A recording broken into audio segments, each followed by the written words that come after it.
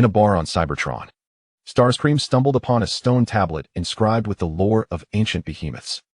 As he debated with Jetfire over the existence of a creature known as the Fearbringer, a mysterious transformer cloaked in shadows suddenly appeared, introducing himself as Leaping Star, the last member of the ancient race known as the Fearbringers. When this noble figure, adorned with a long horn and a silver mask, removed his cloak, Starscream's optical sensors nearly overloaded. "You claim to have survived since the age of extinction? Prove it." Leaping Star smiled faintly and instantly materialized before Starscream. "Little one, you wish for me to validate my existence?" An ancient civilization of Cybertron, long forgotten, was on the brink of revelation, and Starscream would become its foremost witness. Chapter 1. I am Leaping Star, the Fearbringer. In the age of behemoths, there existed a creature more formidable than the fierce and towering beasts. It measured 1,000,000 spans, its wings spanning wide enough to eclipse the sun and moon. Its eyes resembled the void, the gaze of the abyss. With a head crowned by elongated horns, its colors shimmered like a prism, and its claws were sharp enough to rend all that crossed its path. This beast resembled a colossal offshoot of the savage kind. Starscream swore this was the most rudimentary stone tablet he had ever encountered among the excavated relics of Cybertron regarding the savage kind. The depicted images were akin to crude sketches, while the ancient Cybertronian script had faded into obscurity, most of it rendered into an indecipherable blur over the ages. The few legible inscriptions were penned by an unknown author whose writing could only be described as a chaotic scrawl. This should be the sole excavated relic pertaining to this offshoot of the savage kind, Jetfire remarked while scrutinizing the dilapidated artifact with the aid of his equipment. Inside the bar, a motley crowd mingled. Some indulged in high-grade energon, while others engaged in aimless chatter. The most striking figure amidst them was a large, deep blue transformer, whose chest bore a design reminiscent of a radio, and whose aloof demeanor set him apart from the rest. This marked a fleeting moment of peace before the complete rift between the Autobots and Decepticons, where members of both factions, though harboring mutual disdain, had yet to descend into violence. "Soundwave, your presence here seems rather illogical," inquired a purple cyclopean giant standing beside him. "Nothing of consequence, merely seeking diversion," Soundwave replied, his tone not entirely dismissive. "No remnants of the savage kind have been discovered on Cybertron. I surmise these creatures existed before the savages." Starscream, I believe your last translation is lacking. It could also be interpreted as, the savage resembles its offshoot. Jetfire, analyzing the ancient relic, continued to elucidate to Starscream, who remained unperturbed by the criticism and listened intently to Jetfire's theories. This creature was likely more ferocious than the savage, potentially leading to its extinction due to the dangers associated with reproduction. Accidental harm during mating would have posed significant risks, resulting in its demise. Perhaps the savage adapted its reproductive strategy through genetic mutation, allowing for a longer survival of its lineage. This speculation draws from one of the possible extinction causes of the ancient saber-toothed tiger, positing that modern tigers leave marks on their mates during copulation. Additionally, many felines possess mating organs equipped with barbs, which can cause discomfort or pain to the opposite sex during mating. Jetfire, these are merely your conjectures. I believe my theory holds more weight, Starscream countered. What if some of these savages evolved into more formidable forms to adapt to their environment? For now, we can only engage in theoretical discussions, he sighed, lamenting that most of the excavated remains of the savage kind had been claimed by the elite of Cybertron. "Let me see if I can request a fossil of a savage from above." Jetfire consoled Starscream, gazing at him with gentle admiration. The soft blue glow of Jetfire's optics reflected only Starscream within them. From a third-person perspective, one could observe the depth of Jetfire's gaze, nearly entranced. However, Starscream, engrossed in the ancient relics, remained oblivious to Jetfire's lingering attention. "That would be most appreciated, Jetfire," Starscream replied, not lifting his gaze. At that moment, the bar's door swung open, and a petite robot entered. Her sleek lines and vibrant colors exuded vitality as she made her way to the bar, ordered a drink, and then scanned the room. Upon spotting Starscream, her eyes lit up, and she approached him with a buoyant stride. "Hi, Starscream. Long time no see," she exclaimed excitedly. Starscream looked up, revealing a hint of annoyance on his face. "Oh, it's you, RC," he responded somewhat flatly. "Why so cold? I came here specifically to see you," RC pouted playfully. "Is there something you need?" Starscream inquired, subtly shifting to create distance between them. "Can't I just visit without a reason?" RC blinked and tried to sidle closer, only to be met with Starscream's retreat. "Keep your distance," Starscream said impatiently. Why so harsh? RC sulked but, sensing the mood, graciously stepped away. Starscream resumed his examination of the tablet, disregarding her presence entirely. Not wishing to persist, RC joined another group of robots engaged in conversation. Just then, Jetfire's words diverted Starscream from the earlier uncomfortable exchange. There's news regarding the application, he said softly. Really? A glimmer of excitement flickered in Starscream's optics. Yes, approval has been granted. A specimen of a savage will be delivered in a few days, Jetfire affirmed. Fantastic, Starscream exclaimed, exhilarated. At last, I can delve into the mysteries of the savage kind. He was eager to explore the enigmatic species and their connection to the inscriptions on the tablet, seemingly forgetting the recent unpleasantness. Outside the bar, a shadowy figure lingered, a transformer of considerable height draped in a gray cloak that concealed his visage. Cautiously, he crouched in a corner, eavesdropping on the conversation between Starscream and Jetfire as they sipped their energon and engaged in relaxed discourse, ranging from the mysteries of the universe to the culture of Cybertron. Suddenly, Starscream's eyes glinted mischievously. Hey, Jetfire, I have an intriguing idea, he whispered, his voice laced with teasing intrigue. Jetfire looked up, curiosity piqued. Oh, what idea? Do share. I propose a bold theory. These beings possess technology far superior to our own. They not only survived the biological cataclysm, but may have even left Cybertron aboard their starships. That's quite an audacious thought, utterly wild. Jetfire chuckled, joining in on the jest. The eavesdropping TF was momentarily taken aback. How did he know? Perhaps they ventured to other planets to establish new civilizations, Red Widow mused. We might even find traces of them. Skyfire chuckled, shaking his head. Your imagination is truly remarkable, but it's merely a conjecture. Nevertheless, the TF lurking in the corner felt a surge of emotions. He hurriedly left the eavesdropping spot, as if an important mission awaited him. With a sudden thud, the TF, who had been listening outside the bar, brazenly walked in. I'll have a mechanical cocktail, he declared, plopping down next to Red Widow and Skyfire. He noticed Red Widow frowning at what appeared to be a mosaic inscription of a species' name on the stone tablet, sparking his curiosity. The fearsome breathers. Red Widow looked up, puzzled. What did you say? He was bewildered by the meaning behind the TF's words. The name of this ancient species. The tall TF responded to Red Widow's inquiry. Hold on, Red Widow. Who are you? Skyfire asked, keeping a wary eye on the unfamiliar figure while protecting Red Widow. Hey, sir, your mechanical cocktail is ready. And gentlemen, please keep it calm, no fighting on my turf, Old Mike interjected, serving the cocktail while attempting to defuse the tension. The TF downed the drink in one gulp. I believe this is not an ideal place for conversation, Iron Fortress. It's been ages since I last visited, and I didn't expect you to have developed an oil bar. The tall TF spoke to himself, but his words sent a chill down Old Mike's spine. Everyone disperse. I'm closing early today, Old Mike urged the patrons, who scattered like frightened birds. Upon hearing Old Mike's declaration, Soundwave swiftly exited the oil bar, as if jolted by electricity. Clearly, this one-eyed giant was eager to avoid such establishments. Soundwave felt a warm hand clasping his slightly cold one, as if a stream of warmth flowed into his body, creating an illusion of attachment. Unable to resist, he gently rubbed his palm against Shockwave's, seeking more warmth and comfort. Shockwave cast a curious glance at Soundwave, but chose not to say anything further.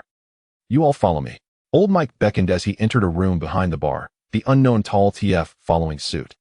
Red Widow grasped Skyfire tightly, trailing closely behind them. His footsteps were hurried, as if fearing that falling behind would mean losing something vital. Skyfire, in contrast, appeared more composed, seemingly accustomed to such scenarios, yet he matched Red Widow's pace without complaint. Red Widow felt an inexplicable urge. He believed that by following the tall TF, he could uncover the answers inscribed on the ancient Cybertron tablet. Wow, this place is unexpectedly intriguing, Red Widow exclaimed, though his primary concern remained. How did that TF know the inscriptions on the tablet? This is a titan who currently lies dormant. It is best never to awaken him, lest his battle-hungry nature incite new conflicts. Old Mike spoke to himself, revealing his desires. Hey, big guy, it's time to answer my questions, Skyfire prompted the cloaked TF. The TF slowly removed his gray cloak, as if unveiling a layer of mystery. As the cloak fell away, an astonishing sight emerged. A pair of crystalline dragon horns proudly adorned his head, emanating a faint yet captivating glow, akin to two exquisite gems embedded within. Moreover, a mask concealed his face, obscuring his true visage. Yet, This mask did not diminish the sense of authority and enigma that surrounded him.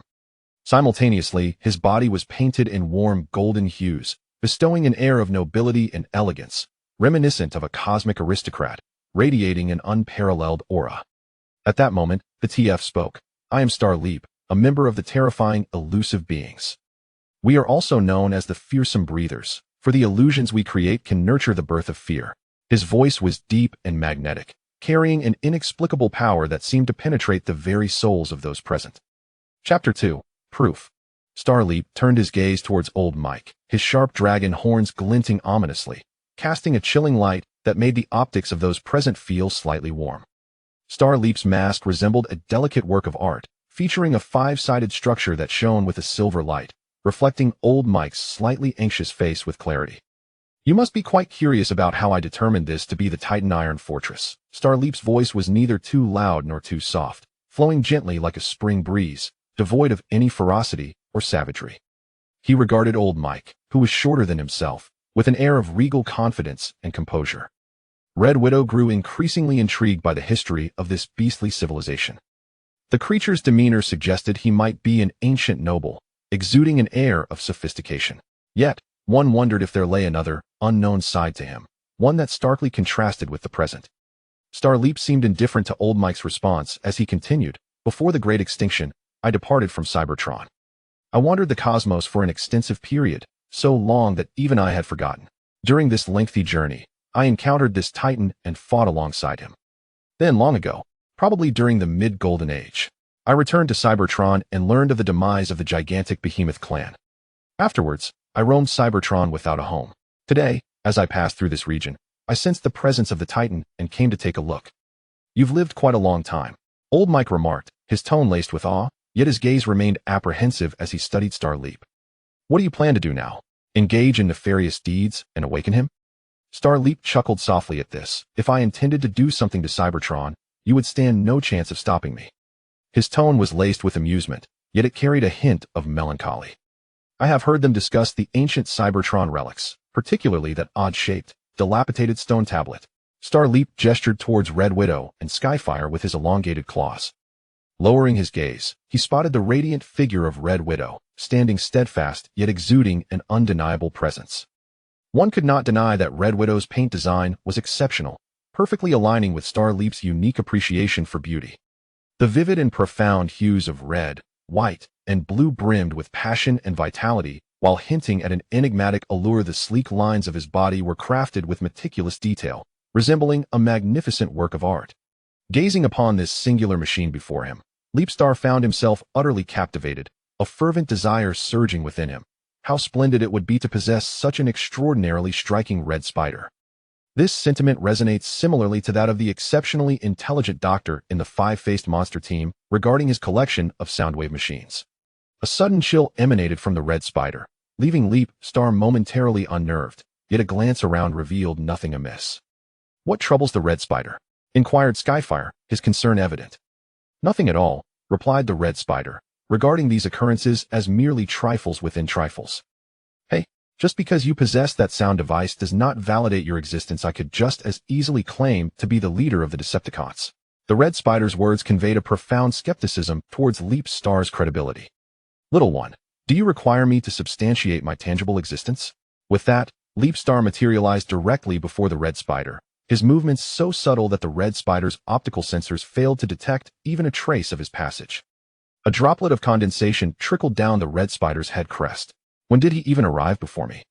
Crouching down, Leapstar locked eyes with the red spider, his demeanor exuding warmth and amiability. He gently murmured, "Relax, do not be overly rigid or anxious. I am genuinely intrigued by you." It was as if a gentle breeze caressed his face, bestowing an unparalleled sense of comfort. Each word seemed meticulously chosen, infused with a unique enchantment that compelled the red spider to draw nearer, eager to explore the myriad possibilities that lay ahead. Chapter 3.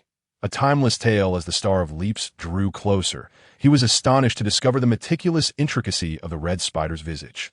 The vibrant red optical lens seemed to gaze directly at him, as if it could penetrate the very depths of his soul. Its appearance was undeniably enchanting, compelling the Star of Leaps to resist the urge to reach out and caress this charming little aircraft. Yet, Reason admonished him against such an impulsive act. After all, how could a mature and composed creature of fear indulge in such childish behavior? However, the allure of the red spider was irresistible. Its delicate form, agile wings, and seemingly innocent eyes rendered the Star of Leaps utterly captivated. He silently vowed to find an opportunity to draw near this delightful creature, even if it were merely to gently touch it. At that moment, the red spider appeared to sense the Star of Leaps' intrigue, fluttering its wings and emitting a crisp, buzzing sound. The sound seemed to beckon, inviting him to come closer and touch it. Faced with such temptation, the Star of Leaps found himself increasingly torn. "Hey, what are you staring at?" the red spider questioned, gazing quizzically at the dazed Star of Leaps. "Prove it yourself." Upon hearing the red spider's words, the Star of Leaps extricated himself from his previous turmoil, pondering how he might demonstrate his worth. "Your translation is indeed accurate, but that alone does not validate your claims," remarked the Flame of Heaven, eyeing the ancient Cybertronian script alongside the Star of Leaps translation, which could indeed be interpreted in such a manner. "What do you suggest I do to prove myself, little aircraft?"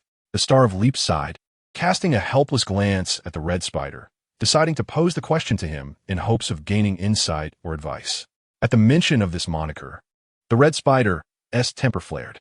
With wide eyes, he glared at the Star of Leaps, his voice rising an octave. "Listen closely. My name is Red Spider, not Little Aircraft. Do not refer to me in such a frivolous manner." Clearly, the red spider was quite sensitive about the nickname bestowed upon him, expressing an intense resentment towards it. He felt that this was not only disrespectful, but also laced with contempt and mockery. Being referred to in this way severely infringed upon his dignity, leaving him profoundly displeased. "Very well, esteemed Red Spider," the Star of Leaps, recognizing the red spider's aversion to the title, complied with his wishes and temporarily relinquished the use of it. "How about we compare the ancient stone tablet to discern the differences that exist between us?" As he spoke, he gestured to the Flame of Heaven, requesting that he pass along the records pertaining to the ancient Cybertronian tablet. The Flame of Heaven nodded, swiftly retrieving the relevant information from a nearby database and transmitting it to the display screen before the Star of Leaps. Most of these appear to be symbolic expressions." The scarlet spider's lips curled slightly upwards, revealing a trace of disdainful amusement. The glimmering red lenses of his optical glasses sparkled with boredom and disinterest, as if he found everything before him utterly unremarkable. "Based on the inaugural confrontation recorded in history, I hardly believe you surpass those monstrous and ferocious beings. Of course, what I speak of is merely superficial. As for the depths of your inner world, I remain utterly oblivious." The scarlet spider unceremoniously proclaimed his judgment on the first piece of information. Upon hearing this, Leapstar did not react with anger. Instead, he calmly replied, "Well, I suspect this first point alone may not suffice to validate my true identity. Let us proceed to examine the subsequent content." With that, he directed his gaze towards the text below. "Regarding the second point, I regret to inform you that your height does not align with the recorded description. However, speaking of wings," the scarlet spider raised his head, his gaze fixated on the kneeling Leapstar. Gradually, Leapstar rose from his half-kneeling position. His legs were long and straight, seemingly sculpted to perfection, flawless in every aspect. These exquisite limbs complemented his tall and upright stature, enhancing his overall elegance and nobility, resembling a striking sculpture. At that moment, Leapstar stood still, yet an undeniable aura of power radiated from him. His masked visage seemed to gaze into the distant past, as if recalling some significant event. The incandescent lights cascaded upon his golden armor, radiating a dazzling brilliance, making him appear as if a war deity had descended upon the earth. Then, an astonishing transformation occurred. From Leapstar's back, a pair of skeletal wings abruptly sprouted. These wings rapidly expanded, each feather shimmering with a metallic luster, resulting in a magnificent pair of wings interwoven with gold, silver, and white hues, exuding an overwhelming aura that stirred the heart. The owner of these wings gently waved them, as if caressing a precious artifact, or striving to adapt to this sudden change. With each movement, a gust of wind surged forth, seemingly stirring the surrounding air into invisible currents. Amidst this whirlwind, the scarlet spider found it difficult to contain his exhilaration. "Wow, this is truly extraordinary," Old Man Mike exclaimed in awe, having witnessed the entire spectacle. Although they may not yet be large enough to overshadow the sun, I believe this should suffice, right? Leapstar inquired, looking down at the Scarlet Spider. This question roused the Scarlet Spider, who had been contemplating how to dissect and analyze Leapstar. This point has passed, the Scarlet Spider remarked, his gaze towards Leapstar imbued with greed, as he yearned to deconstruct and study his structure. Previously, he had never encountered a shapeshifter of this nature. Furthermore, this individual had yet to reveal his transformed state. The Scarlet Spider felt as though he had stumbled upon a secret of Cybertron, hidden for countless ages, and he could scarcely contain his eagerness to delve deeper. As the third point approached, Leapstar, it is time for you to remove your mask. Red Spider gazed up at the towering figure, whose mask reflected the sculpted visage of Red Spider. Time passed slowly, and a palpable tension filled the air. Red Spider pondered whether his demeanor had provoked this imposing figure. Leapstar hesitated for a moment before slowly reaching towards the area beneath his cheek. Suddenly, the crisp sound of mechanical components whirring and clicking echoed in the air. In an instant, a solemn and majestic countenance emerged before Red Spider, one that elicited awe, particularly due to the pair of optical lenses that appeared as profound and ethereal as the vast cosmos, radiating an enigmatic brilliance. Notably, Leapstar had meticulously engineered his body to incorporate a comprehensive blinking effect. At that moment, he blinked his expressive optical lenses, fixating intently on Red Spider, as if attempting to penetrate the depths of his thoughts. I believe this test has also been passed, as Red Spider beheld the exquisitely crafted visage. Especially while locking eyes with those optical lenses, he felt as though he were completely laid bare, both physically and mentally. I think you should demonstrate your beast form to us, yes? This inquiry from Skyfire was pivotal, as it pertained to a significant plan of Leapstar's. I sensed that the space here might be somewhat limited for such a display. Leapstar ventured cautiously. Indeed, that presents a challenge. Gentlemen, follow me. We shall proceed to the training room, where there is ample space. Old Man Mike proposed a commendable suggestion. The group arrived at the expansive training chamber, where Leapstar took a deep breath and began his transformation. His body gradually swelled, becoming more colossal, with limbs that grew robust and powerful. In the blink of an eye, a magnificent beast materialized before them. Red Spider and Skyfire were left speechless, as this creature boasted sharp claws and formidable teeth, its entire form encased in formidable armor, exuding an overwhelming presence. Is this truly your beast form? Red Spider inquired in astonishment. Leapstar's massive and powerful physique was a sight to behold, his lengthy tail akin to a steel whip, thrashing about with immense strength, as if capable of shattering stars with ease. This tail was not only thick and powerful, but also adorned with a layer of hard scales that shimmered with a mysterious luminescence. When Leapstar transitioned into his beast form, his head underwent a remarkable transformation. The previously solemn visage instantaneously morphed into the fierce head of a dragon, fierce and imposing, with its jaws bared. Those enormous dragon eyes conveyed an aura of authority and dominance, sending shivers down one's spine. Most striking of all were the towering, resplendent dragon horns atop his head, which refracted a kaleidoscope of colors, captivating all who beheld them. Furthermore, Leapstar's optical lenses radiated a captivating allure. They resemble a profound starry sky, captivating the gaze of onlookers, as if harboring boundless mysteries and wisdom. Whenever someone meets their gaze, they are irresistibly drawn in, unable to escape. Leapstar nodded and transformed back into human form. Do you now believe me? Firestorm and Red Spider exchanged glances, conceding that Leapstar indeed embodied the legendary harbinger of fear. Leapstar, it is time for you to answer my inquiry. What brings you here? Old Man Mike continued the conversation. I intend to resurrect the terrifying beasts, Leapstar declared, causing the expressions of the three individuals present to shift dramatically. I will coexist harmoniously with the inhabitants of Cybertron. I shall not wage war against them. Leapstar continued, maintaining his calm and composed demeanor. His unique charisma and eloquent speech alleviated the tension in the atmosphere, and his gentle tone consistently eased the minds of those around him. Now, I shall recount a tale that has lingered for quite some time. Listen closely, for there will be no interruptions. Chapter 4, A Timeless Tale. Many millennia ago, I arrived on this planet. It is worth noting that I'm not a native of this world, Yet I discovered the terrifying beasts, remarkably similar in appearance to us. My curiosity about their physical structure and social hierarchy compelled me to blend in and observe them. My days of observation were lengthy, but never dull. Every moment spent with the terrifying beasts allowed me to appreciate their primal beauty. Their leaders were succeeded generation after generation, and I too had the privilege of leading on several occasions. Among these terrifying beasts, the one who left the most profound impression on me was the last generation's leader, whom I named Soaring Sky. I noticed him as a juvenile, distinct from the others in many ways. I perceived him to be more rational and imbued with greater wisdom. I was elated, believing this indicated the terrifying beast's evolution into a cultural era. After his parents perished in an accident, I took it upon myself to care for him. In secret, I imparted numerous lessons on technological civilization, and he proved to be exceptionally intelligent, mastering the material in no time. Gradually, our bond deepened, yet it spiraled into an uncontrollable attachment.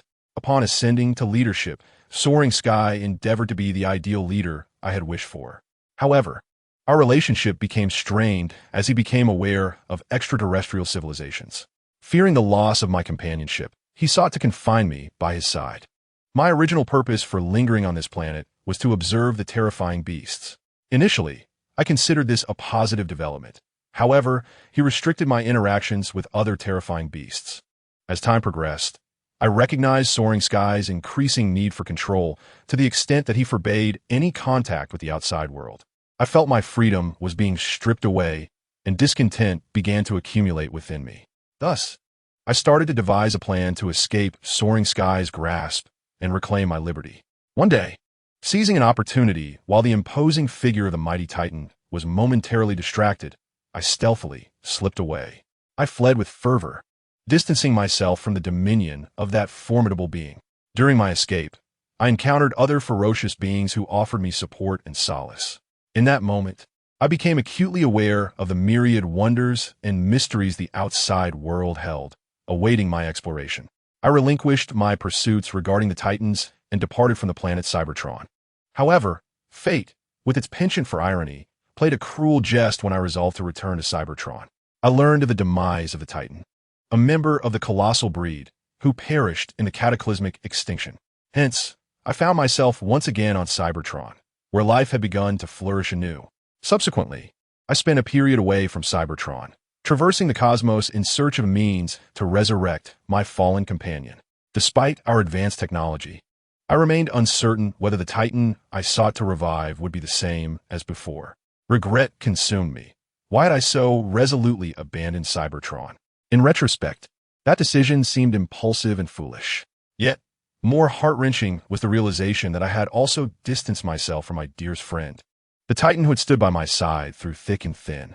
Reflecting on the shared moments of our past, an overwhelming wave of nostalgia and longing washed over me.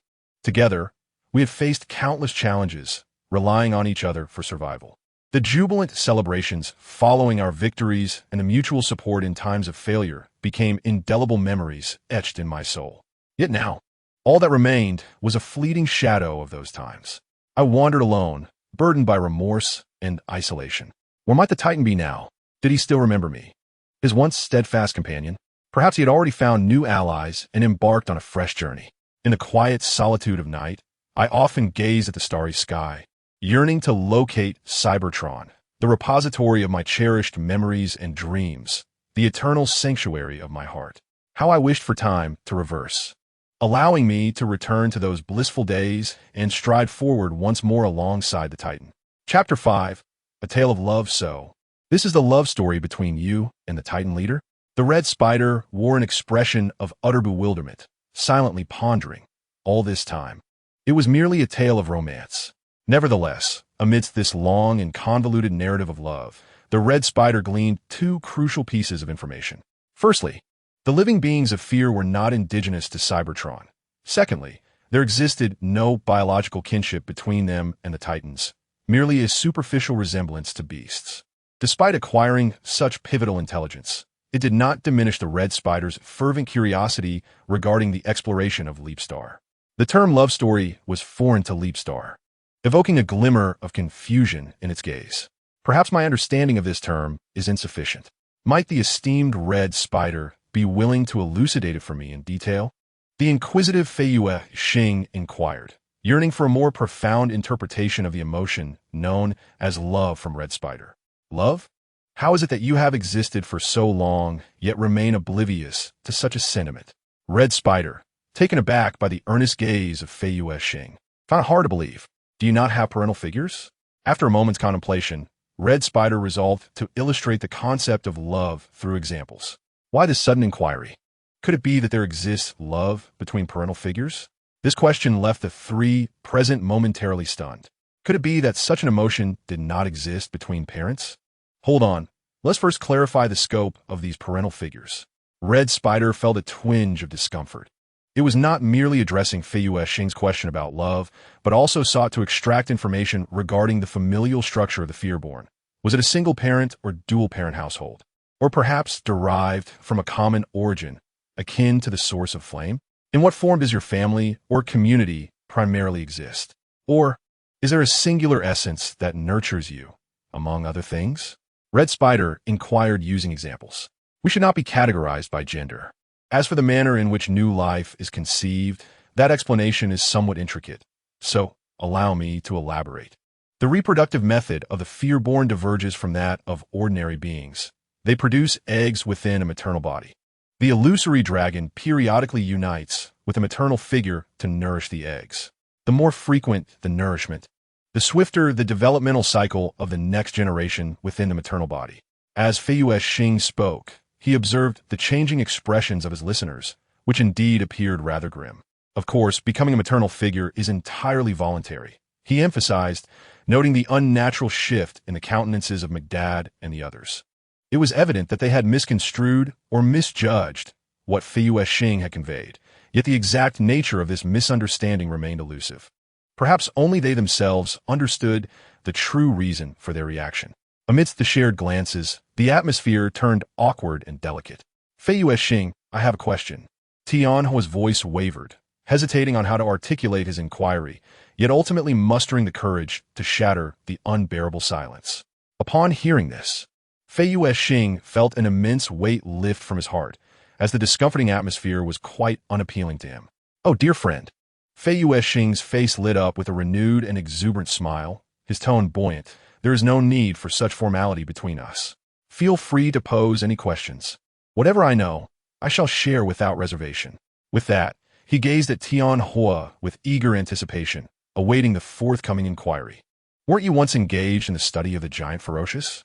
Well, despite your species being reproductive isolated, before Tianhua could finish speaking, Feiyue Xing pressed his finger against Tianhua's lips, silencing his forthcoming words. To be precise, as long as we desire, there exists no reproductive isolation with any living being. However, at present, our population consists solely of purebred kin, and we have yet to procreate with outsiders. Feiyue Xing candidly addressed Tianhua's inquiry, as he had just articulated. The absence of reproductive isolation is indeed a marvel, Red Spider murmured softly. All right, it seems the conversation has veered somewhat off course. May I audaciously inquire, Feiyue Xing, have you reached adulthood? Old Mike attempted to steer the discourse back to its original path. Not yet. We, the fearful beings, typically require approximately 100 billion years to truly mature. When I mention adulthood, I refer to the state where all physical indicators reach their zenith. As for myself, I'm currently around 10 billion years old, Feiyue Xing replied calmly, as if such inquiries had been posed to him numerous times before and he had grown accustomed to them. His demeanor and tone suggested that many had previously sought clarification on this matter. Over 10 billion years, Red Spider exclaimed, astonished not only by Feiyue Xing's age, but also by their technological prowess. Had they not contemplated employing technology to augment their population? Red Spider pondered silently. Feiyue Xing appeared to perceive Red Spider's inner musings. In my population, no child has ever been born through technological means. Fearful beings find it exceedingly difficult to conceive artificially. Only through natural procreation do we see new life arise. This is what I know, Feiyue Xing murmured softly, so that only he could hear. Very well, we ought to enlighten this feeble, pitiable, and ignorant child about the nuances of love. Old Mike seemed particularly invested in the topic of romance. Red Spider glanced at Feiyue Xing. Acknowledging his weakness, pity, and ignorance. He possessed a tall and robust physique, with an upper body that boasted a striking inverted triangular silhouette. His head was sculpted with exquisite detail, as if crafted by a master artisan. Notably, his optical lenses exuded an intense emotional depth, allowing any observer to feel the profound affection within and receive a reciprocating gaze filled with tenderness. Particularly remarkable were his legs, long and imbued with strength. When he transformed into a humanoid form, the armor originally designed for defense converged around his legs, resembling a pair of elegant high-heeled boots. The thigh armor shimmered in a silvery hue, radiating a unique brilliance, while the black leg clasps tightly embraced and extended into the boots, creating a distinctive design aesthetic. Viewed from behind, one could observe the black leg clasps tracing a captivating arc upon the silvery leg armor, inciting admiration and allure. This particular appearance not only showcases his formidable strength and authority, but also exudes an air of enigmatic allure, rendering him irresistibly charismatic. In response, Red Spider commented, "It's exceedingly alluring." After spending an extended period on the planet Cybertron, Leapstar should have grasped the essence of a spark partner, or so Red Spider thought. Intending to segue into the subsequent topic regarding the mutual exchange of sparks, where 3/10 of one spark is granted to the other, allowing their sparks to exist in each other's connection. Leapstar, however, remained perplexed, despite understanding what a spark partner entails. He found himself struggling to comprehend the very nature of the term partner.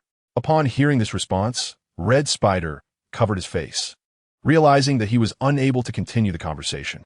At that moment, he had yet to join the Decepticons, and the current iteration of Red Spider was merely a strikingly beautiful, innocent Cybertronian geologist. In Chapter 6, with the unfolding situation, Old Mike deemed it most appropriate to voice his opinions. He outlined several proposals and opted for a straightforward approach to articulate his unique perspective on love. Love, a term imbued with mystery and charm, seems to possess a magical power that can unconsciously transform one's habits. When love arrives, we discover a willingness to give more, striving to adapt to our partner's lifestyle, even forsaking some habits we once deemed essential. Love transcends mere emotional experience. It is an exploration of self-awareness and growth. It embodies happiness, the beauty of existence, the harmony of souls, and cherished friendships. Love envelopes us in boundless warmth and care, simultaneously bestowing upon us the courage to confront life's myriad challenges. Yet, love is not confined solely to emotional realms. It represents a profound state of being. It is a spiritual exchange that transcends the confines of time and space, binding two initially unfamiliar sparks together. In this communion, two distinct souls begin to resonate, understanding, supporting, and accompanying one another. Most importantly, love eludes monetary valuation. It is an intangible force, akin to a vast and fervent spark, enveloping every Cybertronian who has succumbed to the throes of love. This sentiment is incredibly precious and unique, transcending material temptations and allowing us to experience genuine human compassion and profound affection. Old Mike's insights on love left Leapstar feeling utterly bewildered and lost. His eyes widened as he endeavored to grasp the deeper meanings, yet he remained unable to fully comprehend them. These intricate and subtle theories of emotion seemed to Leapstar, who had yet to mature and possessed a simple emotional landscape, akin to an incomprehensible tome filled with the unknown and the mysterious. Red Spider pondered Old Mike's musings on love, questioning whether such pure and unblemished love truly exists in the world. As I pondered, I began to seek examples around me. Recently, the once-named Jun Tianzun has now seemingly transitioned to being called Wei Jin Tian, and it appears he has grown quite close to the librarian. Whispers in the gossip circle suggest that there are murmurings about their ambiguous relationship. It seems there have even been sightings of them together, capturing sweet moments of their daily lives that were subsequently uploaded to a public channel. Hong Zhizhu thought to himself that this was the only instance of pure, unblemished love he could find in his vicinity. Mike, observing the bewildered Fei Shing, who seemed not to fully grasp the situation, shook his head in resignation and remarked, "Love is not merely something that can be authentically felt through words alone." Upon hearing this, Fei Shing could no longer suppress the question that had lingered within him. "Pray tell, why do you believe there exists a so-called love between me and Chongyin Shao?" This query had occupied his thoughts for some time, and he had almost interrupted Mike's discourse to voice it. Seizing the opportunity, he spoke without hesitation. Do you not perceive the feelings between you and Chongyan Xiao as love? Tianhua inquired, somewhat skeptically, as it seemed improbable that one would describe the bond with a brother in such ambiguous terms as an adult. There are two possible reasons for this misunderstanding. Hong Jiju calculated. The first possibility is that the words you've chosen are too inappropriate, leading to our misinterpretation. The second is that you subconsciously sense an emotional connection with Chongyan Xiao, but have yet to consciously acknowledge it. In other words, you are unaware of your feelings for him. Hong Jiju gradually articulated his conclusions, asserting, in my view, it must be the former. Perhaps my insufficient understanding of the current state of Cybertron has led to this disparity in information. After a moment of contemplation, Fei Yuexing finally deduced the reason for his error. His tone remained largely unchanged, yet his pace of speech unknowingly quickened. Despite maintaining a calm and gentle demeanor, there was an undeniable, compelling firmness in his voice, as if declaring to all present, this is the truth, no further debate is necessary. The three Cybertronians reluctantly conceded, allowing the conversation to shift. At that moment, it was 6 o'clock in the morning in the region of Cybertron. The atmosphere on Cybertron is far less dense than that of Earth, with the sky reflecting a pale blue hue and warmed by the radiance of distant stars. I believe we should conclude this lengthy discourse. I must attend to my oil reserves, Mike stated, being the first to depart the conversation, his reasoning quite sound. Before leaving, he meticulously prepared a spacious and comfortable room for Fei Yuexing within the colossal titan. Yet, regrettably, Fei Yuexing had no time to linger there. The reasons are straightforward. Two individuals with ulterior motives have fixated their gaze upon him, specifically targeting the research value he possesses. This sudden turn of events has left Fei Yuexing both astonished and bewildered. The seemingly benign and somewhat endearing image of the red spider he once held has crumbled in an instant. At this moment, the red spider no longer appears to be the innocent entity he once believed it to be. Why not visit our laboratory, Fei Yuexing? Come and observe the intriguing experiments we are conducting, Tianhua said, his face adorned with a beaming smile, a stark contrast to his previously indifferent demeanor. I happen to hear you mention your desire to resurrect the fearsome creature. Coincidentally, our lab is about to receive a batch of fearsome remains for research. I believe your wisdom and insight could provide us with invaluable perspectives. Wouldn't you agree? Though framed as a question, the red spider's words carried an imperceptible thread of menace, making it difficult to decline. At this juncture, Fei Yuexing had donned a mask that concealed his entire visage. Faced with these two individuals who seemed eager to dissect him for their research, he contemplated quietly. While he held no significant concerns, they had only just met. Despite his previous encounters with a myriad of personalities, the unabashed and direct expression of intent he was witnessing was indeed a rarity, piquing his interest. Your aura is so potent that it clearly requires no veiling. Let us dispense with the pretense and speak candidly, Fei Yuexing stated, opting for a straightforward approach. Haha. Dealing with intelligent individuals certainly simplifies matters, does it not? The signature insincere smile on Tianhua's face vanished without a trace upon hearing Fei Yuexing's frankness. The speed of his transformation leaving Fei Yuexing momentarily astounded. Now, do tell what sort of compensation you seek. Provided the terms are reasonable, we may very well establish a mutually beneficial arrangement. I assure you, my credibility guarantees you will not be at a loss. Had Fei Yuexing been oblivious to the laws of Cybertron, he might have been deceived by the red spider's flowery rhetoric. For according to Cybertronian regulations, any illicit experimentation or research on sentient beings is strictly prohibited, a decree clearly inscribed in black and white. Chapter 7, Trouble of One's Own Making as Dawn Broke. The sun began to rise, casting golden rays upon the streets of Cybertron. Tianhua, the red spider, and Fei Yuexing strolled leisurely along, yet in reality, each harbored their own secretive ambitions and schemes, far from the tranquil fade they presented. At this moment, Fei Yuexing's form, previously shrouded in a gray cloak, was finally revealed to the daylight of Cybertron. Under the brilliance of the stellar light, he shimmered with a dazzling radiance, akin to a resplendent jewel captivating all who beheld him. Even through the tightly sealed visor, one cannot help but feel the unparalleled charm and charisma radiating from Starbreaker. His presence is akin to a striking landscape, captivating the attention of all those around, leaving them utterly enchanted. Among the crowd, A striking figure noticed Starbreaker. Her interest piqued. With a deep blue and purple ensemble, complemented by red optical lenses, she approached with a playful demeanor. "Hey there, handsome. I'm Shadow Warrior. Shall we exchange contact information?" The Cybertronian before her introduced himself with an air of familiarity, though Starbreaker had retracted his magnificent metallic wings into his form. The resplendent dragon horns atop his head stood tall, exuding an undeniable aura of authority.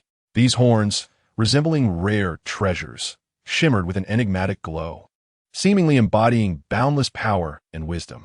They were not merely a symbol of Starbreaker's identity and strength, but mark of his extraordinary nature, setting him apart from the crowd. Anyone who beheld these horns would be irresistibly drawn to their unique allure, unable to resist their charm. Red Spider was intrigued by how such large wings could be compressed within his form, especially considering he was not a native of Cybertron. Yet, now was not the time for inquiries. Patience was essential for a decisive strike. The immediate concern was the female Cybertronian. Red Spider pondered how Starbreaker would respond to her, as this could significantly influence his forthcoming plans. "Miss, I hope that when we next meet, we can exchange contact information. Of course, it all hinges on fate and opportunity." Starbreaker spoke softly, his tone gentle and laden with anticipation. At that moment, a question floated through Shadow Warrior's mind. Was this Cybertronian perhaps of noble descent? For those mundane and even unattractive Cybertronian workers, known for their crude behavior, would never engage in conversation with such grace and gentlemanly charm.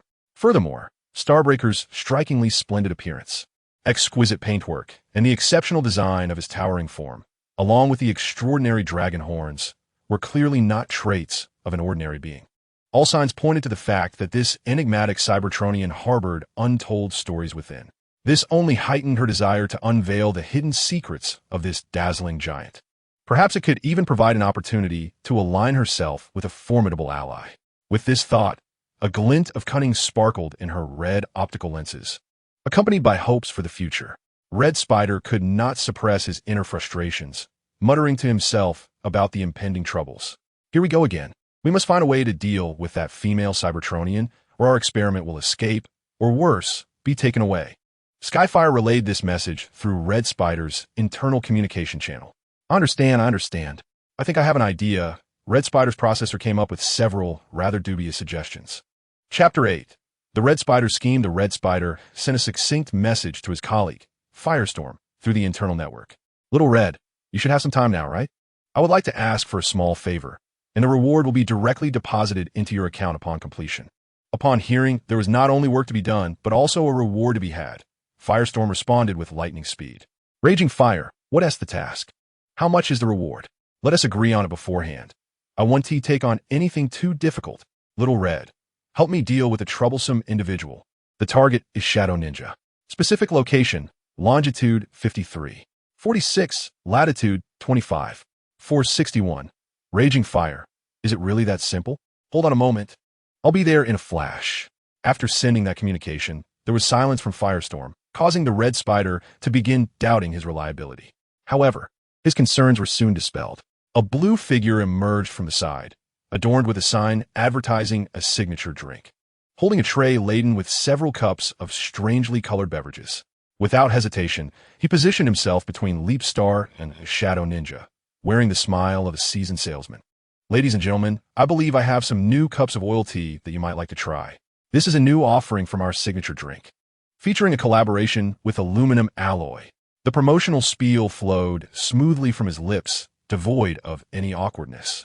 At the mention of the aluminum alloy collaboration, the Red Spider sensed Shadow Ninja's attention shift. For what Cybertronian would refuse a signature drink featuring aluminum alloy? With the launch of this new beverage, purchase one and receive a complimentary official aluminum alloy keychain. Buy 5 cups and get an aluminum alloy hood for free. The allure of the blue figure's words was undeniable. "I suppose I should take a look," Shadow Ninja began to say, but was promptly whisked away by the blue figure. "Raging Fire, don't forget your promise to me," came the message from the Red Spider. He marveled at Firestorm's swift actions. However, an unexpected turn of events unfolded when an object was hurled at high speed, striking the Red Spider squarely. Thunderfire, witnessing this scene, felt a pang of concern and rushed to assist the fallen Red Spider, his optics reflecting empathy. What on earth are you doing, Firestorm? The red spider complained, still reeling from the impact of the blue spray paint. Hey, that guy's a complete fraud. His so-called drink tastes 100 times worse than expired motor oil.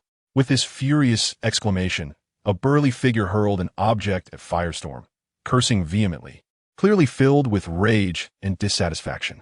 Simultaneously, the other hand casually tossed a cup of oil tea, which, unfortunately, splattered all over Leapstar, who was intently watching the commotion. In an instant, Leapstar's once pristine and gleaming body was marred, now covered in unsightly black and yellow stains. The viscous liquid seemed to seep into every crevice, tarnishing the exterior and even infiltrating the hard armor. The condition of the head sculpture was equally dismal, with droplets of the splattered liquid staining the dragon horns, now trickling down and flowing over the visor of Starjump. The silver-white visor, which could serve as a mirror, was marred by the dark yellow liquid, and one could not help but acknowledge the copious amount of this greasy tea. Starjump rarely allowed himself to become so disheveled. The sensation was utterly dreadful. He felt enveloped in a sticky mess, his entire being uncomfortable. Even the gentlest and kindest of Cybertronians would find such a predicament difficult to endure, let alone the inherently impatient Starjump. The noble Fade he once adorned had vanished entirely. The flames of his anger had been thoroughly ignited. Suddenly, the scene before him began to fracture, akin to shards of a broken mirror. The optical lens refocused, revealing the sneaky red spider plotting mischief. The earlier imagery had merely been a simulation process by Starjump's systems, and the final outcome aligned most closely with the current scenario. Hurry, hurry! Starjump strode purposefully towards the red spider's laboratory, wholly unconcerned with the intentions of the shadowy shadow warrior trailing behind him. It was only in a secluded area that Red Spider cast a puzzled glance at Starjump, seemingly attuned to Red Spider's confusion. Starjump steadied his emotions and spoke in a somewhat languid tone. Regardless of whether this is the right moment, I intend to share a joke. I believe I can hear your communications. Both Skyfire and Red Spider fell silent at Starjump's words, and the three machines walked side by side. Chapter 9. The sense of crisis from Skyfire as they walked. Red Spider suddenly recognized how familiar this path was. They had just traversed several teleportation points to reach this area. Though not the main focus, this region was a frequent experimental base for Red Spider. Was it truly mere coincidence? As this thought crossed his mind, Red Spider narrowed his elongated red optical lens slightly, while Skyfire also sensed Red Spider's contemplations.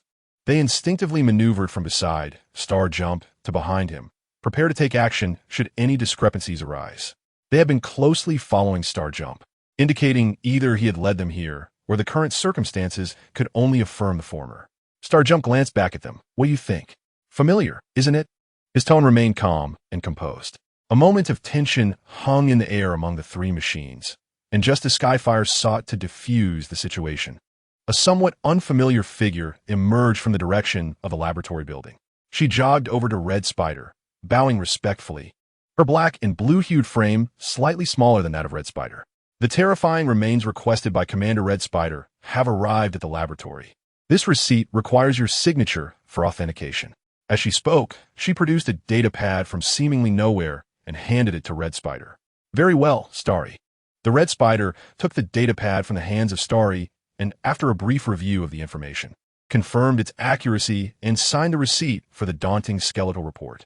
Oh, and remember to have it sent to Laboratory 1, he added, as another thought crossed his mind, offering a series of reminders to Starry. Yes, sir, she replied. And who are these two? Starry inquired, her gaze shifting curiously towards Blaze and Leapstar.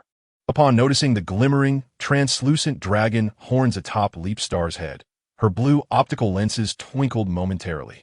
Blaze, Leapstar, allow me to introduce my new assistant, Starry, whose capabilities are quite impressive. The Red Spider succinctly introduced his new aide. Starry, feeling a bit bashful at the compliment, smiled shyly. Thank you for your kind words, sir. But I don't believe I am as capable as you suggest. Are you not dedicating yourself to learning? The Red Spider cast a mildly reproachful glance at her apparent bewilderment. All right, after all, she has only recently begun her internship, Blaze interjected, attempting to ease the tension between them. The commander is right. I truly ought to strive harder. Suddenly, Starry seemed infused with motivation, bouncing off with the data pad in hand, eager to commence her work. Leapstar, I believe we should discuss a potential transaction.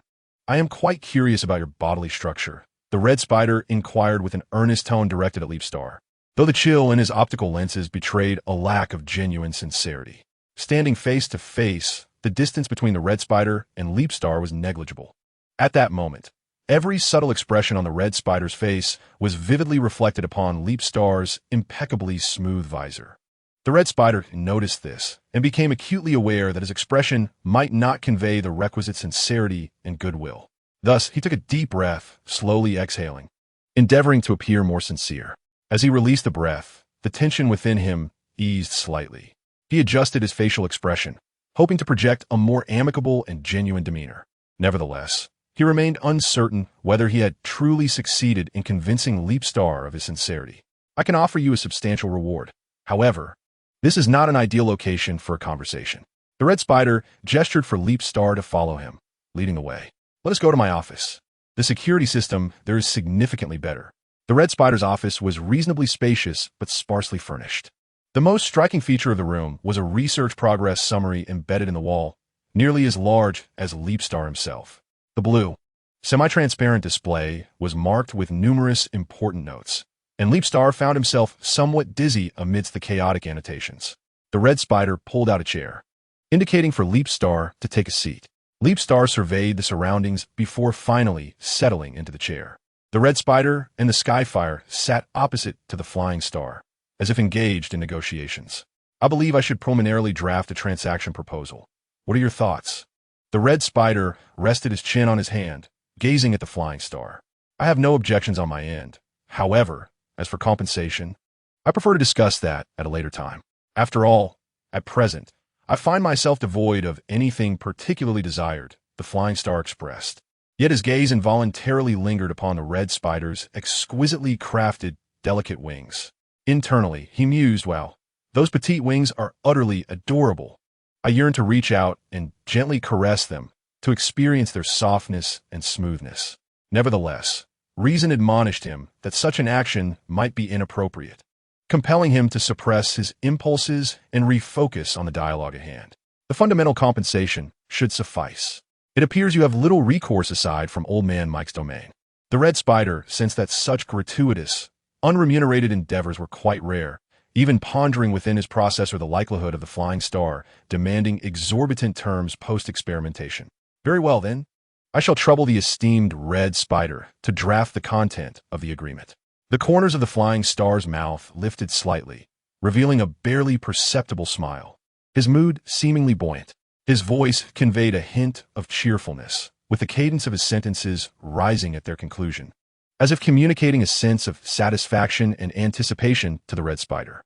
That faint smile lingered at his lips, inciting curiosity about the nature of the impending agreement between them.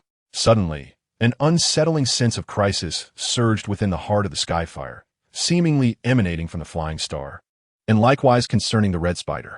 Chapter 10. The feelings of Skyfire indeed. Skyfire loved the red spider since the inception of their acquaintance, this sentiment deepening profoundly, striking at the very core of Skyfire's essence. Long ago, during their initial encounter, Skyfire acknowledged that their first impressions of one another were far from favorable. The red spider had just graduated, confronting the reality of his foundational role for the first time. He appeared somewhat inexperienced, his actions often clumsy, eliciting laughter from the machine. Their inaugural professional field investigation was undertaken together, and Skyfire found some of the red spider's cognitive approaches lacking, proposing contrary suggestions. However, the two Cybertronians eventually found themselves embroiled in a fierce argument, the cause of which Skyfire vaguely recalled as a trivial matter. Yet, it was this very quarrel that illuminated the red spider's true talents to Skyfire. Despite their disagreements, the red spider's perspectives provoked contemplation within Skyfire, granting him a newfound, more comprehensive understanding of matters. As time flowed, Skyfire increasingly collaborated with the red spider, together confronting various challenges and gradually forging a unique rapport. During a perilous geological exploration mission on a habitable exoplanet, Tianhua and Hong Jizu found themselves in a dire predicament. At a critical moment, Hong Jizu displayed remarkable courage and ingenuity, successfully turning the tide. Tianhua, witnessing this, felt an overwhelming swell of emotions. He came to the profound realization that his feelings for Hong Jizu had transcended mere friendship. Their expedition involved investigating the geological characteristics of a planet situated within its star's habitable zone. Despite this favorable positioning, the planet's atmosphere consisted of over 40 sulfur dioxide, an acidic gas. When this liquid came into contact with their armored suits, it began to corrode them. Even more troubling was its tendency to seep into circuit boards, interacting with protoplasm and instigating various chemical reactions that led to short circuits and other malfunctions. The delicate circuit boards and most protoplasmic material were susceptible to corrosion, a torment that was unbearable. The team comprised 6 aerial units and 3 terrestrial units. Regrettably, Tianhua realized that he had not thoroughly investigated the atmospheric composition prior to their arrival. Had he done so, they might have avoided the tragic outcome of 2 fatalities and 1 injury, leading to a subsequent suspension for Tianhua upon their return. Upon landing on the exoplanet, they immediately sensed the peculiarities of the surrounding atmosphere, yet their primary objective was to conduct geological research. To their astonishment, the planet lacked a magnetic field, and their exploration target lay near the equator. The once clear sky bore no trace of vaporous clouds. They diligently collected samples as time passed quietly until the afternoon. Just as they prepared to embark on their return journey, an unexpected phenomenon occurred. Fluctuations in temperature began to manifest in the surrounding area. The light from the parent star had bathed the sky in a soft yellow hue, but in an instant, it vanished entirely. The horizon plunged into darkness, illuminated only by the faint, pitiful glow of their optical instruments. Even with the night vision activated, they could not discern what transpired above. Suddenly, a drop of highly acidic liquid plummeted from the sky, splattering onto the ground. Hong Jizu sensed impending doom. "Run," he shouted, but his warning fell on deaf ears as large droplets began to rain down, some striking the acidic terrain, others hitting the sparse rocks, and a few even landing on the team members, emitting hissing white smoke. "Wait, I have a protective shield. Gather around me." Tianhua recalled the shield he carried and called out to the others. Activating the shield, a surge of blue energy erupted from the device's top, forming a sturdy energy barrier capable of shielding them from the acidic rain. Yet, how could a single ordinary shield suffice for 9 individuals? Faced with the looming specter of death, they laid bare their own ignobility. A frenzied scramble ensued, with no one knowing who had seized the protective shield of the blazing fire. The fire was jolted, causing its entire form to stumble into a puddle of acidic rain. The exterior of the fire's chassis began to react due to the corrosive nature of the rain. At that moment, a hand grasped his, pulling him in another direction. The fire, momentarily stunned, had no immediate response, merely following the red spider as it dashed away. "You fool, transform now!" roared a thunderous voice through the audio receiver. Instantly responding to the command, the fire transformed, while the red spider, having already transitioned, was now positioned ahead of him. Following the transformation, the red spider unleashed an energy tether from beneath its body. Witnessing the fire still in a daze, it could not help but berate it once more. "Fool! Catch the tether if you wish to survive. Otherwise, you may as well remain here." Regaining composure, the fire swiftly grasped the tether, soaring alongside the red spider. Before long, they entered a frozen cavern, the walls sturdy enough to resist the corrosive rain. "We must send a message, urging the remaining members to seek refuge from this vile, acid rain." The fire raised a hand to press on the audio receiver, intending to broadcast a message on the public channel. "Hey, I saw Commander Fire. Those members pushed you out from beneath the shield themselves. I believe you now have the right to withhold your assistance from those ungrateful wretches." The red spider's tone was rife with mockery, yet at that moment, if the fire could muster even a modicum of patience to heed the red spider's words, he would discern the underlying discord. The tremor in the red spider's voice was unmistakable, a quiver that betrayed its suppressed anguish. "My choices are not for you, my subordinate, to judge."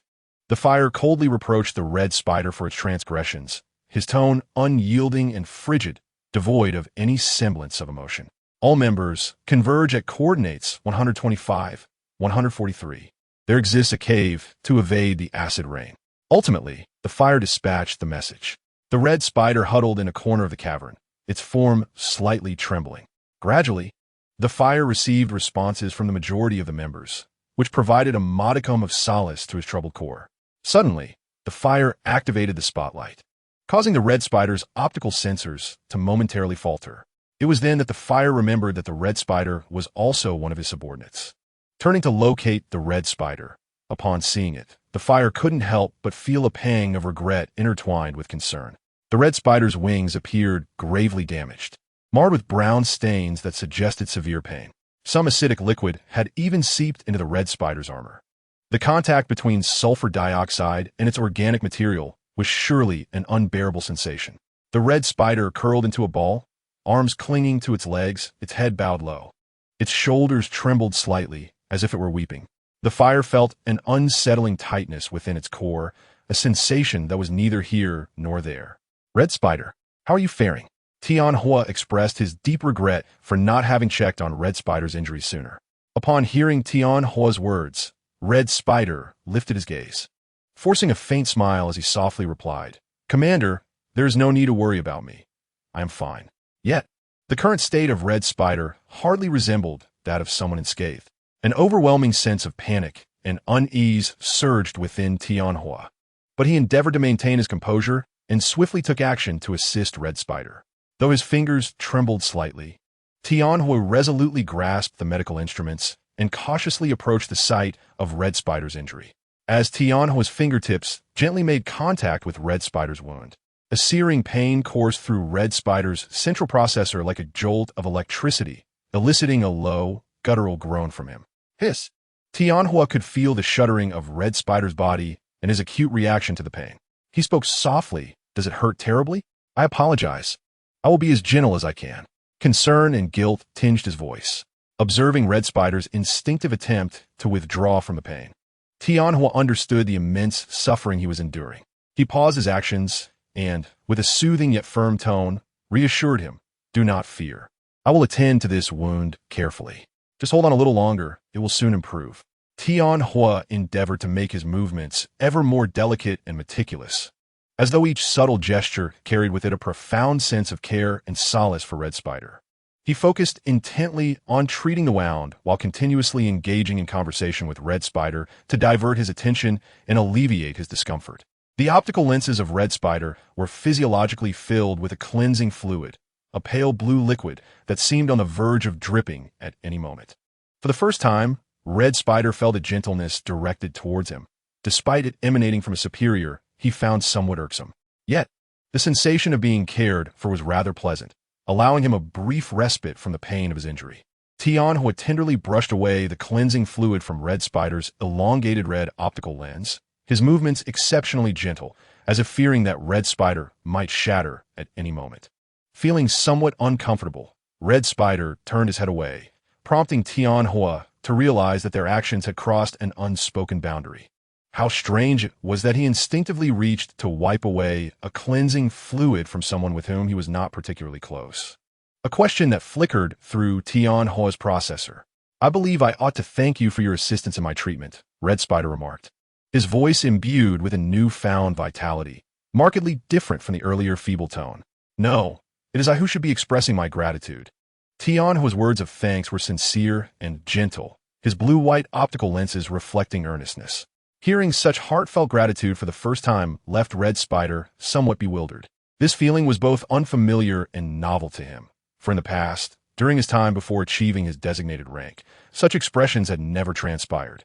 He has indeed assisted others before, yet his manner of providing help often exudes a sense of arrogance, leading to a rather unfavorable perception of him among his peers. The friendships he formed at school were generally superficial, marked by a sense of indifference. At that time, the Red Spider perhaps never anticipated that one day someone would express their gratitude to him with such heartfelt sincerity. In this moment, a tumult of complex emotions surged within him, a blend of astonishment, confusion, and uncertainty. Faced with this unexpected gratitude, the Red Spider found himself at a loss for how to respond.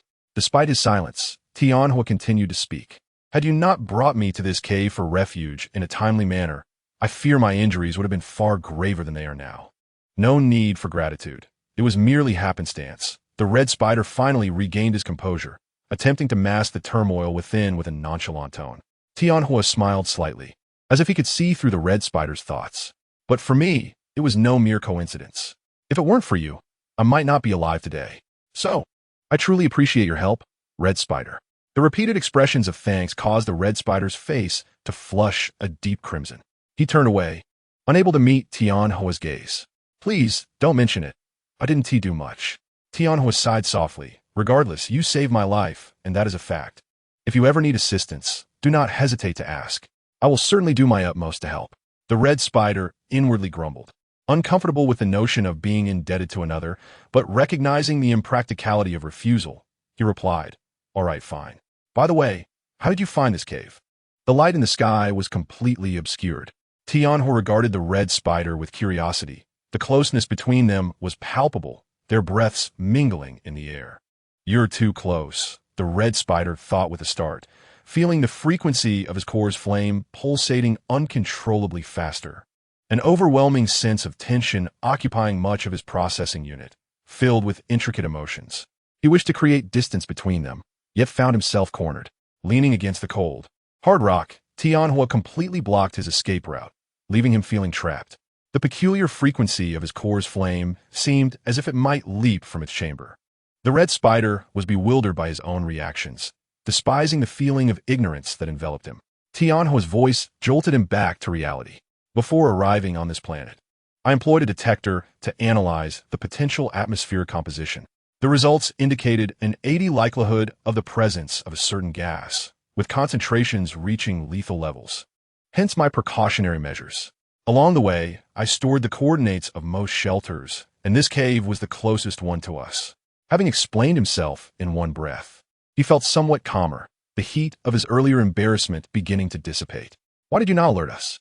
Tianhua frowned upon hearing this response. Had Hong Jizu informed them of such possibilities, they would have been more vigilant.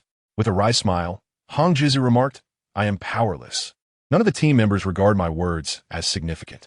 Before arriving on this planet to collect samples, I had proposed several environmentally stable landing sites. Yet each suggestion was dismissed. It suddenly dawned on Tianhua that the report Hong Jizu had submitted earlier pertained to stable landing sites on this planet, as well as suitable sampling areas.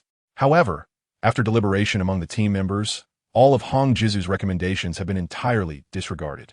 Even if I had warned you about the atmospheric components that might exist here, you likely would not have taken it to heart, Hong Jizu continued, but then abruptly fell silent. A startling thought surged within him. Tianhua was indeed his superior. Given the gravity of this oversight, and based on his understanding of the unscrupulous superiors on Cybertron, it was highly probable that the blame would be shifted onto him. After all, as the commander of this small group, Tianhua possessed the authority and means to obscure the truth. Once they returned to the base, it was conceivable that the report submitted by Tianhua would portray the blunder as solely the fault of the unfortunate Hong Jizu. The mere thought sent a chill coursing through Hong Jizu's sensory nerves, racing towards his central processor. Commander Tianhua, who do you believe is responsible for this oversight? Hong Jizu's voice trembled slightly, even as he addressed Tianhua with a tone of respect. Hush! Tianhua gently pressed a finger to Hong Jizu's lips, his motion tender, akin to soothing a frightened young creature. With a serious expression, he gazed into Hong Jizu's eyes, speaking in a low and resolute tone. Remember, from this moment forth, these words must never be mentioned to anyone. It is solely because of my grievous error that we find ourselves in this predicament. Upon our return home, you must remain silent, not a single word about what transpired today. I shall bear all the responsibility myself. With these words, he seemed to exhale all his strength. Furrowing his brow in deep contemplation, Hong Jizu had not anticipated Tianhua's willingness to take on the burden of his own mistakes. He was genuinely astonished that someone would assist him in addressing his own errors. However, once they returned to Cybertron, Tianhua alone bore the entirety of the blame for that day's events. His superiors appeared exceedingly furious for the deaths of 2 ground units and the severe injury of Hong Jizu. An aerial unit were indeed grave matters. Tianhua faced fines and compensation payments, and he was even suspended from duty. In the midst of confusion, Hong Jizu temporarily assumed Tianhua's position, and the surrounding attitudes shifted dramatically in an instant. Hong Jizu stood bewildered, completely unaware of what had transpired. As time passed, he gradually grasped the intricate web of interests and power that lay beneath the surface, realizing that the treatment of Tianhua was not merely a consequence of their superior's commands. Nevertheless, Tianhua had indeed honored his promise. After that moment, Skyfire and Red Spider became inseparable friends, despite their starkly contrasting ideals and aspirations. The incident allowed Skyfire to clearly recognize his true inclinations, and between the reality and Red Spider, he resolutely chose the latter. This marked the first time in his life that he sheltered a wrongdoing, and the reason was none other than Red Spider. The rhythm of the flickering sparks seemed to narrate his profound feelings for Red Spider. Yet Skyfire harbored no intention of pursuing a deeper relationship. Not even the slightest thought of such a notion. Chapter 12. Red Spider's ingenious tactics. While Skyfire was preoccupied with dual processing, Red Spider had meticulously drafted the contract. He cautiously extended the data pad to Skyfire, his eyes reflecting unwavering sincerity and earnestness. Then, he gazed directly into Skyfire's eyes and spoke with a tone both firm and composed. This is an equitable agreement. We pledge to conduct a series of standard-compliant experimental studies, ensuring your safety and freedom of movement are not excessively restricted. Renowned for his cunning and astuteness, Red Spider's every word before signing the contract was as seamless as a perfectly woven tapestry, concise yet laden with meaning. He understood that such eloquence could effectively bewilder his adversaries, disarming their defenses. However, Skyfire was far from being a simple-minded or naive individual. Although he had previously projected an innocent demeanor, this was merely a fade. In light of this so-called equitable agreement and Red Spider's seemingly grandiloquent rhetoric, Skyfire contemplated the potential traps and risks concealed within. He accepted the data pad and began to peruse its contents, opting to observe the unfolding situation. These Cybertronians were not nearly as amicable and benevolent as they appeared. In truth, he had encountered many nefarious individuals. Some coveted the materials of his being, others aspired to seize his core, and some merely desired to exploit his exquisitely crafted form for their own gain. Nonetheless, Skyfire was magnanimous, unwilling to quibble over trivial matters that could lead to the capture of another spark. He reserved his wrath for those whose actions were egregiously repugnant, often punishing them by disassembling their components and immersing them in a special solution, only to reattach their parts after a period of silence. This solution, concocted by Skyfire during moments of boredom, induced no pain, but rather an unimaginable itch. He reveled in witnessing the comical antics of those individuals upon reclaiming their components, as they ultimately succumbed to the unbearable itchiness, causing their energy fluid to leak until they ultimately pierced their own sparks. This intricate process required no direct intervention for Skyfire, rendering it effortlessly simple. Each time he beheld this scene, all shadows of his discontent would dissipate, replaced by an indescribable sense of delight. This sensation enveloped him like a long-awaited rain after a parched drought, nurturing the depths of his soul and rendering him completely engrossed. At this moment, his spirits soared to unprecedented heights, as if the entire world had transformed into a realm of beauty. Among those present, none had perished as a result of collaborating with him. Thus, Leapstar found himself intrigued by what new wonders this enchanting entity might conjure. Should Red Spider transgress his boundaries, he would not hesitate to reciprocate in kind. Red Spider felt a twinge of anxiety, for his counterpart appeared significantly more imposing. Although Leapstar repeatedly asserted that he was not one of those irrational beasts, Red Spider could not shake off the unsettling feeling that lingered. Yet, this unease did not monopolize his cognitive resources. His overwhelming curiosity regarding Leapstar's anatomical structure far eclipsed his apprehension. How precisely were the standards delineated within the contract? If you are unable to articulate this clearly now, I cannot assure that our interests will be equitably balanced. Personally, I maintain that the foundation of this contract lies in the equality of both parties. As Leapstar scrutinized the agreement, he uncovered a flaw that, while not overtly evident, represented the most significant source of income for Red Spider. Without exception, Leapstar's intentions were unmistakable. If they could not guarantee a more equitable distribution of interests, then the existence of his contract was rendered unnecessary.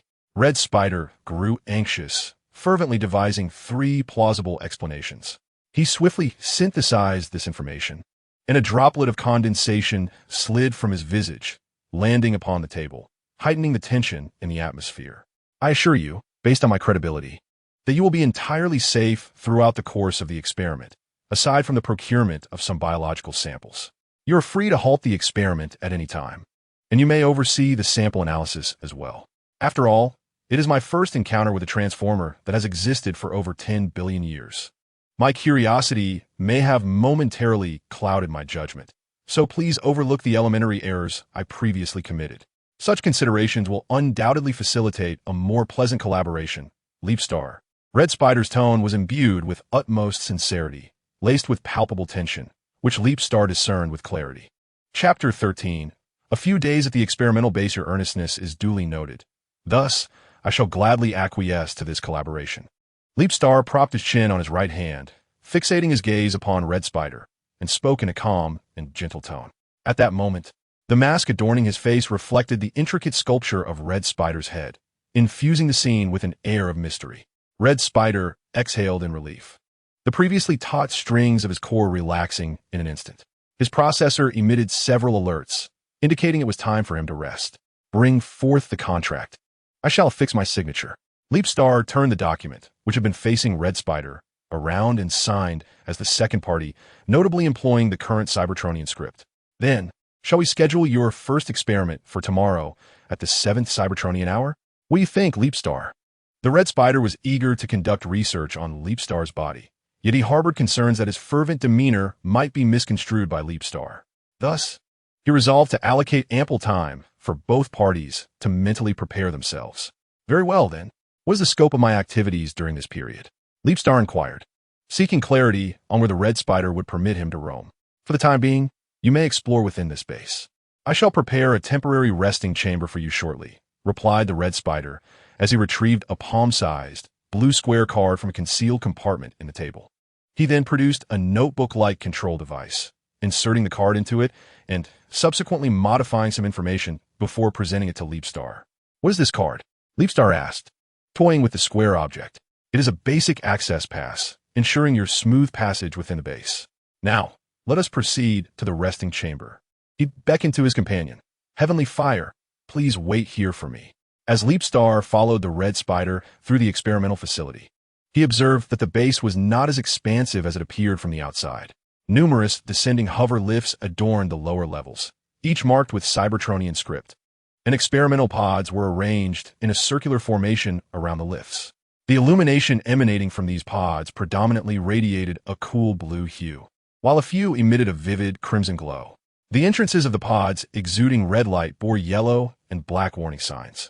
Eventually, they arrived at the entrance of a pod that radiated a soft white light, which was gentle on the eyes rather than glaring. This is your temporary resting chamber. Should you require anything, feel free to use the access pass to locate the base staff. Of course, we should also establish a direct line of communication. If you have any significant requests, do not hesitate to approach me, the Red Spider added, his tone laced with an underlying implication, stretching the last word with a hint of playfulness. Oh, Leapstar felt a flutter of excitement, an overwhelming desire to immediately engage with this charming flying unit, especially as the Red Spider had quivered his delicate wings while speaking. The red optical lenses narrowed playfully, accentuating the elegance of his facial features. If I were to touch him now, would I be deemed a pervert? If that were the case, collaboration would be impossible. After all, my purpose here is to ascertain the outcomes of working alongside the Red Spider. Ah, how vexing, he lamented. Goodness, his wings are simply too adorable. Are all flying units on Cybertron so delightful? Having yet to encounter every flying unit on Cybertron, Leapstar naively assumed they all shared this charming quality. He found himself in a constant internal struggle, contemplating whether to indulge in the Red Spider first. If he did, would there still be opportunities to continue later? And if further indulgence was possible, might he also explore other areas, perhaps something like the head sculpture? What's wrong? Red Spider inquired, noticing that Flying Star remained silent. Upon hearing Red Spider's question, Flying Star snapped back to reality. I'm fine. All is well, he replied to Red Spider, his tone somewhat dismissive, yet still imbued with the same tenderness as always. His mind was wholly preoccupied with thoughts of Red Spider and the aerial units from Cybertron. Chapter 14. Counterpressure on Red Spider. As Red Spider traversed the laboratory base, several researchers greeted him warmly, to which he merely nodded in acknowledgement. After passing through several teleportation points, he found himself in the corridor leading to his office. Suddenly, he recalled the request he had made for the massive, fearsome remains, which made his steps notably lighter and more cheerful. The electronic door access recognized Red Spider's arrival and swung open to reveal his office. Upon entering, he observed Skyfire diligently engrossed in processing office documents, so focused that he failed to notice Red Spider's entrance. Red Spider instinctively slowed his movements, wary of disturbing Skyfire's work. He glanced at Skyfire, who was buried under a mountain of paperwork, and ultimately decided to recharge on a simple charging bed within the office. Although the components of Red Spider's body were designed for prolonged endurance, they were no match for 2 days and nights without a recharge, compounded by intense emotional upheaval. These past 2 days had been exhilarating, akin to the effects of hallucinogenic substances. First, Skyfire had been reassigned to his original post. Then he successfully applied for the remains of the fearsome creature. And finally, he had encountered Flying Star. If not for the fear of startling this ancient, ferocious beast, Red Spider would have eagerly disassembled that entity for a thorough analysis. After all, such a rare and peculiar creature warranted in-depth study. However, mindful of the potential for the creature to react with fright or aggression due to his actions, Red Spider had to suppress his impulses and curiosity, temporarily relinquishing this alluring idea. His rotational speed slowed, and his awareness of his surroundings gradually faded until he ultimately disconnected to recharge. He had initially intended to process tasks while recharging, but the outcome was somewhat unexpected. After 2 Cybertronian star cycles, Skyfire finally completed the backlog of documents. Upon lifting his gaze, he chanced upon the serene visage of Red Spider in slumber. Yet he chose not to rouse him. His processor instinctively concluded that Red Spider deserved a moment of rest. Thus, Firestorm gazed quietly at Red Spider, his optical lenses meticulously capturing the intricacies of Red Spider's form. He awaited the moment when Red Spider's striking red optics would illuminate once more. Emerging comfortably from the charging bed, Red Spider felt invigorated, and upon lifting his gaze, he was startled to behold Firestorm's blue and white optical lenses. "What are you doing, you fool?" Red Spider exclaimed, attempting to push Firestorm away. To his surprise, Firestorm firmly grasped Red Spider's hand, pinning it to the charging bed. Confusion flickered in Red Spider's eyes, his own red optics seemingly reflecting his bewilderment. "What are you doing, Firestorm? Are you even awake?" Red Spider yearned to resist. Yet his model was no match for Firestorm's strength.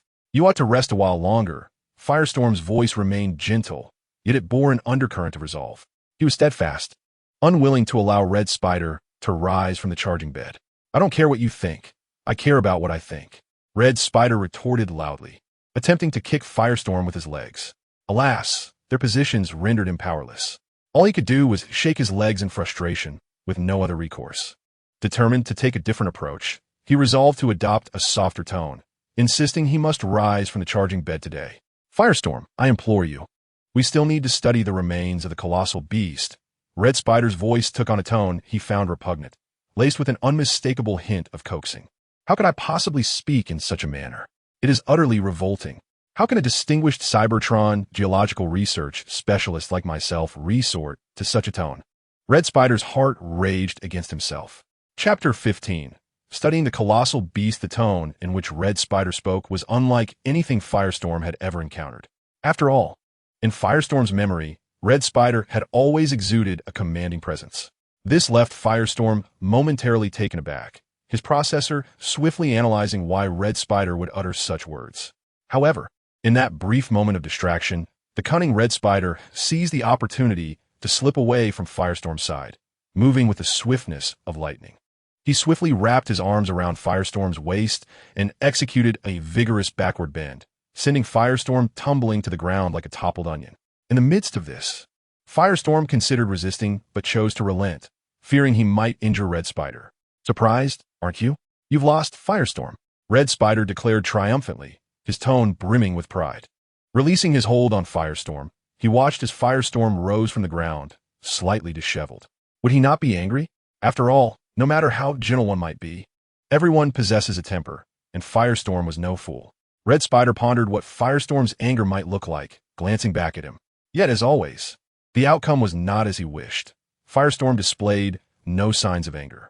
In contrast, he unexpectedly caressed the head sculpture of the Red Spider, his gesture remarkably gentle.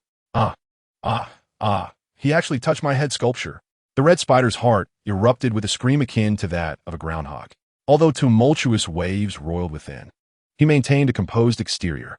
Hastily, he purged the chaotic and superfluous thoughts that had surged in his processor, thus calming the agitation of his emotional module. He turned his attention to the pile of documents on his desk, only to make a delightful discovery. All the accumulated paperwork had been completed by Tianhua. A sense of secret elation washed over him, for at that moment, he profoundly appreciated the joy that Tianhua bestowed upon him. In his eyes, Tianhua gleamed like a resplendent pearl, radiating a gentle and enchanting light. His affection for Tianhua was unmistakable, a sentiment deeply rooted in his heart. Little Red danced with excitement, his face illuminated by a radiant smile. Unable to contain himself, he jested with Tianhua. "Oh, Tianhua, you truly are an unrelenting workaholic." With that, he leaped joyfully, akin to a cheerful little bird, and embraced Tianhua warmly. Tianhua reciprocated the embrace tightly, fearing that Red Spider might slip away. As Tianhua sensed the vibrations caused by the flickering spark of Red Spider's heart, his optical lens involuntarily narrowed. "Ha ha! Nonetheless, thank you, Tianhua. Now I can take a breather," Red Spider exclaimed as he hopped down. Tianhua smiled at him, saying, "As long as you are happy. However, let's not forget that other tasks await us." I know. Red Spider waved his hand dismissively, as if utterly fatigued by the matter.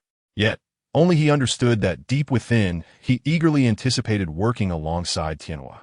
He secretly rejoiced, but wished to conceal his true sentiments from others. Thus, he feigned indifference, attempting to mask his delight. However, the slight upward curve of his lips inadvertently revealed his genuine feelings. Before dawn arrives tomorrow, we must ascertain the fundamental structure of the fearsome creature's internal anatomy. Red Spider's expression turned serious as he gazed at Tianhua, his optics seemingly seeking affirmation. "Let us proceed, Red Spider. I hope we can delve into this matter thoroughly soon." Tianhua nodded in response. They traversed various rooms, passing through the lower-level floating elevator, ultimately arriving at Laboratory 1. It was evident that Fuyuexing would propose a collaborative study of the fearsome creature the following day. Nevertheless, they yearned to acquire more knowledge about this species. Even though Fuyuexing had been studying the living specimens of the fearsome race for millions or even billions of years. In the center of Laboratory 1 stood a special material experimental box, within which lay the solitary remains of a fearsome creature. The Red Spider retrieved a collection of the latest automated analyses of biological tissue images from the experimental computer, depicting simulated reconstructions of the ancient, formidable creature alongside intricate diagrams of its anatomical structure. Two dedicated researchers, engrossed in the study of the colossal remains, found particular fascination in the skeletal reconstructions of this ancient beast. The bones exhibited a hardness surpassing that of previous ancient organisms, with joint connections that, though rooted in a distant past, had undergone little significant change over time. By thoroughly examining these remnants, we may glean deeper insights into the geological transformations of ancient Cybertron, potentially allowing us to engage in more meaningful discourse with that enigmatic being known as Leapstar. After years of diligent study, Red Spider lamented that certain regions of Cybertron had already entered a twilight phase. Chapter 16.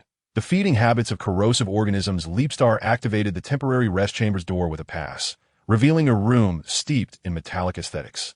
The color palette predominantly featured shades of blue, teal, and silver, with a translucent bookshelf at the far end, laden with an assortment of books for passing the time.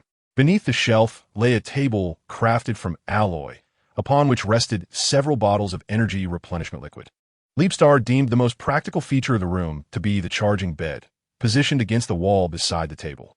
Beyond these basic amenities, the room offered ample space, yet devoid of any decorative elements or additional furnishings. Bored, Leapstar reclined upon the charging bed, which, although sizable, struggled to accommodate his elongated form. Consequently, he dragged the table closer to the bed, managing to find a somewhat suitable position. He swung his legs up and fiddled with the pass and the energy liquid, feeling somewhat uncomfortable in this posture. Fortunately, he soon lay flat on the floor, a position far from dignified, yet it provided him a measure of comfort. Approximately one cycle later, Leapstar rose from the floor, resolved to explore outside. His silhouette gradually faded until it completely vanished from the room. the ethereal Leapstar gliding effortlessly through the sensor door. The pass he carried also dissipated into another realm, leaving the sensor door oblivious to its presence, thereby failing to register any signs of opening. Leapstar's slender figure strolled through the experimental base, undetected by any observer. By chance, he passed an experimental chamber emanating a crimson glow, piquing his curiosity. The warning signs affixed to the door only deepened his intrigue.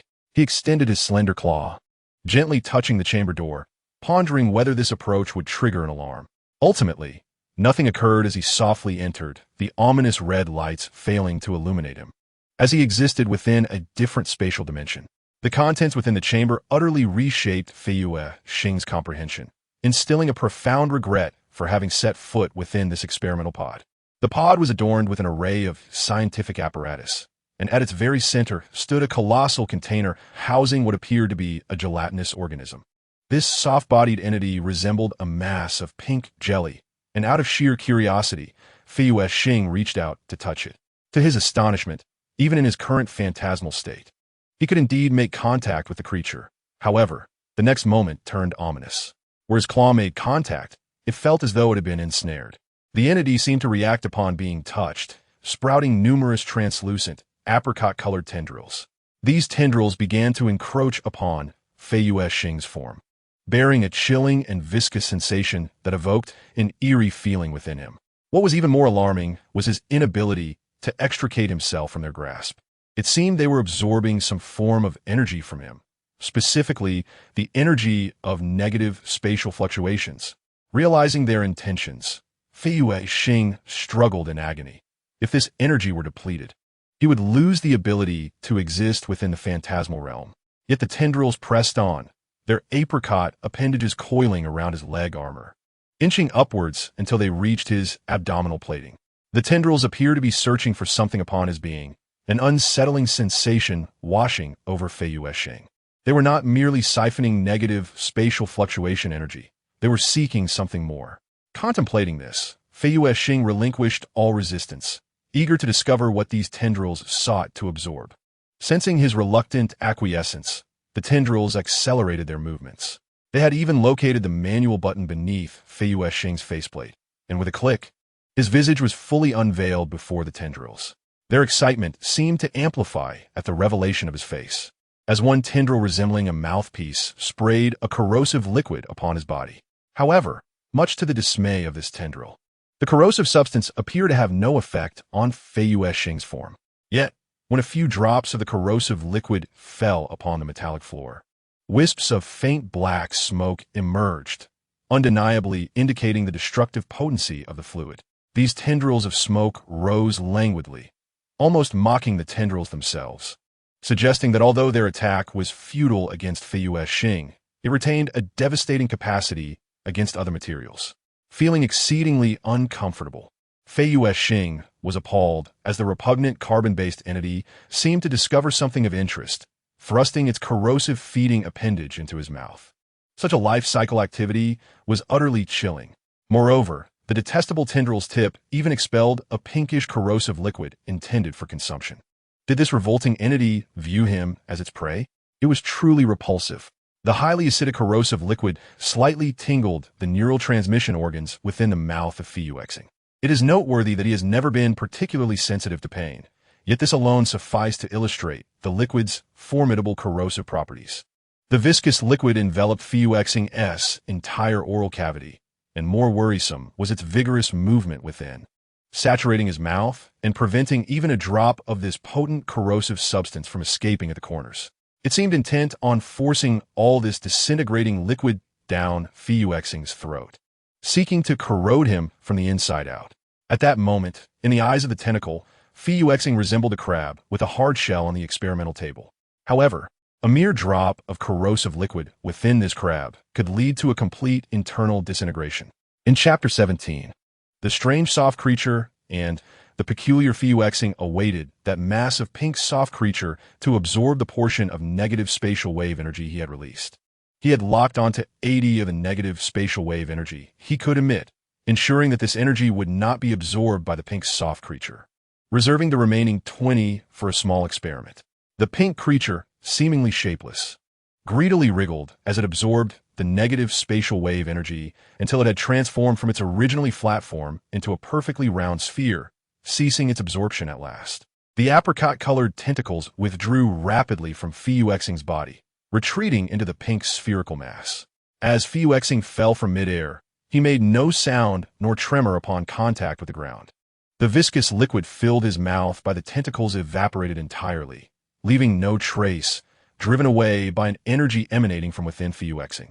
Since there was no reaction upon contact with the original space, it indicated that Fuexing's phasing had yet to be lifted. Contemplating this, Fuexing continued to touch the pink soft sphere with his claws. However, the pink sphere offered little response, as if it had already replenished the energy it required. Fuexing retracted the negative spatial wave energy he had released, noting that the diminished wave energy was in a full state at 17 before absorption. The structure of this organism allows it to exist simultaneously in both basic space and negative space. Its absorption of negative spatial wave energy appeared to be a form of life replenishment. This was the conclusion Fuexing reached after conducting his small experiment, and he marveled at the existence of such a life form. He wished to continue studying the pink soft creature, for in his long existence of 10 billion years, he had never encountered such a remarkable being, yet the constraints of time compelled him to abandon the pursuit. The experimental chamber was illuminated by crimson lights that penetrated Fuexing's warm-toned body and cast upon the pink soft sphere. The reflected light in both overlapping spaces was identical. In the realm of negative space, the celestial being known as Leapstar found himself ensnared by the reflection of a smooth, pink orb, which mirrored the crimson rays emanating from the primary dimension. This orb, too, reflected the essence of the pink gelatinous sphere suspended in negative space onto the mask of Leapstar, which shimmered like a mercury mirror. Remarkably, this mask, previously limited to reflecting only the light of entities within negative space, was now graced by the orb's ability to transmit and reflect the luminous rays from the primary dimension onto it. The pink gelatinous sphere appeared to serve as a bridge, linking two disparate dimensions, akin to a dual-faced mirror standing between two worlds. Yet, unlike an ordinary mirror, the overlap between these realms was extraordinarily profound. Leapstar was filled with curiosity regarding how this soft orb managed to converge the light from two different worlds into a singular reflection upon his mask. With a soft hum, Leapstar revealed the sharpness of his claws before the pink orb. Effortlessly, the translucent crystal scraped a portion of the gelatinous sphere, yielding a sample from the negative space. In a fleeting moment, he vanished and reappeared, acquiring another sample from the pink orb residing in the primary dimension. Each specimen was carefully ensconced in specially crafted boxes, designed to prevent any chance of escape for the experimental samples. Elated by his acquisition of both specimens, Leapstar exited the perilous laboratory and returned to his temporary resting chamber, where he finally re-entered the primary dimension. Once his ethereal form solidified, he reclined on the ground, meticulously examining the two experimental samples. Meanwhile, certain regions of the planet Cybertron welcomed the dawn of their own epoch. As the first light of morning broke through the dense cloud cover, it cascaded upon the cold metallic exterior, in a world interwoven with silence and darkness. The surface of Cybertron gradually illuminated. The mother star ascended from the distant horizon, bestowing warmth and light upon the entire planet. As time progressed, the illumination intensified, casting its glow upon towering skyscrapers, intricate networks of piping, and the labyrinthine roads below. Leapstar scrutinized the two samples, noting their apparent indistinguishability. He resolved to conduct a series of tests to uncover whether any true differences existed between them. However, the commencement of his experiments would need to be postponed for a while longer, as he strained to recall the agreed-upon time with Red Spider, which seemed to coincide with the 7th Cybertronian hour of the day. Alas, he was regrettably unaware of the current time, and with no other option, he ventured out of his chamber to inquire with the staff on duty. As Leapstar aimlessly wandered the first sublevel, he fortuitously encountered Red Spider's new assistant, Starlet. Approaching Starlet, Leapstar moved with measured steps, exuding an air of calmness and composure. With a voice that was gentle yet slightly husky, he began, "Miss Starry, good morning. May I inquire what time it is?" As Starry's gaze met that of the leaping star, it seemed as though an invisible force captivated her, rendering her unable to divert her eyes. Her attention was firmly fixed upon the dazzling dragon horns atop Leaping Star's head, and a wave of admiration surged within her. How radiant! How could it be so brilliantly resplendent? Starry pondered silently, her eyes sparkling with excitement. Her blue optical glasses shone particularly bright at that moment, as if resonating with the joy in her heart, expressing her fondness for the enchanting dragon horns above Leaping Star. When Leaping Star posed his question, Starry snapped back to reality as if awakening from a dream. A radiant smile adorned her face as she cheerfully greeted him. "Good morning, Mr. Leaping Star. The time is 4:30. What brings you up so early?" Her voice conveyed the unique freshness and vitality of the morning, instilling a sense of positivity in the atmosphere. She responded to Leaping Star's inquiry with warmth and friendliness, accurately relaying the information he sought. "I found staying indoors rather tedious, so I decided to take a stroll." "Miss Starry, you seem quite energetic," Leaping Star remarked, lowering his gaze to engage in conversation with the petite Starry. His tone remained gentle, perhaps imbued with the vibrancy that Starry exuded. Even his previously languid and weary voice carried a hint of liveliness. "Then, Mr. Leaping Star, would you care to accompany me on a tour of the experimental base? I officially start work at 6:30, so we have 2 hours to explore," Starry proposed, her tone pleading and melodious, akin to a lark song that made it difficult to refuse. The exuberance she radiated was infectious, like a sweetened drop dissolving in water, creating the most delightful beverage. Naturally, Leaping Star could not decline this tempting offer, and he nodded gently. Such a subtle gesture was enough to elate Starry, prompting her to leap joyfully. "Mr. Leaping Star, come quickly. Let me show you around the experimental area." They wandered through the base, stopping midway to collect 2 cups of a soda-flavored energy drink from the energy replenishment station. Chapter 18. The beginning of cooperation. Time spent wandering the base stretched on, and the light emanating from the rising star on the horizon grew increasingly harsh and glaring. No longer the soft glow it had been earlier.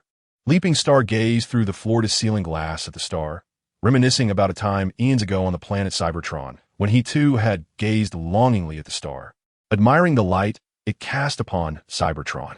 Yet, unlike then, he was now alone. His companion, Sonic Boom, was absent. The pursuit of freedom was not the primary reason for Leaping Star's departure from Sonic Boom. In truth, it was merely a secondary factor. The most critical reason was that Leaping Star had to periodically return to his homeland. Otherwise, the soul of this being from another world, the Leap Star, would experience a vehement repulsion from the fused body, ultimately vanishing entirely within that parallel universe. Should he fall victim to the universe's rejection, he would be eternally deprived of the sight of Chong Yin-Xiao. His aspiration to return home is to catalyze the evolution of his own body, allowing it, and the soul residing within, to linger for a more extended period across other universes. The Leap Star yearns to continue observing the monstrous beings. Thus, he must hasten his return before the deadline approaches. Since departing from Chong Yin-Xiao, he has been perpetually consumed by nostalgia for the fierce creature he nurtured with his own hands. Yet, fate is often rife with drama. Chong Yin-Xiao could not escape the cataclysmic extinction on the planet Cybertron, nor could the other monstrous beings. As his thoughts began to drift, a visage he longed for suddenly appeared beside him. It was Chong Yin-Xiao, a figure he had simulated innumerable times in his reveries. Even as the Leap Star incessantly reminded himself that this was not the true essence of Chong Yin-Xiao, he could not suppress the torrent of emotions surging within him. Inevitably, he became enraptured by the illusions he had conjured, but such illusions were inherently flawed. The visions within his mind could not replicate vibrant life, and this certainly included Chong Yin-Xiao. Thus, whenever he immersed himself in these illusions, the simulated demise of Chong Yin-Xiao acutely stimulated his nerves. The visions of Chong Yin-Xiao and the monstrous beings collapsing in agony tormented him profoundly. Each illusion concerning Chong Yin-Xiao ensnared him deeper within a quagmire of anguish. The Leap Star gazed remorsefully at the phantasm of Chong Yin-Xiao through visual organs other than optical lenses, for Chong Yin-Xiao had nearly become his everything, while the Leap Star had lost him. With great care, the Leap Star raised a hand, yearning to touch the sculpted head of Chong Yin-Xiao. Yet, illusions are but illusions. They dissipate at the slightest touch, incapable of becoming tangible entities. The phantasm of Chong Yin-Xiao shattered from the outside in, splintering into sharp fragments that pierced the leap star. He neither flinched nor recoiled, for it was futile. The shards passed through his form without inflicting a modicum of pain, yet his heart ached with profound sorrow. The stars and the leap star jointly admired the distant sunrise as she gently tilted her head towards him, unaware that his claws had quietly brushed against the glass. The tips of the leap star's claws, usually shrouded in a misty hue, were now adorned with a glimmering golden light, more resplendent than precious gems. The star marveled at the leap star's claws, commenting on their brilliance. "Is the sunrise on Cybertron beautiful, Mr. Leap Star?" she inquired curiously, her azure optical lens fixed intently upon him, her unwavering gaze playfully enchanting. Upon hearing her words, the Leap Star's thoughts slowly returned from the ethereal heights. Realizing he had momentarily lost his composure, he inhaled deeply, striving to calm his tumultuous emotions, swiftly adjusting his mindset. In an exceedingly gentle and serene tone, he began to speak. "It is truly beautiful. Though I have witnessed such breathtaking vistas countless times, each occasion captivates me anew, never leading to feelings of weariness or tedium." His voice was deep and magnetic, as if it could penetrate the very soul, leaving listeners entranced. "Indeed, I share your sentiment, Mr. Starflight," she replied. The starlit optical lens radiated a crystalline brilliance, yet his curiosity shifted towards Mr. Starflight's horns. "Mr. Starflight, although my inquiry may seem somewhat impolite, I feel compelled to ask, may I touch your horns?" Mr. Starflight shook his head in gentle refusal. Noticing her slight disappointment, he offered consolation in a soft tone. "Miss Starlight, you may not be aware, but I am not a Cybertronian. I hail from a different planet, where customs diverge significantly from those of Cybertron. On my world, touching one's horns signifies courtship, and I am certain that is not your intention." Upon hearing his explanation, the optical lens of Starlight brightened a few degrees, as if she were contemplating deeply. Eventually, she posed another question to Mr. Starflight. "How many individuals have touched your horns? And how many have you accepted?" I fear my inquiry may be rather abrupt, Mr. Starflight. If this offends you, I sincerely apologize." Starlight felt a twinge of awkwardness as she recognized her potential indiscretion. In the open realm of Cybertron, I believe this topic is neither offensive nor intrusive. Mr. Starflight did not perceive the conversation as an affront. "In fact, no one has ever touched my horns, let alone received my consent." "Very well." Starlight raised her wrist, glancing at the time, 6:29 sharp. A flicker of urgency passed through her gaze. "Mr. Starflight, I apologize, but I must be on my way. I may truly be late for work. I shall take my leave now. I hope you're available at 10:30 this evening. If so, let us convene in the lounge of the experimental zone. I will have finished my shift by then. Perhaps we might even explore together." Before her words fully dissipated, she had already departed like a swift breeze, leaving behind the lingering echo of her joyful voice. "Farewell, Mr. Starflight." This parting seemed infused with vitality, refusing to fade. At that moment, a notification chimed on Mr. Starflight's access pass. The voice of Red Spider echoed. "Mr. Starflight, the time we agreed upon approaches. You may follow the direction indicated by your pass to the laboratory. The experiment is about to commence." "Understood, Red Spider. I shall arrive shortly," Mr. Starflight replied. "I hope you can make me feel that our collaboration is meaningful." Chapter 19. The hollow interior Fuexing followed the navigation of the access card and arrived at a heavy, experimental chamber located beneath the research base. The exterior of the chamber, with its exceptionally high security index, was guarded by several password gates. As Fuexing attempted to swipe his access pass before the gates, a mechanical sound resonated, signaling the opening of the first gate. At the final gate, a scanner appeared above the password door, scanning Fuexing's masked visage. The mechanical voice confirmed his identity as Fuexing. Within moments, the door opened, revealing an interior illuminated by a blue light that momentarily reflected off Fuexing's mask. "Mr. Fuexing, did you rest well last night?" Red Spider exclaimed upon seeing Fuexing, excitement overwhelming him. Although he was a Cybertronian geologist, the opportunity to study an ancient transformer that had existed for over 100 billion years filled him with ecstatic delight. Listening to Red Spider's inquiry, Fuexing sensed two conflicting thoughts. If that room lacks surveillance, are you attempting to ascertain whether I left it last night? Fuexing's smile held an edge of menace as he fixed his gaze on Red Spider, his gentle tone laced with a hint of threat. as if suggesting that a lack of a forthright response could jeopardize their collaboration. You are overthinking it. I did not mean anything of the sort. It was merely a customary greeting, Red Spider replied nonchalantly on the surface, while internally he was a whirlwind of anxiety. However, he was not particularly concerned about Fuexing's potential escape. The moment Fuexing stepped into the experimental chamber, it had locked down to its highest security protocol, inaccessible without Red Spider's program authorization. Now, his worry lay in whether Fuexing would cooperate fully during the experiment. I hope I am merely being overly cautious. After all, I have lived long enough to worry about my own existence. Fuexing light-heartedly cracked a joke. Very well, Mr. Fuexing, let us set aside the jokes. It is time to commence our research. I trust you will uphold your end of the bargain. Red Spider cut to the chase without further delay. All right, let us begin. What do you need me to do? Fuexing surveyed the laboratory, which was filled with numerous instruments. In the southwest corner of the chamber stood a particularly sophisticated device, seemingly activated, with a spherical object hovering above it casting a conical projection. Follow me, said Jetfire, leading Fuexing towards the activated instrument, with Red Spider closely trailing behind. This is a quantum scanner capable of penetrating your external armor to examine your internal structure. Jetfire turned to face Fuexing, elucidating the function of the quantum scanner.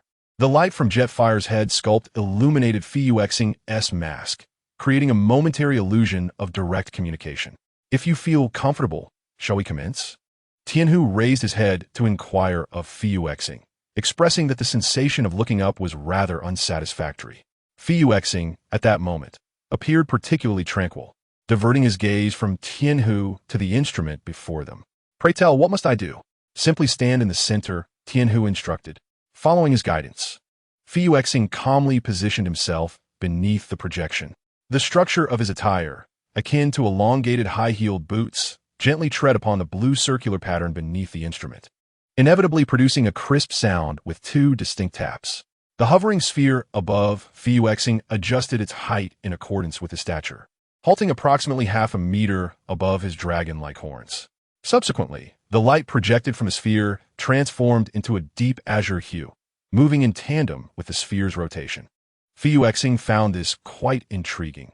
He harbored a curiosity about the alterations within his internal structure. After all, he had utilized this form for quite some time, yet had not meticulously examined his inner workings. Oh, my Primus, this is utterly contrary to scientific understanding, exclaimed Hong Jizu, clearly astonished by what he had witnessed, as if his knowledge had been upended. Tianhu, standing nearby, exhibited a similar shock, wiping his optical lens before rebooting the device to scrutinize the results anew. Yet his expression remained unchanged. I wonder if there is a malfunction with the instrument? Tianhu pondered aloud, gently patting the bewildered Hong Jizu, who was momentarily stunned. I cannot be certain, he hesitantly replied. Is something amiss? Fuexing queried, observing the astonished expressions of his experimental companions. Please, wait a moment. I shall verify if there's an error with the instrument, Tianhu implored. This result is exceedingly peculiar. It lacks any semblance of truth, he murmured quietly, hastily proceeding to examine the device. To Tianhu and Hong Jizu's astonishment, no fault are found within the instrument. Under Fuexing's watchful gaze, they restarted the machine several times, only to discover minor fluctuations. The majority of the readings remained unchanged. The actions of Tianhu and Hong Jizu effectively piqued Fuexing's curiosity, and he now yearned to comprehend the astonishing structural diagrams that baffled them. He descended from the instrument and turned his attention to the large screen beside him. The structural diagram revealed that the scan had only penetrated less than 20 centimeters inward from Fuexing's outer armor, with the central portion dissolving into a void of garbled code. In essence, the scan had merely detected the appearance observable by Fuexing's visual organs, extending a mere 20 centimeters inward. The structural diagram failed to reveal any internal mechanical organs, presenting Fuexing as though he were an empty vessel. Oh, my Primus. Fuexing, are you truly hollow? The Red Spider felt a disarray within its central processing unit, struggling to initiate its operation. The processor resembled a tangled ball of yarn, having been playfully disturbed by a cat. This predicament undoubtedly shattered the scientific understanding of Cybertron that the Red Spider had painstakingly acquired, as if the sound of its worldview fracturing echoed in the air. It appeared we must procure samples from your very being. Compared to the Red Spider, Skyfire remained relatively calm and composed, suggesting that this could unveil a portion of the internal composition of the Leap Star. But how shall you conduct the sampling? Throughout history, the Leap Star has always spoken in a gentle and serene tone, as if nothing in the world could disturb the tranquil waters of its soul. This extraordinary composure left the Red Spider feeling bewildered. In its eyes, the Leap Star's demeanor was exceedingly peculiar, bordering on the uncanny. It found itself at a loss, unable to decipher the thoughts concealed within. This enigma vexed the Red Spider, for the Leap Star exuded an air of nobility and elegance that surpassed its own, a quality that the irate little noble had assessed. The Leap Star could distinctly sense the dissatisfaction emanating from the Red Spider. Throughout the day, it was enveloped in a myriad of inquiries, and it was unperturbed by the addition of yet another question regarding the Red Spider. Chapter 20. The energy within the body Skyfire seemed to perceive the flicker of discontent within the small aircraft beside it. With gentle and warm hands, it tenderly caressed the head sculpture of the Red Spider, conveying a sense of comfort and care. Subsequently, Skyfire's gaze shifted to the structural analysis diagram of the Leap Star's body. Its eyes sharpened with focus, intently scrutinizing the hollow sections as if contemplating critical issues or seeking solutions. In that moment, time appeared to stand still, with only Skyfire's wise mind continuously pondering and exploring the answers. Leap Star, perhaps we could take a sample from your body? Proposed the Red Spider, retrieving a tool resembling a chainsaw from a nearby workbench. The blade glimmered with a chilling light, reflecting off the visor of the Leap Star. How about this? A quantum cutter. As it spoke, the Red Spider turned its gaze toward the Leap Star, its crimson optics fixated like a ravenous wolf, seemingly awaiting a response. The flight unit playfully tapped the blade of the quantum cutter, treating the instrument as though it were a toy, thereby imparting an illusion of safety to the Leap Star. Very well, I agree to give it a try. The Leap Star's tone remained gentle and unperturbed. The Red Spider felt a surge of annoyance, for such behavior failed to elicit even the slightest ripple of emotion from the Leap Star. Its demeanor soon shifted to one of hostility, treating the Leap Star as if it were an unresponsive machine. As he reclined upon the surgical table, he was instructed not to move, otherwise the surgeon's hands might become unsteady. The tone of Red Spider was laced with an unmistakable threat, devoid of the initial caution and politeness that had characterized the commencement of the experiment. Obediently, Leap Star lay down on the table, and the restraining apparatus activated the moment he settled in. Had he been a typical Cybertronian, he would have been firmly immobilized at this point. However, to Red Spider's chagrin, Leap Star was not an ordinary Cybertronian, and he could not guarantee that Leap Star would remain still during this sampling procedure. Leap Star's elongated and imposing form, reminiscent of a dragon, lay quietly on the moderately equipped surgical bed, rendering the table almost diminutive in comparison, creating a rather absurd spectacle. Above him, a brilliant white light from a scorching lamp was activated, cascading down like a waterfall, illuminating the mask he wore. In that instant, the majestic dragon horns atop Leap Star's head radiated a dazzling brilliance, as if imbued with life, casting a mesmerizing glow that was utterly captivating. Red Spider could not help but concede that Leap Star's exterior design was a pinnacle of artistry. Its exquisite craftsmanship transcended the boundaries of perfection. Upon first encountering this magnificent form, he found himself at a loss for words within his vast database to adequately describe its beauty and uniqueness. Particularly striking were the dragon horns, which emitted a luminosity far surpassing any crystal or gem he had ever encountered. Yet, these once astonishing horns now presented him with a minor inconvenience. The intense light they emitted interfered with his ability to conduct the delicate operation. Consequently, Red Spider decisively instructed Skyfire to retrieve a light-blocking cloth. This fabric acted as a barrier, effectively concealing the horns and obstructing the radiant glow that surged forth below. Once all preparations were complete, he affixed the quantum cutter to the surgical table's apparatus. This machine would undoubtedly provide greater steadiness than his own hands, rendering his earlier remark nothing more than a blatant provocation and threat. He cast another glance at Leap Star, yet he could not discern any expression beneath the mask. However, he was certain that Leap Star remained unperturbed by his taunts. The little aircraft had become quite irritable. Leap Star felt the emotional waves emanating from Red Spider more intensely this time, prompting an internal reflection. With a swift motion, Red Spider activated the control device beside the surgical table, causing the quantum cutter's blades to spin rapidly. He intended to carve an incision over 20 centimeters deep into Leapstar's frame for sampling purposes. Regrettably, the quantum cutter's blades inflicted no harm upon Leapstar's outer armor. Rather, they appeared to exhibit signs of wear and tear. The Red Spider appeared to be rather unsurprised by the outcome, having witnessed many astonishing phenomena today. At this moment, Tianhua was assisting the Red Spider in manipulating the instruments, activating the quantum slicing mechanism of the cutter. A minuscule quantum stream delicately traversed the exterior of the Leapstar. However, today's results were rather disappointing. There were no discernible changes to the armor of the Leapstar. The absence of change, in fact, can be regarded as a form of change in the realm of research. This was the only consolation the Red Spider could offer himself. Tianhua adjusted the quantum slicer's highest frequency, yet the alterations remained negligible. The outer layer of gas surrounding the Leapstar was merely disrupted by the energy emitted from the slices. This phenomenon was hardly preferable to having none at all. After shutting down the surgical equipment in frustration, the Red Spider removed the quantum cutter, contemplating a fit of rage by hurling it, but upon considering the instrument's exorbitant cost, he restrained his anger and placed it back on the workbench with composure. Leapstar, your external armor seems exceptionally resilient. It appears this sampling method is futile, concluded Tianhua. Gazing at the Leapstar, the string of setbacks had left him somewhat disheartened, and the typically vibrant atmosphere surrounding the large white machine felt rather bleak. He resolved to explore alternative methods to assess the structure of the Leapstar. Mr. Leapstar, I must pose a necessary question.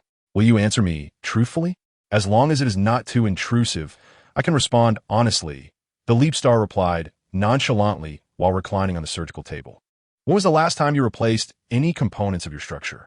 Upon hearing Tianhua's question, the Leapstar pondered for a few seconds before responding with confusion.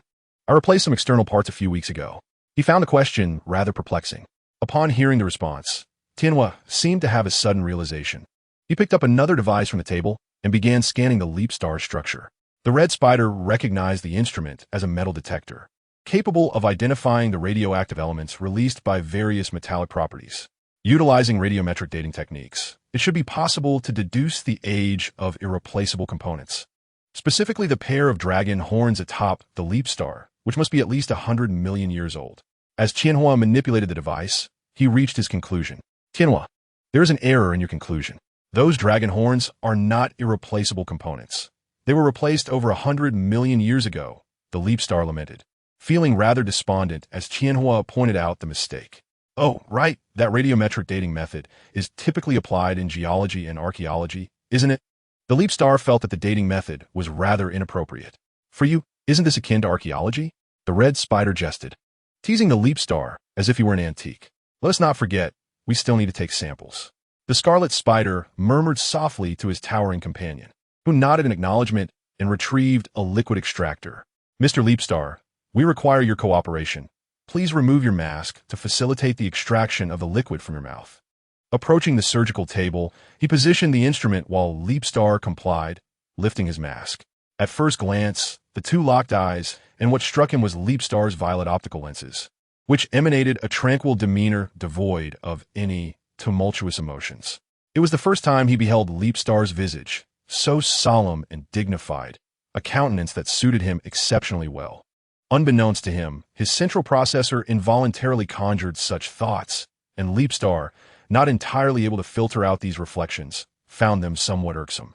Over the past few days, he had been inundated with a cacophony of thoughts from various central processors, disordered and chaotic.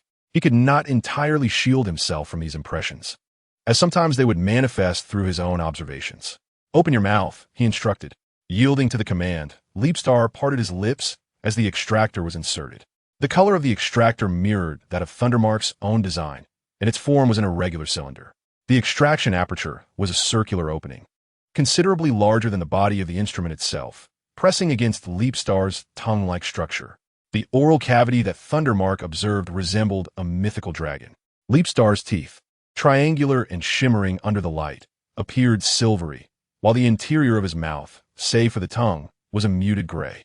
Thundermark's curiosity was particularly piqued by Leapstar's tongue. which bore a resemblance to that of serpents on Earth. The bifurcated tip was slender, and according to the internal structural diagram of Leapstar, it measured approximately 35 centimeters in length, curling after 10 centimeters from the tip toward the root. This curled tongue was concealed above the pharynx, rendering subsequent internal imaging incapable of revealing further specifics. At that moment, the pinkish tongue was being compressed by the extractor, and once inserted to an adequate depth, Thundermark activated it. The extractor's opening engaged, drawing a semi-transparent liquid that filled the collection bottle at the rear of the apparatus. Approximately 30 milliliters of sample, little red. Please place it in the detector. Thundermark shook the sample in his hand, handing it over to Scarlet Spider, who appeared eagerly anticipatory, his red optical lenses brimming with hope. I now need to insert a miniature probe into your mouth. Do not worry, you'll be fine. Thundermark's tone was gentle, yet his actions were somewhat forceful. The probe, no larger than a common screw, was swiftly introduced into Leapstar's oral cavity before he could react. The detection instrument is connected to real-time image transmission. However, the footage from the camera reveals nothing but an expanse of darkness. As the probe delves approximately 20 centimeters into the body of the Leapstar, the imagery abruptly ceases, leaving only sporadic flickers of white noise on the screen. What could be the issue? Why has the detector ceased to respond? The red spider gazes in astonishment while the fire of heaven attempts to extract the detector, yet remains utterly unresponsive. It may have been completely evaporated by the energy waves. The Leapstar no longer masquerades as an unconscious vessel, and he conveys this revelation to the fire of heaven and the red spider. Thus, your body is suffused with a unique form of energy? The optical lens of the fire of heaven widens in disbelief, encapsulating his astonishment, while the red spider feels his worldview being continuously reshaped. Perhaps there exists a miniature universe within me. The Leapstar explains half-jokingly that while he indeed harbors a substantial amount of energy, it still falls short of being comparable to that of an entire universe. How much research remains? The Leapstar reclines on the operating table, feeling a tinge of boredom. 28 tasks. The red spider flips through the databoard, responding to the Leapstar's query without lifting his gaze. Chapter 21. A Malevolent Past. Experimental flaws in the region of Qingqiu. The last vestiges of light from the distant, warm, and radiant star are devoured entirely. The iconic metallic structures of Qingqiu City emit a kaleidoscope of colors, signifying the onset of night in this area. The night here is never truly shrouded in darkness. It is not a time for the flying units to cease their activities or to succumb to slumber amidst the towering, exaggerated buildings. One can always witness the passage of vividly painted aircraft. Freedom, nobility, excitement, and flamboyance are synonymous with this city, where one might even observe various aircraft succumbing to mishaps in their pursuit of thrill. If one were to identify the most indulgent region on Cybertron, it would undoubtedly be Qingqiu City, a domain exclusively for the aerial units. At 2200 hours in Qingqiu, the celestial being known as Starry, having managed the day's responsibilities, begins to feel a hint of fatigue. With half an hour left until her shift concludes, her thoughts wander far from her work. What might she be pondering at this moment? Would the Leapstar accompany me for a stroll through the streets? However, it seems that Commander Red Spider has research to conduct with Mr. Leapstar. I truly hope Commander Red Spider completes the research project soon. Starry's processor ruminates, momentarily forgetting that she is still organizing the backlog of work files from the day. In a moment of distraction, she nearly pressed the delete key, unable to fathom the disaster that would ensue had she done so, as it would spell the end of her day's efforts. Her consciousness swiftly returns, and she inattentively completes her tasks for the day. The Red Spider does not impose overtime on his subordinates. Rather, he treats them with considerable fairness, offering generous work benefits, albeit with a certain strictness in the daily arrangements. Certainly, it is widely believed that these are not shortcomings. The colleagues of Fanqing exhibit commendable work ethics on the planet Cybertron, devoid of any tendencies towards workplace bullying. She concluded her workday smoothly and ordinarily, yet today, there was an unusual anticipation for her encounter with Fuexing once more. She could not quite fathom why she yearned for a second meeting with someone she had only briefly encountered. Perhaps it was the gentleman's ostentatious demeanor that captivated her amidst the allure of Qingqiu, where beauty is commonplace. Fuexing stood as a paragon, unmatched in appearance. This was her first justification, but she suspected her curiosity leaned more towards a desire to scrutinize the intricacies of Fuexing's being. At that moment, the spirit of scientific inquiry manifested within Fanqing, as an inexplicable intuition suggested that Fuexing was far from an ordinary autonomous mechanical life form. She was determined to peel back the layers of mystery surrounding Fuexing until the entirety of his essence was laid bare before her. It had been an age since she had felt such eagerness and excitement. The fluorescent lights cascaded upon Fanqing's youthful visage, while her data tablet lay abandoned on the table, its work schedule appearing overwhelmingly frantic. In the shadow cast upon her face, her usually aquamarine optical lenses glimmered with an unsettling haze. Presently, the only reflection of her somewhat somber expression was cast by the silver-gray metallic walls surrounding her. The once aquamarine optical lenses now bore a hue of red. In a moment of daze, Fanqing found herself gazing into her own reflection. Her optical lenses seemed to retain their red tint, unchanged, much like the selfish, malevolent, and coldly forged spark within her. The primordial code that coursed through her being was an inescapable facet of her existence, and those peculiar red optical lenses evoked thoughts of Commander Hongjizu. He was the one who had granted her redemption, status, and the assurance of life. In an instant, Fanqing awoke, shedding the weight of past negativity that had lingered into her present. The passage of time felt markedly accelerated today, when Commander Hongjizu completed all experimental projects. It was merely 8:30 p.m. in Qingxiu. He could not shake a peculiar sensation. Based on the usual timing for biological experiments, completion should have taken several hours longer.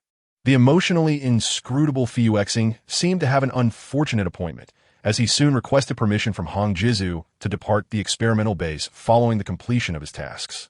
Elated by the approval of Fuexing's exit, Hongjizu only then removed the experimental recorder that had been operational since morning. Something felt amiss upon reviewing the experimental records. Hongjizu realized that the time recorded bore no resemblance to the actual passage of time.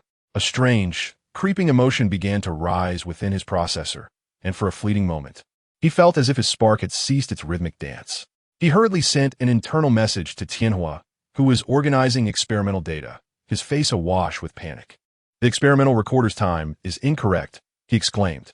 "This cannot merely be a mechanical failure. After all, it is a precision instrument. Even if it were faulty, the time discrepancy could not be so vast. This is utterly bizarre."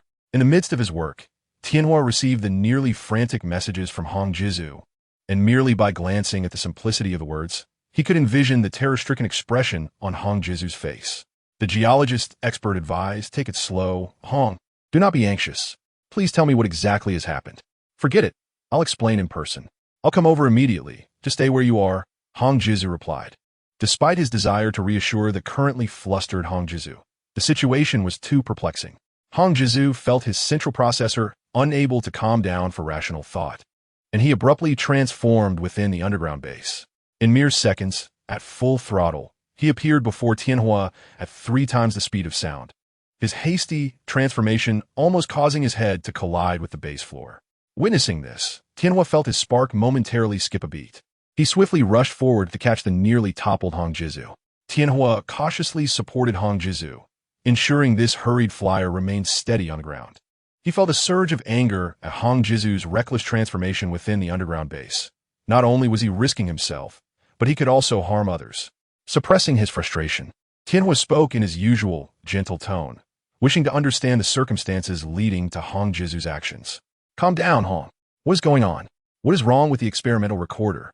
Upon hearing Tianhua's soothing voice, Hongjizu felt his thoughts settle slightly, though his face still betrayed clear anxiety. Struggling to articulate, his voice trembled, unwittingly rising in pitch to a somewhat jarring tone. "The experimental recorder's time indicates 14 star hours, but we began at 7 and finished at 8:30 in the evening, meaning only 10 hours and 30 minutes have elapsed. So, where did that additional 3 hours and 30 minutes come from?" Chapter 22. A flawed plan and sincere fantasies. Fuexing fiddled with his personal terminal, perusing the research information shared by Hongjizu regarding the grotesque skeletal remains. Although he possessed a more detailed and comprehensive research report, he symbolically requested a copy of the research documents Hongjizu had before bidding farewell. This gesture aimed to alleviate any doubts Hong Jizo harbored about their collaboration. For after all, no energy crystals simply fall from the sky. Even though Fiyu Xing had his private communication channel, he still felt uneasy using that frequency for discourse. The terminal in his hand was a makeshift assembly of basic material components he had obtained from Hong Jizu. So why did he not request an intelligent terminal from Hong Jizu?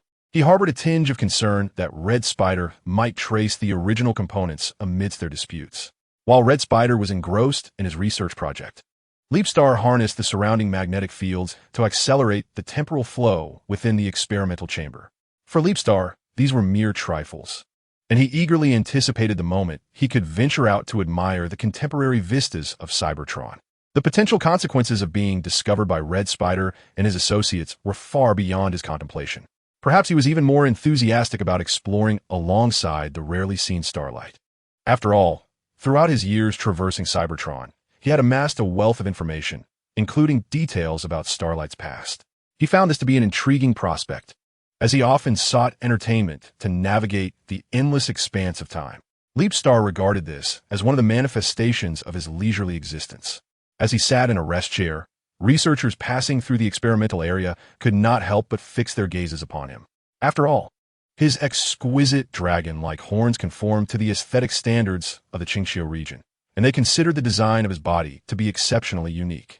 Many approached Leapstar seeking to exchange contact information, but he politely declined every request, leaving some with the impression that there might still be hope. Consequently, Leapstar found himself embroiled in peculiar minor troubles. Although he felt somewhat distressed, the clock had barely struck 10, and there remained half a Cyberstar cycle before the individual he awaited would finish work. Thus, he decided to relocate and continue his idle pursuits elsewhere. At 10:30, it was time for Starlight to conclude her day. She hurriedly gathered her belongings, faintly overhearing her colleagues engaged in various discussions. Yet, eager to depart, she paid no heed to their gossip. "Starlight, aren't you leaving with Blaze today?" one colleague inquired, noticing her solitary and hasty exit. "No, I have other matters to attend to. Farewell."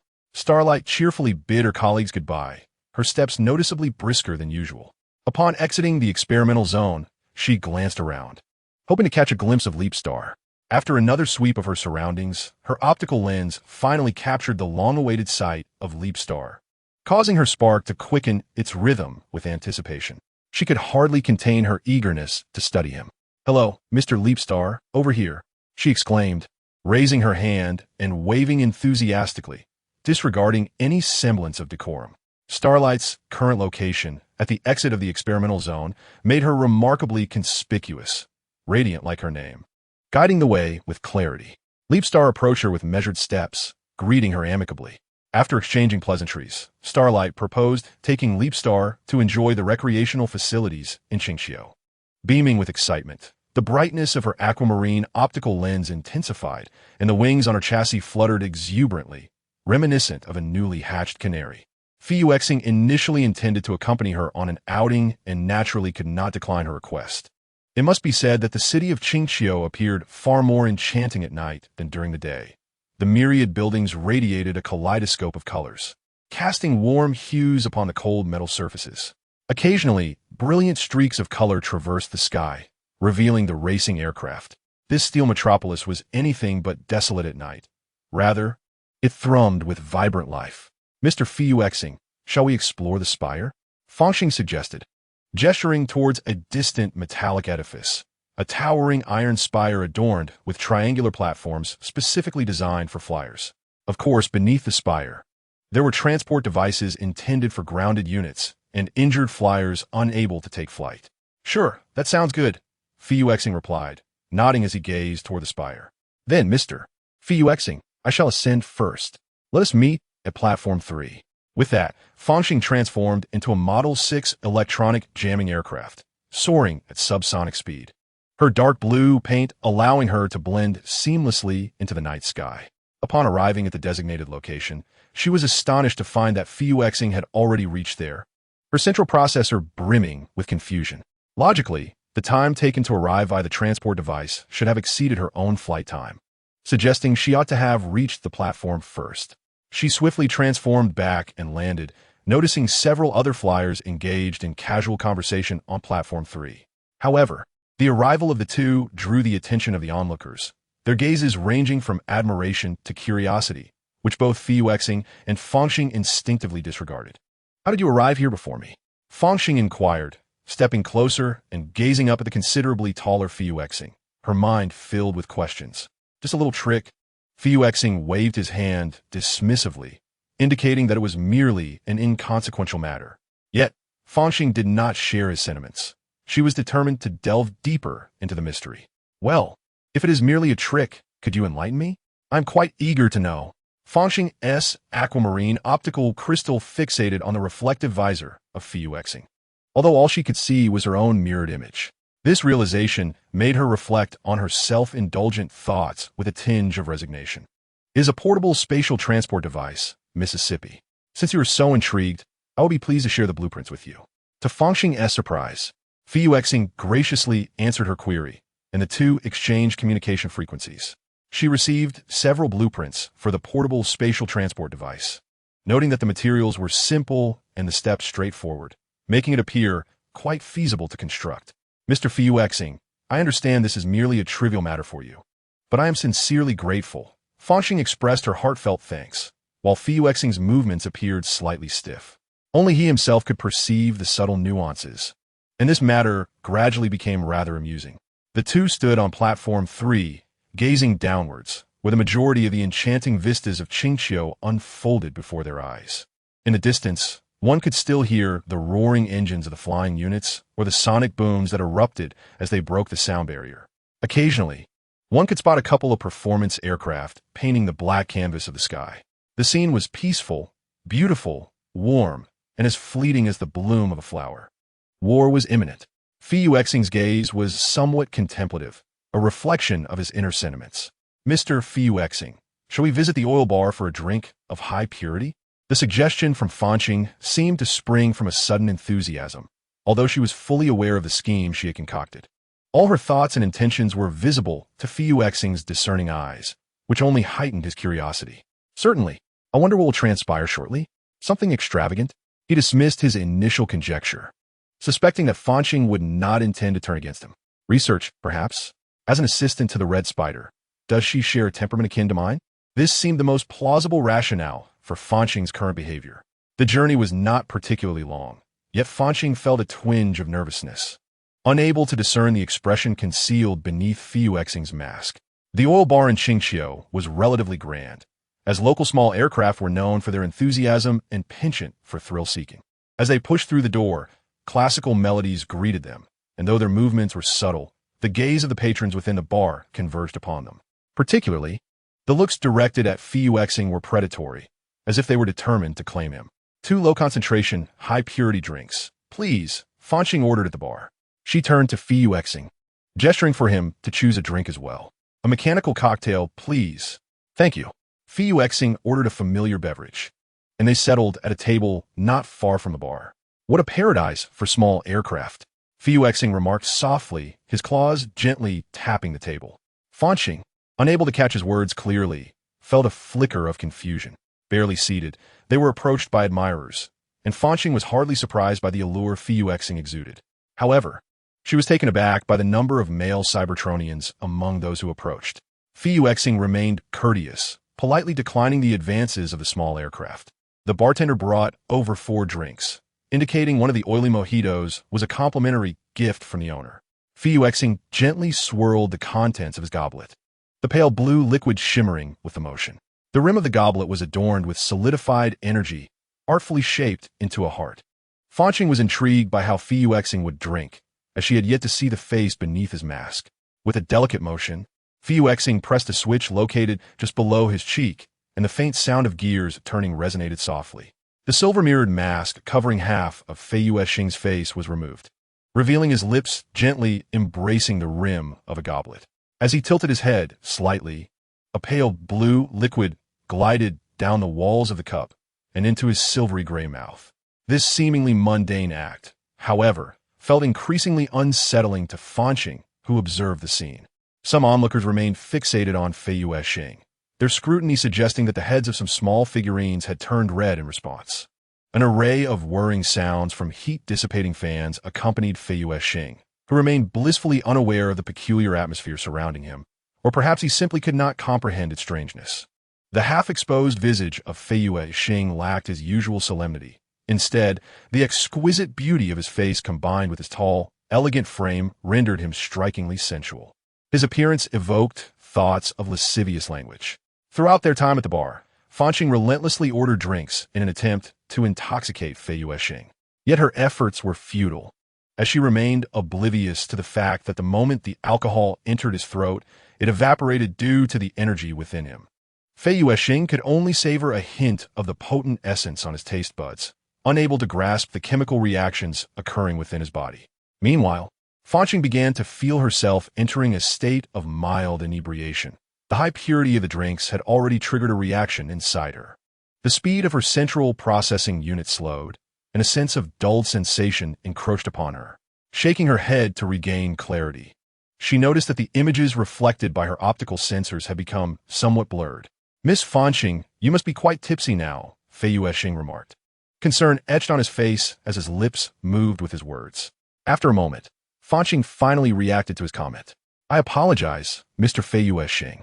It was my suggestion to bring you to the bar, yet I find myself the one intoxicated." Despite her inebriation, she maintained her politeness. "Shall I escort you home?" Fei Yuexing proposed, feeling it prudent to leave with her. He settled the tab for the high-purity drinks at the bar and, with a touch of worry, assisted Fanqing in departing. Unbeknownst to him, Fanqing unwittingly revealed her resting place in Qingxiu. After safely delivering her to her home, he took his leave. Ultimately, Fanqing's plan amounted to nothing more than a futile endeavor. As Fei Yuexing gazed at the vibrant lights and indulgences of Qingxiu City, he felt a wave of nostalgia wash over him, reminiscing about times gone by.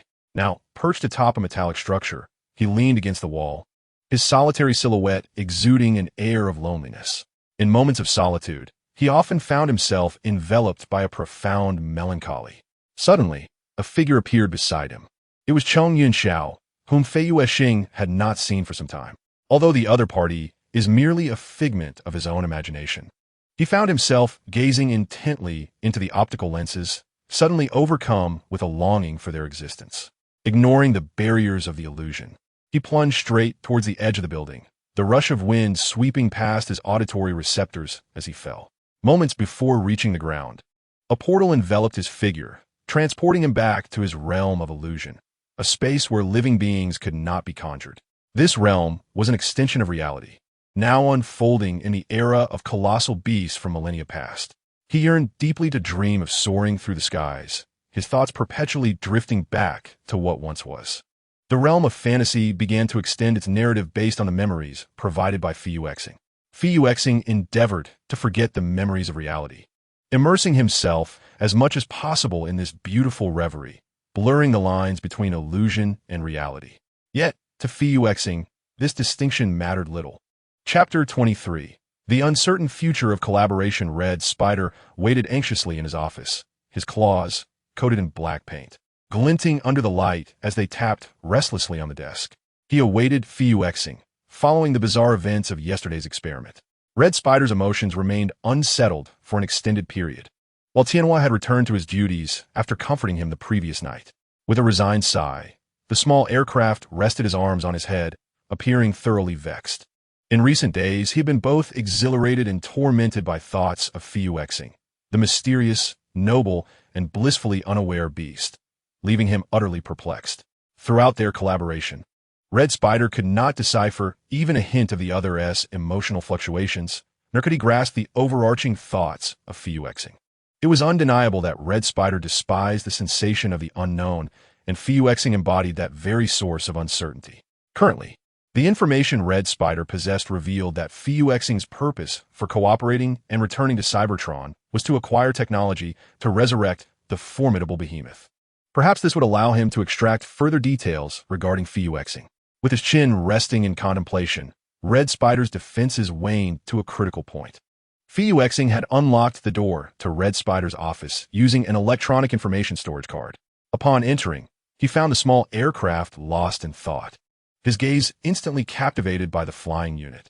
Red Spider refrained from interrupting his drifting thoughts, quietly leaning against the metallic wall, awaiting the moment when the flying unit would notice his presence.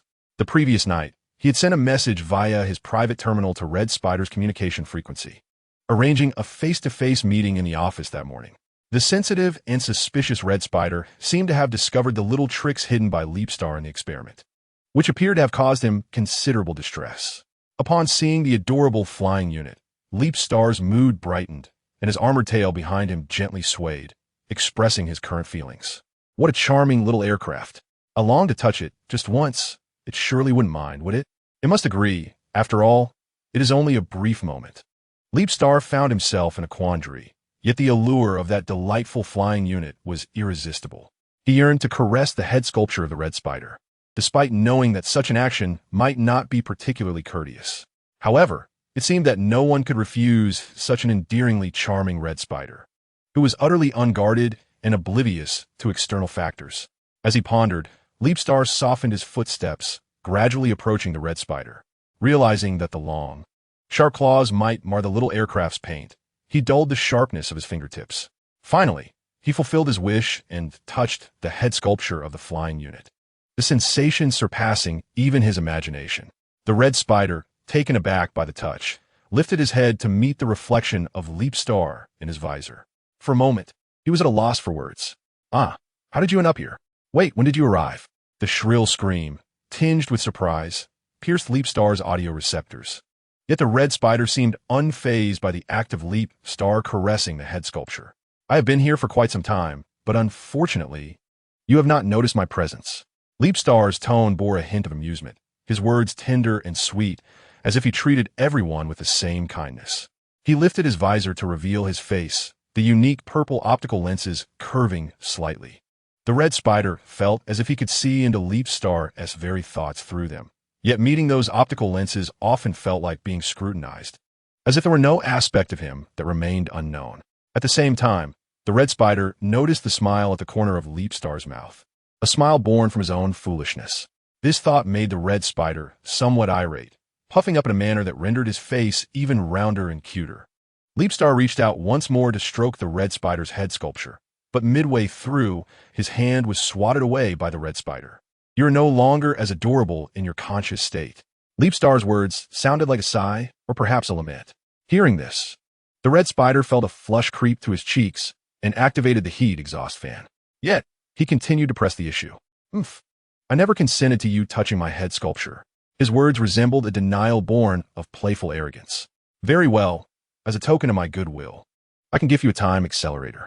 Leapstar pulled out a chair and sat down opposite the Red Spider.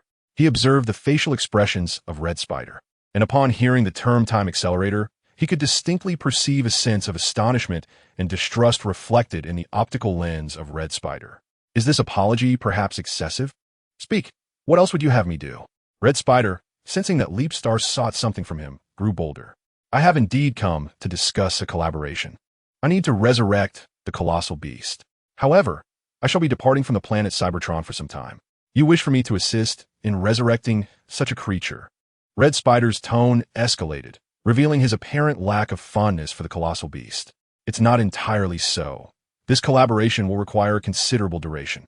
During this period, I hope you will heed some of my requests." Leapstar's purple optical crystal fixed intently on Red Spider, assessing whether he could indeed be trusted as a sincere partner. "After fulfilling some of my minor requests, you shall be rewarded. Rest assured, I am not one to neglect my allies." As he spoke, a purple energy crystal materialized in Leapstar's hand. "What minor requests?"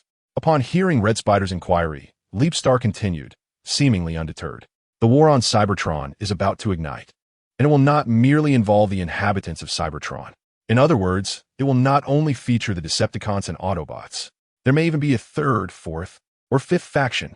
Red Spider, you must understand that this war is of such magnitude that it extends beyond Cybertron.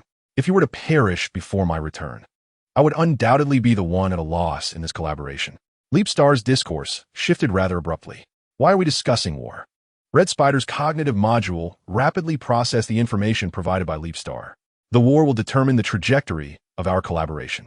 As for why I have chosen you, you may find yourself perplexed. I am drawn to your potential for future development and your scientific prowess.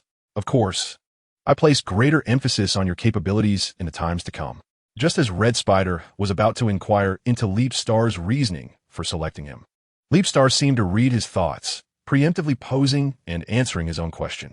Let me elaborate on my vision for the future. Red Spider, intrigued yet confused by Leapstar's motives, found his curiosity overcoming his bewilderment. Joining the Decepticons in usurping power. Your abilities in the future are commendable, yet you were ultimately defeated by the Titans. Leapstar refrained from disclosing the tidings of Red Spider's demise, as such revelations would undoubtedly diminish their mutual trust. Is that so? What if I were to join the Autobots instead? Red Spider, almost provocatively, gazed at Leapstar as he proposed an alternative outcome, seeking to discomfort him. That is impossible. Your ideals differ from those of the Autobots.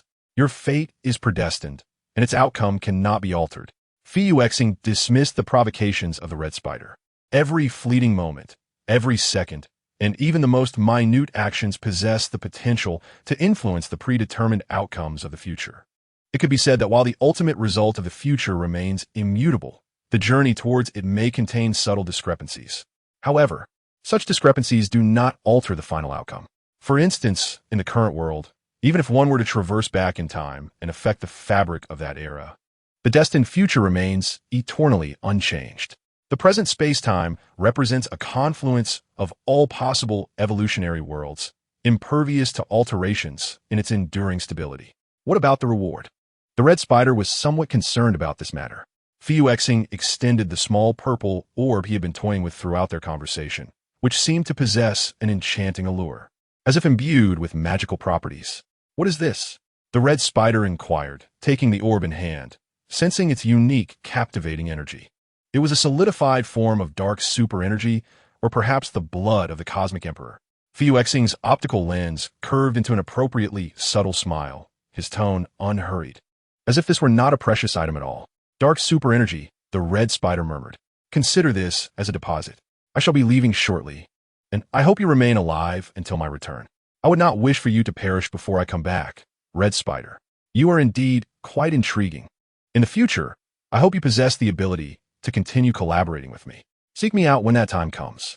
With that, Fuexing stood, the automatic door slid open, and his figure vanished into the corridor. The Red Spider, realizing the moment, raced down the hallway in pursuit of Fuexing, inquiring where he might find him.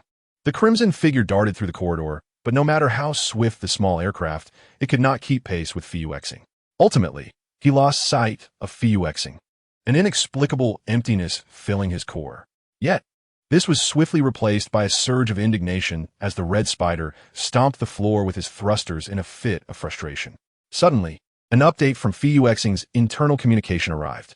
He had sent the blueprints for the time accelerator, instantly lifting the Red Spider's volatile mood. He gazed at the spherical purple blood of the Cosmic Emperor in his hand, the crystal reflecting his own visage, as if he were still locked in a gaze with Fuexing.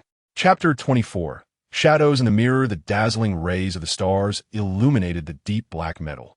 Surrounding the untouched primordial forests of Cybertron, not a trace of human construction could be seen, save for a black monument standing at the forest's entrance, its characters weathered with time. Moments ago, Fuexing had been in the Qingqiu region of Cybertron. Upon finding a location devoid of surveillance, he had teleported to this place. However, the path here was treacherous. The disadvantages of wearing high-heeled boots became painfully evident, leaving Fuexing feeling slightly vexed. Yet, almost immediately, his figure vanished from the space. Within the primal forest of negative space, Starjump hastened towards the heart of the woods with remarkable speed. The convenience afforded by the phasing effect was immense. He scarcely needed to evade anything along his path. Naturally, he would not collide with any objects residing in the original space. For those he encountered in negative space were merely projections of their counterparts. Before returning home from the planet Cybertron, he intended to meet the future leader. At present, he remained merely Orion Pax, the archivist of Iron Fortress. As he approached the forest center, a rocket unicorn unexpectedly darted past him. Its yellow optical visor, combined with its distinctive silver-white horn, exuded an aura of pride characteristic of this native Cybertronian creature. Starjump paused, intrigued, for it had been a long time since he had encountered such a being. The unicorn's 4 resilient hooves struck the metallic ground, creating a cacophony of clattering sounds. Ultimately, It halted at the edge of a lake. The waters of Cybertron's lakes did not flow with H2O, but were instead filled with a super-energetic liquid accumulated from subterranean energy crystals. The unicorn lowered its head to drink from the lake, its auditory receptors subtly rotating to capture the surrounding sounds. Suddenly it paused, raising its gaze towards the crystalline city at the forest's heart. As if sensing a signal of danger emanating from that direction, it swiftly transformed into a rocket and soared skyward. Starjump redirected his attention from the rocket unicorn to the dazzling, reflective crystalline city in the distance. He refrained from utilizing a spatial teleportation device for a reason. The transformations on Cybertron were profound, with substantial alterations to the material structures across many regions, including the crystalline city. This ancient city, nestled within the primordial forest, had become a veritable ghost town of Cybertron. The stark contrast between the vibrant yet desolate crystalline city piqued Starjump's curiosity, prompting a slight sense of wonder within him. Accompanied by the calls of mechanical birds swirling in the sky, Starjump arrived at the crystalline city. The blue crystals mirrored the surroundings as if they were an undisturbed water surface, reflecting everything around them. However, this did not include Starjump's presence within the primary space. His figure slowly materialized. He had dispelled his phasing state, yet the mirror of the crystalline city bore no trace of his existence. This was indeed peculiar.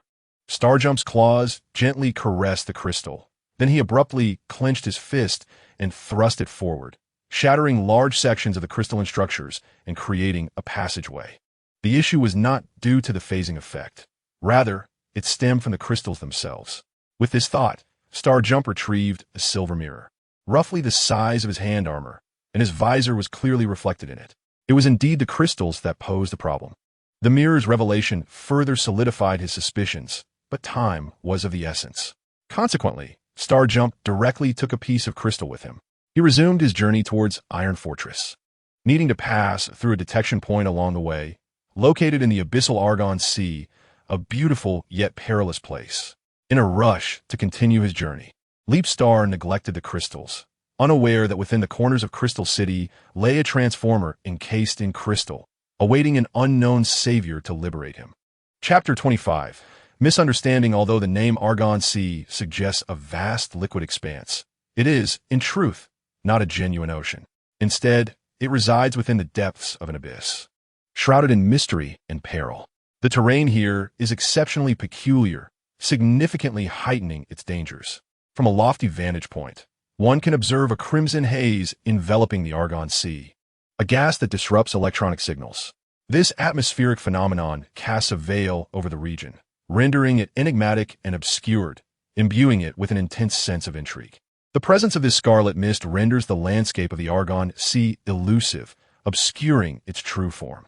Yet, it is precisely this ambiguity that captivates the imagination, inciting a yearning to delve deeper into this extraordinary marine realm. In essence, while the Argon Sea bears the name of an ocean, its unique environment and topography distinguish it markedly from conventional seas, brimming with an allure that is utterly enchanting. Leapstar materialized at the coordinates in the heart of the Argon Sea, but instead of landing on solid ground, he found himself suspended in the air. The free fall was rapid, and he felt the rush of wind conveyed by his audio receiver.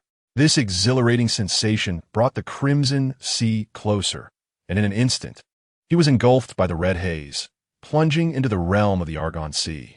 Yet, Leapstar showed no inclination to decelerate. His descent remained swift. In a fleeting moment, his optical sensors detected a blue transformer ahead. Hammershark surged toward Leapstar, whose intentions remained unclear. In the next heartbeat, Hammershark adeptly caught Leapstar, cradling him as he soared toward a metallic platform. However, the weight of Leapstar proved heavier than anticipated, causing Hammershark to exert considerable effort, though he felt he had accomplished a long-awaited good deed. It had been ages since he had encountered any beings from beyond the abyss, as many Cybertronian voyagers feared the treacherous conditions of the depths. Such weather and gas storms could easily lead to the downfall of aerial crafts. Hammershark had witnessed numerous adventurous Cybertronians meet their demise in crashes. Upon reaching the metallic platform, Hammershark, without a word, propelled Leapstar forward with a sudden thrust. The momentum sent Leapstar soaring through the air. In mid-flight, he skillfully adjusted his landing angle, performing a somersault to absorb the impact, landing gracefully on the platform. This unexpected turn of events did not fluster him. He remained composed and unperturbed. Had it been someone less adept, they likely would have found themselves unceremoniously sprawled on the platform, given Hammershark's rather brusque actions. He brought forth a figure that transformed and stood before him, the most striking feature being the crown perched atop its head. "Greetings, Mississippi. I am Chisel Shark, the guardian of Argon Sea. It has been quite some time since I have encountered anyone from beyond the abyss." Chisel Shark spoke to himself, perhaps due to the long absence of a conversational partner, his words flowing with an eagerness reflected in his optical lens. "Excuse me, Guardian, but could we pause for a moment? What did you just call me?" Leaping Star interrupted Chisel Shark's incessant chatter, having taken note of the title bestowed upon her. "Miss or lady, how's that sound?"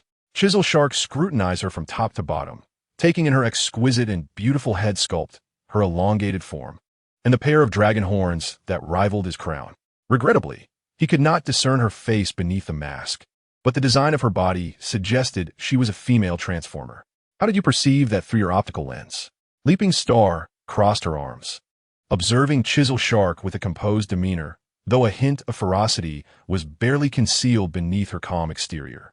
The presence of Chisel Shark failed to pique her interest. Indeed, he paled in comparison to the intriguing crystalline samples from Crystal City. Regarding external appearance and movement, Chisel Shark began earnestly, seemingly oblivious to Leaping Star's irritation. "Very well. As you wish, Guardian. It appears our paths shall not cross again, and your crown is truly splendid." Before he could finish his sentence, Leaping Star vanished from his sight, and Chisel Shark was certain that his optical lens had not captured a trace of her movement.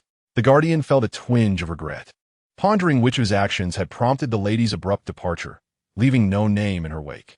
Chapter 26. Unexpected developments on the outskirts of Iron Fortress. Figures began to multiply. The highways leading to other cities bustled with vehicles, painting a serene picture.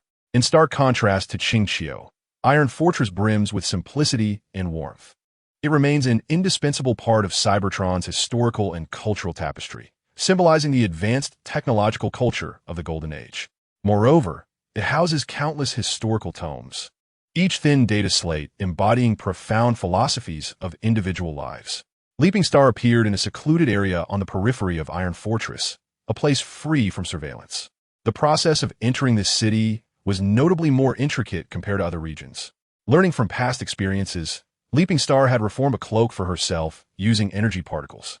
The plain black cloak, adorned with a band of golden trim, appeared unassuming yet fitted her perfectly, with the brim concealing her dragon horns and the fabric covering her tail completely. Leaping Star navigated the pedestrian streets of the suburb at a leisurely pace, occasionally passing by one or two individuals, some of whom regarded her with curious glances. In the midst of a perplexing awareness, Leap Star sensed the confusion surrounding him, akin to the ripples that emerge when a stone is cast into a tranquil lake. Yet, his thoughts were not entrenched in this phenomenon. Instead, he pondered how to cultivate a favorable relationship with the leader, for his time was decidedly limited. With approximately a month remaining until the final period of return to Cybertron, meticulous preparation for his plans was imperative. Inevitably, one facet of his strategy pointed toward the future leader, the current archivist of Iron Fortress, or Iron Pax. In Leap Star's forthcoming endeavors, collaboration with Optimus Prime was essential. Thus, nurturing a harmonious rapport became an urgent task. Leap Star and Orion must at least become kindred spirits. The advancement of their relationship would hinge on first impressions. A favorable initial encounter could expedite progress, while a negative one would steer the outcome in a contrary direction. Contemplating his initial impression, Leap Star recalled the moment he first encountered Starscream, whose reaction upon observing Leap Star was one of shock, wariness, and skepticism. Consequently, Leap Star concluded that his first impression left much to be desired. Even in subsequent interactions, he could sense the negative emotions emanating from Starscream. What actions of mine have diminished our mutual regard? Leap Star reflected upon his behaviors, striving to uncover any hint of unfriendliness. Amidst these musings, the first image that surfaced in his mind was that of stars shining down upon him, smiling. Leap Star's initial impression of stars was decidedly positive, leaving him in awe. Throughout their interactions, he continually felt the warmth of Star's friendliness. This left him perplexed. Or had he faltered? Eyes and face. A sudden epiphany struck Leapstar as he turned into a distant alleyway, devoid of Cybertronians. Yet he realized he had misinterpreted a portion of the situation. He removed the mask that concealed his entire face, revealing a visage that typically exuded solemnity. He noticed the pronounced shadows around his eyes, which could easily be mistaken for a frown. However, this was merely his perception. He attempted to form a smile, but the optical lens rendered the expression ambiguous. Sighing, Leapstar lamented the troubles caused by the optical lens. Its design had initially eschewed curves in favor of sharp lines, resulting in a naturally aggressive demeanor. Despite his usual expressions being gentle, perhaps I should reduce some of the shadows, rendering my countenance softer. Leapstar contemplated, sketching a rudimentary design for a reconfiguration of his form. The first alteration was in the facial shadows. Leapstar reduced the shadows by 80%, granting the visage an appearance akin to a smile. Next came the modifications to the body. Originally designed with long, high-heeled boots, he expanded the leg structure, which now resembled an isosceles trapezoid propulsion system. Leapstar also augmented the armor on the shoulders and chest while alleviating the decorative shell around the waist and tail. The armor on his body restructured itself sequentially, soon taking on a semblance to that of a Cybertronian female. Leapstar intended to adopt a different approach to win Orion's favor. The current design diminished aggression, but also rendered him considerably shorter. This new form borrowed elements from Starlight, including wings. Indeed, he can now transform into an aircraft. Leapstar's structural design was exceedingly unique, offering a high degree of versatility, perhaps related to a portion of his abilities, as he was not a native of Cybertron. The energy required to alter his structure was substantial. He leaned against a metallic wall, sliding to the ground before pushing himself back up. The cloak that had once fit him perfectly now trailed on the ground, compelling him to reduce the energy particles constituting the cloak until it became appropriately sized once more. Supporting himself against the metallic wall, Leapstar exited the alley, where the registration checkpoint for entering the city awaited. He quelled the restless energy within him and joined the queue for registration. The line was lengthy, granting him ample time to amend his identification documents. Shortly after arriving on Cybertron, he had processed his credentials through proper and legal channels. However, now he needed to infiltrate the official government system silently and without a trace to modify the authentication information. The process was straightforward. He breached the firewall using virtual identification documents to infiltrate the official website system, then employed a Cybertronian identification virus to eliminate erroneous information and rectify it. This task completed, he erased traces of his modifications and altered additional bits of information on the official site. With more individuals involved in the modifications, it was less likely that he would be traced back. Just as he finished updating his identification details, it was Leapstar's turn. Removing his hat and lifting his visor, he prepared for identification. The machine's voice announced his successful recognition, allowing Leapstar to enter Iron Fortress. This city was undeniably vast, making the search for Orion somewhat cumbersome.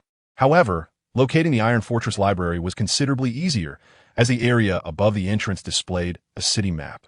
The library was circled in red, making it unmistakably prominent. Yet, the distance to the library was considerable, and unfortunately, Leapstar did not possess a license to fly above the city roads. Thus, he had no choice but to proceed on foot. This city, due to its peculiar nature, was laden with surveillance, and even a slight infraction of road safety regulations could result in immediate apprehension. Leapstar could only traverse the pedestrian streets. When the sun was directly overhead, he finally reached the Iron Fortress library. The journey undertaken may well drive ordinary flight units to madness, as the base of the thrusters is subject to wear. Severe abrasion on the thruster's base is certainly one of the most daunting prospects for all flying units. Gaining access to the Iron Fortress archives necessitates authentication, as Cybertron solemnly safeguards this cultural treasure. However, Starscream entered the library without any hindrance, the luminescent data panels dazzling his eyes. Yet, he was not there for leisurely reading. After wandering through the library, he found himself disappointed, having not encountered Orion Pax. He approached a staff member to inquire about Orion Pax's whereabouts. Identifying himself as a friend of Orion Pax, the staff member kindly directed him to the office of Orion's mentor. Mentor? Master Sentinel? Starscream pondered. Recalling that he had heard of this figure during the Golden Age, though they had not interacted extensively. Standing before the office door, he contemplated whether to knock. As he deliberated, a voice from within beckoned. "Since you're here, come in." Starscream was taken aback. The voice was clearly not Orion's. Who else could it be? Without hesitation, he pushed open the door. He was met with a puzzled Orion and a seemingly erudite and astute elder. Chapter 27. Amusement. You appear quite different now. Far more reserved than before, remarked Starscream. Master Sentinel and Starscream sat across from each other, engaging in conversation, while Orion stood nearby, bewildered. Orion's mind brimmed with questions, yet he remained silent, listening intently to the dialogue unfolding before him. "Do you know me? And how did you foresee my arrival today?" Starscream's inquiries, though phrased as questions, retained a calm demeanor. The purple optical lenses, now devoid of a mask, revealed an intensity that was undiminished from before. He seemed to realize that despite the changes in his appearance, the emotions behind the lenses remained unchanged. Resolutely, he dismissed the gentle smile that had concealed his feelings. Locking eyes with Master Sentinel. "Are you not aware? During the Golden Age, your presence was quite renowned," Master Sentinel stated. Starscream maintained his unruffled expression. A hint of resignation reflected in his smile. "It seems you truly have not sought to understand why I anticipated your arrival. This amounts to a calculation on my part," he repeated softly, grasping the implications of Master Sentinel's words, aware of what was to follow. "I require equal cooperation from both parties," Master Sentinel added, sensing the need for further clarification.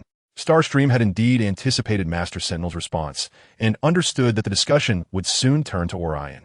"Is this about the future leader, then?"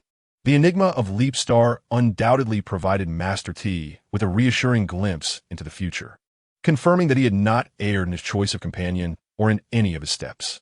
"I require you to instruct Alien, for within you lies a quality that I lack. I wish for you to impart this knowledge to him, for time is of the essence."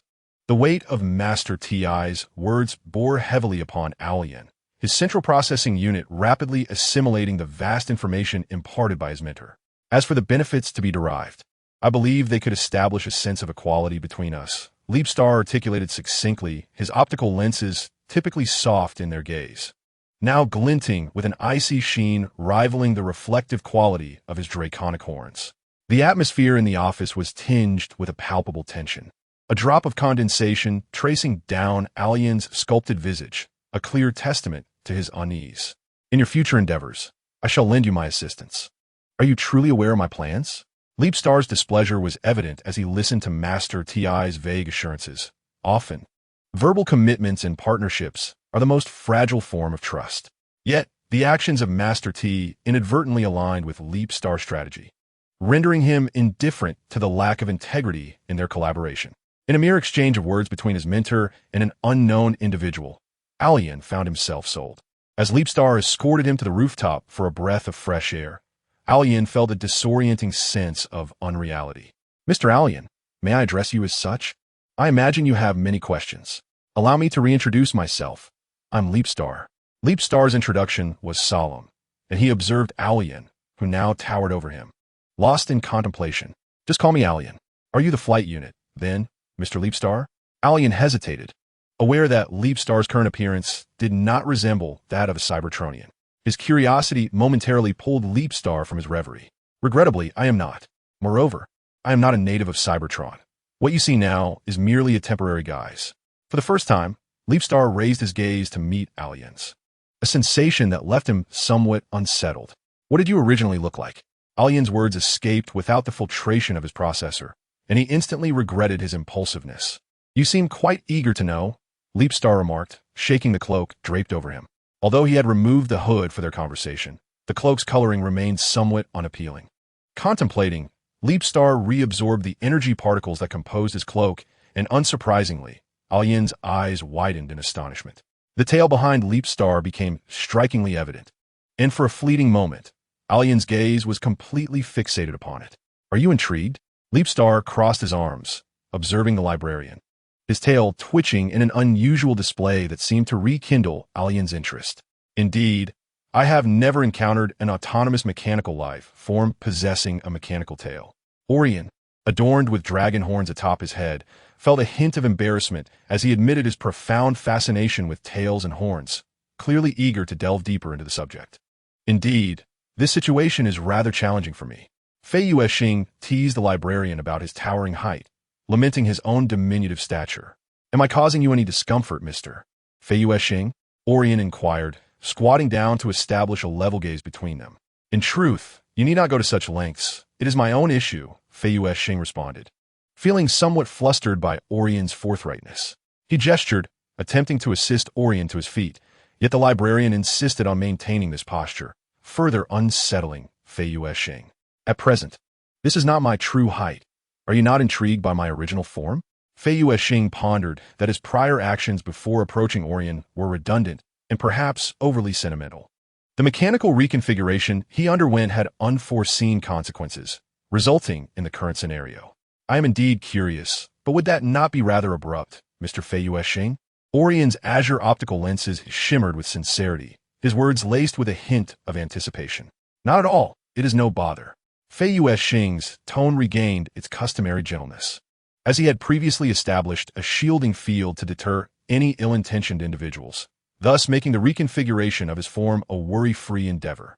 Orion's optical lenses widened in astonishment, fixating on Fei Yuexing, as a brilliant flash illuminated the scene, revealing the reconfigured Fei Yuexing before him.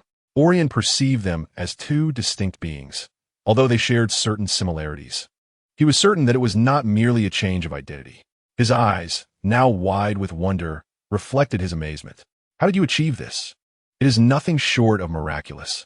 I reconfigured my form, Fei Yuexing replied. His face, even more exquisite and refined than before, now presented itself to the librarian. The tables had turned, and it was Orion who now found himself looking up. As their gazes met, Orion felt as if he were being seen through, not maliciously, but with warmth and affection, a sensation that lingered within his core. However, he was soon captivated by the dragon horns and tail atop Fei Yuexing's head, drawing all his attention. May I touch it? It truly appears magnificent. You too, Orion replied, his words brimming with eagerness, his azure lenses sparkling with expectation. The compliment left Fei Yuexing slightly bashful, for it seemed difficult to refuse Orion. The horns, however, are off limits. Perhaps you may touch my tail. Just be gentle, Orion. Receiving Fei Yuexing's gentle consent, Orion excitedly approached him, meticulously examining the structure of the tail before gently commencing his exploration. The Leapstar raised its tail to facilitate a more thorough study by Orion. Delicate sensations transmitted through the tail's armor sensors reached the mind of Leapstar. While Leapstar remained with arms crossed, there was a subtle change in his facial expression. His sharp metallic teeth gently grazed his lip, as it had been quite some time since anyone had touched him, especially the exquisitely sensitive tail armor. The overly gentle touch was somewhat stimulating. Surely, Orion must have gathered enough data by now. Leapstar, unable to endure the sensations any longer, spoke with a slightly altered tone. It was then that Orion realized his actions had crossed a line. He quickly rose and ceased his exploration. My apologies, Mr. Leapstar. My actions were indeed excessive. Orion sincerely expressed his regret, and Leapstar let out a resigned sigh, finding it difficult to remain upset with Orion in this state. Orion continued to reminisce about the texture of the mechanical tail, oblivious to the approaching Megatron in the distance. However, Leapstar sensed the gaze from afar, and today, his interest had been piqued even further. The connection between Orion and Megatron reminded him of the rumors Red Spider had once mentioned about these two individuals in his presence. Although at that time, it was merely what he had perceived from Red Spider's thoughts, not something Red Spider had actively brought up. Leapstar glanced at Orion, who was lost in thought, then at the formidable Megatron advancing from a distance. He decided against interrupting Orion's reverie, pondering instead the purpose of Megatron's visit. Should he employ a simulation to foresee the intriguing events that might unfold? Chapter 28. The fractured piece and the catalyst of Red Spider's war. Megatron was acutely aware that the situation on Cybertron was becoming increasingly dire. The remnants of the Golden Age's piece resembled an old, tattered piece of paper, fragile and easily ignited by a mere spark, reduced to ash, scattered by the relentless winds. This would be the ultimate fate of their shattered piece. Megatron intended to be that spark. Thus, He began to utilize his gladiatorial persona to deliver his inaugural speech against functionalism in the blood-soaked arena. This address merely sounded the horn of war. They would require an abundance of living forces. Simultaneously, Megatron emerged as the first Decepticon. Frankly, he believed that the war ignited by the anti-functionalism movement would deplete Cybertron's final reserves of energy, a daunting challenge indeed. Yet, once the bow was drawn, there was no turning back. The mobilization for war proceeded more smoothly than Megatron had anticipated. However, he was still in dire need of aerial combatants. He urgently required an air force and scientific minds. He thought of Orion. Perhaps he could leverage their camaraderie to procure valuable resources. His initial thought was to enlist this like-minded friend as his capable assistant. There was a vacancy for a lieutenant beside Megatron, which might prove to be a favorable opportunity for Orion. In the early stages of the war, the Decepticons had not yet descended into their most frenzied state, thus garnering considerable support from the inhabitants of Cybertron.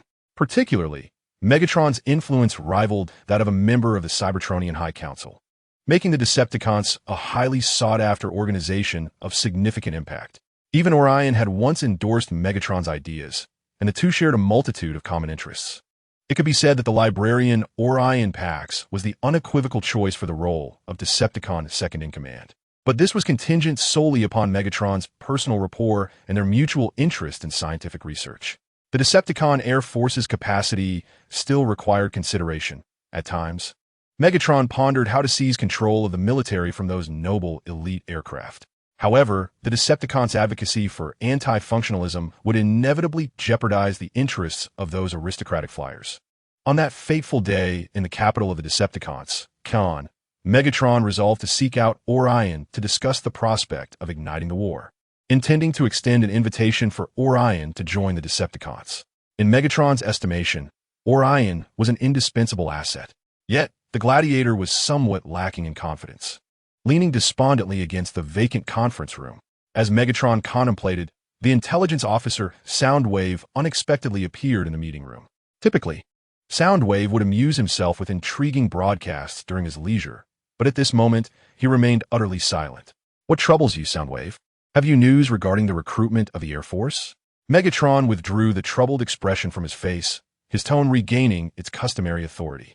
"I regret to inform you that I do not yet have favorable news for the Decepticons, but you seem to be preoccupied with something, my lord," Soundwave remarked as he pulled out a chair for Megatron, who then seated himself. Soundwave stood respectfully beside him, seemingly uninterested in sitting down for a discussion. "Please, take a seat." Megatron's unexpected invitation startled Soundwave, and the two, clad in darker hues, sat facing one another. The atmosphere in the conference room grew stagnant, with Soundwave appearing to await Megatron's response. Meanwhile, Megatron pondered other matters, neither intending to speak first. A quarter of an hour passed before Soundwave finally broke the silence. "My lord, are you contemplating how to fill the vacancy for the position of Decepticon second-in-command?" Soundwave's words struck precisely at the heart of Megatron's concerns. "Indeed, we are also in need of scientific personnel. I sincerely hope that this position can address both deficiencies," Megatron declared, his hands resting upon the obsidian tabletop, his red optics radiating ambition. "And what is your first inclination, my lord?" Soundwave ventured, having gathered insights into Megatron's past prior to joining the Decepticons. Such knowledge would enable him to adeptly navigate any unforeseen circumstances in their operations. "The librarian of the Iron Fortress Archives, Orion Pax."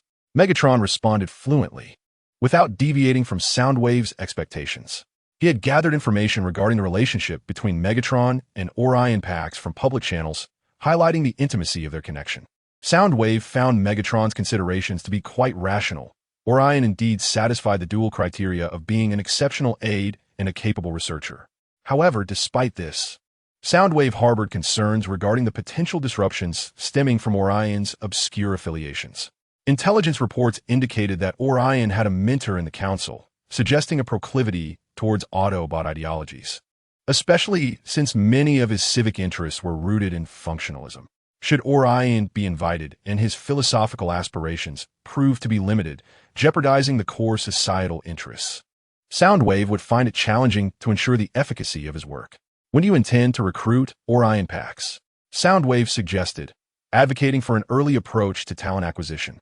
Observing the indecisive leader, he noted an intriguing phenomenon: Megatron's perpetual hesitance regarding Orion Pax. I do not require your urging. I will find a way to address this matter. Now, return to your duties. I appreciate your efforts regarding the Air Force, Megatron replied, a hint of irritation evident as he rubbed his temple, yet still concerned for his subordinate. Soundwave nodded in acknowledgement of the command, having come to converse with the leader primarily to ascertain the veracity of recent rumors. His conclusion confirmed the rumors were indeed true. Megatron and Orion shared a profound bond, one that could be leveraged.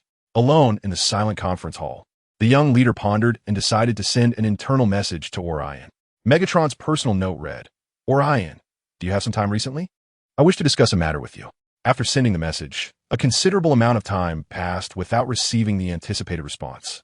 Orion must be busy and has likely not seen my message.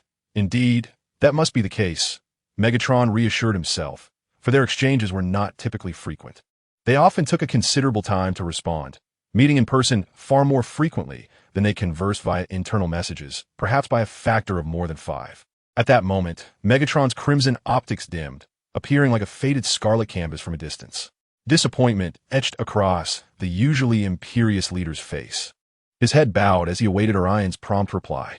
Finally, the distinctive internal message alert chimed, and Megatron eagerly opened the chat window. Orion's note read, Apologies, Megatron. I was rather busy earlier and did not notice your message. I have completed my tasks and am available now. What would you like to discuss? Megatron privately noted as Wei. I sincerely hope you will join the Decepticons, Orion. You know I hold your talents in high regard. This is a heartfelt invitation, and I hope you will accept. The librarian privately noted as Orion. My friend, this is quite sudden. You are inviting me to join the Decepticons. Perhaps I am not yet prepared, or we should discuss this in person. Megatron privately noted as Wei. Of course, that is perfectly fine. You may set a time soon. The location for our meeting is at your discretion. As you know, I am very much looking forward to it. The librarian privately noted as Orion. Really? Then let it be this afternoon. We shall meet in the hall of the Iron Fortress Archives. How does that sound? Megatron privately noted as Wei. That works splendidly. I shall see you shortly, Orion. The joy on Megatron's face upon receiving the reply was palpable, his optics shining brilliantly, no longer dull as in moments of despair. The newly appointed leader returned to his office to tend to paperwork. Even the towering piles of documents did not provoke a frown upon his brow. In the early days of the Decepticons' establishment, the internal documents were as chaotic as a violent chemical reaction, disordered yet intricately intertwined, resulting in a new substance. Remarkably, Megatron was in good spirits as he reviewed these paperwork that typically caused him great frustration. This unusual scene was unexpectedly witnessed by Shockwave, whose yellow optics betrayed a rare expression of surprise. This was quite unreasonable, he mused to himself as he navigated the corridor, lost in thought, only to collide with Soundwave. My apologies, Soundwave, Shockwave said hurriedly, reaching out to steady the retreating intelligence officer, his movements careful to avoid causing further harm. I'm fine, Shockwave. You may release me, Soundwave replied, his body clearly tense, unaccustomed to such a state. Obeying Soundwave's words, Shockwave let go, and Soundwave noted the large figure's awkwardness. This is no great matter, Shockwave. I have other business to attend to, Soundwave said, waving his hand as he bypassed Shockwave, leaving him alone in the empty corridor. Soundwave intended to visit Megatron, but this time he bore good news. Indeed, it was regarding the recruitment of the Decepticon Air Force. Just 2 cycles prior, a strikingly red figure had arrived at the recruitment station Soundwave managed. To his astonishment, this individual belonged to a flight unit. The flying unit approached the entrance to Soundwave's recruitment center, and to his surprise, it was none other than Starscream. Soundwave couldn't help but adjust his optics, confirming the identity as Starscream, a member of the High Council and the Lord of Qingqiu City. Moreover, there were intentions for military collaboration, which left Soundwave perplexed. He had initially assumed the individual had come to disrupt the proceedings. After arranging for the other party to wait in the reception area, Soundwave hastened to seek out Megatron. What were the intentions of the Lord of Qingqiu to join the Decepticons along with his forces? What were the demands being made? As Megatron listened, he abruptly lifted his gaze from the mountain of documents, the flickering light of his crimson optics betraying his astonishment. or perhaps his anticipation and delight. Regardless of how outrageous the other party's demands might be, it was imperative to keep him steady. This was a rare opportunity. Should it be missed, the Decepticons would undoubtedly forfeit their aerial supremacy in the war. Megatron declared with fervor, slamming his fist onto the table, causing several papers to tremble perilously close to the edge of his desk.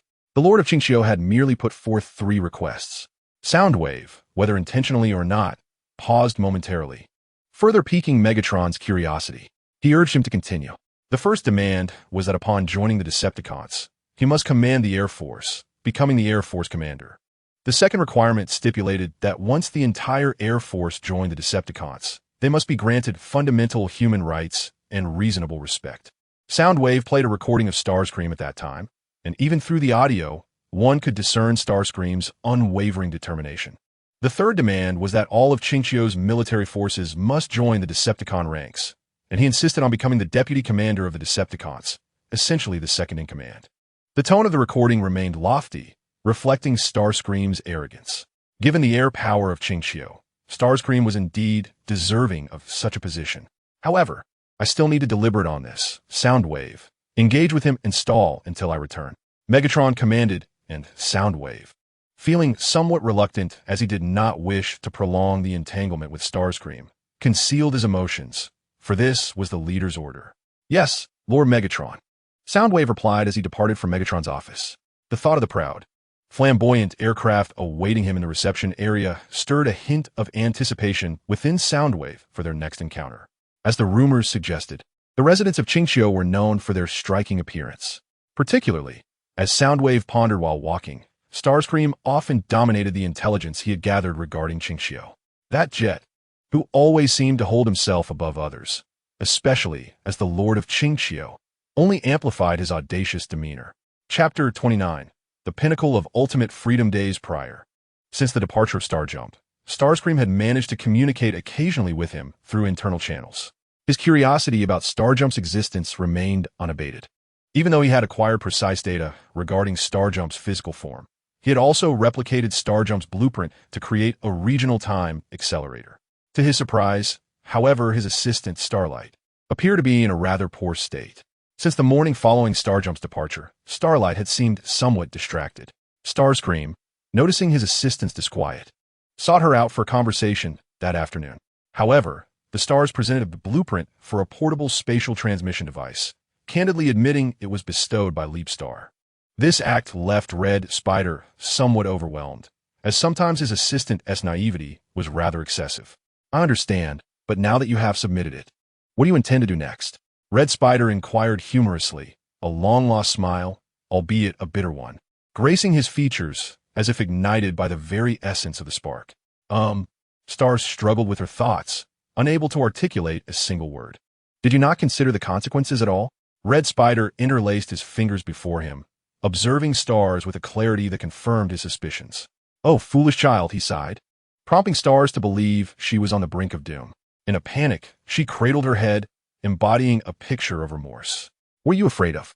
Your superior is not a beast from Cybertron. He attempted to console her with jest, yet his brand of humor had a counterproductive effect. To Stars, the ominous crimson glow of Red Spider's optics, coupled with the red sunset behind him, cast his face in shadow, rendering his expressions inscrutable, as if he were a herald from a universe's emperor, as recounted in Cybertronian lore. Noticing the tremors in Star's wings intensifying, Red Spider found himself increasingly perplexed. Should he grant her a few days off? However, if he were to communicate this directly, would she suspect some ulterior motive? And what about the blueprint? How might he return it appropriately? Red Spider's processor devised a solution as he contemplated a suitable way to express his thoughts to Stars. Given your current state, it seems work cannot be accomplished. It would be prudent for you to rest for a few days and return in a better condition. As for this blueprint, I shall accept it, but in light of your voluntary submission, I will only make a mere copy. Red Spider endeavored to employ the most scathing language toward his assistant, and upon witnessing the fleeting panic in Star's expression transform into one of relief, he realized his scheme had succeeded. Yes, Commander Red Spider. Stars quickly assented to his words, then promptly bowed, rising to depart. Her movements were exceptionally fluid and graceful, causing Red Spider to involuntarily find amusement in the situation. As the electronic door sealed behind her, Red Spider chuckled softly in the isolation of that space. Star's inadvertent guidance had alleviated the weight of his recent worries. Leaning back in his chair, he let it swivel gently, the vibrant red of his small aircraft gleaming brilliantly under the sunset, evoking an irresistible urge to draw closer. The silver wings, adorned with crimson lines, bore the mark of Red Spider's unique aesthetic from his initial spray painting. At this moment, the soft, golden light outside gracefully cascades upon the silver wings, creating a breathtaking spectacle. Occasionally, he allows his genuine emotions to emerge in the unnoticed corners, akin to the Red Spider that continues to spin beneath him on the metallic chair. Suddenly, the Red Spider ceases its rotation. Facing the window where the sunset paints a magnificent scene, the tower in which the Red Spider resides is the tallest edifice in Qingqiu City, offering an unobstructed view of the outside splendor. The small aircraft raises its arm, delicately sketching the contours of the sunset. Although the brilliance of the mother star is not overly dazzling, yet in this moment, he is accompanied solely by this radiant glow. Ah, war is upon us. Will I still be as I am now? The Red Spider muses internally, yet he finds himself unable to predict a definitive outcome. It is only in the face of impending loss that he cherishes the memories of the past, including the hypocrisy and peace he once derided. What role shall I play in this conflict? A resistance, a spark, a guardian? No, none of those fit me. I shall become the catalyst of war. The Red Spider rises and departs from the room, making his way to the observation deck. Here, the sunset feels even closer, prompting him to stand upon the railing and leap into the air. The wild wind howls past him, and in an instant, the Red Spider transforms, soaring towards the apex of the clouds.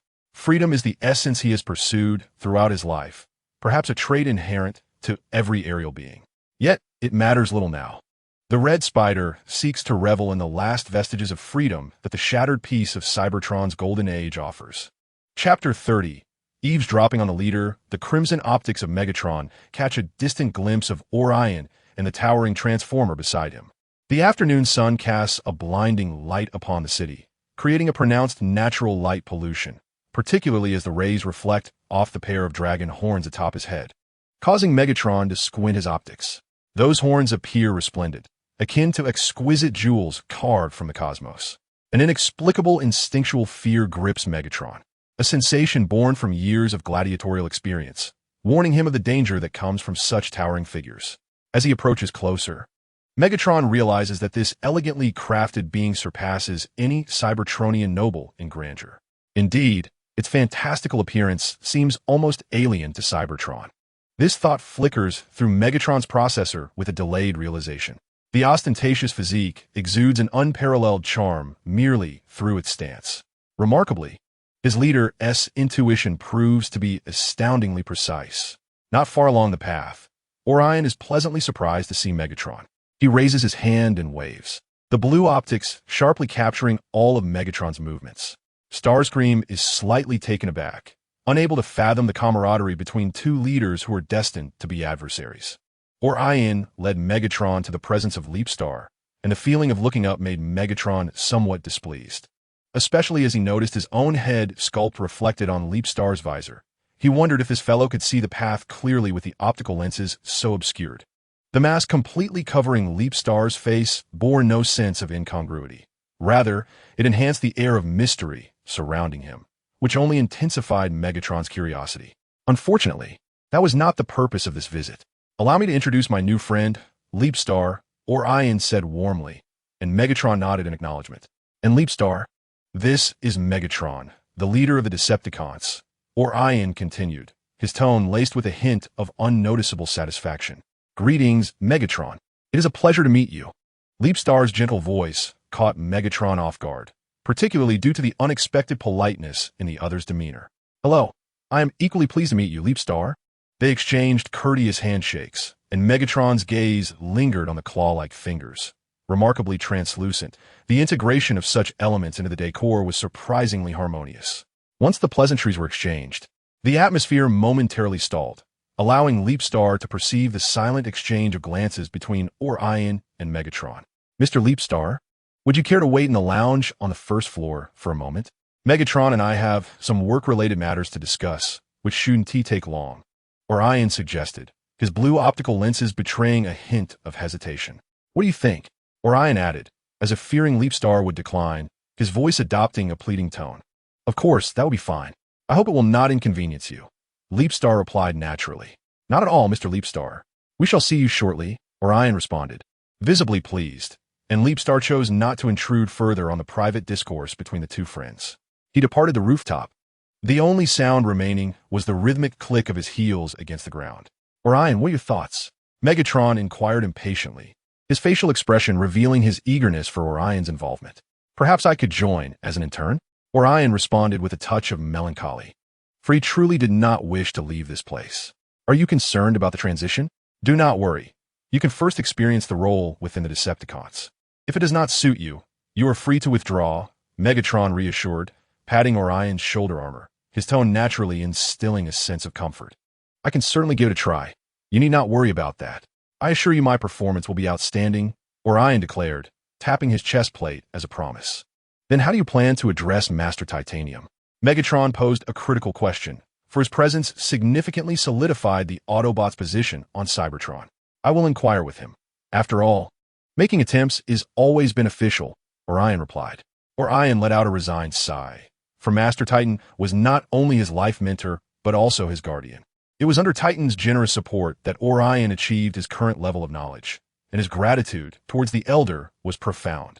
After a long separation, they engaged in earnest conversation, discussing the political situation on the planet Cybertron and the pros and cons of a functionalist society. This exchange further solidified Orion's resolve to change the state of affairs on Cybertron. However, during their dialogue, he keenly sensed a subtle divergence in the depths of Megatron's heart, a minor detail that left Orion feeling somewhat uneasy.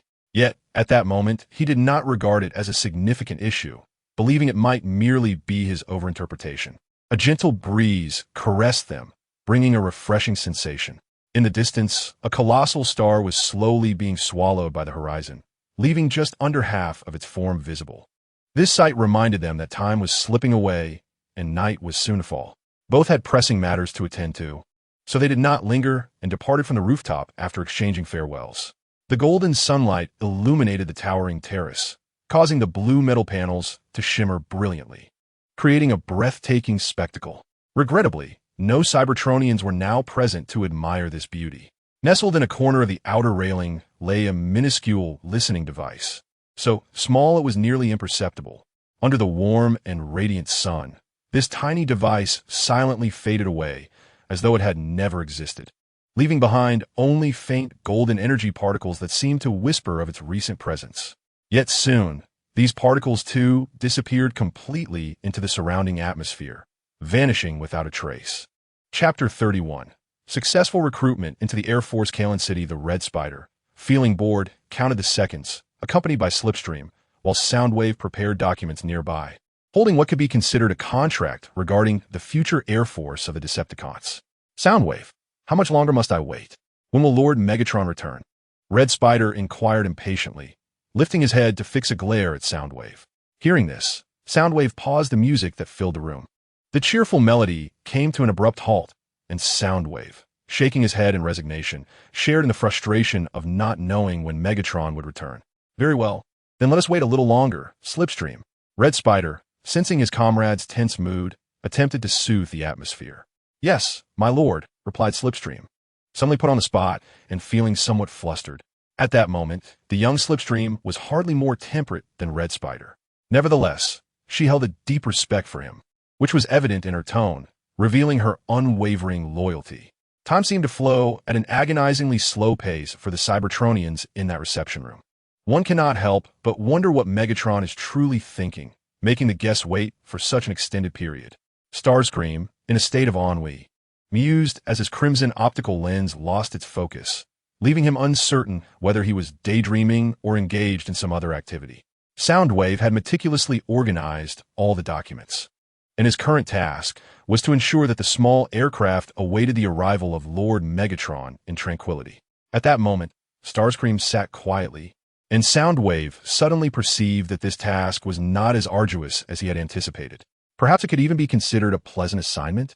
As Soundwave admired the ethereal flight unit lost in thought, he could not help but marvel at how Starscream was indeed more aesthetically pleasing than the average aerial unit. The vibrant yet harmonious paint scheme and those highly maneuverable wings, capable of transforming into boomerangs, were truly remarkable. He pondered what it would look like once those pristine wings bore the purple Decepticon insignia. Soundwave's thoughts began to darken as he imagined Starscream adorned with the Decepticon emblem. His scrutiny went unnoticed by Starscream, prompting Soundwave to subtly shift his angle to continue appreciating the flight unit's thrusters. However, fate intervened as Soundwave's internal communication system updated with a message from Megatron. It was merely a special, hard-to-intercept private frequency, which Soundwave easily decrypted. I shall arrive in 3 minutes. Prepare the necessary materials. The time for admiration had come to an end, and Soundwave felt a twinge of regret.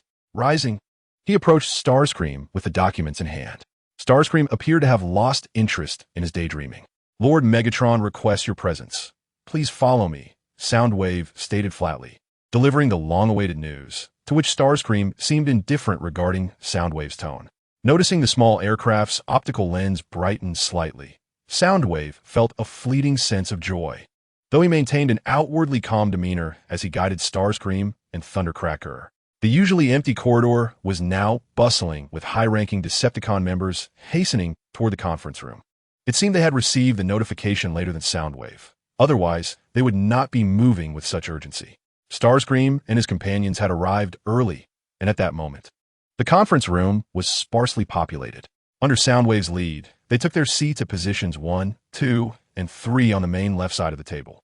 Starscream occupied position 2, while the remaining 2 sat on either side, with Soundwave at position 1 and Thundercracker at position 3. Gradually, the attendees filled the room, and Shockwave, who had arrived early, was seated directly across from Soundwave. He appeared to be quite concerned about Soundwave. Starscream observed Shockwave's unwavering gaze fixed on Soundwave, prompting a thought. No one dared to arrive late for this meeting, and eventually, Megatron strolled in at a leisurely pace, exuding an air of serenity as he took his place at the head of the table. The demeanor of the Decepticon leader made Starscream feel a subtle sense of tension. After attracting the attention of Megatron and all the Decepticons, he felt a surge of anxiety. However, this momentary unease was quickly suppressed deep within his processor, and Starscream maintained a facade of calmness. Well, since everyone is present, let us commence. With Megatron's words, the meeting officially began. Megatron briefly outlined the primary objectives of this gathering before initiating negotiations regarding the interests of Starscream. Starscream endeavored to secure greater rights for his aerial squadron. Yet it seemed that Megatron had discerned his underlying intentions. The offered remuneration was undoubtedly substantial, which caused Starscream to sense an inexplicable tension within him. His processor conveyed this sentiment, yet he could not pinpoint the subtle discrepancies. Now, what are your thoughts on Starscream becoming my second-in-command and air commander? The atmosphere in the conference room grew tense, particularly following Megatron's statement. How many are in favor, and how many against? As Soundwave raised his hand, a large screen at the front of the conference table flickered to life, displaying the polarities of support and opposition. The inquiry from the intelligence officer led to a slight commotion in the room, with voices of approval and dissent rising in chorus. As these voices echoed, the illuminated screen began to tally the votes, ceasing its data fluctuations only once the voting reached 100. Starscream gazed intently at the screen, the red optics reflecting the final outcome. The number of votes in favor exceeded those against, a result that brought him a modicum of relief. Megatron then pointed to a high-ranking Decepticon and inquired, "Why do you oppose?" The questioned individual rose without a trace of fear, asserting, "The issue lies with Starscream. He is a noble, and moreover, he is a member of the Council. How can we ensure his intentions are not malevolent? What if he is an undercover agent for the Council? Megatron, you cannot guarantee that." This statement lacked any semblance of respect for the leader, yet Megatron appeared unfazed. It was Starscream who could no longer contain himself, casting an irate glance at the high-ranking Decepticon. "I detest the fa-ade of peace and the antics of those in the Council, much like I detest you. Show some respect. For who can vouch for your loyalty to the Decepticons?" Upon finishing, Starscream surveyed the room, noticing several faces darkening at his haughty words, which often left some feeling quite uncomfortable. Beside him, Skywarp discreetly activated the weapon protocols, preparing for any unforeseen circumstances. This hardly constitutes a valid reason for opposition, Megatron remarked, his optics briefly studying Starscream, who met his gaze unreservedly. And why do you wish to join us, Starscream? Megatron's question elicited a laugh from Starscream. With a hint of amusement, began to explain, we are all aware of the dire circumstances on Cybertron. It is indeed challenging. The anti-functionalist perspective is directed towards us. Thus, when I realized that the Decepticons required an aerial force, my determination to join this formidable army became inevitable. As for the reason, I dismissed other factions. I held them in contempt. The Red Spider articulated the most genuine sentiments from within, and Megatron applauded benevolently. The applause resonated like a tidal wave, filling the conference room. The Red Spider successfully became a member of the Decepticons, and even ascended, albeit through a somewhat convoluted path, to the position of Megatron's aide. This trajectory can hardly be described as convoluted. It was in fact a smooth and auspicious rise. As the Red Spider prepared to return and assemble the forces to join the Decepticons, he soared through the skies. His fiery red body intermingled with hues of blue and white. Behind him trailed the reluctant Slipstream, whose flying speed was noticeably inferior to that of the Red Spider. Oh, thank Primus. The Red Spider did not cause any major disruptions. Slipstream sighed, realizing that much of the preparatory work would now fall upon her shoulders. Meanwhile, the purple aircraft unit flew glumly through the air. Chapter 32. Instructional guidance at this moment. Leapstar was seated gracefully in the lounge, crossing his legs with poise, occasionally shifting the armor on his legs. During his wait for Orion, he found no boredom, for uplifting news arrived from the Red Spider's end. They were engaged in a private communication, and logically, one would expect the Red Spider to be overwhelmed with activity after successfully integrating into the Decepticon ranks. Yet, he still found time to converse with Leapstar. The exchange was as follows. Little Red, do you know? I am now the second in command of the Decepticons. Just as you foretold. Terrifying Lizard, allow me to congratulate you. Little Red, even from this distance, I can sense your current nonchalance. Not to mention, the dark Energon entity you previously provided me for study is progressing splendidly. Terrifying Lizard. So what groundbreaking discoveries has our esteemed scientist unearthed? Little Red, you have quite the discerning eye. This phenomenon, seemingly the antithesis of Energon, appears capable of resurrecting deceased mechanical life forms. And the vitality of the reanimated subjects exceeds my expectations, so resilient that they're nearly impossible to destroy. Terrifying Lizard, to be candid. Are you not particularly eager to absorb this into the Allspark? Little Red, am I mad? This entity is evidently abnormal. Who would be foolish enough to absorb it into the Allspark? Terrifying Lizard, very well. Allow me to offer a word of caution. Becoming a puppet of the dark Energon entity will incite a profound craving to absorb the Energon within Cybertronians. They will become living zombies. Little Red, does that mean they will consume Cybertronians?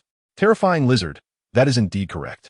Furthermore, those Cybertronians who have their Energon completely drained will also become puppets of the dark Energon entity. Little Red, this phenomenon is contagious. How terrifying. I must be cautious. By the way, where are you now? What is that terrifying Lizard up to? You and T come flying over to strike me, would you? Oh dear, Little Red, please refrain from using that repulsive emoji. I have a minor matter to discuss with you. Terrifying Lizard, how may I serve you? As the second in command and air commander of the Decepticons, what urgent business do you have? Shouldn't you be quite busy at the moment? Little Red, your sudden change in demeanor is quite baffling. Why do you seem like two different people online and offline? I'm merely seeking some materials. Terrifying Lizard, what materials have brought you here? As long as they're not classified, I should be able to procure them. Little Red, have you agreed? Terrifying Lizard, indeed. Speak quickly, for I am quite occupied. Little Red, I require a batch of weapons. I need welding-grade metal harder than Cybertronian shell armor. Terrifying Lizard, quite simple. 7 million shunny coins for 10 tons. Buy 10 tons and receive an additional 2 tons, plus a weapon blueprint. Little Red, so expensive? Very well. I shall accept. Terrifying Lizard, are you not even going to negotiate? Little Red, is there room for negotiation? Terrifying Lizard, I was merely jesting. You took the bait. Little Red, Leapstar. Terrifying Lizard, all right, I'm no longer jesting. 1 million shunny coins for 10 tons, with 2 tons added, along with a weapon blueprint. Little Red, deal. The transaction will take place at Karen 3 days hence on the third day of the star cycle, at 3 in the afternoon. The Red Spider agreed remarkably readily. One can easily surmise how smoothly the military funding application for this batch of materials will proceed. Leapstar's sharp fingertips lightly tapped the table, and within the room, he was the sole occupant. For the moment, only the sound of his tapping echoed, accompanying the solitude and profound boredom of Leapstar. Yet, the thought of the small aircraft he goaded, with its wings raised in indignation, brought him unexpected joy. A faint smile graced the corners of Leapstar's mouth beneath his mask. The Red Spider was indeed becoming increasingly amusing. Leapstar contemplated, eagerly anticipating his next encounter with the Red Spider. However, before that, he must fulfill his agreement with Master Titanium to guide the still-maturing leader. The sound of the electronic door unlocking jolted Leapstar from his reverie. Aurelian stepped through the access point and approached him. Aurelian, Master Titanium has entrusted you to me.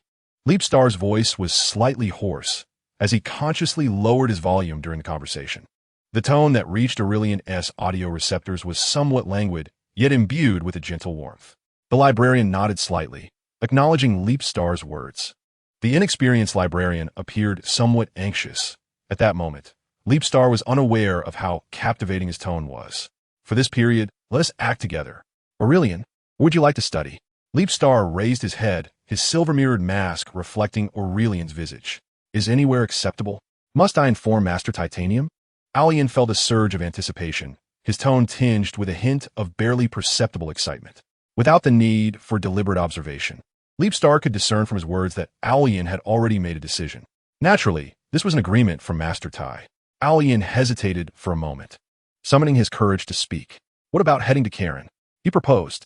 Leapstar pondered, just like in the dialogue with Megatron, his purple optical visor narrowing slightly beneath the mask. Chapter 33. Teaching progress and practical activities the following day, after Aurelian had arranged the subsequent work handover. Leapstar's teaching journey officially commenced. Master Tai gazed from the transparent window at the departing duo, a wave of concern washing over him. He understood that there was little he could do now. He needed to minimize his interference. All he could do was sincerely pray for their safety. May the primordial celestial being bless them. His aged, slightly hoarse voice resonated with a long sigh of resignation, echoing in the empty room, save for himself. Mr. Leapstar, are we truly to embark on our journey to Karen in this manner? Aurelian had accompanied Leapstar for nearly 40 Kelly, especially during this segment of their journey in humanoid form. The surrounding structures had begun to dwindle, revealing vast stretches of undeveloped wasteland. Is the leg armor unable to withstand it? Aurelian? Leapstar turned to look at Aurelian as they walked, having slowed his pace to accommodate Aurelian's limitations. No, it's not that. I'm merely curious, Aurelian replied softly, shaking his head in response to Leapstar's inquiry. He then questioned Leapstar, Sir, must we continue in non-vehicle form for the entirety of our journey? Not necessarily. We need to find a location devoid of surveillance, Leapstar responded, lifting his gaze towards the desolate surroundings. He amplified the power of his visual receptors, increasing the sensitivity by 1% beyond normal mode. Subsequently, the terrain around them materialized in a flowing stream of data before his eyes. Leapstar pointed to a small surveillance device situated atop a natural metallic rock pile. There is a security monitor with a visual range of approximately 730 Kelly. That is the last monitor we must avoid. Aurelian, we will reach a safe distance in another 1,000 meters. Just hold on a little longer. Leapstar's voice was soothing as he comforted the now somewhat fatigued Aurelian. But Aurelian's attention was evidently elsewhere. He adjusted the frequency of his optical visor to the highest setting and focused intently until he finally discerned the so-called security monitor. Mr. Leapstar, your observational skills are remarkable, Aurelian exclaimed, his blue optical visor gleaming as he gazed at Leapstar's sculpted head. However, due to not reverting the optical frequency to normal, he was momentarily dazzled by the reflected glint of Leapstar's dragon horns. Aurelian, is the optical visor functioning properly? Upon witnessing the optical mirror exhibiting anomalies, Aurelian was approached with concern by Leapstar. It's all right. It merely requires a few refreshes, Aurelian replied to Leapstar's inquiry, his processor having already devised the optimal solution. Whenever he gazed directly at Leapstar, he must reduce the optical mirror's reception frequency. After awaiting the adjustments to the optical mirror, Leapstar and Orion resumed their journey, during which Orion silently calculated the distance traversed and observed the surroundings.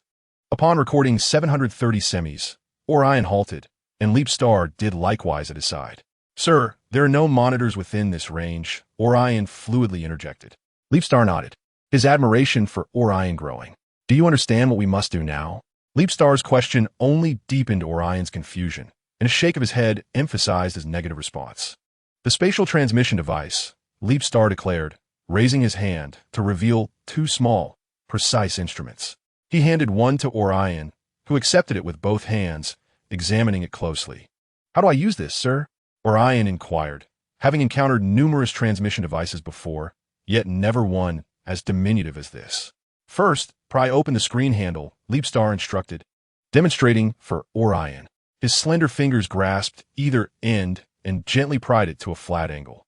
Instantly, the device activated, and a fan-shaped blue light screen above the main body calculated the spatial coordinates. "Next, input the transmission point coordinates," Leapstar continued, his fingertips deftly tapping the light screen as the coordinates for Karen's city rapidly refreshed.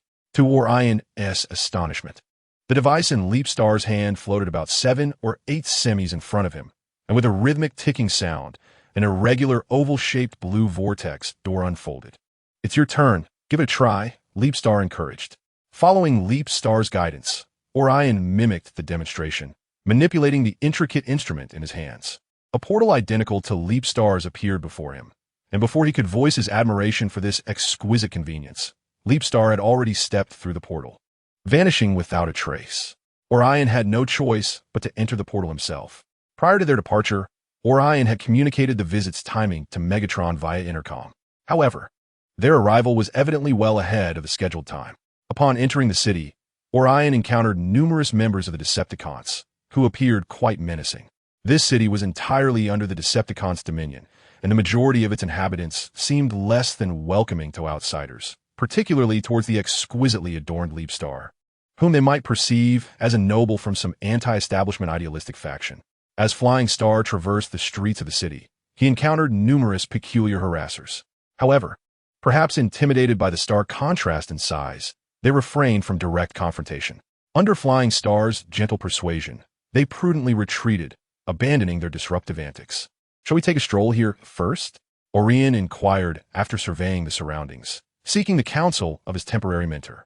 "No, we shall proceed directly to the Decepticon headquarters," Flying Star replied, subtly shaking his head. Unbeknownst to anyone, he had donned his enveloping black cloak once more. Chapter 34. Ambling in Kalon, the door to Megatron's office swung open with 2 resounding knocks, allowing Soundwave to enter. Megatron, amidst his busy schedule, took a moment to lift his gaze, concerned for his intelligence officer. "Soundwave, what brings you here?" Megatron, weary from a night of reviewing documents, bore the marks of fatigue upon his visage. "Orion Pax has arrived." Soundwave's announcement took Megatron by surprise. He found it difficult to grasp the intentions of Master Titanium. "Oh, Orion has arrived?" Megatron instinctively echoed, returning to his paperwork, only to lift his head once more. "Wait, did you say who arrived?" It seemed he was apprehensive that the fatigue from his late-night endeavors had affected his auditory perception, prompting him to seek confirmation from Soundwave. "It is Orion Pax, the archivist from Iron Fortress." Megatron sprang to his feet, visibly excited. The chair he had occupied was pushed away, sending documents tumbling to the floor. "What do you require of me, my lord?" Soundwave inquired respectfully, adhering to his professional demeanor. "First, please bring Orion over. Once he arrives, we can introduce him to the Decepticon endeavors, allowing him to acclimate to his role," Megatron stated earnestly. He had unwavering faith in his old friend Orion, not solely because they shared a bond before the war, but also due to the alignment of their ideals. "I believe Orion will make an excellent Decepticon." As Soundwave exited Megatron's office, the conviction behind his superior's statement lingered in his central processor. Could Orion Pax truly become a formidable Decepticon?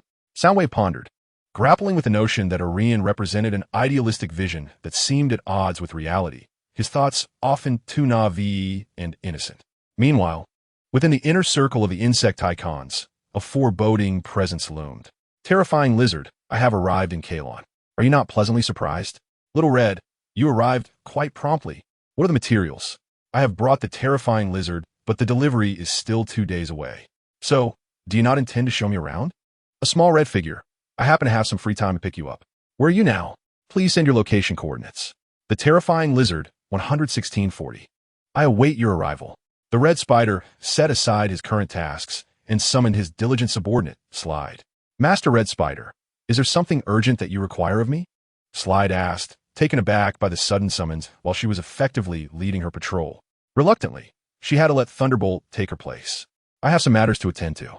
Please assist me with these documents for the time being, and I shall compensate you later, Red Spider replied, extracting a substantial stack of papers from beneath his desk. It was evident that he felt no remorse for his actions. Are you certain, my lord? Slide inquired, her tone rising in disbelief. Wait a moment. Red Spider rose and retrieved another stack of documents from the cabinet beside the desk and placed them atop the first pile, dusting them off as if they were covered in grime. All right, that's all. I must take my leave now. Remember to work diligently.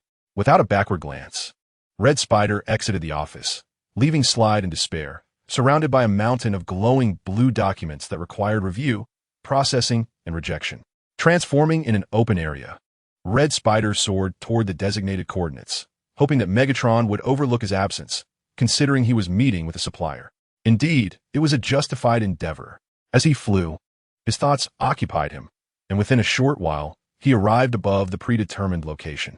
From a distance, he spotted the prominent figure of Star Jump and an unfamiliar terrestrial unit beside him. Red Spider descended gracefully, transforming to greet Star Jump. Is this what they call a long-awaited reunion? Red Spider jested, shaking hands with Star Jump, whose crystalline dragon horns reflected light excessively. How could not be? This is Orion Pax, my new friend. Under Star Jump's introduction, Orion extended his hand to the vividly painted aerial unit before him. Noticing that Red Spider's silver wings bore no Decepticon insignia, Star Jump discreetly observed that Red Spider's entire outer armor also lacked any Decepticon markings. Perhaps for reasons unknown, Red Spider had chosen not to emblazon the Decepticon emblem. As they continued onward, Star Jump followed Red Spider through a bustling street. Orion curiously surveyed his surroundings, clearly intrigued by the vibrant scene. There isn't much to explore here, except for the arena. However, the next duel won't take place until evening. Are you planning to head to the base first? The Red Spider, with arms enveloping him, gazed up at Leapstar, unaware of the posture under the mask from which Leapstar observed the surroundings. Well, I believe I've meandered enough.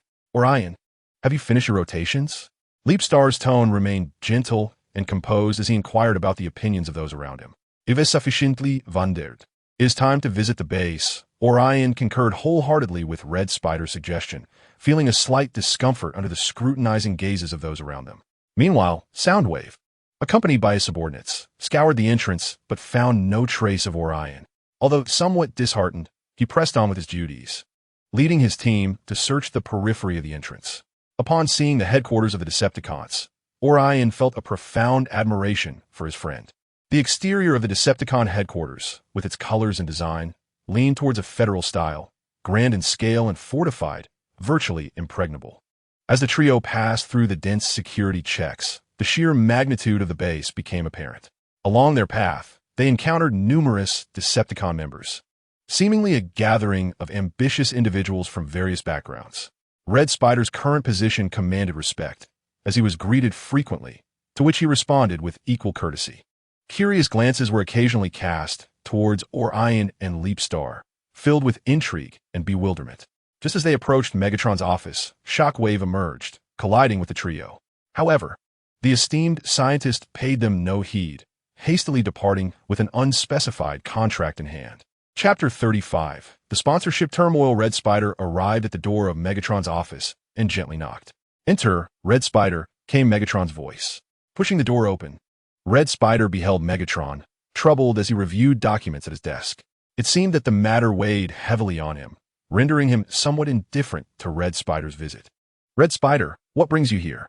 The leader's voice retained its usual authority, albeit tinged with a hint of distraction. The task you entrusted to me regarding the optional materials for weaponry has been completed. I have brought the supplier of the weapon materials here to discuss a contract with you. At that moment, Megatron recalled the wholesale supply of optional weapon materials that had been a source of concern for him. Raising his head, He was astonished to discover that the supplier Red Spider mentioned was none other than Leapstar. He quickly refreshed his optical sensors to confirm the reality of this unexpected sight. Orion, how did you arrive here? Megatron inquired, surprised. I clearly instructed Soundwave to fetch you.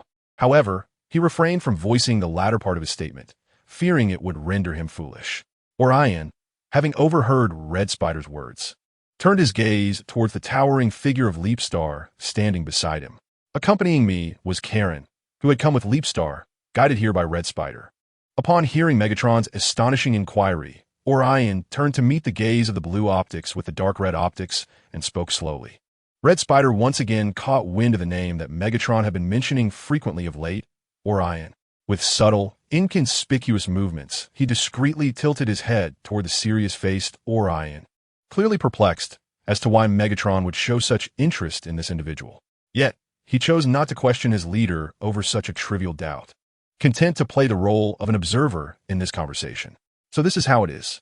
Megatron nodded gently, his dark red optics shifting toward Leapstar. Thus, Mr.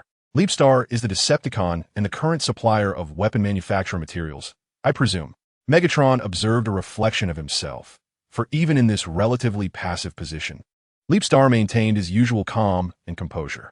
Indeed, Lord Megatron, beyond merely supplying weapon manufacturing materials, I also intend to sponsor the Decepticon organization. Leapstar's voice emanated softly, revealing that his purpose for being here was not singular. Oh, then why does Mr. Leapstar wish to sponsor us, the Decepticons? Megatron found Leapstar increasingly enigmatic. He understood two things. The individual treated all organizations with relative equality, and that Leapstar was quite affluent, likely a noble from the depths of the cosmos. His question could unveil many answers, with Leapstar's intentions regarding the Decepticons being one of them. My capability to sponsor the Decepticon organization stems not only from its potential for future development, but importantly, the military forces of Qingqiu have allied with this organization. Before he finished this sentence, Megatron signaled Red Spider to indicate that Leapstar should take a seat in one of the few relatively comfortable metallic chairs in the office. Red Spider, somewhat helpless, complied with his leader's request, while Leapstar seemed unconcerned by the gesture. So, are you entirely intent on supporting the Air Force? Megatron still found it somewhat perplexing. Indeed, the active forces belonging to the Air Force on Cybertron were few, yet formidable. Moreover, only a majority of the flying units were stationed with the Decepticons. Why then had Leapstar chosen the newly established Decepticons? Was it truly solely due to Qingqiu's allegiance? Yes, Lord Megatron, you should feel honored for this. Megatron suddenly felt as if he were the prey under the watchful eyes of a hunter, a sensation stemming from the gaze of Leapstar that he could not quite articulate. The funding I provide to the Decepticons can assist you in navigating the challenges brought forth by war, or rather, it signifies an inexhaustible demand for resources. Star Leap's gentle words captivated the attention of all present, yet he exhibited no trace of anxiety. The atmosphere became somewhat tranquil, a development that took Star Leap by surprise. Lord Megatron, what are your intentions? Star Leap inquired, raising his claw and delicately rotating his wrist, causing a contract composed entirely of energy particles to materialize in his hand. He gently placed this contract, laden with significance, upon the table and extended it forward. Orion observed this scene with astonishment, yet he maintained a silent, observant demeanor akin to that of Red Alert. The crimson optics of Red Alert captured moments that defied scientific explanation, and he appeared surprisingly unfazed. Meanwhile, Megatron received the contract and scrutinized it meticulously. After approximately 3 cycles, he finally lifted his gaze, still harboring skepticism, towards the document. The conditions for retracting sponsorship were twofold. First, the inclusion of Qingqiu into the Decepticon Air Force, with a minimum of 50 members being unable to engage in combat unless severely injured, killed, or missing, would result in the dissolution of their contract with the Decepticons.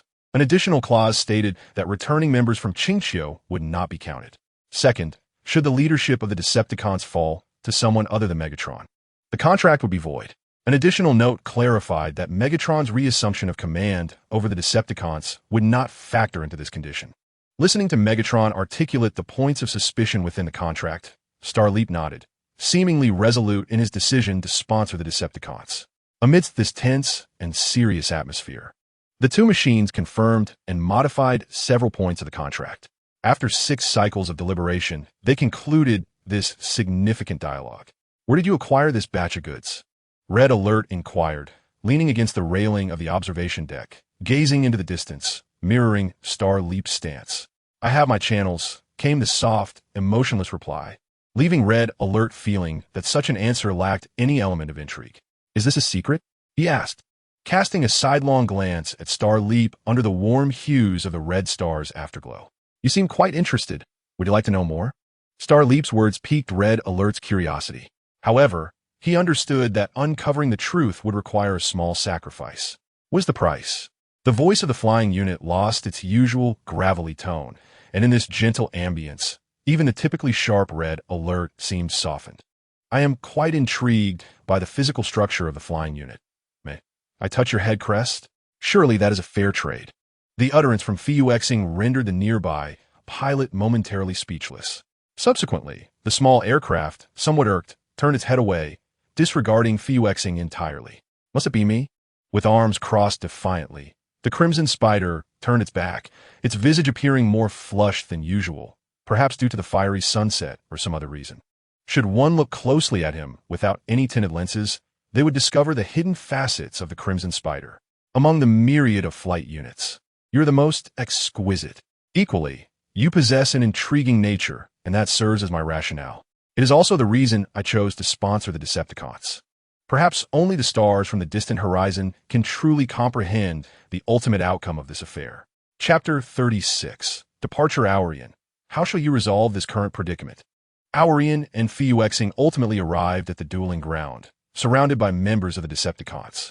Aurian felt exceedingly challenged upon witnessing the fierce countenances of the Decepticons from all directions.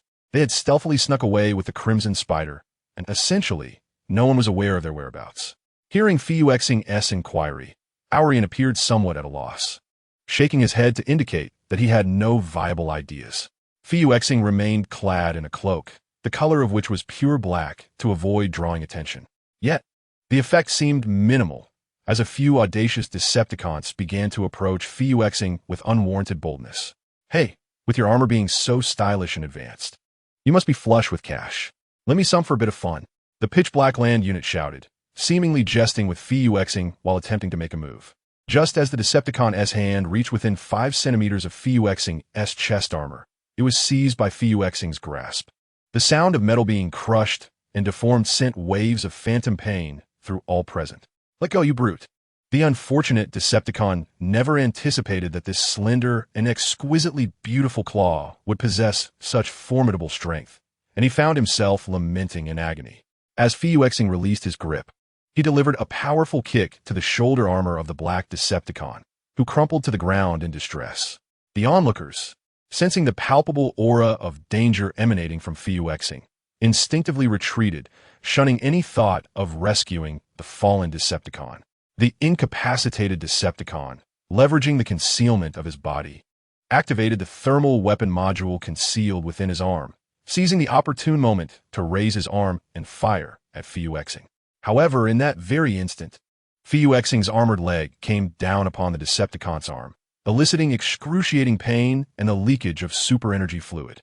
With remarkable composure, Fuxing relentlessly trampled upon the Decepticon's arm with his sharp metallic heels, turning a blind eye to the Decepticon's pitiful pleas for mercy.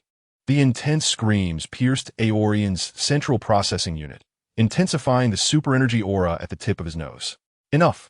Ultimately, Aurian raised his voice to halt the deplorable actions of Fuxing, or at least that was how it appeared to him. Aurian, in truth, proved to be excessively merciful and kind-hearted. His furious roar compelled Fuxing to cease trampling upon the heap of metallic fragments that had once been the valiant tiger, now reduced to an unrecognizable mass.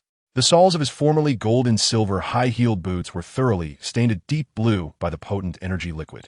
Fuxing felt a twinge of regret for having acted so rashly against the tiger. His actions had displeased Aurian, further diminishing any goodwill.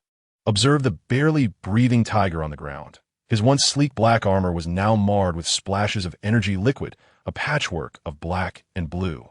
Fuxing kicked the tiger's shoulder armor, forcing him from a prone position to lie on his back, exposing the intricate circuitry of his hands to the open air. Did I err? Fiuxing turned, his tone as gentle as ever, inquiring of the now irate alien. Yet, his calm words only served to further incite the librarian's ire. You ought to maintain a semblance of peace and composure. The actions of the other party are not entirely unjustifiable. Perhaps we should adopt a more harmonious approach. Alien's blue optical lenses bored down upon Fiuxing's visor, as if seeking to penetrate the mask and reach the depths of his soul. Would discarding indecision in favor of more brutal methods yield a worse outcome? The extremity of Fiuxing's question momentarily rendered Alien speechless, as the nature of the inquiry led his processor to two divergent extremes. Alien fell into silence. Fiuxing gazed upon the future leader, hesitant and unable to make a decisive judgment, with a hint of disappointment. Perhaps, in leaders who have yet to fully mature, certain minor flaws are commonplace. Fiuxing mused silently, then knelt to examine the injured tiger, whose face was etched with terror.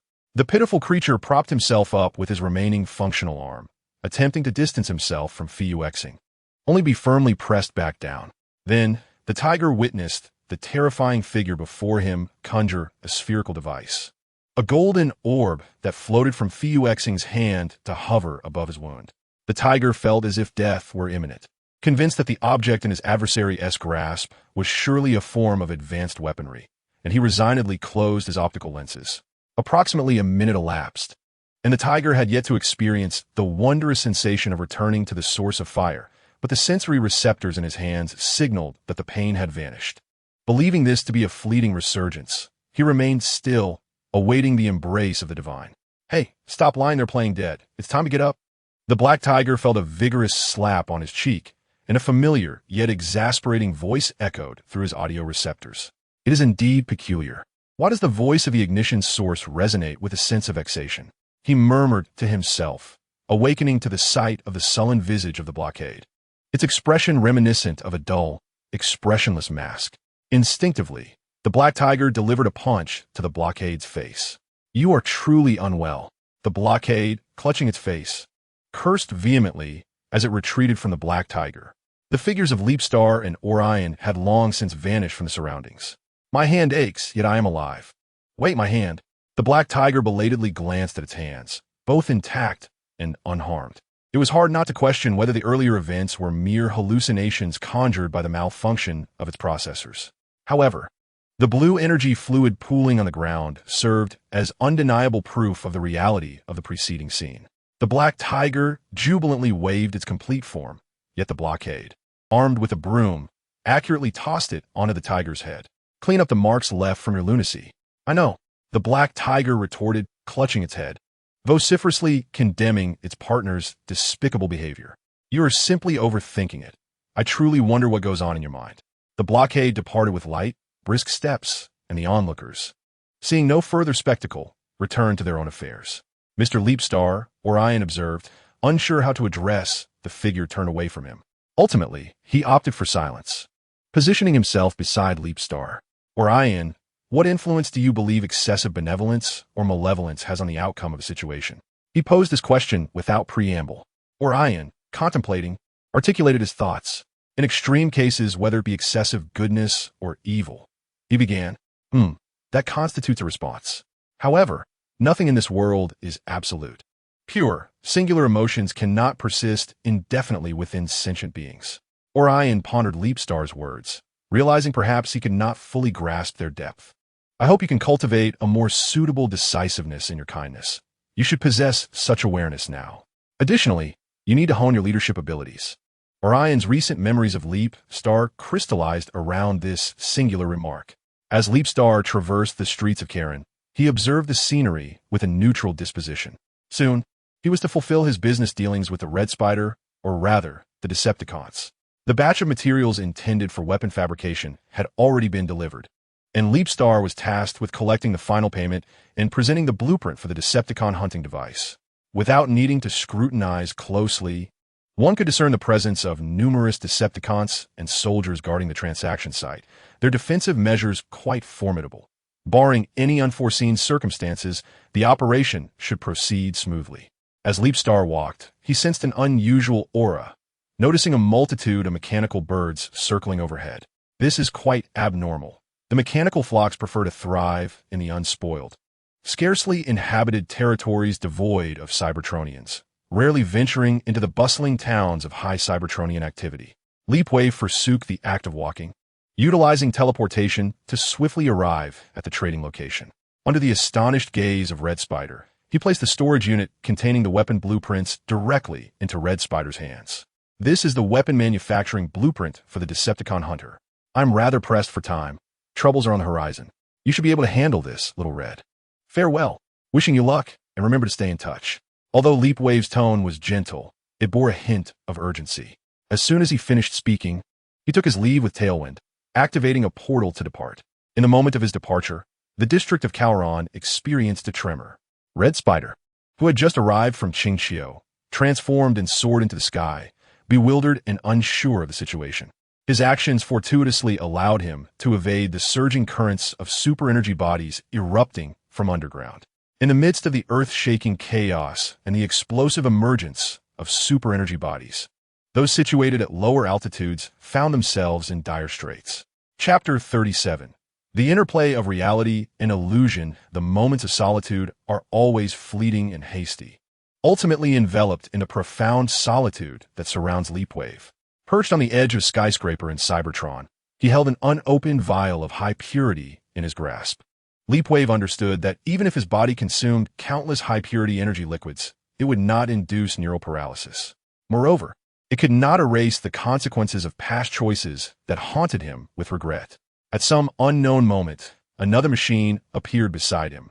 Indeed, it was the unforgettable Cloudbreaker, who settled alongside Leapwave. At this moment, Cloudbreaker seemed more like a manifestation seeking companionship, and dutifully engaged Leapwave in conversation. It appears you are once again in need of my presence, Master. The spectral voice of his deceased friend echoed as he took the high purity from Leapwave's hands and indulged in it alone. I do not require you, Leapwave replied, his voice maintaining its usual gentleness and simplicity. Yet, upon closer listening, one could discern a profound loneliness intertwined with yearning within his tone. Leapwave silently swung his leg armor, the rhythmic clattering against the metallic surface of the building serving as the sole amusement amidst the tense atmosphere between the two machines. Ultimately, it was Leapwave who could no longer endure the stifling silence. He lifted his weightless legs, supporting himself with his arms, and stood up.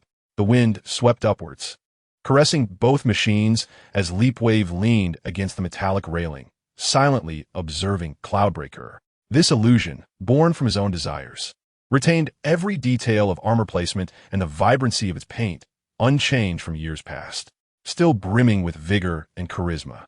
As an illusion, Cloudbreaker rendered Leapwave unable to observe its emotions and thoughts, allowing for the possibility that it could escape its creator's control. However, Leapwave was unconcerned with this. His mind wandered to speculate on the duration of this illusion's existence. A possibility previously uncalculated suddenly manifested itself. Chong Yinxiao swiftly transitioned from a seated to a standing position. With remarkable speed, he sought to embrace Fuyuexing. What were your intentions? Merely an embrace, and Fuyuexing, with commendable generosity, opened his arms wide, accommodating this audacious apparition. Chong Yinxiao encircled Fuyuexing's slender, powerful waist with his hands, his soft and somewhat elastic cheek gently rubbing against Fuyuexing's neck. The warmth of the embrace, accompanied by the slightly heated breath of the embracer, brushed against the highly sensitive nerve pathways. And Fuyuexing inexplicably felt a jolt of electric sensation emanating from the depths of his circuitry. The machine adapted to this warm and gentle embrace before he did. The tingling sensation was indeed peculiar, Fuyuexing mused. However, what followed in Chong Yunxiao's behavior astonished Fuyuexing even more.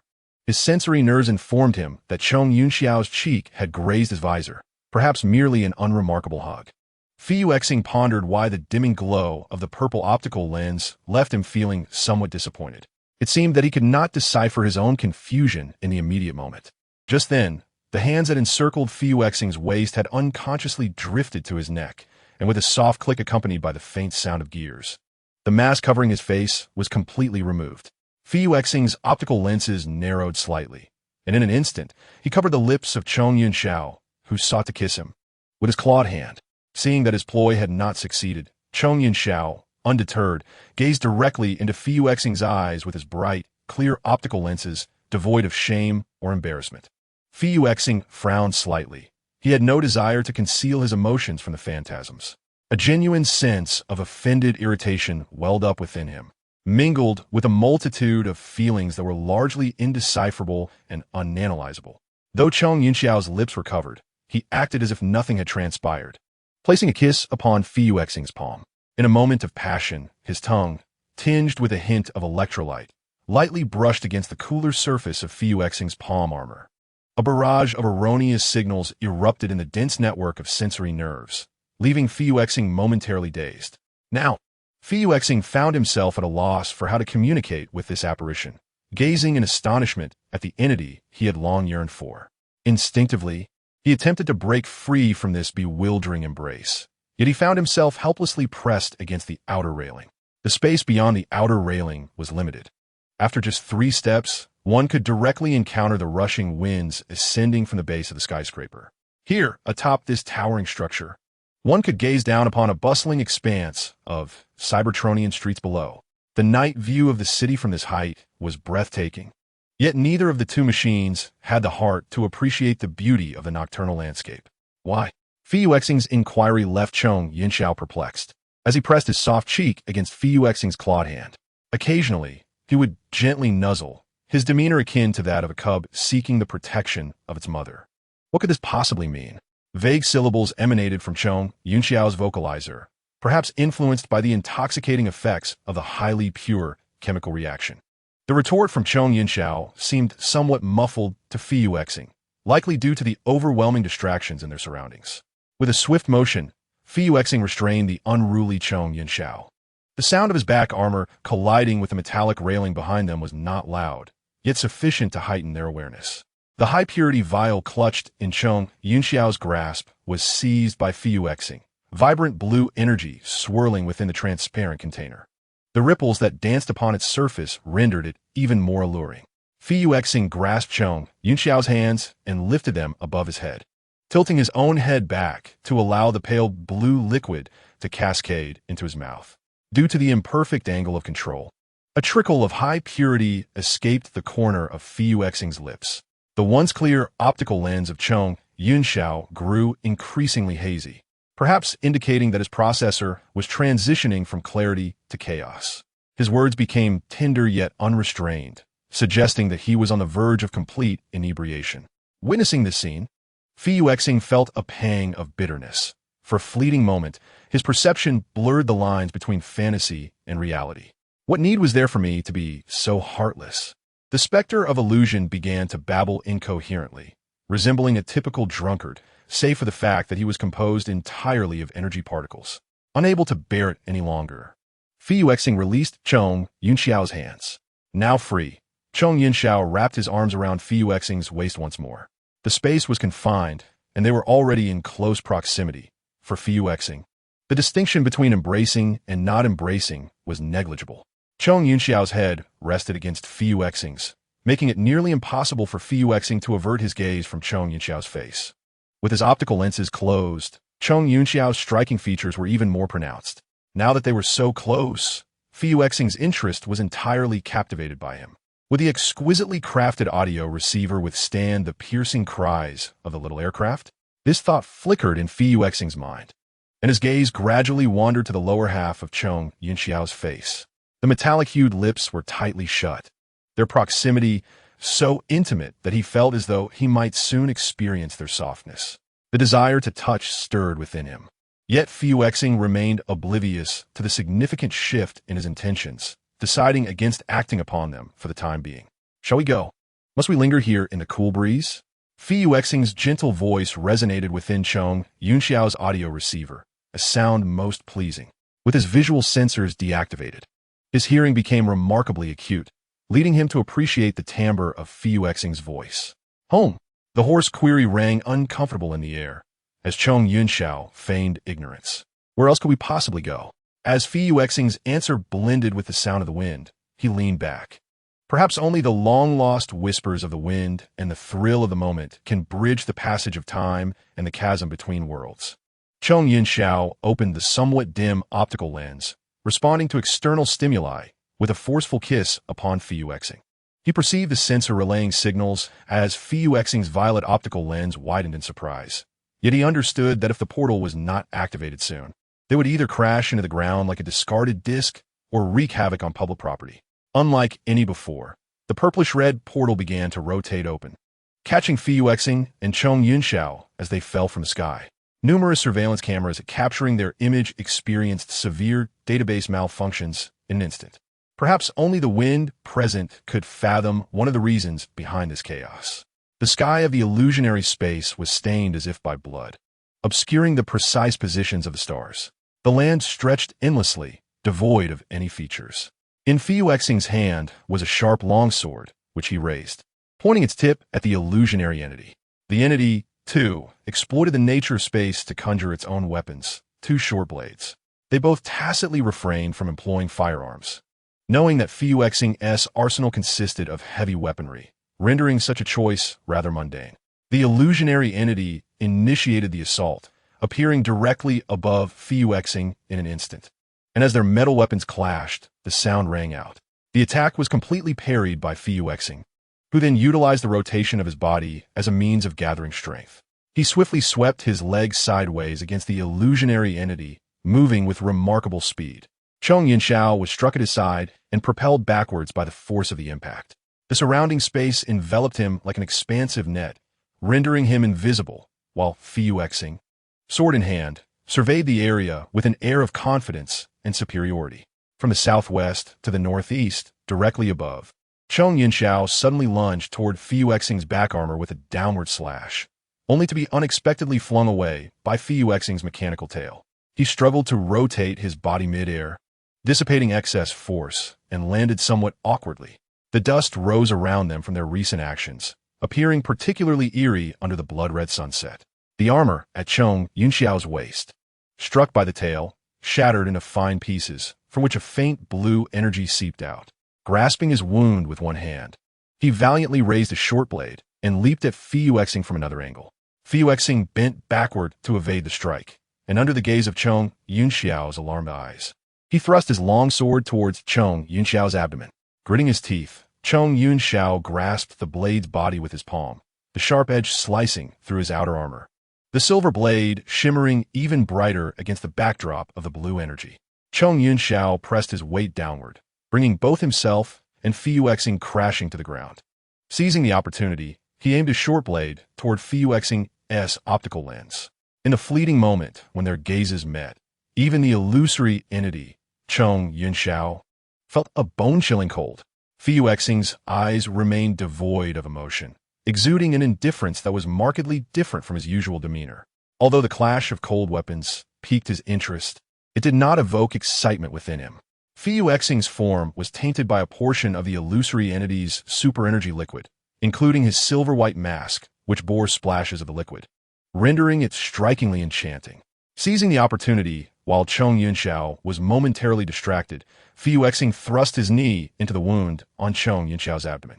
The secondary trauma elicited a muffled groan from Cheng Yunxiao, who squinted in pain behind his optical lenses. Subsequently, the short blade he had aimed at Fuyuexing was deftly knocked aside, and in a turn of despair, he found himself pinned beneath Fuyuexing. The hand meant to block the blade nearly severed. Fortunately, he managed to grip another short blade vertically in his palm, providing temporary defense. Fuyuexing's knee armor pressed against Cheng Yunxiao's abdominal wound, and he could feel the super-energy liquid seeping from the injury, dripping onto both himself and Fuyuexing. "Look into my optical lenses," Fuyuexing commanded, compelling Cheng Yunxiao to turn away, his reluctance to meet his adversary's gaze intensifying. He feared that Fuyuexing could discern the dark thoughts swirling within him at that moment. For an instant, he cursed the absence of a mask on his frame. The blue traces left by Cheng Yunxiao gradually transformed into golden energy particles, dissipating with the fluctuations of space. However, the super-energy liquid continued to flow from his wound, each drop falling on himself and Fuyuexing. Fuyuexing, having made certain deductions about Cheng Yunxiao's thoughts, retracted the sword tightly gripped in Chong Yunxiao's hand. The blade, aside from acquiring blue traces, remained unblemished, ultimately disintegrating into golden energy particles like the scattered super-energy liquid. "I need you." Fu Xing's words were as gentle as a soft breeze, leaving Chong Yunxiao in disbelief. Unbeknownst to him, the wounds on his frame, along with the excess super-energy, had vanished, leaving him rejuvenated and devoid of any signs of battle. Chong Yunxiao turned to face Fu Xing directly, an overwhelming affection threatening to spill forth from his luminous optical lenses. Trembling slightly, he reached out to caress Fu Xing's mask, to which Fu Xing willingly inclined his head, presenting it to Chong Yunxiao. Chong Yunxiao could vividly feel the warmth radiating from his fingertips, a sensation so tangible that it stirred a pang of jealousy within him. Why can my prototype accompany the master for so long, while I am merely a replica, a mere illusion? The illusory entity gritted its metaphorical teeth, cherishing the fleeting moments spent with its creator even more.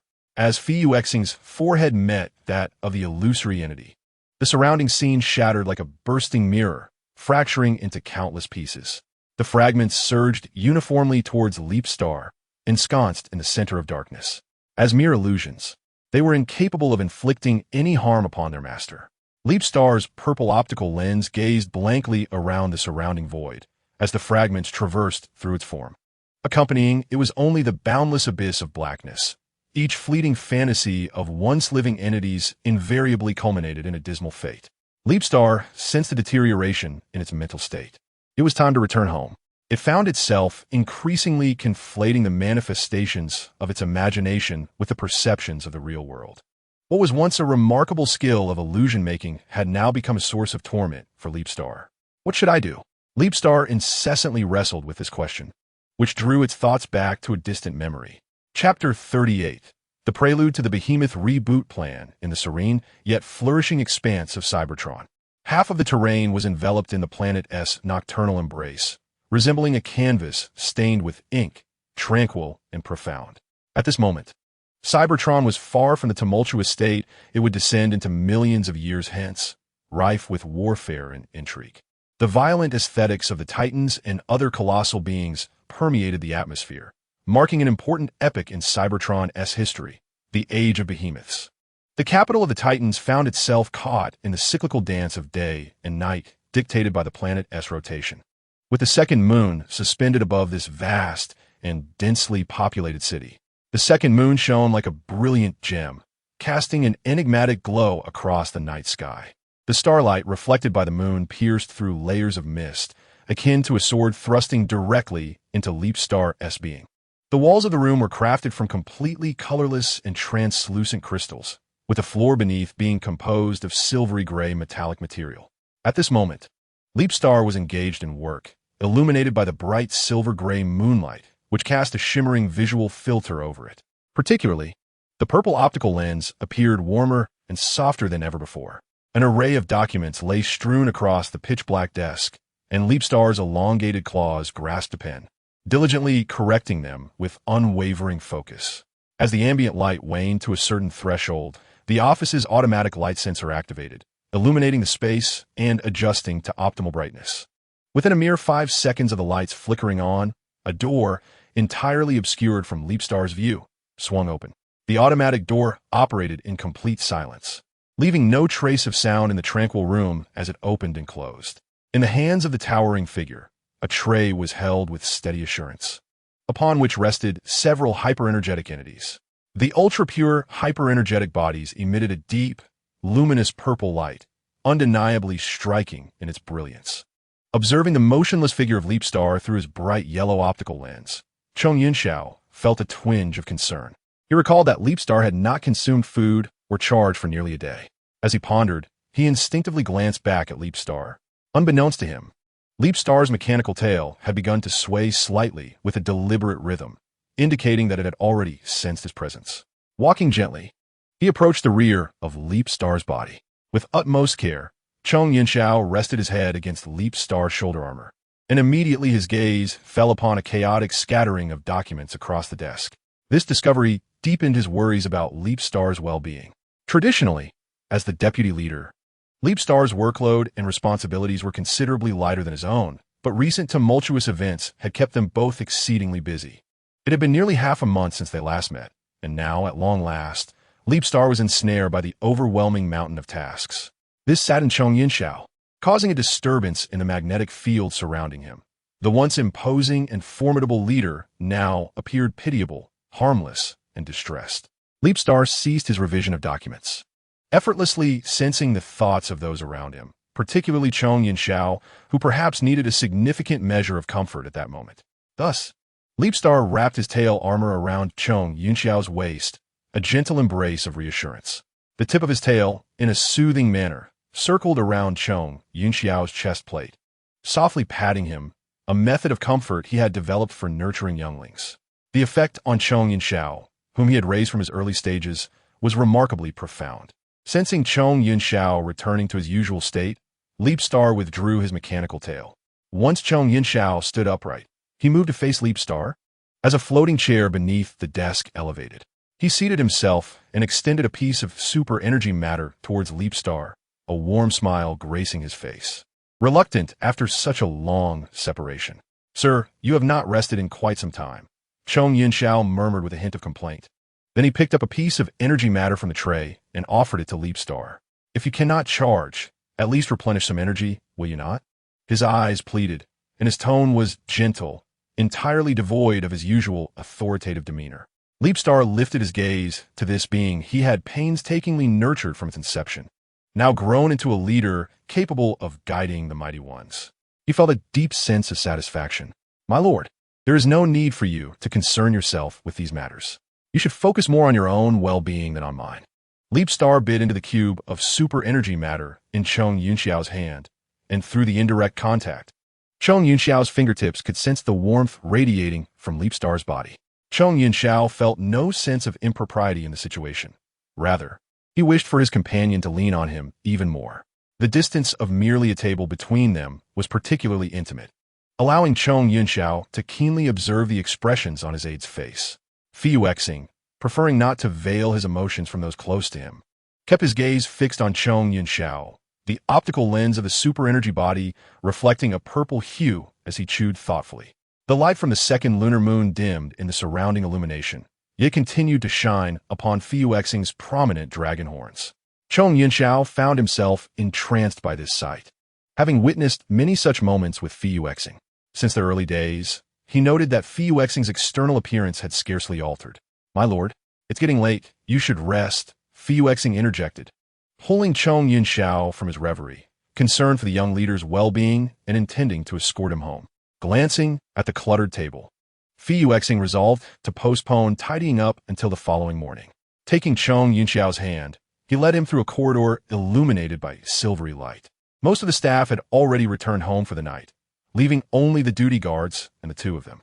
The rhythmic sound of high-heeled boots striking the metallic floor intertwined with the ambient noise of the facility's automated systems, and the second lunar moon was no longer directly overhead. With the influence of the outside world, the technological advancements of the Age of Beasts had reached impressive heights. The residents here enjoyed a high standard of living. Looking out from Chong Yunxiao's designated resting area, one could see a modern metallic fortress, massive, thriving, and prosperous. "My lord, you should take a moment to clean your body," Fuyuexing suggested, holding an automatic cleaner in his hand, his smile warm as he regarded the somewhat flustered Chong Yunxiao. "Sir, I know I can manage on my own," Chong Yunxiao replied, dramatically snatching the automatic cleaner from Fuyuexing's grasp and swiftly retreating into a designated cleaning compartment. Fuyuexing adopted a nonchalant demeanor, fully aware of the formidable structure of the giant beast body and finding nothing amiss in Chong Yunxiao's actions. In the past, they had relied more heavily on one another, often assisting the younger Chong Yunxiao in maintaining the components of his form. Yet now, it seemed as though Chong Yunxiao was beginning to distance himself. Contemplating this, Fuyuexing seated himself upon a low-hanging metallic sofa. The soft texture enveloped him in relaxation, and he pondered why his working hours exceeded those of the leader. He had once held the title of leader for the giant beast several times, and those days had been markedly less burdensome than the present. Casually, he reached for a bottle containing a high-concentration energy liquid from a cooler beside the sofa, the pale gray, translucent liquid swirling with his movement. Shall I prepare 2 cups of sleep aid drink? Fuexing pressed the chilled bottle against his abdominal armor, tilting his head back as the outside world appeared inverted before him. Aware of the fatigue that had gripped both him and his companion after a long day, he deemed a sleep-inducing beverage indispensable. A single cup of such a drink could alleviate the stresses of the day, allowing him to recharge more effectively. He steadied himself with a hand against his frame, rising to traverse a bidirectional teleportation portal that led to his home laboratory. Though designated for domestic use, this laboratory boasted high-grade specifications. It housed a myriad of rare energy byproducts and an impressive collection of unique energy entities. As Fuexing prepared his tools, he suddenly realized he lacked the knowledge to create a safe, experimental concoction for the formidable and fearsome. He first adjusted the central control system of the laboratory, ensuring the temperature remained below 10 degrees Celsius before stepping outside and securing the door. Once locked, he accessed his terminal to research information on sleep-inducing beverages. Through a collection of keyword data, he intercepted an electromagnetic wave originating from beyond the stellar system, pondering how to adjust a cup of emotional libation. The terminal translated the text from another civilization into the Cybertronian script that Fuexing understood. Merely glancing at the title seemed peculiar, yet he proceeded to delve into the information. The formula called for 50 tryptophan, 10 lidocaine hydrochloride, and 5 high-purity superenergy substance, with the remaining 35 to be substituted with high purity. Fuexing meticulously listed the required ingredients, yet the 35 component remained a terrestrial specialty not found on Cybertron. Fortunately, he opted to substitute them with high purity. Stepping through the automatic door of the laboratory, he felt it close securely behind him. The laboratory's illumination largely mimicked natural light, with only a few components emitting a silvery blue glow. Fuexing commenced a brief sanitation of his frame. As the laboratory was routinely cleaned and dusted automatically, it remained impeccably pristine, rendering extensive disinfection unnecessary. He selected a fully transparent container with a capacity of 1 kilogram and added 0.5 kilograms of tryptophan completely dissolved in formic acid. Following this, he incorporated the lidocaine hydrochloride and the high-purity liquid mixture, observing the transparent, gel-like lidocaine hydrochloride clinging tenaciously to the container's walls. Utilizing an automatic stirrer, he thoroughly blended the lidocaine hydrochloride and high purity, totaling 0.45 kilograms. In the final step, Fuexing needed to convert the high-purity super-energy substance into a powdered form to sprinkle into the beverage. With the enhancement of the high-purity energy liquid, the concoction appeared quite appetizing, though Fuexing felt ambivalent about its appeal. At the very least, it would serve its purpose of inducing sleep. He poured the mixed beverage into 2 colorless goblets, then, grasping 1 cup, exited the laboratory while Chun Yinxiao completed the cleansing of his frame during the beverage's preparation. The exterior armor of the soaring cloud gleams brilliantly, the saturation of the paint appearing even more vibrant. Has a new maintenance oil been applied? The scent sensor detected a hint of freshness, the source being the soaring cloud. Handing a goblet to the soaring cloud, the scent sensor remarked, observing the peculiar and vivid hue of the liquid within, eliciting a sense of oddity. Indeed, I have switched to a different maintenance oil. Sir, what is this? The optical lens of the soaring cloud was filled with confusion, as if it found the presence of the liquid in the goblet utterly unbelievable and somewhat surreal. It's a sleep aid beverage, a special concoction I prepared. The scent sensor encouraged the soaring cloud to sample this unique offering, yet the soaring cloud appeared hesitant, as if reluctant to indulge in such a novelty. I'm grateful for all you have done for me, but I assure you, such trivialities need not trouble you in the future. The soaring cloud's polite demeanor bore a tinge of trepidation, prompting the scent sensor to demonstrate. With his lips gently encircling the goblet, he tilted it backward, allowing the slightly viscous beverage to slide into his mouth. The initial taste was exceedingly sweet, soon followed by a bitter sensation that left the scent sensor's tongue tinged with dryness. Rest assured, it is quite safe. The gentle reassurance revealed that the soaring cloud's apprehensions were laid bare, creating an atmosphere thick with awkwardness between the two machines. The soaring cloud, gazing at the contents of the goblet, chose to close his optical lens and tilted his head back, consuming the sleep aid beverage entirely. The flavor was unexpectedly palatable, and as the soaring cloud pondered, his processor's operations began to slow. Soon after, his consciousness plunged into a deep recharge state, his body becoming so relaxed that he nearly collapsed onto the metallic floor.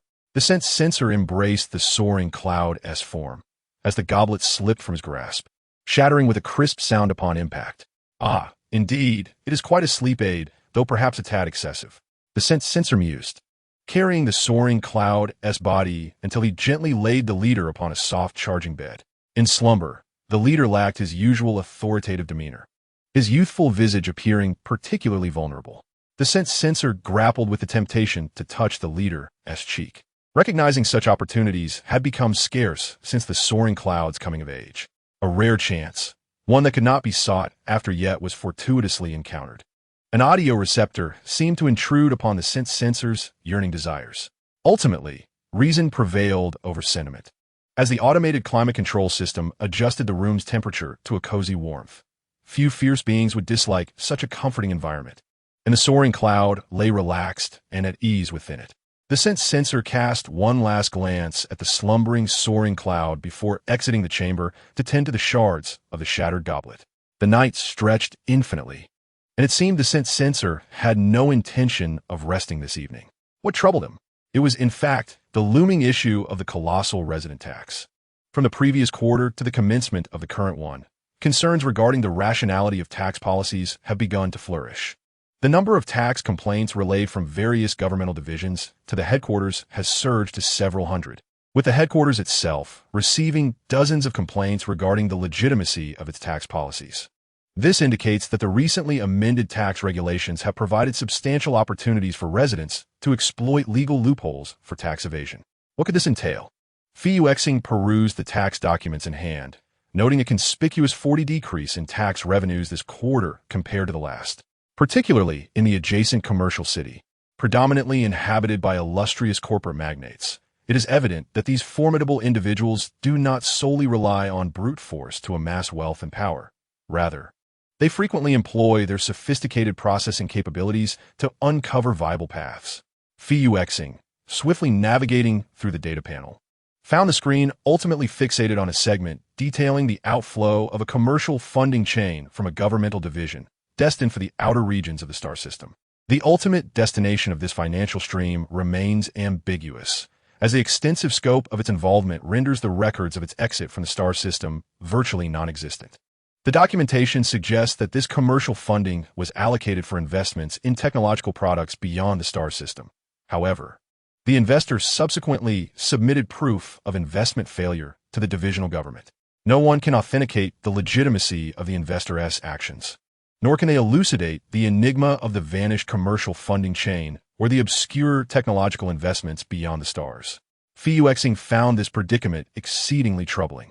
If such activities persist in cycles, the division's financial expenditures might devolve into negative yields. The commercial city is indeed a congregation of exceedingly troublesome individuals. Fuxing, in a fit of frustration, grasped the data panel tightly, causing the blue, translucent screen to fracture irregularly along its diagonal.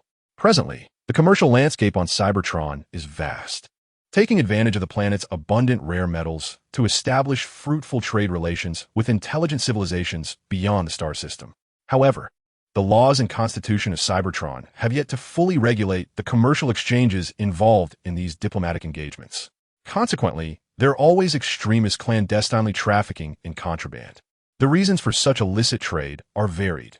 Some wish to evade exorbitant customs fees, while others resent losing a substantial portion of their hard-earned income to taxation.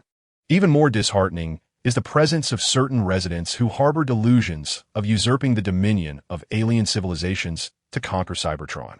Fortunately, they remain a minority. Fuxing often laments and frets over the plight of those intelligent individuals who squander their talents on unworthy pursuits. At least, in the traditional sense, they remain united. Fuxing could not help but reflect on some aspects of the traditional cultural framework of the formidable individuals, nearly leading to a collapse of his heart rate.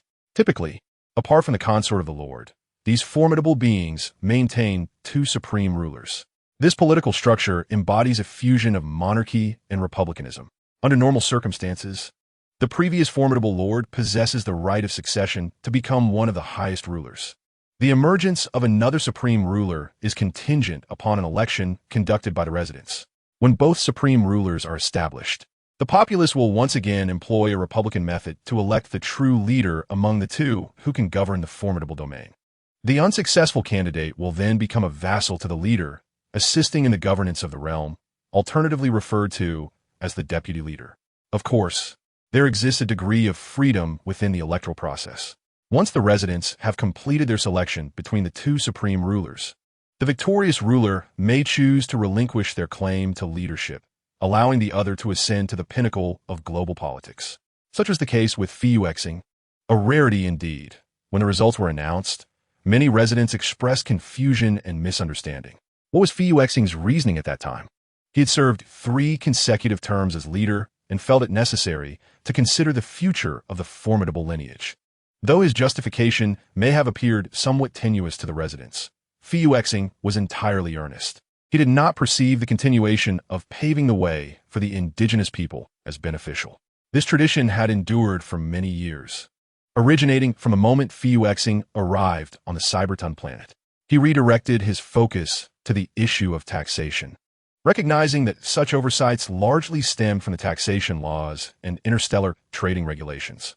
Regrettably, Fuyuexing lamented that had he discovered this loophole sooner, the situation might not have escalated as it had. He held his head in despair, acknowledging that the primary issues lay within the interstellar trading regulations. These regulations were instituted following Chang'e Yongxio's succession, without consideration that someone might conflate them with the discrepancies in the taxation laws. Where should he begin to address this? The taxation laws had been in use for nearly 3 generations without issue. Should he then amend the interstellar trading regulations? For the first time, Fuyuexing felt overwhelmed by an abundance of troubles. In frustration, he seized a sweet energy block from the table and, akin to chewing sugar cubes, popped it into his mouth, savoring its sweetness which instantly brightened his mood. Never mind. He decided to instruct the business department to halt the internal investment projects in the interstellar domain. This generation of formidable individuals truly was exceptional. As he contemplated, Fuyuexing opened the terminal's contact list and dispatched his orders, anticipating that the head of the business department would likely lose sleep that night, just as he would. Beyond the transparent, colorless crystal window, the mother star was slowly ascending the horizon, the dawn casting a shimmering, scale-like white light. Fuyuexing quietly returned to the chamber of Chang'e Yongxio, where the slumbering formidable leader lay coiled in a beastly form, their dragon-like head sculpture appearing particularly fearsome, exuding an air of danger and authority. The chamber remained warm. As Fuyuexing gazed at the leader immersed in dreams, he too began to feel an overwhelming sense of drowsiness. He casually found a spot to stretch his long limbs and settled into a comfortable position, awaiting the awakening of Chong Yin-Shao. Not only was the sleep-inducing beverage ineffective for him, but even the super energy source essential for the autonomous mechanical beings on Cybertron provided little in the way of replenishing his energy. After all, they were 2 entirely distinct forms of life, and Fuyuexing possessed ample patience for anything that piqued his interest. This was the reason for his prolonged wanderings in outer space. After reaching the age of 20 million, he developed a profound love for cosmic travel, particularly in studying the myriad of life forms. He was willing to dedicate extensive time to observe and understand a small, endearing organism that could provide him with sufficient intrigue. Chapter 39. The Requiem of the Abyss before restart. Perhaps the dosage of the sleep aid had indeed been excessive, as Chong Yin-Shao, who typically organized and graded documents punctually at 5 o'clock in the morning, remained in a deep slumber. Fuyuexing, feeling somewhat bored, opened the day's assignments, among which the foremost was an urgent task, selecting a companion for the leader. Upon seeing this task, Fuyuexing was taken aback, but upon further reflection, it seemed quite reasonable. Chong Yin-Shao had now reached adulthood, and the recent turmoil surrounding his ascension had subsided. It was indeed time for him to choose a partner. Curiosity piqued. Fuyuexing opened the companion selection form, which had undergone democratic evaluation and received recommendations from various governmental departments.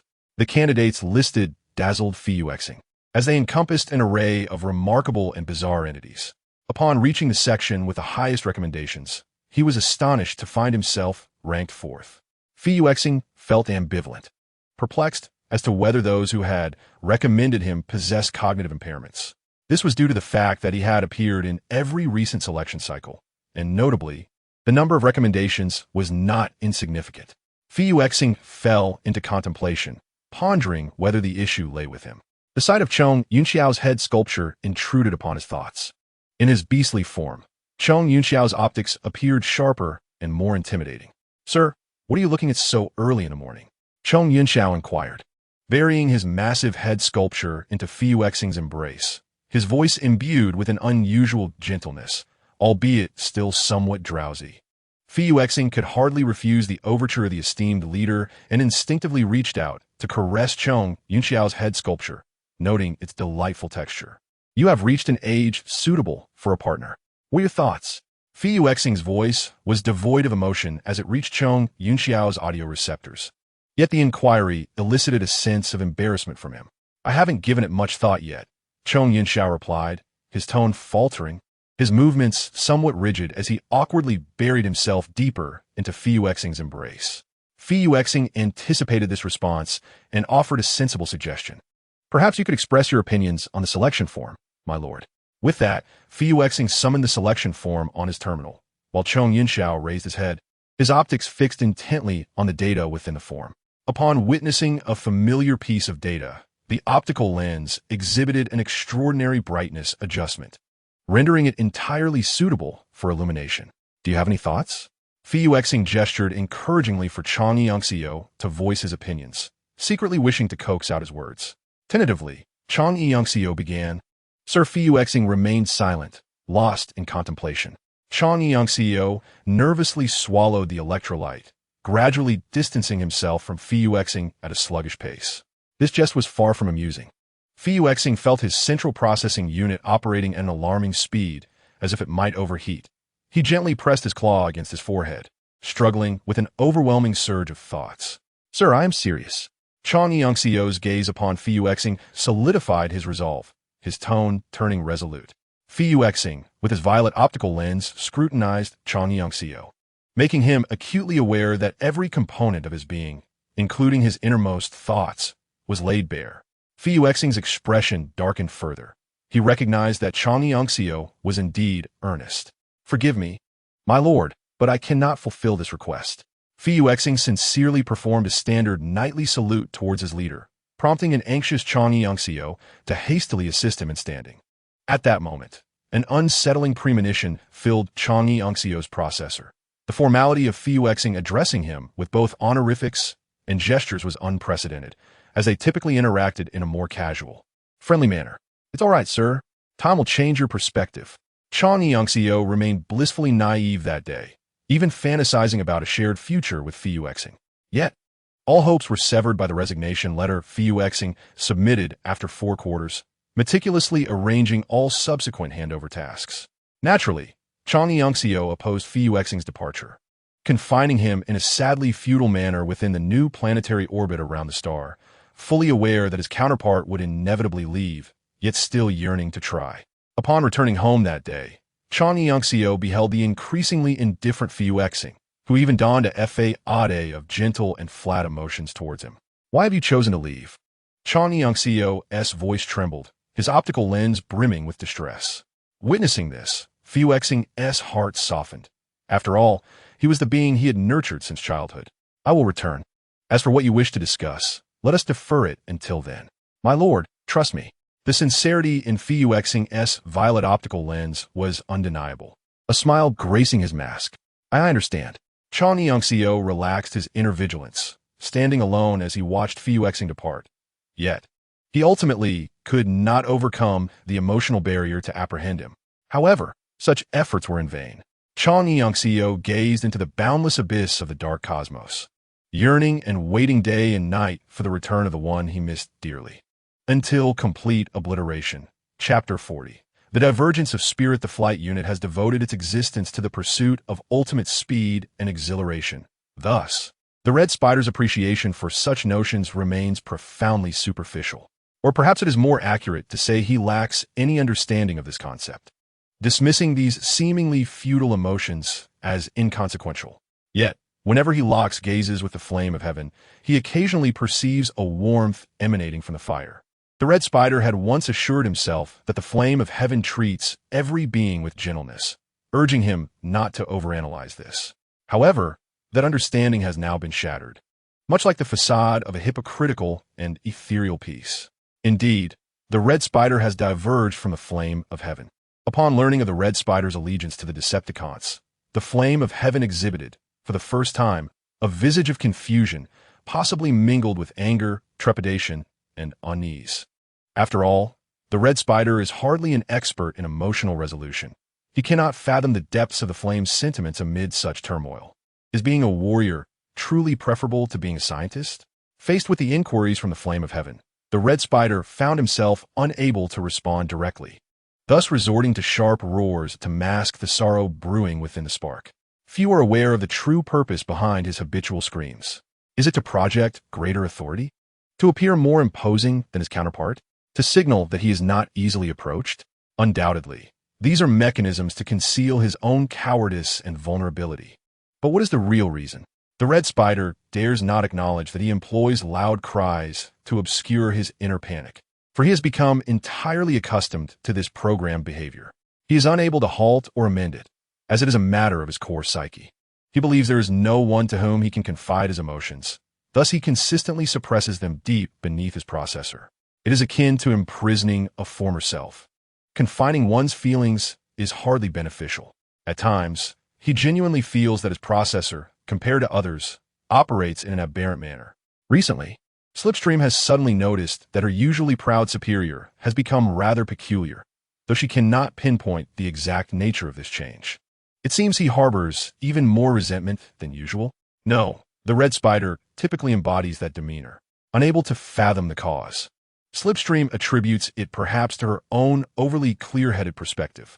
Consequently, she sought out Thundercracker during her off hours, this resourceful individual brimming with clever ideas. Do you think there's something amiss with the red spider? Slipstream eagerly anticipated Thundercracker's response, as she found herself devoid of any groundbreaking thoughts. Have you sensed it too? At the moment Thundercracker uttered this, his expression turned gravely serious, devoid of his usual lightheartedness.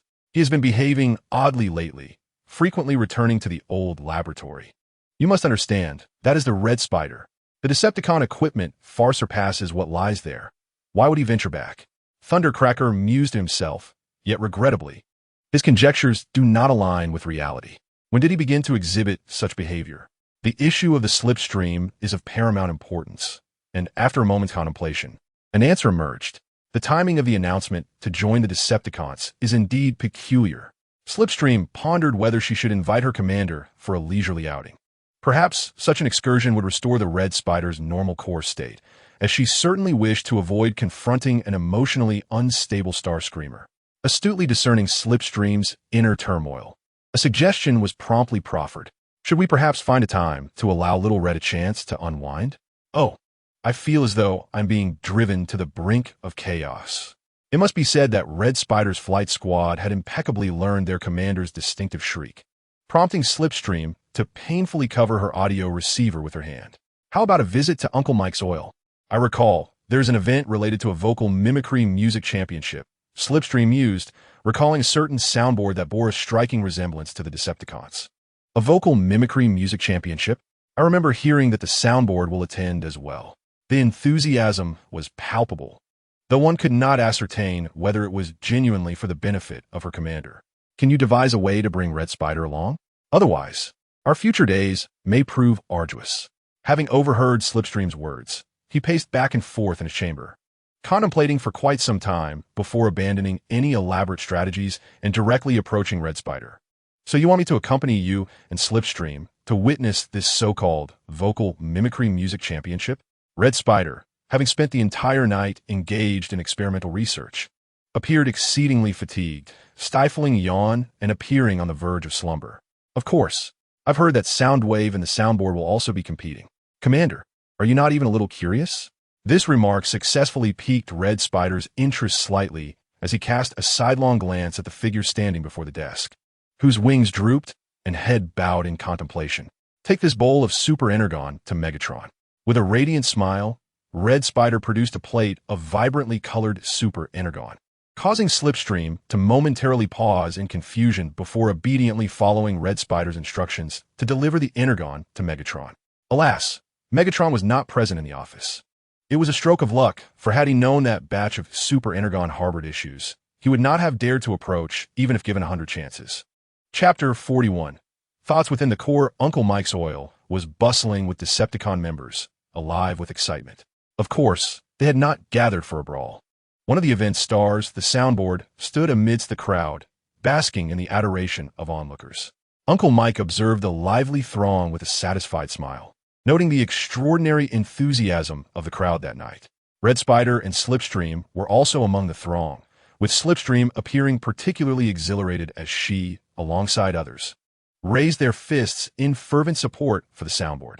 Red Spider discreetly halted Slipstream's exuberant gestures, prompting her to look at her commander with a perplexed expression, her optical lens reflecting a brightness that hinted at her confusion. Soundboard! Soundboard! Soundboard! The cacophony of shouts reverberated all around. In an effort to prevent the reckless Slipstream from further folly, the Red Spider offered her sustenance. As Slipstream consumed the food, her conversation with the thoughtful Sheenseed dwindled.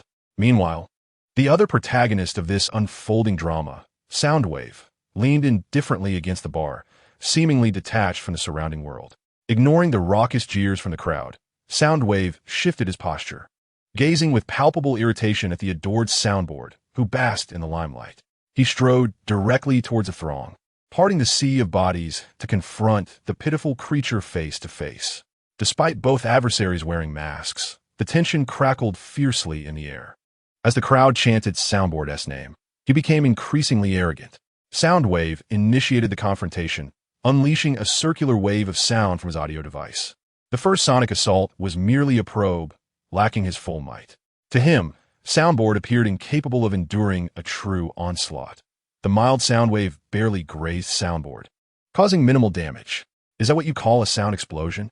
Soundboard scoffed, regarding Soundwave's power as trivial. He retaliated with his strongest sonic attack, aiming to eliminate Soundwave in one decisive blow. A block-shaped wave of sound surged forth in a circular ultrasonic blast, yet Soundwave remained unscathed, merely retreating a step. Soundboard soon realized inflicting harm upon Soundwave was more challenging than anticipated. "Taste my wave," Soundwave declared, simultaneously gathering energy as a vibrant purple light flickered to life, followed by a more potent sound wave hurtling towards Soundboard. The attack struck Soundboard, sending him hurtling back, crashing through the bar's entrance. "A new champion of sound emerges," Megatron exclaimed, raising Soundwave's hand in triumph as the crowd erupted in cheers for him. The atmosphere electric, save for Soundboard, who peered through the splintered door with hatred festering deep within. Shattering the chest armor emblazoned with the Decepticon insignia, he contemplated his next move. Observing the departing Soundboard, the Red Spider pondered thoughtfully, ultimately opting not to pursue him. "Is something wrong, Commander?" Slipstream inquired, puzzled by the Red Spider's altered demeanor. Yet she could not grasp the underlying tension. "Let us return," the Red Spider unexpectedly suggested, choosing to leave the chaotic gathering earlier than usual, a departure that astonished Slipstream. Her mouth agape in disbelief as she was reluctantly ushered away by him. "Go on, ask what has been on your mind," the Red Spider remarked, having discerned Slipstream's earlier contemplation, for he was their commander and a guardian figure. "Oh, you knew," a sudden voice interjected, rudely interrupting the moment, provoking the Red Spider to deliver a swift punch in response. "Do I appear to be someone easily deceived?" The Red Spider, with a tone laced with disdain, clutched its pained wrist and tenderly shielded its injured abdomen, trembling in armor. Slippery Flow paid no heed to the bystander and posed a long silent question. "Red Spider, have you experienced heartbreak?" The logic behind her inquiry was remarkably astute, striking a chord with the Red Spider, who turned to her in disbelief. Upon hearing Slippery Flow's conjecture, he momentarily shifted from shock to a sudden realization, as if he had seen through everything. His expression morphed into one of smugness, his gaze fixated on the Red Spider with an air of knowing. "It's that geologist, I sent it?" His voice mirrored his expression, imbued with a teasing undertone. "Shut up." The small red aircraft, incensed by the revelation, rapidly transformed before him and swiftly pursued the Red Spider. Slippery Flow, still on the ground, offered a silent prayer upon witnessing the spectacle in the sky. The fierce aerial chase drew considerable attention, and in an effort to save face, the Red Spider ultimately managed to down its opponent, dragging it back to the base, the aftermath remaining uncertain for the time being. Chapter 42. The Devastated Homeland. Transporting the Allspark after the leap from Cybertron, Orion Pax, with the dying aid of Master Titanium, successfully obtained the leadership module. Megatron, having fallen out with Orion over differing opinions, learned of Orion's acquisition of the module, which transformed him into Optimus Prime. Under Optimus Prime's command, the Autobots clashed fiercely with the Decepticons led by Megatron, resulting in the gradual fragmentation of Cybertron, which had once thrived. As Optimus surveyed the desolation surrounding him, profound sorrow enveloped his processor. However, this was not the time for lamentation. Where's Bumblebee? The leader called out to his loyal aide, the police car, through an internal frequency. The war had indeed rallied a formidable assembly of Autobots, with 6 sectors remaining to the designated space bridge. Reports indicated that Megatron might be en route. Brother, be cautious. The police car relayed the intelligence, the audio background rife with chaos and the sounds of artillery. Understood. Signing off. Optimus prayed that his scout would safely transport the Allspark to its destination, as they needed to move it as far from Cybertron as possible via the space bridge. Just then, Windblade, patrolling the skies, transformed and descended, her vibrant colors catching the eye. She gazed at the troubled leader, who was lost in thought. We must have faith in Bumblebee's abilities, Optimus.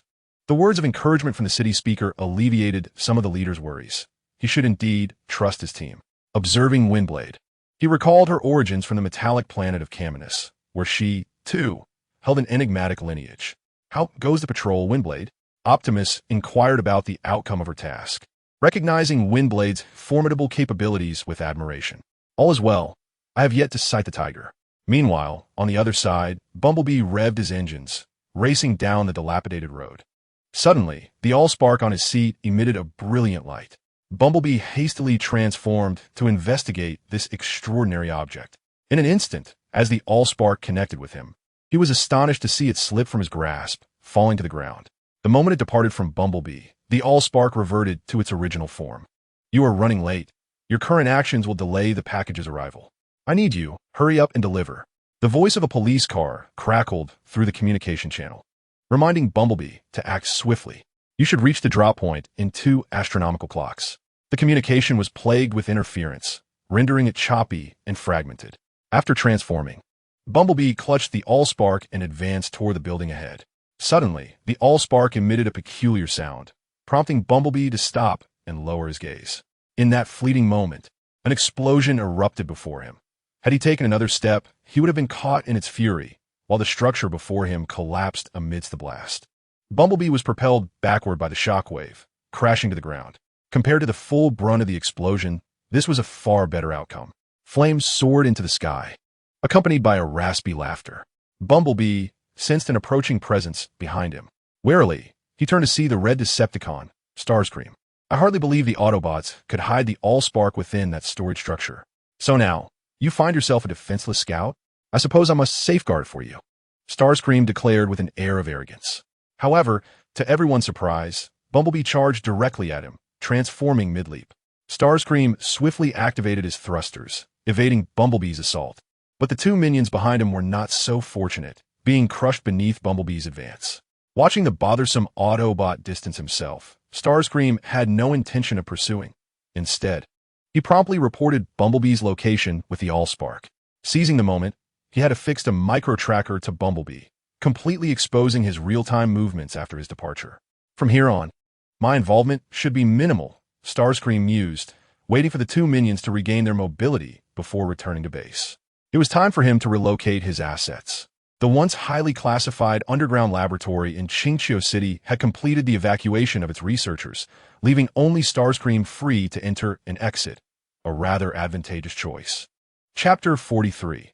The Allspark's journey begins. Smoke lingered near the space bridge, while Decepticon aircraft occasionally streaked across the sky. Optimus Prime had reunited with Bumblebee, and they were taking cover not far from the space bridge. Our movements have been compromised. Optimus observed the surroundings, drawing his conclusion. We must break through. Bumblebee's audio transmission was intermittent, and his condition was far from optimal. Optimus donned his combat visor, nodding in agreement with the scout's suggestion. They synchronized their actions, waiting for a moment when the sky was clear of Decepticon foot soldiers, and then they dashed from their cover, heading straight for the space bridge. Suddenly, the building beneath them trembled, and Bumblebee lost his footing, falling onto his back. Bumblebee, rise. Regardless of the circumstances, we must forge ahead. Run. Optimus Prime urged Bumblebee, directing him towards a nearby space bridge. The recent cacophony had attracted the hunters, relentless in their pursuit. As they sprinted, they adeptly evaded aerial assaults. And at this critical juncture, Windblade emerged. With exceptional driving prowess, she soared through the air like a zephyr, bullets striking the Decepticon grunts, compelling them to abandon the skies. The Decepticon foot soldiers, having landed, transformed and opened fire on Optimus Prime and Bumblebee, their aim woefully inadequate, failing to mar even the paint on their leader. We must endure a little longer. We must reach the space bridge, Optimus encouraged Bumblebee, raising his laser cannon to retaliate against the adversaries. We cannot hold out for long. Optimus valiantly resisted the onslaught from all sides. Reinforcements arrived in the form of Steeljaw, only to be caught off guard and attacked from behind by a figure that Optimus loathed, Megatron. Bumblebee gazed around in terror at the fallen Autobot comrades, and that wretched being who had stolen his voice. Optimus, you have lost this battle and the war. Save for your fate and surrender, Megatron declared. Observing the absence of peace on Optimus's face, his processor consumed by radical thoughts of war. Our fate is not yet sealed, Megatron, Optimus replied, vigilant. Just as Megatron raised his arm cannon to unleash a barrage, Optimus was quicker, unleashing a surge of blue energy that struck Megatron's chest plate, knocking him to the ground. Amidst the smoke, Megatron swiftly regained his footing, pointing at Optimus and bellowing, "Concentrate your fire on Optimus Prime. He carries the matrix of leadership." In response to the command, Starscream transformed mid-air, his thrusters igniting with blue flames as he descended, launching extreme energy missiles at Optimus. Optimus raised his arm, deflecting a portion of the assault, ensuring he remained unscathed. Starscream had indeed been coerced into servitude. He should have fled sooner. Starscream, Optimus's tone was heavy with restraint, gesturing for him to vacate the area, but he overlooked Megatron's presence. Although reluctant, Starscream felt compelled to utter formalities to avoid giving Megatron any leverage. Lowering his voice slightly, he said, "Optimus, there's more." Starscream opened the armor of his abdomen, unleashing a torrent of extreme energy missiles towards Optimus, who activated his energy shield, just managing to withstand the onslaught. At that moment, Windblade descended from above, swiftly drawing her Stormblade to cleave towards Starscream. Starscream deployed hidden blades from his wings to parry Windblade's strike, then carelessly fell back. The timing of the wind was fortuitous. Hearing Optimus's praise, Windblade felt a surge of joy. After all, such commendation came from their leader. With renewed vigor, Windblade declared, "Time is of the essence." The Red Spider, seizing the opportunity to flee the battlefield, drew attention to his presence with a piercing scream, only to be effortlessly tripped by Windblade's sweeping leg, plunging into the chasm and transforming into flight, vanishing without a trace. Even after plummeting into the abyss, he theatrically shrieked, alerting Megatron to his incapacitation. "Starscream," Windblade remarked, observing Red Spider's retreat with a teasing tone, uncertain if he could hear her. Bumblebee activated the space bridge, declaring, "We must transport the Allspark as far from the Cybertronians as possible."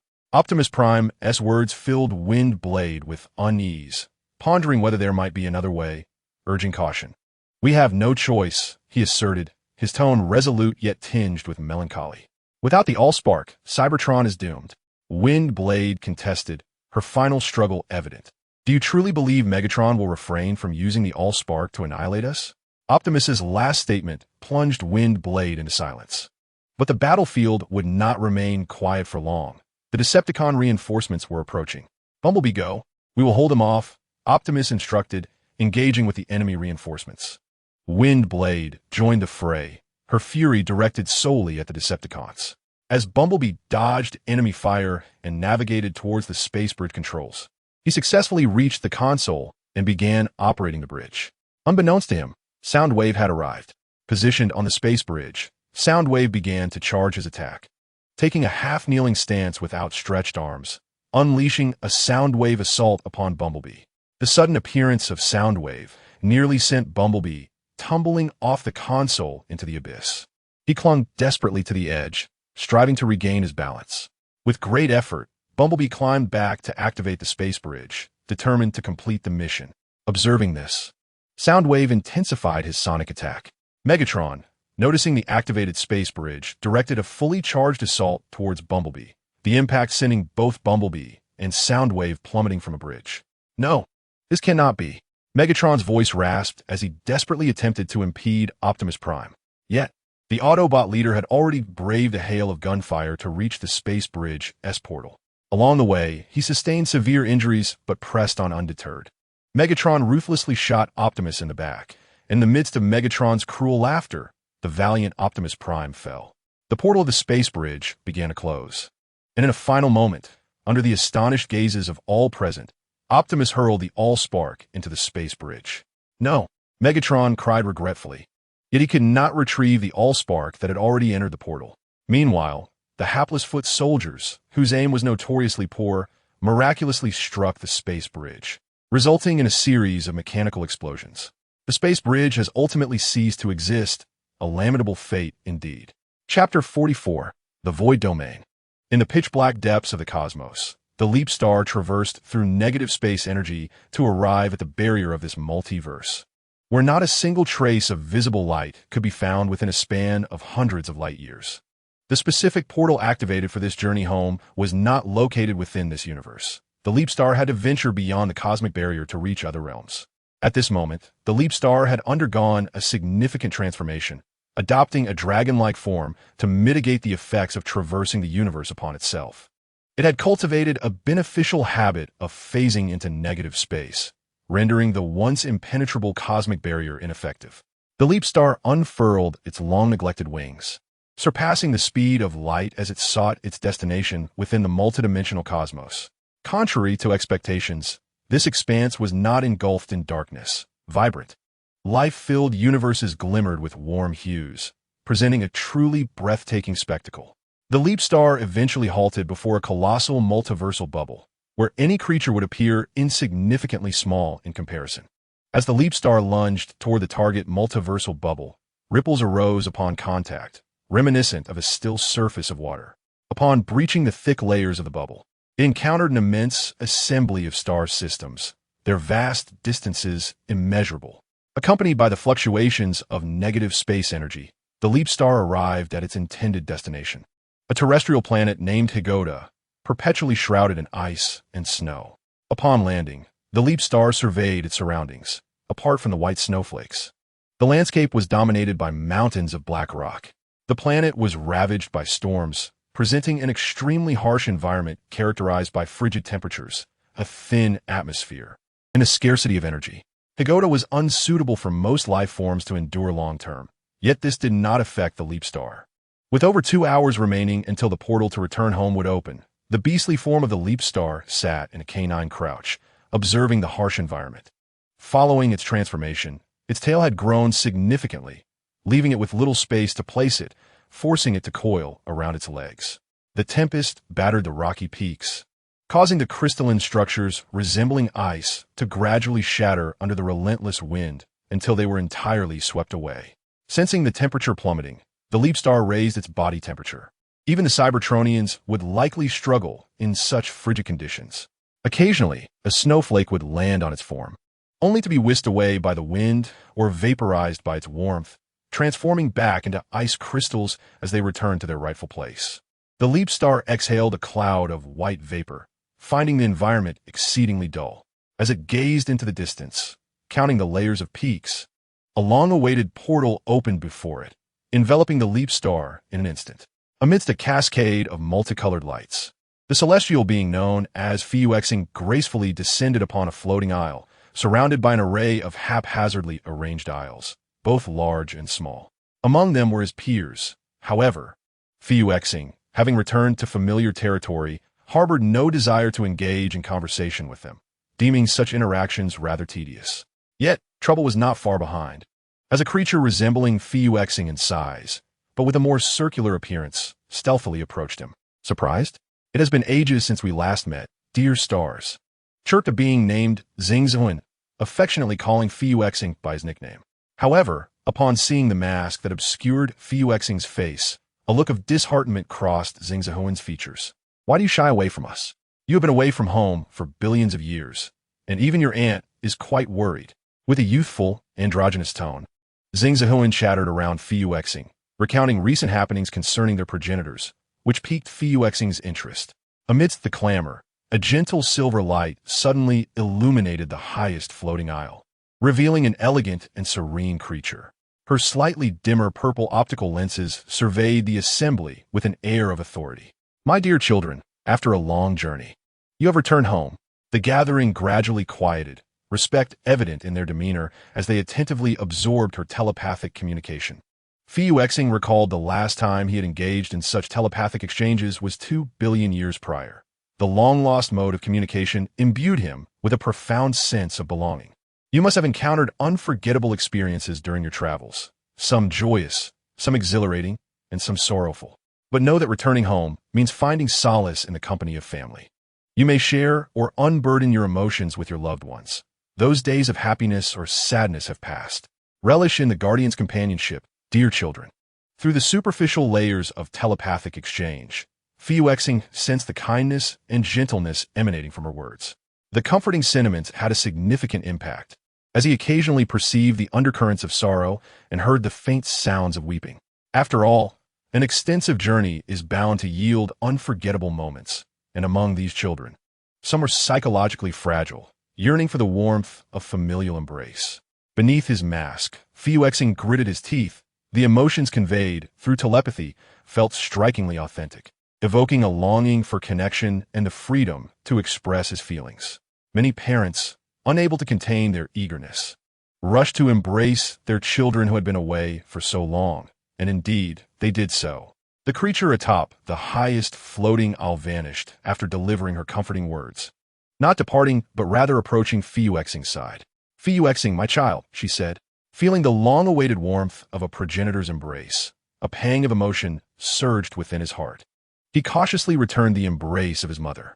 Shadow, you silently grasped the sharp claws of Leap Star, her deep purple optical lenses meticulously observing her progeny. Only after confirming the absence of any injuries did she exhale in relief. Welcome home.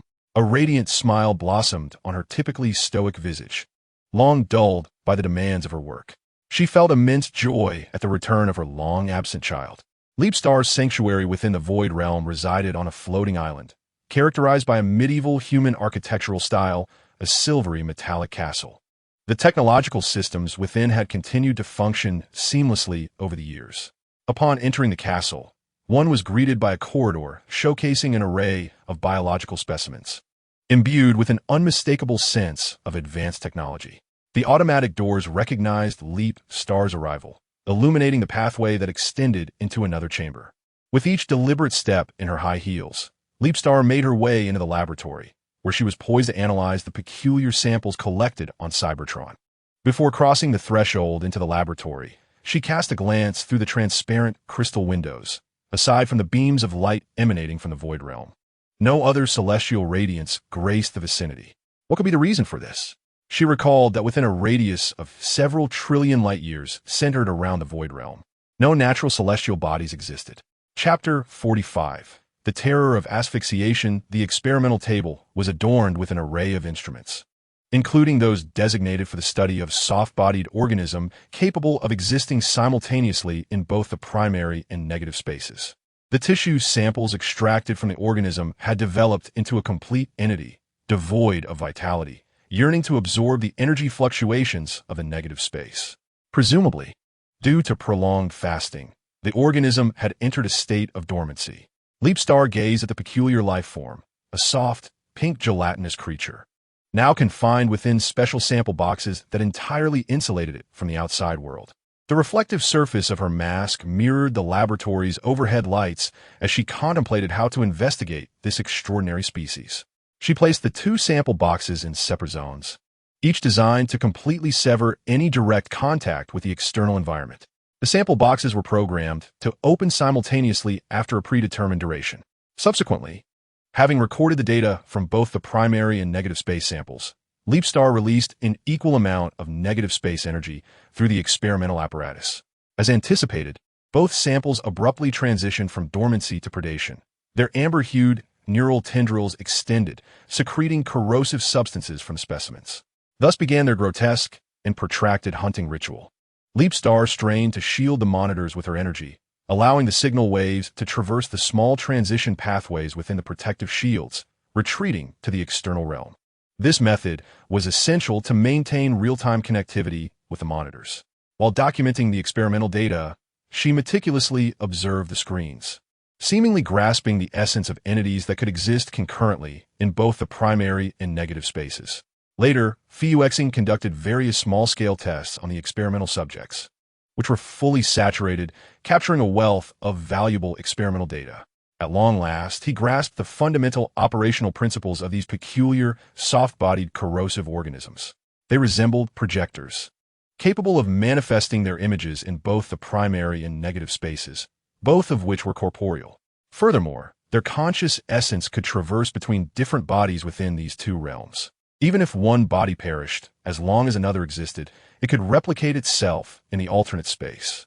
As Fuexing perused the data gleaned from his research, a bold idea suddenly struck him. He envisioned creating a conduit linking the primary and negative spaces, effectively forging a third space born from the fusion of these two entirely overlapping worlds, a shadowy region where both realms converged. This process was deceptively simple, akin to drawing a straight line on a plane and marking a point at its midpoint to form a triangle. Some organisms could not directly leap from one point on the line to another. However, they could navigate around to the newly established point before reaching the destination, thus creating a seamless route. With his thoughts abuzz with excitement, Fuexing eagerly set to work. He first positioned two transmitters in the primary space, and then, employing a method akin to that of the soft-bodied creatures, shattered one of them. Consequently, in the negative space, it became the focal entity. Subsequently, Fuexing infused the rudimentary machine with a touch of his own research. Under the hopeful gaze of his expectations, the two machines activated simultaneously, unleashing two converging blue beams of transmission. The moment they intersected, a blue spherical entity emerged, a manifestation of energy and space undergoing collapse. Fuexing swallowed nervously. Despite his history of flawless experiments, the spatial collapse birthed a third space, a conduit connecting the primary and negative realms, a blue portal. Gazing at the cerulean passage, Fuexing resolved to dedicate himself to the experiment. He stepped into the portal situated in the primary space, and, after a brief tumult of spatial instability, he successfully materialized beside the transmitter in the negative space. Subsequently, Fuexing conducted further research on the collected crystal samples from Crystal City and the gaseous substance from the Sea of Jars, yielding promising results. Suddenly, a cheerful voice broke the silence. "Hey, are you there, Xing?" Xing Zhouhuan bounded into Fuexing's laboratory, having sensed the fluctuations of energy in the negative space. And he too faded into that realm. "What brings you here?" Fuexing inquired, tidying away the crystal and gas samples, his tone gentle and unassuming. "Wow, you actually spoke to me. I am truly honored," Xing Zhouhuan exclaimed extravagantly, performing a hat tip, momentarily conjuring a hat made of energy particles as a prop. "Please clarify your reason for being here." Xing Zhouhuan's heart was thoroughly shattered by Fuexing's cold and indifferent words. Nonetheless, he managed to articulate his purpose before being unceremoniously cast aside. "It is my aunt who sent me to deliver the post-return psychological condition safety assessment to you. She also instructed me to supervise your completion of this questionnaire. Are you aware? Your scores on every safety assessment have consistently been at the bottom, which has caused her great concern." He spoke in a rapid-fire manner, yet as he sensed Fuexing's emotional state, he chose to fall silent. Observing Fuexing's calm demeanor, Xing Zhouhuan began to doubt the accuracy of his own perceptions. Fuexing appeared far from being in a poor psychological state, despite having received abysmal evaluations in previous assessments. With a worried gaze through his vibrant purple optical glasses, Xing Zhouhuan scrutinized Fuexing, uncertain if he should utter a few words to ease the tension and comfort him. To him, Fuexing was enveloped in an overwhelming aura of negativity. In this state, Fuyuexing exuded a suffocating and terrifying danger, as if he could rationally eliminate any being that had witnessed him in such a manner. Chapter 46. The astonishing return journey. Xing Zhouhuan instinctively wrapped his tail around his leg armor, the circular golden ring adhering to the tips swaying as he moved.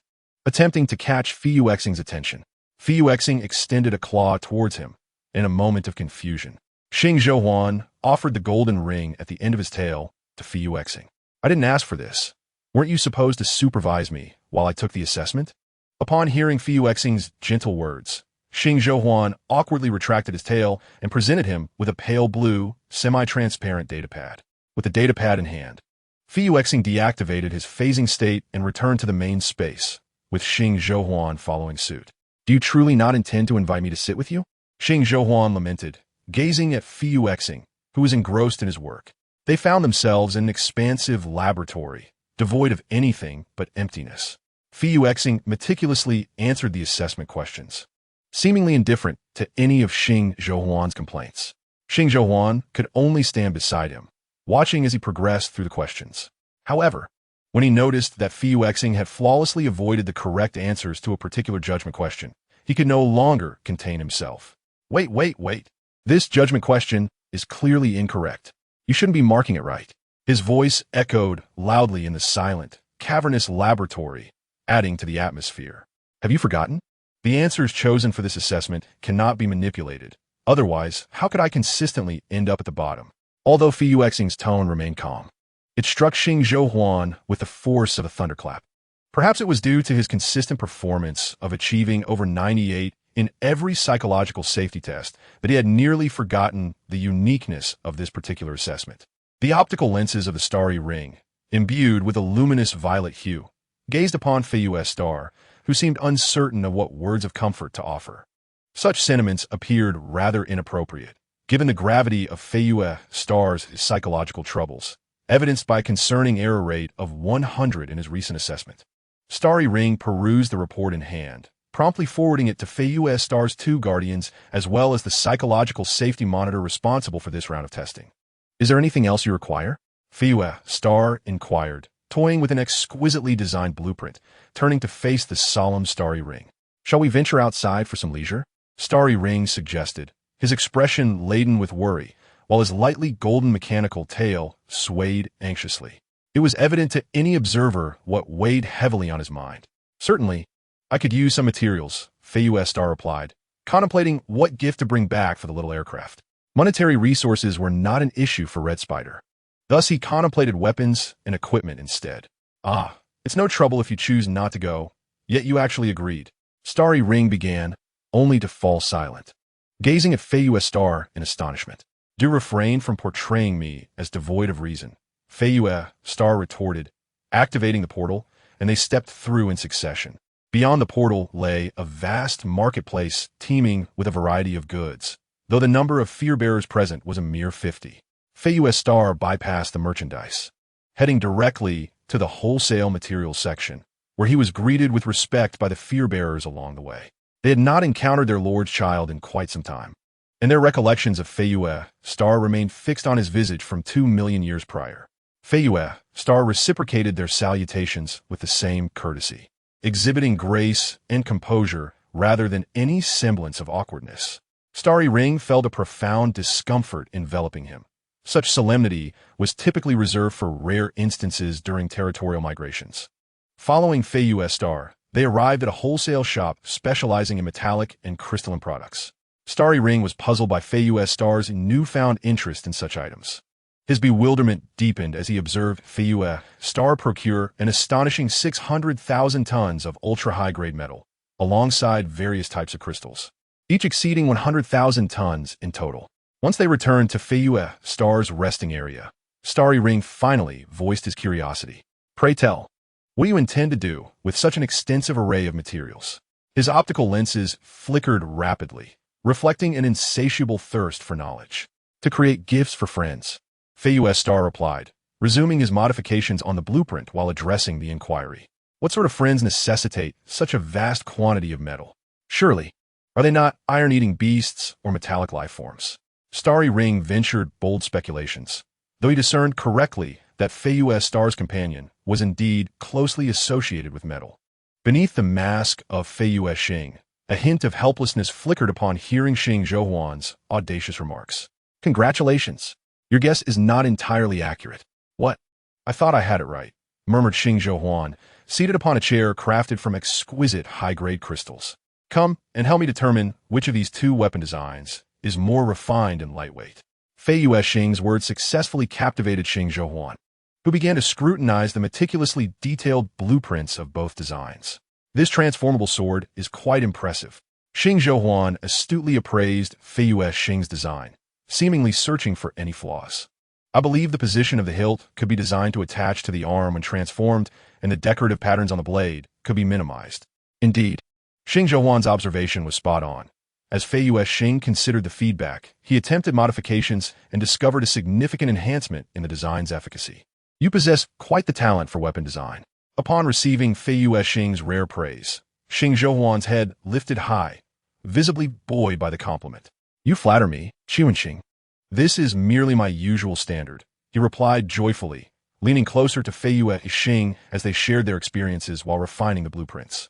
Time slipped away unnoticed as the duo gazed upon the exquisite, meticulously crafted mechanical sword before them, their hearts swelling with a sense of achievement. The sword boasted an overall length of 10 meters, adaptable to the wielder's physique, capable of altering its length and weight.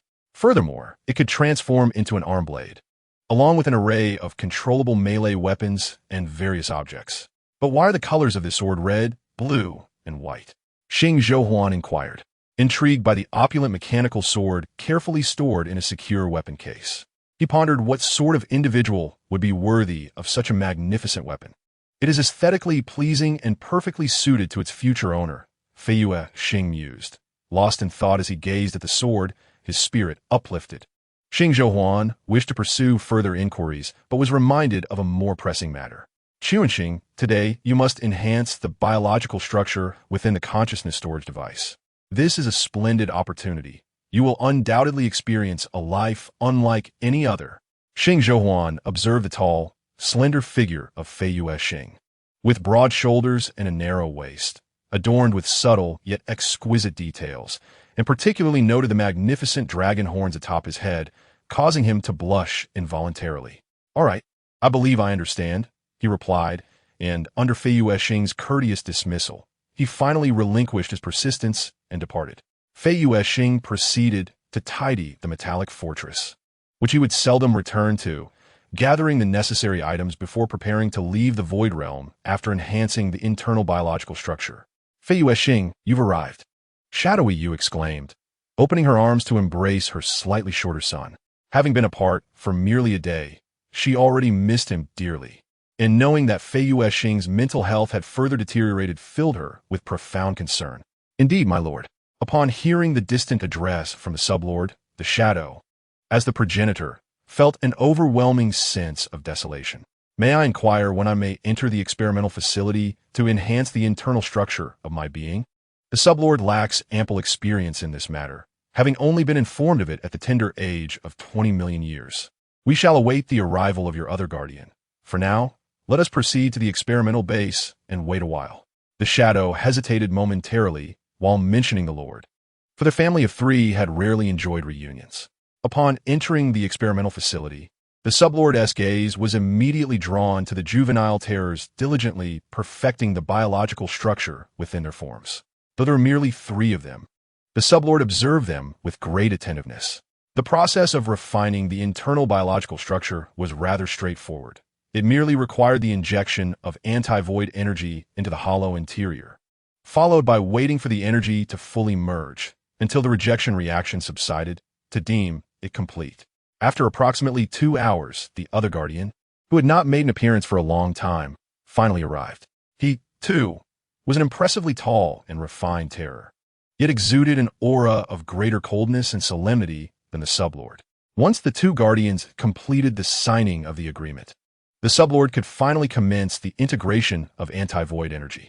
Upon the injection of 10 units of anti-void energy, he felt his senses dull, and as the energy reached 50 units, every sensation became infinitely amplified, including pain. The injection took an unprecedented turn, His external armor exhibited a stretching-like fracture. The sublord could now hear the shouts of his guardians and the frantic sounds of various instruments. Yet in that moment, they seemed to be light years away. Had a problem arisen that rendered the injection irreversible? I apologize, my lord, but we must adhere to the terms of the agreement. Once the injection commences, it cannot be halted. No, why is this happening? We need to think calmly, Shadow. Otherwise, the sublord may never return. As the sublord's audio receptors fractured, they appeared to malfunction, the sounds becoming intermittent. He could even feel the optical lens splitting at its connection. Perhaps this was not entirely disastrous. Could he escape the clutches of tormenting memories? It was indeed a pity that the sword could not be personally bestowed upon the Red Spider. I wonder how the planet Cybertron fares now. I truly yearn for the skies above. Might I soon be reunited with him? The sublord's thoughts were a chaotic swirl.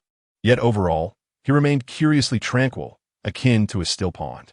The apparatus for injecting anti-void energy was a massive, transparent, hollow crystal, surrounded by a myriad of devices. At that moment, the sublord's fractured form floated serenely at the center of the grand crystal, faint golden energy particles drifting from the fissures in his armor. As the anti-decoherence energy infusion reached 100, the entity known as Leapstar began to rejuvenate, its newly integrated biological core swiftly replenishing the surrounding energy. The fractured seams of its armor gradually mended, until it appeared entirely revitalized. Yet, the energy core did not cease its dispersal, enveloped in a stellar-like radiance. Leapstar underwent upgrades exceeding 80%. In addition, the humanoid form of Leapstar unfurled its wings, liberated from confinement, expanding magnificently as it inadvertently damaged the apparatus responsible for infusing anti-decoherence energy. Not only had the Guardians of Leapstar never witnessed such a phenomenon, but even the researchers dedicated to studying these entities were taken aback. Ultimately, Leapstar, now adorned with an even more resplendent visage, descended from the air, seemingly intrigued by its transformation and eager to engage in self-examination. Will such changes occur frequently? Leapstar's polite inquiry momentarily stilled the atmosphere, as if no one wished to disrupt the silence. This is unprecedented. The excited voices of the researchers heightened Leapstar's curiosity regarding its metamorphosis. For this annual cycle's experimental funding, I shall allocate an additional 20 units. However, we must take our leave now, under the oppressive influence of their lord. The researchers refrained from suggesting an autopsy of Leapstar, instead watching with resigned regret as the trio departed to clear the area. Leapstar, you are forbidden to leave the Void Realm, not even a step for the next 100 million years. Upon returning to the long-absent Central Palace, Leapstar listened to this command-like edict from its so-called father, the Abyssal Zone. Wasn't it agreed that one should not be overly strict with a child? Shadow Phantom subtly communicated to the Abyssal Zone to adopt a gentler demeanor while offering Leapstar a warm smile. Leapstar, considering your mental state is less than optimal, we hope you will remain for a period of conservative treatment. Leapstar listened impassively. Regardless of what these two might decide, it was determined to depart. If you find this unacceptable, we can have 2 fear beasts accompany you on your journey. We assure you they will not interfere directly. Merely remain nearby to ensure your safety. Shadow Phantom maintained her gentle smile, eliciting no emotions from Leapstar beyond her expression. It seemed that her progenitor posed a greater danger than that so-called father had suggested.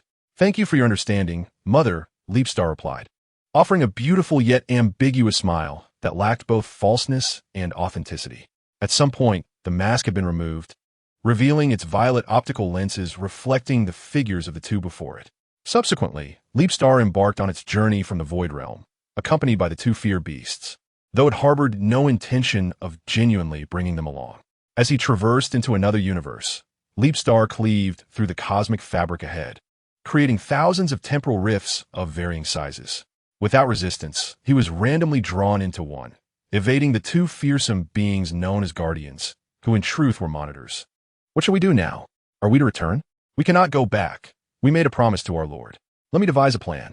We will each mark the temporal coordinates to find our way, thus enabling us to keep pace.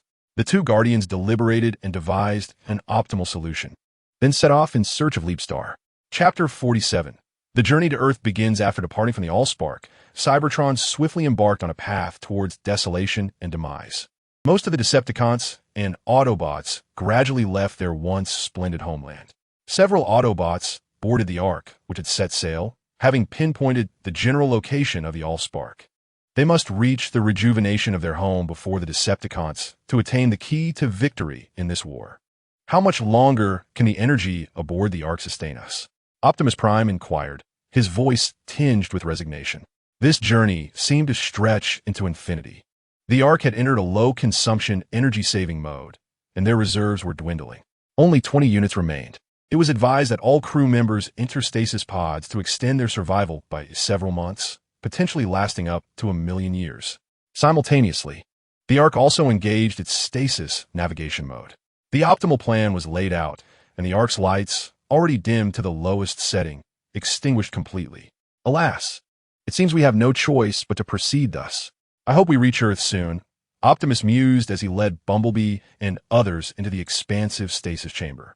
A row of stasis pods was neatly arranged, and upon receiving the stasis notification, the Autobots aboard the Ark began to recline into their respective pods one by one. After all had settled into stasis, the pods activated, and simultaneously, the Ark initiated its automated stasis navigation, setting its destination near Earth. Among those remaining on Cybertron, steadfastly holding the line against their foes were several Autobots, including but not limited to Windblade and Perceptor. The Autobots on Cybertron were remarkably fragile, yet their resilience shone as they continued to engage in a battle they knew was unwinnable. The Decepticons, aided by the collaboration of Starscream and Shadow Striker, had discerned the exact location of the Allspark on Earth and dispatched soldiers to the third planet of the solar system in search of the power that could breathe new life into Cybertron. However, no leads had yet materialized. When the Ark descended, unforeseen incidents occurred. Numerous stasis pods landed across various regions upon entering Earth's atmosphere. After a successful landing, the Ark's systems encountered issues, failing to awaken all personnel from their stasis pods in a timely manner. Far away in the Cybertron region, Windblade and her companions had received no updates from Optimus regarding their journey and were unable to establish contact with anyone aboard the Arkansas. Windblade was deeply concerned about Optimus Prime's well-being, and thus, accompanied by the Observer, she ventured towards the long-dilapidated space bridge, driven by a spirit of hope. To her astonishment, the Observer unexpectedly repaired the space bridge. Windblade secured a one-way ticket to Earth, yet after months of searching, she only encountered the Decepticon forces. Finding not a trace of the Arkansas, she harbored doubts about whether the Ark had truly arrived on Earth. However, despite her skepticism, she resolved to locate both the Ark and Optimus Prime before the Decepticons could. Megatron dispatched a squad, led by Starscream, to scour the Earth, navigating their aircraft while wielding signal tracking devices. Windblade found their incessant interference exasperating. Yet in the desert, she finally stumbled upon her long-missed Autobot, Bumblebee.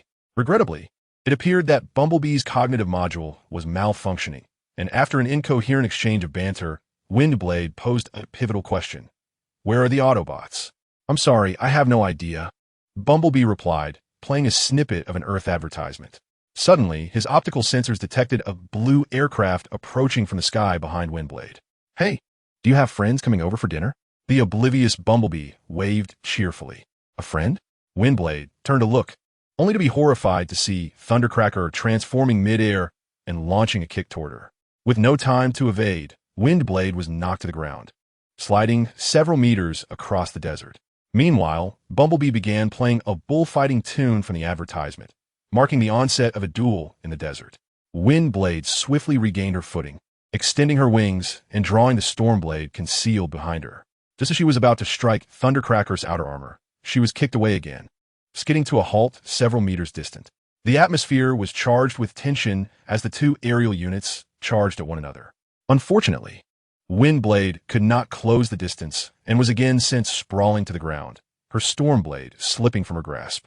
Resorting to hand-to-hand combat, Windblade found herself evenly matched at first, yet ultimately at a disadvantage. Just as Thundercracker was poised to deliver another blow, Bumblebee seized his wrist, only to be unexpectedly flung away, teetering perilously close to the edge of a cliff. Approaching Windblade threateningly with her Stormblade in hand, Thundercracker appeared intent on neutralizing Bumblebee's combat capabilities. In this dire moment, Bumblebee suddenly remembered that his arm housed a stinger function. He instinctively jabbed it into Thundercracker's abdomen. Instantly, a surge of electricity coursed through Thundercracker, rendering him immobile and shifting the tide of the battle in Bumblebee's favor. With a resigned sigh, Bumblebee relayed his coordinates to his partner, Nova Storm, knowing that assistance would soon arrive. "Sorry, my friend," Bumblebee said, a hint of pride in his voice as he leaned closer to Thundercracker's head, now incapacitated. Then Bumblebee assessed his left hand, now transformed into a stinger, as he approached Windblade, who regarded the memory-impaired Bumblebee with approval. "At least you still remember your stinger."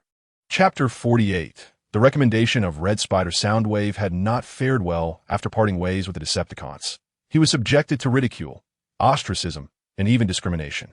In utter despair, he was compelled to return to Junkion, where violence erupted on every war-torn planet, intensifying far beyond previous levels. Amidst this brutal environment, Soundwave gradually matured into a skilled bounty hunter, at least capable of ensuring his own survival. In this bleak and sunless world, he harbored an unrelenting hatred for the instigator of his plight, Soundwave, that wretched, despicable creature. As he gnawed on a low-grade energy block, he seemed to use it as a substitute for venting his fury, his thoughts laced with malevolence. "Hello, do you know where I might recruit bounty hunters? I am in dire need of a capable team to assist me." A figure of exquisite elegance and nobility entered Soundwave's line of sight, casting a vast shadow over him.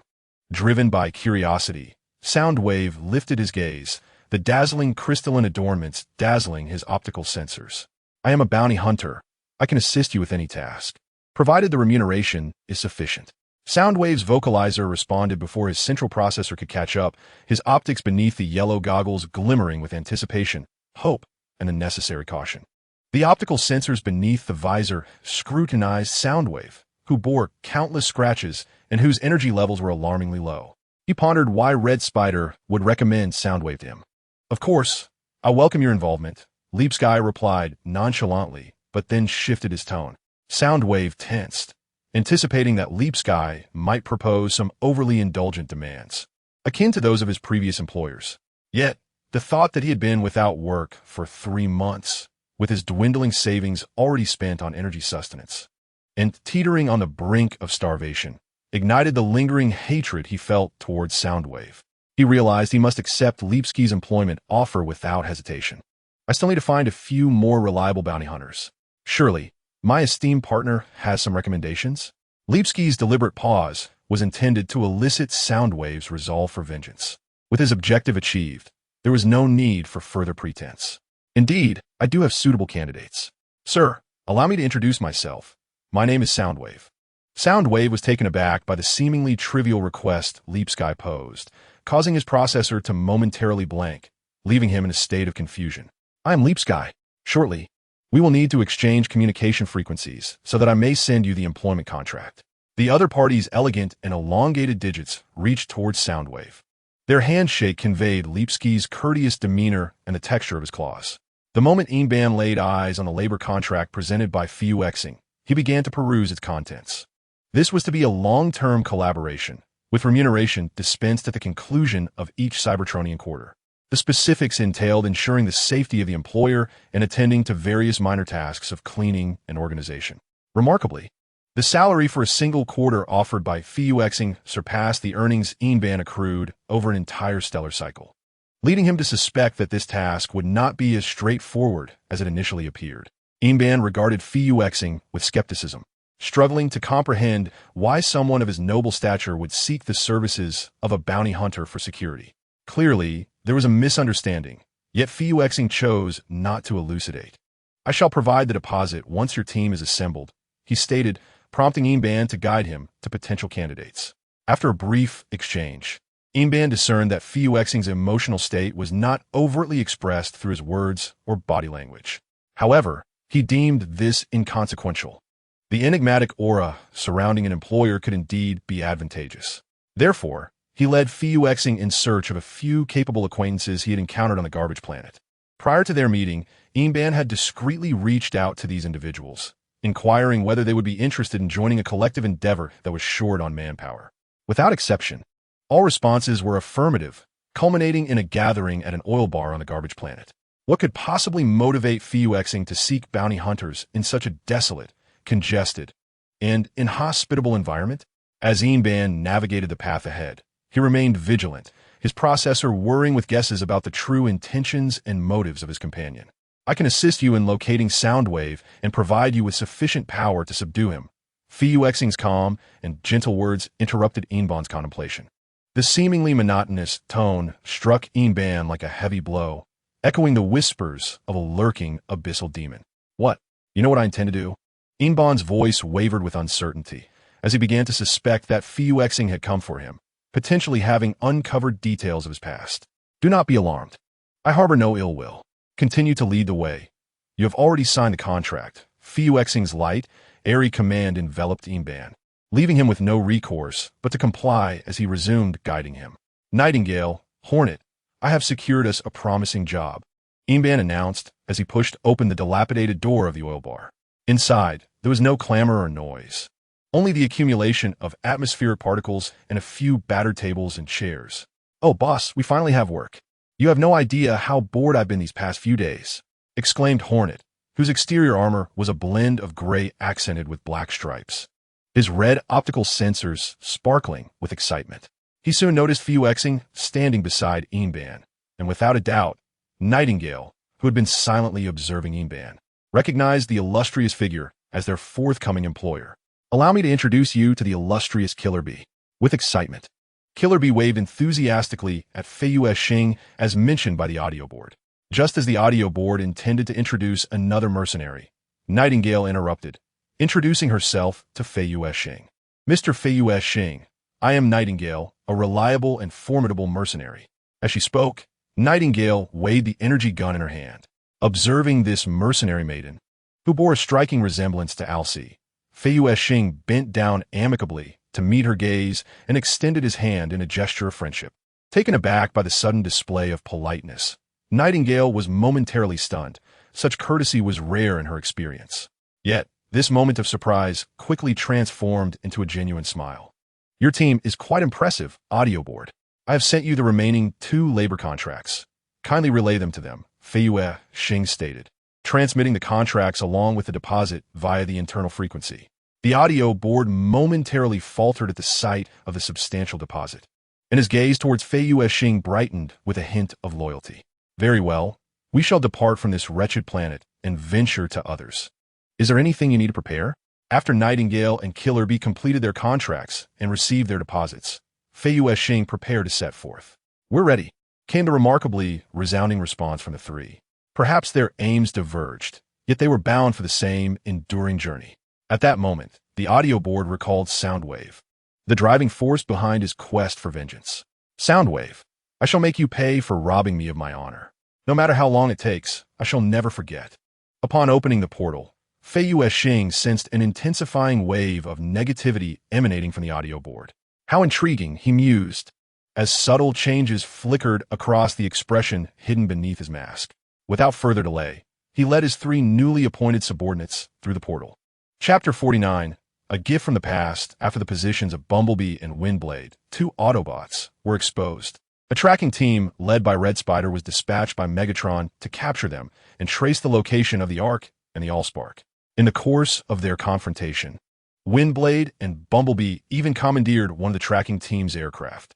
However, to their dismay, Shockwave remotely seized control of the vessel, infiltrating Bumblebee's mind in an attempt to convince the amnesiac Autobot that he was a Decepticon spy loyal to Megatron.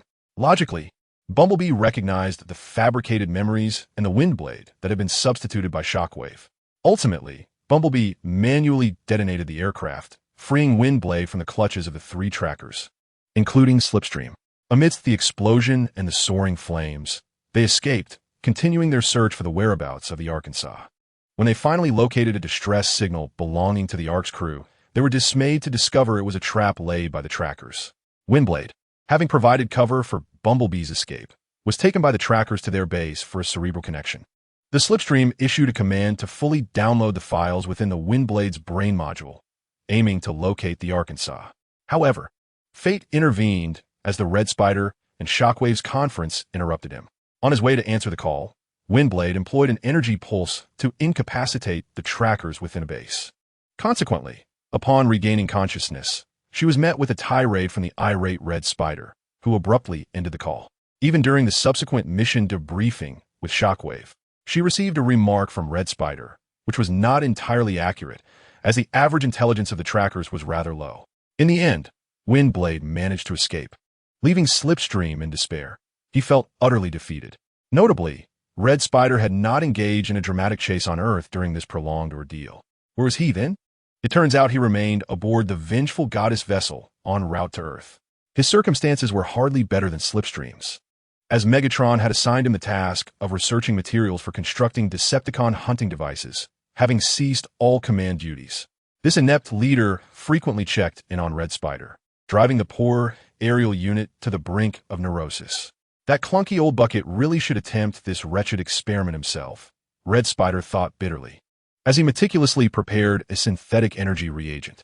Originally, he could have perfected the reagent 3 solar cycles ago, but the sudden appearance of the old bucket startled him, causing him to spill the concoction. At long last, with the last drop of liquid reagent finally merging into the sample, Red Spider succeeded.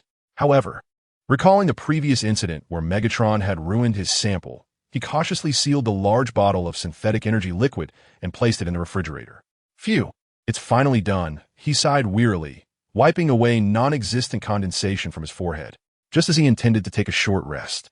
The aerial unit suddenly recalled a long-ago agreement made with the Star Jumper. In the future, I hope you will possess the ability to continue collaborating with me. Seek me out then, in this present time. That gentle, unassuming voice seemed to linger in the audio receiver, prompting Red Spider to ponder the notion of now. How am I to find you, Star Jumper, my partner? After tidying up the laboratory, Red Spider reclined on the charging bed in his designated chamber, muttering to himself.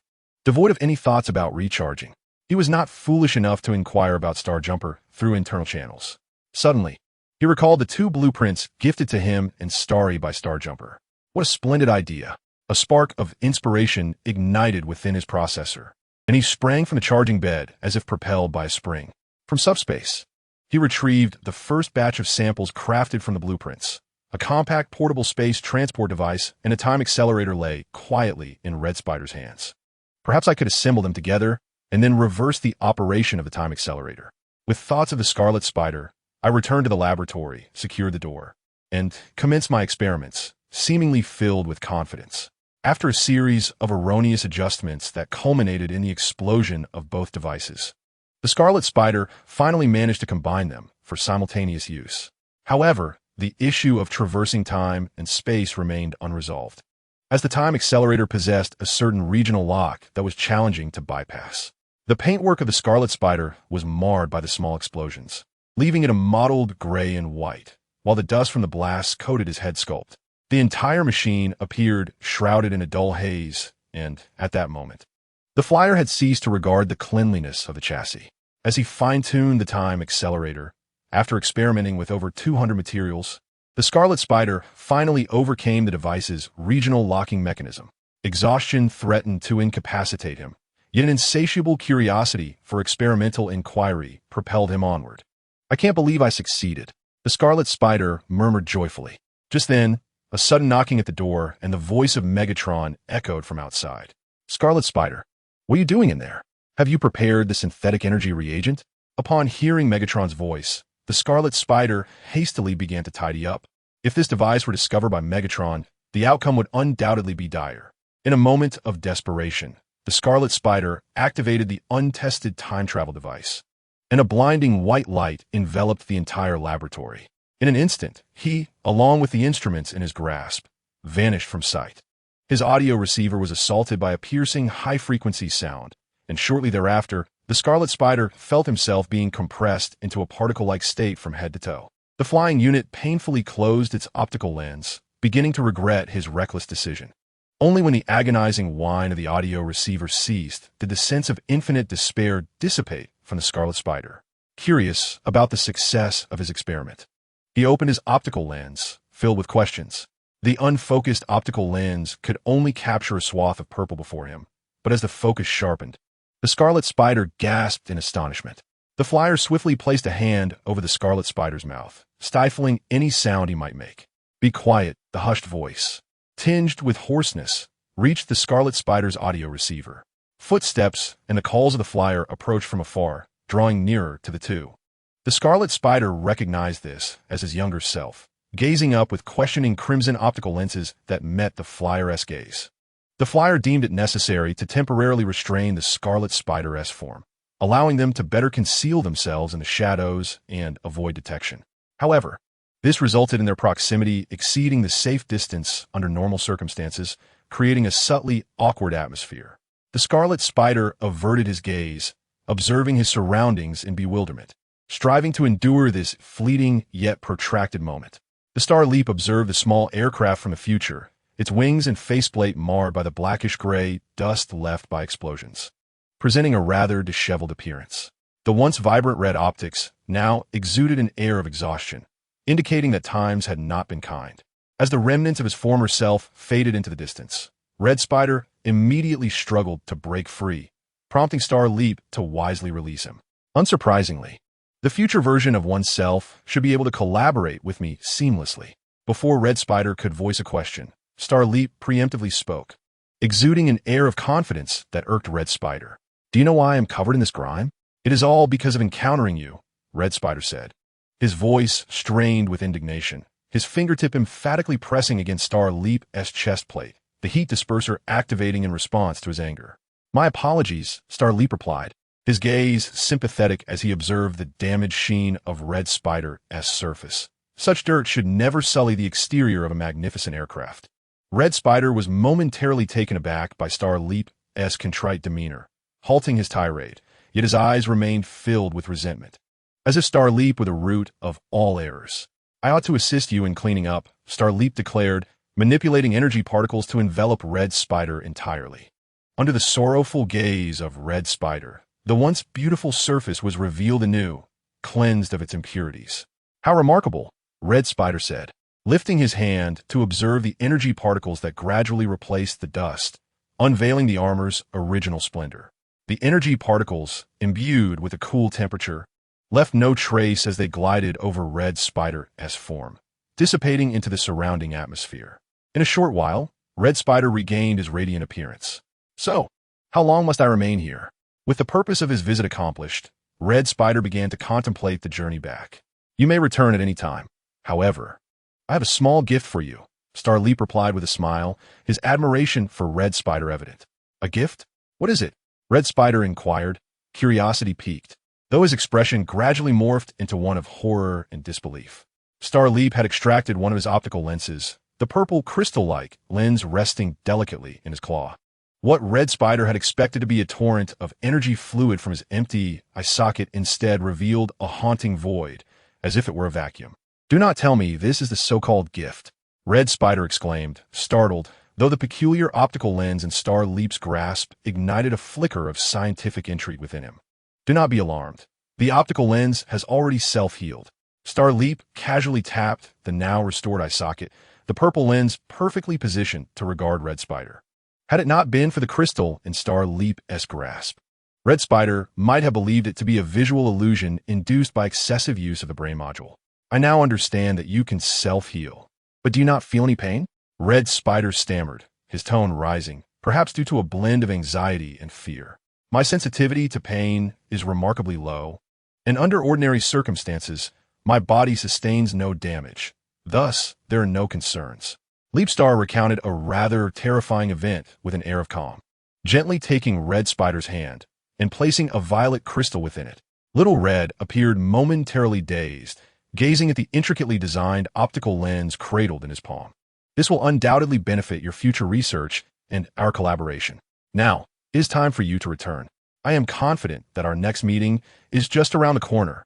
Leapstar whispered as he opened a silvery portal, and before Red Spider could react, the radiant light enveloped him entirely. This return journey was not nearly as excruciating as the initial arrival. Rather, it felt quite ordinary, akin to traversing a space bridge. As the surroundings gradually brightened, Red Spider found himself back in his original laboratory, just as Megatron fortuitously burst through the door. Swiftly, Red Spider concealed the translocator and the gift from Leap Star into subspace, feigning innocence as he regarded his leader, whom he had just insulted. Chapter 50. Concerning Red Spider. While Windblade and Bumblebee searched for the Ark, Shockwave arrived on Earth from distant Cybertron through a repaired space bridge. He brought with him 2 ships capable of disrupting Earth's magnetic field, intending to annihilate all life on the planet to facilitate their quest for the Allspark. The plan was grand, yet reality proved to be harsh.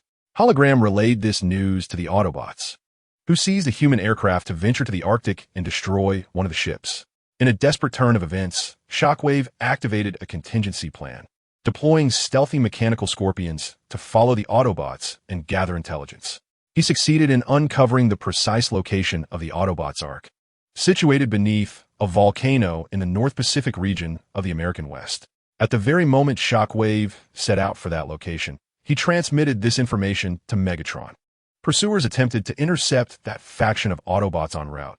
Yet, as Shockwave had anticipated, they failed. Ultimately, they confronted the Autobots at the base of Mount St. During the skirmish, Shockwave retreated from the volcano, conceiving a more cunning strategy to activate the volcano's activity using another ship he carried. However, his scheme was fortuitously thwarted by Hologram, who had infiltrated the Ark's main system.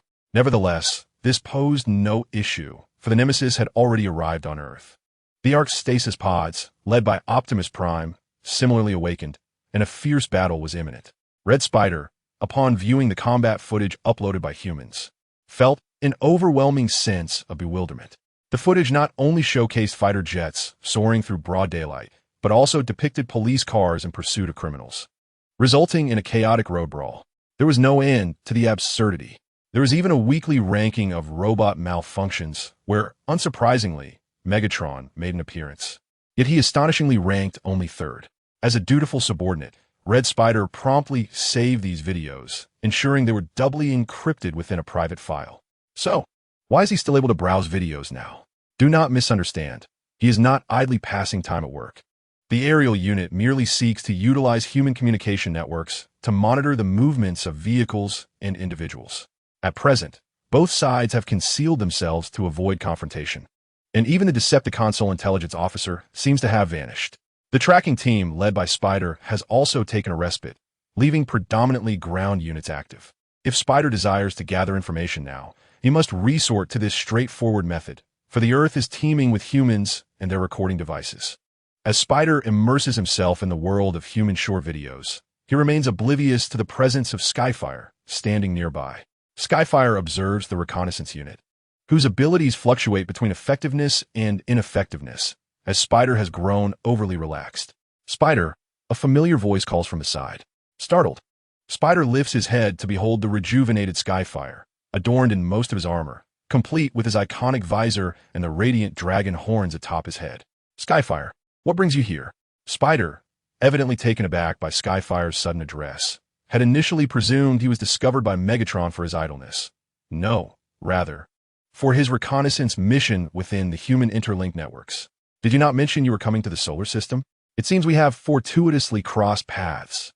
The gentle words, devoid of pretense, suggest a serendipitous encounter precisely at the 3rd planet of the solar system, above the skies of America, where the Avenger resides. In such a vast solar system, I find it hard to believe that our meeting is merely coincidence. Spider gazes at Skyfire with a knowing smile, reminiscent of the manner in which Skyfire once regarded him. Nevertheless, I brought you a gift for your return home. Upon hearing the mention of a gift, Spider recalls the optical lens that Skyfire had once given him. Although its research value is exceedingly high, the violent nature of its acquisition had left Spider rather apprehensive.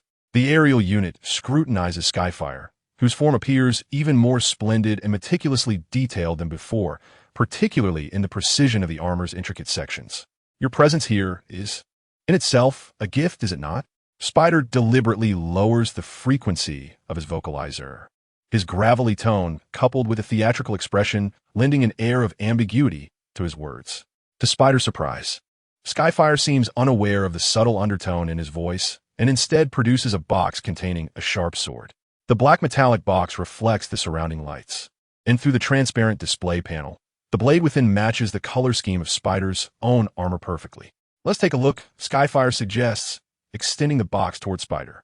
The moment Spider cradles it in his hands, he perceives it to be surprisingly light. Without further thought, he activates the smart lock, and a rectangular box opens to reveal the sword standing upright within. It looks magnificent, but I wonder how it performs? Spider muses. For his proficiency with cold weapons is rather average. Apart from the 2 spinning blades that transform from his wings, he has scarcely wielded any others.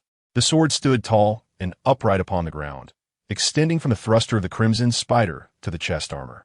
The Crimson Spider, with some difficulty, leaned against the blade, and the moment his hands grasped the hilt, the sword began to transform. The long sword commenced its adjustment, and excess metal adhered to the Crimson Spider's forearm, forming a rather commendable piece of external armor. Would you mind if I tested it? The Crimson Spider raised the sword, its silver blade interspersed with crimson, reflecting a chilling light under direct illumination. His gaze shifted from his sword to the visage of Leapstar. Why not? At the instant, Leapstar nodded in agreement. The Crimson Spider swung the blade towards him. The flying unit seemed particularly intrigued by the prospect of testing Leapstar, even employing its thruster to augment the impact. Leapstar did not block. The sharp edge of the sword struck his chest plate with a clang, sending the Crimson Spider rebounding. He distinctly observed the sword making contact with Leapstar's chassis, yet he could not fathom the reason for his own rebuff. In the fleeting moment of being thrown backward, the Crimson Spider plunged the sword into the metallic floor, utilizing the thruster just barely to halt his momentum, leaving a scratch approximately 6 or 7 centimeters long on the surface. Will Megatron dock my wages? The Crimson Spider expressed his concerns, for he still needed to allocate part of his expenditure to support the insurgents. He once again focused on the sword in his hand, which remained unscathed. Little aircraft, if you truly wish to test this sword, you ought not to place the subject of your experiment upon me. Leapstar calmly articulated the crux of the matter. Well, fine. I should seek a subject with average physical attributes or a similar metallic material. The Crimson Spider's claws rested thoughtfully upon his chin, contemplating, uncertain if he had truly heard Leapstar's address. Who are you? Why have you intruded upon the Vengeance Goddess? A sharp voice interjected, introducing a third presence. Slipstream, initially seeking the commander who had not recharged for 3 days and nights, unexpectedly stumbled upon the standoff between the commander and the outsider. From her perspective, the seemingly delicate Crimson Spider appeared to be at a disadvantage. Wait, Slipstream, you've misunderstood. This gentleman, Leapstar, is a sponsor of our entry into the Decepticon ranks. The Crimson Spider hurriedly positioned himself between the two, prompting Slipstream to realize her error and clear her throat to mask her embarrassment. Good day, Mr. Sponsor. Slipstream awkwardly extended her hand in an attempt to shake hands with the other party. Leapstar, of course, did not refuse the gesture of goodwill from the little aircraft, politely reciprocating with a few gentle shakes. Crimson Spider, it seems your integration into the Decepticon ranks has not been particularly favorable? Leapstar's gaze returned to the somewhat haggard Crimson Spider, whose fatigue emanated an unmistakable aura of discontent, easily perceptible even to Slipstream through her optical lens, let alone to Leapstar. Chapter 51. Perspectives on War. Before the silent Crimson Spider could speak, Leapstar activated a gravitational field capable of cloaking all sounds, lights, and signals from the interior outward. Amidst the tumult of the struggle, Slipstream appeared somewhat troubled, uncertain of her position in this dialogue. Yet her concern for Red Spider was unmistakable. Megatron seemed indifferent to me, especially in comparison to Soundwave and that mad scientist. Indeed, my allegiance to the Decepticons was born out of necessity during those turbulent times, and I now find myself with little loyalty to Megatron. The war he cannot navigate us through is one that has long burdened Red Spider with unspoken anguish. Perhaps, in the early days of joining the Decepticons, he harbored a sense of admiration for Megatron. However, the protracted conflict has eroded all that once was, stripping away not only Red Spider's ideals, but also claiming countless former comrades, shattering the bonds of brotherhood, friendship, familial ties, and even love. The present Cybertron is a far cry from its former self, with many things irretrievable, including Red Spider's fixation on Jetfire. The necessary wars that arose from the grassroots have also brought an end to the remnants of Cybertron's golden age, now mired in decay. When you plan to depart? She inquired, reassured that there were no prying ears from Soundwave present. The visor of Skywarp reflected the weighty expressions of the two aerial units before him. Utilizing his current position as Megatron's lieutenant, I could once again reap benefits. Furthermore, my resources could sustain the faction of Qingqiu, yet I remained oblivious to their sentiments, lamenting my inability to provide better living conditions at the time. As the former winglord of Qingqiu, Red Spider felt immense frustration and guilt, unable to safeguard each comrade in arms.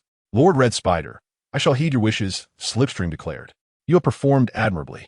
She comfortingly patted Red Spider's shoulder armor, grappling with how to articulate her complex thoughts. In the past, Red Spider had ensured their superior living conditions, though his temperament was sometimes inscrutable. It hardly qualified as a flaw. Even now, Red Spider endeavored to petition Megatron for favorable employment benefits for the Seekers. Thank you, Red Spider responded, feeling the genuine determination and solace emanating from Slipstream, a rare smile gracing his features, born of the spark within. All right. It is indeed a rare occasion for such somberness, Skywarp remarked. Little Red, you possess the capability to lead them toward true peace. For the resources ravaged by war are countless. We merely lack the right opportunity. Observing this heartwarming scene, Skywarp mused as an onlooker. The war had begun as a grand revolutionary uprising, evolving into a conflict between the Autobots and Decepticons. Slipstream, you have the ability to effect meaningful change, provided you can ensure your own safety, Red Spider encouraged, his crimson optics shining with belief in his colleague's potential to shine in the purest sense. Indeed, Commander Red Spider, Slipstream replied, her optics shimmering with a hint of emotion, her voice quavering slightly, a rare affirmation she had recently received. Decided to investigate the commotion, concerned that the energy blocks might have caused some trouble, knowing all too well her tendency to be rather reckless. Following this, a period of rest was essential for him to fully harness his abilities. Red Spider gently urged to depart, as he needed to engage in a private discussion with regarding some confidential matters. How is the soundboard project progressing? Red Spider inquired, polishing his sword, which had already been impeccably cleaned upon its arrival. Little Red, your recommendation proved quite effective. I've temporarily stationed them on Mars. After all, our utility diminishes when we inadvertently awaken animosities with sound waves, he noted, seemingly indifferent to his nickname, as his thoughts drifted elsewhere. Are you not going to share any details about your time with Megatron? Curiously probed, having been away for an extended duration. Symbiotic relationships are merely bonds forged through mutual benefit, Red Spider replied, his tone icy as the crimson lenses of his optical sensors dimmed momentarily. Very well, as you say, responded, observing Red Spider with a hint of delight as he fidgeted with his new weapon, which suited the graceful and vibrantly colored aerial unit perfectly. Why not try positioning it against the chest plate before the spark? Suggested, introducing a novel technique for the sword's design. Although Red Spider felt a tinge of uncertainty, he complied. At the moment of contact, the sword began its transformation, swiftly morphing from a weapon into an augmented external armor. Multifunctional, this truly surprises me. Red Spider marveled at the newly added components, intricately arranged without hindering the precision of his transformation. He could distinctly feel the energy enhancement these parts provided, and he was eager to take flight with them. Noticing Red Spider's eagerness, deactivated the gravitational field. What are you waiting for? This is a splendid opportunity. With gentle encouragement, Red Spider hesitated no longer and swiftly transformed, gracefully navigating the corridors of the Revenge Goddess until he reached the deck and ascended effortlessly into the sky. The flyer relished the long-awaited sensation of freedom as he sliced through the brisk wind, invigorating his spark. Outside the Revenge Goddess, observed through the layers of mist, admiring the skillful flight of Red Spider, whose trajectory was as beautiful as a finely crafted tapestry woven among the clouds. This was one of the reasons he grew increasingly fond of aerial units, witnessing their fluid and seamless motion, adorned with flamboyant paint. It was impossible for anyone to resist the allure of their enchanting aerial ballet. Chapter 52. Deception and Guardianship despite being fatigued from flying. Red Spider executed a flawless and magnificent landing, his thrusters emitting residual heat from the recent high-speed flight. He felt invigorated and replenished, a delightful surge of energy coursing through him as he removed the multifunctional sword that had enveloped his form with power. This sword is too precious, and I must repay you, Red Spider remarked, tilting his head with a proud smile, using the sword as a staff to lean forward and shift his center of gravity. First, take a good rest, Red Spider. We can discuss repayment another time. Now, as long as the Star of Flight can gracefully place its claws upon the ornate head of the Red Spider, it becomes evident that this is an angle quite conducive to such an act. Gazing at the beaming figure before him, with its wings gently fluttering, the Star of Flight was undeniably charmed. Suppressing the urge to reach out and caress, he maintained his composure, appearing as unperturbed as ever. Very well then, allow me to return and recharge for a while. As you know, I am quite fatigued at the moment. The Red Spider straightened its body, its wings elevating with emotion, while the flight unit's crimson optical lenses refreshed at a steady pace, betraying a yawn, a clear sign of drowsiness. That will suffice. Once I am awake, the internal line will call for me. I shall meander around Earth for a bit. The Star of Flight's gentle and unassuming words seemed to lull the Red Spider further into a state of tranquility. After their farewell, the flyer swiftly leapt and transformed, returning to the vessel known as the Vengeful Goddess.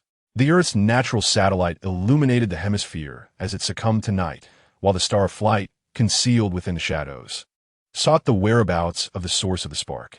He had installed a new energy detector on his arm to facilitate his movements. Bathed in moonlight, his visor suddenly caught the reflection of an orange-yellow, spotted silhouette. This peculiar creature possessed a pair of strikingly luminous green eyes, unlike anything carbon-based could possess. Greetings! The Star of Flight extended his claw in a gesture of salutation. The unusual being, shrouded in darkness, cautiously scrutinized the flamboyant yet refined appearance of the Star of Flight. The Star of Flight was not merely seized by whim to study this creature. Rather, the energy radiating from it was overwhelmingly potent. Were it not for the sheer intensity of the spark source, he would have doubted the accuracy of his optical lenses. Hello, I am Huang Bao, the guardian of the spark source. The guardian, instantly lowering his guard due to the star's courteous demeanor, transformed to reveal a humanoid form. The Star of Flight was taken aback that the guardian of the spark source would approach him so willingly. Who could have anticipated the purity of such a being? Allow me to introduce myself. I'm the Star of Flight, a leisurely wanderer.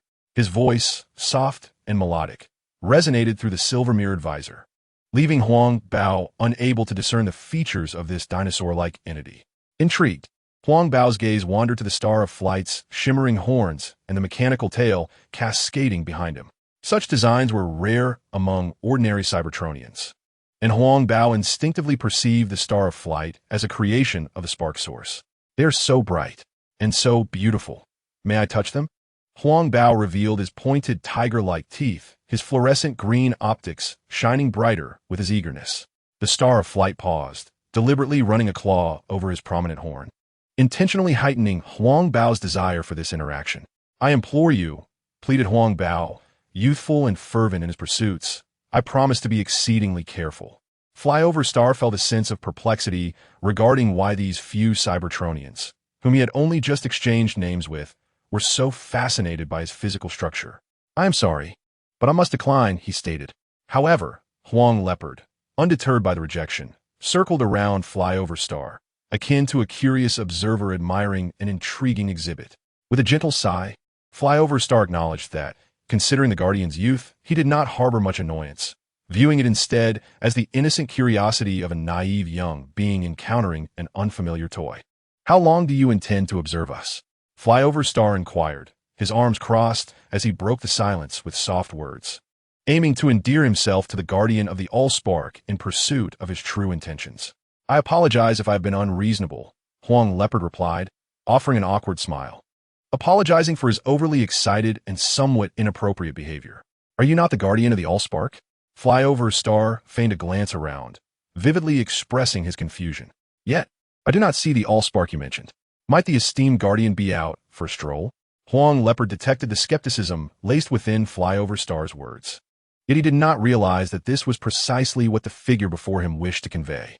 I cannot compel you to trust me entirely, but I assure you, the Allspark is indeed under my protection. Huang Leopard cast a glance at the desolate lunar expanse, having heard that the Allspark originated from the distant home of Cybertron, which he had never truly witnessed. Would you mind taking me to see it? Flyover Star asked, tilting his head innocently, even wagging his tail in an attempt to sway Huang Leopard's decision. The youthful and pure-hearted Huang Leopard felt a stir within. He pondered whether he could bear the consequences of leading Flyover Star to seek the Allspark. The subsequent words from Flyover Star solidified Huang Leopard's resolve.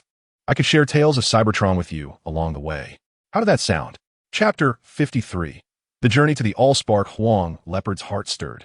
This was indeed a tempting offer.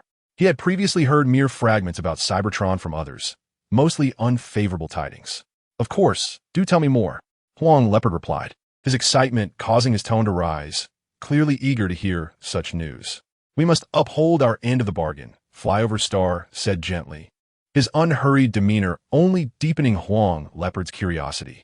Very well, follow me, Huang Leopard declared, transforming and dashing forward in a burst of energy.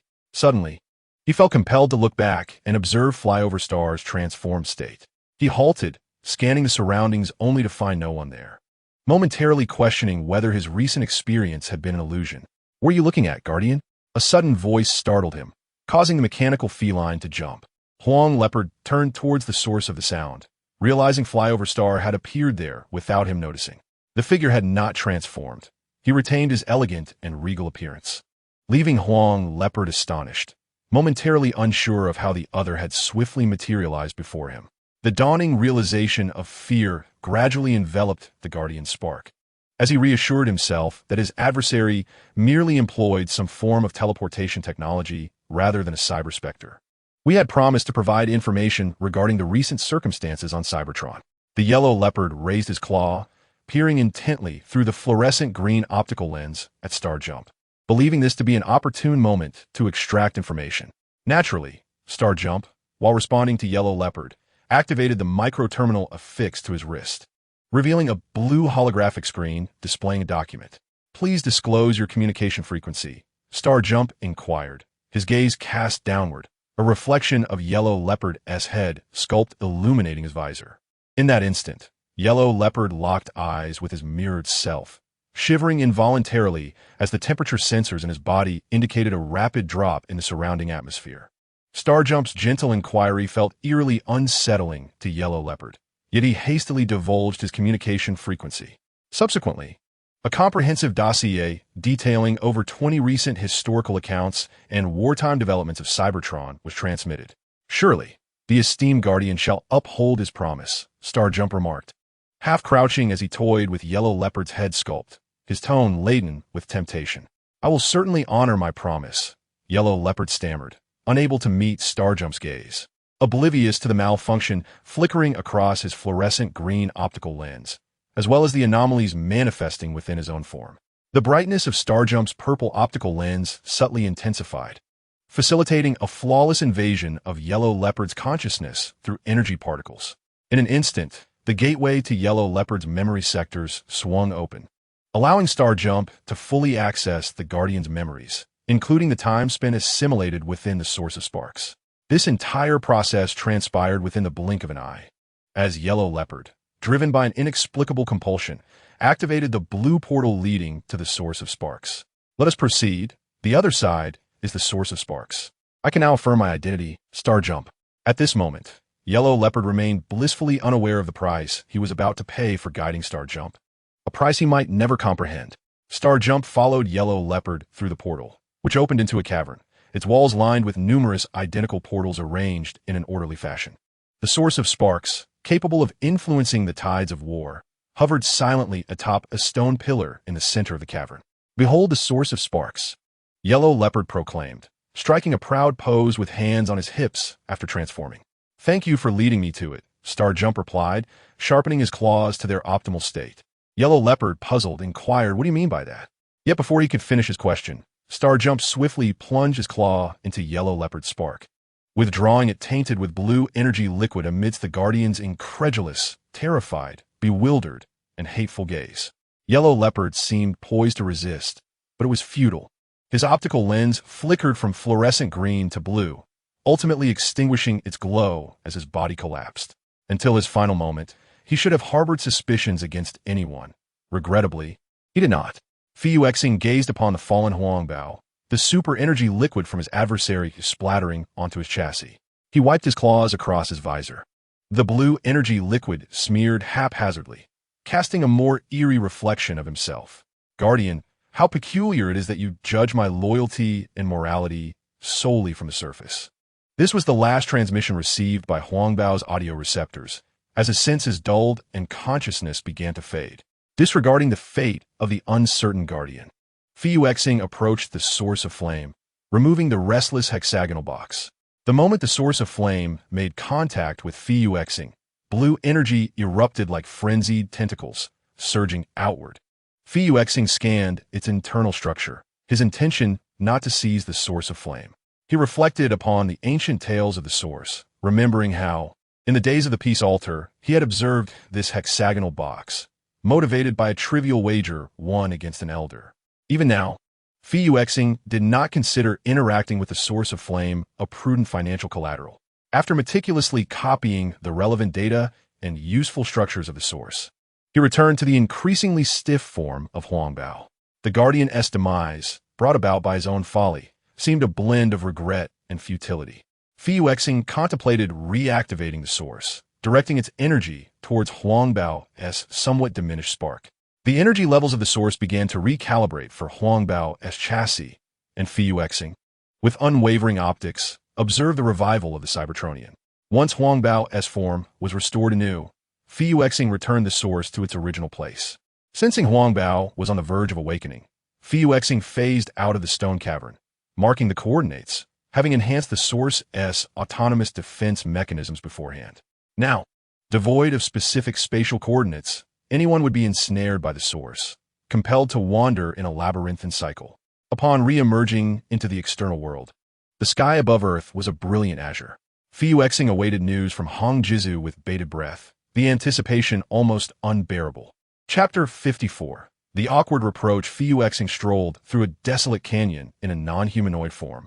The reddish-brown dust dispersed by the gravitational field moments before it could settle upon his armor. He had no concern for the earthly debris that could prove difficult to cleanse from his internals.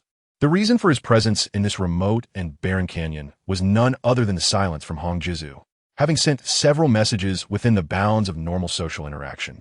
All received no response, leaving him in a state of frustration. This rare display of genuine emotion led him to unwittingly sulk, unwilling to seek out Hongjizu. Perhaps Hongjizu was merely overcharged, still in slumber. With a sigh, Fu Xing exhaled a breath of frigid air, which instantaneously transformed into water vapor upon contact with the warmer atmosphere. Observing this process, Fu Xing found himself increasingly bored as he gazed at the dull, reddish-brown cliffs of the canyon, engaging in tedious excavation or aimless venting of frustration. The reason he had chosen this unremarkable precipice was the allure of the dinosaur fossils buried within. With merely his claws, he swiftly unearthed a complete dinosaur fossil. Carefully dragging it out, the freshly excavated remains enveloped in a layer of soil that obscured the pale bones beneath. Hoping to occupy the lengthy weight, Fu Xing intended to clean and reassemble the dinosaur fossil. To him, the massive skeleton, which appeared colossal in human eyes, resembled a mere toy model. Thus, the reconstruction process took on a somewhat violent demeanor. After being cleansed of dust by energy particles, the skeleton was rejoined with a viscous energy substance. As Fu Xing manipulated it like a child with toys, arranging the bones on the ground before him, his indifference led him to contort the joints of the skeleton into peculiar shapes, while his violet optical lenses struggled to focus on the structure. Gradually lowering his body to the ground, he blended seamlessly with his surroundings. He then began to sway his tail gently, with movements that were soft and graceful, akin to a feline predator stalking its prey. The tail's tip housed a small signal receiver, functioning like a diminutive satellite, whirring rapidly. Fu Xing adeptly utilized this device to probe the nearby human information network in search of valuable clues and data. It was likely that the human network contained more comprehensive information about the dinosaur skeleton before him, yet the canyon's interference proved formidable. Only when he elevated his tail to nearly a 90-degree angle did he manage to receive a signal. Comprehensive visual data was transmitted to Fu Xing's terminal via electromagnetic waves, and he perused the information projected on the screen. If the imagery was accurate, the dinosaur skeleton before him belonged to the Tyrannosaurus family. As he compared the fossil with the visual data, a jet glided through the canyon sky. The red spider? Fu Xing watched as the aerial unit gracefully transformed and descended before him, astonished that the Red Spider had come to find him personally. He contemplated hiding, as he was still coated in a considerable amount of super energy liquid, particularly while handling the dinosaur skeleton. The Red Spider, gazing at the enormous mechanical dragon, found Fuexing's imposing stature and the super energy liquid smeared across him quite daunting. As the Red Spider looked up at Fuexing's head sculpture, an unusual sensation enveloped the flying unit upon making eye contact with those violet optical lenses. Fuexing felt somewhat awkward about his current appearance, momentarily at a loss for how to respond. Slowly, he nonchalantly lowered his swaying tail, inexplicably feeling a sense of guilt. After all, Fuexing's body had been tainted with an abundance of super energy liquid, and he felt a pang of regret for not having cleaned these stains sooner. "Are you all right?" Red Spider temporarily set aside the anomalous data detected by his processor, astonished to find super energy liquid on Fuexing's body that did not belong to him. "Very well indeed." Fuexing answered his question while lowering his head, his tone noticeably rising in pitch. Red Spider wished to inquire about the origin of the super energy liquid on Fuexing's body, but reconsidered, recognizing the difficulty of articulating such a question. Embarrassed, Fuexing utilized energy particles to clean the dried super energy liquid. It was a stroke of fortune that Red Spider refrained from probing into their origins. Red Spider's gaze shifted to the dinosaur skeleton, which appeared trivial in comparison to Fuexing. The skeleton's current posture was rather comical, leaving Red Spider questioning the connection between it and Fuexing. "So, what exactly are you doing here?" he finally asked, unconsciously placing his hand on the lowered head sculpture of Fuexing. Fuexing hesitated, offering no reaction to Red Spider's gesture, and after a moment of contemplation, he returned the question, "And what brings you here?" As he spoke, a stream of low-temperature gas escaped his mouth, his metallic, gleaming fangs further piquing Red Spider's curiosity.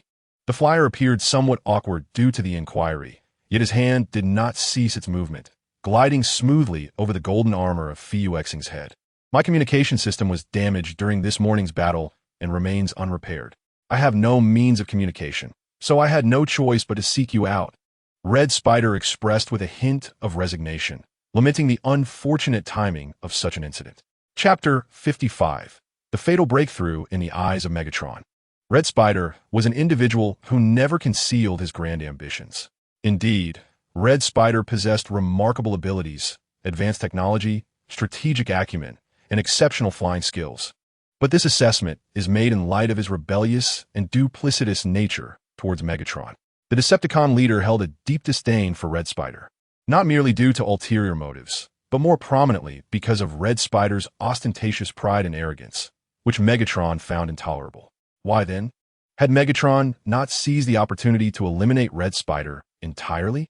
The answer lies in the ample benefits Red Spider provided, rendering him temporarily useful to Megatron. Thus, regardless of how he treated his subordinate, Megatron would always leave a path for Red Spider to survive. The dynamics of their relationship had become intricate and difficult to interpret over thousands of years of warfare. Were they mentors and friends? Indeed, each could draw valuable lessons from the other, leading to their mutual empowerment. Were they loyally devoted? What a farce! Megatron would never accept the notion that Soundwave and Shockwave, two subordinates devoted to their respective ambitions, were intertwined in such a way. That idea was utterly absurd. Well, Megatron concedes that he lacks genuine belief in his own emotions. And in a certain sense, this applies to their approach to interests as well. Their unwavering loyalty to self-serving motives is quite laughable. Megatron has repeatedly questioned himself about the reasons for allowing Starscream to survive, whether it stems from self-interest. Yet, the processor's response remains shrouded in chaos.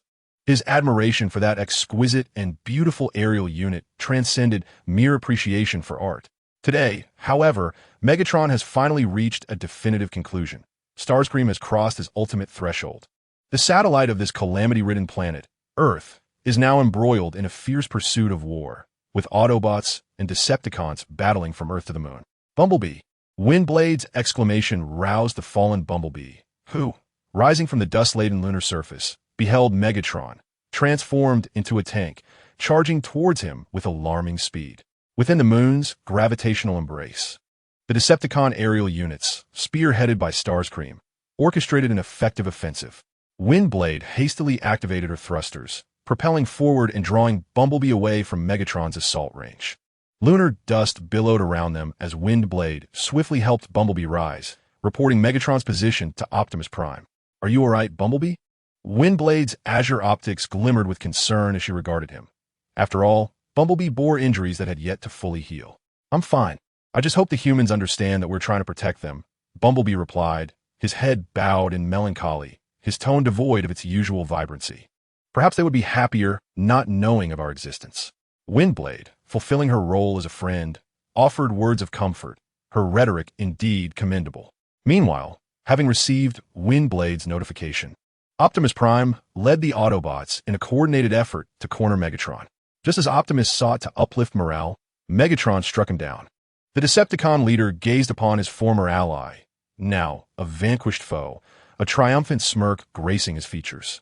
The battlefield, centered around them, was engulfed in smoke, as laser beams periodically streaked across the inky sky, striking the lunar surface and inflicting further devastation.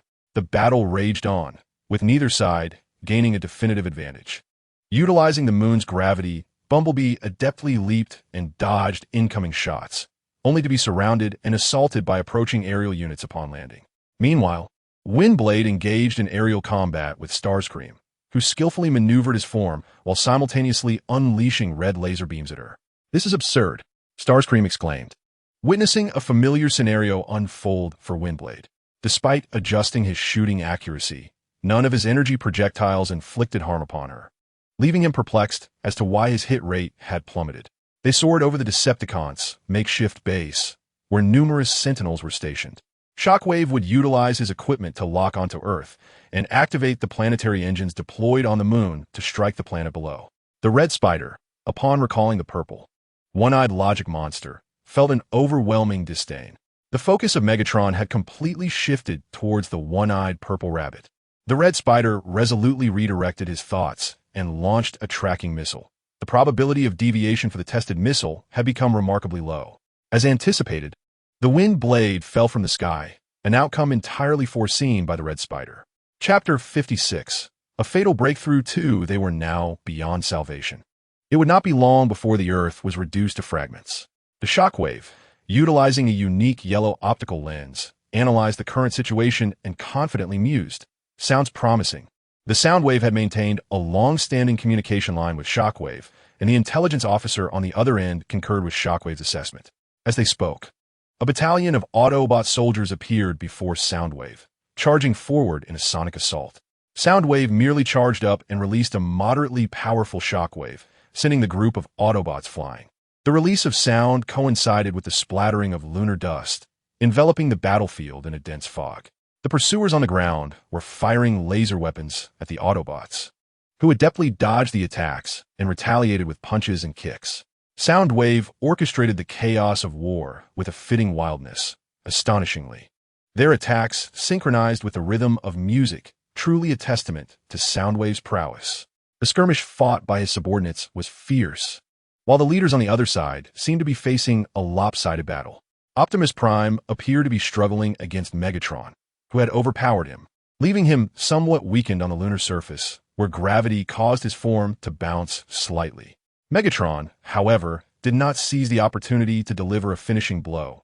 Instead, he began to deliver a speech.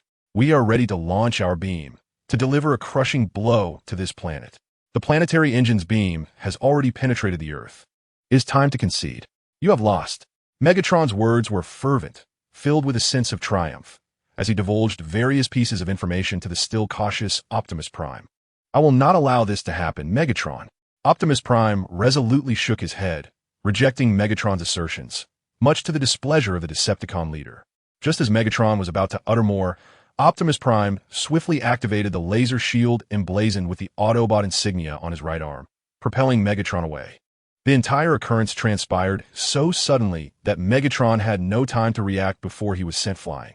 Indeed, Megatron was airborne, and quite ungracefully at that. "Autobots, we must thwart the Decepticons."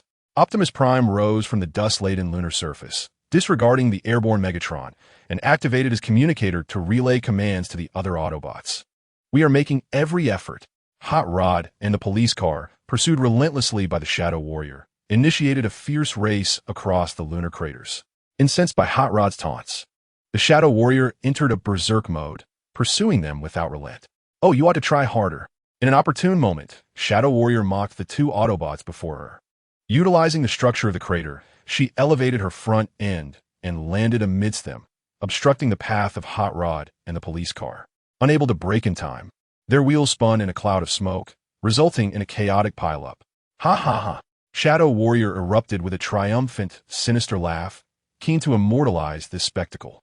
The scene transitioned to the battlefield where the crippled and several pursuers clashed.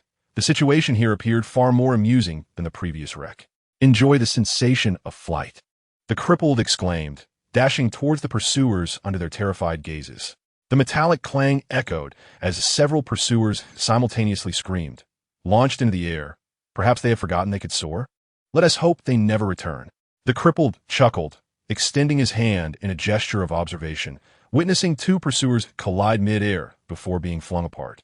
Regrettably, his mirth was short-lived, for Soundwave had set his gaze upon him. This party was about to conclude. Soundwave's cold and distinct voice drew the crippled's attention, as four blue optical lenses aligned perfectly with Soundwave's merciless crimson optics. "I hope you're enjoying yourself," Soundwave even kindly reminded the bewildered Autobot. No sooner had he spoken than he began to accelerate, dropping to one knee to stabilize his form. A barrage of purple laser beams shot towards the crippled. Their movements were comical yet effective as they dodged, albeit some were still sent hurtling away. The flight paths of Red Spider and Windblade intersected above the crippled. Now, Red Spider found himself on the run, a truly tragic turn of events. Two pale red lasers sliced through Red Spider's wings, inflicting painted damage that brought a sting. Stuck in a standoff, Red Spider and Windblade could not escape their predicament and thus summoned the pursuers to join the fray. "Pursuers, to me," Red Spider commanded. In a brief span, a squad of pursuers arrived in the airspace of their commander. The pursuer squad coincidentally flew in a trajectory opposite to that of Red Spider. Performing nearly a 180-degree turn, Red Spider maneuvered to the rear of the squad, instantly altering the dynamics of the battle. "Bring her down." Red Spider's desire for vengeance intensified, particularly since his wings were damaged. The firepower of the pursuers forced Windblade to turn her craft away. Yet, the pursuers were relentless, continuing their assault on Windblade. As Windblade flew, she had to evade the continuous fire from the pursuers behind her. Ultimately, a slip-up occurred, and a beam struck her engine, sending her into a spin, trailing black smoke as she struggled to stabilize. On the ground, Steel Cable observed Windblade's precarious situation. With his mouth lined with sharp teeth, he called out, "Steel Cable. Come assist Windblade." He leaped into action, biting down on the nearest pursuing craft, undoubtedly leaving this pursuer with a significant psychological scar. "Thank you, Steel Cable." Windblade expressed her gratitude before soaring away from the scene. The valiant Bumblebee, separated from Windblade, found himself ensnared by a horde of Decepticons. Gripping his weapon, he hesitated, uncertain of where to unleash his assault. Alas, with a lament, Bumblebee pulled the trigger at his feet, activating his propulsion gun, which catapulted him into the air. Poor Bumblebee, disoriented by the sudden force, could only emit cries of distress to convey his dire predicament. "Ah!" he screamed, losing his balance as the world around him spun chaotically, causing his power processor to falter. As the effects of the propulsion gun waned, Bumblebee prepared to plummet back to the ground, hastily firing again to soar even farther. Gradually acclimating to the propulsion gun's capabilities, Bumblebee's terrified shrieks transformed into joyous cheers as he playfully evaded his pursuers. Soaring once more into the air, he spotted Windblade approaching with a battalion of Seekers nearby. "A splendid opportunity. Let them come for me," he declared, evidently devising a clever strategy against them, suggesting that the Seekers were in for a grave challenge. With remarkable precision, Bumblebee aimed and downed a flying unit trailing Windblade, propelling himself backward due to the recoil. Unfazed, he continued to fire, dispatching another aircraft, catching the Seekers off guard. After all, who would anticipate such a turn of events from a wheeled warrior? Windblade accelerated, transforming mid-air to grasp Bumblebee's hand. The forces acting upon them caused a dizzying spin. With her wings retracted, she brandished her Stormblade, standing side by side with Bumblebee in combat. What had begun as a full squadron of Seekers dwindled to merely 3 airborne units struggling to maintain their ground.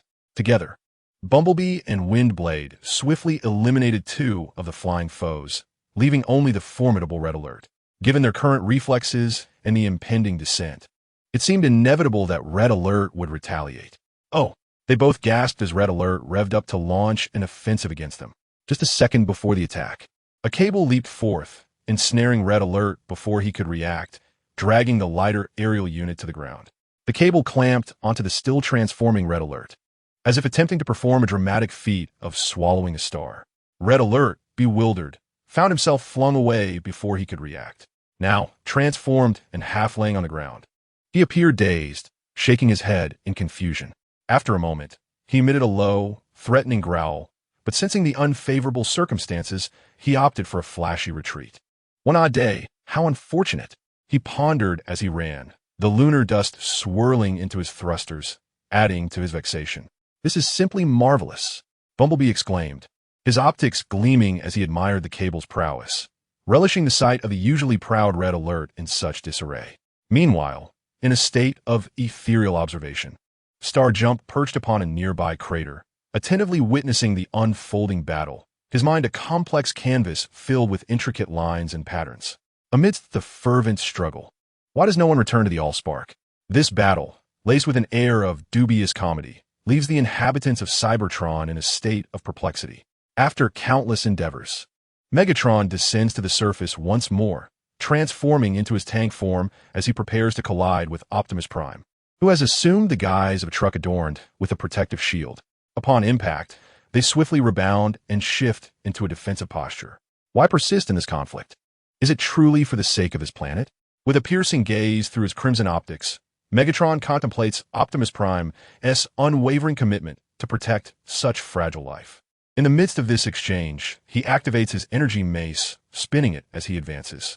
Let me destroy him, and we shall both discover the Allspark. Megatron relentlessly presses toward Optimus, the whirling mace emanating a fierce crimson glow. We cannot sacrifice one world for another. Optimus, too, transforms his left arm into an energy axe that glimmers with a chilling blue light. Although reluctant to engage Megatron, he stands ready to defend himself. Then go to hell. Enraged, Megatron launches a strike at Optimus, his fury clouding his judgment as he recklessly swings the mace, only for the attack to be evaded, leaving the weapon lodged in the ground. Seizing the opportunity, Optimus delivers a decisive blow to Megatron's leg axle, eliciting a pained cry. Starscream, provide aerial support. Now, Megatron urgently calls for Starscream's assistance, as he finds himself at a disadvantage. However, silence greets his plea, forcing him to contend with Optimus alone. How could the injured Decepticon leader stand against Optimus? In mere moments, a spinning kick from Optimus sends Megatron crashing to the ground, and he continues to shout into the comms, Starscream? His desperate roar goes unanswered. The Seekers, led by Starscream, return to their temporary base, battered and dispirited. The lack of response from Starscream can be attributed to 2 factors. First, it presents a favorable opportunity for retreat. Second, Starscream's communication system is in a state of disrepair, severely diminishing signal reception. Perhaps there is a third reason. Most of the Seekers are wounded, some unable to continue the fight. In any case, today, this defiant Starscream is determined to act. What are you looking at? Following the direction of Slipstream's gaze, Starscream notices the approaching Steeljaw. Commander, he's here, Slipstream informs, awaiting her leader's next move, confident that Starscream will take decisive action. Activate the defensive position, Starscream commands, gesturing towards Steeljaw, instructing Shockwave to engage the base's defenses. This is illogical, Shockwave interjects, pausing momentarily. Megatron has called for your assistance several times. Starscream hesitated slightly, feeling a mix of reluctance and resignation as he observed Shockwave. Hurry up and follow my orders, he urged. Nevertheless, Starscream pushed the Slipstream to the console and, disregarding Shockwave's sentiments, activated the defense system. No one can thwart Steel Cable.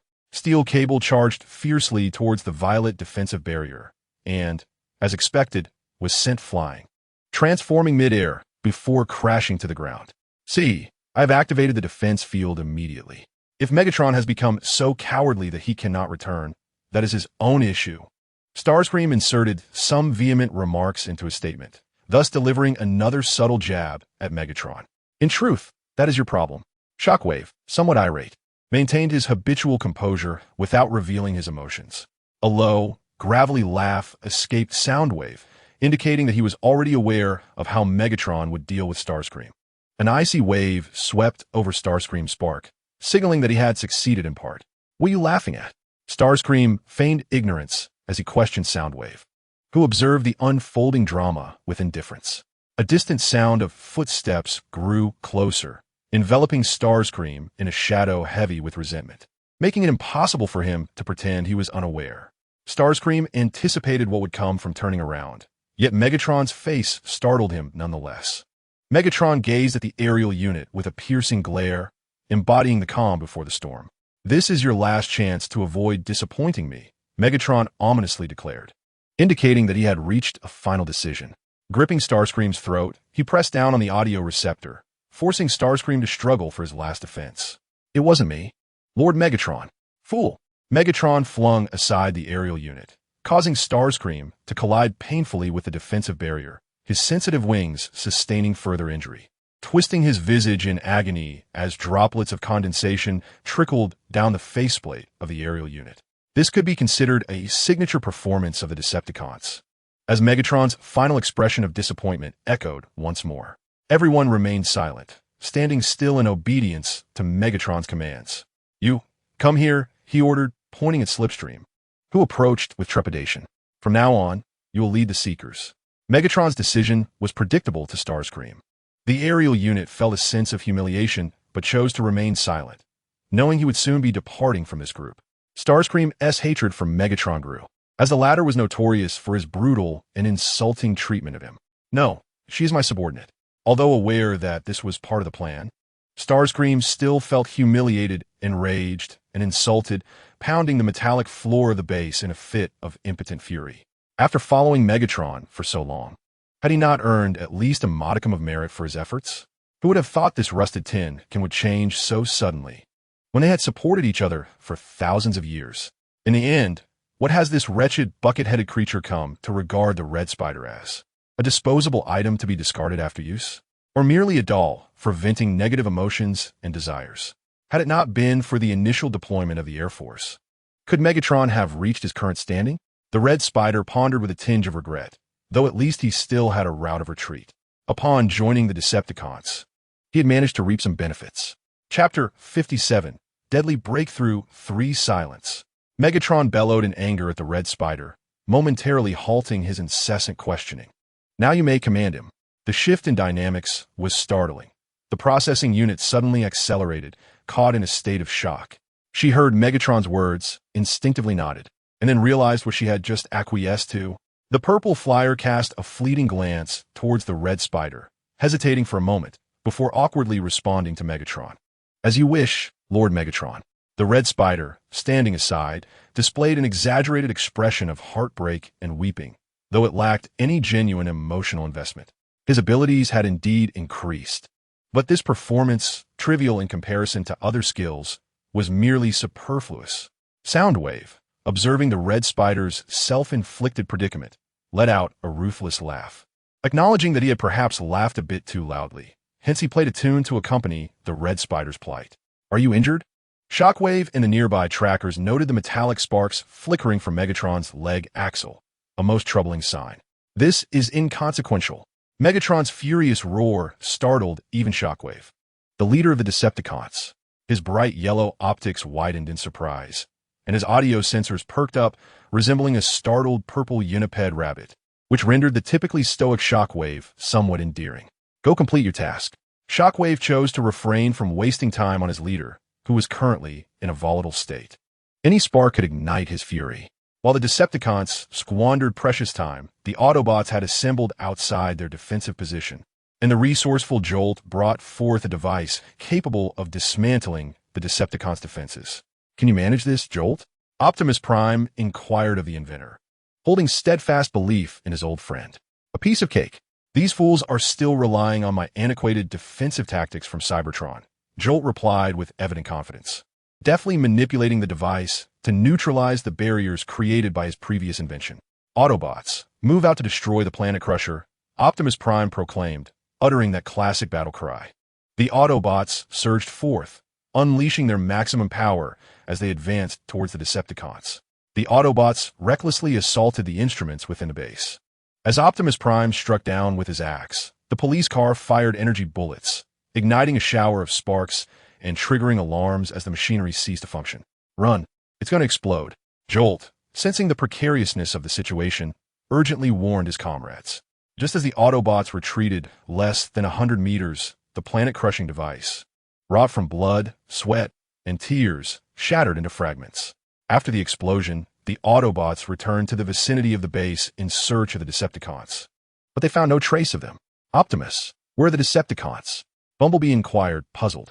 Nearby, Hot Rod astutely spotted the Decepticons evacuating via an elevator in the distance. There they are. Let us hurry. They swiftly transformed into vehicles and accelerated, hoping to catch at least one Decepticon before the elevator doors closed. But alas, they missed their chance. I presume this was all part of your plan, Megatron said, regarding his steadfast scientist with a probing gaze. As you anticipated, Lord Megatron, Starscream replied. His head bowed in contempt as he listened to their exchange, muttering softly, "This is not over, nor will it ever be. It will never end, never, ever, never." His sorrowful whispers were lost amidst the whirring of the elevator gears, with only he understanding the weight of his words. He was acutely aware of his ambitions. After all, he was Starscream. As the elevator descended, Skyfire reflected on the recent humiliations and criticisms he had endured from Megatron. Each insult replayed in his mind, intensifying his bitterness. Starscream? You fool. Starscream. Do you think your brain will short-circuit if you stop lying? Starscream, cowardly wretch. Starscream, you scrap metal destined for the smelting pot. Starscream, this is your last chance to avoid disappointing me. You coward, you fool, you blockhead. These taunts echoed in Starscream's mind, and the naturally proud warrior found it unbearable. He had worked hard to temper his fiery temperament and maintain a compliance rate exceeding 90%. The blunders in battle were the result of that rusty brain module malfunctioning. Yet Megatron had the audacity to place the blame squarely on him. Starscream, brimming with indignation, maintained a facade of swagger as the elevator doors opened at the bottom floor, though his teeth were clenched in frustration. He attempted to redirect his focus to other matters. It was not an opportune moment for a stealthy escape. The more he pondered, the angrier he became, especially upon seeing Megatron's ambition, which burned as fiercely as stellar nuclear fusion. With a slight sigh, Starscream acknowledged that his anger distorted his cognitive clarity, rendering him unable to execute the plan with perfect precision under such emotional turmoil. In order to execute a more effective ambush, Starscream chose to endure temporarily. This period of forbearance would be repaid in kind by the relentless assaults of the Seekers upon their current leader. Reflecting on this, Starscream disdainfully curled his lip, recognizing that the present Megatron was incapable of earning even a modicum of respect from him. At that moment, Megatron was not preoccupied with the powerless Starscream. His mind and heart were solely focused on locating the Allspark to unilaterally conclude this war. The leader's intense concentration caused him to overlook the complex emotions that flickered in Starscream's optics, a change that went unnoticed by the surrounding Seekers and Shockwave, save for Slipstream. The Violet Seeker was consumed by worry, and just as Megatron transferred command over the trackers, Starscream sent her a private communication. The message was succinct, entirely uncharacteristic of Starscream. Let nature take its course, do as you see fit. Slipstream couldn't shake the feeling that it bore the weight of a final testament, confirming her suspicions about Starscream's recent erratic behavior. She shook her head, attempting to clear the tumultuous thoughts swirling in her processor. According to Starscream's directive, she should maintain the status quo and refrain from undertaking any actions that might not align with the current circumstances. With a heavy sigh, Slipstream found this sufficient to force herself into a state of relaxation. Their group traversed the long corridor of the headquarters, arriving at their ultimate destination. As Megatron stepped through the doorway, the joint of his leg audibly sparked, eliciting a suppressed gasp from the leader. Shockwave, standing nearby, quickly supported him, providing a reasonable assessment of Megatron's current injuries. You require more comprehensive repairs, my lord. Megatron shook his head, clearly rejecting this counsel. We do not have the luxury of time, he asserted, a logically sound justification for his decision. Stifling his pain, the leader extricated himself from Shockwave's assistance and coldly inquired about the plans of his loyal subordinates. He was in dire need of assistance from the Allspark. We have assembled a planetary engine on the far side of the moon. We can activate it to collide the moon with the Earth, thereby achieving our original objective. As Shockwave delivered his report, a coherent computational diagram appeared on the adjacent screen. Then we can utilize the debris field to filter and lock onto the Allspark. Shockwave's analysis was succinct and to the point, as was his custom. Let's act now. Megatron expressed his approval of Shockwave's plan and demanded immediate implementation. After nodding in acknowledgement, Shockwave turned back to the control panel to prepare for the ignition sequence of the planetary engine. Starscream's dark optics fixated on this scene, while the Seekers expressed their discontent with bared fangs. This presented an opportune moment. Megatron had revealed a chink in his armor, reluctant to acknowledge that his desire to strike was primarily born of impatience. As the slipstream led her followers, Megatron intended to commence command. However, his orders were interrupted midway as the axle began to sputter sparks uncontrollably. Leading the followers, she sought to guard against the bodily transformations induced by the wound, rendering Megatron incapable of accurately controlling his responses. Then, to defend the revenge of the goddess, right? Your Majesty. Slipstream preemptively voiced the words stuck in Megatron's vocalizer, already apprehensive about what might transpire.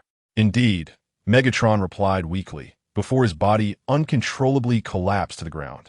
Megatron, are you all right? Slipstream inquired, her concern palpable as she observed his weakened and unsteady form, prompting her to retreat a couple of steps, her worries evidently not unfounded. Seizing the opportunity, Starscream lunged at Megatron, swiftly deploying the concealed rotary blades from his wings, which accurately brought Megatron crashing to the ground. Starscream activated his thrusters, ascending amidst blue flames, retrieving the rotary blades back to his wings. The one who will seize the Allspark is not you, the Seeker proclaimed with arrogance, asserting his own perspective. Megatron had no time to react as a barrage of concentrated missiles from Starscream launched towards him, accompanied by the ominous beeping of the missiles. An explosion erupted within the control room, engulfing the space in a cloud of smoke. Not only the followers, but even Shockwave was left dumbfounded. Starscream's assault proved to be utterly decisive. Megatron, the target of this onslaught, lost all consciousness, crumpling to the ground, his armor cloaked in black dust, his condition dire. Starscream powered down, his thrusters clattering to the floor. His assault on Megatron was far more ruthless than his usual skirmishes with the Autobots, brutal and savage, embodying the quintessential essence of a treacherous strike. Even Optimus Prime would be unable to inflict such harshness upon Megatron. Starscream chuckled with a hint of derision, flipping Megatron onto his back and unleashing a flurry of strikes, relishing the satisfaction of pummeling his foolish superior. The onlookers finally grasped the reality, their disbelief palpable as they processed that Starscream had indeed succeeded. Now I shall lead, Starscream declared triumphantly, standing atop Megatron's form with arms outstretched. Shockwave was taken aback, while Slipstream was equally astonished, her expression reflecting her shock. We have been ensnared in an endless and futile war under Megatron for far too long. I pledge to guide the Decepticons towards a brighter future. Starscream delivered his victory speech, his wings vibrating in rhythm with his gestures. The followers exchanged glances, uncertain of how to respond. Fortunately, the sound of gunfire from outside shattered the heavy atmosphere. It's the Autobots. Shockwave's mechanical Scorpion relayed the footage of the Autobots invading the base, though the scout had ultimately been obliterated by Bumblebee. The Autobots would soon breach their defenses. The trio of Decepticons led by Shockwave, including Slipstream and Shadowstrike, shifted their gaze from the screen to the Red Spider, clearly seeking his counsel. It will end in death, the Red Spider lamented, burdened by lingering concerns despite having avenged himself against Megatron. The flyer turned to survey the multitude of pursuers, momentarily indecisive. I can set the control room to self-destruct, Shockwave offered, extending a respectful option to the Red Spider. Very well, let us obliterate it. The Red Spider, though not fully grasping the subsequent plan, despite having been shown the collaborative mission with Leapstar, was troubled by the intricate web of schemes. Proceed immediately, at once, he commanded Shockwave, understanding that if the plan unfolded correctly, he would soon depart in a state of demise. More accurately, he would sever ties with the Decepticons. If one were to dissect this answer further, it would primarily revolve around distancing himself from Megatron. The one-eyed scientist nodded obediently and activated the self-destruction sequence of the laboratory, seemingly harboring a certain reverence for each leader, a reverence tinged with subservience. Return to the signal, the red spider indicated towards the exit, illuminated by the ominous red glow of emergency lights, wishing to disengage from all matters post-revenge. What shall he do then? This question from the side undoubtedly reminded the red spider of the necessity to ensure Megatron's final demise, for they could not be entirely certain that the spark of Megatron's life had been utterly extinguished. Frowning slightly, a hint of disdain crept in. Was it directed at the red spider's lack of thoroughness or at the fallen Megatron? Let him burn in that state. The red spider gazed at Megatron, now reduced to a heap of scrap, seething with a desire to personally extract that accursed spark from his metallic head. Yet the flyer was no longer the reckless figure of the past. Preserving Megatron's chance of survival was undeniably the most beneficial strategy. Chapter 58. Fatal breakthrough. The console emitted urgent beeping sounds, heralding an imminent explosion. Retreat. We must leave. Thundercracker, no longer hesitating over Megatron's uncertain fate, was the first to follow the red spider. The pursuers hastily followed suit, leaving behind nothing but the unfortunate equipment. Just as the Autobots were about to step into the control room, a massive explosion engulfed the area, leaving nothing intact within the control room. Clearly, the Autobots had arrived too late. Leading the way, the red spider and his pursuers traversed the dark expanse of the moon, returning to the Vengeance, which lay anchored on the lunar surface. In the profound darkness of the cosmos, the Vengeance appeared as a colossal beast resting upon the planet's surface. The red spider elegantly transformed and descended onto the deck of the Vengeance, with Thundercracker and Slipstream following suit. After exacting his revenge, the red spider felt an unexpected sense of relief. He noticed that his psychological state seemed more stable than usual.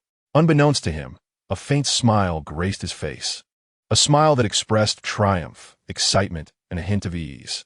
Without hesitation, the red spider strode towards the central conference room of the Vengeance Goddess, the sound of his uniquely engineered thrusters resonating crisply against the floor. As he stepped through the automatic doors of the conference room, the echo of his footsteps captured the attention of all the flyers present. Among them was Soundwave, who had no intention of acknowledging the red spider, now seated on the central throne, indulging in his own leisurely entertainment. However, the red spider was accompanied by Shockwave and the often invisible Shadow Warrior, and the astute intelligence officer sensed an unusual atmosphere in the room.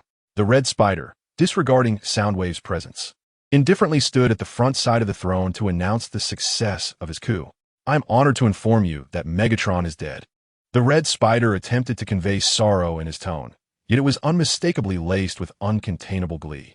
Upon receiving this news, Soundwave began to question whether there was a malfunction in his neural module, halting the music that filled his processor with disbelief. As one of Megatron's most trusted subordinates, Soundwave was furious. Though a bureaucrat, he was not one to shy away from combat. The intelligence officer devised a plan to demonstrate his prowess to the red spider, at the very least, incapacitating the audacious flyer before him. "Now I shall take command," the flyer declared proudly, brimming with confidence. "Stand aside." After delivering his proclamation, the red spider fixed his gaze on the throne occupied by Soundwave, fully aware of how disrespectful his actions were. Soundwave rose from the throne, his fiery optics glaring with anger as he and the red spider locked eyes.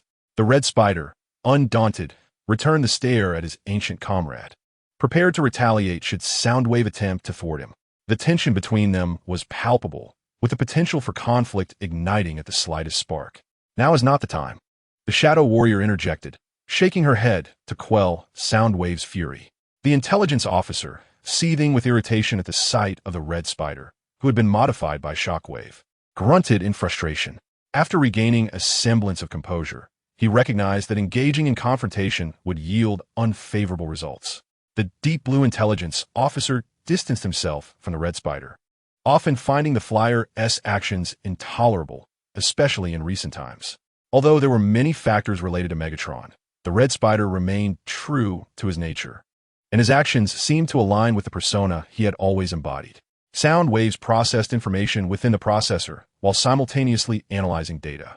Nearby, The Red Spider wore a mischievous grin as he finally claimed the throne of the Decepticons, a seat of utmost power. Amusingly, the Red Spider, sitting upon the throne, required propulsion to maintain contact with the ground. Otherwise, he would float in midair. Indeed, he was considerably smaller than Soundwave, rendering the throne ill-suited for him, as he could not even manage to plant his feet firmly on the ground like the intelligence officer did. "Prepare to warm up the engines. We must launch the Vengeance," commanded the Voyager from his elevated seat. "Recall all trackers." Soldiers at the console hastily typed commands into the illuminated screens before them. The Red Spider's gaze was drawn to several buttons adorning the armrest of the throne. He had never had the opportunity to observe this seat from such proximity. "Perhaps someone could enlighten me about the purpose of these little buttons?" Voyager voiced this curiosity, but the Shockwave and Shadowblade, standing beside the throne, merely exchanged glances, unsure of whether to speak, maintaining their silence. In that moment of shared understanding with Shadowblade, Shockwave interpreted her unspoken message, suggesting that they should let the Red Spider be. He had been rather distressed lately. "Well, this is quite awkward," Red Spider thought, realizing that no one seemed inclined to address his inquiry, concluding that his questions would go unanswered. Eventually, success was achieved. Voyager silently reflected upon this when suddenly, a tremor shook the ground, and the alarm of the Vengeance blared to life. Steadying himself, the Red Spider inquired, "What on earth is happening?" Without a moment's hesitation, he surmised that the Autobots were meddling with the planetary engine. He approached Shockwave, determined to silence the blaring alarm regardless of its source. "The planetary engine has experienced an energy reversal," Shockwave reported, activating the display on his right-hand armor, which illuminated with a warning graphic indicating the energy reversal of the planetary engine. Before he could finish his sentence, the automatic door swung open. What was going on? Following Shockwave's gaze, Red Spider turned around to find Megatron, enveloped in smoke, confronting him. Megatron, gritting his teeth, struggled to comprehend why this insignificant creature would choose to launch a surprise attack. However, two facts were unmistakably clear. Red Spider had long coveted his position, and he could no longer pledge loyalty. Red Spider understood the impending conclusion of their confrontation, yet he remained inquisitive about how Megatron had survived, given the explosive devastation and severe injuries he had sustained. "This is simply impossible," Megatron growled, lifting his head with evident rage, clearly indicating that this insubordinate creature still harbored hopes for his demise. He advanced toward Red Spider, who felt an undeniable fear as Voyager retreated before him. Once a gladiator, possessing an abundance of combat experience, particularly in techniques aimed at exploiting vulnerabilities, Megatron had gripped the chest compartment of Starscream, lifting the aerial unit effortlessly. Instantly, fine cracks began to appear on the fragile chest plate under Megatron's relentless force. With a ferocious toss, Megatron hurled Starscream away, the sheer intensity of the throw causing sparks to erupt as Starscream scraped against the metallic ground. Megatron, relentless in his pursuit, regarded Starscream with disdain, having lost all fundamental trust in him. Before Starscream could recover from the agonizing blow, he was struck again by Megatron, sent crashing into the corridor, his wings painfully embedding themselves into the hard metal walls. The flyer emitted a cry of anguish, gasping for breath amidst his suffering. Megatron watched as Starscream's body, akin to a mere toy, was slammed onto the ground, his fury erupting like a tempest within his processor. Gripping Starscream's thrusters, he dragged him mercilessly, the torment becoming unbearable for the aerial unit as his sensitive wings sustained repeated damage, blue energon gushing forth from the fissures. This blue liquid trailed behind Starscream, forming a vivid line within the halls of the Nemesis. Nearby, Thundercracker witnessed the scene unfold, feeling a phantom pain in his own wings. He dared not confront Megatron directly and chose to hide in the shadows, though he felt a pang of sympathy for Starscream. Preserving his own life took precedence. Rushing to fight Megatron would only lead to his own demise. With a cruel laugh echoing in Starscream's painful screams, Megatron launched him once again, Starscream seizing a fleeting moment to escape. Yet, Megatron, unhurried, pursued him, one hand transforming into an energy flail, reminiscent of a predator toying with its prey. Megatron relished in the agonized cries that echoed from Starscream, each cry a testament to their mutual hatred, a deep-seated animosity igniting their conflict. As Megatron's fury intensified, He charged, striking Starscream's body with a flail. The aerial unit was sent hurtling backward, shattering the walls of the Nemesis and crashing onto the deck. Starscream attempted to utter a plea, but was silenced by a powerful punch from Megatron. "Your Majesty, Megatron, I am delighted you still live," Starscream whimpered, groveling before him in a pitiful state, fully aware that his supplications were futile. Seizing a moment of hesitation, the flyer sprang up, aiming at Megatron's vulnerable optics. Unfortunately, his aim faltered, missing the mark and inciting Megatron's wrath further. Cursing internally while evading attacks, Starscream noted the presence of several Seekers on the deck, their eyes averted from the brutal lesson Megatron was imparting. The sight of Megatron's savage assault on Starscream was too painful for the onlookers, prompting them to turn away. "Please, Megatron, I beg of you. I am utterly weary of this," Starscream lamented, only to be tossed aside once more, his spirit thoroughly crushed and despondent. As the Voyager plummeted, it struck the deck of the Vengeance Goddess, creating a gaping hole, a testament to the immense force wielded by Megatron. The Shockwave, Soundwave, and Shadow Warrior arrived belatedly, witnessing the devastated deck upon stepping through the shattered doorway. Megatron approached Red Spider, raising the charged fusion cannon in his grasp. Red Spider, though not foolish, chose not to transform in his determination to fulfill his mission, opting instead to flee. With a cold smirk, Megatron transformed into a tank, his cannons still charging. As Red Spider ran further away, Megatron finally unleashed the fully charged attack. The blast concentrated, engulfing Red Spider's form in a moment of cataclysmic explosion and smoke. Everyone present assumed defensive stances. Even Optimus Prime would not have endured such devastation, reflecting Megatron as profound animosity towards Red Spider. As the smoke and dust gradually dissipated, only the remnants of Red Spider's scorched and shattered body remained. His optical sensors flickered weakly before extinguishing, snuffing out the light of life. Alongside it, the spark within him also faded. Megatron once again grasped Red Spider, his crimson optical sensor locking onto the lifeless optics of his foe. His heart a tumultuous mix of emotions. Subsequently, as if discarding refuse, he cast Red Spider's body overboard. The lifeless form tumbled onto the lunar surface, the frigid, piercing cold enveloping it, as death began to erode his consciousness. In the background, Voyager's awareness seemed to shift to a third-person perspective, allowing him to behold his own body against the vast, starry expanse, with the Vengeance Goddess drifting ever further away.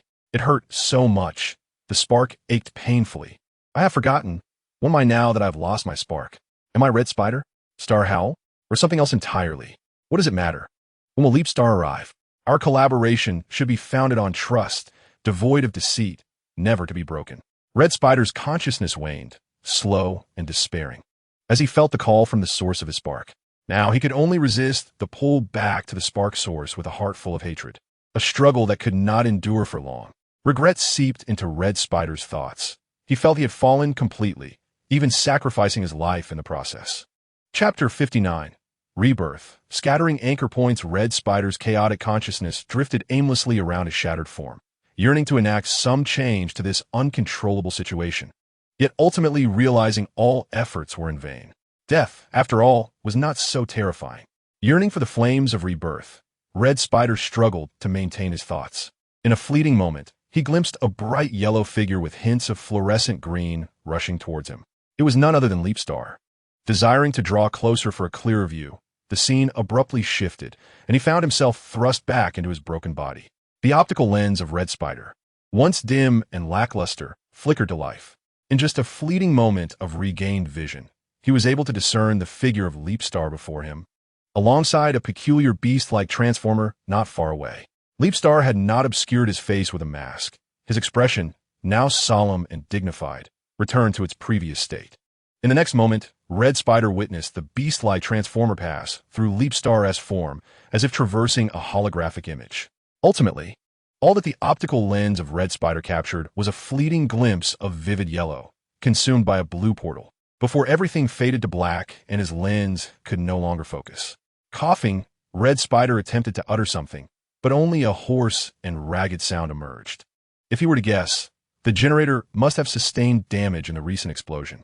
Simultaneously, his audio receptors were bombarded with a piercing buzz, rendering his body's various data indicators and systems inoperable. Do not move. It may exacerbate your injuries. A gentle, yet clear voice resonated in Red Spider's mind. As his neural membranes processed this, he initially failed to detect anything amiss. Leapstar? I nearly believed our collaboration had faltered. You know, my only escape route lies here. Red Spider rambled on, his body severely damaged, yet his consciousness remained surprisingly alert. I never failed to keep my promises, especially to you. Leapstar could distinctly sense the turmoil of anxiety, complaints, and resentment swirling within Red Spider's thoughts. For a brief moment, Red Spider's thoughts stuttered, puzzled by the unexpected gentleness and deep concern emanating from Leapstar. We didn't even activate the vocalizer. So what is our current mode of communication? Red Spider belatedly recognized the peculiarities of this dialogue. Telepathic communication, though a bit abrupt. I established this when you were in peril. This marked Leapstar's inaugural attempt at formal telepathic communication with another life form, naturally causing a slight flurry of nerves. Telepathic communication? Red Spider pondered in confusion, only to find himself cradled in Leapstar's arms and a princess carry as he knelt. Red Spider's frame, undeniably smaller in Leapstar's embrace, prompted Leapstar to exercise utmost caution while maneuvering his body, which was permeated with super energy fluid. I have compiled the information regarding telepathic communication and sent it to your private channel. Promise me you will review the documents once your systems stabilize. Leapstar discerned Red Spider's apprehension, but chose to remain silent, focusing instead on the chilling state of the latter's frame. The cause of Red Spider's hypothermia was the explosion that had obliterated the thermal regulation system of his flight unit. Even if his spark were restored, he risked succumbing to frostbite or perishing from the depletion of super energy fluid. Understood, that goes without saying. The Red Spider silently responded to the words of Leapstar within the nascent realm of thought exchange, showing little concern for Leapstar's presumptuousness. Moreover, the flyer remained oblivious to the tremors coursing through his body as the blue energy liquid solidified into a chilling substance, encasing his exterior armor. Consequently, the once vibrant red aircraft was now marred by splashes of blue energy and a gray residue of explosive dust, rendering it rather dingy. We must depart.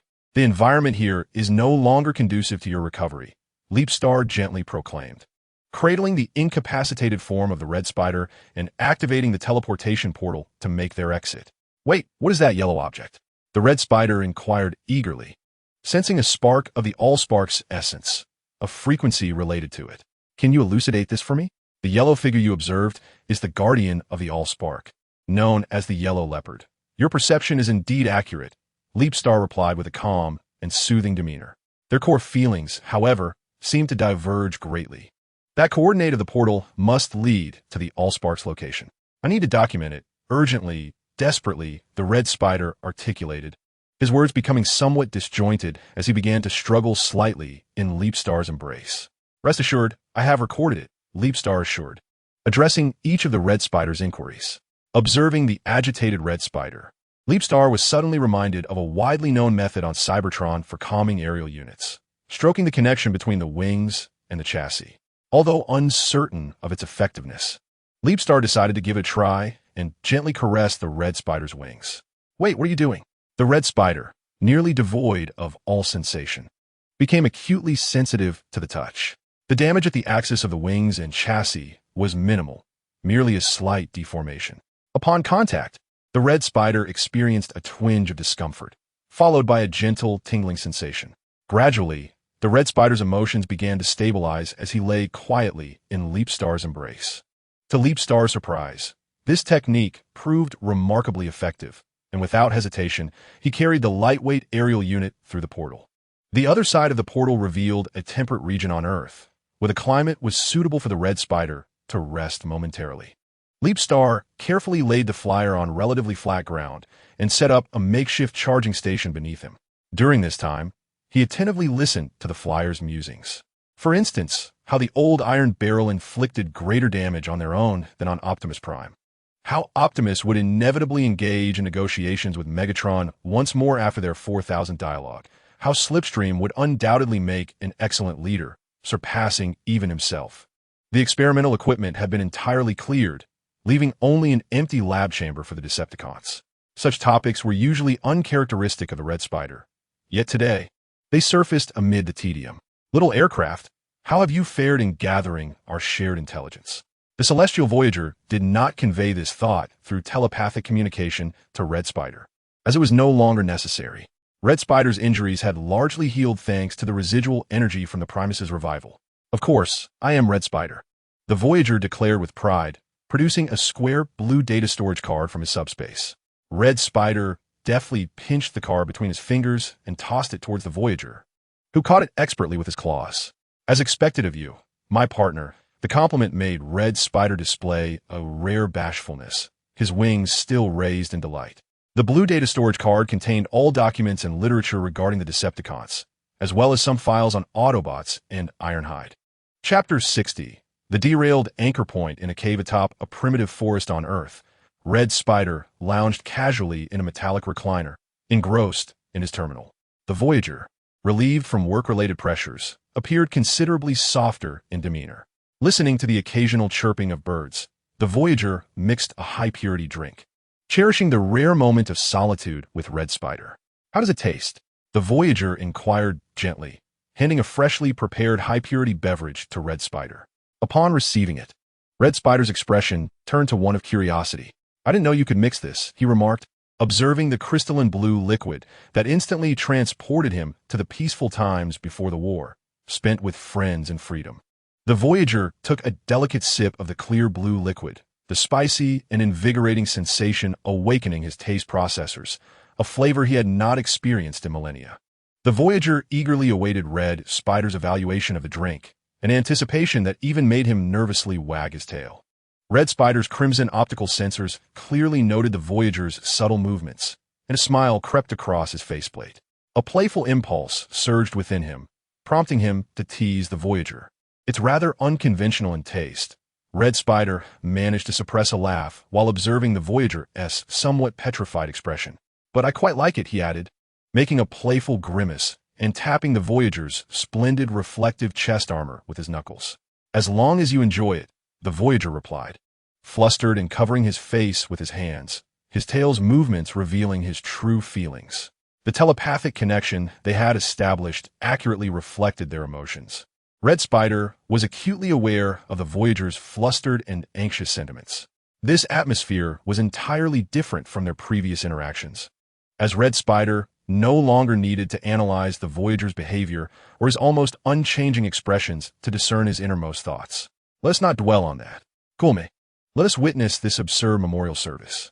Red Spider and Starscream settled into two metallic reclining chairs, as the content from the terminal in the Flyer's hand was projected beyond the confines of the screen. The projection displayed a live broadcast, featuring the very figure Red Spider was loath to witness, Megatron. The old iron bucket eloquently recounted the valorous sacrifice of his subordinates, expressing heartfelt remembrances. The Decepticons had initiated a live stream on a human video platform, conducting a memorial service. Starscream, with his purple optical visor, gazed coldly at the impassioned Megatron, his tone reverting to its usual calm and placid demeanor. That old scrap heap certainly knows how to perform, Red Spider scoffed, lightly tracing a not yet fully healed crack on his faceplate, an imperfection born of death that lent an air of sophistication to his aerial form. It seemed his recovery was progressing well. Starscream's gaze shifted from the scrolling comments of the broadcast to the face of Red Spider, whose anger was palpable. His wings were raised higher than usual, reflecting his heightened fury. Naturally, Red Spider took a deep breath, pouring the highly refined liquid from his cup into his mouth, the sharp flavor momentarily dulling the rage festering in his mind. Having departed from the Decepticons, or rather from Megatron, I should feel unburdened, he mused, squinting through his optical visor at the blue sky outside the cavern, suddenly struck by a profound sense of existential emptiness. Despite having spent many years alongside the Decepticons and Megatron, he felt he had little to show for it, save for the memories and tangible benefits lodged in his mind. For instance, his paint scheme had never once borne the purple insignia of the Decepticons. Whether he joined or departed, it had never appeared. Caught in a whirlpool of thought, Red Spider found himself staring blankly at the clear sky and the blinding sunlight for an extended period. Starscream chose not to interrupt Red Spider's contemplation. Instead, he He began to sift through the blue storage car that Red Spider had provided him. Chapter 61. The Flyers on the Decepticon Ship, The Revenge of the Fallen. An air of heaviness pervaded the atmosphere. Indeed, heavy was an inappropriate descriptor, yet the reality was undeniable. Slipstream wandered through the corridor in a daze, the emergency lights casting an ethereal glow upon her purple form, rendering her akin to a drifting specter. The rapid shift in Red Spider's demeanor was too abrupt for Slipstream to comprehend. Her commander, simultaneously her long-range counterpart, had returned to the well of all sparks before her very eyes, and she had felt utterly powerless to assist him in that moment. The Decepticons were never known for their camaraderie or mutual support. Their indifference extended even to the deaths of their comrades. Yet, the impact of Red Spider's demise elicited varied reactions among them. There were those like Slipstream, burdened with guilt, and others like Soundwave, who harbored a desire for Red Spider to suffer an unceremonious end. Slipstream perused the final internal communications with Red Spider, repeatedly refreshing the information feed. The latest updates flashing on the screen were still her unanswered inquiries. Unbeknownst to her, Slipstream had arrived on the deck, her deep violet hue blending seamlessly into the vast abyss of darkness. Standing alone in the desolate expanse, she could no longer contain the sorrow that surged within her. Crystal-clear droplets of cleansing fluid cascaded from her optical lenses, gliding down her faceplate and falling onto the deck below. She mourned for her fallen comrades, having lost so many in this relentless war, never imagining that even Red Spider would forsake her. With her wingtips trembling, Slipstream felt the weight of despair as the inky void of space gazed back at her. Clenching her fists in anger, she bitterly reflected on what she believed to be the gravest mistake of her life, failing to intervene for Red Spider, not even once. Slipstream, it will be all right, stood by her, the sisterly figure of Starstorm, who had also come to share in the grief. With a raspy voice laced with sobs, Slipstream whispered the name of the one who comforted her. At that moment, Starstorm's emotions stirred, and she too began to choke back tears, icy droplets tracing the lines of Slipstream's neck. They both wept helplessly. Turning to embrace Starstorm, Slipstream gently caressed her sister's wings. "We'll be all right, won't we?" Starstorm wiped the cleansing fluid from her faceplate, her fiery optical lenses reflecting deep sorrow. Despite feeling disheartened, she clung to the hope of brighter days ahead. "I will ensure your safety," Slipstream reaffirmed her resolve, ceasing her tears. "I believe in you," Starstorm replied, her fingertips brushing against Slipstream's faceplate, absorbing some of the cleansing fluid. The two small aircraft nestled together, harboring their unease and sadness as they endured an ordinary night on Earth. Meanwhile, the heavy-hearted Thundercracker lay upon his charging berth, guilt overwhelming him as it spread through his spark. The delicate whispers of Red Spider echoed within his chamber, and the blue flyer painfully closed his optical lenses, tormented by the memories of her final moments, replaying endlessly in his processor, his long-range vehicle so easily felled by Megatron. Why did it have to end like that? He pondered bitterly, a self-deprecating smile fleeting across his face before tears overtook him. Transparent, cleansing fluid streamed from his tightly shut optical lenses, as if the world around him was engulfed in his suffering. The blue flyer curled into himself, regretting why he had not joined Red Spider, even if the outcome would have been no different. As he wallowed in remorse, Rampage burst into his private chamber, having cracked the code. What good is crying? Rampage suppressed his emotions, glaring at the curled figure of Thundercracker. "Leave me be," the blue flyer sobbed, unable to face Rampage's scrutiny. "Honestly, look at me." In a tumultuous moment, chaos erupted, seizing Thunderclap with an intensity that was palpable.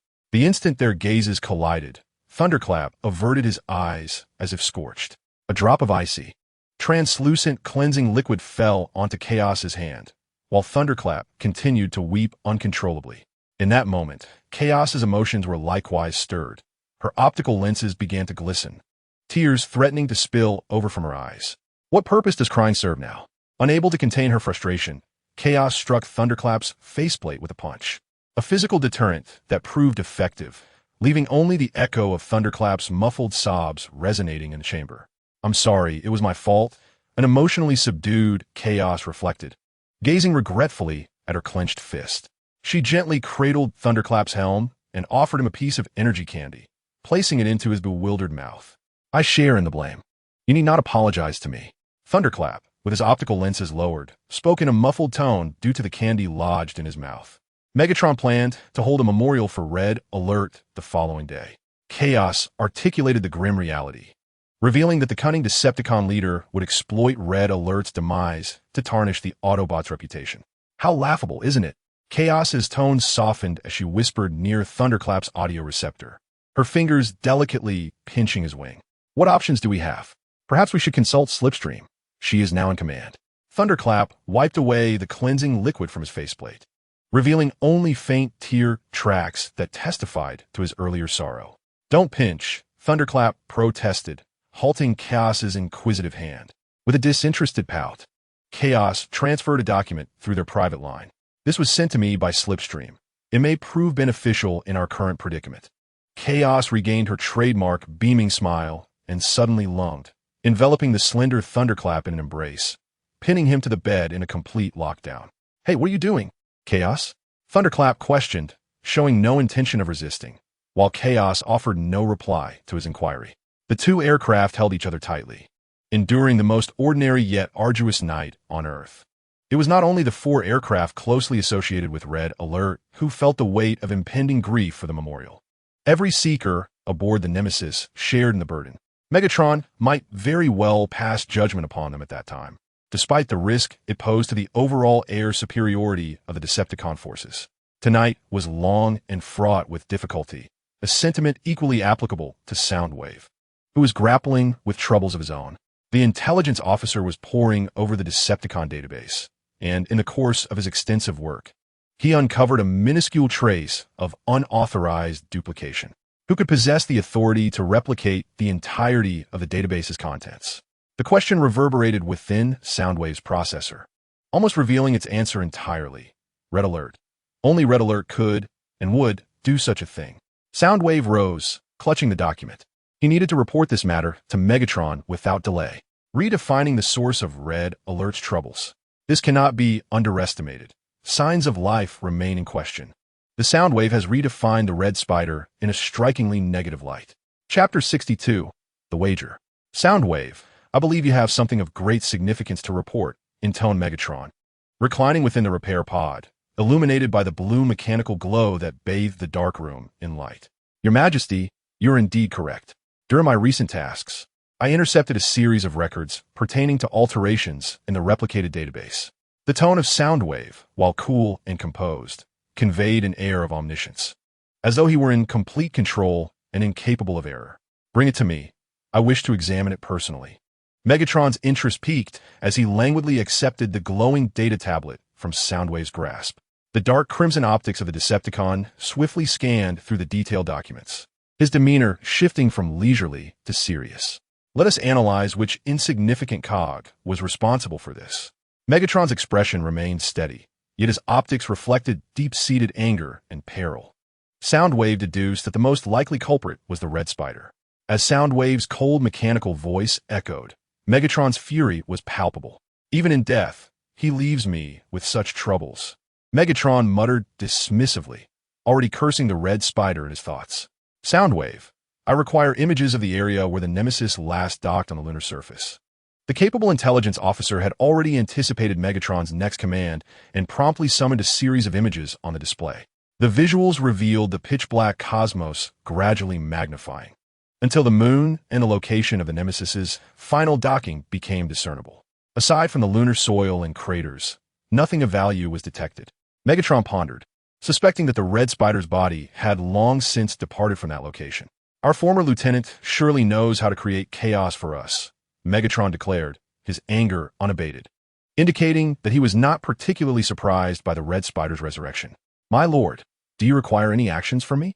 Soundwave inquired respectfully, his right hand resting on the ignition chamber, maintaining a vigilant demeanor throughout the dialogue. The fewer who are privy to this information, the better. As for any immediate actions, let us disregard the Red Spider for now. Whether he is alive or dead, he poses no imminent threat. With that, Megatron waved Soundwave away, his frustration evident as he rubbed his forehead, wary that the completely vanished Red Spider might yet spring a significant surprise upon him. Letting out a heavy sigh, Megatron recognized that due to his injuries and the impending speech scheduled for the following day, he must temper his rage. Soundwave, the deep blue intelligence officer, was halted by a voice as he turned to leave, pausing in his tracks. Shockwave. Soundwave called out the name of the one-eyed giant, feeling weary and eager to conclude this seemingly trivial conversation. What is it? The unusually relaxed tone from Soundwave was a rarity, prompting Shockwave to promptly activate his recording function. I wager, who will be the first to become Megatron's most trusted second-in-command? The Soundwave, it seems, would not yield easily, would it? As the oscillation wave uttered these words, the atmosphere between them grew tense and charged. Why not? The sound wave had evidently entered this wager, though it appeared to possess deeper intentions. Surely, the loser must face a consequence. The sound wave oscillated the decibel values displayed on the broadcasting equipment, the lines fluctuating erratically. Oh, what's a consequence? The oscillation wave infused its tone with a query, seeking to heighten the drama of the moment. How about a condition to which one must acquiesce? Our illustrious scientist would naturally not refuse such a modest request, would he? The sound wave leaned closer to the oscillation wave, their proximity palpable, as if they could feel the spark of tension igniting between them. The oscillation wave disregarded the sound wave's teasing tone, its mundane demeanor failing to pique the sound wave's interest. Let us discuss the remainder tomorrow. May you have sweet dreams tonight, dear sound wave. With that, the sound wave departed before the oscillation wave could respond, leaving the oscillation wave momentarily dazed, pondering the peculiar frequency of the spark that had just danced between them. May you have sweet dreams, the oscillation wave murmured into the empty corridor, seemingly reminiscing about the emotional shift brought on by the sound wave's earlier words. Chapter 63. An unfathomable return at last. The memorial service for Red Spider commenced. The imposing Megatron, having polished his appearance, stood before the audience with a face full of sorrow to deliver his address. Today, I stand before you with a heavy heart. As we Decepticons gather here, stepping back to reveal a row of somber Decepticon soldiers behind him, he continued, we gather to honor our fallen comrade, Red Spider. As Megatron's words faded, the live broadcast zoomed in to showcase the enormous holographic image of Red Spider. May Yog-Sothoth grant Red Spider eternal rest. Asarath, come forth. Who is Red Spider? Nicholas, Red Spider, Estor. The barrage of comments flooded the screen as footage of Red Spider in flight played, recorded by an unknown hand. Red Spider was the bravest, most loyal, and capable individual I have ever known. Hearing Megatron's illogical statements, the Shadow Warrior covered her face, finding it exceptionally challenging to perform in such a role. The Decepticons collectively stood at attention, gazing skyward at a 45-degree angle in mourning, just in time to witness several flying craft streaking through the sky, trailing colorful smoke. Red Spider was my closest friend. I will never forget him. I also shall not forget those who took his life, those perilous and belligerent Autobots. You must remember this as well. Megatron's righteous speech pointed toward the screen, as if asserting that his words were undeniable truth. It seems the leader of the Decepticons was also a consummate performer, capable of transforming hatred into a poignant lament for the loss of Red Spider. Finally, Megatron uttered the word that would liberate him, and the live broadcast was abruptly cut off. Wow, when Megatron lies, he does so without a hint of hesitation. During a brief respite, Lockdown clandestinely shared whispered secrets about their leader with his companion, reflecting on how today, as Megatron had opened her eyes to a new level of shamelessness. It is well known that he harbors a deep disdain for Starscream. Lockdown, returning to his familiar aggravating demeanor, slung an arm around Locknut's shoulders, declaring his intent to expose Megatron's hidden truths. Just as he was about to follow the descent of the Seekers, his thoughts were interrupted.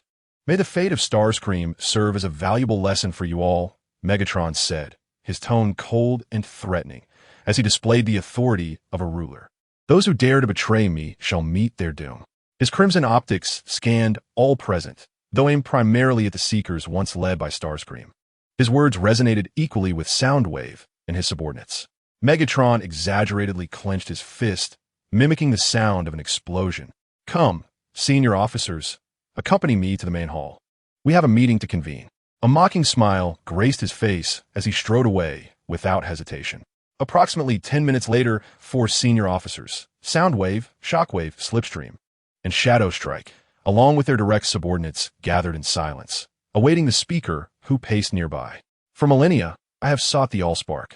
However, I now understand that we must eliminate all obstacles in our path. Megatron turned to observe his subordinates as they descended from the platform. Whoever wishes to take Starscream's place by my side must return with Optimus Prime's Allspark. Megatron's voice boomed, his gaze piercing like a venomous sting, tightening the tension among all present. The officers responded in unison, no one daring to provoke their sovereign. Go now. He gestured toward the exit, and they hastily departed, save for Slipstream, who had been called back by Megatron. Slipstream, commanding the Seekers, presents a remarkable opportunity for you. His tone was casual, as if discussing a trivial matter, yet therein lay the true terror. The opportunity he referred to was entwined with the future fate of the Seekers.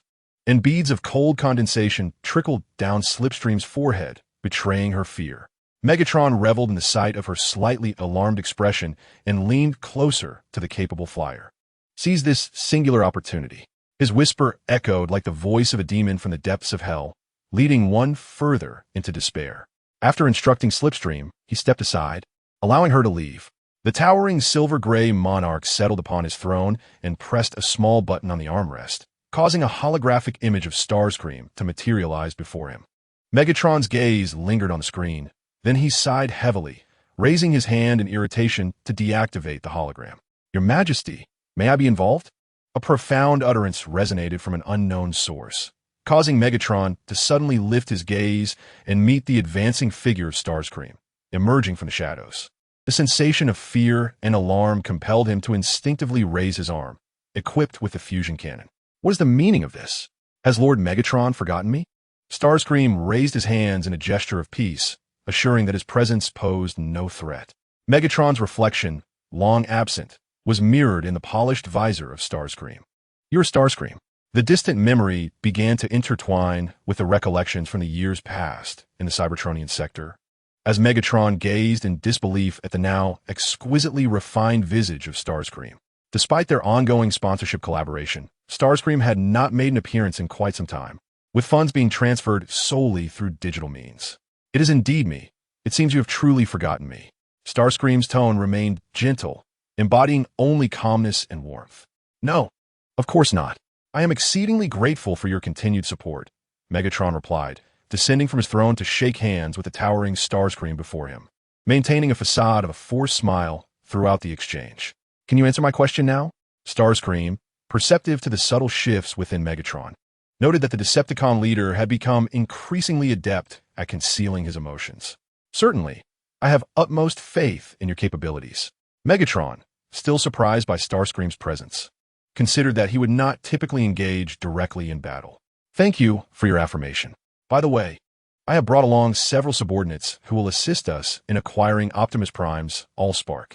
Starscream's sincerity struck Megatron, who grew more suspicious of Starscream's unexpected arrival and his true intentions. And those subordinates? Megatron continued the conversation naturally. They are nearby, near the vengeful goddess. If necessary, I can summon them at any time, Starscream replied, bowing slightly to maintain the facade of honor. Chapter 64. A reunion with Soundwave. Soundwave, poised to take action, was interrupted by a sudden voice. The intelligence officer turned back irritably, only to be met with an unforeseen figure. Soundwave, what brings you here? He inquired, his demeanor shifting to one of caution, aware that the figure before him, a defeated rival from past contests, might act unpredictably. Why shouldn't I be here? Soundwave had specifically donned a fresh coat of paint for this encounter, unwilling to show any sign of weakness before an adversary. Soundwave remained silent, mentally sifting through various strategies to render the presence of the opposing Soundwave obsolete. Are you afraid to see me? Soundwave taunted, his raspy voice teasing as he playfully prodded Soundwave's jaw armor, the bright yellow visor of his goggles nearly touching the crimson hue of Soundwave's exterior. You have no permission. Soundwave forcefully swatted away the intruding hand, his tone cold and devoid of emotional expression. The soundboard mistakenly believed he was being mocked, addressed with an air of superiority that belittled any perceived inferiority, treating the former loser with disdain. With a hint of sarcasm, The soundboard clapped a few times before swiftly activating the sonic weapon in a short-range stance. The modified sonic weapon was formidable. The sound waves were propelled forth with a cacophony of piercing rock music. He did not land clumsily, but rather gracefully knelt in mid-air, gliding onto the metallic floor of the Vengeance Goddess. A shower of sparks erupted, dazzling in brilliance as it met the ground. Seizing the moment, the soundboard retrieved a carefully prepared electric net gun from subspace, aimed at the unsuspecting sound wave, and pulled the trigger. A blue electric net surged from the barrel, expanding rapidly in the air, enveloping the unprepared sound wave. What do you intend to do? The electric sparks danced chaotically across the deep blue chassis of the sound wave, rendering him immobile. Doubts began to creep into his mind regarding the activation of the safety measures aboard the Vengeance Goddess. Quite simply, revenge. The soundboard provocatively tapped the sound wave's visor with the butt of his gun, savoring the sweetness of revenge. Witnessing you in this state brings me such delight. While the soundboard indulged in his post-revenge sentiments, he remained oblivious to the encroaching shockwave and a swarm of mechanical scorpions. What on earth is this? A massive mechanical scorpion descended upon the soundboard, its purple tail emitting a yellow beam directly at him. The soundboard cursed and rolled to evade the shockwave's assault, only to be met with the relentless advance of the mechanical scorpions. Sensing the danger, the bounty hunter activated a teleportation portal and fled. After all, revenge is a dish best served cold, and he had already waited millennia. A few more days were inconsequential. Are you all right? The shockwave transformed from scorpion to humanoid form, expressionless as he pried open the electric net that ensnared the Soundwave's chassis. Not particularly well. The Soundwave rebooted his system, unsurprisingly finding most of it locked down, leaving him unable to move independently. Given the circumstances, he could only seek assistance from the individual before him, a colleague often vying for favor alongside himself and Megatron. Help me. The Soundwave awaited a response, knowing that if the shockwave chose to ignore him, the typically reliable intelligence officer would surely become a laughingstock if discovered by others. At the very least, the shockwave would likely refrain from spreading this incident. His character was not so vile as to stoop to that level. Agreed, the Soundwave's inability to act independently necessitated assistance, a logical conclusion. The shockwave coldly acknowledged this and began to take action, lifting the Soundwave's chassis from the floor and carrying him toward his laboratory. Thank you. The Soundwave felt a sense of relief that his vocalizers still functioned properly. Otherwise, had he not taken the initiative to request help, the shockwave might have done something unpredictable. The blue intelligence officer lay in the scientist's embrace as they journeyed to the laboratory, where the Soundwave would have to bide his time. The shockwave placed the intelligence officer upon an experimental bed, while it busily sought out instruments. Several mechanical scorpions, curious in nature, leaped onto the officer's body, scuttling about. One particularly bold creature even dared to lock eyes with the officer through its sonic mask. The officer remained silent, hoping fervently for the restoration of his body. Chapter 65. The operation. How did Silent Star fare in conversation with that old rust bucket? Surely, he harbors no suspicions about you. The terrifying lizard scrutinized from the surface, revealing no flaws. Yet, doubt undoubtedly festered within its core. Silent Star, be cautious. That old tin can's performance is utterly appalling. The lizard warned. Little Red, you seem disbelieving of me. This truly saddens me, Silent Star replied. No, I trust in your abilities. I merely worry about unforeseen complications in the plan, Silent Star reassured. Are you then praying for me? The lizard inquired. Enough of that. By the way, how do we sever this troubling mental connection? It influences us too greatly. The connection has already been severed. You need not fret any longer, the lizard responded. Understood. The forthcoming actions will rely on you.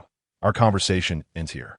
As the final internal communication from Red Spider concluded, the information panel closed, and the three subordinates he had summoned arrived as promised. Sir, what is today's mission? Hornet buzzed eagerly around Leap Star, occasionally flailing his arms in a display of exuberance, for he had no desire to be marooned on Mars again. Track Optimus Prime and create some disturbances for them, Leap Star instructed, tapping Hornet's grayish-white head sculpture softly, conveying the day's tasks in a gentle manner. Oh, that sounds perfectly fine, Hornet exclaimed, bouncing over to Nightingale, seizing her hand and raising it triumphantly overhead. May I accompany her? What do you think, Nightingale? Hornet asked, prompting Nightingale to nod in agreement under Leap Star's watchful gaze. Very well.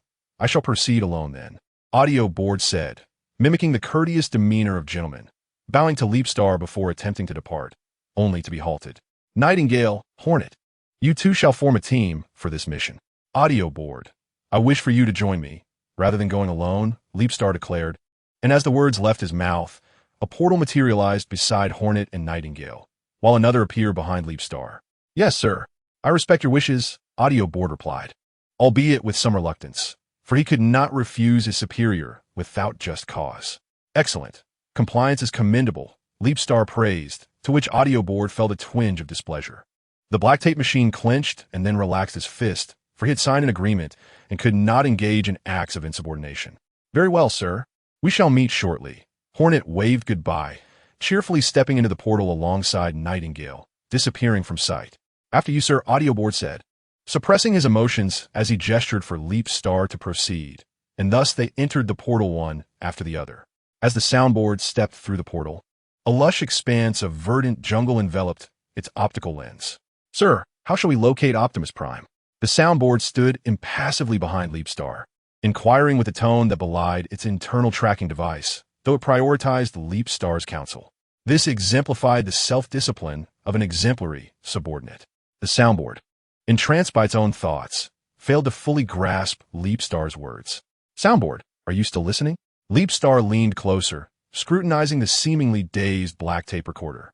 Naturally startled, the soundboard reacted to the sudden appearance of its own reflection. Yes, sir, I'm listening. Realizing Leapstar was before it, the soundboard immediately adopted a serious demeanor, having just a moment ago been hypnotizing itself into diligent focus. Very well. I shall repeat myself to ensure you remember more clearly. Leapstar sighed internally, burdened by the responsibility of taking this peculiar companion on a mission. The soundboard descended the steps, now earnest in absorbing Leapstar's instructions. We need to set up a receiver here to collect information from several nearby continents. The wavelengths used for communication among Autobots differ markedly from those of humans, making them quite discernible. From there, we will trace them back to their source. Leapstar articulated his plan calmly, repeating it until the soundboard comprehended fully. At some point, a golden metallic box had appeared in Leapstar's hands, unbeknownst to the soundboard. Take this and install it in an area with minimal signal interference, Leapstar instructed, placing the box in the center of the soundboard's hand armor, his grip tightening in a manner that conveyed seriousness. Do not botch this minor task. Leaning closer to the soundboard's audio receiver, Leapstar's gentle tone lingered, fully captured by the device. The soundboard swallowed a gulp of electrolyte, a flicker of anxiety spreading within its circuits. Remember to let the laser bird out for some fresh air. It has been quite a while since you last allowed it to fly. Leapstar's words seemed to resonate within the soundboard's internal compartment, where the laser bird had begun to stir and chirp, causing the translucent crystal cover on the soundboard's chest to ripple. Settle down, little one, the soundboard murmured, its heart aching for the laser bird that had accompanied it for so long. Comforting the creature, it pressed the button beneath its chest compartment, transforming the beautiful laser bird from its tape state into a soaring avian form. The laser bird circled the sky a few times before alighting back on the soundboard. The adorable laser bird affectionately nudged its master's soft mask with its head, appearing to have shed all its previous grievances. Chapter 66. Selflessness and Eloquence Now. The Red Spider soared through the stratosphere, its current mission primarily focused on locating the erratically positioned spark sources, while secondary objectives involved adapting to the changes brought by its new form. After all, a qualified pilot must adeptly manipulate every component of the aircraft, striving for perfection with each flight. Let me see what I need to accomplish. The Red Spider elegantly rolled through the mist, simultaneously bringing up the flight plan. At the forefront of the agenda was the limit testing of the aircraft's capabilities, specifically the escape from gravitational pull.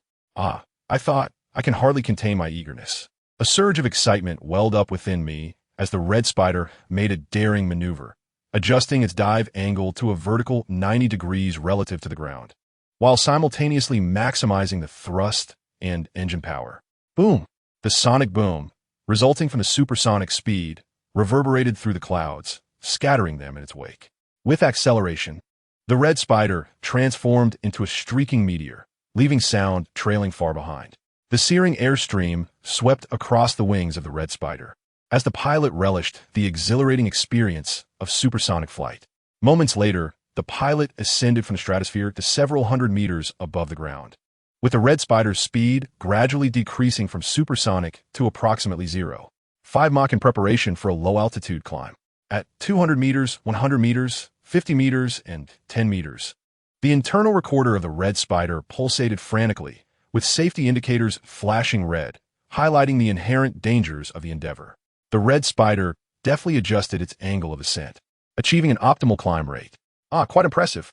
The pilot brimmed with confidence, soaring skyward once more, intent on fulfilling the tasks outlined in the plan. Though the escape from Earth's gravity would have to wait. During the testing phase, it was imperative to avoid regions patrolled or occupied by the Decepticons, a task the Red Spider found exceedingly effortless. The data on the aircraft's limits, meticulously recorded by the device, would serve as valuable research material. As the sun hung low on the horizon, casting golden rays upon the Red Spider's frame, the pilot considered taking a moment to rest. In just a little over half a day, he had completed the majority of the feasible tests. Draped in the golden afterglow, the Red Spider maintained a vertical speed of 0, adjusting its posture to use the exhaust as a rotational axis, executing a graceful bell-shaped maneuver. The pilot transformed effortlessly, landing on a vibrant red desert rock face in the western region, his descent light and elegant, stirring not a speck of dust. Intrigued by his newfound heights, the Red Spider admired the beauty of his painted wings, reminiscent of a peacock's plumage. Although he had been flying for quite some time, the metrics on his aircraft remained steady, yet fatigue began to creep into his mental state.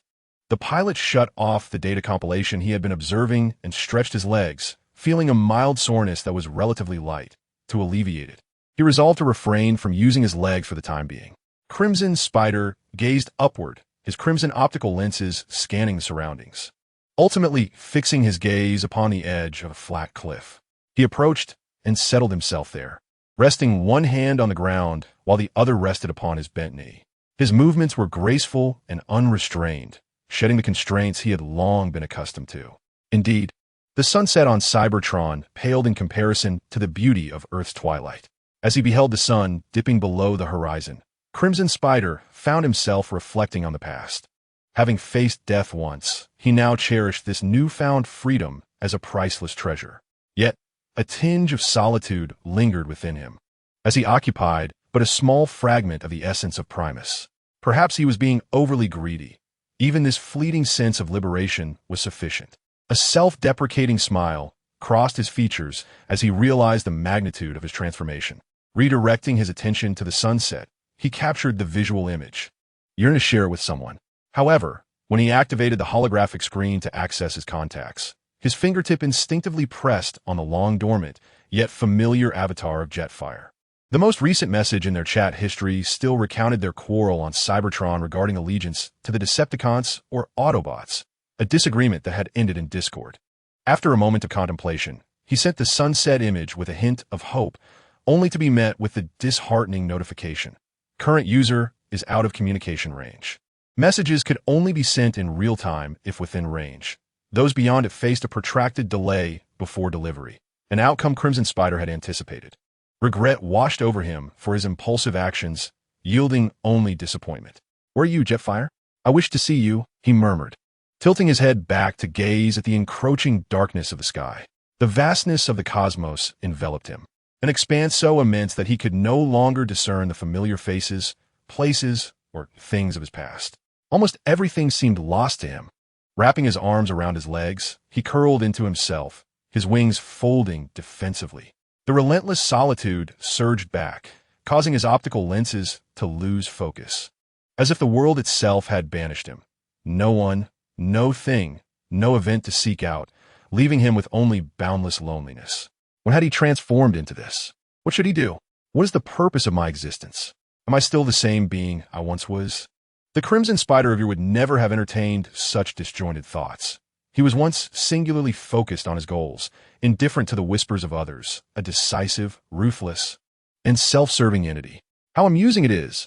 I have even lost myself. Crimson Spider's thoughts spiraled, his processor now in disarray, more chaotic than if it had succumbed to a virus. Little Red?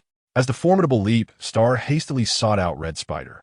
Having inadvertently stirred trouble for Optimus Prime and his comrades, he emerged from the portal to behold a pitiful little jet, adorned with prickly spikes.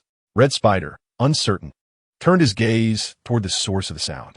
The surroundings darkened slightly, yet he immediately recognized the resplendent Leap Star, particularly the dazzling dragon horns atop his head. Leap Star, what brings you here?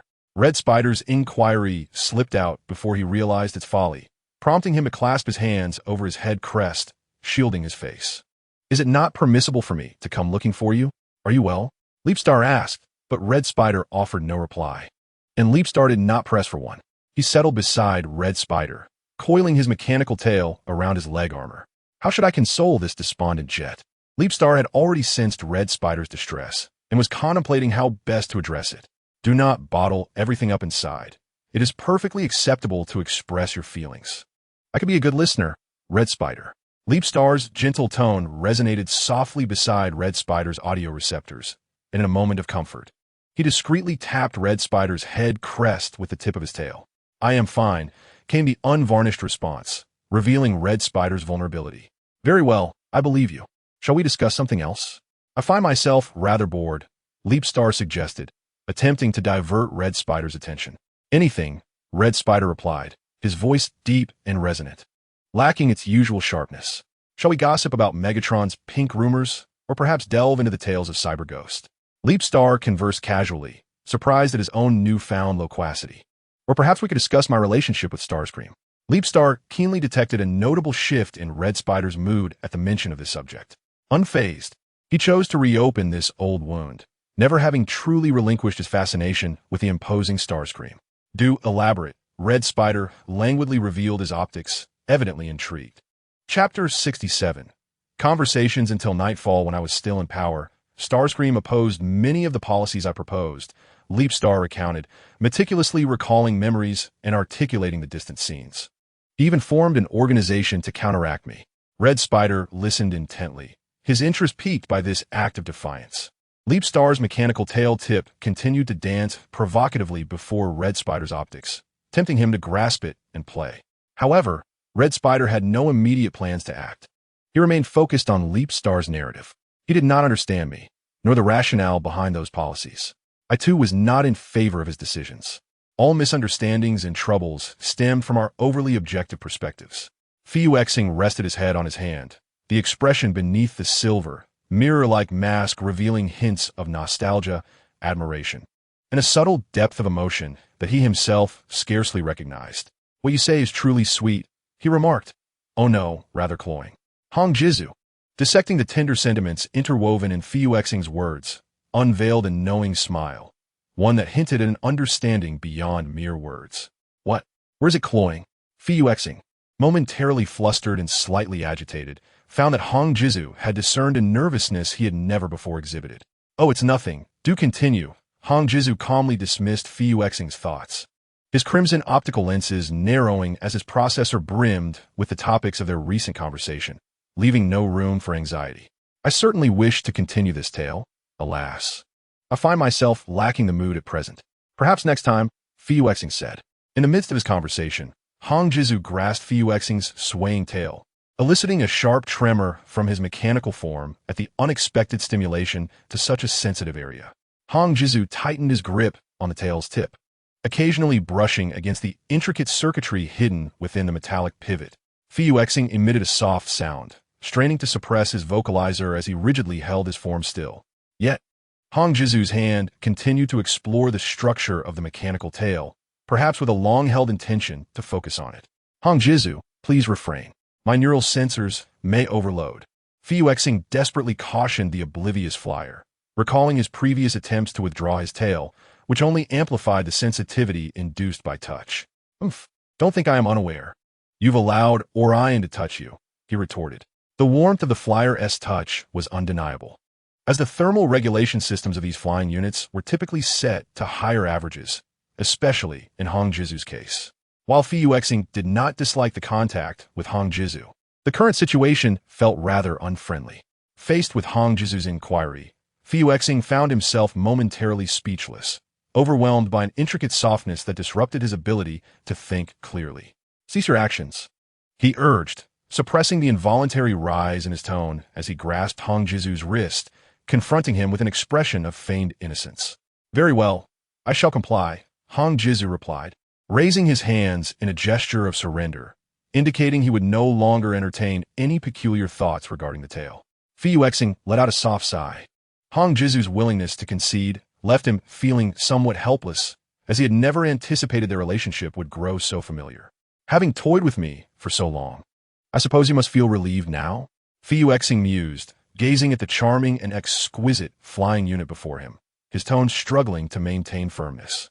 He could not deny that Hong Jizu possessed a remarkable aesthetic value, regardless of the moment.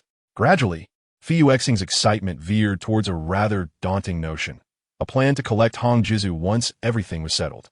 Of course, Hong Jizu wiped the condensation from his forehead, feeling the surrounding temperature drop swiftly, an uncomfortable sensation of being scrutinized washing over him. The leaping star released its grip on the red spider, gesturing above their heads to open a vibrant portal. The portal moved swiftly, enveloping them before the red spider could react. Chapter 68. The source of the spark. After a brief moment of mild disorientation, the red spider found himself within a cavern. The cave, irregularly circular, was surrounded by several purple portals that were currently activating. The red spider's gaze was drawn to the center, where his spark pulsed with an insatiable greed. Indeed, at the heart of the cavern lay the source of all contention, the source of fire. Leaping Star flicked its tail and gracefully stood, effortlessly lifting the red spider from the ground. The red spider straightened, his eyes never leaving the source of fire. All feelings of loneliness, sorrow, nostalgia, and weariness of war were cast aside. Before the undeniable source of power, the red spider's once dormant ambition reignited fiercely. Completely disregarding the dust and debris that clung to his mechanical form, the red spider's fingertips trembled with excitement, as if every part of him clamored to seize the fire source before him.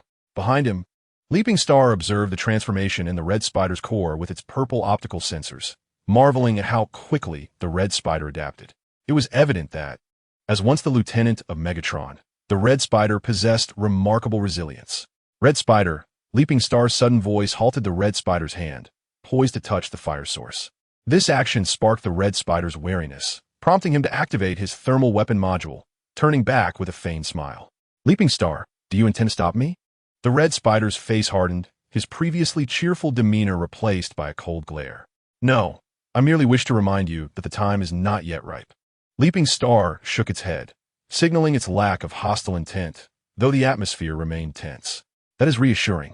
I hope we are not yet at the point of open conflict," the red spider replied, a beguiling smile returning to his face, his tone calm yet elegant. "But I wish to acquire the fire source now," the red spider said, casually retrieving a metallic fabric from subspace to wipe his chest turbine, though the motion felt somewhat unnatural. "I too require it," Leaping Star declared as it strode past the red spider, approaching the fire source. Sensing the intense desire, the fire source cube flickered uneasily. The red spider furrowed his brow. The tension between them was palpable. "Do not worry, monopolizing is not my style," Leaping Star reassured the red spider calmly, a sentiment that rang true. The red spider moved to the opposite side of the fire source, his keen optical sensors scrutinizing Leaping Star's movements and everything occurring around them.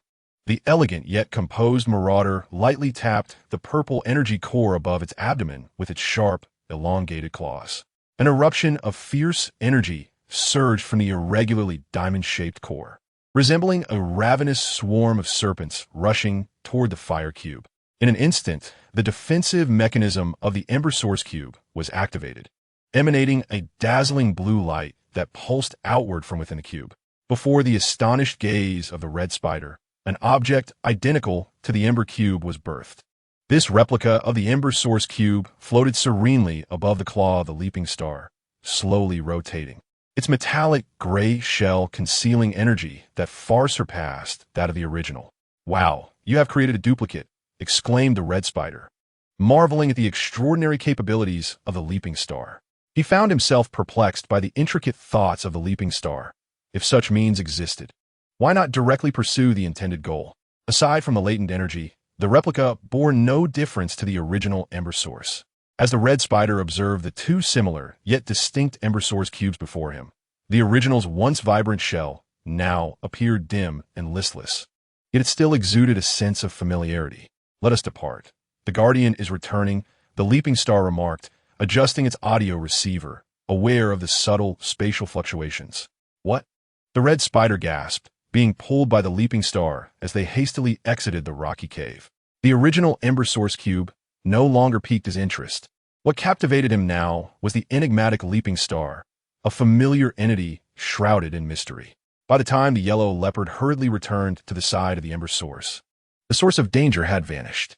All that remained for the yellow leopard was the fragment of footage transmitted by the Ember Source, revealing the deceptive leaping star and the resurrected Cybertronian aircraft. What had brought them together? What was the essence of the Ember Source cube? What was the true objective of the leaping star?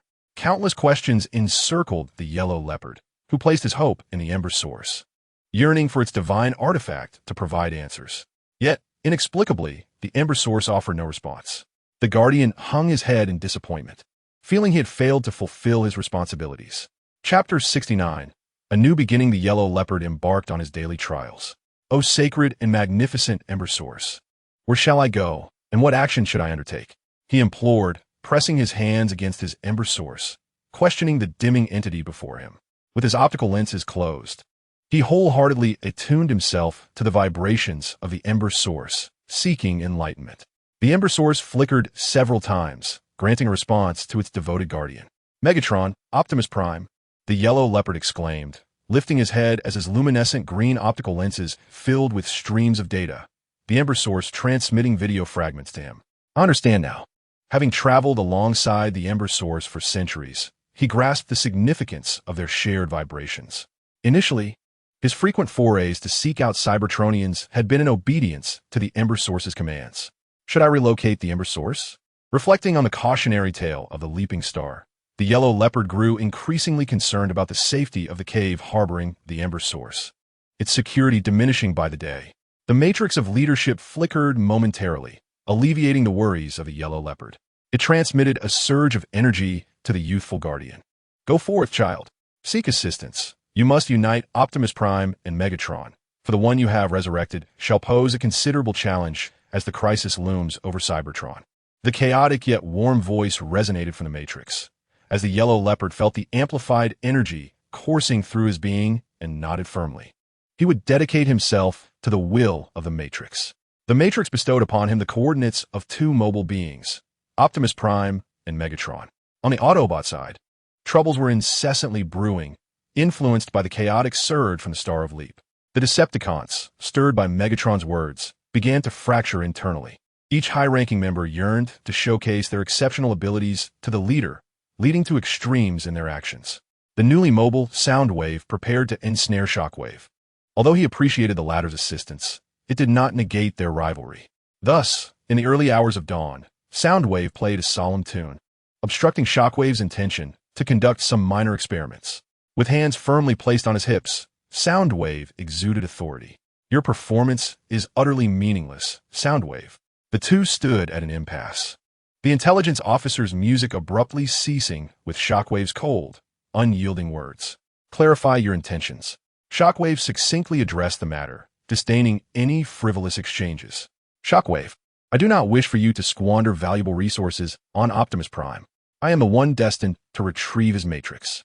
Soundwave proclaimed elegantly, resolutely pointing to himself. "Considering your inefficiency, this outcome may yield naught." Shockwave shrugged, feigning innocence with a singular eye, gazing at Soundwave. "I may be somewhat unconventional, yet I have accomplished my tasks." Soundwave, having articulated his point and mockingly scrutinized Shockwave, turned away, a promising plan blossoming in his processor, while the higher-ups squabbled. It was the subordinates who bore the brunt of the chaos. "Lockdown, I have a mission for you." Shockwave captured the unfortunate individual who had been idly loitering in a corner of the Vengeance's Horn. The unsuspecting Lockdown was startled by the sudden appearance of the scientific madman, resulting in the burden of the mission falling upon him. Misfortune, it seemed, was not singular, for Soundwave had likewise apprehended a reluctant giant. "Fix-It, I have a task for you," Soundwave said gently, leaving Fix-It feeling quite taken aback. "Use this to sabotage Soundwave's transwarp device. Utilize these to obliterate Shockwave's laboratory." The two subordinates, each commanded by their superior, encountered one another, bearing expressions of profound dismay. I just received an exceedingly dreadful assignment. Lockdown lamented, raising his voice, feeling the absurdity of existence weigh heavily upon him. No way, yours cannot be worse than mine. Fixit assessed the weight of the square box of explosives in his grasp, almost envisioning the colossal devastation it could unleash. Contemplating escape routes, he realized that failure to complete Soundwave's task would lead to demise, while fulfilling Shockwave's mission would spell the same fate. Beside him, the confinement pondered how to elegantly extricate himself from these two colossal troubles. Prepare a shuttle for me. To launch in 20 galactic cycles. I intend to eliminate Optimus Prime, and the emergence of the Shadow Warrior has rendered the situation utterly dire. The purple assassin chuckled wickedly, weaving through his two subordinates before pushing the confinement aside and issuing the command for their ultimate annihilation. Good news, you two shall serve as bait. The despair engulfed both the nut and the confinement, as their likelihood of survival plummeted from 50% to a grim 100. The Shadow Warrior departed with a flourish, leaving the two tigers in a state of hopelessness, already contemplating their escape. Meanwhile, a high-ranking individual, Slipper, had arrived on the deck early, intending to strategize the final outcome with the trackers. However, her words were cut short as she beheld the desolate deck, devoid of any presence, which left her utterly astounded. But one tracker remained, Thunderclap, who had just awakened, yawning and oblivious to the unfolding chaos. Where's everyone gone? Thunderclap inquired, glancing around at the empty surroundings, equally perplexed. I don't know. I just arrived myself.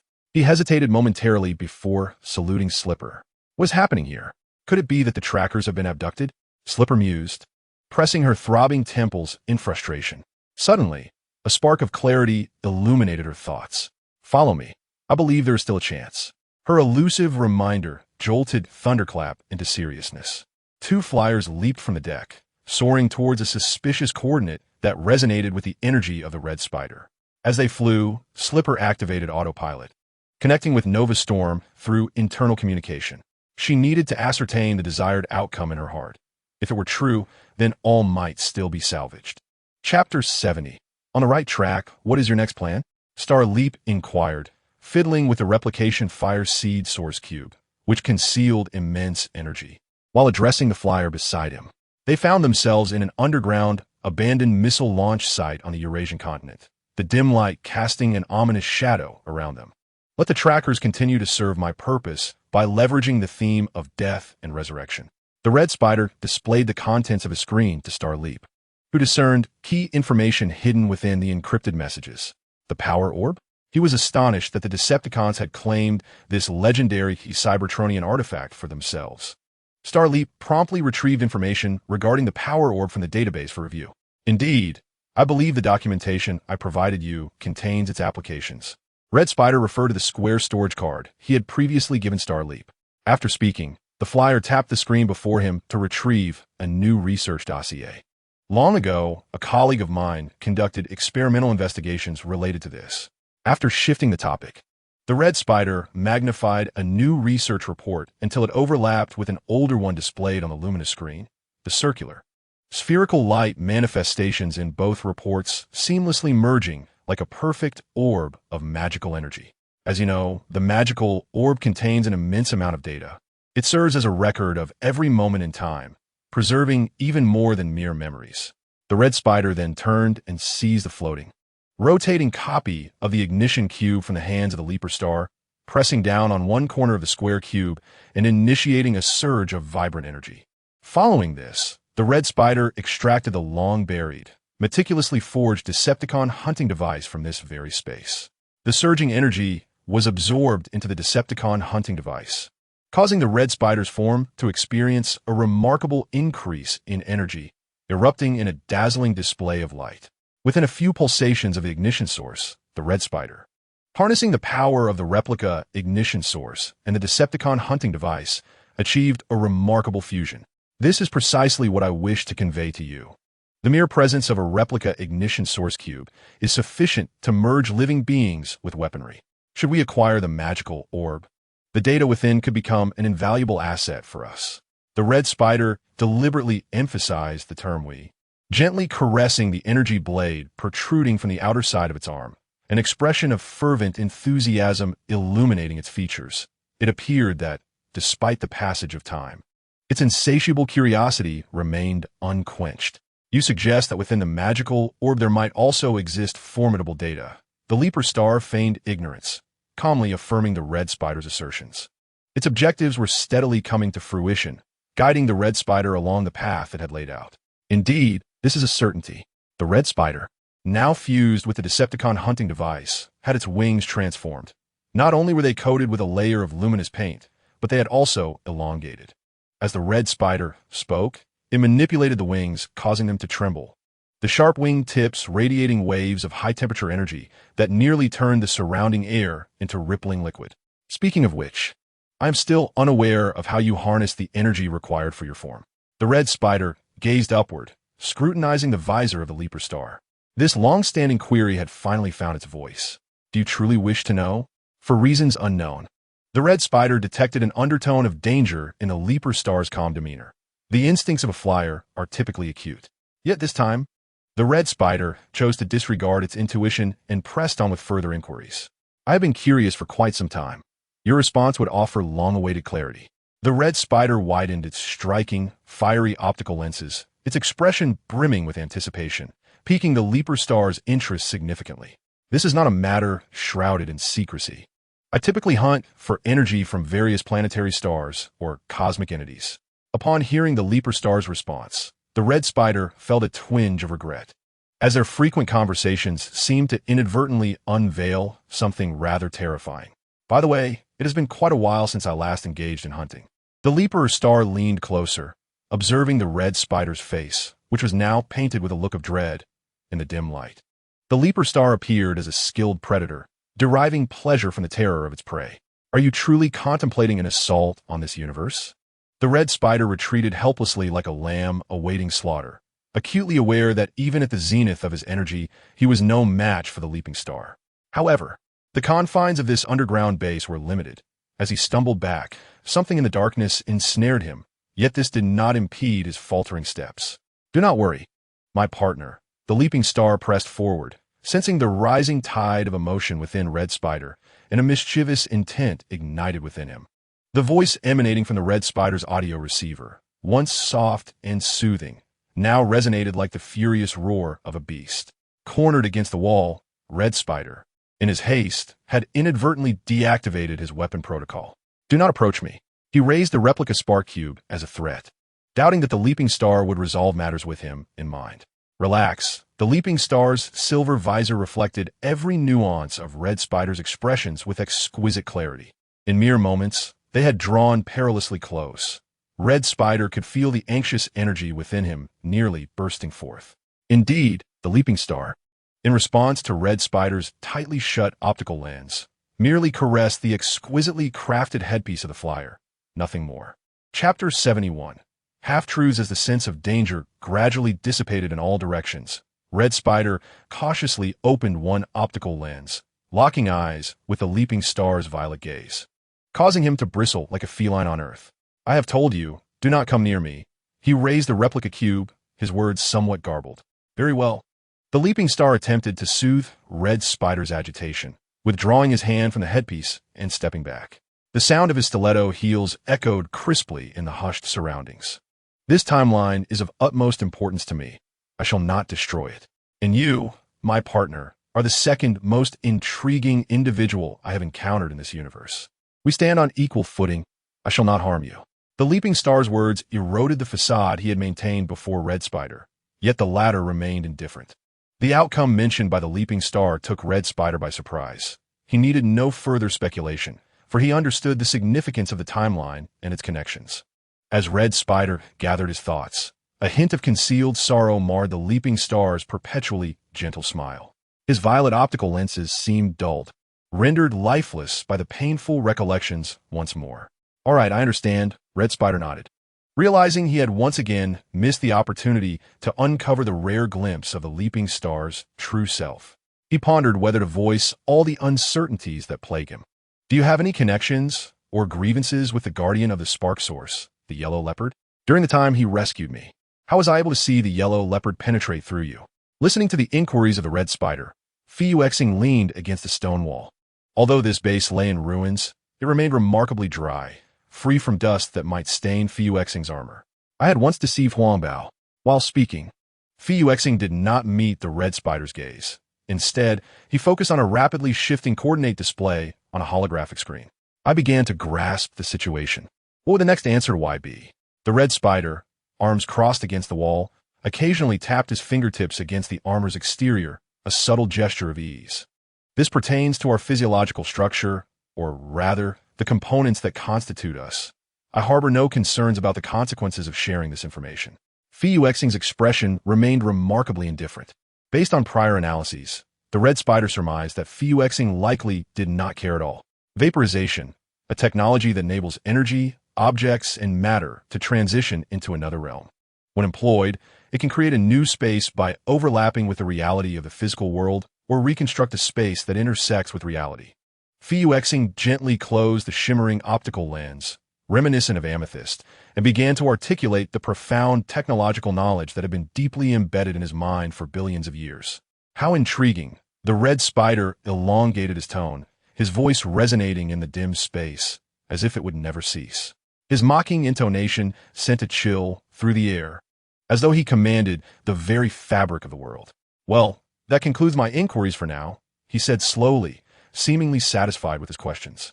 Yet, his eyes remained fixed on Fuyuexing, revealing a hint of provocation and menace. Let me guess, you must have more questions for me, right? He continued, elongating his tone, a sly smile gracing his lips. His words sliced through the atmosphere like a sharp blade, piercing into the depths of the other soul. In this hushed environment, every utterance became strikingly clear, rendering escape impossible. In that moment, time seemed to freeze. Both parties fell into silence, locked in a gaze that resembled a silent duel. Meanwhile, the red spider's voice echoed like an incantation, reverberating through the air, creating an inescapable grip. Indeed, there is little to say. Perhaps you should first observe this. The optical device on Fuyuexing emitted a faint glow as he magnified the image he was scrutinizing, a blue and white depiction, at the center of which tracked several aircraft. Trackers? Wait, how could their real-time coordinates be in your possession? The red spider exclaimed, his tone rising with astonishment. Fuyuexing's methods had surpassed his expectations. What truths have you truly revealed to me? How much do I still not know about you? The probing questions emerged at last. The red spider began to doubt whether this elegant, aloof creature had successfully deceived him with mere words from the very onset of their encounter, even questioning if the name he had shared might be a fabrication. The flickering spark of the red spider's confusion danced with trepidation, and now that clarity has arrived, it is indeed too late. These thoughts were birthed from a tumultuous internal struggle, leaving the nearby Leap Star astonished by the red spider's neurotic musings. A fracture may have formed in their mutual trust, with an ephemeral rift interspersed with doubt, unease, and numerous instabilities. In Chapter 72, Convergence, the scant sources of illumination within the base are none other than the red spider and Leap Star. Regardless of the lighting, Leap Star's form glimmers brilliantly, particularly the pair of dragon horns adorning his head. The two had maintained a silence for a considerable duration, waiting for the other to speak, which led to the current predicament. Eventually, Leap Star could no longer contain himself. He raised his hand and snapped his fingers, causing a surge of omnipotent energy particles to coalesce and redirect towards the base's power systems. The lights overhead flickered before returning to a state of normalcy. In this bright environment, the red spider felt a slight relaxation of his taut nerves. He switched his optical lenses from night vision to standard mode, his fiery red optics fixed unblinkingly on Leap Star and the accompanying images. They are coming. The red spider tightened his grip on the replicated spark source cube, a sense of anticipation brewing within him. As he contemplated, the flyer disengaged from his fusion with the Decepticon hunter, grasping a more suitable weapon. Indeed, there was more than one group approaching. Leap Star's optical focus shifted slightly, and the display transformed, revealing another set of coordinates. Who could it be? The red spider lowered his voice, rendering it soft and lyrical as he inquired of Leap Star. Soundwave, Leap Star replied calmly, a hint of concern creeping in as he pondered whether gathering these entities might result in unforeseen complications. The uncontrollable variables were numerous, particularly with a significant source of trouble now situated beside Leap Star. The first to arrive were the Seekers, led by Nova Storm. Upon seeing the living Red Spider, they were nearly overcome with tears of joy. Red Spider. They disregarded the unfamiliar Leap Star and encircled the Red Spider. You are truly alive. I told you. That Megatron fellow could never succeed. We joined the Decepticons to continue following Lord Red Spider, do we not? Long live Lord Red Spider. Let us celebrate his miraculous return. The aircraft chirruped like a flock of jubilant birds, expressing their delight at reuniting with the Red Spider, their exuberance rendering them almost juvenile in demeanor. The encircled Red Spider wore a gentle smile, occasionally reaching out to one of the Seekers to respond to their inquiries.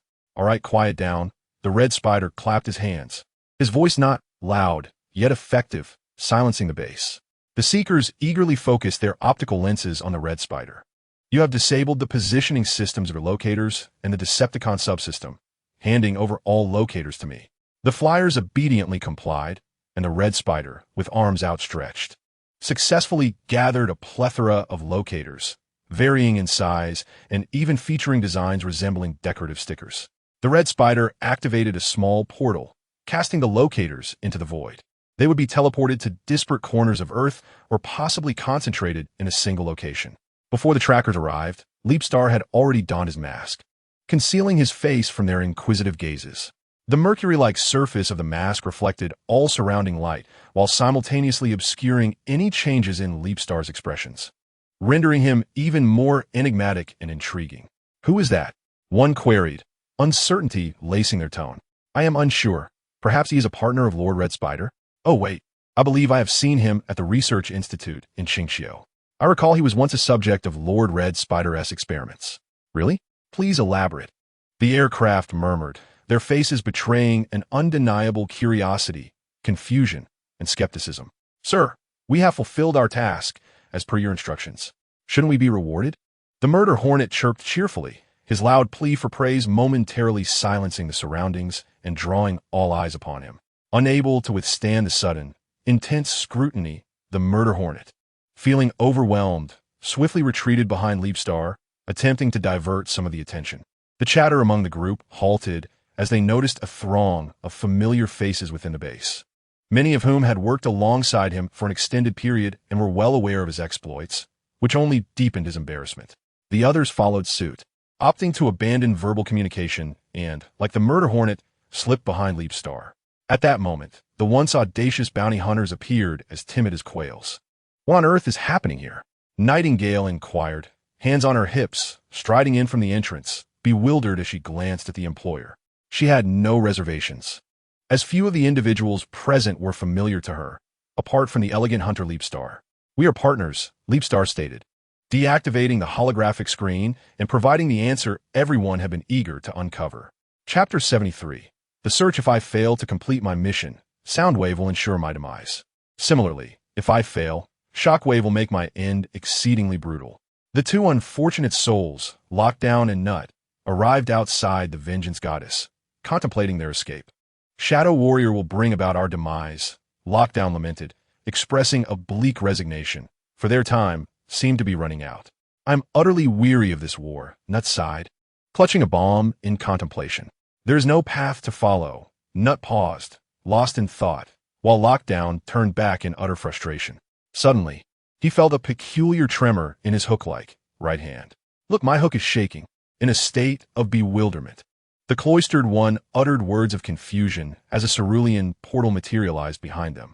A fiery red sports car, adorned with flames, emerged from the portal at an alarming speed. It was Hot Rod, who was in pursuit of the Moon Cheetah. The cloistered one let out a rather unmanly shriek and sought refuge behind the towering figure of Nut. Trembling, he gazed at the opening blue portal until he discerned that the newcomer was none other than Hot Rod, the Autobot. What? How did I end up here? Hot Rod, with a flair befitting his persona, transformed and landed gracefully, his blue optics scanning the surroundings in bemusement at having arrived near the Vengeance Goddess. Is that an Autobot? Nut's large red optics brimmed with clear curiosity, as it was evident that this Autobot's presence was unexpected. Hey, Autobot! The cloistered one regained his bravado, shouting at Hot Rod. Huh? The red sport car turned, puzzled, only to realize that two tigers had appeared behind him. Oh, I was tracking the Moon Cheetah. Hot Rod casually approached them, engaging in conversation as if they were old friends. "Have you seen it?" he inquired, tilting his head, his hope diminishing as he seemed unsure of how to proceed in this unanticipated situation. "Huh? Moon what?" Nut glanced at the cloistered one, who shook his head in response, indicating his own lack of understanding regarding the Autobot's words. "Never mind, I'll handle it myself." Hot Rod shrugged nonchalantly, preparing to leap and transform to depart. "See you." Just as the second opportunity appeared to slip away, the cloistered one decisively acted, ensnaring Hot Rod's vehicle form with a black and red energy lock, pulling him back. Nut, in a coordinated effort, delivered a blow to Hot Rod's head, causing him to cradle his handsome face in grievance. "You two are ganging up on me. This is utterly unfair," he protested with indignation, but Nut paid no heed to his complaints. Consequently, Hot Rod received another punch to the face, staggering backward and landing squarely in the cloistered one's grasp. Producing two specially designed handcuffs, the cloistered one realized the gravity of the situation. Hot Rod attempted to struggle, but found himself securely bound by the tiger's relentless grip. In an instant, the cuffs activated, transforming into a pair of robust restraints on his wrists. "I can hardly believe we've actually captured an Autobot," Nut exclaimed with exuberance, envisioning the glory of presenting this Autobot to their leader instead of those despicable and scrupulous mid-levels. "Do you understand what this means?" The cloistered one disregarded Hot Rod's defiant expression and tapped on his flamboyantly painted helmet while inquiring of Nut. "Understand? Not really," Nut stammered, momentarily overwhelmed by joy, his processor struggling to keep pace. "This is our way out," the cloistered one declared fiercely, gripping Hot Rod's faceplate, pleased despite the paint smudging his hand. "We can present him to Lord Megatron. It seems we have finally discovered our opportunity for merit. Or perhaps we could let him go." The haughty Hot Rod felt a profound discomfort as he was handled roughly by the enemy, especially now that he had been captured. Of course, it was an impossibility. The devious Nut displayed a wickedly perfect smile before delivering a crushing blow to Hot Rod, causing the unfortunate Autobot to lose consciousness instantly. In the shadows, the Moon Cheetah, with its luminous green optics, observed the unfolding events, noting the red sports car being taken away. Chapter 74. The missing Autobot. Indeed, not everyone perceives me as a genius. However, I compensate for this shortcoming with my charming demeanor. Hot Rod was flanked by two hulking figures, yet the cold indifference of his captors persisted, with his mouth hardly pausing for breath. "By the way, have you ever encountered a Moon Cheetah?" Hot Rod seized the opportunity to inquire, refusing to abandon his quest for useful leads. The Autobot's question left the stoic Shroud in a state of bewilderment. The warrior unsheathed his katana and gently tapped Hot Rod's head with the blade's back, exhibiting a patronizing concern before turning away. "Hey, don't stop." Nut applied a slight pressure to Hot Rod's armored hand, eliciting a wince as coolant began to seep from him. The trio proceeded down the corridor of the vengeful ship, with Hot Rod obediently silencing himself, his mind racing as he plotted an escape route. "What do you think Megatron will reward us with?" The board lockdown mused, engaging Nut in a whimsical conversation about the future. "I hope I can acquire a second optic." Nut replied, her expression dimming as she caressed her own red, circular optical lens. These warriors born for war were sometimes incomplete beings, a state that might accompany them to their demise. "Oh, Nut, you don't need that," Hot Rod interjected, his words dampening the mood and resonating as pure mockery in Nut's ears. "You are beautiful." Nut's earlier anger dissipated in an instant, transforming into a light-hearted amusement. She anticipated that a foe could become so agreeable. Thud! Nut frowned slightly and delivered a measured punch to Hot Rod's abdomen, enough to ensure he remained compliant. "Is your shuttle still operational?" Shockwave, arms crossed, cast a sidelong glance at Soundwave, eager to extract advantageous information from the intelligence officer. "Indeed, and what of your laboratory?" "I presume it remains intact." Soundwave retorted, equally crossed-armed, his tone dripping with sardonic malice. "After all, it has long been said that no act of kindness is without ulterior motive. Shockwave surely harbored secrets from him." "I will undoubtedly be the victor," Soundwave declared, closing the distance to Shockwave, teasingly lifting the scientist's head and drawing his unyielding optics closer, his tone luring and beguiling, lower than usual and filled with yearning. This exchange, ostensibly a friendly greeting and competition between colleagues, stirred the imagination. The flirtatious dynamic between them did not escape the watchful gaze of the Shadow Mistress, who observed the scene with keen interest. What a spectacle it was, indeed. The Shadow Warrior wore a look of disdain, silently lamenting within her processor that these two had coexisted in such a manner for tens of thousands of years, their nauseatingly sticky camaraderie making her stomach churn. Where are those two? They're exceedingly slow. The Decepticon assassin, adorned in purple and teal, wore a stern expression, impatiently awaiting her subordinates. She was already contemplating whether to replace them with an entirely new batch of lackeys. With a swift motion, the automatic door slid open, and all three individuals in the chamber looked up. Entering were three figures, one of whom was a particularly conspicuous Autobot. "Where have you two been?" the Shadow Warrior demanded, her tone fierce. "We could have retrieved Optimus Prime's Matrix by now." The assassin was visibly agitated. She was genuinely infuriated by the tardiness of these two unreliable companions, who had left her waiting for over 2 hours. That was no longer pertinent. Suddenly, the usually silent and unobtrusive Megatron, lost in contemplation by the window, broke the silence with a statement that brought the room to a standstill. 6 optic sensors fixated on Megatron, all eagerly awaiting his next words. "The mission with the Insecticons and the Decepticons has succeeded, while all of you have failed." Megatron approached the group, and his disappointed words caused the assertive and impatient Shadow Warrior to lower her head in shame, the weight of failure settling upon them swiftly. Indeed, a total failure. Ratchet chimed in with a grin, showing no hint of the tension, fear, or anxiety expected from a captive of the enemy. His words incited fury in both Soundwave and Shockwave, as Shockwave's fusion cannon began to charge, a pulsating sphere of purple energy forming, while Soundwave disengaged his weapon protocols, preparing for a powerful sonic attack. They cast aside any semblance of calm, united only by their rage. Megatron, seizing the initiative, grasped Ratchet's head and forcefully shoved him towards the empty space near the throne. The Decepticon leader struck by a brilliant idea. He seated himself upon the throne, while Ratchet remained confined by lockdown. "Connect to the Ark," Megatron commanded, and the central control console began to analyze his directives. Before long, a long-distance video call was established. Optimus Prime, taken aback, did not expect Megatron to make contact at this juncture. Megatron, the Autobot leader, responded, his curiosity piqued but not revealing his apprehension, awaiting the rationale behind this unexpected communication. "Optimus, it seems you have lost one of your Autobots." Chapter 75. Lunar Cheetah. "Hello, Optimus." Ratchet greeted cheerfully, his demeanor betraying no signs of anxiety. Optimus paused momentarily in contemplation, speculating what Megatron might leverage against him. With years of experience battling this adversary, he knew Megatron would indeed escalate matters. Moreover, he felt troubled. How could Ratchet find himself in the clutches of the Decepticons? This is proof of the Decepticons' capability. Megatron's words struck a painful chord within Optimus.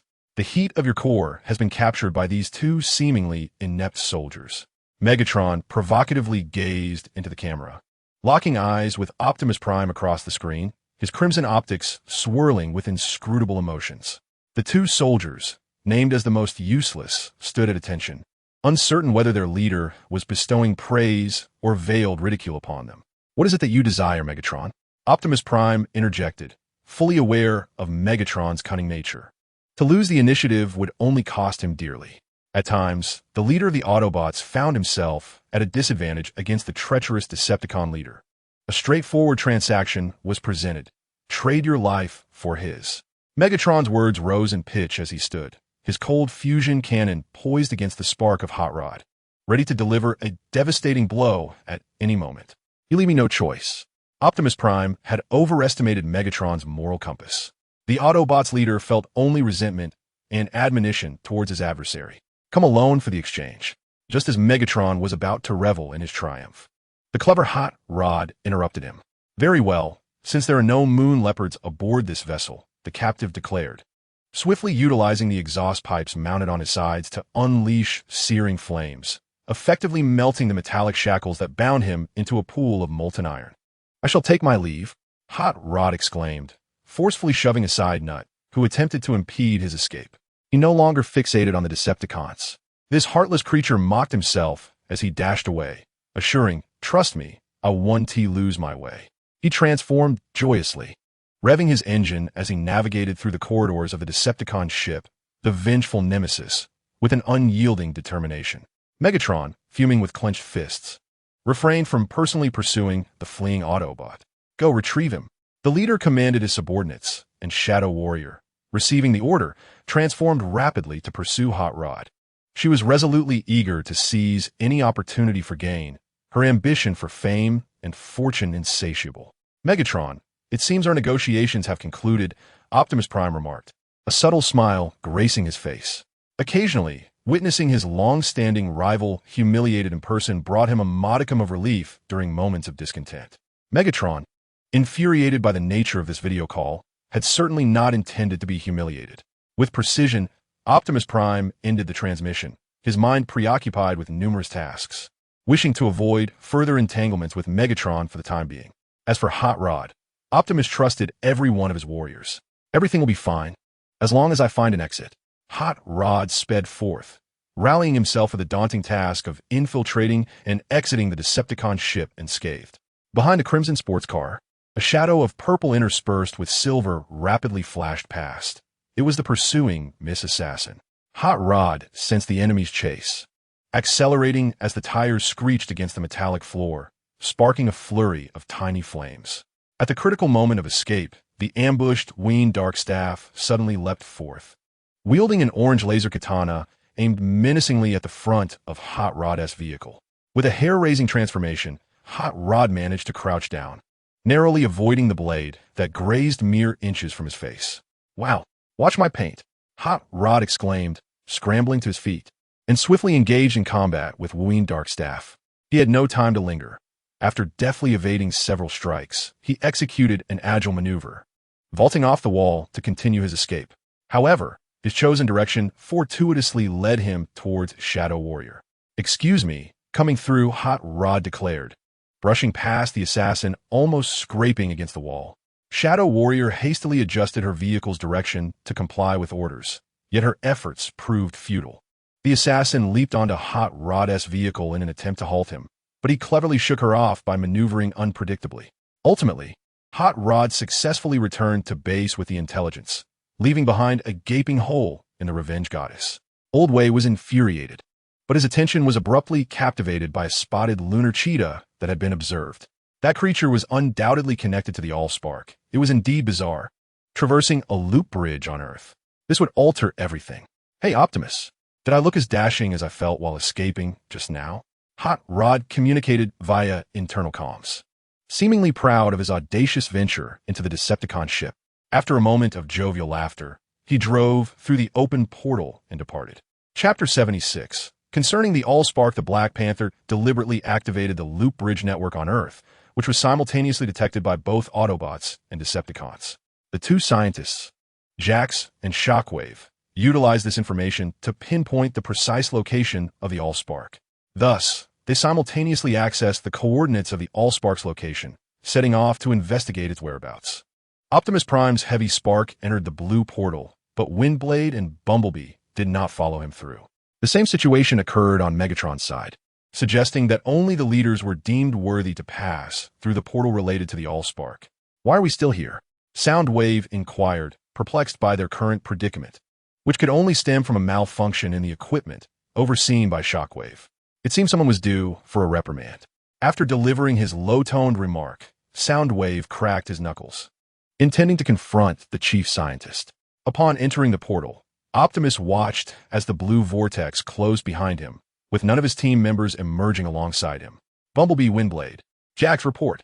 The blue and white leader activated his communicator, worry etched on his features regarding the present circumstances. His trust in his subordinates was unwavering, leading him to conclude that the issue lay with the portal itself. Analyzing his surroundings through his blue optical lens, the leader began to survey the rocky cavern. Possibly due to magnetic field interference affecting the communicator's normal operation, his message received no reply. The leader sighed softly and ventured deeper into the cavern, resolute in his purpose. The matrix of leadership was the most promising, indeed the sole method to revive Cybertron, and failure was not an option. Before him, the cavern expanded from a narrow passage, and Optimus Prime surveyed his surroundings, deducing that he had arrived at a central chamber, serving as a nexus. Numerous dormant portals adorned the cavern's rocky walls, all emitting a muted violet hue. His gaze settled upon the matrix of leadership, centrally positioned and flickering with a faint azure glow, causing his optics to shimmer with anticipation. Once again encountering the matrix, Optimus felt an overwhelming surge of emotion.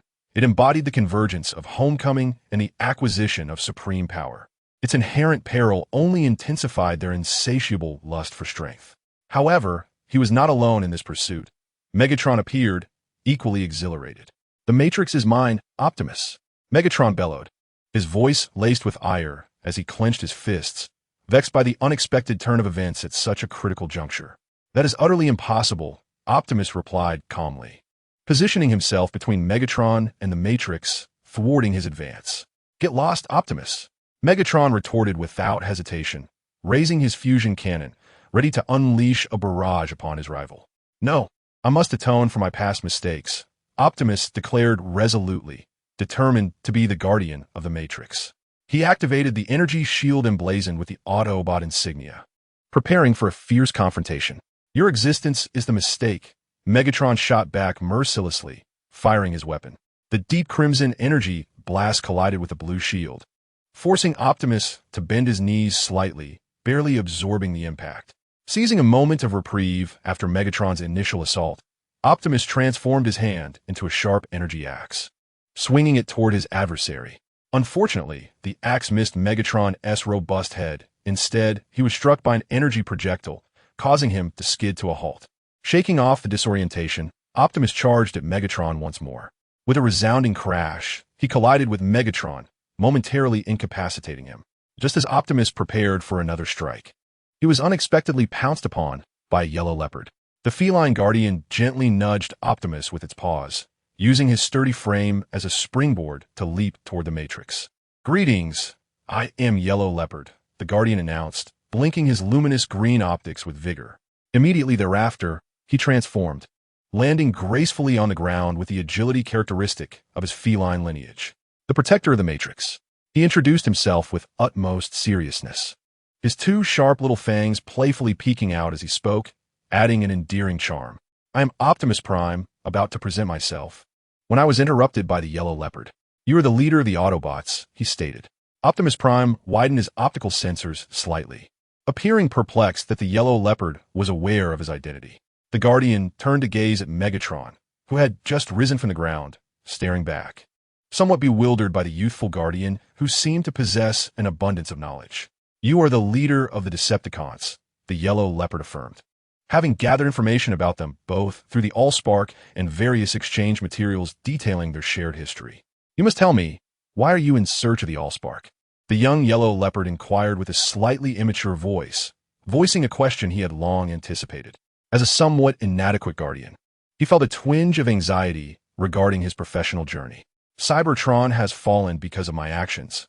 I must return to Allspark to restore life to the planet," Optimus Prime earnestly declared, his expression fluctuating between melancholy and fervor as he spoke. "He is lying. Once he obtains the Allspark, he will annihilate all Decepticons and recreate a race of Autobots that will only obey him," Megatron interjected, advancing menacingly. The yellow leopard sensed a palpable aura of resentment emanating from him, leaving the inexperienced Guardian in a state of confusion. "My Allspark has been chosen to be the guardian of the Allspark. It is my responsibility to test you to ensure your worthiness for the Allspark," the yellow leopard contemplated, intending to pass the Allspark to one of them through a trial. "Is it truly wise for us to be here?" Red Spider remarked, gazing silently at Leapstar, who offered him a sweet energy cube, effectively silencing him further. Red Spider had become entirely engrossed in witnessing Megatron's misfortune, which brought him immense delight. Red Spider, Leapstar, and 3 bounty hunters observed the trial for the Allspark through a real-time imaging transmission device concealed within the Allspark. "Sir, who do you think will obtain the Allspark?" Soundboard inquired from a vantage point, swinging his legs while resting his chin on his hand, seeking Leapstar's opinion. "Those capable of obtaining the Allspark are not among them," Leapstar replied coolly, lightly tapping his elongated claws against his hand armor. "Where have you been, Slipstream?" The furious scientist, recently reprimanded by Soundwave, demanded to know. He intended to send the pursuer team to scout all circuits related to the Allspark on Earth to trace Megatron's whereabouts. Yet he had not encountered a single flyer. Just looking for something came Slipstream's muffled voice through the communication system, the sound slightly distorted by the brisk wind. You better ensure your subordinates complete the task. Soundwave admonished before severing the communication. The scientist had a foreboding sense that the events of the day would reverberate through the ages. Chapter 77. Understanding the proper use of the Allspark Optimus. Stand here, commanded the Yellow Leopard, guiding the Autobot leader to the side of the Allspark, his gaze shifting towards Megatron. In an instant, he appeared beside Megatron, assisting him in adjusting his position. Megatron, you stand there. Satisfied with the arrangement of the two leaders, the Yellow Leopard suddenly wore a faint smile, as if recalling something important. Very well, let the trial commence. The two leaders, poised to face the challenge, were ready to unleash their weapon protocols at a moment's notice. However, the Yellow Leopard quickly intervened, clarifying that the trial did not pertain to a display of brute force. The first question is for you, Megatron. The Decepticon leader momentarily appeared taken aback. He had not anticipated that the trial would consist of rapid-fire questioning. These two are bogged down by their combat-driven mentality, the Yellow Leopard thought to himself, feeling a twinge of exasperation. He decided that if answers were not forthcoming, a test of strength would ensue. What? Megatron inquired, setting aside his fusion cannon to listen attentively. Before your encounter with Optimus, he was an archivist. What archives did he manage? The Yellow Leopard posed a question that was both surprising and logical, knowing well that Megatron would not have an answer. What? Archives? Megatron's bewildered response elicited a subtle change in Optimus's expression. It was astonishing that he was unaware of such a fundamental detail about the Autobot leader. A scoff escaped Optimus's lips at the thought. Who would care? Megatron's dissatisfaction with the question was palpable. His relationship with Optimus had been so strained prior to the war that such matters were of no concern to him. Observing Megatron's demeanor, Optimus felt a pang of disappointment in his old friend. Perhaps they had not yet come to understand each other sufficiently, leading to the current predicament. This is quite disappointing. Megatron, the Yellow Leopard remarked, shaking his head as he prepared to pose a question to Optimus. Optimus, prior to your encounter with Megatron, he was a renowned duelist. In one of his most famous duels, whom did he defeat? Optimus fell into contemplation, his processor whirring as he attempted to recall a past he had long disregarded. He faltered. Megatron's disdainful gaze bore down on him, making him feel increasingly uneasy. I'm not quite sure. The leader attempted to deflect with dismissive ease. Why do you ask this? Optimus countered, his voice tinged with uncertainty. It was Devastator. Megatron interjected, providing the correct answer, his contempt transforming into anger. How dare you not know? I shattered his cranial module into pieces. Megatron exclaimed, his frustration evident. This realization struck him. Optimus currently regarded him with almost complete indifference, perhaps viewing him merely as a pest that threatened the surroundings. I'm afraid neither of you has performed well thus far, the Guardian said, raising his hands in exasperation. The two leaders before him did not seem to embody the greatness and omnipotence he had envisioned. The next inquiry is regarding the leadership qualities that Megatron has gleaned from Optimus Prime. This is a rather common question, and a reasonable response should suffice. Enough of the preamble. Megatron could no longer endure this humiliation. To be subjected to such an examination was truly degrading.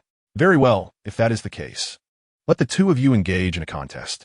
Megatron's words hastened the process for Yellow Leopard and alleviated some of the guilt that weighed upon Optimus Prime.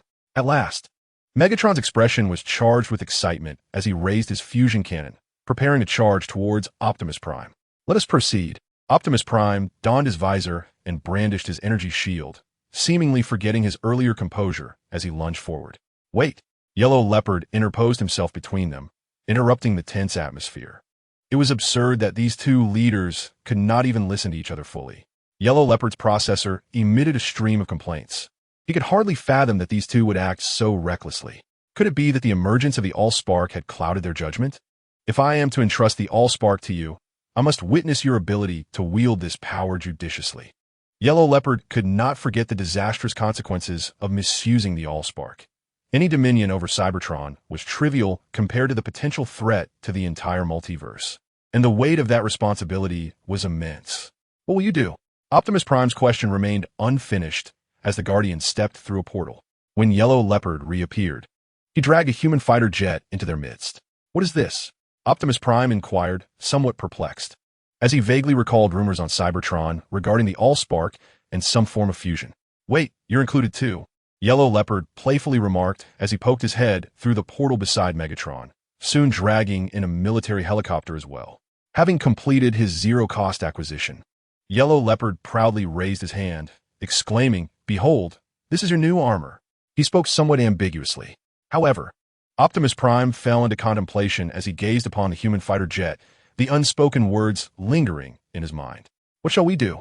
He redirected the conversation back to the core issue, but before he could react further, Yellow Leopard grasped the Allspark.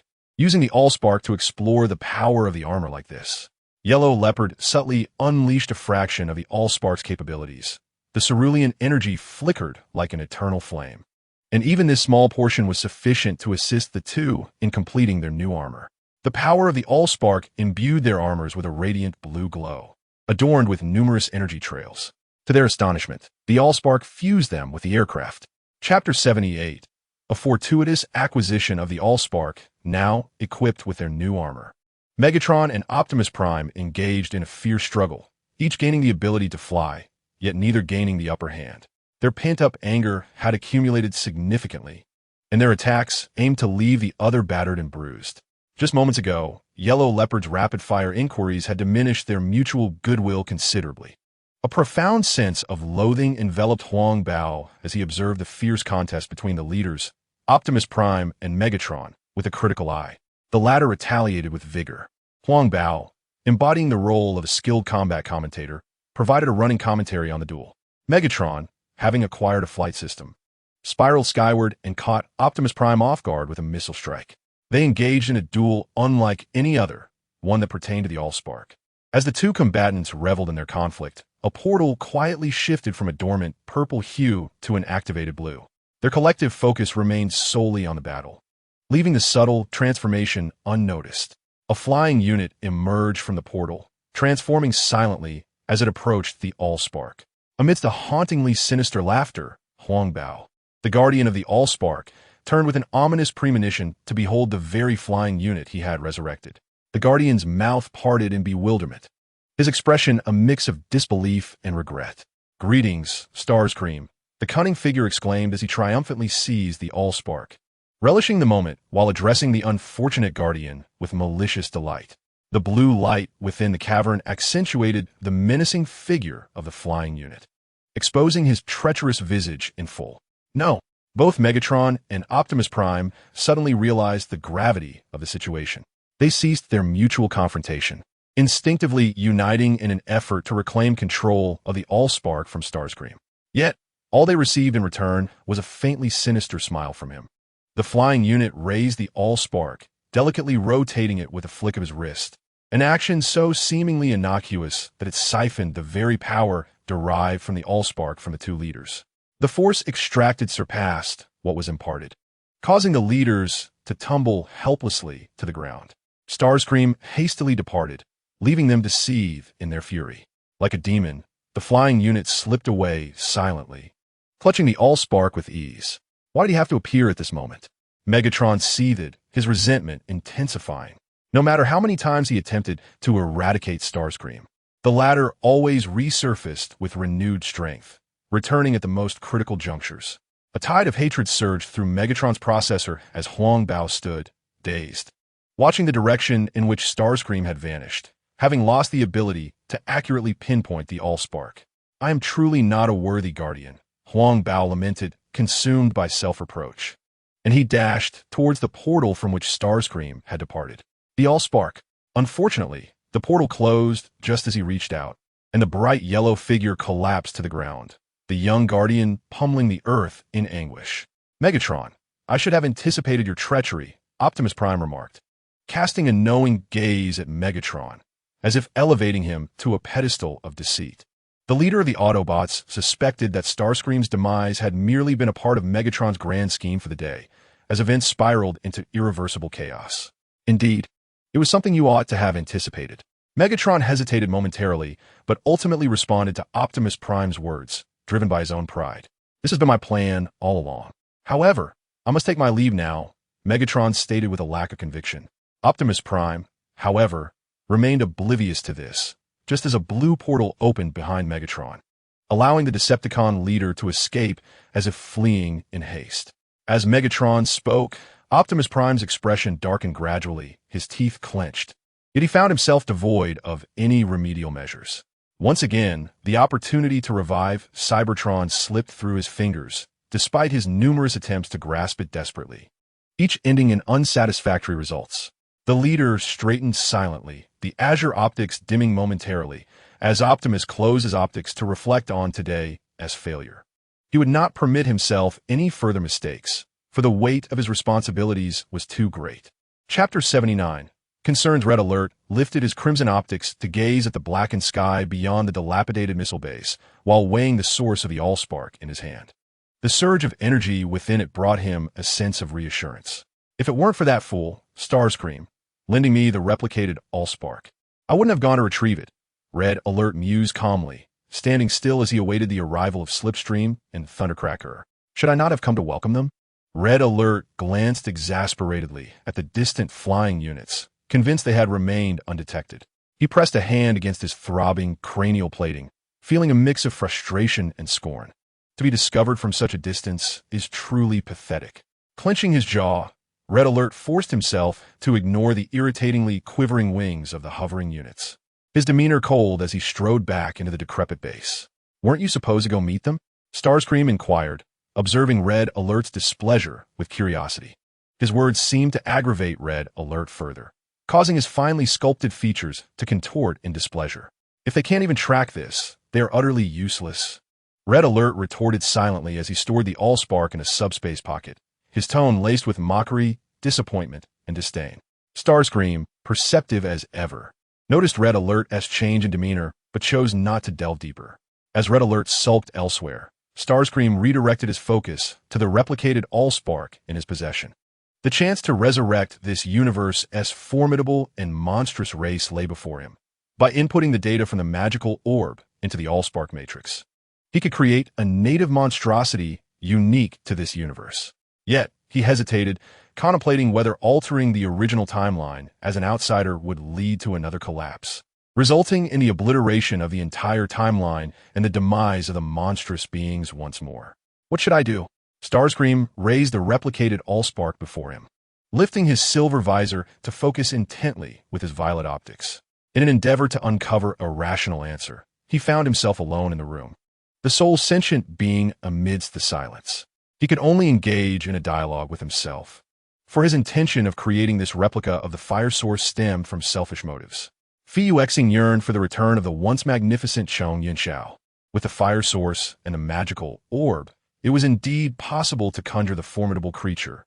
Yet the emergence of the replica fire source would allow him to upload all the data pertaining to Chong Yunxiao recorded by Fuyuexing, subsequently merging it with the power of the magical orb to achieve his true objective. Alas, Fuyuexing ultimately exhaled a deep sigh, closing the optical lens, choosing to temporarily set aside these troubling thoughts. What, indeed, was he concerned about? The sudden appearance of the red spider compelled Fuyuexing to open his optical lens with vigilance, concealing his genuine emotions behind an expression of indifference. The flyer leaned against the wall, arms crossed, his red optical lenses exuding an unsettling calmness and sharpness. His intentions unmistakably clear. You haven't left? Of course not. The red spider waved his hand dismissively, returning to Fuyuexing's side, his unwavering gaze fixated on him, eager to uncover the truth. We are merely partners. Fuyuexing rebuffed the notion of opening up to the red spider. Yet his gaze once more fell upon the replica fire source, prompting the flyer to discern the underlying concerns of his partner. Let me guess. It pertains to that object in your possession. Fuyuexing remained silent in response to the red spider's inquiry, while the flyer, with a radiant smile, continued to speculate. However, if your goal is to resurrect the formidable creature, there is no need to replicate that item. Such an action is evidently redundant, so your true intention is. The flyer elongated his tone, meaningfully blinking his optical lenses, his fingertip pressing upon the replica that Fuyuexing held in high regard. You wish to create another replica from the replica itself. Am I correct? The red spider chuckled, and Fuexing ultimately found himself unable to maintain his silence indefinitely. That is indeed correct. His admission piqued the Red Spider's curiosity even further, as the flyer noted the despondent demeanor of the individual beside him, leading to a plethora of thoughts. So, the question circles back to what you're truly concerned about, does it not? Chapter 80. Plans unrevealed. Fuexing found himself unable to withstand the piercing gaze of the Red Spider, ultimately conceding. All right, enough with the guessing. I'll speak. Under the weight of the Red Spider's intense scrutiny, Fuexing recounted a past attempt at resurrection and its resultant consequences, deliberately omitting certain truths, those he would never dare voice. In other universal timelines, you attempted to resurrect the creature, but this led to the collapse of the universe and its subsequent obliteration, the Red Spider remarked solemnly. If Fuexing's claims held any truth, this would indeed contribute to his apprehensions. Do you have a subsequent plan? The Red Spider's optical lenses gleamed, the crimson hue momentarily blinding. Fuexing averted his gaze from that brilliance, nodding hesitantly as he began to speak. To resurrect the creature using elements from our native universe. I cannot guarantee a high success rate. I have only attempted it once. The plan of Leapstar is fraught with perilous uncertainties. No one can guarantee that this universe will not suddenly undergo modifications that could render his plans futile. Have you ever considered allowing me or others to attempt it? The Red Spider moved his sharp fingers as a blue holographic screen materialized from his subspace into his grasp. Being overly constrained during the experiment is not a commendable trait. With a smile, the Red Spider stood on tiptoe and gently tapped the head sculpture of Leapstar a few times. Leapstar's violet optical lenses rotated thoughtfully. Indeed, I should unleash my potential, but this must not jeopardize your safety. According to Leapstar's original plan, the Red Spider would play his rightful role in the later stages of the endeavor, rather than serving as a mere sacrificial subject. So, you have ventured into other multiverses. How many times have you encountered me? The Red Spider casually found a spot to sit, inquiring about Leapstar with a blend of curiosity and nonchalance. This should be my first encounter with you. Leapstar lifted his gaze, reflecting on the past, in a myriad of other universes. He had never encountered anyone as intriguing and ambitious as the Red Spider. In that obliterated universe, I did not have the chance to observe much. Leapstar spoke earnestly, feeling a tinge of regret for perhaps placing too much emphasis on his own guilt. So, is there a significant difference between the multiverses and this one? The Red Spider languidly adjusted his optical lenses, softening his tone and demeanor, appearing far more aloof and precious than usual. The differences are indeed profound. At least in the universes I have visited, a complete Cybertron is a rarity. Leapstar's words cast a somber shadow over the conversation, causing the Red Spider's expression to momentarily falter, losing its lightheartedness. Will the flames of war spread further? The Red Spider acknowledged a longing for the previously disregarded peace. Perpetual conflict yields only a harsh and grim reality, rather than a step forward in the pursuit of idealism. This is something I had not considered. Leapstar's denial was punctuated by an almost imperceptible sigh, so faint that even the Red Spider beside him failed to hear it. Is there anything else you can share with me? The Red Spider gradually relaxed his tense form, propping his face with his hand and asking languidly. In the near future, I will require your assistance in abundance. You shall not lack for what you desire. The Red Spider discerned the noble grace in Leapstar's words, momentarily feeling as if he were being lavishly treated. However, the next step mentioned by Leapstar was ambiguous regarding collaboration. Naturally, I shall not neglect my responsibilities in this endeavor, Leapstar. The traveler responded with enthusiasm, successfully bringing a smile to Leapstar's face. This long-awaited collaboration across time was about to commence its first step. Considering the time, your travelers should have all gathered by now. Are you truly not planning to go and meet them? Leapstar gently reminded the Red Spider. Although the travelers continued to grumble, their bodies moved honestly, departing with the swiftness of a gust of wind. Was this an unintentional oversight on his part? Leapstar picked up the holographic screen that had fallen beside him, pondering its continued presence. Should I take a look? The claws of the Star of Leap gripped a corner of the light screen. As he pondered whether to become an unwitting voyeur, optical devices directly translated his thoughts into options, transmitting data in streams of electric ions to the central processor of the Star of Leap. While the storage of several data points would not significantly impact the Star of Leap, the content within stirred a sense of discomfort within him. He gently pressed on the aching optical lens, regretting his hasty actions. The screen emitted a faint blue light that illuminated his face, completely obscured by a mask. He irritably flicked his tail, his emotional fluctuations nearing a critical threshold. Chapter 81. The Theoretical Path. To piece the pursuers tracked the flowing energy trails and the thunderclap, landing beside an abandoned missile launch silo. The pursuer, recalling the trackers collectively abandoned in the desert, sensed that matters were far from simple. The thunderclap beside him grew vigilant. The missile launch silo was anticipated. No sooner had the pursuers spoken than applause echoed around them. The two machines turned towards the sound, their weapon protocols instantly unlocked and ready for action. Red Spider? The pursuer, astonished, lowered her weapon, her magenta optical lenses wide with disbelief. Her companion, adorned in azure, mirrored her incredulity. They were more uncertain than anything, confronted by the resurrected Red Spider. It was not too late to find this place. Coldly, Red Spider commanded them to descend into the missile launch silo, stepping between the two machines. Such behavior was uncharacteristic of Red Spider to the two flyers. Their commander should have been neurotic. Yet, this figure before them was capable of seamlessly compressing inner emotions, leaving no trace of them exposed. Red Spider glanced back at her two subordinates and, without lingering, leaped into the missile launch silo.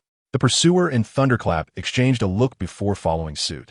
The interior of the missile launch silo was far from the dilapidated state the pursuer had anticipated. At least the lighting and power systems were operational. They circled the base of the launch silo and arrived at a dimly lit space filled with sulfuric rain, charge, and nova storms, all favorable to Red Spider. The pursuer's optical lenses keenly observed the artifact, the sphere of magical power, stolen from the Shockwave laboratory, positioned at the center. Thunderclap glanced around and spotted three unexpected figures. Among them were the soundboard with whom he had maintained a good rapport prior to the Cybertronian Civil War, as well as the elusive duo of Killbites and Nightingale. "What do you intend to do?" the pursuer inquired while discreetly heating the weapon concealed in her arm. Red Spider chuckled lightly, transferring the spark source cube from subspace into her hand.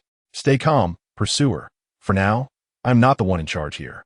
The pursuer was somewhat taken aback. Aside from Red Spider, was there indeed another authority present?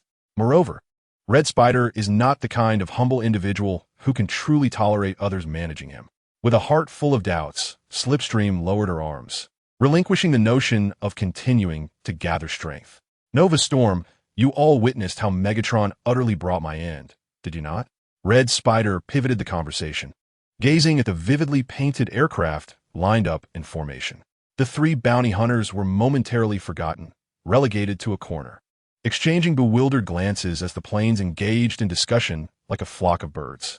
"Indeed, Commander," responded the light purple-painted aerial unit to the commander's inquiry, prompting Red Spider to nod, indicating a burgeoning flow of dialogue. "But here I stand, my spark teeming with vibrant vitality." "Right, Thundercracker?" suddenly called upon. The aerial unit appeared momentarily perplexed. "I suppose so?" His response lacked certainty, which prompted Slipstream to nudge him gently, reminding him to maintain composure. "Yes, yes, Commander." Red Spider, however, squinted through his optical sensors, compelling the flyer to concede that his acting prowess had indeed reached new heights. "My spark, singular in its essence, has returned after traversing the wellspring of sparks. I have assimilated the wisdom of this era."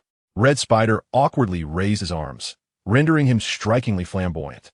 "Now, pursuers, I am acutely aware of my purpose. I shall liberate all, releasing their sparks so that they may eternally merge with the wellspring." After navigating through the awkwardness, the flyer resolutely continued his oration, with Nova Storm listening intently, evidently captivated by Red Spider's allure. Red Spider's expression transformed from calm to frenzied, driven by a vengeful mindset born from his brush with death. "Are you suggesting we annihilate everyone?" Slipstream asked, eyeing the increasingly deranged commander with hesitation and trepidation. "For I intend to end this millennium-long conflict and usher in peace for all." Red Spider's demeanor reverted, and his proposition, while radical, indeed presented a theoretically viable path.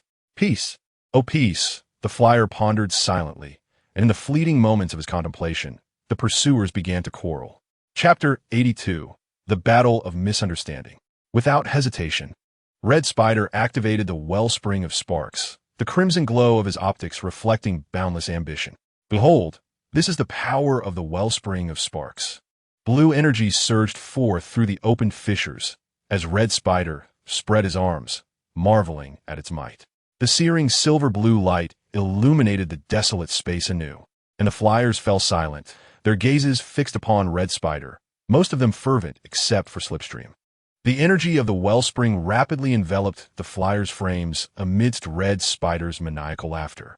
The energy converged upon the location of the flyer spark chambers, instinctively locking onto some discarded excavation tools scattered throughout the abandoned space. Red Spider's form swiftly ascended, elongating as the components of the excavator were fortified by the wellspring, enveloping him in a powerful embrace. The armor, adorned in a cool-toned, bright yellow, enhances the defensive capabilities of the flyers, transforming the once glaring crimson light emitted from the optical lens into a vibrant orange hue. This vivid orange is strikingly beautiful. The Red Spider emitted an excited exclamation, accompanied by a wild laugh. This moment signifies his mastery over his own fate and future, his experiences now tinged with a stroke of fortune. The Decepticons and Autobots, entangled in a web of pride and reluctance, witnessed Optimus Prime directing his focus squarely at Megatron, who was unwilling to concede. We must remain vigilant against Megatron, who now wields the Energon Sphere alongside the Allspark. The Energon Sphere serves as a conduit to control the Allspark, enabling the creation of predetermined entities, a stark warning from the leader to his subordinates. The loss of the Allspark has transformed the Yellow Panther into a new ally for the Autobots, their shared objective being the retrieval of the Allspark. As the eve of the battle, meticulously orchestrated by the Autobot leader, approached, the Decepticons found themselves in a state of chaotic disarray. They were racing against time to recover the mysteriously misplaced Energon Sphere from Shockwave's laboratory and the Allspark seized by the Red Spider before Optimus Prime launched his attack. Where is it? Can you locate the Allspark? Upon hearing the leader's inquiry, Shockwave paused his relentless tapping on the keyboard for the third time. His single eye briefly rotated as the processor formulated the optimal response. No, but I have another method to find the Red Spider. The answer confirmed that the loss of the Energon Sphere was indeed the doing of the Red Spider, inciting Megatron's ire as he furrowed his brow. The purple-eyed scientist turned back, resuming his tracking task, while Megatron, with no outlet for his frustration, regained his composure. The security alert aboard the Nemesis had reached the yellow line, the crew and defensive systems poised for an imminent confrontation. Once the alert reached the red line, it would signal the moment to resist the invasion and retaliate against the enemy. The massive and intricately designed Nemesis docked on the land of Earth in the Northern Hemisphere, basking in the ample midday light. Not an ideal time for a surprise attack. Nonetheless, the Autobot battalion resolutely commenced their advance, the Vanguard soldiers leading the charge. Optimus Prime and Bumblebee followed closely behind, and as they entered the sensor range of the Nemesis, Megatron was already aware of their presence. Both sides established a connection, with Optimus Prime still intent on seeking a peaceful resolution before hostilities commenced. Megatron, we have come for the Allspark. We shall not relent until we obtain it. It was Optimus Prime. Shockwave's voice was tinged with urgency, as his tracking efforts neared completion, success tantalizingly close. You must delay the Autobots. I will soon pinpoint the exact location of the Energon Sphere. At this critical juncture, the scientist had forgotten the trivialities of formalities. With a resigned growl, Megatron silently cast a glance at the scientist through his red optical lens before turning to rally his soldiers to sound the horn of counterattack. Decepticons, advance. In the command center, the orders for Megatron resonated through the loudspeakers, successfully reaching every soul aboard the ship. The front deck of the Vengeance opened, and the ground units, led by the fierce Tiger, charged fervently into battle. A group, including Yellow Leopard, awaited Optimus Prime's approval. Transformers, advance. With a swift motion, Optimus donned his battle mask and pointed forward, leading his comrades into the heart of the Vengeance with relentless determination. After an intense skirmish, Yellow Leopard, Bumblebee, and Hot Rod infiltrated the interior of the Vengeance. To their astonishment, Yellow Leopard, as the Guardian, failed to sense the presence of the Allspark. Unbeknownst to them, on the other side of Earth, someone had already begun to wield the Allspark's power for nefarious purposes. Chapter 83. A high-pitched scream, feeling its absence, weighed heavily on Yellow Leopard, As a guardian, he had committed an irreparable mistake. I don't understand why, he lamented. Perhaps the Allspark has forsaken me. Bumblebee, resting a reassuring hand on Yellow Leopard's shoulder, shook his head. That cannot be true. The Allspark never abandons anyone. You must persist. Before Yellow Leopard, this vibrant yellow Cybertronian offered comfort like a gentle angel. The Guardian solemnly nodded, closed his optics, and placed his hands on either side of his head, extending his sensory perception to detect any familiar energy in the vicinity. It must be nearby. Hot Rod covered Bumblebee's mouth, stifling his words of consolation as a rustling sound emerged from the opposite side. Look, Hot Rod whispered urgently. Following his gaze, Bumblebee spotted Nut and Lockdown, oblivious to the three Transformers lurking behind them. I am utterly weary of battling Transformers, Nut grumbled, her red optics flashing with annoyance as she crouched to the corner.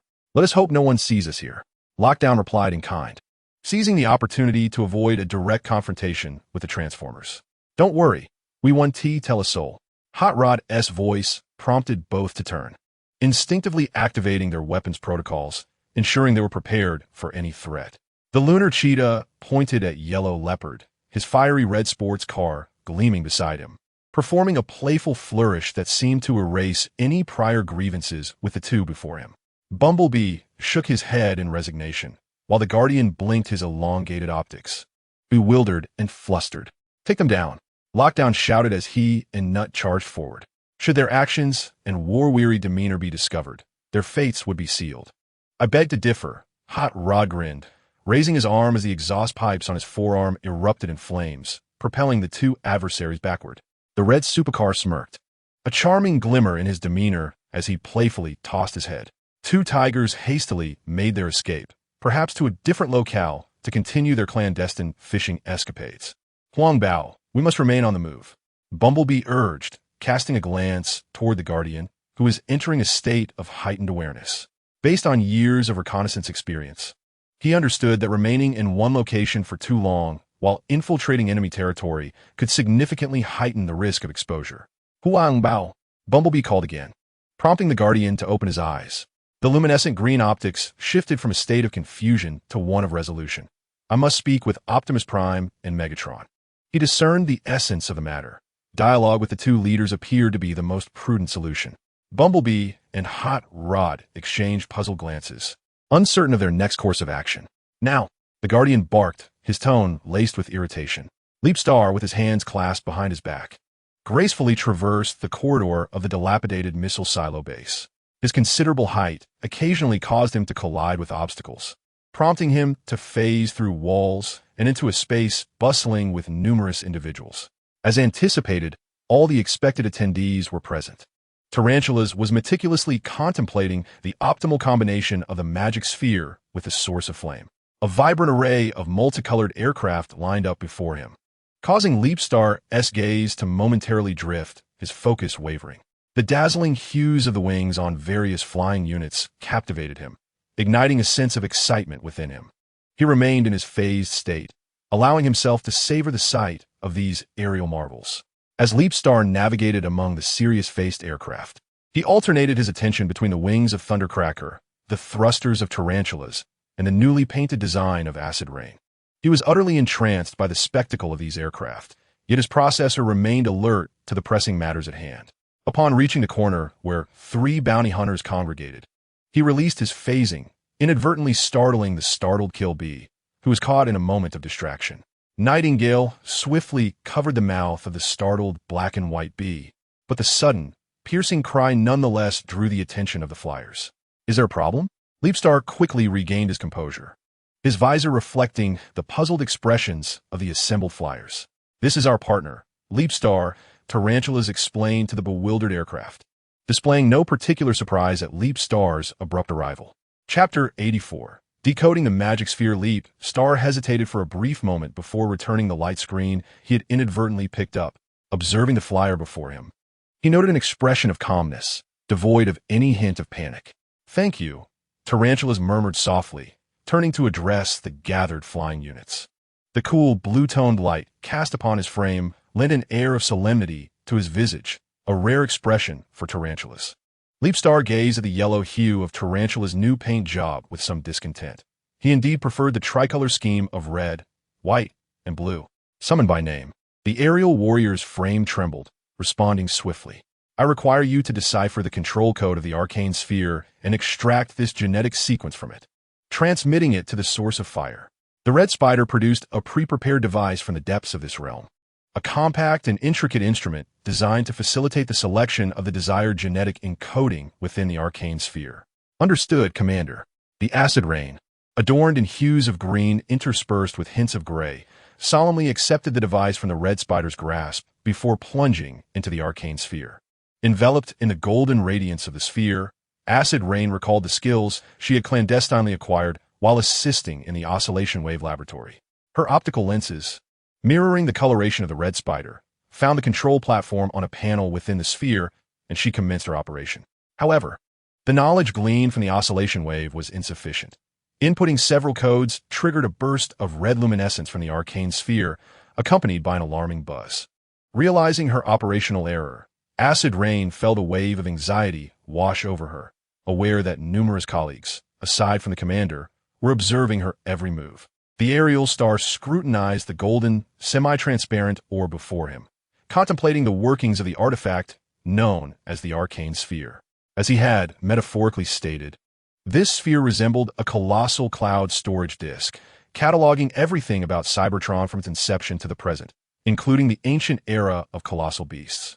It seems my exploration of Cybertron remains superficial, thought Aerial Star, recalling whispers of the arcane sphere during Cybertron's golden age, yet he had never encountered direct evidence.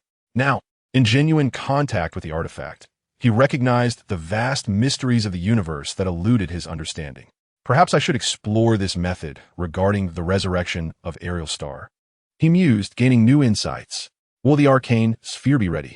Red Spider inquired, brimming with anticipation for the impending task. Yet the frequent errors of Acid Rain unsettled him. I do not know. I am exerting my utmost efforts, Acid Rain replied defiantly, striving to prove her loyalty as a subordinate.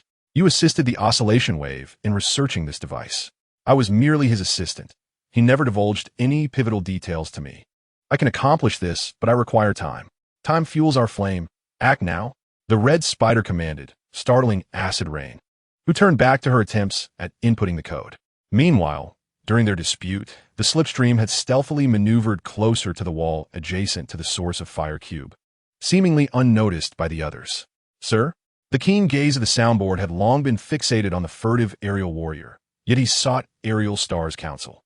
We merely need to observe. They possess the capability to manage it well, Aerial Star replied, shaking his head to dismiss soundboard's inclination.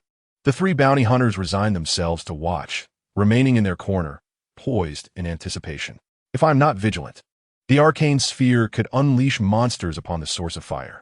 Acid Rain lingered unpredictably as the Red Spider engaged in discourse, while Slipstream seized the moment to dart forth from the concealment of the wall, akin to a spark igniting a flame. The Red Spider's optical lens shifted, a chilling smirk gracing her visage. Just as her fingertips were about to make contact with the spark source cube, an empowered Red Spider materialized beside her. Slipstream was met with a resonating cold laughter before being sent hurtling away.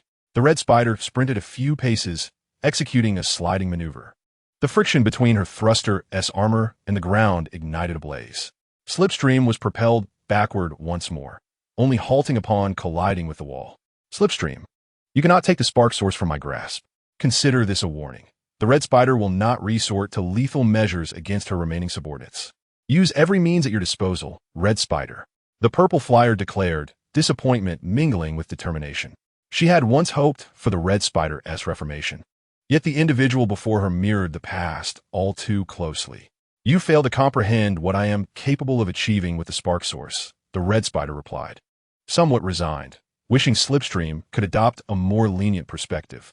After all, as the Red Spider's former aide, Slipstream's abilities were undeniably formidable. But you'll come to understand. The Red Spider bent down unexpectedly close to Slipstream, extending his hand toward her, the intention unmistakable, an invitation to rise. This rare gesture, imbued with a touch of chivalry, was among the tactics the Red Spider employed to win over hearts. Slipstream hesitated, yet ultimately grasped the red spider as hand. "Excellent. Today you shall witness much more," he remarked with a smile as he helped her up, returning to the side of the magical energy sphere, awaiting news from Acid Rain. Slipstream regarded the red spider's retreating figure with a peculiar expression, sensing that the genuine emotions emanating from him were leagues apart from those of the past. "Your Majesty, the magical energy sphere is prepared," Acid Rain reported, her demeanor tinged with nervousness and concern as she completed the red spider's command. Her address toward him had shifted, now imbued with heartfelt respect. Chapter 85. Piercing the inevitable conclusion, the Autobots and Decepticons were embroiled in chaotic conflict aboard the vengeful goddess.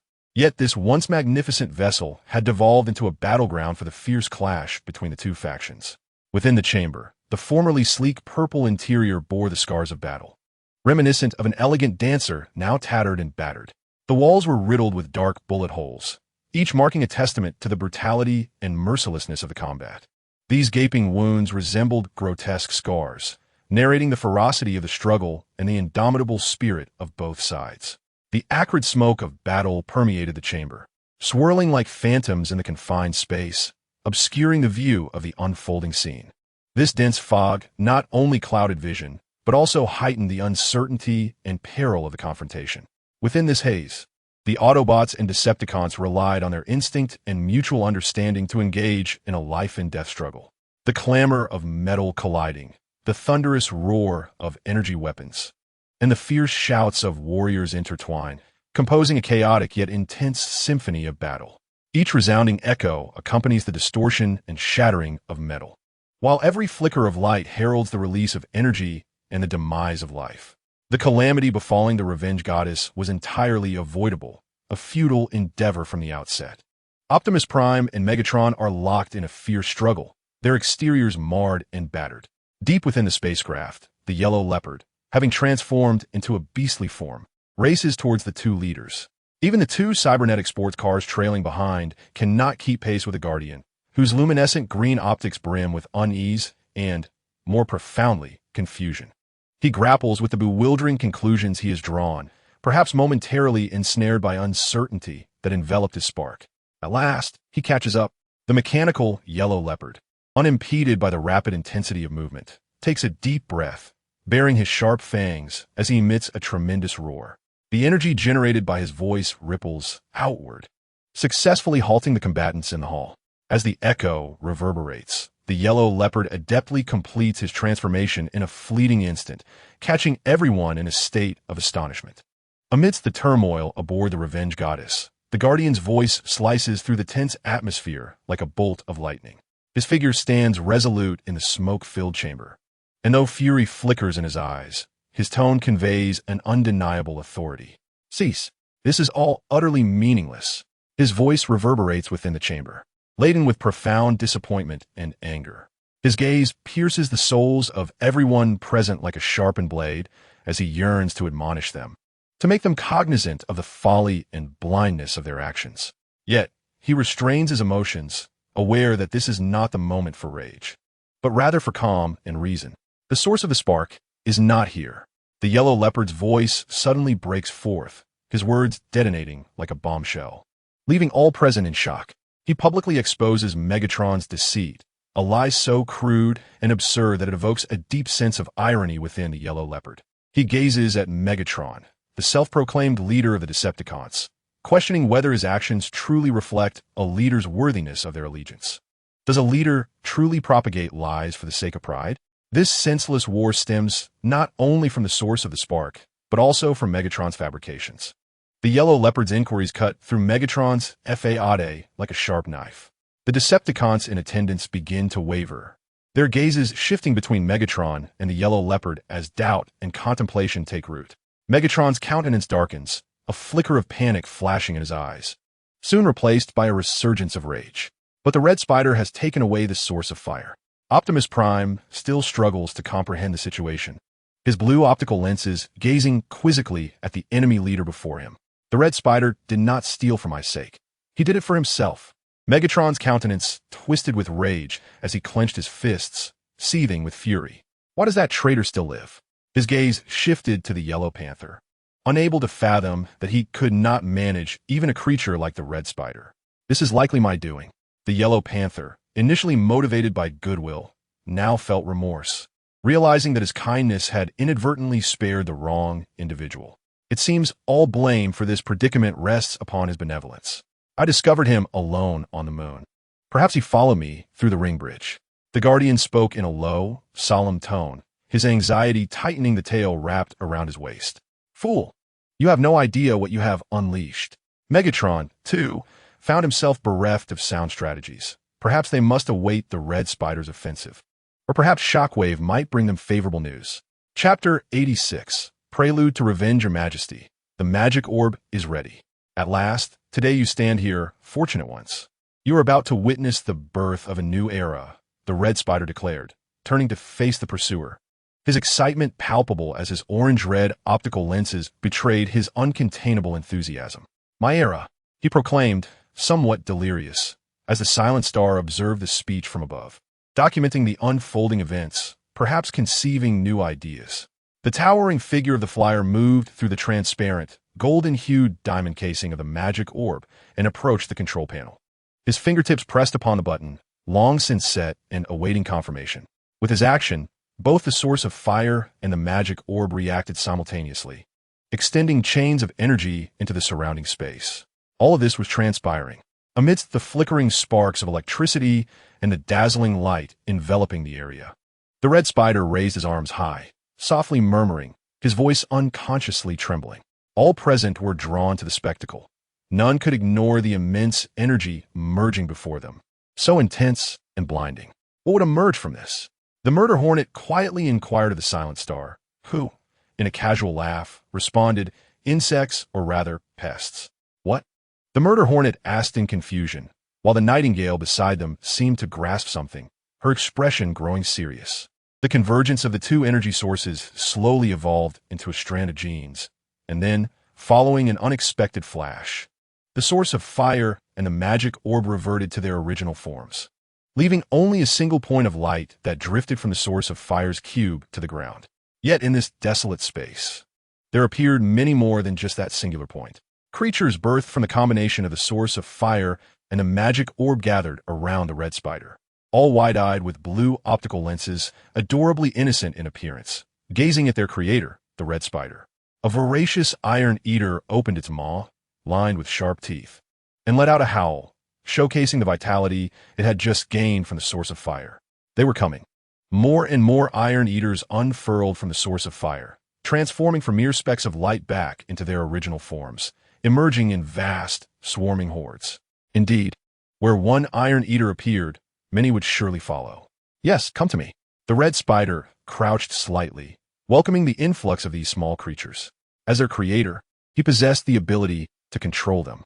Meanwhile, the nearby aircraft revealed expressions of sheer terror, struggling to comprehend the unfolding scene. Those dreadful creatures, capable of siphoning the life energy from Cybertronians, were now densely amassed before them. It was a sight so horrifying it resembled a depiction of hell. Some, filled with dread, took a few steps back, fearing that the insects might leap upon them. The aircraft were not alone. 3 bounty hunters also contemplated fleeing. The red spider laughed maniacally, envisioning the expressions of Megatron and the sycophantic Decepticons as they were torn apart by the Iron Eaters, a sight sure to be exquisite. "My children." Upon hearing the red spider's words, Starjump experienced a moment of dizziness, momentarily convinced he was so fatigued that he was hallucinating. A glance at the reactions of those around him revealed a shared sense of bewilderment. The events of just that day felt as if they rivaled his experiences over thousands of years. Shock, confusion, and incomprehension swirled within his processor, and he took a deep breath, purging any thoughts related to emotional fluctuations from his mind. "Red Spider, now you may choose your path of vengeance." Once he had adjusted his mindset, Starjump strode forward to stand alongside the red spider at the center of the throng of Iron Eaters. In truth, he felt little negativity toward the small creatures beneath his feet. He was merely startled by the red spider's address. The red spider acknowledged him with a nod. Chapter 87. A comical probe, Starjump casually bent down and grasped one of the Iron Eaters with his clawed fingers. The creature, with its oversized head and slender limbs, opened its toothy maw, howling in resistance. Star Jump exchanged a glance with the Red Spider through his visor, and the Iron Eater fell into his grasp. The Red Spider playfully stroked the Iron Eater's massive head, and rather than resisting, the metallic creature seemed to revel in the attention. Its optical sensor narrowing as blue electrolytic fluid dripped from its mouth. A throng of insects eagerly gathered around the feet of the two, their round blue optical sensors wide with anticipation. Star Jump looked down at this extraordinary swarm of Cybertronian metallic pests, feeling a tinge of boredom. He had already analyzed and understood this rare and immense population. However, should he take a closer look? He seized another unfortunate Iron Eater, disregarding its struggles and resistance, intent on presenting it to the three menacing bounty hunters lurking in the corner. No! With a sharp, abrupt scream, the soundboard took a few cautious steps back, distancing itself from the leaping star. Its reaction caught the leaping star off guard and left the two longtime colleagues beside it with peculiar expressions. No need for that, it said, waving its hands in a black and yellow flurry, belatedly realizing its conduct was rather unbecoming. In that moment of distraction, the bounty hunter stumbled over the raised metal floor, presenting a comical and foolish visage that stripped it of dignity. The nearby killer bee, suppressing laughter for an extended period, ultimately could not contain a chuckle. "You really are something," Nightingale whispered with a smile, extending a hand to help the embarrassed figure up. "All right, I see you're not fond of that." The leaping star feigned a sigh of resignation, casually tossing the Iron Eater behind it. The parabolic arc of the throw perfectly landed the Iron Eater amidst a cluster of terrified pilots, provoking a chorus of screams and chaos, despite its seemingly innocuous nature. Red Spider cast a glance at his partner, who was lost in the antics, rolling his eyes as he adjusted his orange-red optical lens. The Iron Eater he had created was not intended as a frightful prop for some Halloween spectacle. Its true purpose was to absorb energy. "You would do well to acknowledge my abilities," Red Spider said with a sly grin, loosening his grip on the Iron Eater, embarking on a perilous experiment. Naturally, the leaping star remained indifferent to Red Spider's covert testing, having anticipated that the latter would probe into his capabilities throughout their collaboration, both subtly and overtly. Before long, the Iron Eater's optical lens began to reflect a menacing light as it struggled in Red Spider's grasp. At that moment, the leaping star inadvertently let the Iron Eater slip from his hands, granting it freedom. Its first prey, aside from Red Spider, was the leaping star itself. The Iron Eater took a few steps forward, its optical lens consumed by the instinct of predation, momentarily filled with terror. Created by the source of fire and possessing a degree of intelligence, it swiftly changed course, charging towards the third nearest metallic life form, a high-temperature being. With its terrifying maw agape, it embodied the very essence of a predator, setting its sights on the soundboard. Startled for the second time, the tape recorder nearly collapsed, leaping clumsily onto the wall. One could imagine that with a bit more space, it might very well shrink to the ceiling. The scene left the leaping star in awe of the Iron Eater's terrifying influence. The typically aloof bounty hunter now found itself thoroughly humiliated, suspended in a manner defying the laws of physics between the wall and the ceiling. A keen observer might even notice the slight tremors of the balance chamber on the soundboard's chest. The out-of-control Iron Eater, witnessing its meal escape, turned to pursue other prey. Red Spider hastily intervened to halt the chaos he had orchestrated, and the Iron Eater, shaking its head, regained a semblance of clarity in its gaze. The flyers near the iron-eating worms exhaled a sigh of relief, yet they had all unlocked the weapon protocols. Who could guarantee that those voracious creatures would not erupt into violence once more? Ahem! Leapstar cleared his vocalizer and raised his head, casting a somewhat amused glance at the tape recorder still lingering by the ceiling. "Let your unique performance come to an end," he quipped, successfully eliciting laughter from the two bounty hunters, who were still haunted by their previous encounter. Chapter 88. Negotiation. Let us proceed. I have no desire to prolong this farce. Leapstar's earnest declaration rendered Red Spider's feigned smile even more perplexed. "So you will assist us, correct?" Red Spider casually brushed off some dust from his shoulder blades, displaying an air of nonchalance. The atmosphere gradually shifted to one of gravity, and silence enveloped the abandoned base. "It is merely an act of retaliatory mischief." Upon hearing Leapstar's words, Red Spider's smile faltered, He now understood that this individual had not taken the matter to heart. Leapstar glanced back at the exit, stepping away from the cluster of luminous blue, iron-eating worms, mindful that being tainted by their essence would not be aesthetically pleasing. What are you waiting for? Leapstar turned to face the direction of the bounty hunters, his visor flashing with a cold light that immediately roused his subordinates. The killer bee and Nightingale hurried to his sides, and only then did their employer push open the door to depart. Your Majesty, Red Spider. Acid Rain hesitated to speak, her expression clearly indicating her inquiry regarding the next course of action. Red Spider's processor was flooded with numerous thoughts, leaving him momentarily disoriented. Prepare to take the magic sphere and the source of fire, the flyer instructed while guiding Acid Rain in safeguarding the magic sphere, simultaneously stowing the source of fire cube into subspace. Standing among the crowd, Slipstream appeared to be lost in thought, momentarily recalling the haughty flyer from the twilight of the Golden Age. Shaking her head vigorously, she dispelled the memories of the past. What shall we do with them? Slipstream pointed to the mass of iron-eating worms on the ground, and Red Spider looked down upon the creatures of his own creation. The flyer knelt, one knee resting on the ground, as he gently stroked the head of one iron-eating worm, transmitting a set of coordinates to several nearby worms capable of leading the charge. Go forth, find them, tear them apart. Red Spider's words, laden with hatred, echoed like a curse from the depths of hell, his slightly sharp and hoarse voice resonating in the empty space. The iron-eating worms, receiving the command, surged toward the exit like a tide. From a distance, one would observe a flowing silver mass, but only upon closer inspection would the despairing nature of the iron-eating worms become apparent. Wherever they roamed, energy was devoured entirely. This shimmering silver would undeniably become a nightmare for the Cybertronians. Gathered together, the group, led by Red Spider and Leapstar, divided into two paths. The Red Spider and numerous flyers, burdened with various experimental apparatus, noticeably slowed their pace. The four ships of Leapstar hastened to reach the mountainous region near the Vengeance Goddess before the cruel trampling of the iron-eating worms ensued. The docking station lay in the western part, an area often subjected to extreme weather. Yet, today, an unusual clarity graced the skies, with the peaks adorned in half-melted white snow, while the atmosphere above Earth radiated a pristine blue, punctuated by wisps of white clouds. It seemed they were already aware. The soundboard, alert and cautious, concealed half of its body within the shelter, observing a distinctly non-terrestrial edifice in the plains below the mountain. Indeed, negotiations were underway. Nightingale retrieved a set of specialized surveillance equipment from this space and activated the player, revealing the interior of the structure. Previously, while they had been causing a minor inconvenience for Optimus Prime, this Foresight bounty hunter had already set up surveillance devices.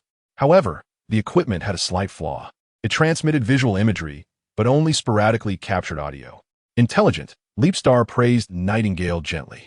The flattered bounty hunter smiled with satisfaction, recognizing this as an excellent opportunity to demonstrate their capabilities to the employer. Ah, only you would show off, Soundwave muttered quietly within the processor, diverting his attention to scrutinizing the terrain nearby.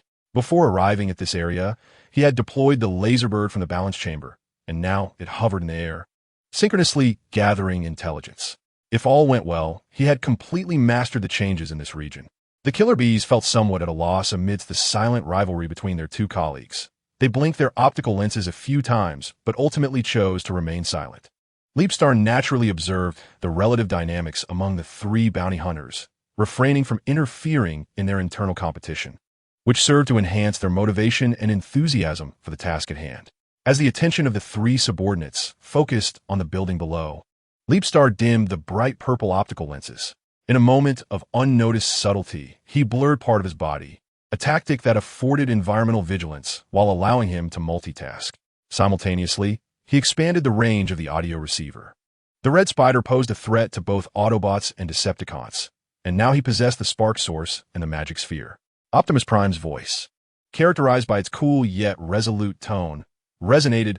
"We are in agreement, Optimus. What are your thoughts?" A gravelly voice followed closely behind. "We must not only cease hostilities, but also collaborate." Optimus Prime's inclination towards peace and timely mutual assistance aligned with Leapstar's expectations. "Collaboration? That seems rather hasty," Soundwave interjected, standing alongside Megatron, but was promptly interrupted. Very well, let us discuss, Megatron responded, surprisingly inclined towards cooperation. Leapstar, filled with curiosity, engaged in speculation, when suddenly, the audio receiver crackled with static. Calculating the time, the iron-eating worms were nearing. He pondered for a moment, deciding to listen to the entirety of the negotiation before taking any further action. It was imperative that they did not ally for thousands of years. They had been sworn enemies. As Soundwave uttered this statement, Starscream detected the overwhelming noise emanating from the Soundwave's vocal apparatus. Along the way, he also overheard discussions among the Autobots and Decepticons regarding the leaders' periodic meetings every few thousand cycles, particularly Bumblebee's recount of their increasingly heated arguments. What a Bumblebee! He could effortlessly connect with anyone. The cacophony from Soundwave grew louder following Optimus Prime's remarks, causing Starscream's audio receptors to emit a piercing hum, which also incited extreme discontent in Windblade, who was eavesdropping on the meeting from within the building. Could you turn down the external speakers? They're in the midst of negotiations. Although Windblade spoke in a hushed tone, Starscream could still sense her patience waning from such a distance. The metallic rock music intensified, and Starscream crossed his arms, feeling somewhat disoriented. He truly could not endure the aggressive internal music, especially with the jarring noise deliberately interwoven in Soundwave's current segment. Why is he staring at me? Steeljaw grumbled, irritated by the single-eyed gaze fixed upon him. It was illogical. Shockwave maintained his distinctive demeanor as he interjected. Let me illustrate what is illogical. Absurd. As Steeljaw transformed, he approached the conference table. Starscream received a thunderous roar, unmistakably from Steeljaw.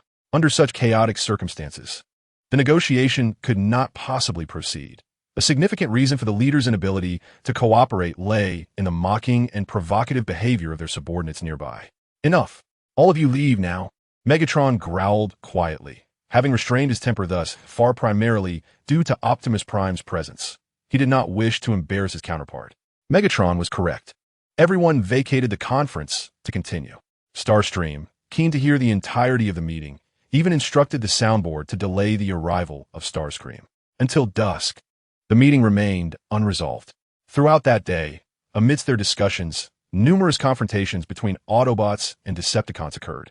However, after nearly a day together, their interactions shifted from outright hostility to a more peaceful coexistence. The weapons specialists, Windblade and the patrol car, began to investigate the power and range of energy cannon fire. Shockwave, the esteemed scientist, whimsically dismissed the thoughts of Jack, while simultaneously showcasing a dance routine he had previously devised for mechanical scorpions. He had long since perfected the concept they had discussed, at least before the two leaders reached an impasse or agreement. This could be considered a reenactment of a peaceful past. Starscream also devised a suitable plan involving the Decepticon scientist, Shockwave. Chapter 89. The scheme you must provide me with a plausible justification. The Red Spider, delayed until dusk by others, appeared distinctly displeased. Fortunately, prior to their arrival, the Iron Eater worms had already established themselves within the circuitry of the Revenge Goddess's lower deck. In response to the Red Spider's inquiries, Starleap pondered for a moment before formulating a reasonable explanation. He activated the display screen on his gauntlet, adjusted the content, and leaned in to present it to the Red Spider. It was not surprising that they contemplated collaboration. The Red Spider nodded, his optical visor slightly lowered, its orange-red lenses shimmering with light, gradually clarifying the thoughts of the flyer. What do you think of this idea? Starleap inquired calmly, having long prepared the initial spark of discord. Wait, what are you two discussing? The Murder Hornet could no longer contain his curiosity, struggling to comprehend the enigmatic dialogue between the two. Allow me to elucidate, said Glide, the leader of the flyers who had been waiting nearby for some time. As a competent subordinate, she had clearly grasped the essence of their previous conversation. With a nod from the Red Spider, she began succinctly, currently, the two leaders are inclined towards collaboration. If their partnership succeeds, our chances of breaching their defenses and achieving partial victory will diminish. Conversely, the probability of dividing them through discord is substantial. Facing two united leaders reduces our success rate compared to dismantling them one by one. Glide concluded her summary, and both the soundboard and Nightingale beside Starleap contemplated that the competitive state between these two bounty hunters was indeed invigorating. Wow! The two exclaimed in unison. Realizing this, They exchanged a charged glance before simultaneously turning to Star Leap, awaiting his decision as their employer. "Let us temporarily assign this task to them," Star Leap declared, gesturing towards the flyers. Thus, the task of inciting discord was entrusted to the aircraft. "Sir, what must we do?" Several prominent flyers asked straightforwardly. In response to their query, Star Leap nonchalantly redirected the question to the Red Spider. "Your commander will inform you of the course of action, correct?" The Red Spider snorted, momentarily dispelling his integrated form and reverting to an aesthetically pleasing blend of red, blue, and white. His transformation was fluid, resembling a proud leader bird guiding the flyers from the concealed valley to the peak across the way. "As for you, I certainly have plans for you as well," Star Leap remarked with a smile, remaining silent thereafter. The night had fully descended, leaving only a few stars twinkling upon Star Leap's chassis. Even in the dim light, the elegance and powerful stature of his form remained undeniable. Facing their luminous employer in the darkness, the three bounty hunters instinctively adjusted the visual reception settings of their optical visors. "I require your assistance in monitoring and capturing that one-eyed rabbit amidst this chaos." His words were somewhat enigmatic, yet the bounty hunters comprehended their task. Flying Star gazed contentedly at the bounty hunters before him. He merely needed to impart a few final reminders before allowing three of them to depart. "Remember, during the surveillance, strive not to disturb him. Additionally, we must preserve the value he can offer us." Flying Star's tone was gentle, yet it sent a chill down the spines of the three, revealing the extreme duality possessed by their employer. "This time, the focus is on you, Slipstream." The Violet Flyer recalled the plan articulated by Red Spider, deliberately making her way toward Windblade with her wounded form. The keen winds soon became alert. She drew forth the Stormblade concealed behind her back and approached the source of the disturbance. "Who is there?"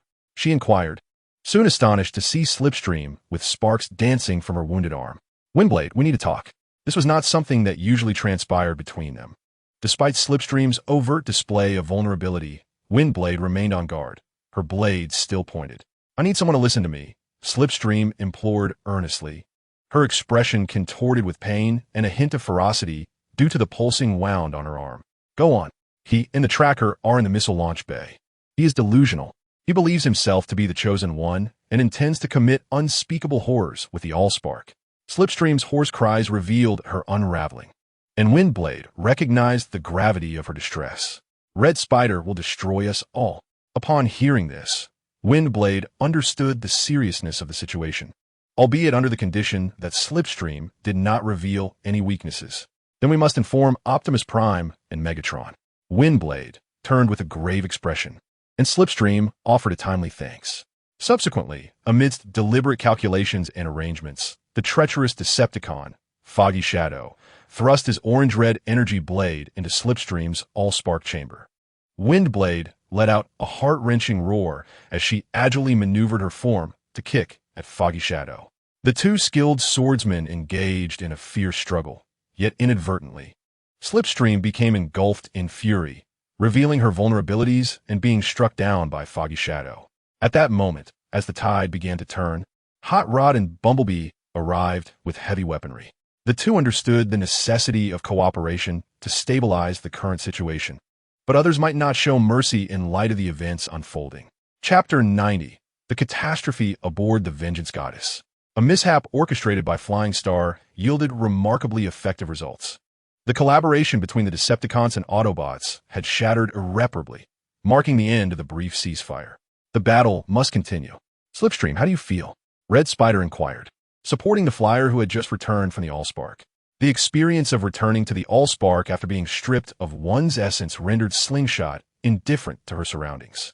It appeared that significant changes had occurred within her prior to her return to the Allspark.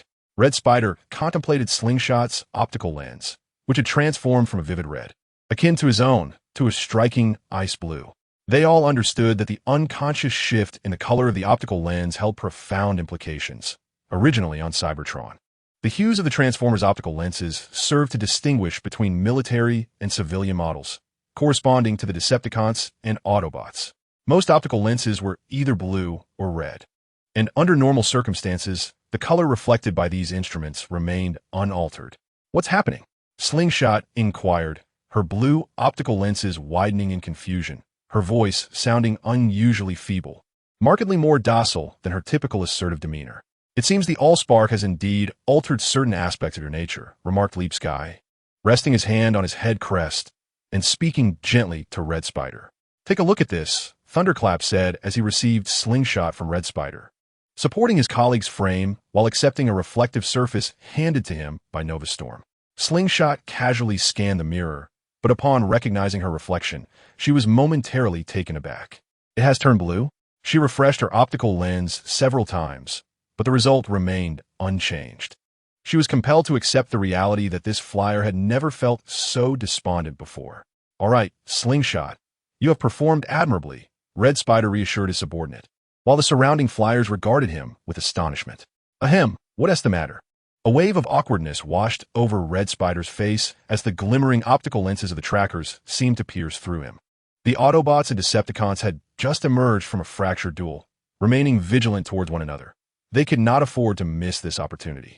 Leapsky's tone turned serious, reinstituting the atmosphere of caution reminiscent of pre-battle readiness, his sudden interjection providing Red Spider with a reprieve. "Trackers, heed my command." Red Spider and Leap Sky exchanged nods before issuing orders, and the trackers aligned in formation at Red Spider's directive. "Patrol the skies within a 50-kilometer radius of the Vengeance, ensuring that no one detects your presence. Remain vigilant and report any anomalies immediately," Red Spider commanded sharply, determined to prevent any deviation from his vengeful plan. Upon receiving the orders, the trackers transformed and ascended in a stealthy formation, swiftly vanishing into the horizon. "Let us proceed. The time for retribution has arrived." A fierce glint flickered in Red Spider's optical lens as the tall flyer flexed the mechanical joints of his wrists, his wings raised high. Observing the confident flyer before him, Leap Sky remarked with a hint of nostalgia, "The paint job of your Allspark fusion form was rather unappealing." "Excuse me?" Red Spider replied, taken aback, with a perplexed gaze. Leapstar looked at Red Spider. "Shouldn't their focus be directed towards avenging the Decepticons? I believe your form is ill-suited for the dark yellowish paint, and you would appear far more striking if you fused with Decepticon hunting apparatuses, such as an excavator." Ultimately, under Leap's Star's expectant gaze, Red Spider utilized the Allspark to merge with the adaptable Decepticon hunting device, resulting in a form that, compared to the excavator fusion, accentuated his elongated and graceful figure. Red Spider flexed his wings, and if he were a bird, his wingspan would now be considerably larger.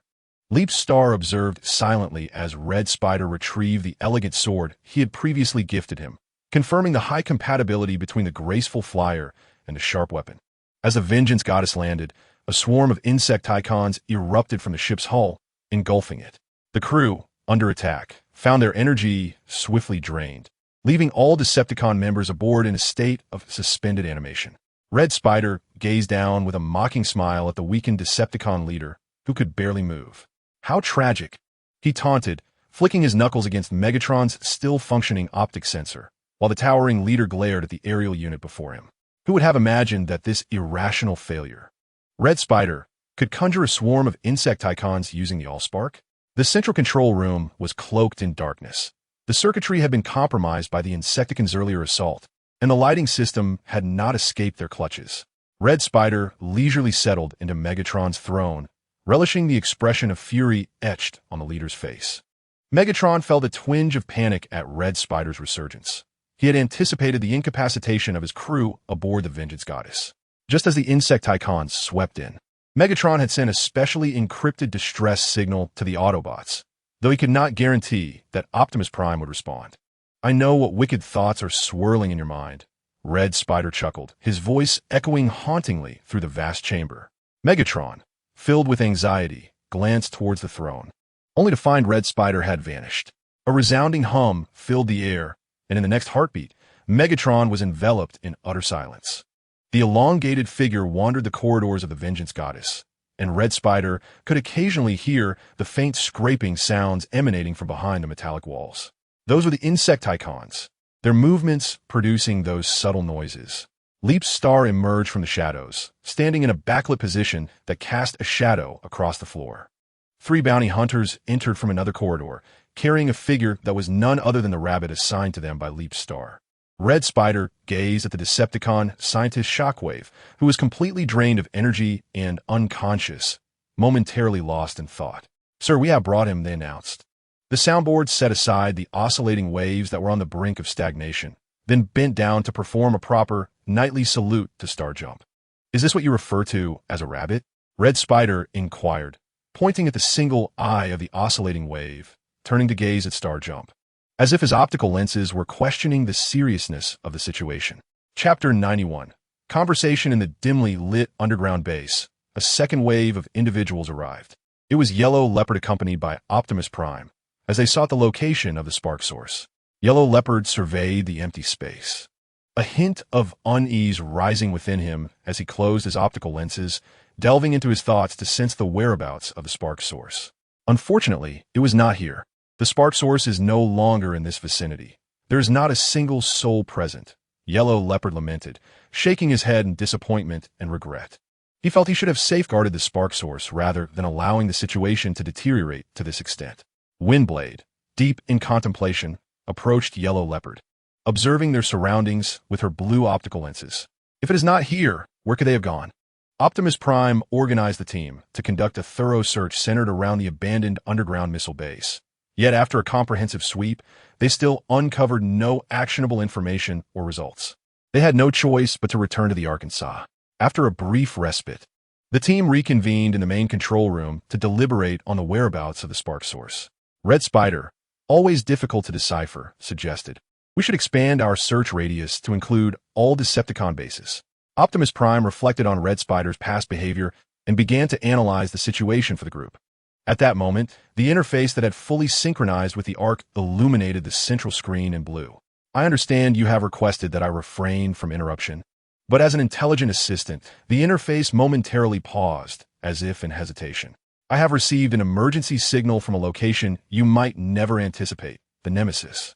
As the words left the interface, it opened the received audio file, and the blue screen instantaneously turned crimson, revealing Megatron's frail voice, warning of his impending stagnation. "Optimus, the Nemesis has fallen." "Oh my goodness. I have an ominous premonition." The interface spoke in a cool male tone, its words trailing off, suggesting that Optimus's prior warnings were perhaps justified. It seemed the Decepticons were finally facing retribution. Windblade reacted to this news with remarkable calmness, displaying little in the way of schadenfreude. "Red Spider has kept an eye on Megatron," Hot Rod commented humorously, noting that the rivalry between Red Spider and Megatron was a source of amusement for all. "But is he seeking assistance?" Yellow Leopard pondered, questioning whether, as the guardian of the spark source, he bore the obligation to extend help at this juncture. "I believe so," Bumblebee replied, turning alongside Yellow Leopard to face their leader, Optimus Prime, who awaited his decision. Optimus Prime swiftly analyzed the veracity and implications of the situation within the central processor, ultimately finding himself somewhat softened by the outcome. "Then let us extend our help." The Red Spider languidly reclined upon the throne once belonging to Megatron, having recently been informed by aerial observers of the Autobots' impending assault. The flyer appeared utterly unperturbed, even finding time to refine the conclusions of his internal files regarding the fusion of the Allspark and to contemplate the intricacies of the throne beneath him. His current objective was singular: to serve as a competent bait. With the Leap Star and 3 bounty hunters lying in wait, he merely had to bide his time until Optimus Prime and his companions arrived to discuss matters of liberation, thus bringing their negotiations to a close. He stifled a yawn, the optical sensors secreting a physiological cleansing fluid. The prolonged wait had begun to bore him. Supporting his head with his hand, the flyer felt himself teetering on the brink of slumber. In the distance, a piercing scream suddenly broke the monotony, rousing the flyer from his drowsiness. The source of the shriek was unknown, but the Red Spider was acutely aware that the Autobots were drawing nearer, inching closer to the Allspark he carried. The flyer had no intention of allowing them easy access. He planned to unleash the Iron Eaters to surprise these intruders. "What are these?" Hot Rod exclaimed, swatting at the insects clinging to him and calling out to Cheetor. "The bizarre creations of the Allspark." Cheetor brandished his blades, slashing at the energy-draining creatures that emerged from the ground below, but the relentless swarm forced him to retreat. The main force gradually scattered, with Cheetor and Bumblebee withdrawing in the opposite direction from Optimus Prime. Optimus and Windblade found themselves in a relatively secure area, The situation had grown dire. Optimus's arm had sustained damage during the assault, resulting in a temporary loss of control over his frame. They've retreated. What happened?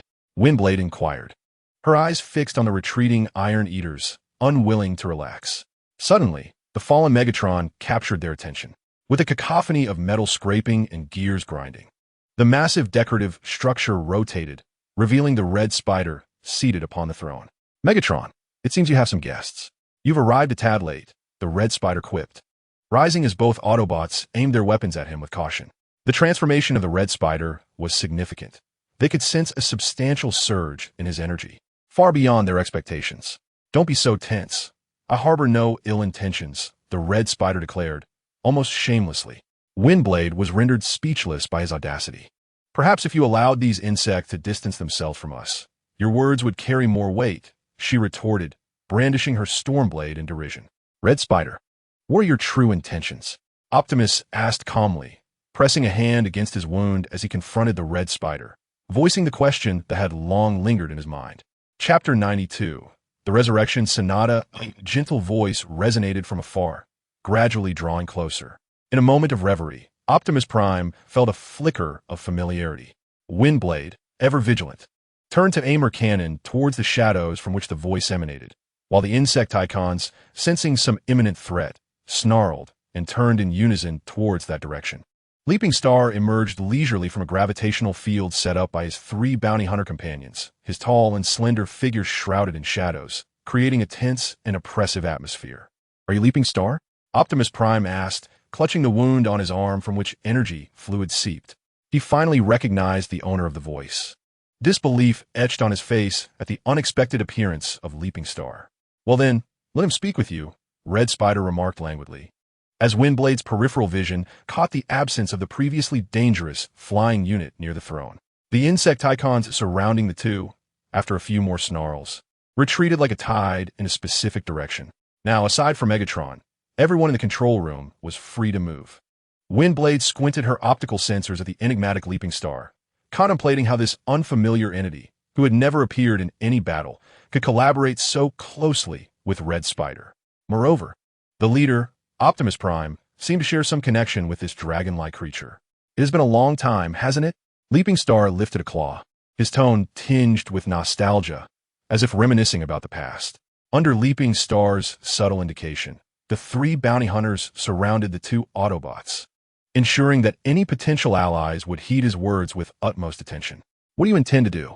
Optimus Prime bypassed the pleasantries, his directness and decisiveness eliciting a modicum of patience from Leaping Star.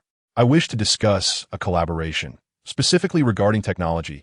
Leaping Star's words carried a hint of sarcasm. His current actions hardly suggested a simple negotiation. Take a look at this. A square blue card materialized on Leaping Star's claw, and Optimus Prime immediately recognized it as a data storage card.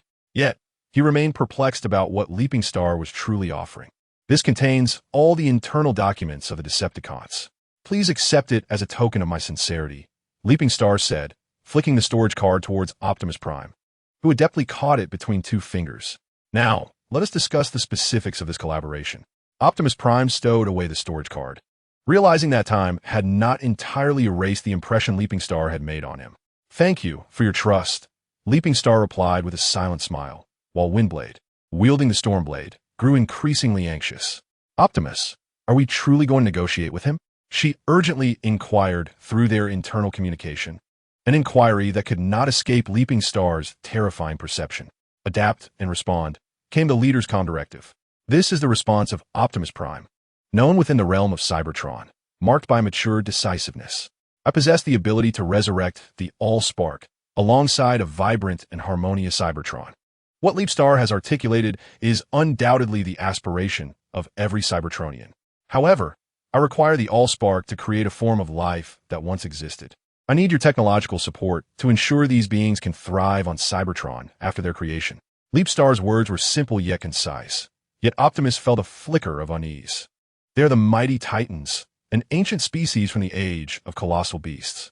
In a tone laced with indifference, Leapstar responded to Optimus's inquiry, a hint of sorrow surfacing behind his visor. I consent to this collaboration. Ultimately, Optimus, amidst Windblade's skeptical gaze, resolutely articulated this affirmation. Leapstar smiled, producing the Allspark cube acquired from Red Spider through duplicative means. It seems your dispute is nearing its conclusion, referring to the protracted conflict between the Decepticons and Autobots over the Allspark-S location and its rightful ownership. I believe so. Leapstar stepped closer to Optimus, disabling the Allspark's self-defense mechanism, channeling some energy to mend the leader's arm and replenish his diminished power. It is time to return to Cybertron, is it not?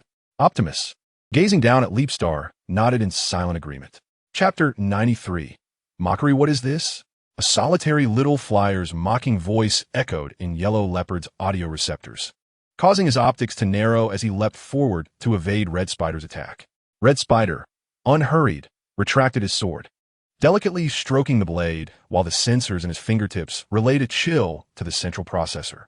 Red Spider, it's you, Yellow Leopard exclaimed fiercely upon recognizing the intruder, brandishing his twin blades and leaping towards the ceiling to strike down upon Red Spider.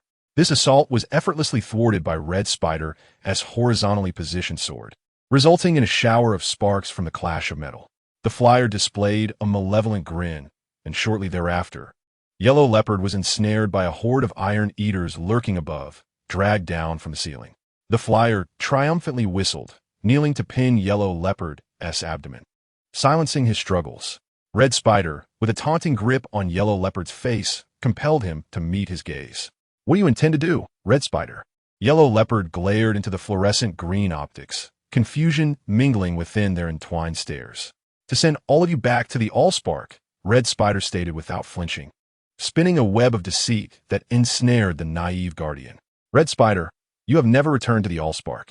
The creations you birthed possess no spark. They are mindless, ravenous heaps of refuse.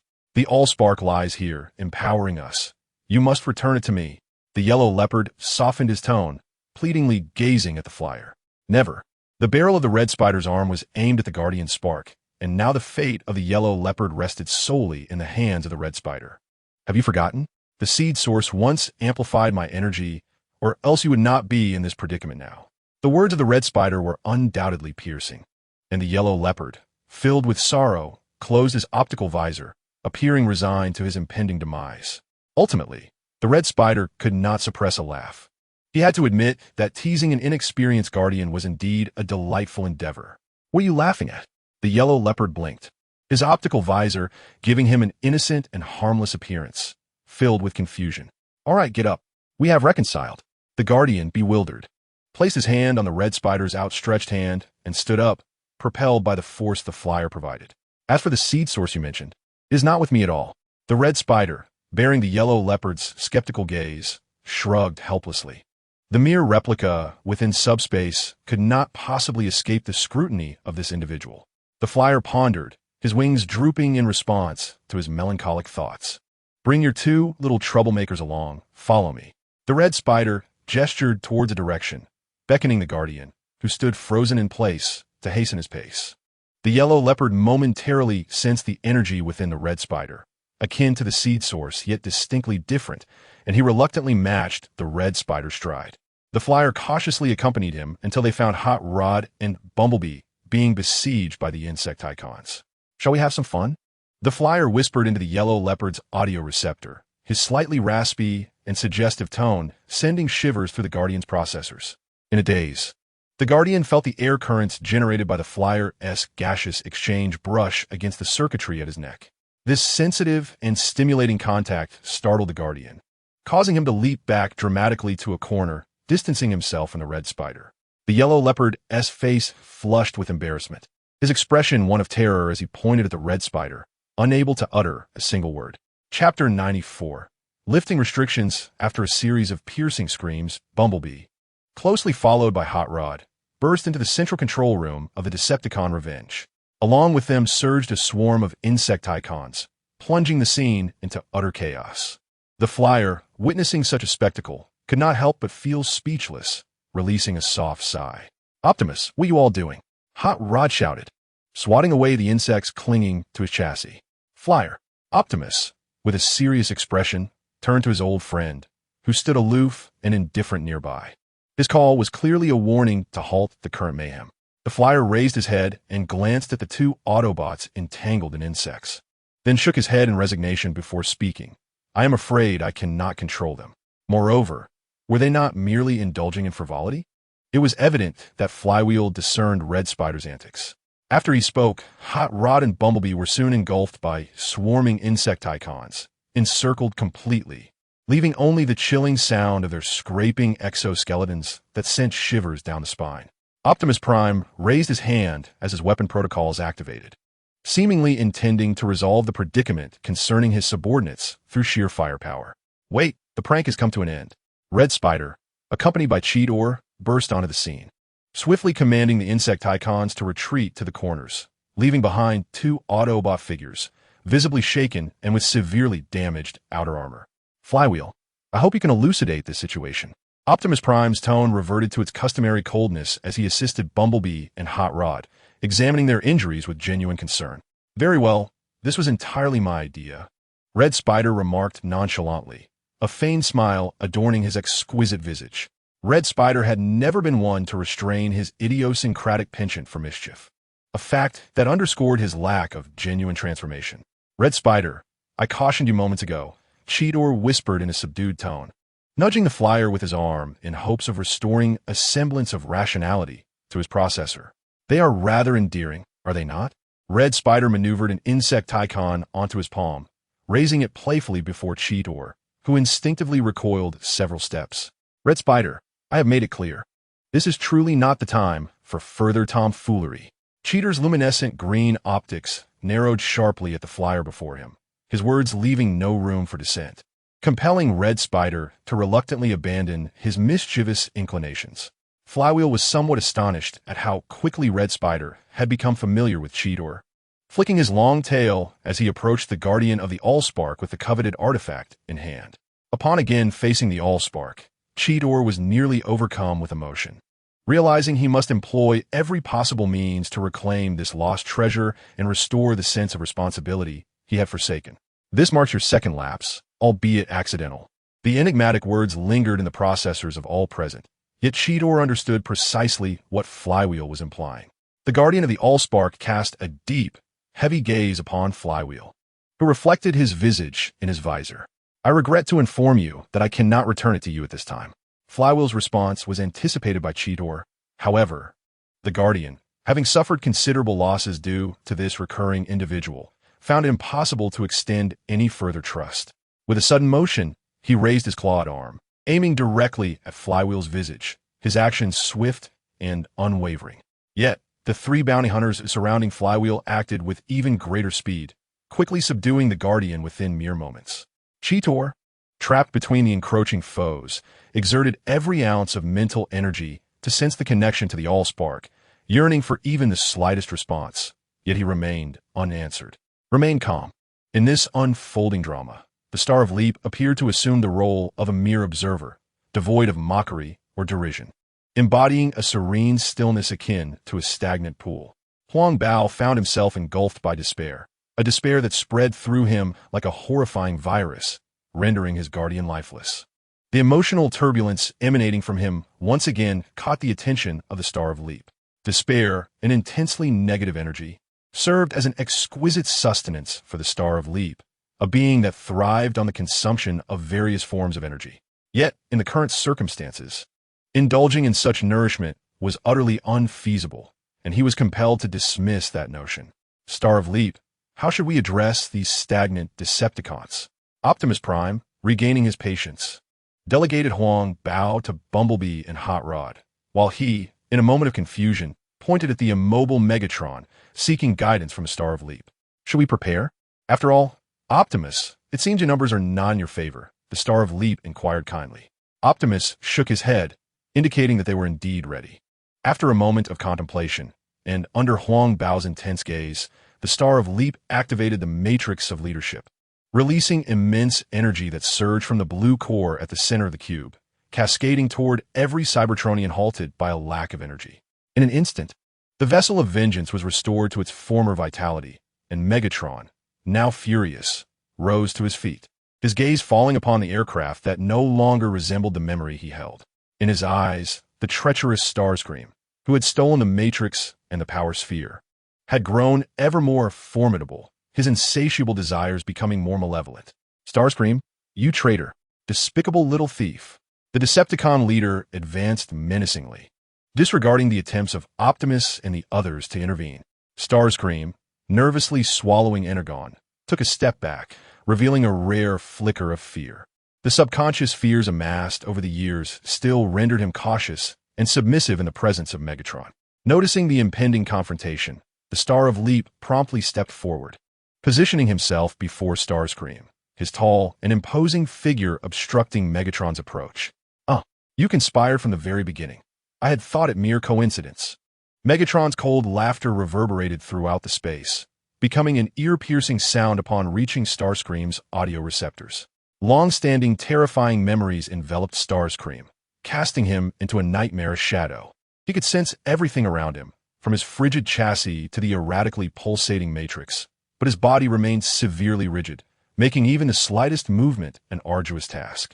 The anxiety brought upon by Megatron triggered intense flashbacks of torment as he recalled the painful memories wrought by Megatron's own hand: humiliation, beatings, violence, and the psychological scars born from the ravages of war. A few drops of condensation formed upon Starscream's visage, whether a psychological response or something more. He felt his optics flickering erratically, rendering the world around him devoid of color. Chapter 95. Separate actions. The unease of Red Spider manifested in his desperate desire to escape, a sentiment that did not go unnoticed by Leapstar. "I permit your departure, but the Allspark must remain." Megatron's silent gaze bore into Leapstar's visage, understanding that he could not prevail against him. The leader of the Decepticons sought to achieve his aims through a semblance of negotiation. "I still choose to refuse," came the chillingly indifferent words from beneath the mask, suddenly shifting in tone, sounding more authoritative and frigid. Megatron's clenched fist relaxed. He realized he could not alter Leapstar's unwavering stance, at least not through sheer force. "We shall depart."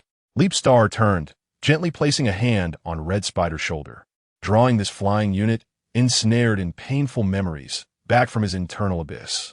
Thus, behind Leapstar trailed several Autobots and a multitude of Insecticons, brazenly entering the corridors of the Vengeance Goddess, showing little regard for the awakened Decepticons. Red Spider lowered his crimson optics, catching a glimpse of his own reflection in the corridor's wall, his expression steeped in despondency.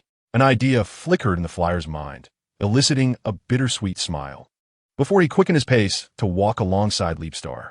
"Is the next phase of our plan prepared?" Red Spider maintained his forward gaze.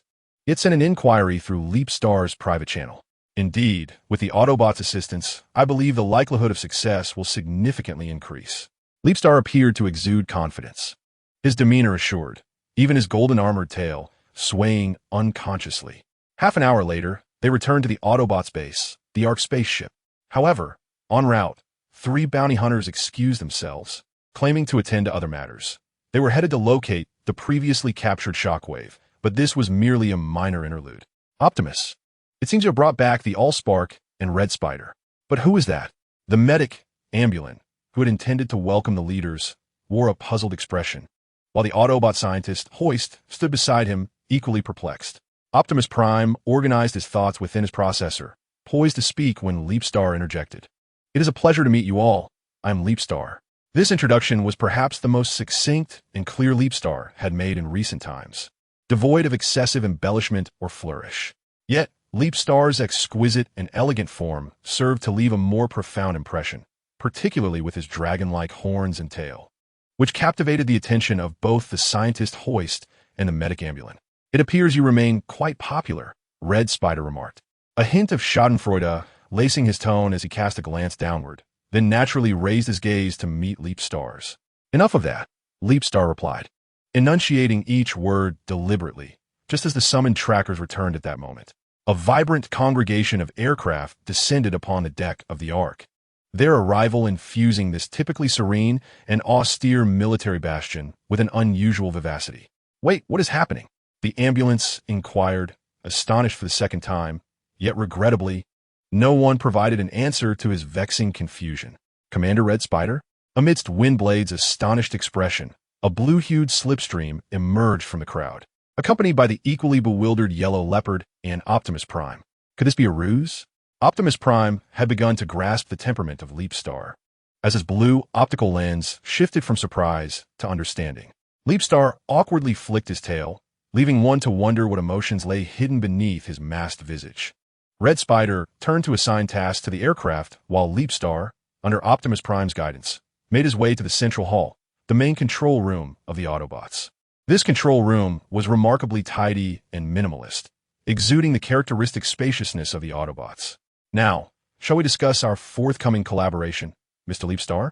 Optimus Prime's gentle voice resonated, still addressing Leapstar with the formality of their initial encounter. It sounds like you intend to request a living specimen from me? Red Spider and Jolt exchanged incredulous glances, intrigued by the scientist's audacious proposal. Indeed, will you consent? Jolt hesitated, expressing doubt about the likelihood of success in this endeavor. Yet the scientist remained eager to pursue the elusive living sample. The tricolored flyer pondered briefly, and just as Jolt assumed Red Spider would decline, he nodded in agreement. Quickly, tell me this is true. The scientist's face illuminated with excitement, his words tumbling forth as he feared Red Spider might change his mind. With a hint of exasperation, Red Spider commanded one of the insect icons to leap onto the scientist's hand. The insect icon was swiftly subdued by the remaining scientist, and Red Spider observed as Jolt's pink and white adorned vehicle sped away from his sight. You truly summoned me back just to procure a sample, Red Spider grumbled, rubbing his head crest as he silently departed the Arkansas. The flyer soared through the sky at supersonic speeds, if his prior discussions with Leapstar bore no discrepancies. Their next journey would lead them back to Cybertron. Red Spider planned to venture alone to the vicinity of Jupiter's orbit to test his engine's capacity to overcome gravitational pull, before gathering all the trackers for another assault on the Decepticons' vengeful ship, the Nemesis. Merely contemplating this, he breached the atmosphere and entered the vastness of space, where the profound, dark universe did not inspire prolonged admiration or hesitation. He activated the portal while soaring at 5 times the speed of sound. The aircraft, adorned in a tricolor scheme of red, blue, and white, traversed through a series of portals, cutting across the asteroid belt situated between Mars and Jupiter, ultimately arriving at his envisioned experimental location. After adjusting the state of the craft, he gracefully settled upon a nearby, small asteroid. Once the transformation was complete, a faint sense of unease arose within the processor of the Red Spider. Initiating a self-diagnostic, the Red Spider activated the craft's internal check mode, and an array of pop-up indicators regarding the vessel's various metrics appeared in his field of vision. As anticipated, all systems were functioning normally. This very normalcy inexplicably stirred a sense of alarm within him. The Red Spider forced himself to regain composure, despite the heavy weight of foreboding. The gravity escape experiment was imperative, for delaying it further would leave him with no free time at all. After a brief gas exchange, he leaped forth, blue flames erupting from the thrusters that had transformed into his legs, illuminating the surrounding space. This maneuver was intended to propel him into Jupiter's gravitational field, and as he moved, the gravity measurement instruments affixed to him commenced their operation. The pilot calmly relaxed the craft, gradually initiating a descent towards Jupiter. As time passed, the speed of the Red Spider's fall began to increase. The rapid motion caused the temperature of the craft's external frame to rise, an uncomfortable sensation for the Red Spider, particularly as the processor began to feel dizzy. Finally, upon reaching the requisite distance, the Red Spider reverted to vehicle form and swiftly propelled himself away from Jupiter's gravitational influence. Despite the laborious nature of the ascent, he managed to extricate himself from the gravitational pull of the giant planet. After completing the initial experiment, the Red Spider diligently repeated the procedure several times, demonstrating a commendable level of rigor in his experimental endeavors. "Where have you been, Red Spider?" questioned the irate Slither, who had searched high and low while sending numerous messages to the commanding officer. "Don't be so angry, Slither," the Red Spider replied innocently, waving his hand while blinking his red optical lenses in a bid for clemency. "I'm perfectly calm," he asserted. "Red Spider." Slither leaned in closer, her tone somewhat confrontational as she poked at his chest plate. "Where are the others? I should have sent you geometric messages, right?" The Red Spider soothingly ruffled Slither's head crest and inquired about the whereabouts of their companions. "Then follow me," They're all waiting there, Slither replied decisively, brushing off the Red Spider's hand and turning towards the conference room occupied by the Autobots. The Red Spider followed gracefully in her wake. Chapter 97. Trouble ahead. The intelligent access control sensed the approach of individuals and automatically opened the conference room door. Inside, the previously relaxed aircraft immediately focused their attention as the Red Spider entered alongside Slither, who was quickly surrounded once more by the eager assembly. Their exuberance was somewhat disconcerting, as the aircraft chattered incessantly about the recent circumstances of the Red Spider. The Red Spider harbored a suspicion that their intentions were not entirely pure, concealing something significant and rather ominous from him. The adage, "No man offers his hand without a hidden motive," was not lost on the Red Spider, who sensed an impending misfortune. Feigning nonchalance, the flyer took a seat at the conference table and gestured for the aircraft to join him. The Slippery, with a hint of gravity, cast furtive glances at the Red Spider through her blue optical lenses, only to avert her gaze when he noticed, pretending her interest was non-existent. Realizing he could extract no revelations from Slippery, the Red Spider shifted his attention to the light blue flying unit beside him. At that moment, the Thunderclap, with his head slightly bowed, softened his red optical lenses to gaze at the Red Spider. Their eyes met, and Thunderclap, seemingly jolted, withdrew his curiosity and excitement abruptly. "While I have been away from Earth, what transpired?" the Red Spider inquired, clearing his vocal apparatus, striving for a tone that was both gentle and earnestly inquisitive. Thunderclap hesitated, masking his thoughts, a rare display of vulnerability towards the Red Spider. "Please, do enlighten me," the Red Spider urged, a hint of menace lacing his voice. Thunderclap, trembling slightly, finally spoke. "There is a matter, though it is not of great significance. The Autobot scientist, Jack Screw, has been captured by the Decepticons, and they wish for us to assist in a rescue." The Red Spider detected the nervousness in his words, notably the emphasis on the singularity of the event. "Oh, is that the only occurrence?" The Red Spider jested, as the pressure of withheld information grew in Thunderclap's processor, threatening to spill forth. Slippery engaged in futile prayers, knowing the Red Spider was on the verge of uncovering the concealed truth, hoping that the revelation would not strip away the sanity of her superior upon his rare return. "Very well, I shall speak," Thunderclap conceded under the Red Spider's relentless inquiry, albeit with a lowered tone. "He has also arrived on Earth." "Whom do you refer to?" the Red Spider queried, lightly tapping Thunderclap's head sculpture in confusion, casting forth the questions swirling in his processor. After a brief silence, Thunderclap, having contemplated his response and its implications, uttered the name Skyfire. The aircraft anticipated the Red Spider's wrath, yet surprisingly, he remained remarkably composed. The tricolored flying unit blinked his optical lenses, feeling an inexplicable sense of surrealism wash over his processor. However, he quickly accepted this reality, recognizing that Skyfire's presence in the Red Spider's processor would merely serve as a fleeting interlude. "It is of no consequence.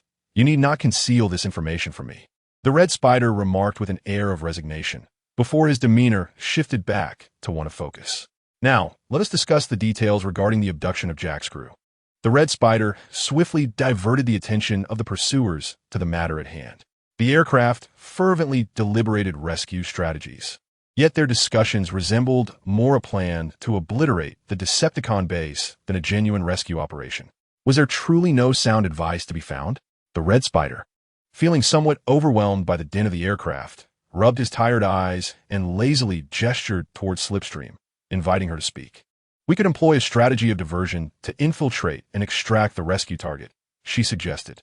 Before she could finish her thought, the Red Spider adopted her proposal. "Thundercracker and Acid Storm. You will create chaos, allowing her to teleport you to strike at Megatron, and this operation is to last for 20 minutes.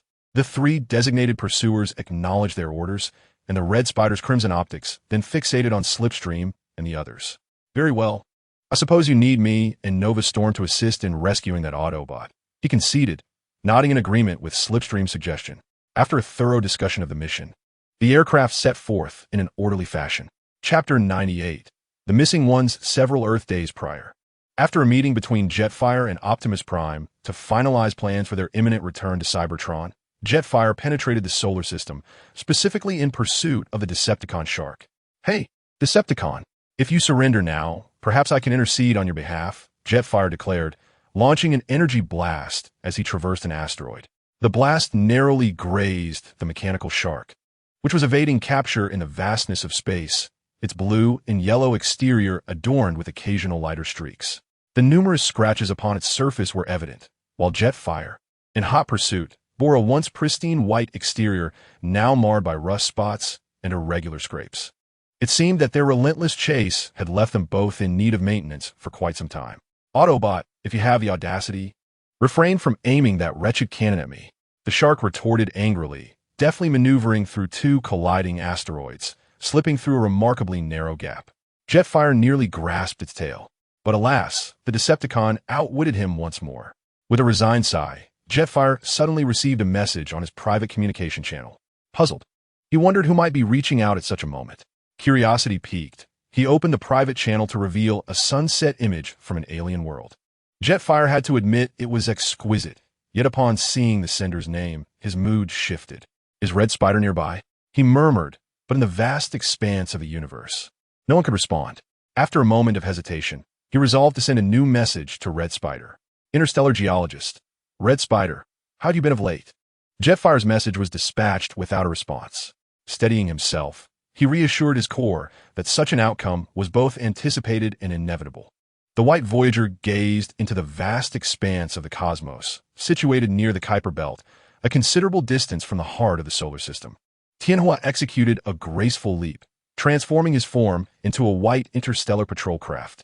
He increased the engine's output to its utmost capacity, propelling himself towards a distant terrestrial planet. His trajectory fortuitously bypassed the Red Spider, which was then testing its capabilities in the vicinity of Jupiter's orbit, allowing Tianhua to reach the solar system's third planet, Earth. Ahead of the Red Spider, following the sunset coordinates sent by the Red Spider, Tianhua navigated to the western region of the United States, where he also detected traces of the Decepticons. However, upon reaching that area, the clues leading to the Red Spider nearly vanished. Yet, fate intervened as Tianhua spotted the elusive sky shark he had been pursuing, resulting in a dramatic confrontation that descended from the skies to the ground. Their fierce battle caught the attention of several aircraft dispatched to rescue Jax, and the Decepticons were inevitably drawn to the commotion, which did not escape the notice of the Autobots. Should we inform the Red Spider? Thunderclap whispered conspiratorially to his companion. Perhaps not. It seems the Red Spider has grown indifferent to Tianhua. Why should we invite trouble upon ourselves? Said Turbulence, tugging at Slipstream S-arm. Slipstream silently signaled that they could commence their operation. Upon receiving the directive, Turbulence swiftly transported himself and a bewildered Jax into the grounded vessel, the Nemesis. As Tianhua and Sky Shark clashed, billowing clouds of dark dust erupted from the ground, alerting the Decepticons to their activities. In the control center of the Nemesis, Megatron initially presumed the disturbances were orchestrated by the Red Spider, only to be taken aback by the emergence of these two figures long thought lost. Sky Shark, you cannot disguise your vile deeds behind a facade of justice. You coward, Tianhua proclaimed, standing defiantly on the ground, his silver wings glimmering in the light like a herald of righteousness. However, Sky Shark had grown accustomed to Tianhua's taunts, a mocking grin spreading across his face as he observed the glinting shark-like teeth of his adversary. Silence. Your ominous doom approaches, he retorted, his foot stomping in frustration before his expression hardened. But now, I shall destroy you, Tianhua. I shall bring your end as well, Sky Shark. They both bellowed in unison, just as their attacks commenced. The clash of their assaults unleashed an immense wave of energy, causing significant damage to the nearby Ark spacecraft. A blinding light enveloped the area where the two warriors battled, rendering their optical sensors nearly incapable of discerning their surroundings. The collateral damage of their conflict extended perilously close to the Nemesis and the Ark, with the aftermath of their fierce exchanges threatening to engulf all in its wake. As the brilliant light subsided, only the largely intact Sky Shark remained. Frustrated by the lost opportunity, Sky Shark unleashed several lasers towards the engine of the Ark spaceship, clearly blaming the Autobots for the disappearance of his comrade, Jetfire. Chapter 99. The reunion of flyers. Upon hearing the explosion, the Autobots surged forth from the Ark, only to find that the figure outside was not the Jetfire they had hoped for. Oh, it's not him, Hot Rod said with a hint of disappointment, suddenly recalling something and whispering to Bumblebee beside him. I thought he was obliterated in that supernova explosion. Yes, along with Jetfire, Bumblebee replied. The supernova incident they referred to was caused by Sky Shark, resulting in the obliteration of no fewer than 7 civilizations, while the instigator, a Decepticon, roamed free. Yes, Jetfire. Where have you hidden him? The astute Decepticon caught wind of the conversation between the two Autobots, his nose wrinkling as he pressed for information on Jetfire's whereabouts. Jetfire is no more. Optimus Prime calmly stepped forward, responding to the Decepticon's inquiry. His hand, resting behind him, had already disengaged from its weapon protocol, poised for transformation and combat should the need arise. Lie. Only I can destroy him. Skyshark scoffed, his transformation gears whirring as he smoothly morphed into a jet shark and soared into the sky. All of this was observed by the flyer standing near the Arkansas. Red Alert withdrew his gaze from the distant view, lightly tapping the audio receiver to activate the internal communication channel. Slide, have you rescued that Autobot? Red Alert's slightly hoarse voice, transmitted through the device, became somewhat distorted. I'm already on my way back. By the way, did you encounter Jetfire? He just appeared at the Decepticon base entrance and is likely heading your way now. Slide's reminder was clear, and Red Alert knew that if he wished to avoid an encounter with Jetfire, he should leave as soon as possible. With a furrowed brow, Red Alert felt overwhelmed with concerns. Meeting Jetfire could easily lead to an emotional outburst. Quietly, he opened the internal chat window with Jetfire, surprised yet pleased to find that the conversation had been updated. It was a simple greeting, but it came from Jetfire. Should I reply? Red Alert pondered within his processor. As time ticked away, his unease grew. It seemed he still harbored a desire to see Jetfire once more. The white interstellar patrol craft, through the read receipt in the chat, pinpointed Red Alert's current location, racing towards him at maximum speed. Red Alert. Jetfire transformed swiftly, running without pause towards his long-separated partner. The reunion brought a mix of joy and regret to Jetfire's face, emotions intertwining in the moment. The Red Spider executed a gas exchange, its exhaust fan whirring to cool its system. Turning back, its crimson optical lenses burned with intense resentment, a result of the betrayal from a once-beloved friend. The Flame of Heaven gazed at the Red Spider, momentarily taken aback, while the white flying unit remained silent, awaiting the Red Spider's words. Regardless, at least I have laid eyes upon him, thought the Flame of Heaven with satisfaction. Their paths had diverged long ago, making a reunion increasingly improbable, an inevitable outcome as they drifted further apart. A palpable low pressure enveloped the Red Spider, which struggled to contain its emotional outburst. I am pleased by our reunion. It spoke, yet a cruel smile crept across its visage as it looked up at the significantly taller Flame of Heaven, an unmistakable air of disdain lingering in its gaze. The Flame of Heaven did not perceive their meeting as particularly significant. Rapidly, the Red Spider initiated its weapon protocol, launching a missile towards the Flame of Heaven's stronghold, igniting a painful flicker in the latter's optics.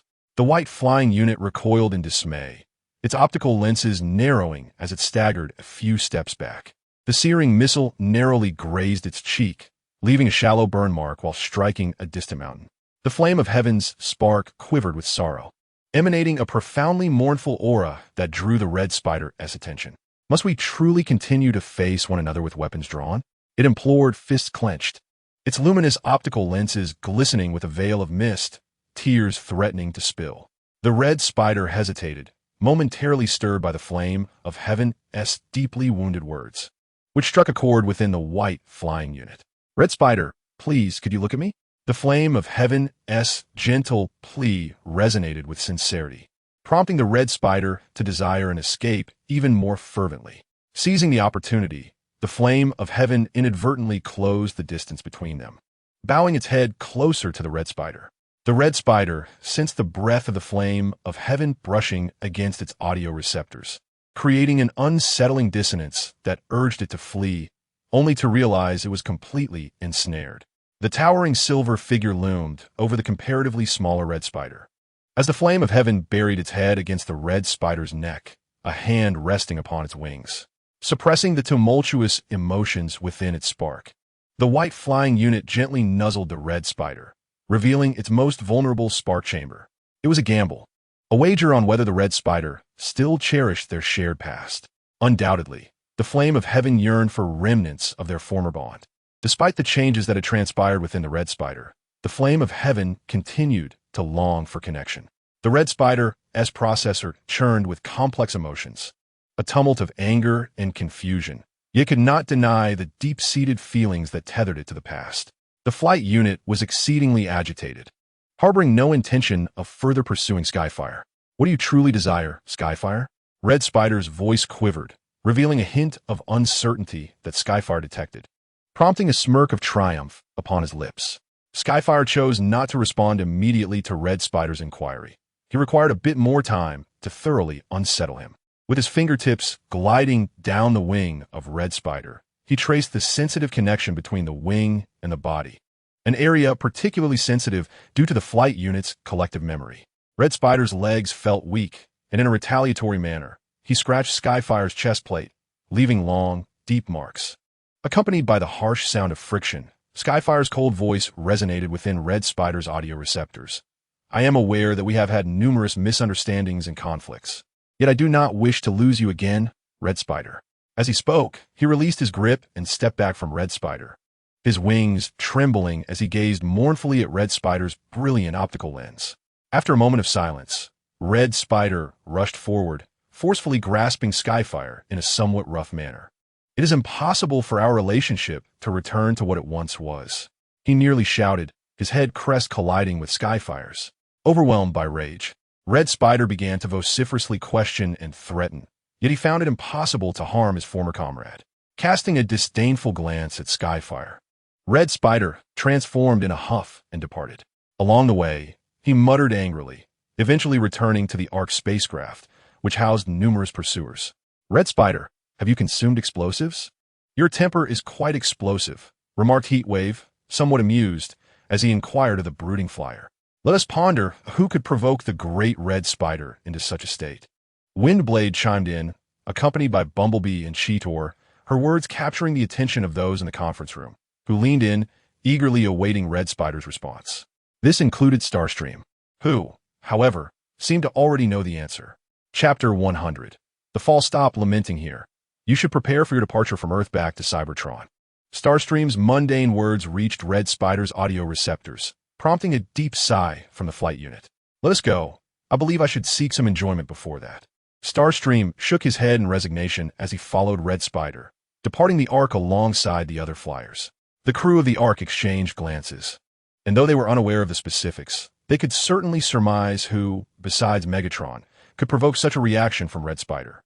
Shortly after their departure, Skyfire, the subject of hushed discussions, arrived belatedly. Optimus Prime and Hoist personally welcomed this flight unit, a survivor of a cataclysmic disaster, extending an official invitation to join the Arkansas. The invitation from Skyfire to Optimus Prime was met with no formal response. His nemesis, the fearsome Thundercracker, briefly declined the leader's offer, harboring malicious intentions of torturing Skyfire instead. Have you come to an agreement with Optimus Prime? Asked Starscream, soaring through the air while inquiring about Jetfire via an internal communication. His wings sliced through the air currents as he executed a graceful roll. Behind a red, blue, and white aircraft, a multitude of colorful planes followed in a precise formation. Indeed, I have handed over the matrix of leadership to him.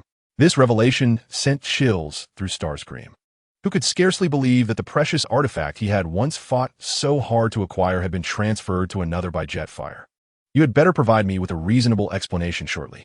After transforming, the rapid motion of Starscream's body caused his generator to emit a crackling sound, briefly disrupting communications. With his focus shattered, Starscream, fueled by irritation, accelerated toward his destination, leaving the formation of aircraft behind in his wake. The other planes struggled to maintain their formation, for the remarkable speed of Starscream's newly acquired body was beyond their capabilities to match. Soon, Starscream had distanced himself significantly from the group, and Slipstream took his place in the formation, leading the planes along the vapor trail he had left behind. After flying for nearly 6 or 7 minutes, they finally spotted a slender white cloud descending straight downwards. Slipstream sighed in relief. Not everyone could endure the intense flight. The white trail produced by a jet aircraft in the sky is known as contrail or vapor trail, typically forming at altitudes above 7,000 meters. Following the trail, Slipstream eventually located Starscream's silhouette. "You're flying quite slowly," Starscream remarked, crossing his arms with a sardonic smile gracing his face. He shook his wings in apparent pride over his speed. Oddly, Slipstream offered little rebuttal, her optics fixated on the sharp teeth revealed in Starscream's grin. "Those are quite impressive teeth, aren't they?" Thundercracker noted Slipstream's peculiar focus and leaned closer to his sister, speaking quietly to avoid drawing Starscream's attention. "Keep it down." Starscream's audio receptors keenly picked up their conversation, startling them into presenting an innocent smile as if nothing had occurred. Just as the atmosphere grew increasingly awkward, two figures streaked overhead. The combatants, Thundercracker and Skyfire, clashed fiercely. As expected, they remained evenly matched, neither gaining the upper hand. A distorted tone echoed around the aircraft, a sound not emanating from any of them. Jetfire slowly emerged from a phasing state, his sudden appearance eliciting a hushed wave of astonishment from the pursuers. The visage of Fuexing remained shrouded in a mask, which reflected the celestial fire and sky sharks colliding and exploding in the heavens above. Stepping forward with grace, Fuexing elegantly activated an energy shield for Hongjizu, ensuring that the violent dust generated by the explosions did not settle upon the body of the Red Spider. However, in his consideration, Fuexing failed to fully protect the aircraft behind him, as the debris enveloped the pursuing jets, rendering the once vibrant aircraft dull and ashen. "Thank you," Hongjizu acknowledged with a blink of his crimson optical lens, offering a polite yet somewhat distant gratitude for Fuexing's somewhat superfluous gesture. Fuexing discerned the thoughts brewing within Hongjizu's processor, yet his own emotions remained notably stable and unperturbed. Once the dust had settled entirely, Fuexing lifted his hand, deactivating the protective shield. The energy particles danced with the wind, sweeping away the debris from the pursuers before dissipating into the atmosphere. "Let us discuss the rest later. I must properly confront my old friend." Gazing intently at the site of the explosion, Hongjizu's lips moved slightly as he uttered the final address. "Old friend. Shall we take a look?"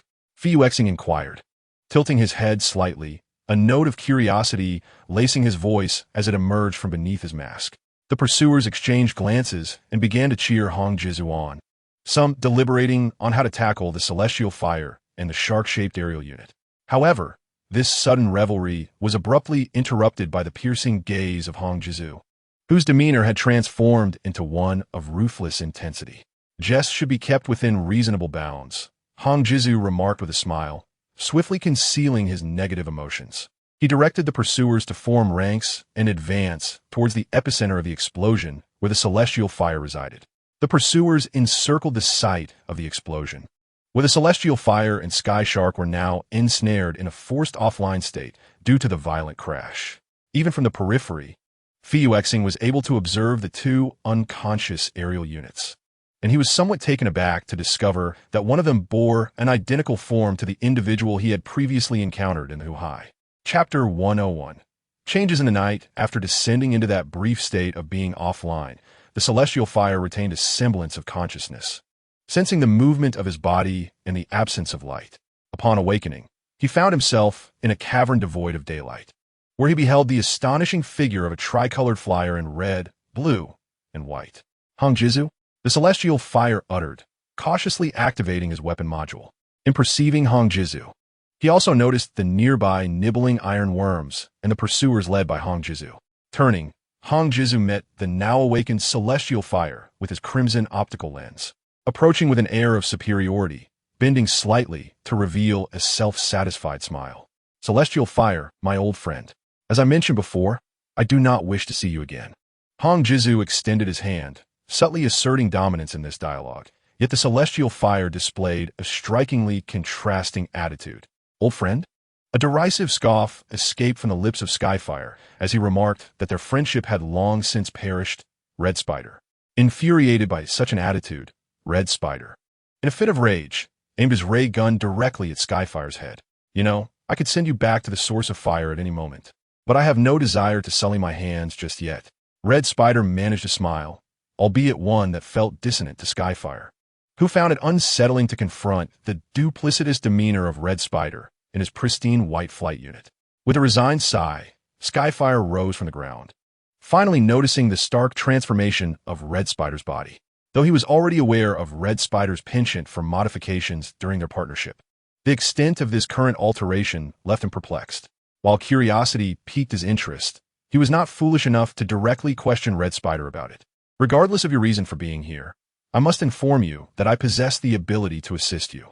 Red Spider reverted to his indifferent demeanor, gesturing to a subordinate tracker at the opposite end to charge forth and take action. I sincerely doubt that Skyfire bluntly conveyed his skepticism, a sentiment Red Spider had anticipated. In the next moment, a blue, swirling vortex bridge materialized before Skyfire. From it emerged a dark crimson charger, wielding a replica of the source of fire created by Leapstar, a copy that bore no distinction from the original. The source of fire, Skyfire, unable to discern the authenticity of the artifact, bore a look of grave astonishment. I can harness the power of the source of fire to help you defeat Sky Shark. With no strings attached, Red Spider took the replica from the charger, its pale blue glow illuminating Skyfire's conflicted expression. Concealed within Red Spider's smile was a cunning intent.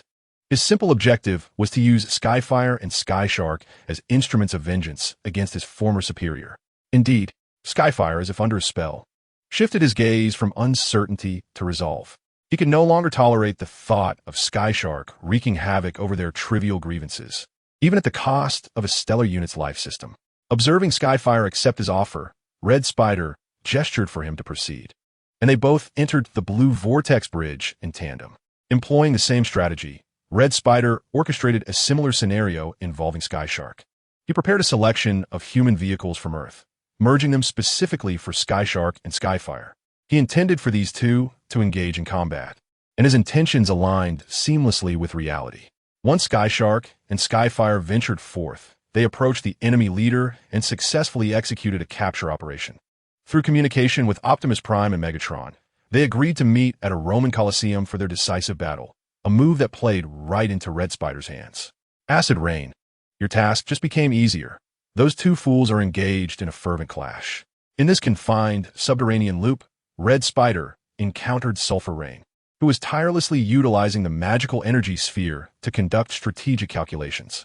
Upon hearing this fortuitous news, Sulfur Rain, who was assessing the probability of a direct assault on the Decepticon base, breathed a sigh of relief. The arrival of the fools would afford him considerable respite. Beneath the cloak of night and amidst the stars, Sky Shark and Skyfire arrived at an ancient arena on Earth, specifically within the remnants of a Roman Colosseum, accompanied by Optimus Prime and Megatron. The elder Megatron was unceremoniously cast to the ground by aerial units, while Optimus Prime's descent was markedly less chaotic. The two leaders exchanged glances, uncertain of what to articulate. Meanwhile, the duel between Skyfire and Sky Shark was markedly more direct. The two aerial entities engaged in a fierce brawl, with Sky Shark employing a drill reminiscent of Red Spider's fusion to penetrate Skyfire's chest armor. Energized by the power of the Allspark, Sky Shark's movements became exceedingly agile, yet to Skyfire, they appeared clumsily cumbersome. A slight retreat allowed Skyfire to evade the drilling attack. Their fierce combat rapidly transitioned from the surface of the arena to the subterranean structures below. Their violent exchanges caused the already unstable ancient edifice to teeter precariously, ultimately triggering an eruption from the underground volcano. As a result of their clash, Optimus Prime plummeted from the arena, sustaining significant injury. As the structural integrity of ground units is far less forgiving than that of their aerial counterparts, Skyfire beheld the leader precariously positioned at the edge of molten lava, while above, Megatron looked on with a malevolent glee as Optimus suffered. Sky Shark, once a formidable opponent, had already begun to show signs of retreat. Leaving Skyfire in a dilemma, one side presented a leader in dire straits, while the other showcased a long-standing adversary within striking distance. In this battle, swiftly, like a true victor, Megatron's voice, undoubtedly a source of derision, infiltrated Skyfire's audio receptors. With a heavy heart, Skyfire diverted his gaze from the Autobot leader to the damaged and fleeing Sky Shark. Ultimately, Skyfire departed the Roman Colosseum with the injured Optimus Prime, while Sky Shark faced a far grimmer fate. This notorious criminal, once audaciously roaming the cosmos, was brought back to the Decepticons by Megatron, finding himself shackled by the loss of freedom. Is there still no news regarding Shockwave's disappearance? On the day following Sky Shark's capture, Megatron remained devoid of substantial information about Shockwave. I apologize I have yet to gather any intelligence regarding Shockwave, my Lord Megatron. The deep blue tape recorder expressed its regret over its shortcomings. Megatron sighed heavily, opting for silence and permitting Soundwave to depart. Alone, Soundwave traversed the corridors of the vengeful ship, having lost much of his enthusiasm for vying for Megatron's favor since Shockwave's vanishing. A new message updated within the private communication channel between Soundwave and Shockwave read, "Intelligence Officer, where have you gone, my dear colleague?" The Soundwave, unparalleled in its hope, yearned for a response from Shockwave. Yet regrettably, at that moment, Shockwave was too preoccupied to reply. In a remote underground laboratory on the planet Cybertron, Shockwave, having been confined for several days, still harbored thoughts of rebellion and escape. "What do you intend to do?"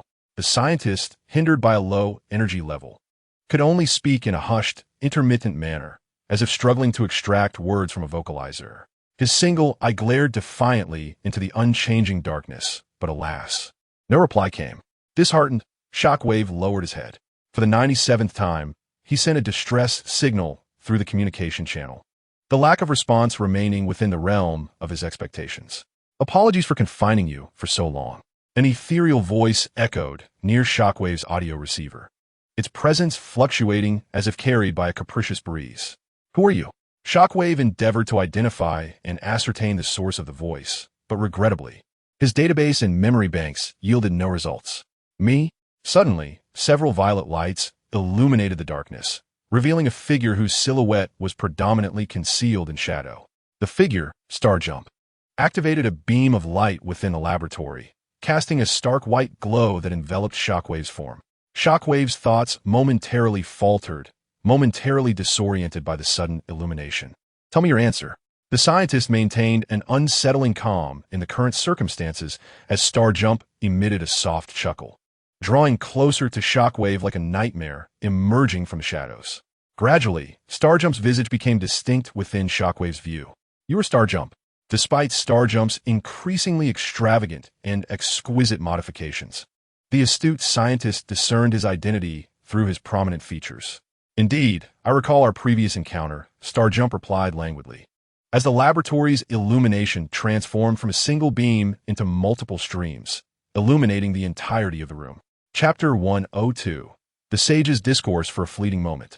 The surrounding scenery seemed to shift in Shockwave's perception. Once the scientist fully acclimated to the ambient light, he realized that the energy confinement he had endured over the past days had dissipated. Shockwave raised his head, devoid of facial features save for a visual apparatus. Gazing at Starjump, he attempted to move his somewhat rigid form, due to the prolonged deprivation of adequate energy. His central processing unit emitted a series of electronic whirs with his movements. "Please, take a seat," Starjump invited, as a table and 2 chairs materialized within the transparent experimental chamber at the center of the laboratory. Starjump settled down, facing Shockwave. Meanwhile, the scientist's optical apparatus, resembling a halved salted egg yolk mooncake, appeared hesitant and astonished. Shockwave lifted a finger to lightly touch the translucent, pale blue surface of the table, experiencing none of the anticipated sensation of shattered illusion. The Shockwave incredulously pulled out a chair and sat down, deactivating the already initiated weapon protocol, seemingly preparing to engage in a serious conversation with Leapstar. "We have ample time." Leapstar's faint voice emerged from beneath his mask, while Shockwave gazed into the reflection of his own visage within Leapstar's visor, pondering his thoughts. "Why have you resorted to kidnapping? I possess nothing of value to you." Shockwave's fingertips lightly tapped on the table, his inquiries articulated distinctly through the voice modulator. "No, that was not my intention," Leapstar replied, clearing his throat, realizing that the method employed by the bounty hunters to invite Shockwave was indeed inappropriate and could easily lead to misinterpretations. "I apologize for the inconvenience caused. Please forgive my subordinate's erroneous invitation." Shockwave was taken aback by Leapstar's courteous and apologetic words, slightly diminishing his animosity towards him, though his guard remained high. Leapstar observed Shockwave, who was scanning the surroundings, without hurrying to steer the conversation towards his intended topic. "Where are we?" Shockwave surveyed the transparent experimental chamber, finding himself in a spacious laboratory adorned predominantly in shades of blue and white. A few scattered experimental instruments and samples were placed on distant shelves, and the laboratory bore no windows or ventilation. Shockwave's positioning system had also malfunctioned, leaving him no choice but to inquire of Leapstar. Cybertron. Beneath the ruins of Iron Fortress lies a small laboratory, Leapstar informed. Shockwave feigned a lack of reaction to this revelation, despite the fact that he wished to express shock. The extreme depletion of his energy reserves rendered him incapable of effective response. Noticing Shockwave's concerning physical state, Leapstar delved into his own subspace, which possessed Cybertronian capabilities. At last, he uncovered several semi-processed energy blocks, shifting them from the illusionary realm into the tangible space atop the table. Shockwave, this is all I have available for sustenance at the moment. Please make do for now. Leapstar's tail, concealed beneath the chair, flicked in a gesture of helplessness before coiling onto his armored calf. Shockwave regarded the energy blocks on the table without making a move. Even the warnings about insufficient energy manifesting in his vision did little to alter his suspicion. Seeing Shockwave's continued reticence, Leapstar felt a twinge of frustration. He rose from his seat, crossing in front of Shockwave's yellow optical lens, retrieving an instrument from the external shelves before returning. Elemental Analyzer. Shockwave read aloud the name of the scientific apparatus Leapstar had brought. Leapstar placed the device on the table and proceeded to conduct a series of purification tests on the energy blocks. Ultimately, a single azure sample lay quietly on the table, signifying the harmlessness of the energy blocks. In a state of apprehension, Flyoverstar feared that Shockwave might display any signs of suspicion. He even extracted a small amount of the refined energy liquid with a dropper and, in front of Shockwave, lifted the lower half of his face mask to swallow the liquid. Evidently, there was no issue with this action. Flyoverstar then sealed the lower half of his face mask and presented the partially processed energy block to Shockwave. The esteemed scientist observed the experiment closely, failing to detect any anomalies, thus alleviating his doubts. The feeding apparatus emerged from beneath the head sculpture, accompanied by the sound of whirring gears. The design of Shockwave's head sculpture only permitted this method of nourishment. The slender feeding apparatus had an opening resembling a data cable, with numerous small, flexible tubes that could easily carry the energy block. Under the watchful gaze of Flyoverstar from beneath his mask, Shockwave consumed the entire energy block. The experiences of recent days had left him appearing utterly fatigued, particularly as his energy levels had plummeted to a near-dormant state.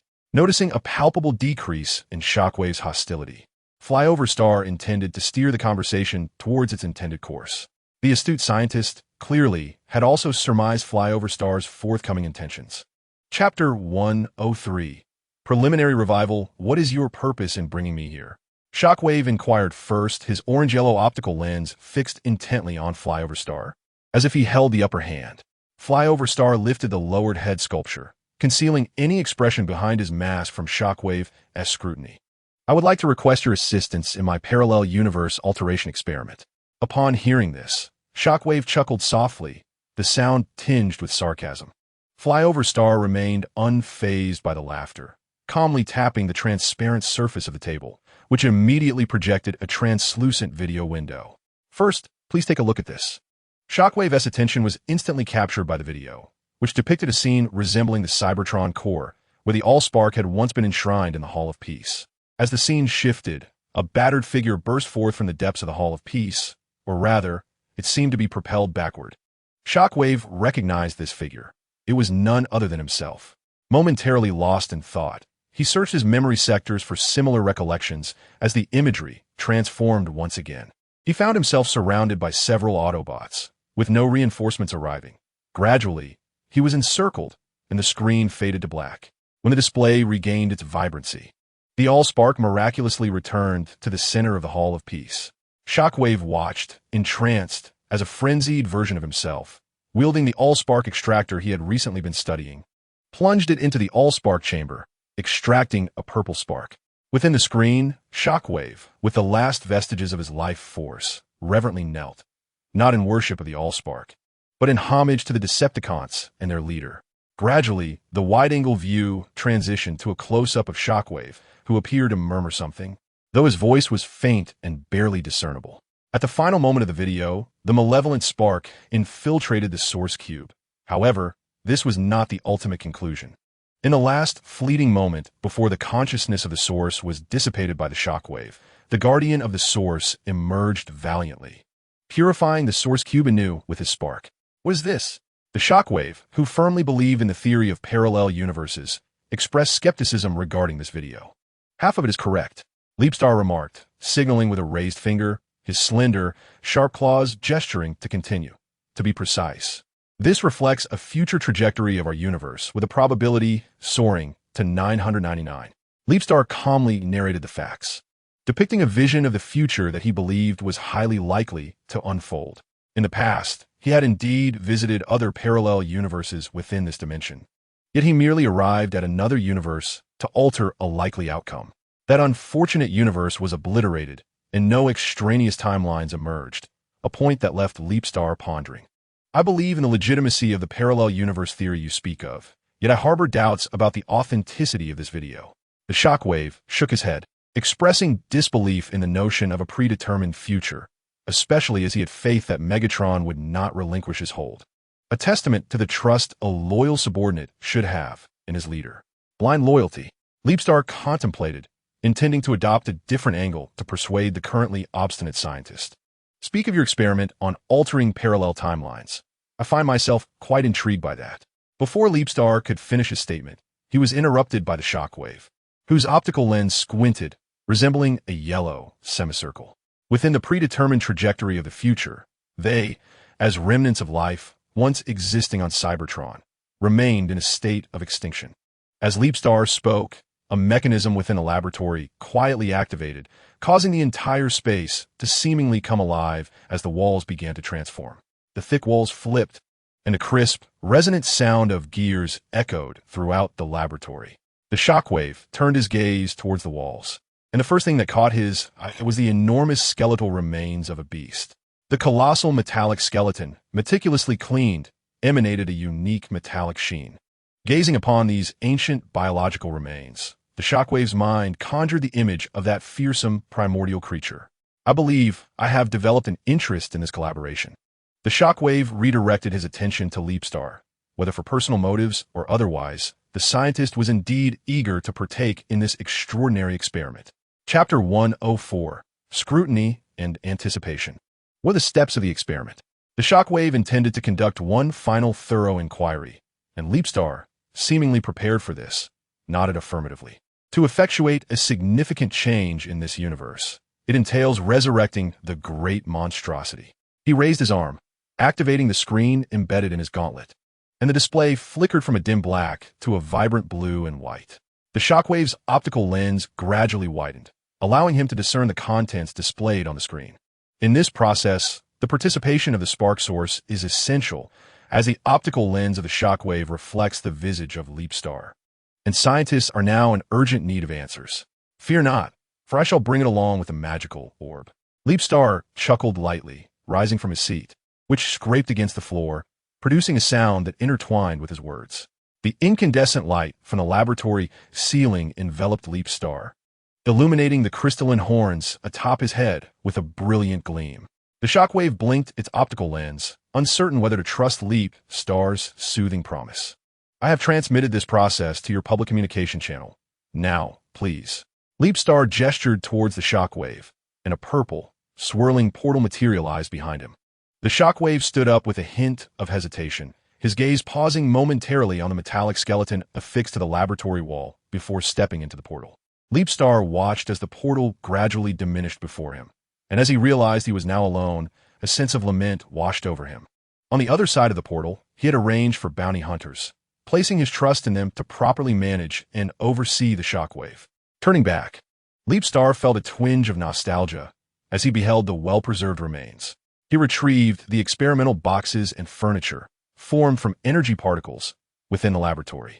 With a heavy heart, he approached the remains, which he had discovered in the ancient geological layers during the mid-golden age of Cybertron.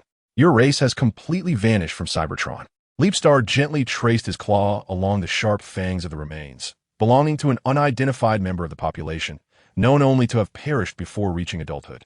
He rubbed his head crest, an unusual display of agitation surfacing within him. The closer the plan drew to the final stage of revival, the more he dreaded facing it.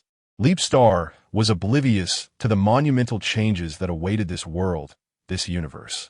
Or perhaps he was unwilling, afraid to confront what would follow a resurrection. He will despise me for breaking my promise. Leapstar growled softly, opening a portal for himself and dashing into it. On the other side of the portal lay the vicinity of Earth, and propelled by an initial burst of momentum, Leapstar plummeted swiftly towards the planet. It seemed that this act might alleviate the conflicting thoughts within his processor.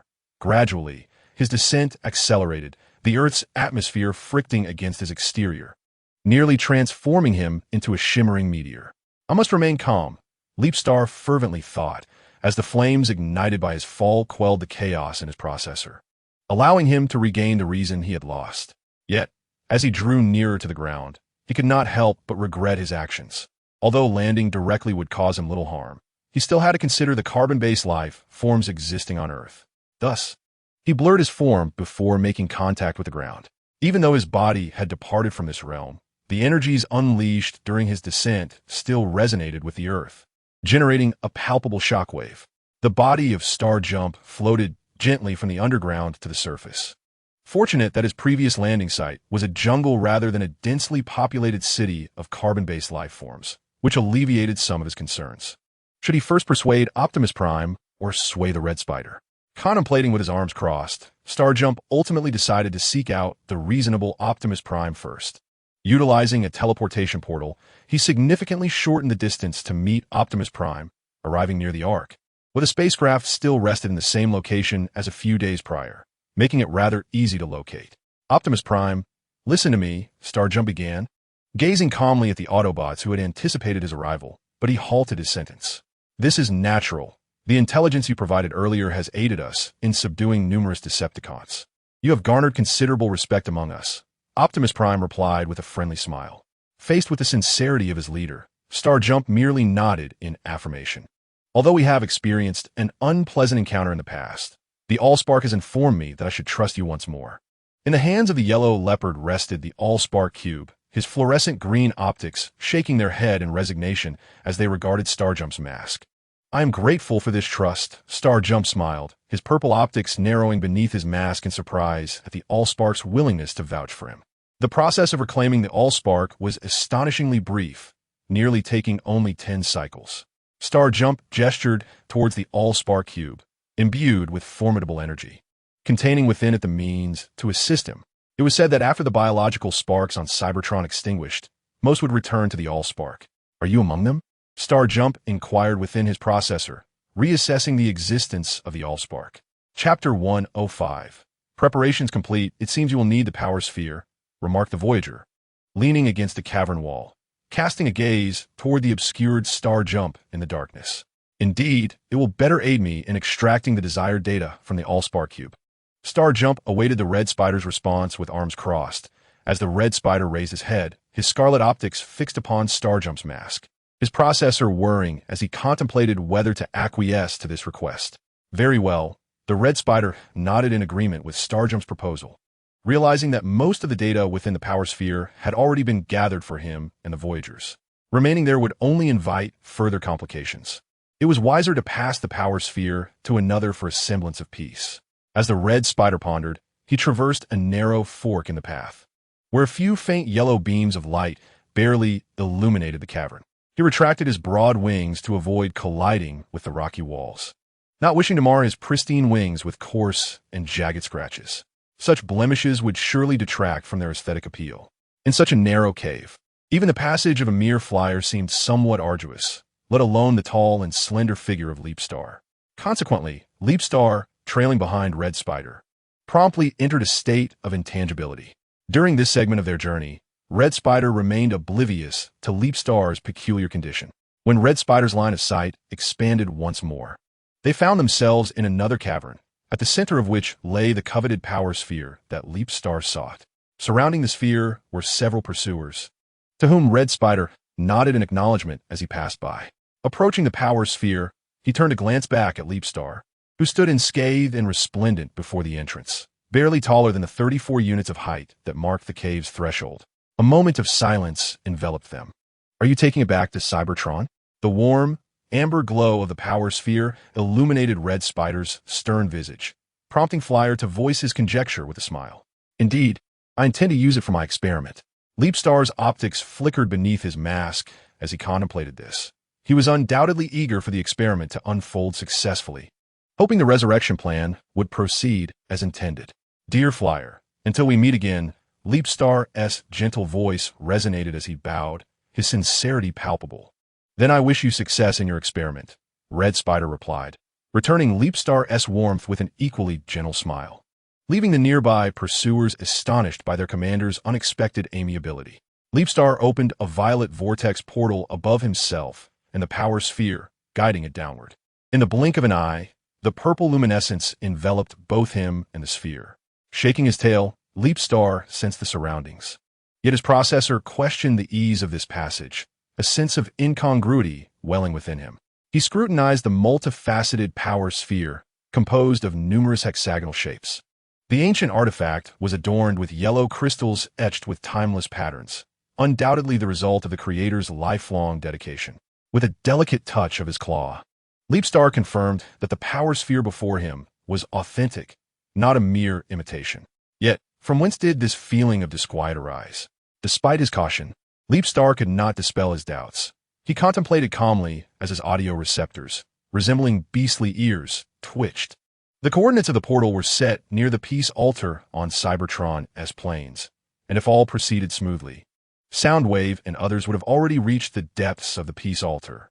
Anticipating the time of arrival, Leapstar found himself enveloped once more by the portal's embrace after several minutes. He manifested on the plains of Cybertron, lifting his gaze to the sky, where an endless expanse of dark clouds loomed ominously. The surroundings were littered with the remnants of decay, and the ground beneath him was a desolate expanse of dust and rust, an utterly forlorn landscape. A melancholic and somewhat shadowy light cascaded through the layers of dark clouds from the heavens, illuminating the figure of Leapstar, whose striking dragon horns shimmered with a chilling brilliance. The interplay of light and shadow accentuated Leapstar's already elongated form, rendering him a rare beacon of vitality amidst the desolation of the wasteland. Armed with the enchanted orb, he ventured deeper into the sacred altar of peace. The surrounding barren expanse lay in utter silence, occasionally pierced only by the distant whispers of the wind. The loss of the Fire Source Cube had drained Cybertron of its energy and former vibrancy, leaving behind only those mechanical creatures incapable of harnessing technological civilization. Reflecting on this, Leapstar soon found himself within the underground realm situated beneath the plane. Chapter 106. The acknowledgement of Primus, the subterranean world, still bore remnants of its former glory. Prior to the depletion of its energy resources, unique flora indigenous to Cybertron thrived wildly at the entrance of the underground. Leapstar navigated cautiously through the metallic vines, the presence of the enchanted orb making his passage somewhat cumbersome. As he delved deeper into the darkness, the surroundings grew increasingly obscure. Leapstar inhaled gently, detecting the pervasive scent of rust. The ground beneath his feet, marred by years of stagnant water and perpetual absence of sunlight, was riddled with stains, compelling him to tread with utmost care. Coming to a halt, Leapstar raised his optical sensors, unwaveringly fixated on the dim, lightless expanse ahead. His violet lenses swiftly discerned the subtle fluctuations within that enigmatic space. Indeed, he soon realized he was being observed. Clenching his claws, Leapstar silently surveyed his surroundings. His optical sensors contracted slightly, revealing that his actual path diverged significantly from what he had anticipated. He had inadvertently wandered into a loop. I should not have relaxed. He sighed, lamenting the precious time squandered. He steeled himself, sharpening his focus on the peculiar space ahead. Who are you? He inquired, his question abruptly echoing through the ethereal void, distorted yet resonant. A flicker of blue flame ignited in the distance, a spectral orb swirling in the air like ghostly fire, inexorably drawing closer to Leapstar. Heightened vigilance surged within him. He did not retreat a single step from the encroaching light, unwilling to display any semblance of weakness. The luminous presence of Primus spoke languidly, the surrounding darkness seemingly dissipating as its identity was unveiled, revealing what was once concealed and misleading. For the first time, the fabled deity of Cybertron truly manifested before Leapstar, who regarded Primus with a blend of caution and curiosity. After all, This godlike entity possessed the power to effortlessly expel Leap Star from this universe, rendering him incapable of stepping foot in this realm ever again. We can both comprehend each other's thoughts, so do not fret, Primus conveyed with unparalleled gentleness. To the denizens of Cybertron, the legendary deity embodied the essence of a nurturing maternal figure. Is that so? The visage of Leap Star was enveloped in the sacred radiance emanating from Primus, its mask reflecting the ethereal blue light. As Leap Star withdrew the sharp aura surrounding it, it flicked its tail, an innocuous gesture that captured Primus's attention. The blue luminescence swirled around Leap Star, ascending and descending in a graceful dance, while Primus appeared to scrutinize Leap Star intently, though the subject of such observation felt decidedly uneasy in its current posture. What is it that you wish to do, child? Primus's voice resonated once more. The appellation intrigued Leap Star, prompting reflections on Primus's existence, which far exceeded its own. Thus, Leap Star naturally accepted this new designation. As you can see, the former inhabitants of Cybertron, it remarked. Primus, listening intently, seemed to drift in contemplative admiration of Leap Star's form. "Oh no," Primus exclaimed dramatically. "You are a naughty child, having preyed upon the energies of many universes."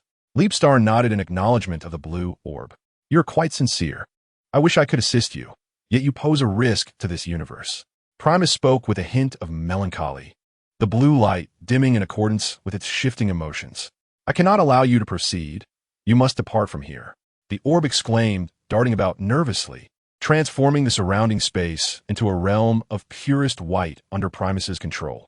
Leap Star, caught unawares, found itself transported into this new environment. "Oh, great Primus, please trust me. My past actions were merely to appropriately replenish the energy I require. This universe is of utmost importance to me. Grant me a chance, and I assure you, I harbor no intentions of preying upon it." Leap Star spoke earnestly, a note of urgency creeping into its voice as it feared the direst of outcomes looming ahead.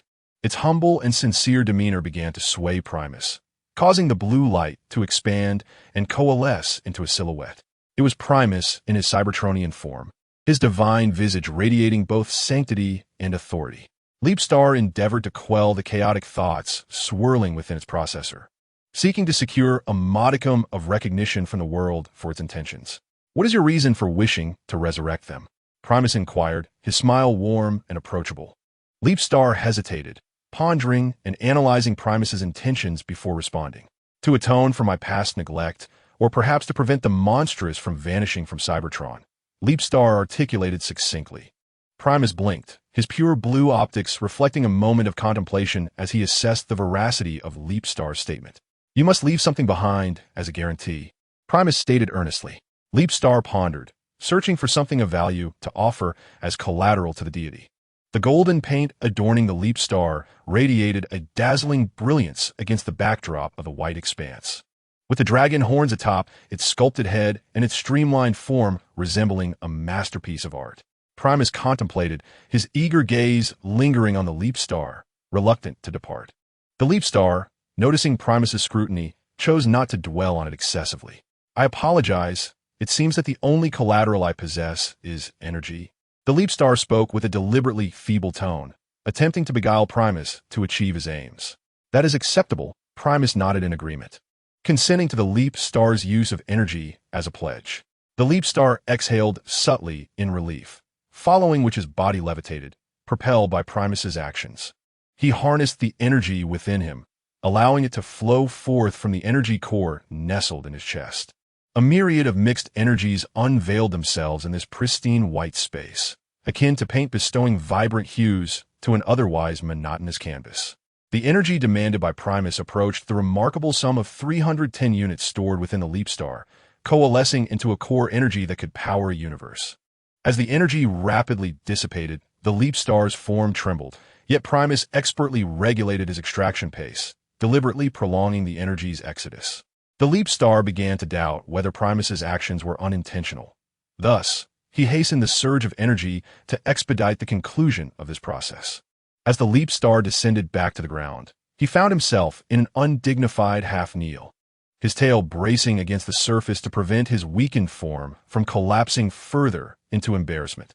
He gasped, this being the first time since his arrival in this universe that he had lost his composure. He yearned to rise, yet his body remained unresponsive, while Primus regarded him silently, evidently aware that the Leap Star was disinclined to seek divine assistance. He conjured a long sword from energy particles, trembling as he gripped the hilt, using the blade to support himself, and strained to stand, his leg armor quaking uncontrollably. The high-heeled boot-clad legs barely maintained their stance, while his tail hung low, subtly providing support. He endeavored to appear elegant, unaffected by the draining energy. "You exhibit great sincerity," Primus remarked, his divine visage still adorned with a smile, which the Leap Star found rather ironic, were it not for his constraints. He would relish the opportunity to compare himself with the deity of this realm. "Go forth," Primus commanded, sending the Leap Star out of this pure white realm. As he departed, the Leap Star meticulously recorded the spatial coordinates, vowing to return once all his plans were set in motion. The Leap Star found himself back in the subterranean world of Cybertron, where the surroundings were ill-suited for opening a teleportation portal.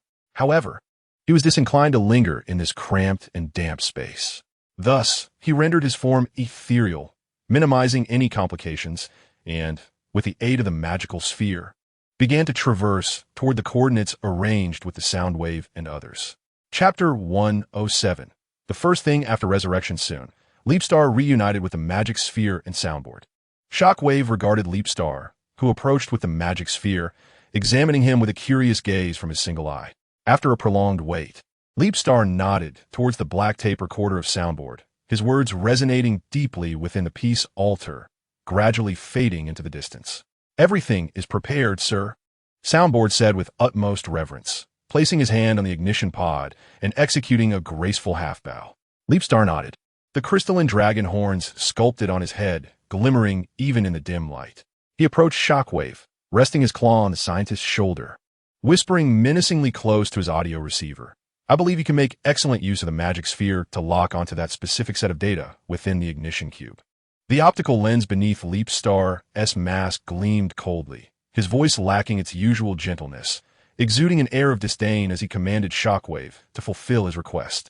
"Yes, please trust in my capabilities," Shockwave replied, raising his hands in a gesture of submission. His repeated affirmations slowly alleviating the oppressive aura and sense of imminent danger that Leap Star cast over him. Leap Star's demeanor felt unnaturally unsettling. What could his true intentions be? Shockwave pondered internally as he discreetly entered the magic sphere, beginning to analyze the data string Leap Star had just transmitted. He understood that now was not the moment for probing deeper into the issue. Maintaining a stable status quo and a relatively peaceful collaborative relationship with Leap Star and his companions was paramount, as this might afford him opportunities to extricate himself later. Leap Star retrieved the ignition cube from the void, its surface patterns illuminating as if responding to its location. He sensed a surge of energy escaping from his grasp, the ignition cube drifting towards the center of the peace altar. The three bounty hunters, their optical lenses unblinking, observed this scene.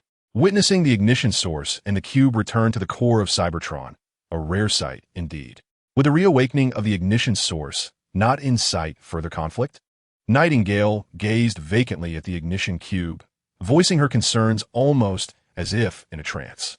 Meanwhile, Killbuzzer felt less trepidation, merely relieved that their former homeland was once again radiating vitality.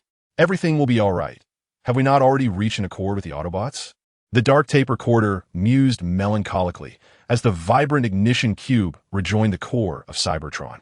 The ignition source emitted a brilliant and colorful light, blue energy cascading forth, instantly replenishing the once-depleted energy rivers of Cybertron.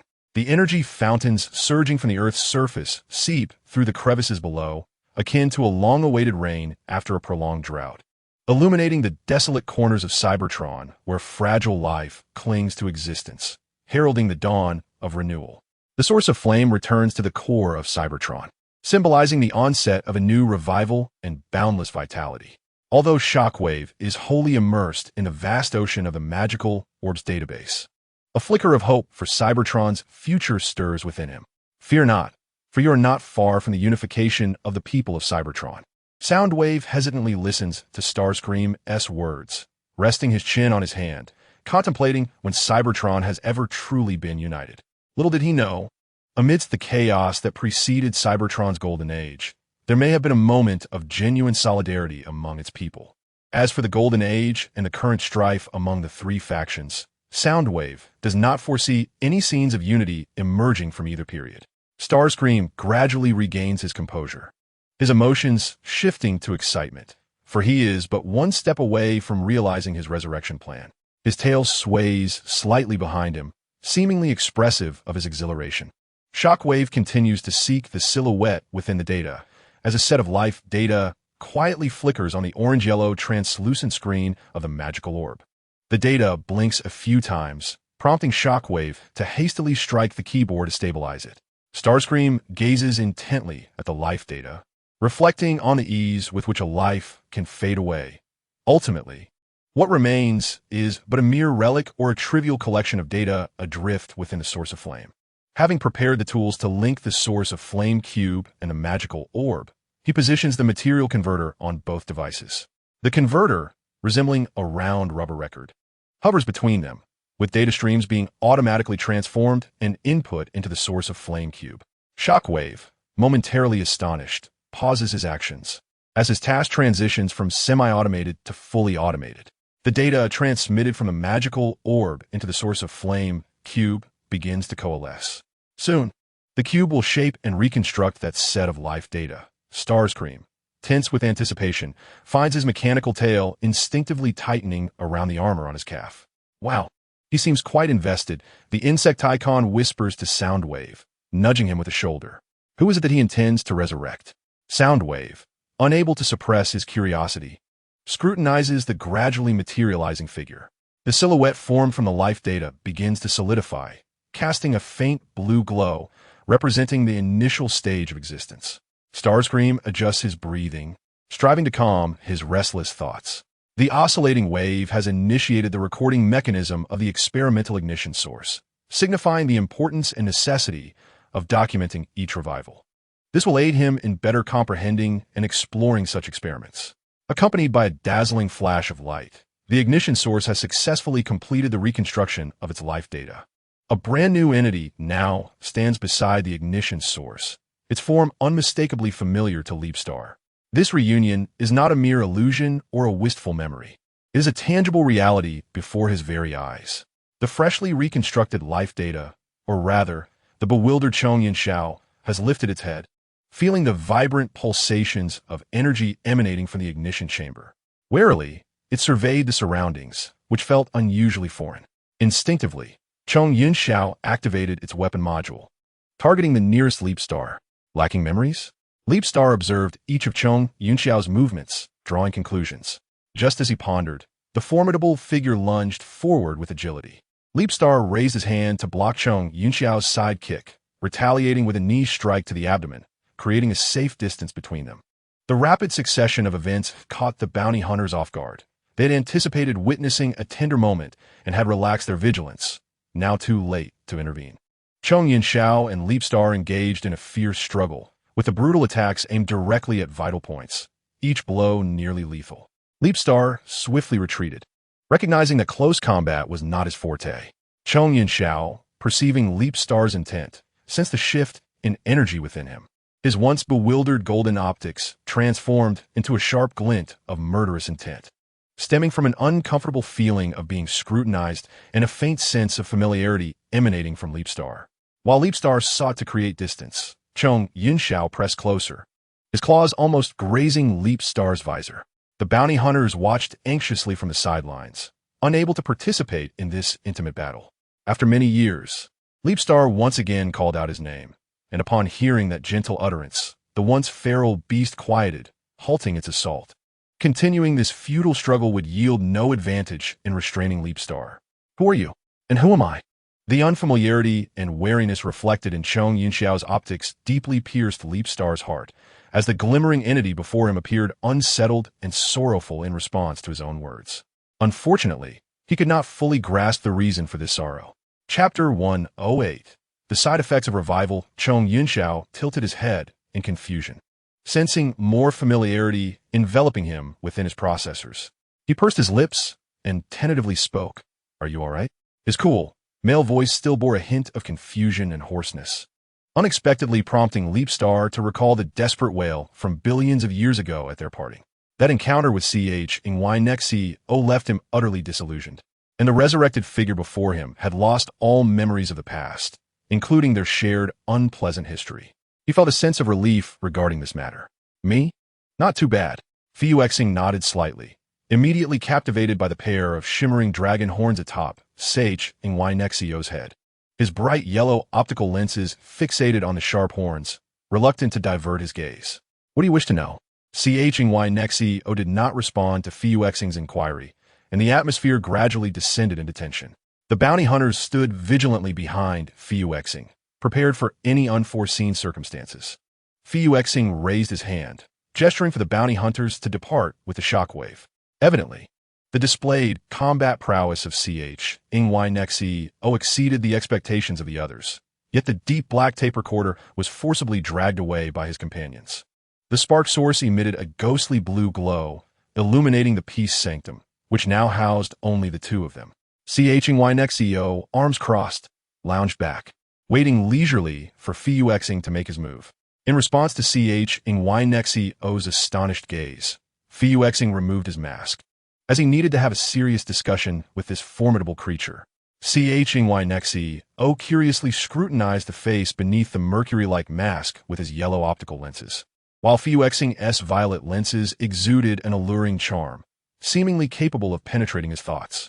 With a wicked delight, CH-Nexo licked his sharp fangs and approached Fuexing, his movements both perilous and composed.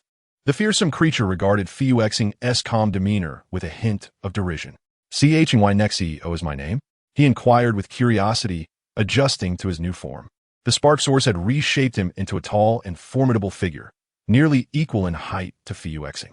Seizing the moment while waiting for Fuexing's response, CH-Nexo scoured his processor for memories of the past, but found nothing. In disbelief, he cradled his head, his optical lenses squinting painfully due to the forced extraction of the memory module. Indeed, you have lost your memories. Fuexing gently lifted CH-Nexo's drooping head, his optical lenses filled with tenderness. CH-Nexo was momentarily taken aback, feeling an increasing sense of familiarity. His body weakened, collapsing into Fuexing's embrace, the prolonged period of death revealing its side effects. Fuexing encircled CH-Nexo's waist with one arm, drawing him closer, while CH-Nexo's head rested against his shoulder. Waves of pain surged from his brain module, causing his audio receiver to buzz incessantly.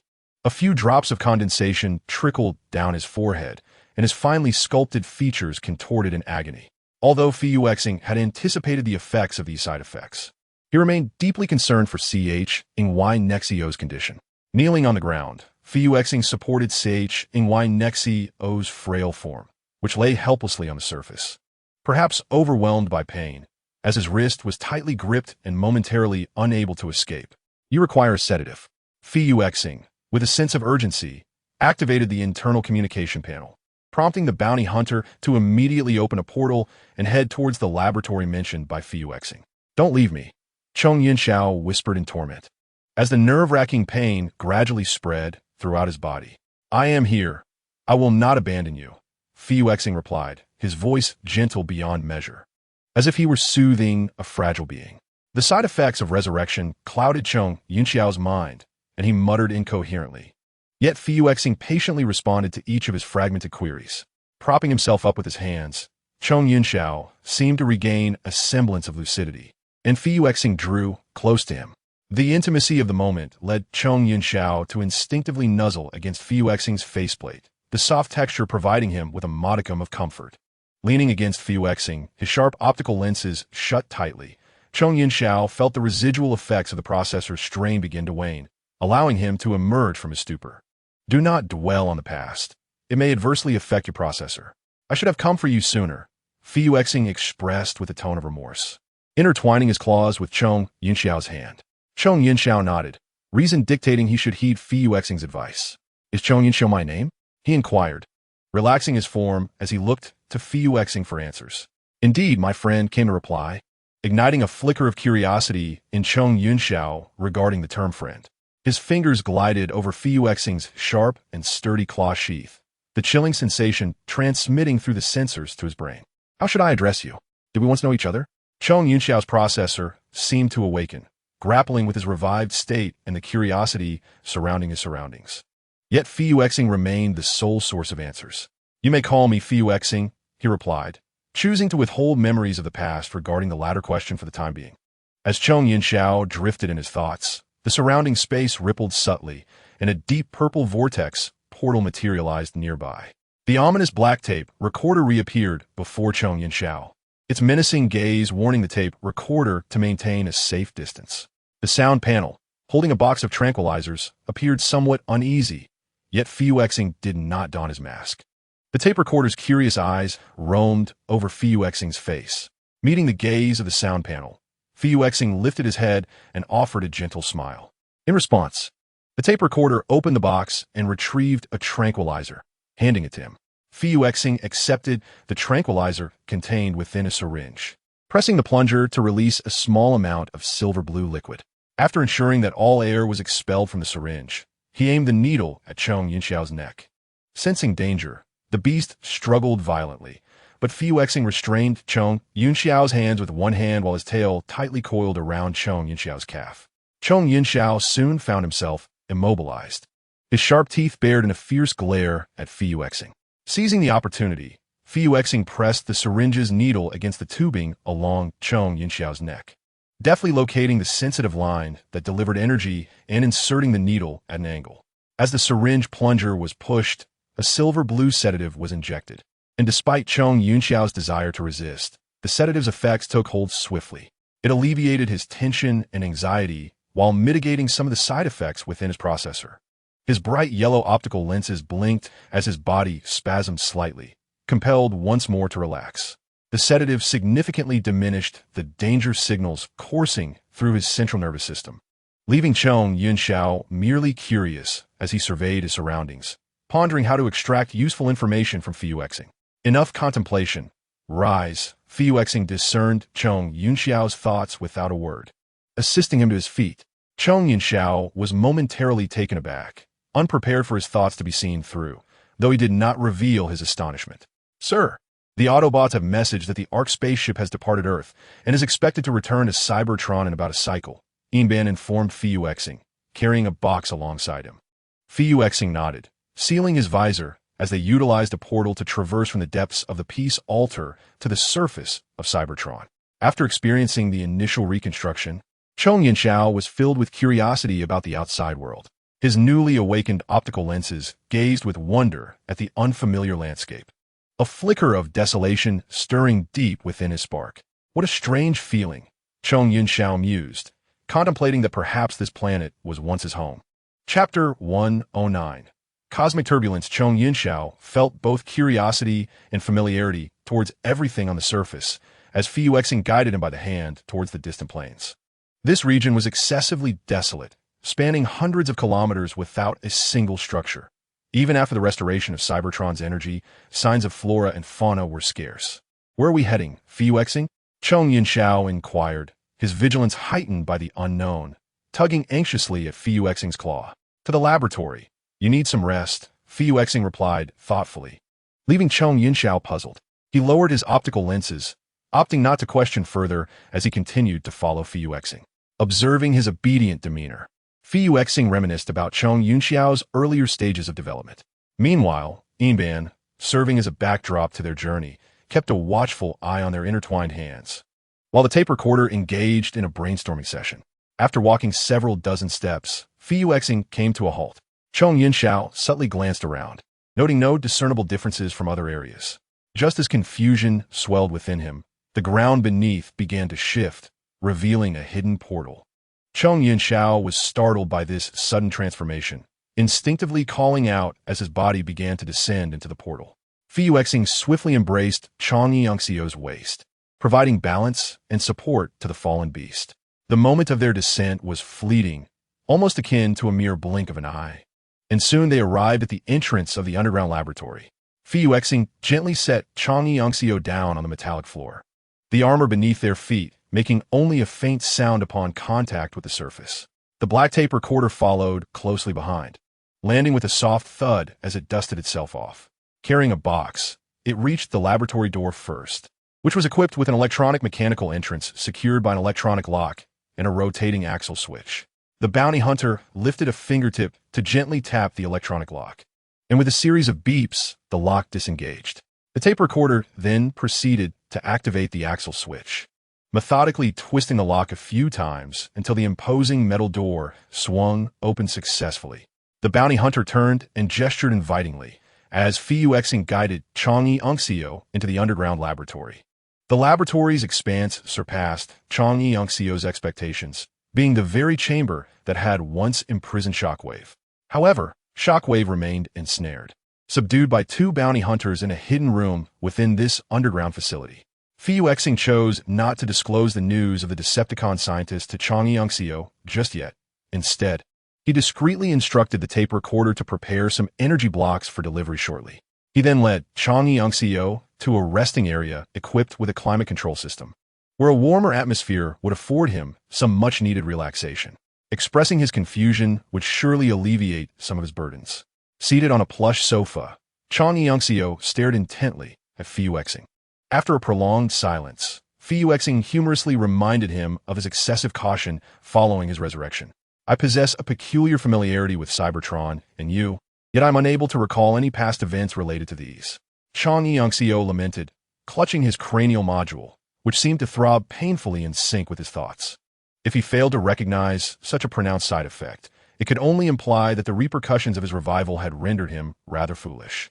You are well aware that the memories you lost are a side effect of being resurrected after such a prolonged death, aren't you? Fuyuexing's retort carried a questioning tone.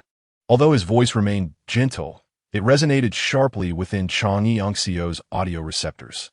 As his thoughts shifted, certain fragments within his memory sectors appeared on the verge of breaking free from the shackles of these side effects. Yet the agony brought forth by those very effects intensified. Chang'e Unxio buried his head in his hands, the bright yellow optics filled with sorrow and suffering. Is there any way to help me remember? He inquired through clenched teeth, feeling the cold condensation trickle down his forehead, the pain urging him to find a swift resolution to this tormenting side effect. This side effect has indeed caught me off guard, and thus I currently lack a remedy, Fuyuexing admitted, positioning himself beside Chang'e Unxio.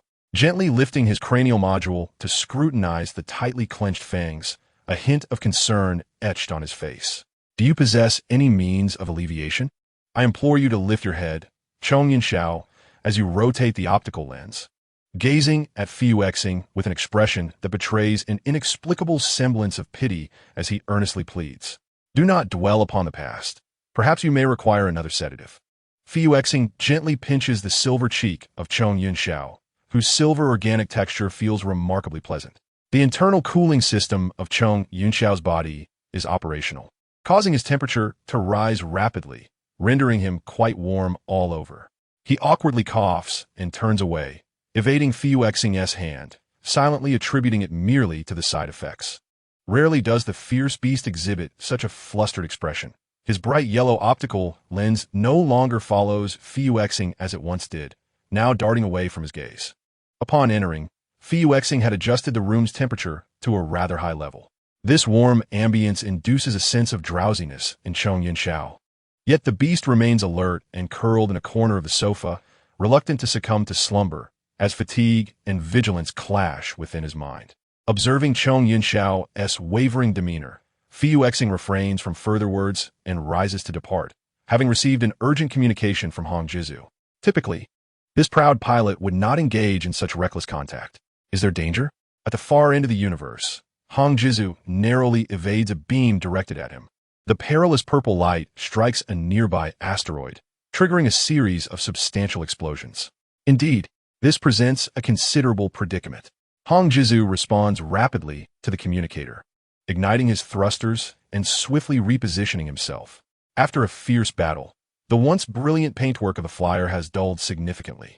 Five-faced monster, I require assistance, he exclaims, his transmission intermittently breaking up. Chapter 110. The unknown of the Stygian cosmos. Hong Jizu leads the flyers, ahead of the Autobots, onto the path of return.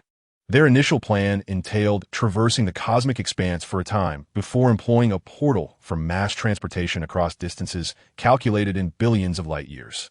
However, after traversing the cosmos for a mere 24 Earth hours, they encounter a colossal titan. Commander Hong Jizu, if my optical lens remains intact, that must be a titan. Slide lock propels forward with accelerated thrusters, transforming to signal a halt. Subsequently, the flyers urgently brake and hover in the cosmic void, completing their transformation. Indeed, it seems he has arrived due to the energy of the Allspark, Hong Jizu remarks, brushing off the cosmic dust clinging to his armor. His crimson optical lenses fixed upon the enormous luminary kilometers away. Without alarming him, "We must regroup," he adds, shaking the wings upon his back.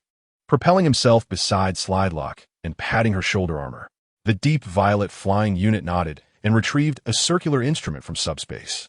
With deft fingers, she activated the device's trigger, initiating the concealed stance. "We shall take an hour to recuperate before commencing the jump to the space bridge, located 1,000 light-years away." The stance rapidly expanded, enveloping the entire flight team. Sliding Flow cupped his hands into a trumpet shape and called out to the flyers. In response to the rest signal, the weary flyers drifted within the concealed stance, their thrusters engaged. Some took out energy reagents to replenish their strength, while others gnawed on energy blocks stored in subspace. This sudden cosmic journey had exhausted them all, including Red Spider. His model was not suited for individual space travel, making the long journey particularly strenuous. Gazing at the distant stars and the unfathomable darkness, he pressed his thin lips together and then turned his gaze toward the colossal Titan ironclad. An ominous premonition swiftly spread from the ignition source. While the appearance of the Titan ironclad was somewhat justified due to the energy emanating from the ignition source, what other entities could emerge from this energy? Will they remain safe? Deep in thought, Red Spider's silence caught the attention of Thunderclap behind him. Grabbing a bottle of energy supplement, he activated his thrusters and approached Red Spider. The cool touch on his cheek snapped Red Spider back to reality as Thunderclap pressed the energy supplement against his face. "Replenish your energy. Let us not be stingy. This is all we have left to consume." Red Spider accepted the supplement, aware that Thunderclap had misinterpreted his concerns as mere disdain for the energy supplement. He twisted off the cap and gulped down the azure liquid. Surprisingly, the taste was not as unpleasant as he had anticipated. It bore a hint of sweetness, prompting him to down the remainder. No, the red, blue, and white-clad flyer mused for a moment before ultimately rejecting Thunderclap's suggestion. A sense of foreboding urged him to convey this danger to every member of the team. They must issue a warning. What? Thunderclap, perplexed by the sudden gravity of the atmosphere, instinctively voiced his confusion through the communicator. Red Spider, feeling exasperated, rapped his knuckles against Thunderclap's helm.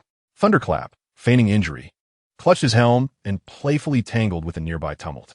Red Spider sighed in resignation, rubbing his forehead. Tumult, tightly embraced by Thunderclap, chewed on an energy block, casting a bemused glance at Sliding Flow, who was stifling laughter. "Let us be serious." Red Spider's voice jolted Thunderclap out of his playful reverie. Tumult, sporting a look of disdain, pushed Thunderclap away and distanced herself before tossing another energy block into her mouth. "Red Spider, are your concerns directed at the Titan ironclad?" The thunderous entity blinked its crimson optical lenses, once again pondering the concerns of the Red Spider. Was it so? The Red Spider shook its head, its normally hoarse and sharp voice now imbued with an unusual gravity. This solemn demeanor was far from the Red Spider's usual style, which typically blended acerbity with playful mockery. "We shall heed your discoveries, Commander," Slipper said, retracting her smile and gazing earnestly at the Red Spider, awaiting its words. "I fear that other entities may be drawn by the energy of the source of fire," the Red Spider declared, producing the replica source of fire that the leaping star had given him from the surrounding space. "Moreover, I carry this with me." The light emitted by the replicated source of fire caught the eyes of the surrounding flyers, instantly heightening their sense of impending danger. Could it be that I am woefully uninformed? There are two sources of fire? Thunderous approached the Red Spider, disbelief etched across his face, while the flyers clustered around the Red Spider in a flurry of chatter. "This is a replica, yet the energy it contains is nearly indistinguishable from the source of fire," the Red Spider explained. Slipper, with her curious blue optical lenses, scrutinized the replica of the source of fire, her lenses flashing as they scanned every detail. Regrettably, she found no discernible difference between this replica and the source of fire she had previously encountered. Such occurrences cannot be mere coincidence, Thunderous mused aloud, attempting to convince himself. The red spider could only comfort himself with the notion that the likelihood of danger was minimal. With a wave of his hand, a multitude of colorful small aircraft dispersed in all directions. They indeed required this hard-earned respite. The red spider returned the replica source of fire to subspace and turned his gaze towards the imposing figure of the Titan and the unfathomable void of the cosmos. The Titan's massive and heavy presence exuded a considerable sense of oppression. In the endless, pitch-black expanse of space, unforeseen dangers lurked everywhere, especially now. With the colossal energy of the replicated source of fire shining like a conspicuous beacon in the dark universe, attracting the curiosity of unknown entities. The red spider abhorred such uncertainty, for the unknown always harbored unpredictable developments. He fervently wished that Primus could hear his prayers, urging that the ominous sense of crisis dissipate swiftly. As he contemplated, the wings upon his back grew heavy and descended. Chapter 111. The arrival of the five-faced monster, everything transpired with alarming suddenness. By the time the flyers noticed a distant black dot crossing a far-off star, it already magnified beyond their reach.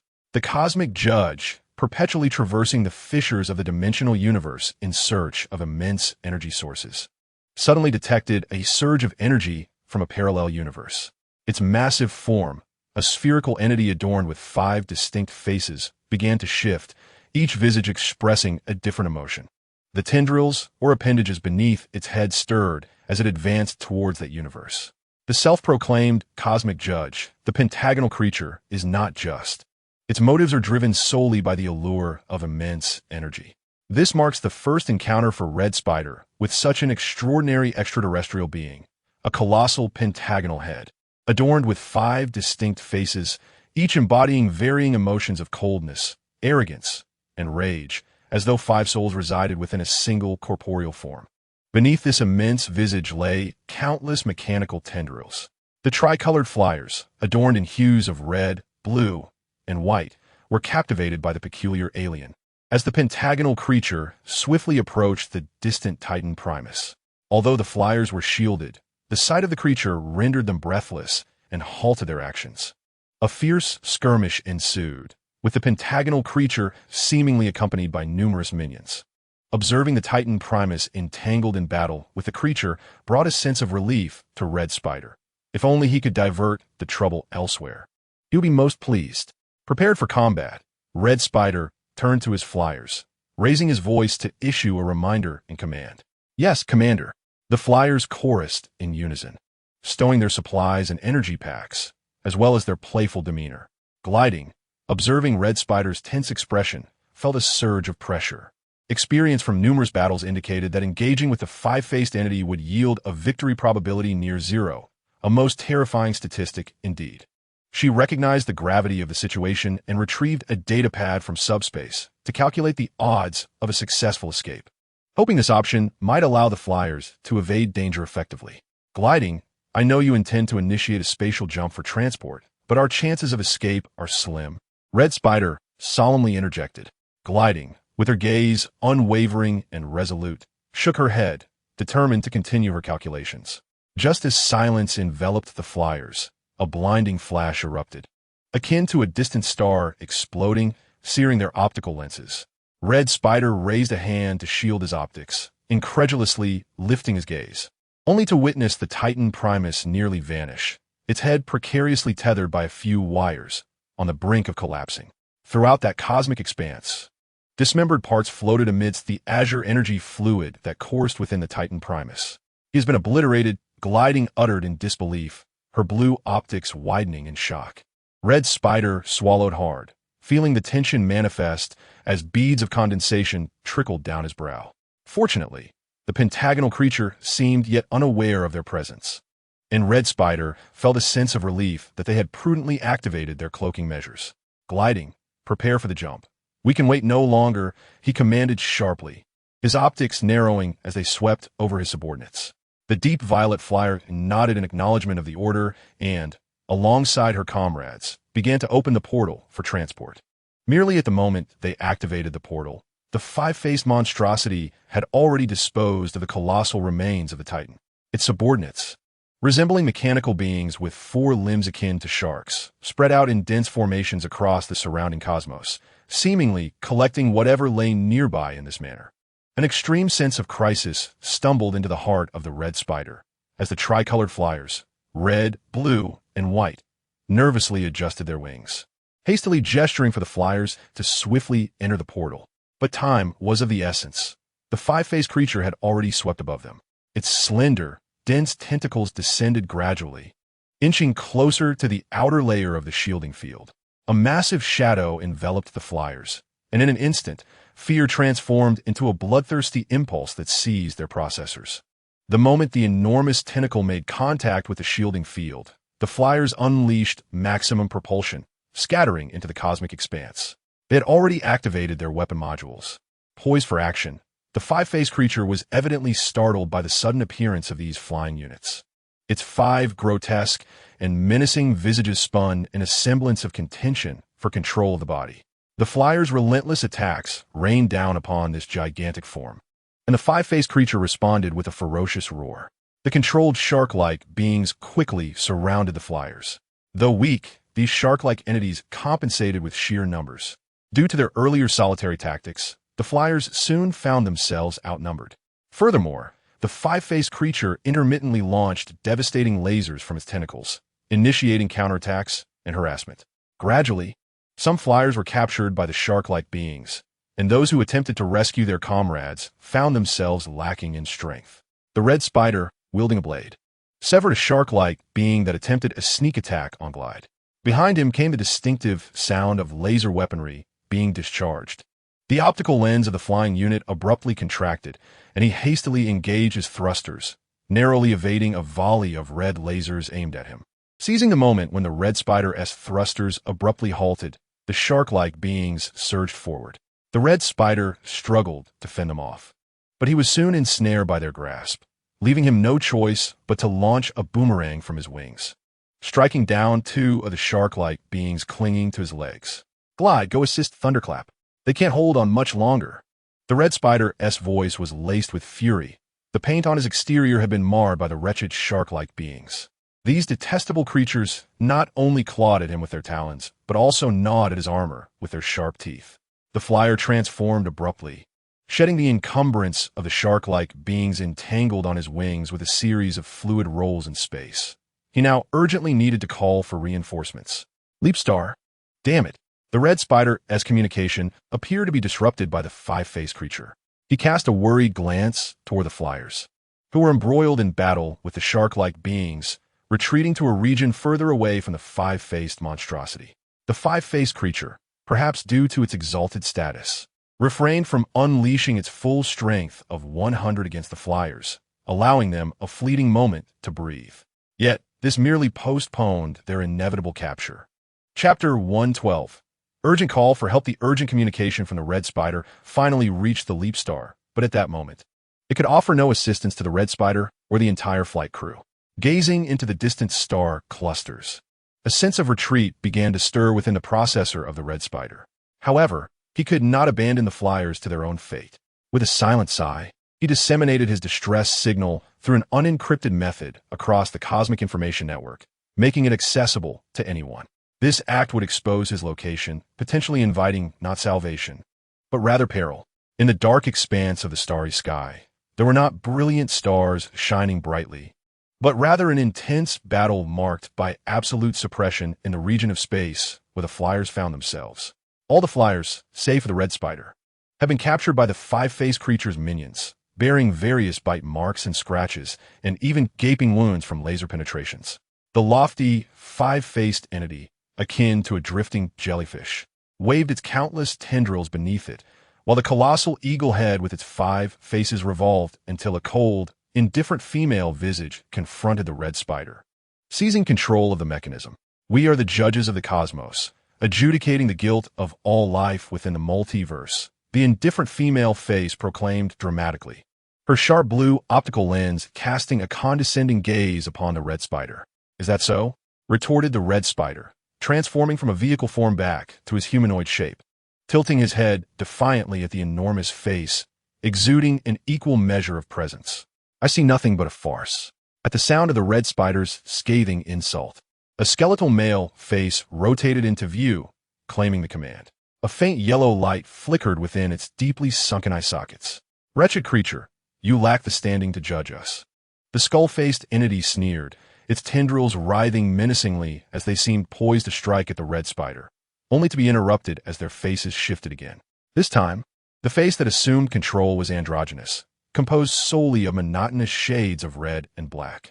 You are their leader, the five-faced creature asserted with certainty, its tendrils swirling closer to encircle the red spider. Raising his arm, the flyer activated the laser beams housed within his gauntlet, only to realize that his ammunition was already depleted. Fear not, we come not with malevolence, the five-faced creature advanced, lowering its massive form to meet the red spider's gaze with a seemingly peaceful demeanor. Yet, the flyer, staring into the vast optical lens, remained unconvinced of their benevolent intentions. The drifting Titan components trailing behind the five-faced creature served as testament to his skepticism. What do you intend to do? The red spider forced the words from the speaker with a certain rigidity, striving to adopt an attitude akin to that of the faceless ones during this conversation. Moreover, with the flyers now ensnared in the clutches of this colossal creature, he dared not provoke it, lest the repercussions be dire. The faceless ones emitted a cold chuckle, their tendrils swirling menacingly around the red spider, creating an atmosphere fraught with peril. The flyers sensed the impending danger and discreetly activated the propulsion device beneath him, gliding backward a short distance. We must cultivate a new arbiter for this universe, one who can personally adjudicate their own cosmos. The red spider felt a surge of trepidation at this pronouncement, the intense sense of crisis enveloping him like a suffocating shroud, instigated by the words of the faceless ones. And you are one of the candidates. The red spider barely registered their further discourse, his mind preoccupied with relief that the unique essence of his replication had gone unnoticed by this eccentric being. I am honored, he uttered insincerely, recognizing the constraints imposed upon him as the five consciousnesses of the faceless ones coalesced within a singular form. Oh, you appear less tranquil than you project? The cold, aloof visage of a woman regained control, her voice laced with sardonic mockery. The tendrils pulsed slightly in the void, as if they could rend the depths of the red spider's unease and fear. You are destined to become the judge of this universe. Such fate is immutable. A smile crept across the woman's face, its intention unmistakably aimed at disarming the red spider and garnering his trust. The red spider endeavored to keep his voice steady, despite the inner turmoil threatening to tear him asunder. What if I refuse? The five faces of the faceless ones simultaneously broke into a peculiar grin, as though they were privy to a grand jest. Refuse? In this universe, nothing is beyond alteration. Your will, your very existence, even your destiny, lie within our grasp. Their tone turned somber and frigid. You possess no options, red spider. You may either willingly participate or be forcibly transformed. The latter outcome could prove far more agonizing than you can conceive. The red spider's crimson optical lenses flickered slightly. He realized he stood no chance. The power of the faceless ones exceeded his wildest imaginings, with the flyers still caught in their grasp. He had no choice but to temporarily acquiesce and seek an opportunity for counteraction. Drawing a deep breath, he endeavored to sound sincere. Very well, I am willing to cooperate. However, I must be apprised of further details to better fulfill the task at hand. The faceless ones appeared pleased with his response, their tendrils swaying gently, as if to soothe an obedient pet. Excellent. Your cooperation greatly simplifies our endeavors. We shall escort you to a special location, where a cradle has been prepared for the new arbiter. There, you will undergo a series of transformations to suit your new role. A weight settled within the red spider. He knew these alterations would be far from easy, yet he also understood that as long as there remained a glimmer of hope, he would not surrender. He must find a way to rescue the flyers and dismantle the nefarious designs of the faceless ones. Follow me. The voices of the five-faced monstrosities reverberated through the void, their colossal forms slowly advancing, their tendrils carving a passage ahead. The red spider found himself ensnared by their appendages, carried along towards a fissure that lay ahead. The flyers were subjected to the oppression of the shark-like entities, closely trailing behind them. To the red spider's astonishment, The other end of this vast spatial rift led to Cybertron, a genuine Cybertron, the very place where hope rekindled after the depletion of energy. They had returned to the homeland long yearned for. Yet, ironically, this journey home brought forth Cybertron's greatest adversary. The prospect of catastrophic repercussions loomed over Cybertron, as the Red Spider pondered in dismay and regret. Chapter 113. The Dark Laboratory. Upon reaching the outer reaches of Cybertron, the five-faced creatures immediately activated their cloaking devices, concealing their presence as they lurked around the periphery of the planet, seemingly engaged in observation. The Red Spider, unable to fathom their intentions, complied by remaining silent, observing everything with his crimson optical lenses. The immense cosmic judge roamed the outskirts of Cybertron, and in mere moments, they, along with their subordinates and the Flyers, descended upon one of Cybertron's moons. The cloaked five-faced beings headed towards a colossal meteorite crater on the moon, which, to the Red Spider, bore no extraordinary features. However, he was astounded to see a semi-transparent barrier suddenly materialize above the crater. This translucent, diamond-shaped shield expanded abruptly, revealing the true nature of the crater below. There floated a base, shaped like an inverted cone, its surface entwined with countless black and red data conduits that converged at the apex. It was truly unbelievable. The Red Spider gazed in shock through his optical lenses. The five-faced creatures had established a base on their moon, an utterly shocking revelation. Do not be astonished. We possess even more unknown technologies and means than you can imagine. The five-faced creatures sensed the Red Spider's astonishment, and the cosmic judge, with a smug expression on a feminine visage, regaled him with tales of their monumental achievements. The Flyers scoffed, filled with disdain. They did not endorse the five-faced creature's grandiose judgments of cosmic transgressions. Despite the immense size of the five-faced beings, the scale of that base was even more monumental. The Red Spider surmised that the cosmic judge had other capable assistants. Meanwhile, a strategy began to form within the processors of the Flyers. Given the five-faced creature's apparent pride in their status, it was likely they would not personally oversee them, significantly enhancing their chances of escape. One of the five-faced entities waved its tendrils at the Red Spider, causing the Flyer to tremble slightly. He instinctively concealed his calculations and feigned ignorance, lifting his exquisite head sculpture in response. Do not engage in clever tricks. The consequences will be beyond your capacity to bear. The rational visage seized control, its orange-red optical lenses scrutinizing the Red Spider as it spoke gravely. The Flyer quickly shook his head sculpture, signaling that he harbored no rebellious intent. The five-faced monster separated the Red Spider from the other Flyers, binding him with several shark-like entities and casting him into a dimly lit laboratory. Now, he was utterly oblivious to the whereabouts of his companions. The Flyer knelt cautiously on the cold floor, surveying the oppressive darkness of the lab. Yet he found no signs of life. The Red Spider exhaled a sigh of relief and, seizing the moment, activated the communication channel in an attempt to reach out to the other Flyers. "What are you doing?" A voice shattered the silence of the laboratory, and the Red Spider turned in terror towards its source, beholding a brain the size of 7 of his own, floating ominously in the air.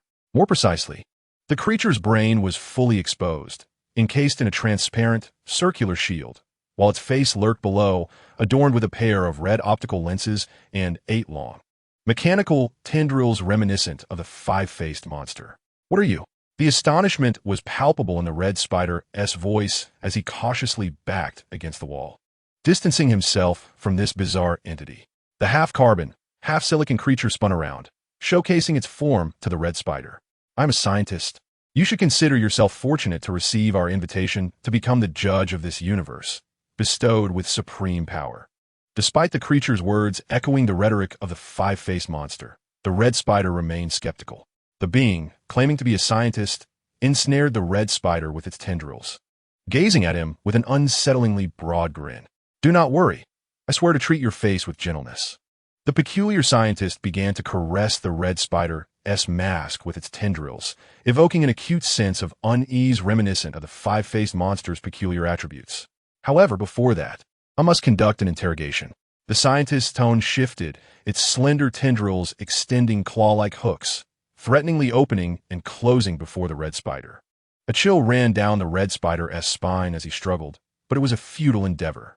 The scientist's tendrils constricted him tightly, and with a slight increase in force, he feared he might be torn asunder. The scientist's tendrils inched closer, the clawed tips rotating ominously, producing a disconcerting sound of friction. As the claws grazed the red spider's cheek, a sharp pain accompanied by a grating noise jolted him in a heightened awareness. "Do not be anxious. I shall only ask you a few trivial questions." The scientist's voice bore a disquieting tone, reminiscent of one soothing a frightened creature. Yet the red spider could sense an unsettling thrill emanating from the depths of its optical lenses. Suppressing the encroaching dread, the red spider feigned calmness and replied, "What exactly do you wish to inquire?" Upon hearing the red spider's words, the scientist erupted into a maniacal laugh, as if driven to madness. Its pink brain pulsated with excitement, mirroring its frenzied demeanor, and the red spider felt a wave of nausea wash over him at the sight of the carbon-based organ in such frenzied motion. Quite simple, the scientist finally calmed down, reverting to its interrogation demeanor, its tone now gentle and relaxed, aiming to lower the red spider's defenses. "Please tell me the location of the Allspark." The scientist abruptly leaned closer to Starscream, startling him with a voice that was both hoarse and piercing, causing the audio receiver to buzz ominously. "Regrettably, I am unaware of the precise whereabouts of the Allspark," Starscream replied truthfully. Ever since he exchanged the Allspark with Jetfire, he had lost the general coordinates of its location. "You're lying. You possess that immense energy," the scientist shouted frantically, his tentacles coiling around Starscream's frame as he scrutinized him, his red optical lens widening in intensity. The situation was dire. The scientist and his companions recognized the energy emanating from the replicated Allspark that Starscream carried. A bead of liquid sweat trickled down Starscream's forehead. He did not wish for anything more than for the contents of his subspace to remain undiscovered for the time being. "Very well, I shan't pressure you. After all, we have plenty of time to squander," the malicious scientist smirked, releasing Starscream onto the ground while feigning deep contemplation as he hovered in the dimly lit laboratory.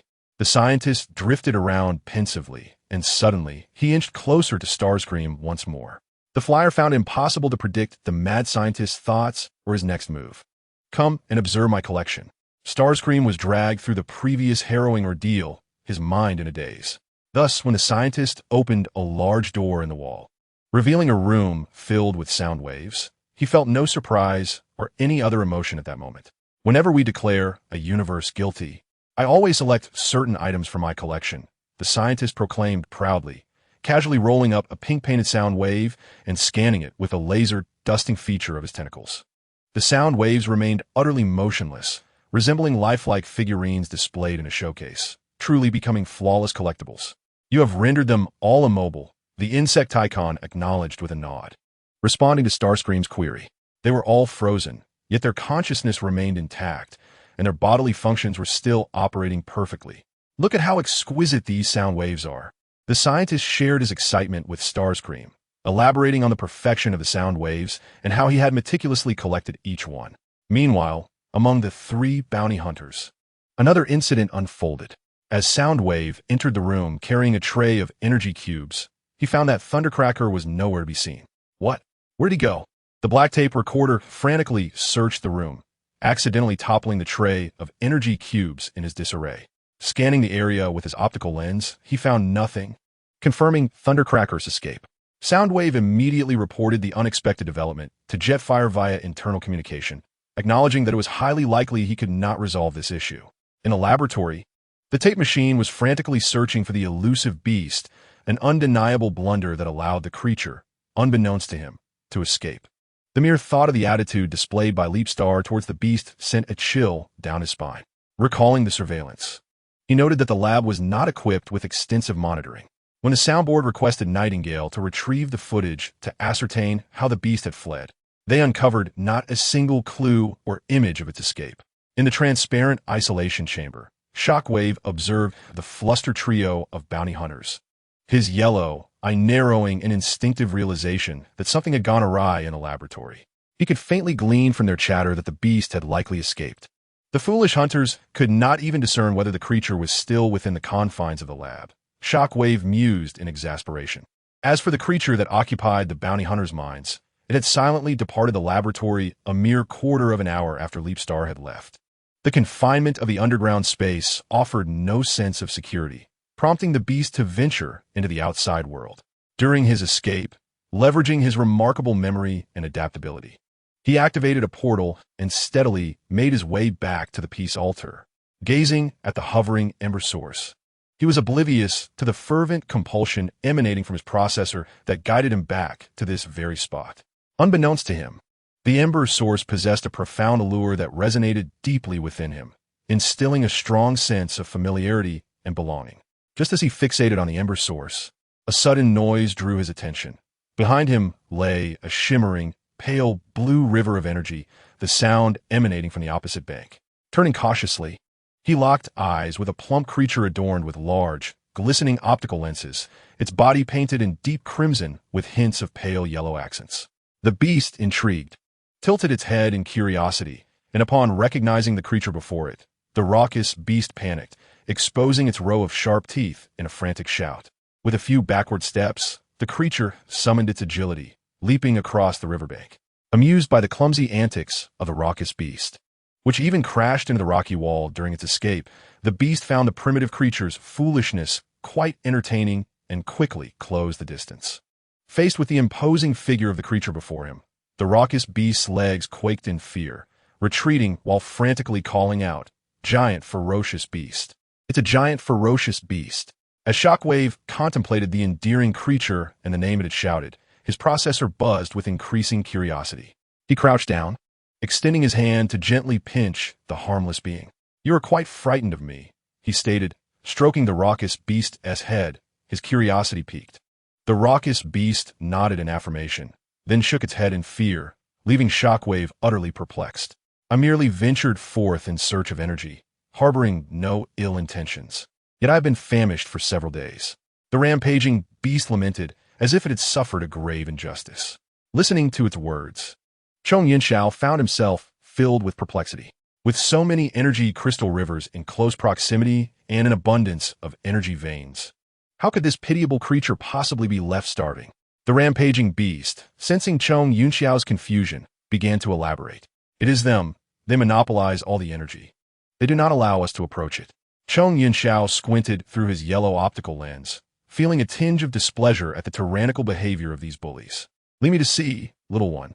Perhaps I can assist you," he said, gently pinching the plump cheek of the rampaging beast. Chapter 115. The Lost Truth. Could you conveniently disclose who you refer to as they?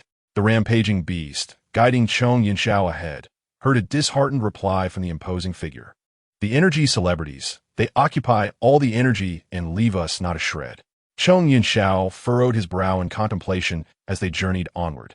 The simulated sky above gradually shifting from blue to red. The surroundings began to flourish. They had arrived at a vast underground plain adorned with metallic flora. "We have arrived." The rampaging beast halted, and Chong Yinxiao parted the red and black leaves before him, revealing the scene ahead. They had reached a canyon-like area within this plain, where rampaging beasts began to gather as they approached. "Look at what you have brought back." Several rampaging beasts screamed in terror at the sight of Chong Yinxiao, their reaction utterly surprising the imposing figure. A living giant. The rampaging beasts huddled together in fright, while the leading rampaging beast hurried towards its kin to explain Chong Yinxiao's intentions. "Do you truly believe a giant can aid us?" A blue-painted rampaging beast whispered to a red one, casting furtive glances at Chong Yinxiao, unable to conceal its astonishment. Chong Yinxiao keenly sensed an unsettling discord. The phrase "a living giant" struck him as peculiar. What do they mean by a living giant? As he surveyed the multitude of rampaging beasts, he realized he had not encountered any of his own kind along the way. He sought to dismiss the despairing thought that threatened to overwhelm him and redirected his focus back to the rampaging beasts. Isn't the energy crystal river meant to be shared by all? What right do the energy celebrities have to monopolize it? Chong Yinxiao retorted, looking at the red rampaging beast that had guided him to the valley. Hesitantly, the red rampaging beast began to speak. "The energy celebrities claim that we lack intelligence. Hence we cannot share the energy. We are deemed unclean, thus unworthy of enjoyment." A green rampaging beast took up the narrative, continuing, "And we are not beautiful enough, so we have no right to partake." A vibrant orange chaos beast expressed its despondency, undoubtedly mourning the unjust evaluations from the energy celebrities, feeling both sorrow and indignation. Chong Yunxiao listened to the baseless and negative remarks with increasing bewilderment, gazing at the diminutive creatures who were lost in thought with arms crossed. The green chaos beast, trembling with apprehension, timidly approached and tugged at Chong Yunxiao's arm. Chong Yunxiao crouched down, adopting a polite gaze to meet its eyes. "Can you truly assist us in acquiring energy, Mr. Giant Menace?" The earnest hope reflected in the chaos beast's eyes elicited a warm smile from Chong Yunxiao, who nodded firmly in affirmation. The green chaos beast, overjoyed, rubbed its large head against Chong Yunxiao's palm, instantly melting the heart of the giant menace with its pitiful yet endearing demeanor. "Let's proceed. Take me to those so-called energy celebrities." As Chong Yunxiao rose, his gentle gaze abruptly turned piercing, startling the chaos beasts, who hastily led the way for him. The stronghold of the energy celebrities was a sprawling and vibrant underground city, nestled beneath a silver-blue, simulated canopy reminiscent of the ocean. Observing the enchanting and dreamlike city, Chong Yunxiao couldn't help but feel a sense of irony regarding the energy that had been monopolized. They arrived at the energy crystal river outside the city, where, at Chong Yunxiao's indication, the chaos beasts eagerly lowered their heads to draw in the pure and potent liquid energy. As he watched the beasts feed, Chong Yunxiao felt akin to a shepherd tending to his flock. The wild beast gazes roamed casually over the city until suddenly, a small explosion erupted in the city's center, releasing tons of energy liquid that scattered through the air like fireworks, painting a scene both beautiful and surreal. Such waste, Chong Yunxiao thought disdainfully, observing through the processor. Turning his head, he noticed a device positioned near the riverbank. The red chaos beast that had guided them watched Chong Yunxiao intently. But as it saw his gaze fixate on the device, its demeanor stiffened, as if it sensed some hidden threat about to emerge. Clearly, it was aware of something significant. Chong Yunxiao approached the device leisurely. The enormous metallic apparatus occasionally sparked with green electrical flashes. He surmised it to be a control device, likely overseeing the entire valley of chaos beasts. A massive silver-blue energy beam erupted from the top of the device, while similar devices were sporadically placed around the city, their immense beams forming a pattern that confirmed this assumption. "Mr. Giant Menace, could you please rescue my friend? He is imprisoned by the energy celebrities," along with many others suffering from vibration syndrome. The red chaos beast inhaled deeply, dashing towards Chong Yunxiao, imploring the giant menace to seek out and liberate its friend. "Do not be anxious, little one. I shall assist with this task." Just as they conversed, footsteps echoed from across the river, causing the audio receiver of Chong Yunxiao to tremble slightly. He raised his hand, signaling the rampaging beasts to conceal themselves.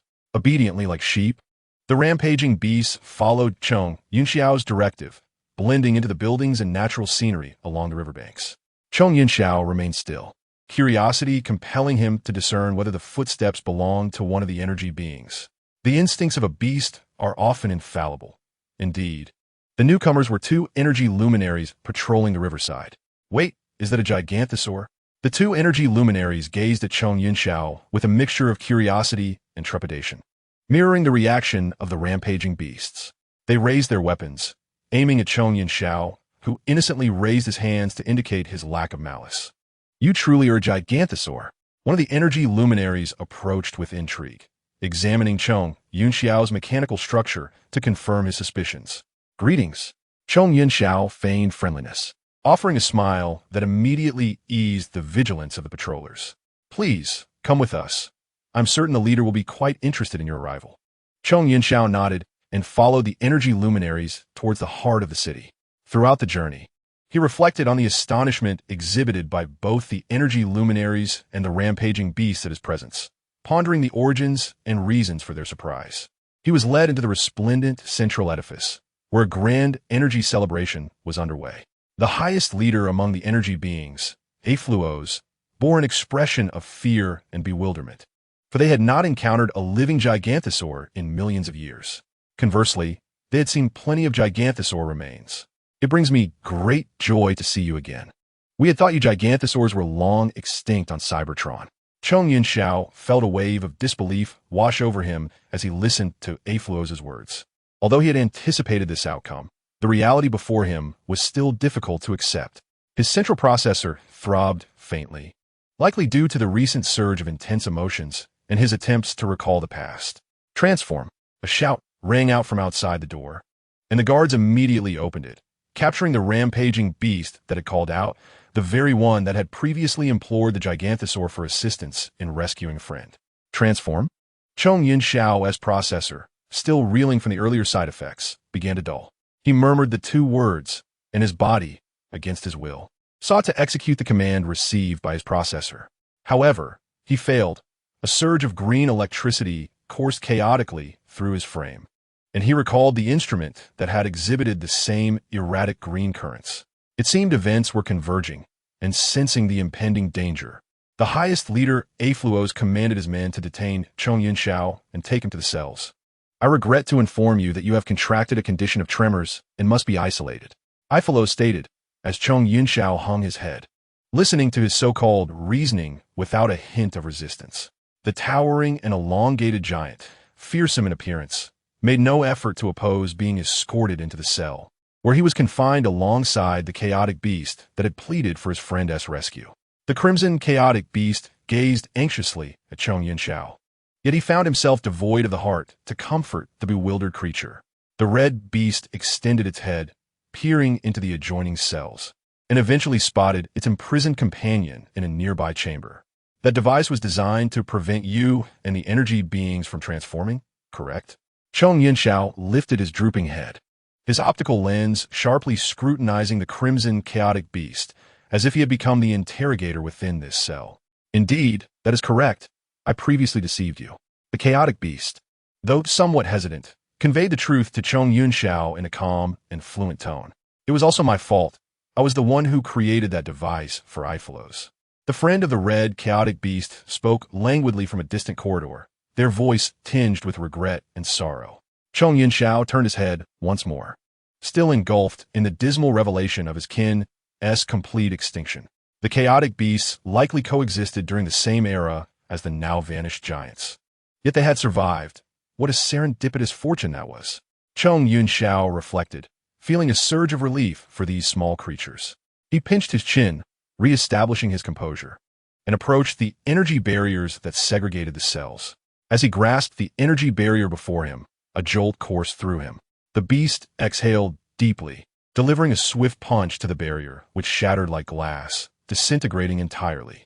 Let us go and reveal the truth to them, Chong Yin-Xiao said with a wry smile, shaking off the fragments of the barrier that clung to his hand and letting them fall to the ground. The red chaotic beast nodded, acknowledging that although it was crucial for them to understand the truth, being lost in the unknown could also possess a melancholic beauty. Chapter 116. Tangled thoughts. Leapstar floated in the expanse of Cybertron's outer space, feeling a sense of helplessness as he read the messages transmitted from a soundboard. However, he held no concern that Chong Yin-Xiao would encounter an insurmountable danger on Cybertron. Weighing the merits of aiding Red Spider against the quest for Chong Yin-Xiao, Leapstar ultimately decided to assist Red Spider. He activated the energy detector installed on his arm, locking onto the energy signal emanating from Red Spider. Inching closer to the satellite where Red Spider had been abducted by the five-faced fiends. As Leapstar approached the satellite's gravitational field, he cloaked his form, adhering to the principle of swift resolution. He quickly maneuvered through the satellite using a teleportation portal, steadily advancing towards Red Spider's direction. Upon detecting the energy signal surrounding him, he found himself stepping into a vast meteorite crater. The meteorite crater appeared utterly commonplace, yet the leaping star, with its elongated mechanical tail swaying behind, emitted signal waves through the device at its tail's tip, scanning for anomalies within the crater. As it delved deeper into thought, the returning signal waves pierced through the camouflage of the five-faced beasts, revealing a colossal conical structure before its gaze. This sudden emergence within the leaping star's field of vision was not due to a mere failure of the camouflage apparatus, but rather a result of the leaping star's signal receiver obscuring the deceptive layer crafted by its instruments. The architectural design of the five-faced beast base was remarkably unique, leaving the leaping star perplexed, as it could discern no apparatus capable of levitating the structure. Curiosity regarding the technological prowess of the five-faced beast stirred within it. prompting the leaping star to discreetly open a portal in the upper section of the base. As it stepped through the portal into the five-faced beast's stronghold, the interior remained eerily silent, betraying no sign of its intrusion. Inside, the layout continued to astonish. At the heart of the conical base lay a cylindrical laboratory, with other chambers radiating from it. The leaping star extended its head into the wall, its ethereal form enabling it to penetrate through the barrier and observe the scene beyond. As fate would have it, it locked eyes with an unsuspecting blue aircraft. This chamber housed the subordinates of the Red Spider, a cluster of multicolored small planes. Thunderbolt, wearing an expression of dismay, hung against the wall, his wings perforated from a prior skirmish, with azure energy fluid gushing from the breach.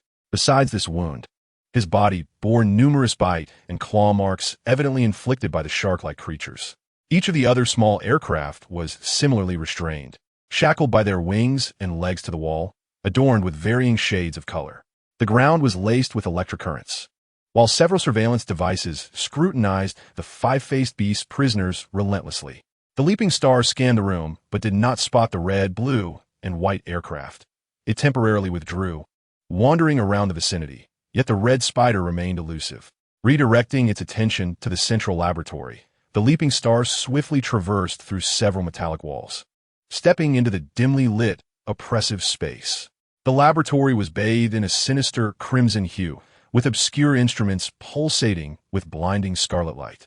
A massive brain hovered in the air, and upon closer inspection, the leaping star discerned it belonged to the scientist of the five-faced beasts. Following the scientist's gaze, it beheld a cacophony of sound waves filling the room, each originating from diverse multiverses, adorned in a riot of colors. The scientist reveled in his collection, while the leaping star turned to search the corners for the Red Spider's presence. Before long, it spotted the Red Spider, bound tightly and despondently sprawled upon the cold floor, his limbs restrained, leaving him without even a single point of leverage. The leap star observed that the bluish, super-energy liquid scattered on the ground had nearly dried up, originating from the audio receiver of the Red Spider and a small communication device beneath it.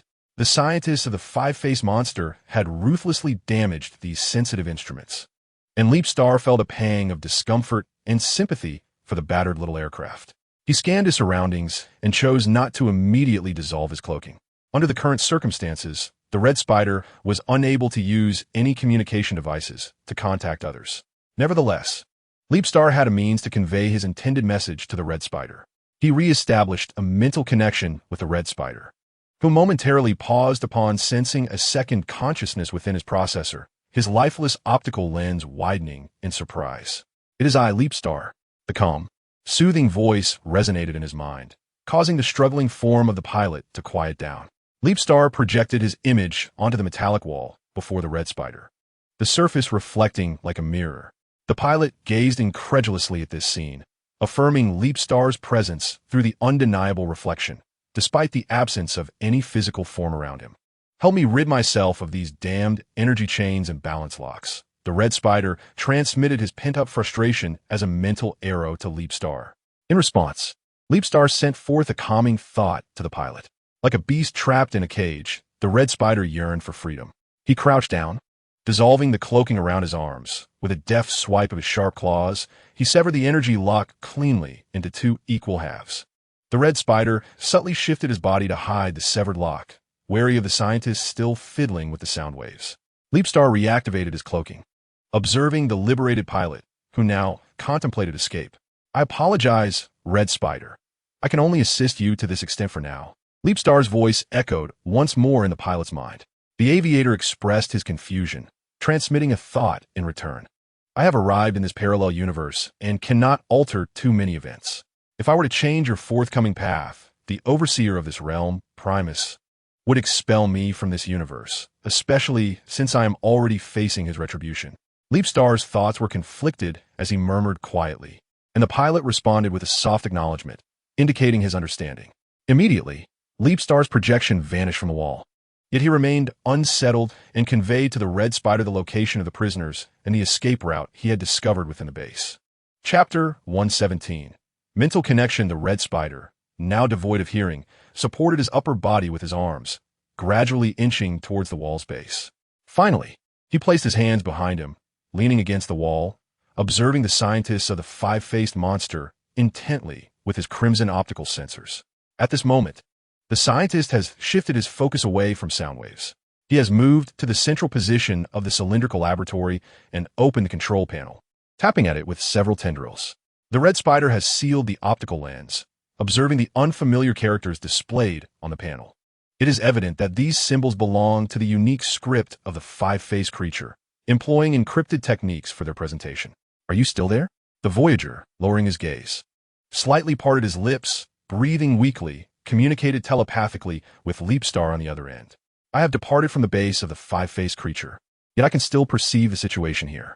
Leapstar's calm and gentle voice resonated in the Voyager's mind like rippling sound waves. I do not intend to leave just yet. The technologies of the five-faced creatures are quite enticing. The red spider's intent was clear. He had set his sights on the scientific advancements of the five-faced creatures. The Voyager pondered this as he slowly propped himself up with his arms, inching toward the wall. His movements were minimal, yet the red spider could not ascertain whether he had made any noise during his transition, as his audio receiver was compromised by 80, leaving him in a world of near silence. The faint, indistinct sounds prompted a dull ache in his processor. This idea carries significant risk. I can provide you with some technical assistance, such as decryption and replication. Leapstar's voice resonated once more, momentarily startling the red spider.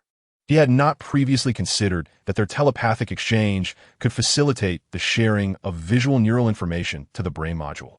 Unbeknownst to him, throughout this process, his optical lens had been flickering, resembling a malfunctioning snowflake display. His astonishment was communicated to Leapstar through their mental link. This is remarkable.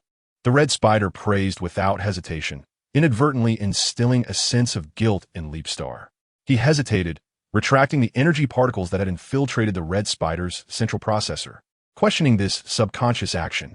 Previously, he had employed the same ability on the guardian of the Spark People, Yellow Leopard, but utilizing it on the red spider to silently extract all information from his mind felt far more guilt-inducing.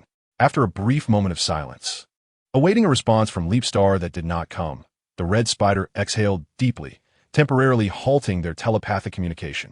He lifted his gaze in search of the scientist, who remained at the control console, inputting commands. Grasping the energy chain bound to his arm armor, the Voyager endeavored to make it appear unbroken, leaning against the wall to find an angle that allowed him to stand with great difficulty. The red spider was on the verge of enacting his ruse. Leapstar, having retrieved his thoughts, was now en route back through the portal, momentarily relieved of concern for the red spider's affairs. Yet, he grappled with how to confront Chong Yunqiao. If Chong Yunqiao learned of their kind from the mechanical beasts on the planet Cybertron, what emotions would he experience? A tumult of emotions washed over his reason, and Leapstar was reluctant to ponder further. He set out in search of the whereabouts of the elusive Chong Yunqiao, mirroring the method employed by the red spider on the planet Cybertron. The range of the beast's escape would not stray far from the experimental base. Thus, Leapstar began his exploration from the very heart of the underground facility. When Leapstar finally located Chong Yunqiao, the beast stood proudly atop a mountain peak, having transformed into its fearsome form. In this guise, Chong Yunqiao's optical lenses rendered his gaze even more piercing, while his sharp claws and fangs exuded a formidable sense of intimidation. Naturally, Chong Yunqiao had detected Leapstar's approach from afar, disdainfully scoffing as the heat within him caused the very breath he exhaled to turn into a cloud of white mist. The monstrous beast raised a paw, gesturing for the chaotic creatures hidden behind him to retreat, and then, with a powerful flap of his enormous wings, took to the skies. As he soared 100 meters upward, he then dove fiercely downward.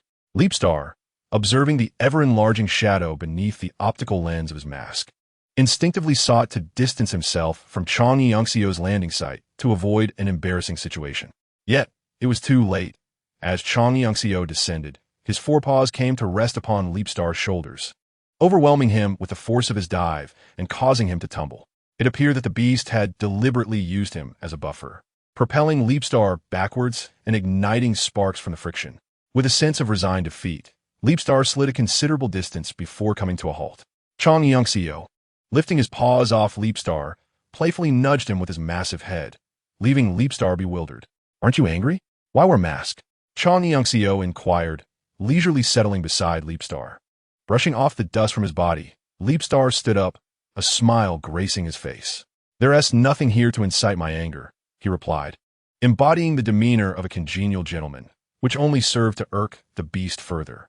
"Oh, do as you wish," Chang Yangxiu retorted, flicking his tail. Suddenly recalling that he needed something from Leapstar, he suppressed his earlier arrogance and affectionately rubbed his head against Leapstar. In that moment, he realized that Leapstar's average body temperature was significantly lower than his own. Chang Yangxiu curled his long tail around Leapstar's waist. "You're so cold," he whispered, nuzzling Leapstar's audio receiver with his lips. Suddenly, an intense surge of thermal energy erupted from his throat, causing Chang Yangxiu to instinctively open his mouth wide.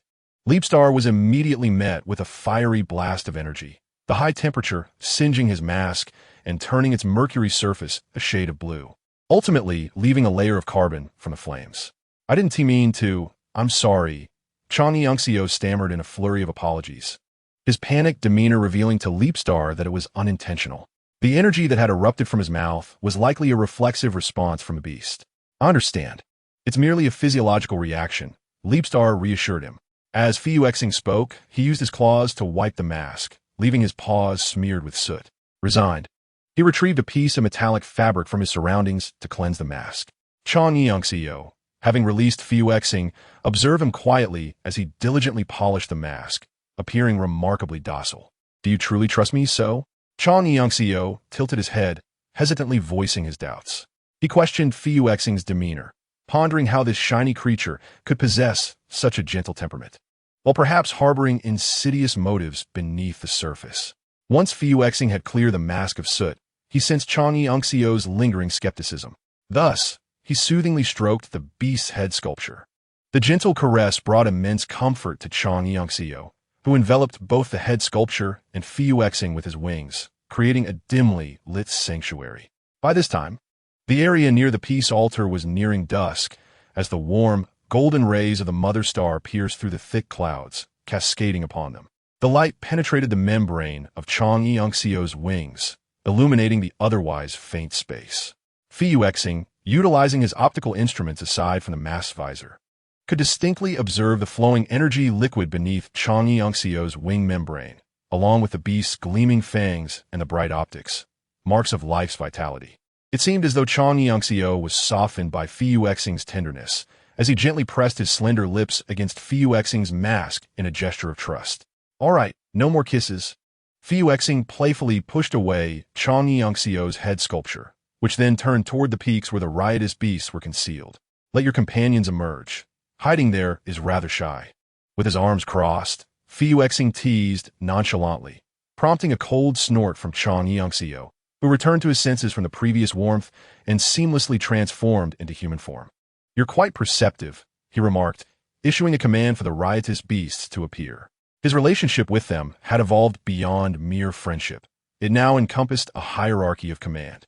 The vividly painted riotous beasts emerged from their hiding spots, their round, cherubic faces and curious optics gazing at the resplendent Fu Xing, glowing in the twilight. "Speak of the colossal vicious species," Chang Yangxiu sighed, realizing he could no longer glean further information from those creatures. He now hoped to learn more about the history of the giant vicious ones from Fu Xing's lips. "Everything you wish to know may be more than you can bear." Fu Xing's words were peculiar, leaving Chang Yangxiu puzzled. Although the side effects of his resurrection prevented him from recalling memories, he could not fathom how knowledge of the giant vicious ones could be unbearable. "I believe I can handle it. So will you share it with me, sir?" Upon hearing the long-lost title, Fu Xing paused momentarily, gazing at the vibrant Chang Yangxiu with a sense of nostalgia for the once majestic king of the past. "Come with me to the laboratory. There are instruments that can aid you in better understanding your history with the giant vicious ones." With an undeniable grip, Fei Yuexing seized Chong Yunxiao's hand. Observing the resolute expression on Fei Yuexing's face, Chong Yunxiao would never have guessed that beneath the mask lay a visage marked by tension. "Beasts, return to the valley for now. We shall meet again shortly." Chong Yunxiao instructed the swarm of insects before being led by Fei Yuexing through the swirling portal to the experimental base. The portal transported them into an unoccupied laboratory, where a surgical table dominated the center, surrounded by peculiar devices that bewildered Chong Yunxiao. "Lie down," Fei Xing gently commanded, in pursuit of the answers he sought. The beast complied and reclined upon the surgical table. Fei Xing assembled a temporary linking cable from the shelves nearby, connecting one end to the detector on his arm, while attaching another to the tubing at his neck. Are we establishing a mental connection? Chong Yunxiao inquired, bewilderment evident in his voice. Fei Xing nodded in response. A glance around the room revealed the absence of necessary equipment, leading him to straddle Chong Yunxiao's waist. Wait, what are you doing? The colossal beast exclaimed, flustered by Fei Xing's actions. Do not be anxious. There are no supporting devices available, so I must sit like this. Otherwise, our uncontrolled bodies would be improperly positioned during the mental connection. Fei Xing pressed his index finger against Chong Yunxiao's lips, signaling the agitated beast to quiet down. Chong Yunxiao's bright yellow optical lenses widened in confusion. Taking a moment to gather his scattered emotions, Fei Xing attached the final connector to Chong Yunxiao's neck conduit. Chapter 118. Apology. The instant the connection was established, Chong Yunxiao's bright yellow optical lenses flickered rapidly, transforming into a profound shade of purple. His consciousness flowed through the data line into Fei Xing's mind, while his body fell into a state of suspension. To his astonishment, he discovered that Fei Xing's brain housed an immense and boundless database. Chong Yunxiao gazed in wonder at the surrounding space, filled with torrents of data and countless blue data panels. You are now within my central processor. A soft voice intermingled with the sound of electronic pulses resonated in Chong Yunxiao's ears. The beast paused, looking towards the source of the voice, which was Fei Xing. Floating amidst the sea of data, Fei Xing glided forward, extending his hand to grasp Chong Yunxiao's semi-transparent light blue palm. In that moment, Chong Yunxiao realized that upon entering Fei Xing's mind, his form had transformed into a spectral image composed of data. Follow me. I will guide you to the portion of data belonging to both the colossal beast and Chong Yunxiao within my memories. Relaxing his body, Chong Yunxiao moved in tandem with Fei Xing through the central processor. The sensation of becoming a data-form specter was extraordinary. He felt weightless, as if a mere thought could propel him to distant realms. The Star of Leap, accompanied by the soaring clouds, halted before a pale blue data panel. Curiosity sparked within soaring clouds as he gazed at the intricate patterns sealing the panel. These were prohibitions designed to safeguard against data loss or corruption. In a hushed tone, the Star of Leap addressed soaring clouds' inquisitiveness, pressing his translucent claw against the data panel. The panel flickered twice, and the sealed patterns vanished. I shall inquire once more. Are you certain you wish to delve into this content? The Star of Leap turned, removing the mask that concealed his face, revealing his solemn violet optical lenses. He fixed a grave gaze upon soaring clouds, articulating each word with measured weight. Absolutely, soaring clouds affirmed with a resolute nod. Having gathered from the tumultuous beast that only he remained of the once mighty Cybertron, it became imperative for him to comprehend the history of that bygone era. The Star of Leap nodded in acknowledgement, turning to mask his own turmoil. Soaring clouds remained oblivious to his companion's unease, focusing entirely on the data panel before him. Press your hand upon it, and the data will be transmitted to your central processor, the Star of Leap instructed, his back turned to soaring clouds, his slender tail entwining nervously around his own leg armor. Taking a deep breath, Soaring Clouds steeled himself, confident in his ability to confront whatever lay ahead. He gently placed his hand upon the data panel, activating it. Streams of translucent blue data converged into white currents that flowed from his gauntlet to his mind. These data points unfolded like slides in his consciousness, revealing memories stored through the lens of the Star of Leap. He witnessed the formidable and vast swarms of the giant predators as they first came into view, followed by the gradual advancement of the Kingdom of Giants. The splendid and fantastical imagery resonated with a sense of familiarity, leading him to the youthful visage of Soaring Clouds as remembered by the Star of Leap. This handsome youth, still bearing traces of innocence, grew under the guidance of the Star of Leap, gradually ascending to assume the mantle of leadership and responsibility. The beast beheld a version of himself he had never encountered, the regal figure of a king brimming with ambition. The familiarity of these recollections stirred his memory, yet the accompanying side effects shadowed him relentlessly. Soaring Clouds bit his lip with sharp teeth, the pain compelling him to halt the flood of reminiscence.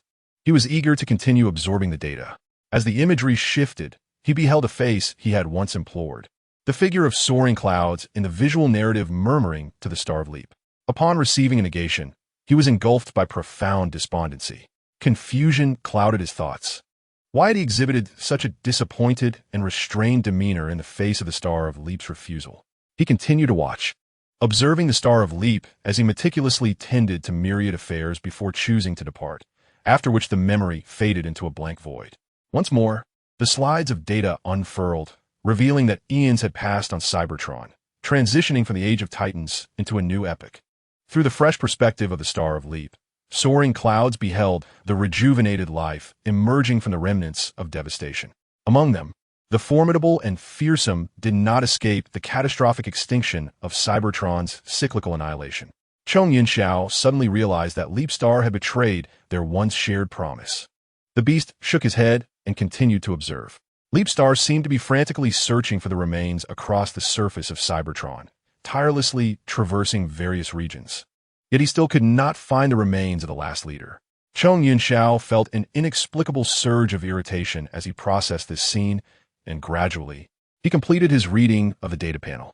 A burst of white light enveloped his vision, transporting him back into the ocean of information. Chong Yunxiao blinked, the confusion in his optical lenses dissipating. He turned to glimpse the retreating figure of Leap Star, opening his mouth but failing to utter a single word. In a moment of daze, his surroundings turned white, and the data-form body began to feel increasingly weightless. Before he could ponder further, he exited the data connection. Leap Star had already disconnected from the data link ahead of Chong Yunxiao. He removed the connector from Chong Yunxiao's neck with a crisp click. Following this, he detached the remaining 2 connectors from his own body. Leap Star sat atop Chong Yunxiao, who remained in a state of stillness, his optical lenses gradually fading from purple. With a careful gaze, Leap Star scrutinized Chong Yunxiao's face, eventually exhaling a soft sigh before stepping down from him. Leap Star was uncertain how Chong Yunxiao would respond to the revelations, wondering if his actions might seem overly sentimental to him. Contemplating this, he placed the data cable on a nearby shelf and stood quietly beside the operating table, awaiting Chong Yunxiao's full recovery. Before long, the beast's optical lenses returned to a vibrant yellow. Chong Yunxiao, with a complex expression, rose and looked towards Leap Star. After billions of years, he once again regarded Leap Star with vivid eyes and animated emotions. With an impassive demeanor, Chong Yunxiao descended from the operating table and approached Leap Star, suddenly seizing the slender neck of the individual before him. "What are you doing back here? What does this mean?" Chong Yunxiao's emotions were nearly uncontrollable as he shook Leap Star, his voice laced with anger and tremors. Leap Star chose not to resist, his calmness only fueling Chong Yunxiao's fury and unease. Leap Star found himself thrust against the wall, instruments from nearby, shells crashing to the ground in a cacophony of sound, scattering across the floor. At this moment, Leap Star had nowhere to retreat. Chong Yunxiao leaned closer, following the steps from the data, pressing the switch on Leap Star's jaw with a click. As the switch activated, Leap Star's visor descended. Just before the visor completely lowered, he concealed his expression, regaining his customary tranquility. As Chong Yunxiao observed Leap Star's serene gaze, his emotions gradually transformed from rage to calmness. Between their exchanged glances, Fu Xing perceived an ephemeral, inscrutable emotion flickering in Chong Yunxiao's eyes. "I apologize." They uttered this phrase almost in unison. Chong Yunxiao released his grip from Fu Xing's neck, instead placing his hand upon his shoulder. His bright yellow optical lenses fixated intently on Fu Xing, as he silently hoped for a satisfactory explanation regarding the current predicament. "Apologizing for what? For not being able to see me one last time?" Chong Yunxiao's irritable nature resurfaced as he leaned closer to Fu Xing's audio receiver, whispering softly. The sarcasm in Chong Yunxiao's words pierced through the air, prompting Fu Xing to close his optical lenses in guilt and anguish, responding with a muted acknowledgement. "I am sorry. I should not have projected my emotions onto you."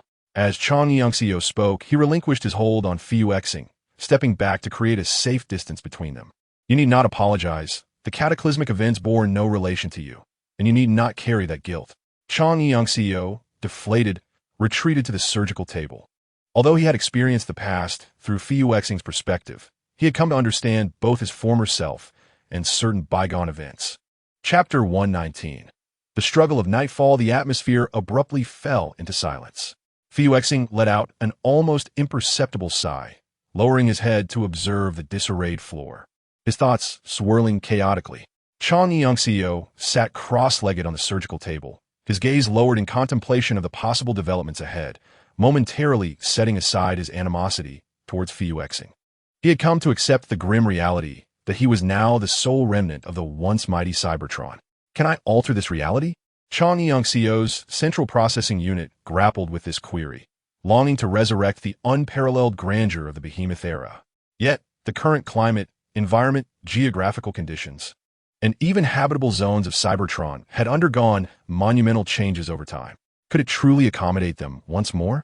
The present conditions of Cybertron rendered it inhospitable for their existence, compounded by Chang Yongxiu's lack of consideration for cultural factors. Fuexing took a final glance at the scattered instruments, ultimately deciding to let the soundboard handle the cleanup. A bounty hunter engaging in domestic chores was indeed a misallocation of talent. As he lifted his head, he sealed his visor, transforming his visage into a flawless, reflective silver surface. Any semblance of emotional expression was now concealed beneath the mask. What are your plans moving forward? Fuexing approached, speaking gently as he settled beside Chang Yongxiu. He undoubtedly sensed Chang Yongxiu's thoughts and sought to steer the conversation in that direction. I am unsure, Chang Yongxiu replied, a hint of self-despondency in his voice. The harshest reality was not merely accepting the truth, but rather how to confront it. The beast's bright yellow optical lenses were filled with sorrow as he lifted his head to meet Fuexing's gaze. You should not have resurrected me. It holds no meaning. Chang Yongxiu's youthful face bore a look of profound sadness, his beautiful yellow lenses unable to meet the reflection of himself in Fuexing's visor, perpetually cast downward. His fragile appearance evokes an overwhelming sense of sympathy. No, you should not think this way. Fuexing gently reassured Chong Yunxiao, extending his icy fingers to tenderly cradle Chong Yunxiao's face. In that fleeting moment, as Chong Yunxiao met his own reflection in Fuexing's visor, his optical lens contracted, and he abruptly swatted away Fuexing's hand. I wish to reignite the era of the colossal and fearsome. Fuexing spoke to himself, yet his resolve unexpectedly offered Chong Yunxiao a decisive opportunity. Do you wish to join me? Do not worry about the consequences. I shall bear them for you. Fuexing extended his hand toward Chong Yunxiao, his voice remarkably clear, devoid of the usual allure accompanying discussions of trade. This is an equitable collaboration. Are you willing to trust me once more? Upon hearing those words, Chong Yunxiao, no longer hesitating, grasped Fuexing's hand, his expression having shed its earlier despondency. I will place my faith in you, but do not let me down again, Chong Yunxiao declared resolutely, accompanied by a smile that revealed his sharp fangs. By the way, how do you intend to reconstruct the colossal and fearsome? Chong Yunxiao's inquiry steered the conversation toward the crux of the matter. Fuexing released Chong Yunxiao's hand and promptly rose to activate a portal. Genetic cultivation, Fuexing stated, his figure vanishing into the portal, leaving behind the lingering chill of his voice. Chong Yunxiao yearned to grasp that ephemeral figure, hesitating briefly before stepping into the violet portal. The other side of the portal was not the laboratory Chong Yunxiao had envisioned, but rather a highly modern city, shrouded in the night, devoid of bright lights, with occasional plumes of smoke rising into the air. Is this the current civil war among the Cybertronians? Chong Yunxiao inquired curiously, leaning closer to Fuexing while gazing at the smoke-filled city. Indeed, after the transitional period, Cybertron temporarily entered a golden age. Yet, this golden age was eclipsed by the civil war among the Cybertronians, and now we find ourselves in an era of frequent turmoil.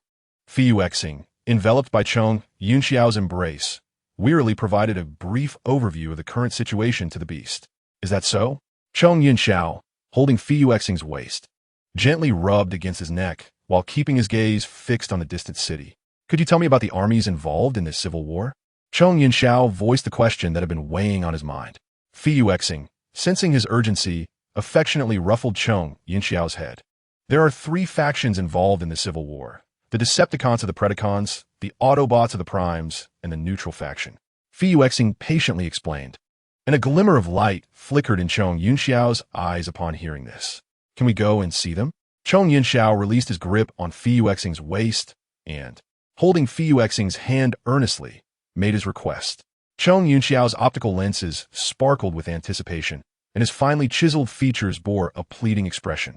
Fu Xing felt a pang of reluctance to decline, yet Chong Yunxiao's presence in the sight of the Decepticons and Autobots would not bode well. Not for now. For the sake of safety, Fu Xing declined his request. Although Chong Yunxiao felt a tinge of displeasure at being rebuffed, he chose not to express it before Fu Xing, temporarily setting aside his desire to witness the modern battlefield. With arms crossed, he walked alongside Fu Xing on the mountainous outskirts of the city, beginning to question whether his decision to follow Fu Xing through the portal had been hasty. As night deepened on Cybertron, the temperature plummeted. Chong Yunxiao found himself somewhat unaccustomed to the stark contrast between day and night on Cybertron, rubbing the frozen air around his numbed audio receptor, exhaling white mist with each breath. Had Cybertron truly been as cold as memories? His sluggish processor pondered, and he felt his body stiffen in the frigid night air, far less agile than during the day. How does your body feel? Fu Xing inquired, prompting Chong Yunxiao to speculate on the intentions of this gleaming figure. Not great. The sudden drop in temperature has severely diminished my flexibility, he replied, his spirit waning as the merciless cold tightened its grip around him. The surroundings gradually transformed from a forest of mechanical trees to an open space, as Fu Xing led him to a clearing by a towering cliff. What are we doing here?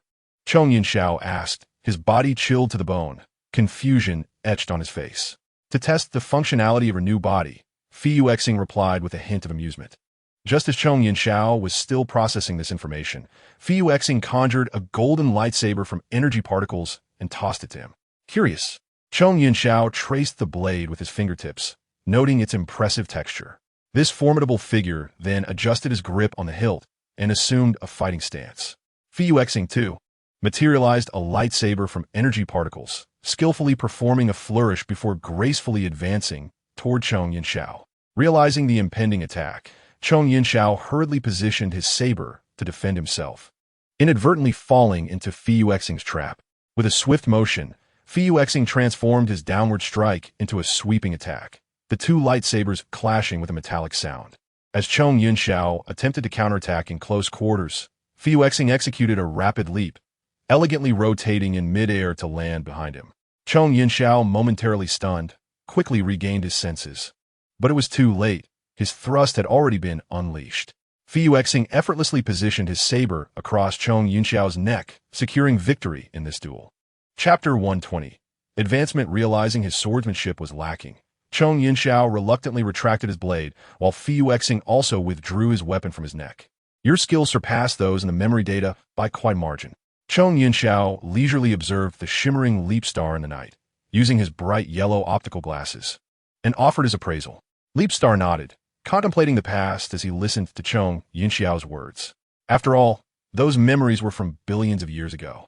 As he spoke, Leap Star manipulated the energy particles that composed two lightsabers, causing them to disintegrate. Chong Yunxiao watched with curiosity as golden particles scattered across the sky. He raised his hand, feeling the densely packed energy particles swirl around his fingertips, pondering how such minuscule entities could form a sharp lightsaber. Have you sensed the changes brought by time? Leap Star's question jolted Chong Yunxiao from his reverie. He acknowledged the query, realizing deeply that everything on Cybertron had undergone tremendous transformations over the eons. The increasingly frigid environment further underscored this truth, prompting Chong Yunxiao to shake his hands to alleviate the growing coldness and stiffness in his joints. The nighttime temperatures on Cybertron were extreme, leaving him unaccustomed. The energy particles continued to disperse, growing sparser until they vanished entirely. Chong Yunxiao lifted his gaze to the profound dark sky, momentarily lost in thought. Leap Star, observing this imposing figure filled with curiosity, gazing up at the heavens, speculated silently about what he might be pondering. Instead of voicing his thoughts, he grasped Chong Yunxiao's hand. Unsurprisingly, Chong Yunxiao's hand was exceptionally cold. He turned his gaze back to Leap Star, puzzled. We should return. Perhaps we can explore the city during the day, Leap Star suggested. Upon hearing this, Chong Yunxiao's optical lenses gleamed brightly, and he nodded enthusiastically. Leap Star activated the portal, unwilling to trek back on foot, which would be a tedious and time-consuming endeavor, especially given Chong Yunxiao's current condition. Stepping through the violet portal, Chong Yunxiao found himself back in the warmth of the indoor laboratory, where the cold, white lights illuminated their surroundings. Under this stark lighting, 3 bounty hunters, trembling from their mismanagement, stood before them. Leapstar released Chong Yunxiao's hand and strode confidently past the trio. "This is not your fault," Leapstar spoke calmly, his words easing the tension in the bounty hunters' hearts. Chong Yunxiao hurried to catch up with Leapstar, casting curious glances at the 3 darkly clad, menacing figures. The bounty hunter named Eanban raised his gaze, and for a fleeting moment his dark yellow goggles locked eyes with Chong Yunxiao's bright yellow lenses, evoking a sense of bewilderment. Chong Yunxiao tilted his head, his expression shifting back to one of calm curiosity. He withdrew his gaze, quickening his pace to walk parallel to Leapstar. "What is your relationship with the Chong Yunxiao of the past? Were you friends?" Once again, the formidable creature posed the question, seemingly aware of its implications. From his words, it was evident that Chong Yunxiao had not fully reconciled his current self with his past. "Friend," Fu Xing interrupted the words that were yet to escape Chong Yunxiao's lips, as the imposing creature gazed at him with a hint of perplexity. The Autobots were the first to receive the urgent distress signal from Red Spider. However, by the time they reached the vast expanse of the cosmos from where the message originated, it was already too late. They attempted to trace the energy signal emitted by Red Spider to pinpoint his exact location. Yet the source of the signal inexplicably appeared light years away on Cybertron. When the Autobots utilized the space bridge to return to Cybertron, Red Spider's precise location had already been lost, leaving them without any leads on Red Spider or the pursuers. The Decepticons had arrived on Cybertron ahead of the Autobots, capturing Claudia and the Censor, who were steadfastly defending their position. They intended to leverage this capture to coerce Optimus Prime into surrendering the Allspark, under the mistaken belief that it remained in the Autobots' possession. Megatron also received Red Spider's distress signal, as it had not been encrypted and thus spread widely. He remarked that Red Spider was merely reaping the consequences of his own actions, yet he was intrigued by the mention of a 5-faced creature within the distress call. Meanwhile, the disappearance of Shockwave seemed to go unnoticed by all but Soundwave. Megatron was preoccupied with executing his nefarious plans against the Autobots, while the other members focused solely on their own survival, leaving the Autobots with little concern for the matter. However, Soundwave found it peculiar that shortly after their return to Cybertron, he intercepted an encrypted frequency. Upon decrypting it, he was astonished to discover it was a distress signal from the long-missing Decepticon scientist. The message was exceedingly brief, consisting of merely a set of coordinates. Upon deciphering, Soundwave found the location was near the peace altar.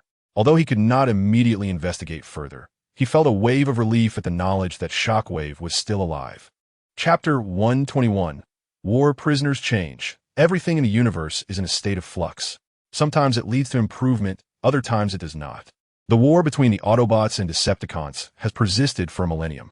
In our most desperate hour, I cast the Allspark from Cybertron, leading to the destruction of our planet. This weighs heavily on my conscience. Yet now, our world is poised for transformation once more, and Megatron and his Decepticon forces shall not impede us. Optimus Prime concluded today's log entry with a heavy heart. Unbeknownst to him, he had developed the habit of recording his daily reflections alone in the command room during the dead of night. Seated in the central chair of the main control room, he assumed the others aboard the Ark were asleep at this hour. Rubbing his temples, he wished not to squander this precious time for rest. Yet he found himself unable to drift into peaceful slumber. Optimus Prime deactivated the ongoing navigational log, and at that moment, the control room's sensor door swung open. Weary, he lifted his gaze and beheld a familiar old friend. "Ratchet, are you still awake?" The red and white Autobot chuckled, delaying his response to the leader's query as he languidly leaned against a nearby workbench, observing his commander. "You haven't slept either, have you, Optimus?" Ratchet remarked with a hint of exasperation, casting a glance at his old companion. Optimus's insomnia was a habit forged in the harsh and pressing environment of war amidst relentless pressure. "You know the reason. Refrain from teasing me," he replied, fatigue evident in his expression, which bore no trace of amusement, as he seemed momentarily lost in thought. "You ought to rest. Do not exhaust your body to the brink of collapse. As a doctor, I cannot bear to see a dear friend become a patient." Ratchet, frowning, urged Optimus. Yet the leader resolutely shook his head. Orion, do not compel me to repeat myself. In the solitude of their surroundings, Ratchet invoked Optimus's former name, momentarily catching the leader off guard, his azure optics reflecting memories of the past. Do not be upset, old friend. I shall attend to it now. Optimus acquiesced, mindful of Ratchet's feelings, choosing to relent rather than continue the argument.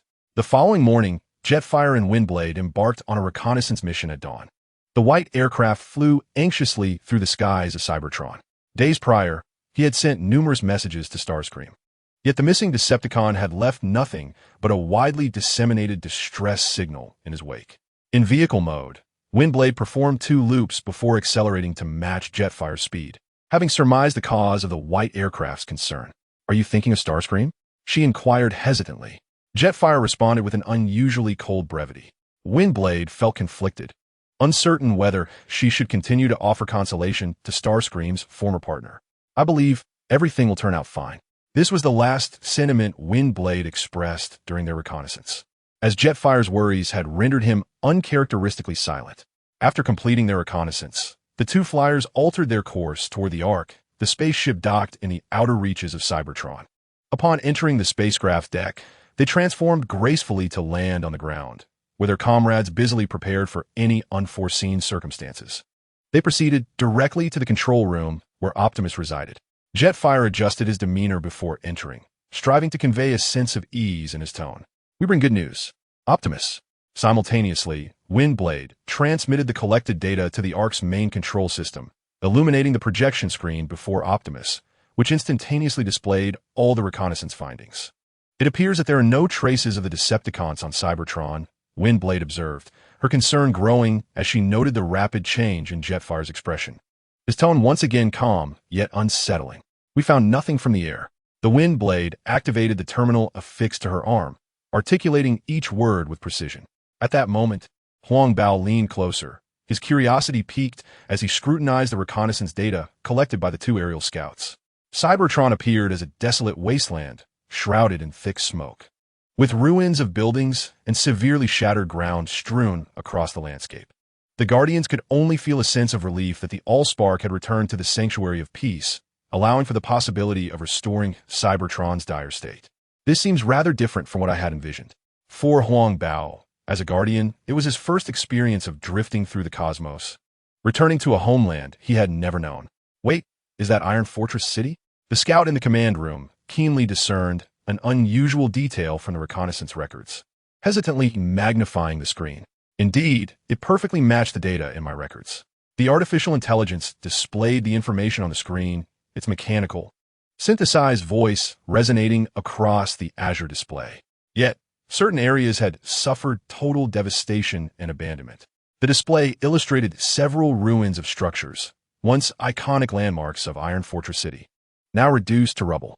It seems we are too late. It is no longer home. Bumblebee spoke sorrowfully, but Huang Bao interrupted his lament. Have you forgotten the power of the Allspark? It can restore everything. We can travel to the Sanctuary of Peace and harness its power to mend Cybertron. I sense that the Allspark has been returned. Optimus Prime observed the scene, deciding it was time to speak. Display, I wish to address the entire crew.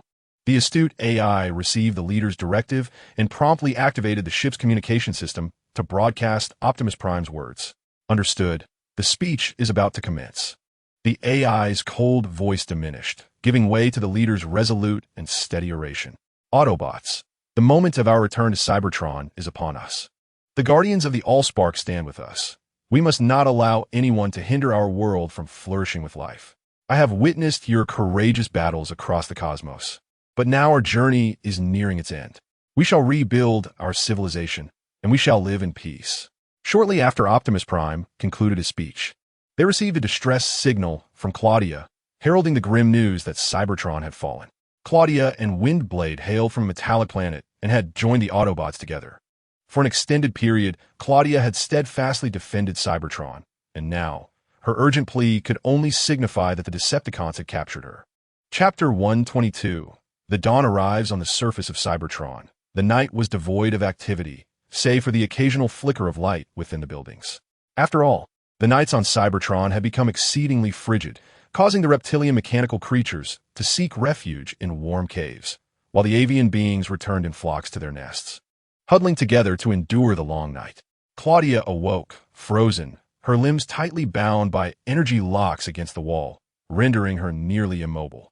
The female Autobot struggled to break free from the chains that bound her, yet it was a futile endeavor. Claudia glanced around and suddenly spotted the mathematician imprisoned alongside her. She gently called out to him, awakening the unconscious figure.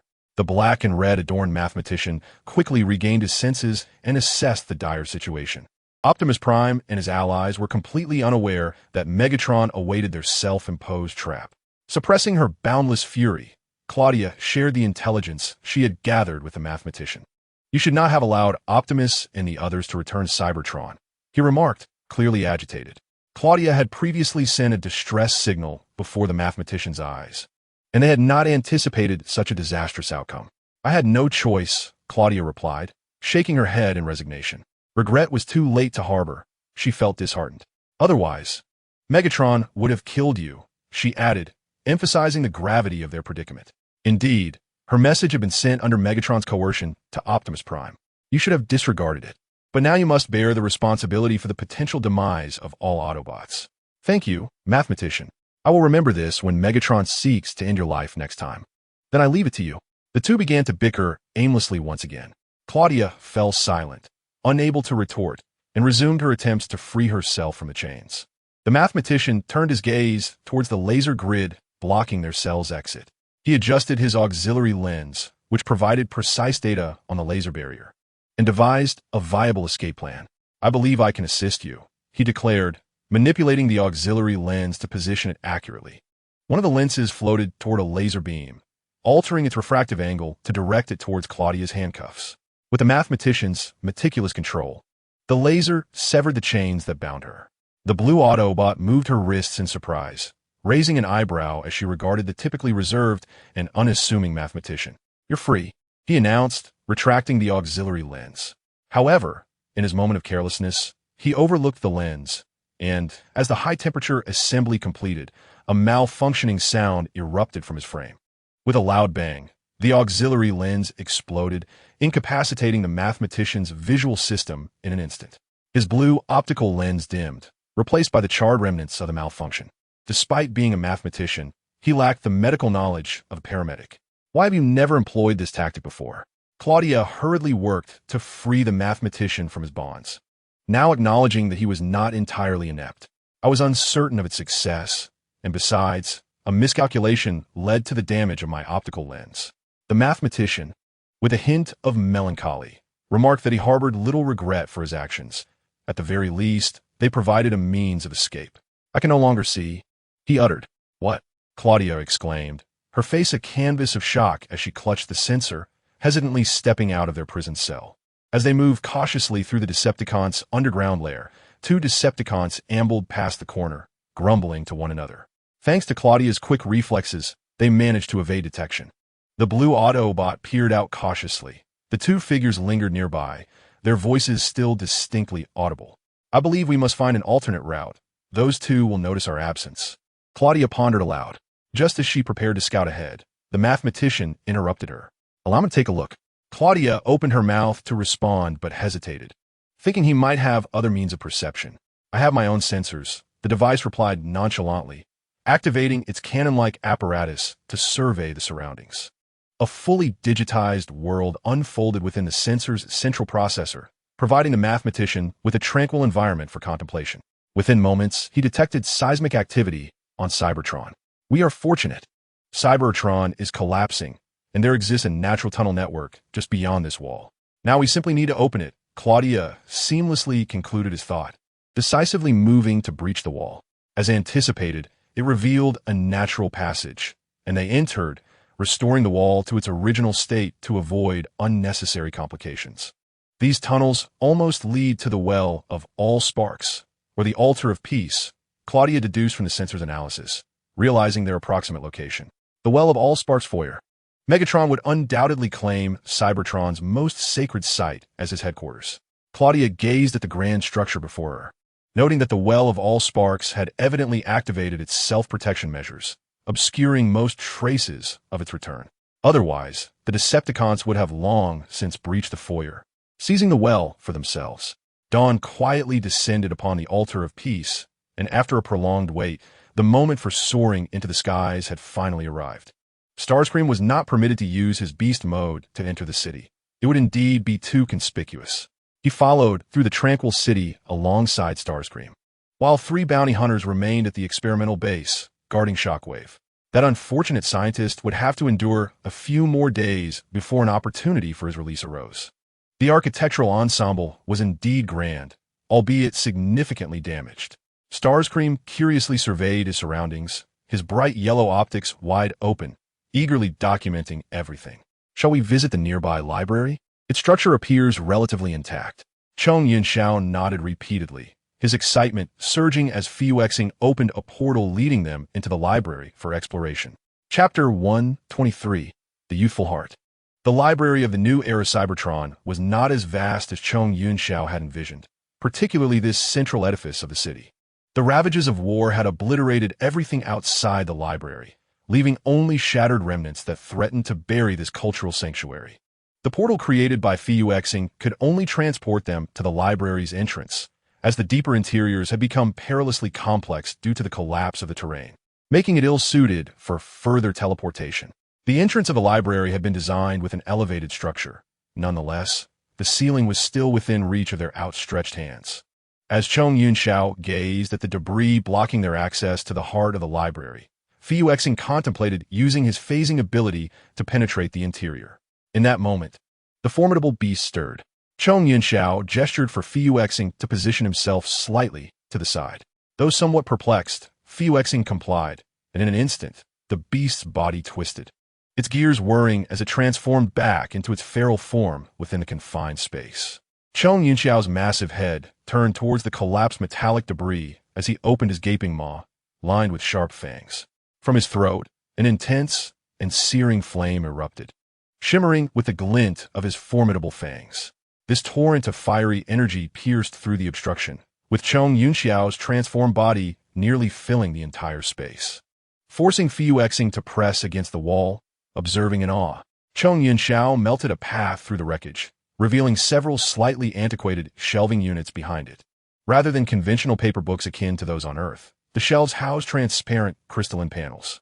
With a blink of his yellow optical sensors, Chong Yunxiao reverted to his humanoid form, deftly grasping Fuexing's hand and pulling him into the formal library. Fuexing, slightly exasperated, glanced at his clawed hand as they traversed the molten metal opening, where dust danced in the dim light. Fuexing stepped onto a thick layer of dust, a testament to the passage of time. Due to the ravages of war, several millennia had elapsed since the library's last maintenance. The artificial intelligence and various systems originally installed within had now succumbed to dysfunction. Filled with curiosity, Chong Yunxiao roamed through the library, captivated by each tome. His massive fingers gently brushed against the slender panels, and he retrieved one from the shelf. Fuexing, too, felt a spark of curiosity. Could these ancient volumes still be perused? Leaning against the row of bookshelves, both examined the item in Chong Yunxiao's grasp. After a thorough exploration, Chong Yunxiao discovered a prominent indentation at the base of the panel. He pressed it gently, and the transparent surface flickered momentarily, revealing text in an unfamiliar Cybertronian script. Cannot comprehend? Fuexing discerned Chong Yunxiao's momentary embarrassment, to which the beast nodded anxiously. I confess that I am unfamiliar with the font displayed before me. Yet it seems I have previously communicated with you using a language of this very system, which strikes me as peculiar. Chong Yunxiao, with a perplexed expression, squinted through his optical lens and meticulously attempted to decipher the characters inscribed there. He was compelled to acknowledge once more his illiteracy in Cybertronian standard. How contradictory it is that the Allspark, in its endeavor to reshape you, failed to impart the gift of literacy. Chong Yunxiao raised his head, observing Leapstar with a shake, while Leapstar, captivated by the luminous optical lens that glimmered in the dim surroundings and the delicate features it illuminated, felt a playful inclination stir within him. Perhaps we could explore other locales. The gentle voice resonated near the audio receptors of the colossal beast. Leapstar shifted to position himself closely in front of Chong Yunxiao. His tail began to sway subtly, radiating joy, and, fortunately, the luminescent components upon his tail were far fewer than those adorning his body, Otherwise, this movement would have surely cast the most conspicuous light in the shadowy environment. Later, we may utilize the magical sphere to transmit to you some contemporary knowledge of Cybertron. Chong Yin-Xiao, momentarily captivated by Leap Star's brilliance, found his attention diverted entirely from the object in his grasp to this sparkling companion. Well, that might indeed be a splendid suggestion. His frame was somewhat rigid, uncertain whether he ought to embrace Leap Star. The bright yellow optical lens flickered uncertainly, never once focusing on Leap Star. Before departing from this library, the imposing creature questioned Leap Star with a hint of skepticism. Are we truly friends? Chong Yin-Xiao found himself grappling with the sincerity of Leap Star's actions. This radiant being had selflessly offered him so much assistance, and the crux of it was the genuine nature of his intentions. Could friends truly exhibit such unwavering dedication? Furthermore, the memories he held depicted an ambiguous relationship with the former Chong Yin-Xiao, one that seemed excessively intimate and harmonious. Leap Star was momentarily taken aback by this query, his stride faltering, lacking its previous decisiveness. Why do you inquire thus? His tone betrayed no emotion, retaining its characteristic calmness. The beast suddenly recognized that his question was overly direct and invasive. He took a moment to gather his thoughts, inhaling deeply before continuing. You appear to be quite concerned with the former Chong Yin-Xiao, yet it seems you have transferred such sentiments onto me. Moreover, you traversed vast distances and overcame numerous obstacles to revive me. Was it truly for the sake of fulfilling a promise to a deceased friend? As he spoke, Leap Star remained silent, allowing Chong Yin-Xiao to ponder whether his words had inadvertently pricked at the wounds of guilt in Leap Star's past. Regrettably, the atmosphere between the two returned to its initial stillness, though now it was the imposing figure who found himself in a passive role. They navigated through the city, surrounded by the remnants of war-torn architecture, and Leap Star appeared profoundly silent. Behind him, the mechanical tail hung motionless and devoid of emotion, keeping pace with Chong Yin-Xiao as they walked alongside Fuyuexing.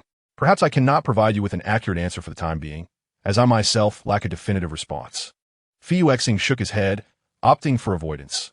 Chong Yin-Xiao did not press further, merely harboring concerns for Fuyuexing's state. This glimmering figure still exuded a gentle demeanor. Yet within that gentleness lay a trace of fractured discomfort and sorrow upon closer examination. I believe it is time for us to return. Although Chong Yin-Xiao still harbored a desire to explore further, it was clear that Fuyuexing's spirits would not rise any higher. He took the initiative to suggest their departure, thereby allowing Fuyuexing an easy exit. All right, let us return. Once back at the base, we can utilize the database of the magical energy sphere to help you catch up on current knowledge. Fuyuexing smiled, the sound of his laughter echoing crisply beneath his mask. Chong Yin-Xiao, listening to those words filled with mirth, found himself at a loss for a response. He suddenly recalled a moment from his memories when Fuyuexing introduced himself. It was no wonder that this glimmering individual possessed an extraordinary purity in character and a versatile approach to tasks, given that he had yet to reach adulthood. Chong Yin-Xiao pondered silently, wondering how Fuyuexing could not perceive his thoughts. He had no intention of exposing them. Instead, he casually activated the portal, enveloping them both and transporting them back to the warm base. Chapter 124. Nutritional Cultivation in the Dim Light of the Laboratory. A terrifying shadow was cast, that of the five-phase scientist at work, a colossal intellect. The red spider lay disassembled, its legs severed below the shins, the cuts remarkably clean, with the energy fluid having ceased its flow and solidified at the incision. It now depended entirely on the myriad data lines and tubes supporting it, suspended in midair. At this moment, a full cycle had elapsed since Red Spider last established a mental connection with Fuyuexing, and the flow of time on Cybertron was slightly slower. During the past few days, the scientist had intermittently interrogated Red Spider. Fortunately, he had yet to uncover the subspace of Red Spider and the items contained within. Over the course of approximately 7 days, Red Spider's ruse had been remarkably successful, though at a considerable cost. The unbound Voyager could have escaped alone, yet he chose to confront the scientist head-on for the sake of that damn technology. The outcome of that day was nothing short of devastating. Red Spider had not anticipated that the five-phase scientist possessed an endless array of avatars. Voyager defeated one, only to be swiftly surrounded by the others, falling into a disadvantage amid their taunts. The subsequent outcome was predictable. During these past few days, Red Spider had expended considerable effort and cunning to stabilize the enormous intellect. In recent days, the scientist had assigned a portion of the task to this aircraft, even integrating Red Spider into the base's subsystems under the pretext of facilitating his movements.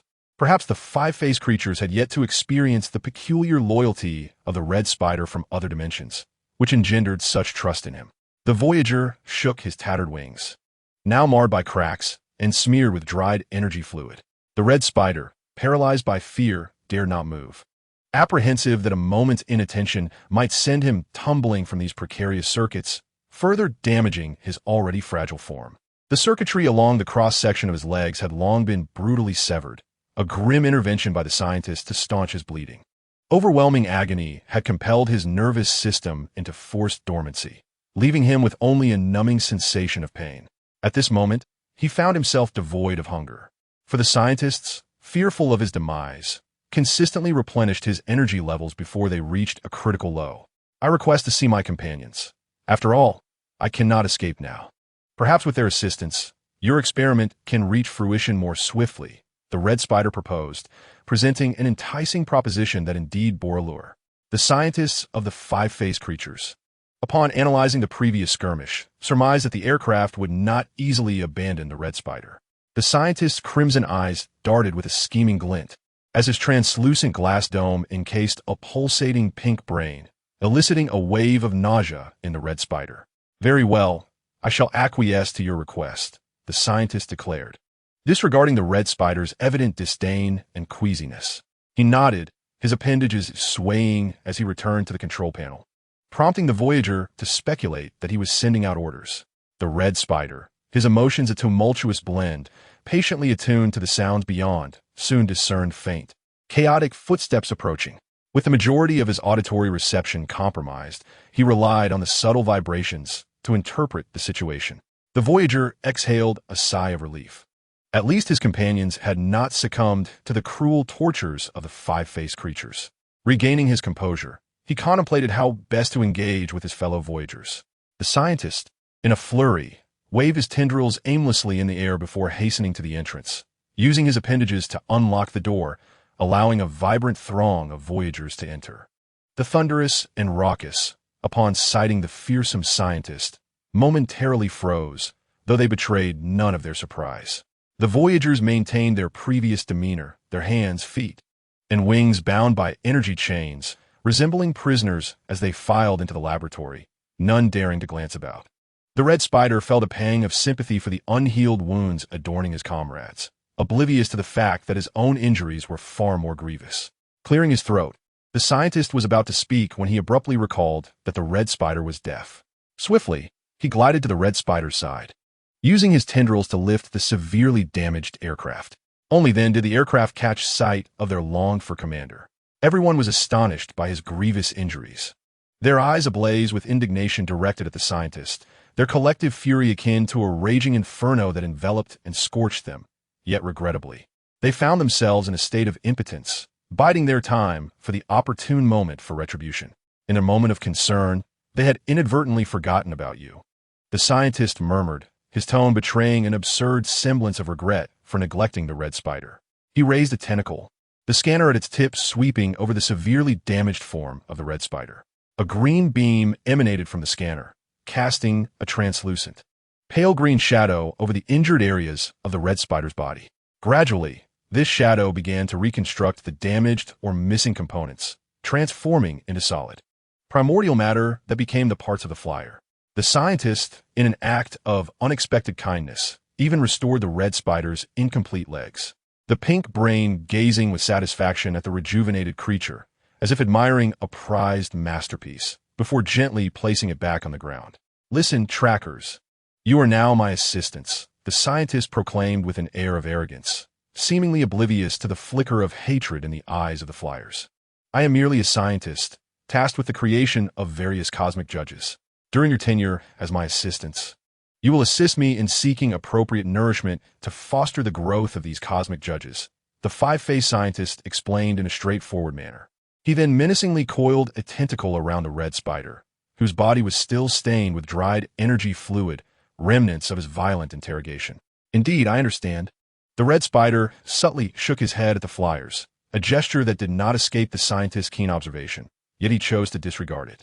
The flyers, receiving the cue, composed themselves and feigned compliance as they continued to listen to the five-faced scientist. What precisely does this nourishment entail? The red spider inquired with a pretense of curiosity. The scientist chuckled softly, his expression inscrutable as he responded. For instance, your mental energy. If I confine you within my specially crafted illusion, your brains, or rather, your central processors, will generate a continuous stream of energy until death. Seeing the grave, vigilant expressions on the flyers and the red spider, poised for a counterattack, the scientist erupted into dramatic laughter, inadvertently tightening his grip on the tentacle, making it difficult for the trapped flyer to breathe. Rest assured, I will not consider adding your trackers to the list of nourishment for the time being, he said, his tone light and carefree after his bout of laughter, prompting the red spider to maintain a forced, stiff smile. However, should we fail to find it, then the matter shall be regarded differently, echoed only by the scientist's venomous voice and indifferent remarks that reverberated throughout the laboratory. Chapter 125. The organization, what should we do now? The aimless voices of the agitated crowd echoed. Having been released from the peculiar brains facility on the Cybertron satellite for over an hour, during this period, they remained silent, each lost in contemplation of strategies. The already tenuous unity among the flyers fracturing further. They had now landed upon a cliff near a lake on Cybertron, where the words of the violet-black flyer pulled them from their self-serving considerations. Do you truly wish to assist the red spider? Such an endeavor is utterly meaningless, exclaimed Charge, baring his teeth in frustration. We are free now. Why should we concern ourselves with that self-serving and inept aircraft? I propose we part ways amicably. Those who wish to help him may do so. Charge uttered these harsh words, disdainfully glancing at the flyers still deep in thought before transforming and soaring into the sky, leaving them behind. Is he really just leaving? Nova Storm watched the departing orange-red flyer, seething with indignation. She could scarcely believe Charge's lack of conscience. The red spider had aided him so many times in the past, and now he seemed oblivious to all. Do not be upset. It is time we consider our own interests, said Thunderclash, looking intently at his colleague, his expression still cold and his tone devoid of emotion. If you expect to hear a negative response from me, think again. It was the red spider who granted us the opportunity to speak such heartless words here today. Nova Storm retorted, her voice laced with fury, her crimson optics ablaze with intensity as they swept across everyone present. Her piercing voice challenged them, prompting a tumult of memories regarding the assistance they had received from the red spider in the past. The dark violet flyer exhaled heavily. Unable to bear the thought of the aircraft suffering needlessly, she raised her head and tugged at Thunderclash's arm, hoping to extract a resolute answer from him. So, how shall we proceed? Thunderclash met Nova Storm's gaze directly, his words offering reassurance to her. We cannot rely on taking action against the Cybertronians, can we? Thunderclash scoffed coldly at Nova Storm, crossing his arms as he began to ponder how to fulfill the conditions set forth by the five-faced scientist. What if we attempt to reach out to the red spider? I doubt the situation is as simple as that. Besides, the five-faced beings stated they intended to groom the red spider to become the judge of this universe, so he is unlikely to face any mortal danger. The previously silent Slipstream finally spoke, reminding everyone of the promise made to the red spider when they first encountered the five-faced entity. Shall we seek out Optimus Prime next? The flyers were taken aback by the peculiar thought process of Nova Storm, who blinked her red optics in slight embarrassment. Do not look at me like that. Little Red is not in immediate danger. Shouldn't our priority be to rally all of Cybertron to confront the threat of the five-faced being's imminent invasion? As Nova Storm articulated this, she had already broadened her perspective to encompass the larger picture. This should not be mired in self-serving interests alone. You're indeed correct. If for the sake of prudence, we must also devise a plan regarding Red Spider. Glide, with a weighty demeanor, gently patted Chaos's shoulder, her wings lowering in accordance with her shifting emotions, her expression darkening further. Wow, do you have any brilliant ideas? Thunder, perceiving the unsettling atmosphere, feigned a mischievous demeanor and approached to break the tension. We shall split into two groups. One will seek the nourishment requested by the five-faced monster, while the others will seek assistance from Optimus Prime to convey the impending invasion news to him. As Glide spoke, she surveyed the assembly, and they instinctively formed two lines.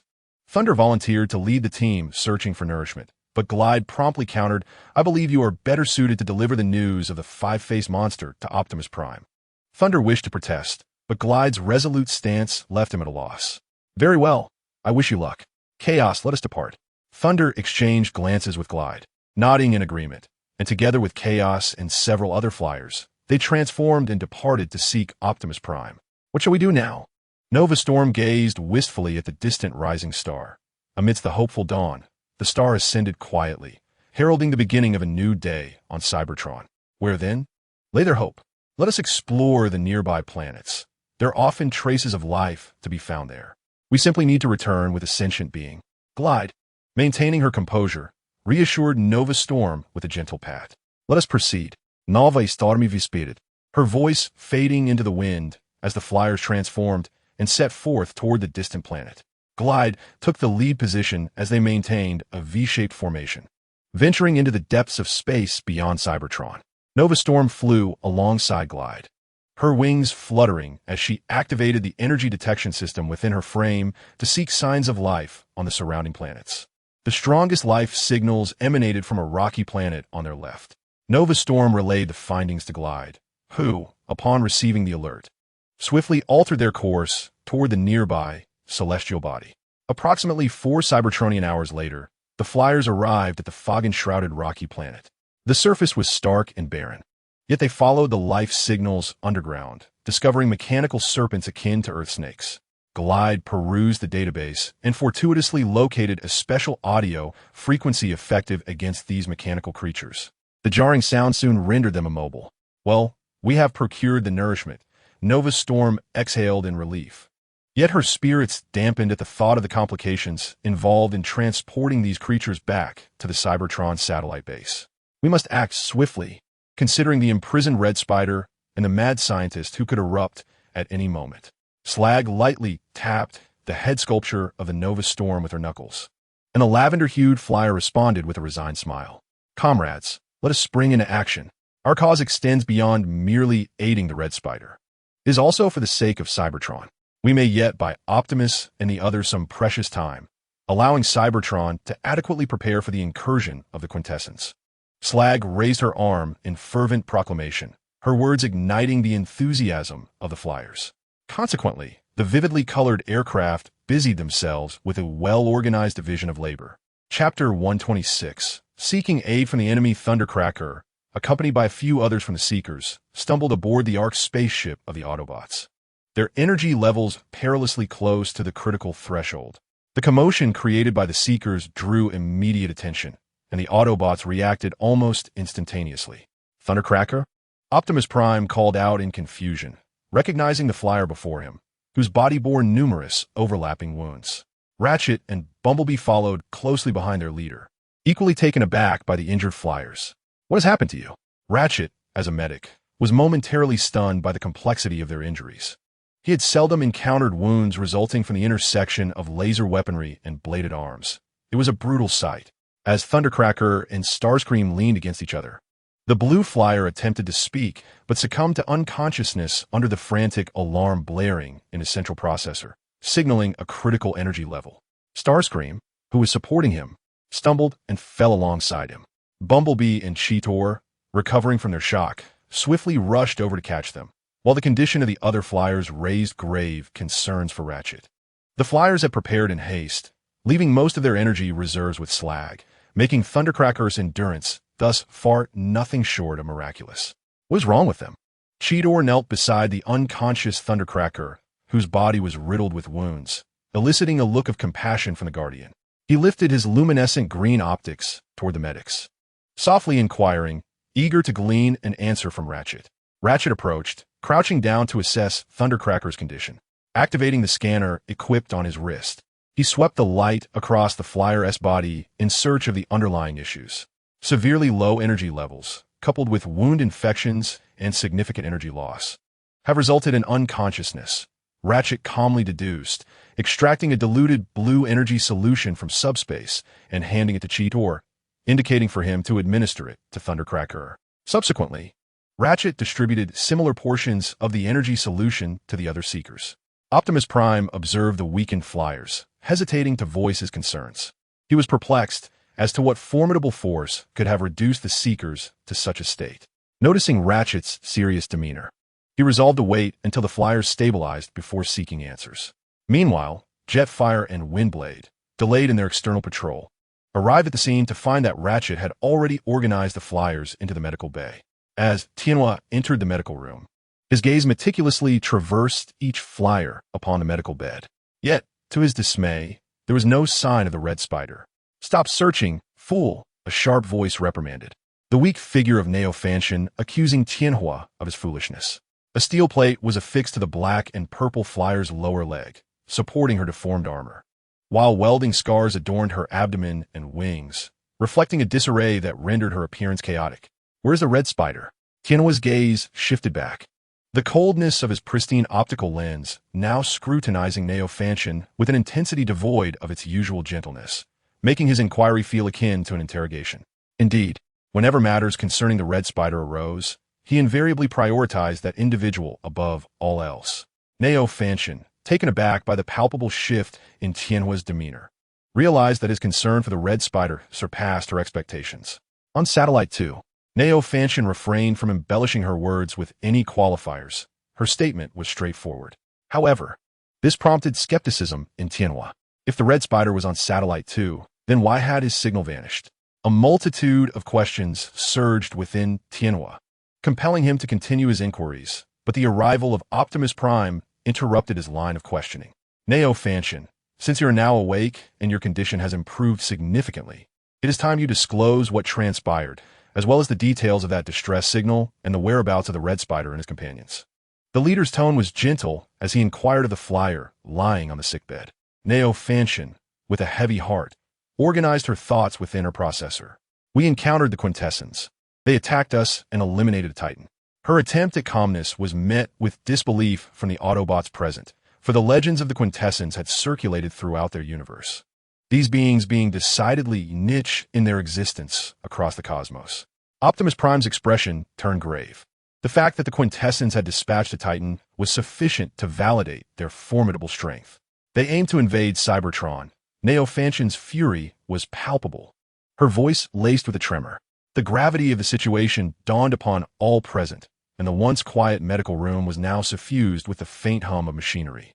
"The Quintessence have already begun cultivating new judges. Our escape was solely due to those fiends abducting the Red Spider, coercing us to seek out the necessary nutrients for their breeding." Neo Fanshin articulated each word with clarity, her mind remarkably sharp.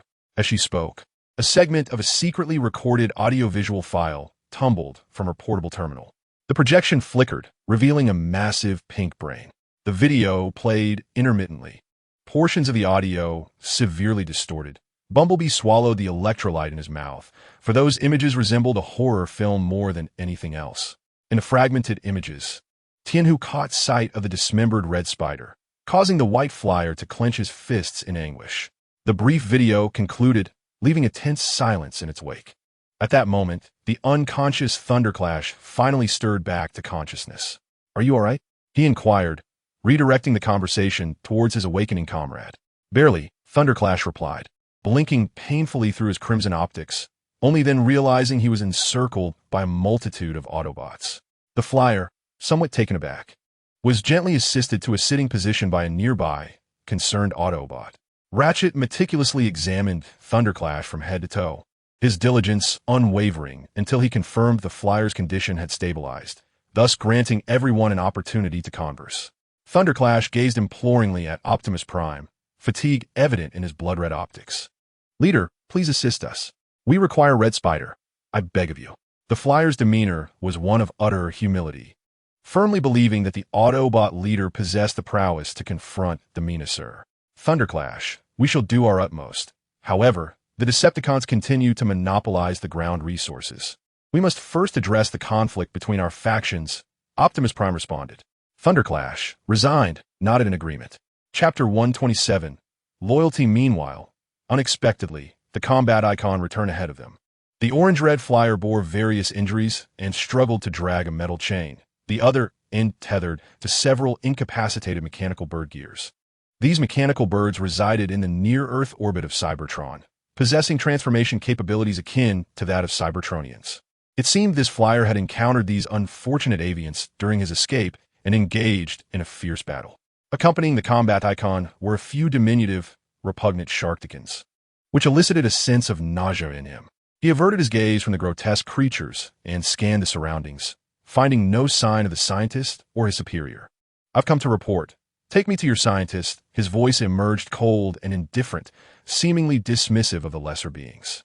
The sharkticans shot him resentful glares.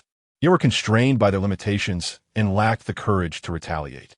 Thus, the combat icon dragged the mechanical birds around the base before re-entering the laboratory.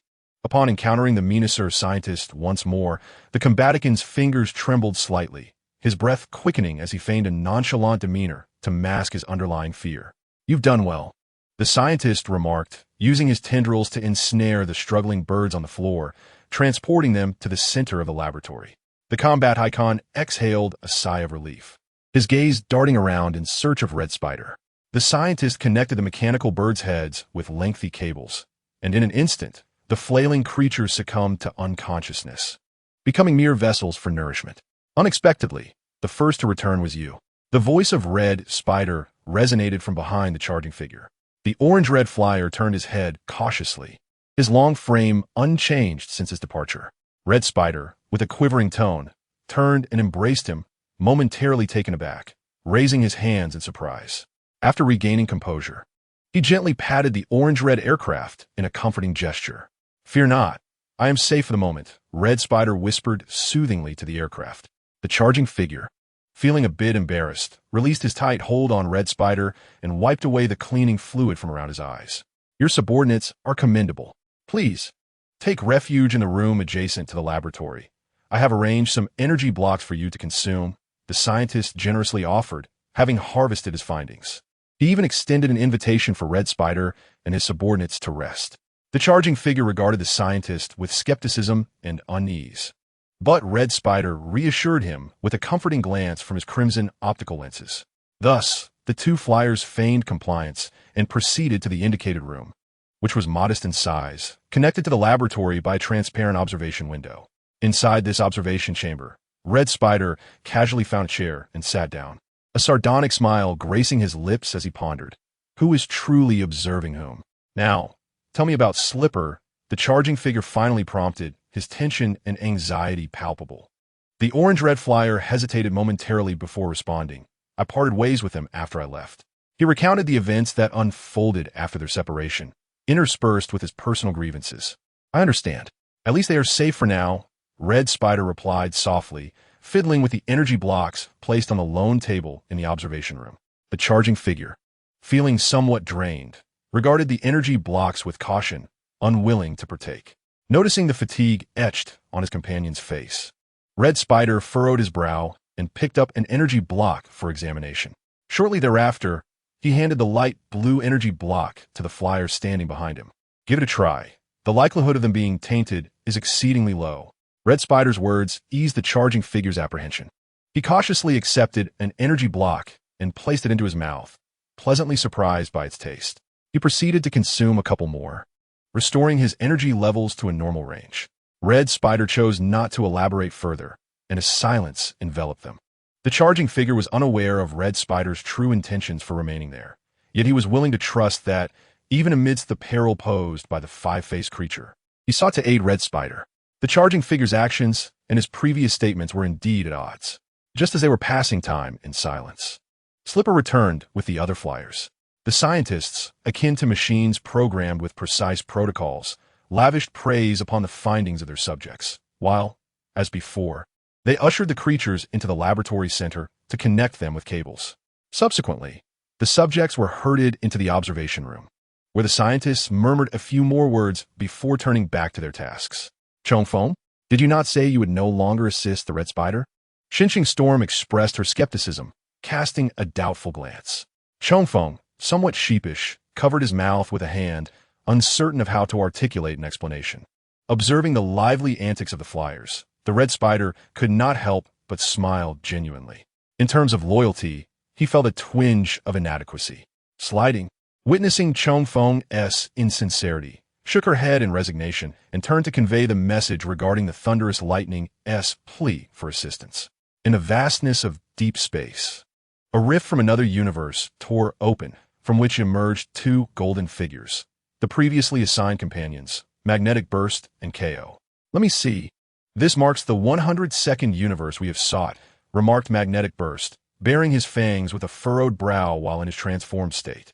Beside him, KO shook his head to alleviate the physical strain induced by the overload of traversing through time and space.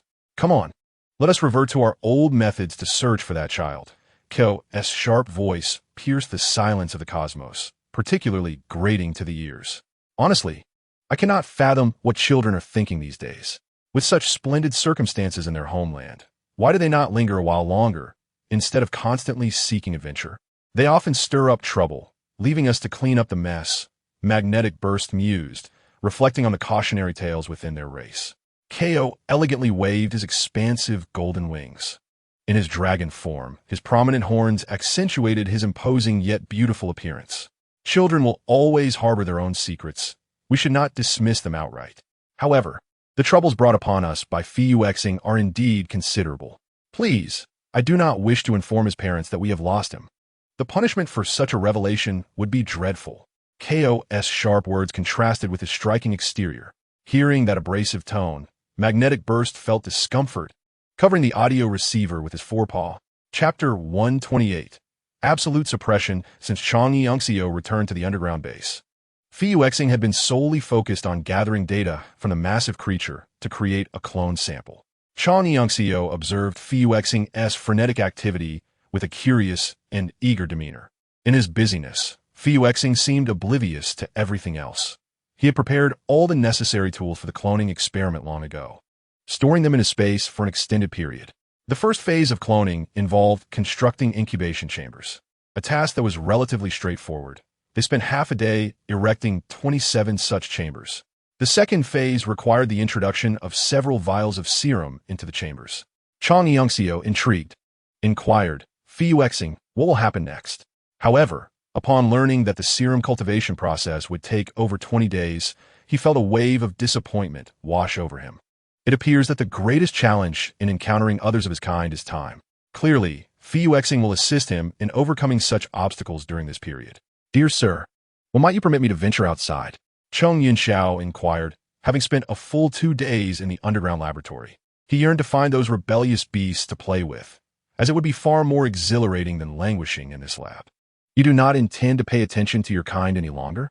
Fuxing retorted, observing the giant, fierce creature gazing at him with a conflicted expression, its bright yellow optical lenses reflecting a complex emotional state. Just this once? Is that permissible? Chong Yunxiao's clear voice resonated with a tone of supplication. Ultimately, Fuxing, albeit reluctantly, acquiesced. Otherwise, it seemed the giant would not relent until his desire was fulfilled. Chong Yunxiao unabashedly cheered, devoid of any pretense, resembling the spirited nature he had as a juvenile. He jubilantly rushed towards Fuxing and enveloped him in a hearty embrace, his warm demeanor infecting Fuxing, causing his tail to sway unconsciously. The soft metallic cheek of Chong Yunxiao brushed against Fuxing's icy mask, and Fuxing found no objection to the close proximity of the formidable creature. Then I shall take my leave, Chong Yunxiao declared, releasing Fuxing and cheerfully bidding farewell before darting away, leaving no trace. Fuxing, still somewhat apprehensive about the impulsive giant, summoned Nightingale to follow him. The lively atmosphere of the laboratory dissipated instantaneously, leaving Fuxing gazing at the neatly arranged cultivation pods, uncertain of where to begin. His plan had proven remarkably successful. Everything had unfolded seamlessly. Yet, emotionally, Fuxing felt a lingering emptiness. Chong Yunxiao remained as close as ever, readily heeding his counsel, which was commendable. However, those past memories of Chong Yunxiao were merely a cursory exploration. As he pondered, he found himself wistfully reminiscing about the leader he once was. In a tranquil laboratory, the sound of a falling pin could be heard, and Fuxing, feeling a touch of ennui, lightly tapped his slender fingers against the tabletop beside him. At that moment, a transformation occurred, not from the surroundings, but emanating from Fiuxing himself. A figure silently opened the electronic door of the laboratory. Fiuxing looked up to see Chong Yunxiao. However, the expression on his face was not the same as when he had departed. Fiuxing adjusted his chair slightly, using the heel of his high-heeled boots against the ground. Chong Yunxiao, or rather, the illusion of him, approached with a beaming smile, bending slightly so that his exquisite face was very close to Fiuxing's mask. "Guess why I've come out?" The illusion teased mischievously, while Fiuxing's countenance darkened beneath the mask, his brow furrowing. "It seems you're not keen to know." The illusion casually seated itself on the table, crossing its legs with an air of utmost arrogance. Fiuxing quickly regained his composure, deciding to ascertain the purpose behind this unexpected manifestation. The illusion of Chong Yunxiao snapped his fingers, and, in an instant, the surrounding space was drawn into an exceedingly dark dimension. "Wait, how could you manipulate the mirror of starlight? Little did you know that your phantasms possessed such a skill. It seems you have devoted all these years to this realm, even remaining oblivious to the changes in your own body." The phantasm scoffed. Its purpose for this visit merely to provoke its master was rather simplistic, with insidious intent. The phantasm transformed the surrounding space into a reflective surface akin to the material of the mirror of starlight, causing the mirrors to refract the environment in infinite illusions. The mirrors cast a light upon the phantasm's duplicitous smile as it approached the figure of starlight with languid grace. "My appearance is a consequence of your actions, dear sir," the phantasm articulated deliberately, eliciting a curious gaze from starlight. Seated upon a chair, arms crossed, even in a subordinate position, starlight exuded an undeniable presence. The phantasm fixated on starlight's lithe waist and long, elegant legs, sharpening its fangs in contemplation. It recalled their previous entanglement, when starlight had been far more affectionate towards it than he was now.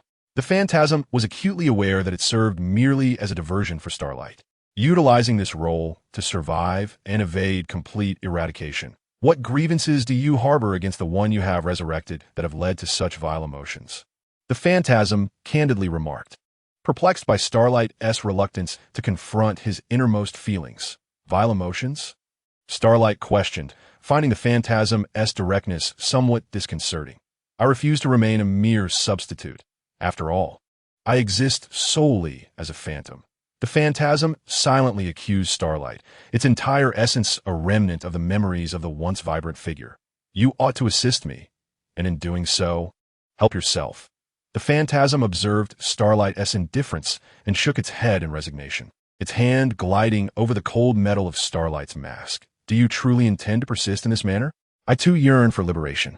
I have fostered some thoughts in the dark corners of your oblivion."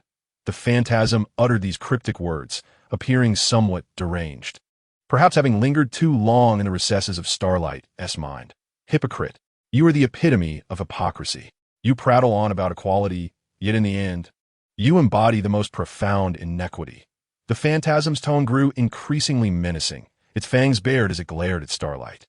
Starlight, observing the phantasm's disheveled state, could not suppress a laugh, acknowledging the truth in its words. Suddenly, he seized the phantasm's wrist, yanking it forcefully towards him. The phantasm cried out in pain as it collapsed beside Starlight. Releasing its grip, Starlight unveiled the upper half of his mask, revealing his strikingly beautiful yet chilling violet optical lenses. "You lack the standing to condemn me," he declared with an air of haughty disdain, his formidable presence pressing down upon the phantasm, pinning it to the ground and rendering it unable to rise. In this space, all the mirrors shattered instantaneously, and the celestial star reclaimed dominion over the realm of illusions. It was at this moment that the manifestation of illusion comprehended fear, for its essence was constituted of the energy particles from the celestial star, which wielded absolute control over them. "How could this be? You, with your despicable character flaw." The body of the illusionary entity fragmented from top to bottom, pale golden particles seeping through the fissures of its form, inundating the entire dark expanse. "I created you. I never granted you the right to choose. Never." That frigid voice resonated with a chilling sense of despair. Chapter 129. The search for a person. "I truly regret having momentarily believed your deceitful words." The weary magnetic burst lamented as he settled upon a nearby meteorite, while KO descended alongside him, disdainfully shaking his mechanical wings, seemingly mocking his comrade's stamina. Magnetic Burst, disheartened, allowed his massive, dragon-like body to slump upon the meteorite, occupying a significant portion of its already diminutive size. Just a little longer. I can sense the energy aura of the celestial star is nearby. KO's shrill voice echoed through the vacuum of space, akin to the discordant sound of metal scraping together.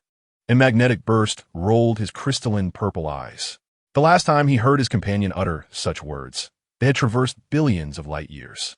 The vicinity KO referred to was excessively vast, and Magnetic Burst now listened with dwindling hope. The two metallic dragons, their bodies a blend of gold and silver, were illuminated by stars billions of light years away, emanating a unique metallic sheen. KO lifted his head, delicately inhaling the air, and then, as if confident of victory, nimbly surged toward the nearby star. Magnetic Burst observed KO's self-assured demeanor, hastily flapping his wings and activating his propulsion device to follow him through the cosmic expanse. Their tracking abilities were not particularly adept, but at least KO could discern the direction of the energy source, marginally surpassing Magnetic Burst in this regard. The surrounding scenery remained as familiar as ever, causing KO to find it tiresome after prolonged observation. With each segment of their journey, they would activate a colossal teleportation portal, for navigating in their current state would not allow them to reach the speed of light, let alone exceed it. We have arrived. The celestial star resides within this stellar system. KO informed his companion, who nodded before quickly shaking his head, leaving KO somewhat bewildered. Are you concerned that we may expend a considerable amount of time searching for him, or that he might depart before we locate him? The piercing voice articulated a lengthy discourse, prompting Magnetic Burst to silently adjust the power of his audio receiver to ensure he could hear his companion without misinterpretation. Indeed, you should be able to sense the life within this star system. We could seek out some natives to inquire. I do not believe the celestial star would act discreetly. The conjecture regarding the magnetic eruption's relation to the Star of Leap is indeed accurate, although KO hesitated to engage with outsiders. He did not refute his companion's words and led him nearer to the nearby life forms. Do you believe there is life here, or perhaps civilization? Magnetic Eruption murmured, gazing at the searing, blazing star. His voice, unlike KO's sharp tone, was soft, tinged with a faint tremor reminiscent of electric currents. I am uncertain, but should we wish to ascertain the truth, it shall be remarkably effortless. KO's approach was rooted in the innumerable skills of their kind. As they continued their flight towards the nearby life, in but a few fleeting moments, a metallic planet came into view, where two golden dragons circled the planet's periphery before discovering a dark golden spacecraft floating in the near-Earth orbit of Cybertron.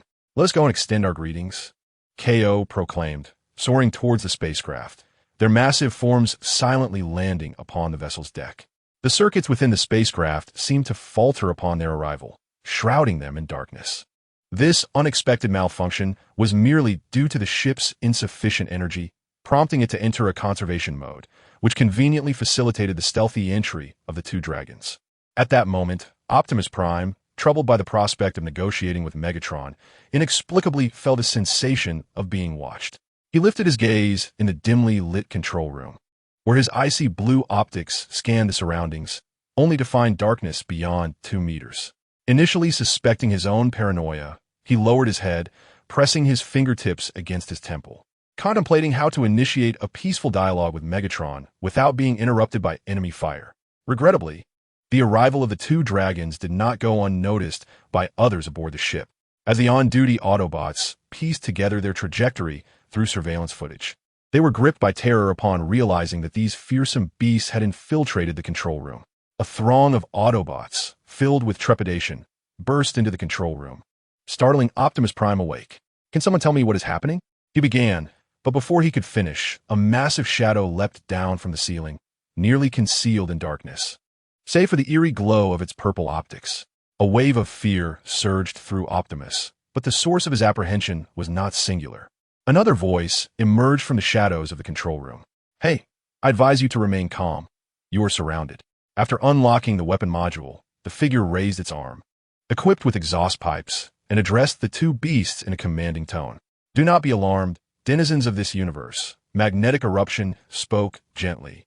his demeanor betraying no intent to attack or malice, which visibly eased the Autobot stance. "Who are you, and what is your purpose in infiltrating here?" Optimus inquired, raising his head to regard the imposing dragon-like machine. Magnetron squinted his violet eyes as he meticulously analyzed the internal structure of the shape-shifting beings before him.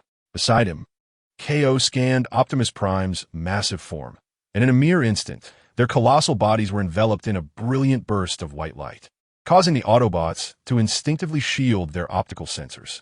As the radiance dissipated, the once dragon-esque creatures transformed into two elegant, gold-accented figures interwoven with silver lines. "Wow, this is rather impressive. Wait, what exactly did you just do?" Hot Rod observed the slender, intricately armored figures and offered compliment, only to quickly reconsider his words given the current circumstances. "Dear Autobot leader, we will earnestly address your inquiries," Magnetron declared, his gaze sincere as he regarded Optimus Prime.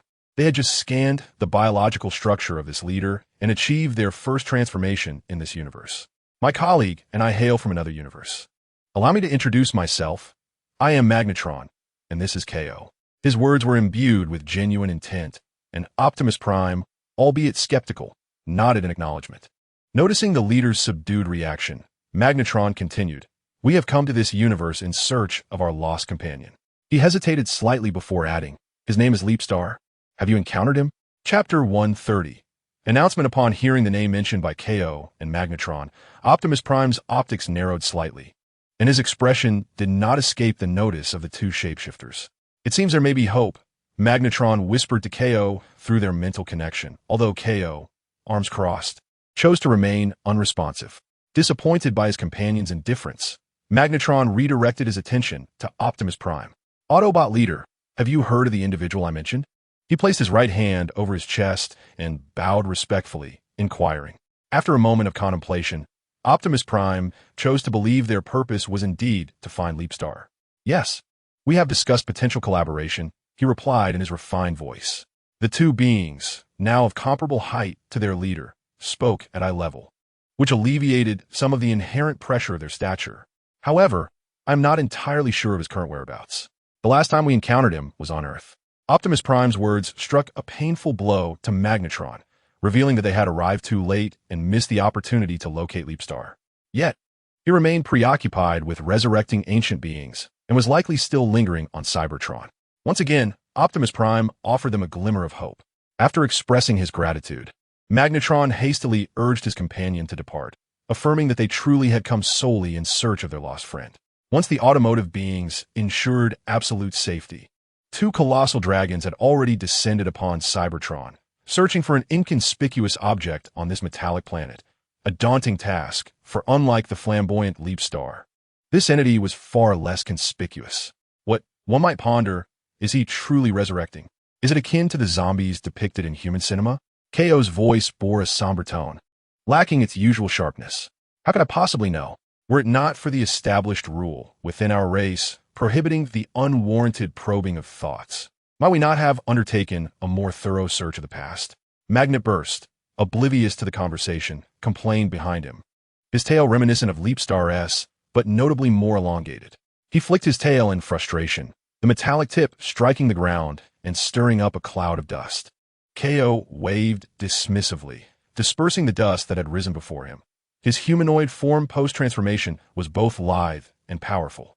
Unlike Magnet Burst, who concealed his wings in his transformed state, KO's magnificent wings were an extravagant display, gleaming under the sun's rays. They were, without a doubt, leagues more conspicuous than those of Leapstar. KO folded his wings against his back. In this state, crystalline defensive armor adorned his legs from the waist down. His leg design resembled elongated, boot-like coverings, with slightly elevated square heels that complemented his poised and elegant demeanor. "Have you detected his signal source?" KO inquired, placing a hand on Magnet Burst's shoulder, his tone sharp yet friendly. Magnet Burst hesitated, shaking his head in regret. He had ventured out without inscribing anything on a useful tool. Well, truly eye-opening. "My partner appears to be utterly inept," KO remarked with a mocking tone, releasing his grip and casting a derisive glance at Magnet Burst, whose tail drooped low in defeat. "Follow me. I hope he remains at that coordinate," KO stated coldly, activating a teleportation portal and departing without waiting for Magna Burst to catch up, leaving his solitary companion amidst the swirling sands on Cybertron's surface. Meanwhile, in that dim underground laboratory, the shattered illusions writhed in agony, their forms collapsing to the ground like mud. The illusionary space, centered around Leapstar, gradually extended towards the laboratory's periphery, remaining a void of pure black, with scant warm light penetrating the shields from the outside world, offering a mere hint of warmth to the illusionary entities. Leapstar remained seated, now holding a datapad containing his hastily drafted subsequent cultivation plan. The words of the illusionary beings had indeed stirred something within him, but what of it? His focus was resolutely fixed on the resurrection of the monstrous titans of a bygone era. Coughing painfully, the illusionary entity expelled copious amounts of blue energy liquid from the fissures in its face, the particles dissipating shortly after escaping its body. The claws of the leaping star delicately tapped upon the screen, incessantly revising the proposed plan. Time was of the essence in this experiment, and the leaping star possessed an abundance of it, patiently waiting. Within this subterranean laboratory, a deep purple portal gradually unfurled. KO stepped forth from the shadowy entrance, having activated the teleportation device based on the approximate location of the leaping star's energy signal. Oddly enough, he could not see it. KO pondered this quietly, his violet optical lenses scanning the surroundings, instantly perceiving the past. He confirmed that nothing he sought was present, yet the peculiar signal source lingered within this underground facility. KO proceeded towards the laboratory, where the signal was most concentrated, deftly navigating through several metallic walls with his phasing abilities, entering a vast laboratory filled with cylindrical objects. An odd sensation washed over him as his fingertips grazed a table within the lab, beside which stood a solitary chair. He scrutinized the equipment and decor, noting the lack of cohesive style and the somewhat haphazard arrangement of the instruments. Observing the spatial surroundings, several hypotheses formed in his mind. Either the leaping star had anticipated their arrival and left a decoy, or this space overlapped with another, explaining the presence of the leaping star's essence without its visibility. Upon considering this, KO concealed his presence, entering a phasing state, patiently biding his time like a hunter waiting for prey. Should the former hypothesis prove true, they would lose the opportunity to pursue the leaping star. However, KO seemed more inclined towards the latter speculation, calmly awaiting the passage of each fleeting second. The surrounding space remained unchanged, and just as hope began to wane, a crisp male voice shattered the silence. "Leaping star, I have returned, and I bring the chaos beasts."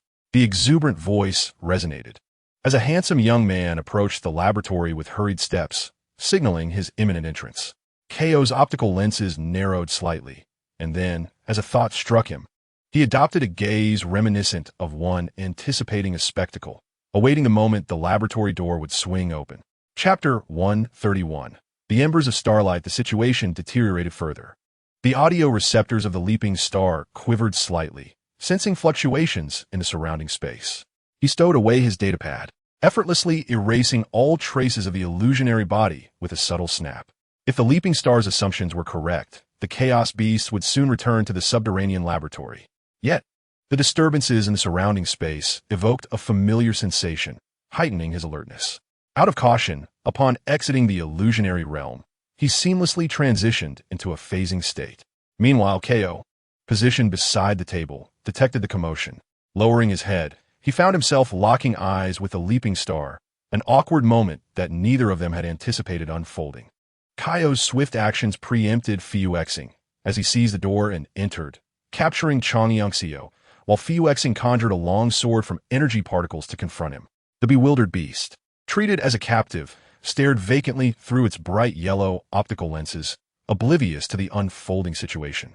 KO restrained its relatively fragile neck with his arm, provocatively tapping on its spark chamber, as if to indicate that Chang'Yunxio's fate was firmly within his grasp. The sudden turn of events and the hostage situation caused Fiuxing to hesitate for a moment, yet he resolutely took action. With a resounding clash of metal, KO blocked the sword strike with his arm armor. To Fiuxing's shock, the blade, forged from his energy particles, bore numerous cracks. He attempted to retract his weapon, but that fleeting moment of astonishment had already stolen his chance. Kaio pinched the sword's edge between his slender fingers, regarding Fuexing with disdain. With a decisive motion, the sword shattered into 2 pieces. Quick to react, yet still lacking in decisiveness, Kaio's candid assessment rang out in his distinctive, raspy voice, causing discomfort to the restrained Chang'e Yongxio's sharp cries. Is the hunt over? Fuexing feigned nonchalance in response, but Kaio paid him no heed, tightening his grip on the struggling Chang'e Yongxio as he retreated, while Fuexing maintained a relatively safe distance. This is no mere hunt. I was dispatched here, compelled by circumstances largely due to your actions, he declared elegantly, his violet optical lenses gleaming with a radiant light, his gaze occasionally drifting to the neatly arranged cultivation pods. Let go! Chang'e Yongxio shouted in fury, straining against Kaio's restraining arm, but Kaio remained steadfast, tightening his hold. Cough! You appear to be the same kin? Chang'e Yongxio remarked, casting a sidelong glance at the golden shapeshifter, noting the resemblance in dragon horns and certain embellishments that sparked his suspicion. Indeed, you are correct, Fuexing affirmed, sensing Kaio's growing amusement at their uncommon bond. It seemed that Chang'e Yongxio was indeed significant to Fuexing, a realization that surprised Kaio, although he concealed it well. Observing the silent Kaio, Fuexing anticipated the impending inquiry regarding his escape. True to his expectations, Kaio's harsh, gravelly voice broke the silence. Explain your reasons for fleeing. I wish to avoid further mistakes due to negligence.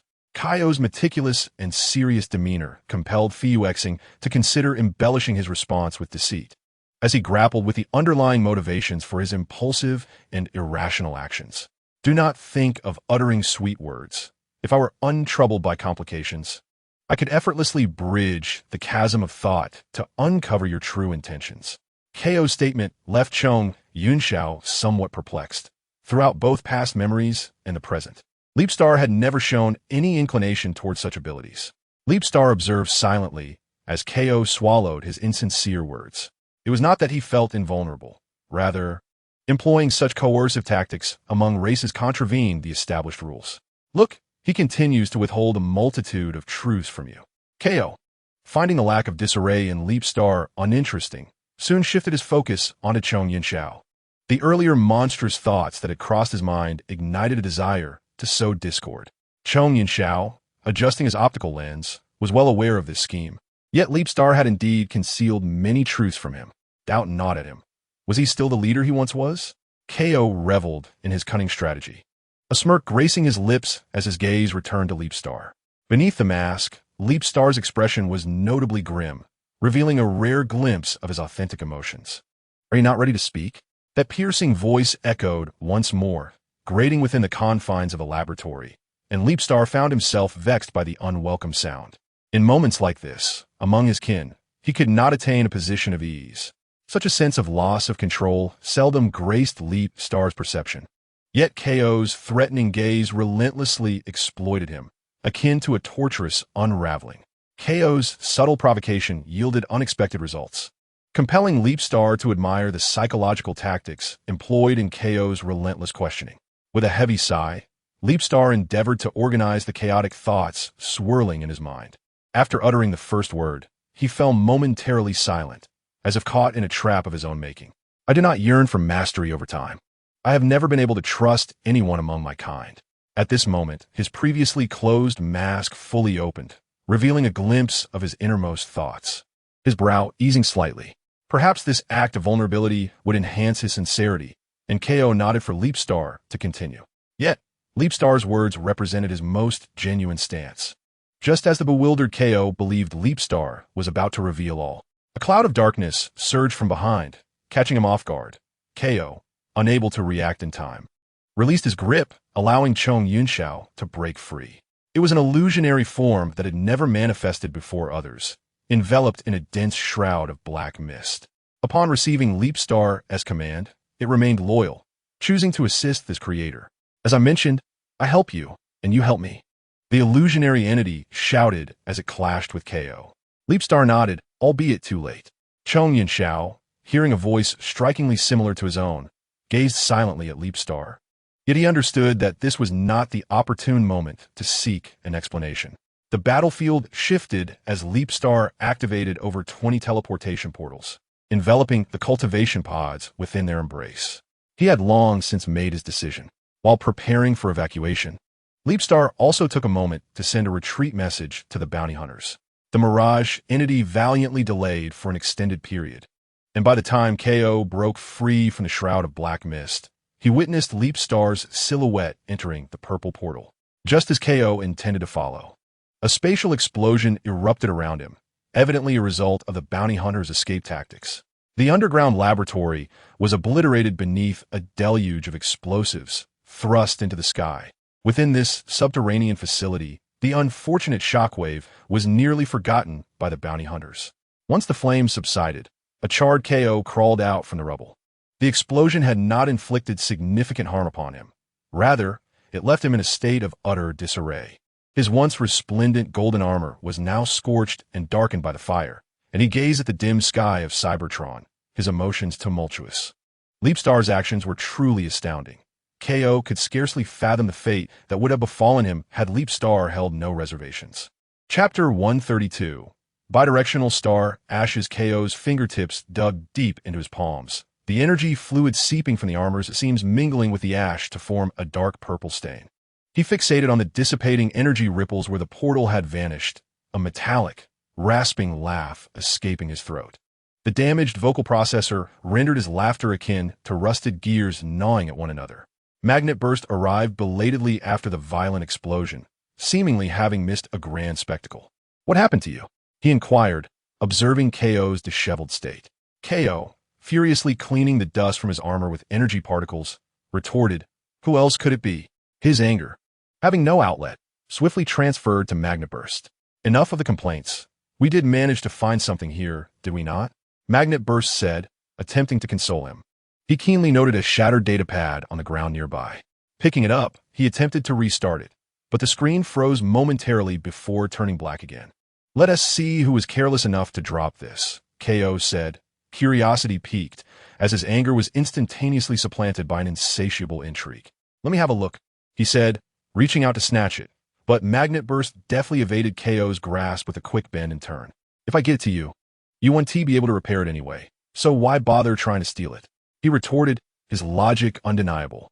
KO, slightly disinterested, rolled his eyes and meticulously tidied himself up, restoring his former elegance. "Let us go. We can't linger in the epicenter of this explosion," he suggested.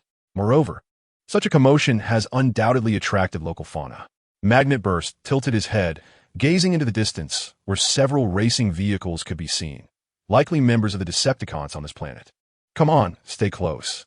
Don't get left behind again," KO teased as he activated the teleportation portal, and they were enveloped within, leaving no one behind. As they soared through the vastness of space beyond Cybertron, Fuexing safeguarded over 20 incubation chambers within a realm of imagination, where no peril could jeopardize their proper functioning.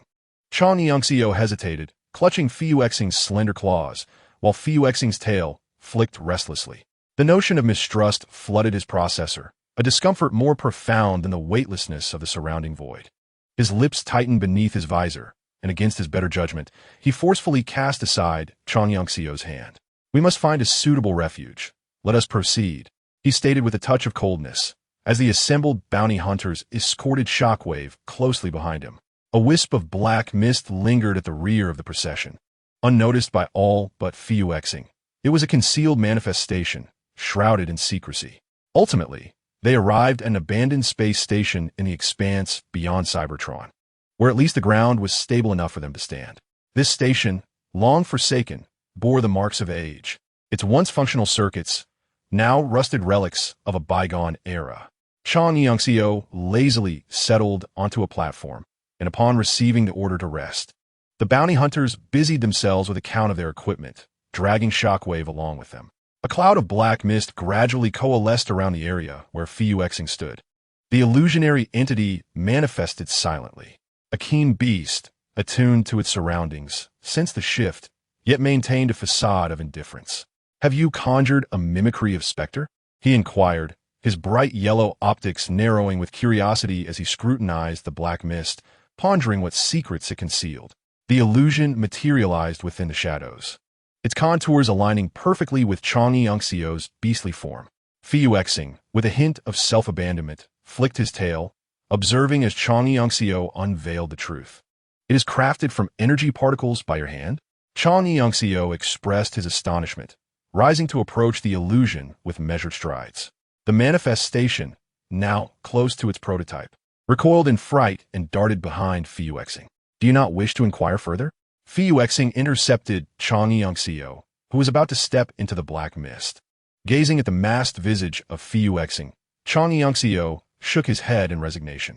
While I am indeed eager to uncover the truth and a rational explanation, I would prefer it to be willingly offered by you. He spoke softly, a radiant smile gracing his faceplate. Fuyuexing regarded the gentle countenance before him, his fingertips twitching slightly. Trust me, I shall reveal all to you. But not at this moment. Please, bear with me a while longer. His words were equally tender, resonating with sincerity. Though it was a fleeting moment, Chang Yangxiu nodded, recognizing the authenticity in Fuyuexing's demeanor, albeit wary of the possibility that this individual might don a mask of deception at any instant. Fuyuexing's mechanical tail coiled around Chang Yangxiu's leg armor, prompting him to rest as urged by Fuyuexing. As Leapstar was organizing his belongings, he discovered that the previously stored data board was missing, and the likelihood of retrieving it seemed almost non-existent. He was not particularly concerned about the loss of the data, as he had backups stored elsewhere.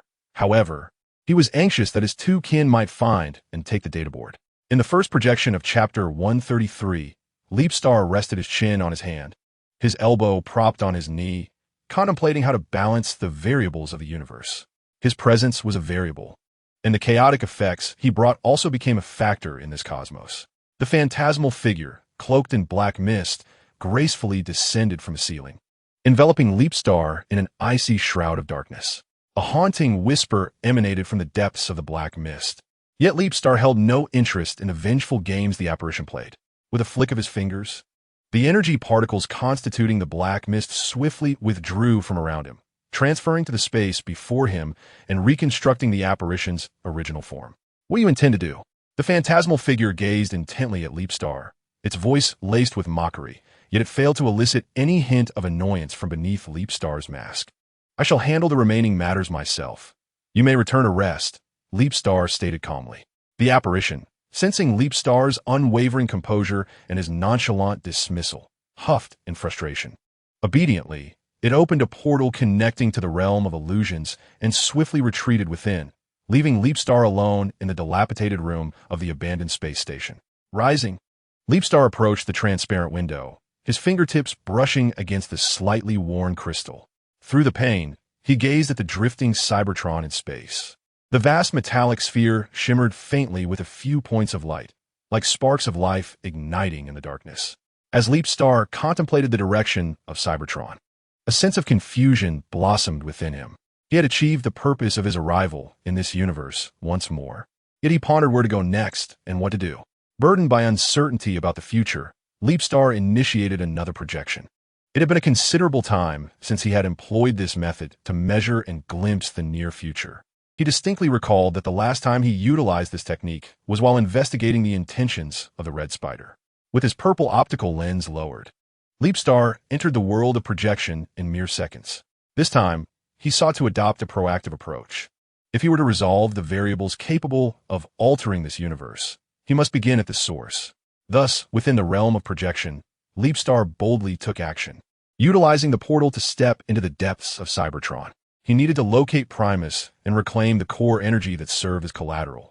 Once again in that dim, narrow, and damp cavern, Primus gathered a glimmer of silvery blue light, converging into a glowing blue sphere. You have returned, visitor. Primus approached the Leapstar, hovering before the silvery mirror-like visage. I discerned that he intended to reclaim the energy that Leapstar had interrupted, though after uttering a few words, he swiftly fell into silence. Then where's my energy? Leapstar inquired languidly, arms crossed over his armor, tilting his head back in a nonchalant manner, already contemplating the slim probability of successfully retrieving the energy. I thought you wouldn't return so soon. The silver blue orb trembled uneasily, drifting back and forth within the confined space. So where exactly is it? Leapstar's persistent questioning only deepened the orb's embarrassment. Primus took considerable time to adjust his emotions and dialogue, finally speaking. I have integrated it into the core of Cybertron. In an instant, Leapstar realized that the core Primus referred to was not the Allspark, but rather the entire region extending from the Allspark center within Cybertron's depths. How long will it take to extract the energy? Leapstar exhaled, inquiring with a calm demeanor, seeking a precise time frame. 1 cycle. Hearing the composed tone, Primus chose a similarly reasonable and steady response to Leapstar's inquiry. Then, let us commence at once. Leapstar addressed Primus with a reverent title befitting a deity in Cybertron's long history. The orb, embodying Primus, bobbed slightly as if nodding in acknowledgement. Without further delay, Leapstar vanished through a portal, disappearing from the narrow, dim underground cavern. Primus surveyed the surrounding darkness, startled by the overwhelming sense of solitude. He then concealed his form to begin the extraction process.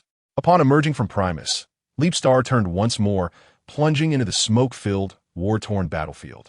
The Autobots and Decepticons, seemingly embroiled in a protracted guerrilla conflict due to a breakdown in negotiations, clashed near the ancient and dilapidated city of Ironhold. Leapstar's presence flickered on the battlefield like a phantom, effortlessly weaving between the fiery explosions and shattered debris, akin to a specter in the midst of war. After all, his intent was merely to ascertain whether the stalemate between the Autobots and Decepticons persisted. There was no need for a grand disruption of the combat. Maintaining a phantasmal state, he silently perched at the edge of a massive crater created by artillery fire, where the air was thick with the acrid scent of smoke and dust. While his thoughts drifted amidst the thunderous sounds of cannon fire, perhaps his kin had detected his presence through energy signals or some other enigmatic means. Alternatively, it could be that a fellow Cybertronian, with whom he had once crossed paths, inadvertently revealed his whereabouts. He recalled the transformation forms of those 2 kindred spirits, their designs adorned with iconic features like dragon horns and tails. However, it is certain that the forms of Kaon and Megatron seen by Leapstar are not their original transformations. They may have been inspired by a certain Autobot, or perhaps a Decepticon, or even other Cybertronians. Nevertheless, this undoubtedly provided him with a line of thought. Leapstar resolved to first inquire with the Autobots. The Ark had once been conspicuously present, lingering in the near-Earth orbit of Cybertron for an extended period.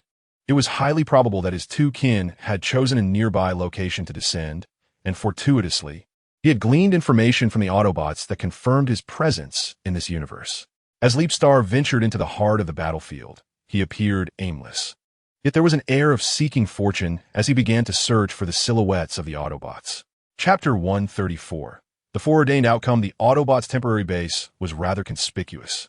Situated beside a desiccated energy crystal lake, Leapstar, in a state of phasing, infiltrated this command center, making his way deeper into the base. At intervals, he caught glimpses of defensive mechanisms, energy shields, and sensor doors within the base. He penetrated several metallic walls and entered the central control room of the makeshift base, coincidentally arriving during a meeting of the Autobots. Thus, he began to quietly eavesdrop on the proceedings. The meeting was primarily led by Optimus Prime, who was outlining the battle strategy. The Autobots were seated around a circular table, with attendees including RC, Bumblebee, Hot Rod, and Hound. However, Leapstar did not spot Jetfire. During his earlier wanderings in the base, he had not seen that white aerial unit either. Leapstar surmised that Jetfire might be engaged on the battlefield or involved in a patrol mission.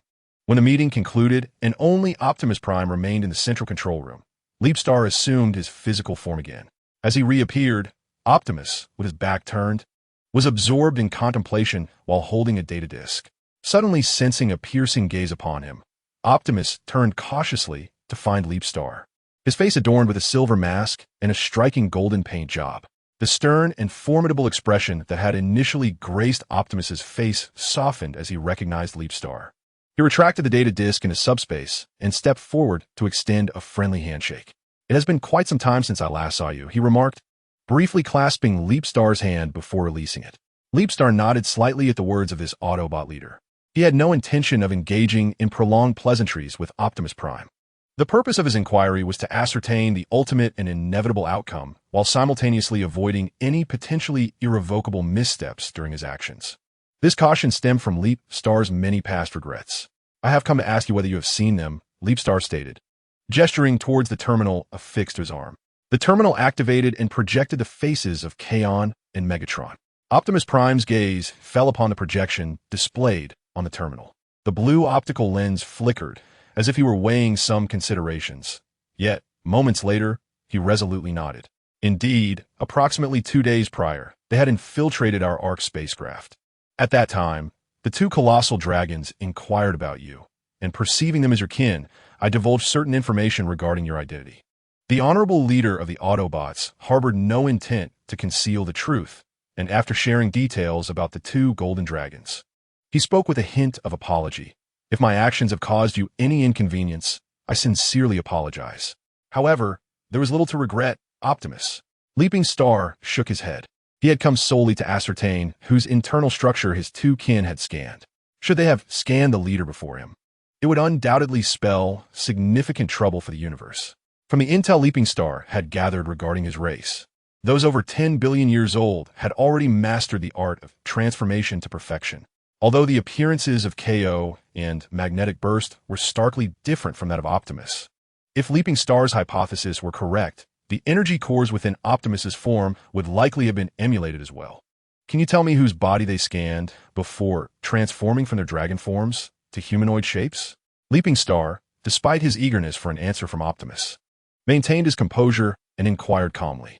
They likely focused on me for several seconds before morphing under a veil of white light.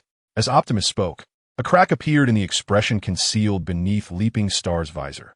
The suspicion he least wished to acknowledge was confirmed by his own hand. I understand, leader. I have matters to attend to, so I shall take my leave. With a sense of disorientation, Leaping Star departed from the Autobots' temporary base. The revelation that his kin might possess a replicated energy core rendered the situation particularly precarious. Chapter 135. The sincere killing technique even within the simulated world of Cybertron. Where the skies were ravaged by war, the once blue heavens were now shrouded in a blood-red hue, stained by the relentless barrage of artillery. Leaping Star gazed upward, contemplating the distant sky as he stood silently amidst the ruins left by the conflict between Autobots and Decepticons, surrounded by an environment resembling charred remains. He resolved to investigate the whereabouts of Jetfire once more, intending to conclude this simulation at this juncture. Thus, he commenced his search for the White Aerial Unit, centering his efforts around the Autobots' temporary base. In this vast battlefield, each individual appeared inconspicuous, striving to conceal their movements to the best of their abilities. Yet, the once elusive Jetfire now manifested as the most prominent white arc in the sky. Leaping Star transported himself to a higher vantage point, looking up as Jetfire, in vehicle form, pursued Sky Shark. To his astonishment, Sky Shark was entirely overpowered by Jetfire, frantically darting about in the sky in a state of disarray. After Fiuxing accurately determined the coordinates of Tianhua, he concluded this brief, yet significant deduction. When he next opened his violet optical lenses, he found himself back in the dilapidated, abandoned space station. Rising from a posture of arms crossed and leaning against the wall, Fiuxing stood tall, his slender high-heeled boots making a subtle sound against the metallic floor. Although this deduction had been completed, merely a few seconds had passed in reality. Turning to gaze upon the vast expanse of the starry sky outside the space station's window, Fiuxing's thoughts became increasingly complex, particularly after the revival of Chang Yangxiu. Unlike his previous partners, Red Spider, Optimus Prime, and Yellow Leopard, who had not caused him much concern, he found himself grappling with deeper emotions. Perhaps the illusion was correct. He should have recognized his feelings towards that monstrous entity long ago. Gently pressing his slender claws against his silver mask, he whispered this revelation to himself, a truth he had been reluctant to acknowledge, perhaps due to the myriad of doubts and crises of trust that plagued him. However, the present Fiuxing had grown weary of 2 billion years of guilt. He yearned to reclaim what he had lost and to restore his relationship with Chang Yangxiu, striving to maintain the universe's proper timeline. An inexplicable emotion compelled him to seek out Chang Yangxiu, urging him to confront that fearsome presence. Though Fiuxing was meant to combat his emotions with reason, this time he chose the contrary path, yielding to his desires as he pushed open the door to the room, scanning for Chang Yangxiu's whereabouts. In an instant, he pinpointed the location of Chang Yangxiu's room, the remnants of the once grand facilities of this abandoned space station still visible. As he made his way down the rust-laden corridor towards the distant room, he arrived at the door, politely knocking with his knuckles. Upon entering the room, Chang Yangxiu, with a hint of confusion and mild annoyance, opened the door. Fu Xing was somewhat intrigued that the door still functioned. "What's the matter?" Chang Yangxiu tilted his head in puzzlement as he regarded Fu Xing. Without hesitation, Fu Xing embraced him, pulling him into the room. His tail wrapped around Chang Yangxiu's leg, tightening as it coiled upward. Confused, Chang Yangxiu reciprocated the unusually affectionate gesture from the sparkling figure before him. "Nothing, I might just be." "What?" Fu Xing struggled to articulate his thoughts, the rationality he had maintained moments before dissipating entirely upon seeing Chang Yangxiu. "Did you miss me?" Chang Yangxiu jested amidst the awkward atmosphere.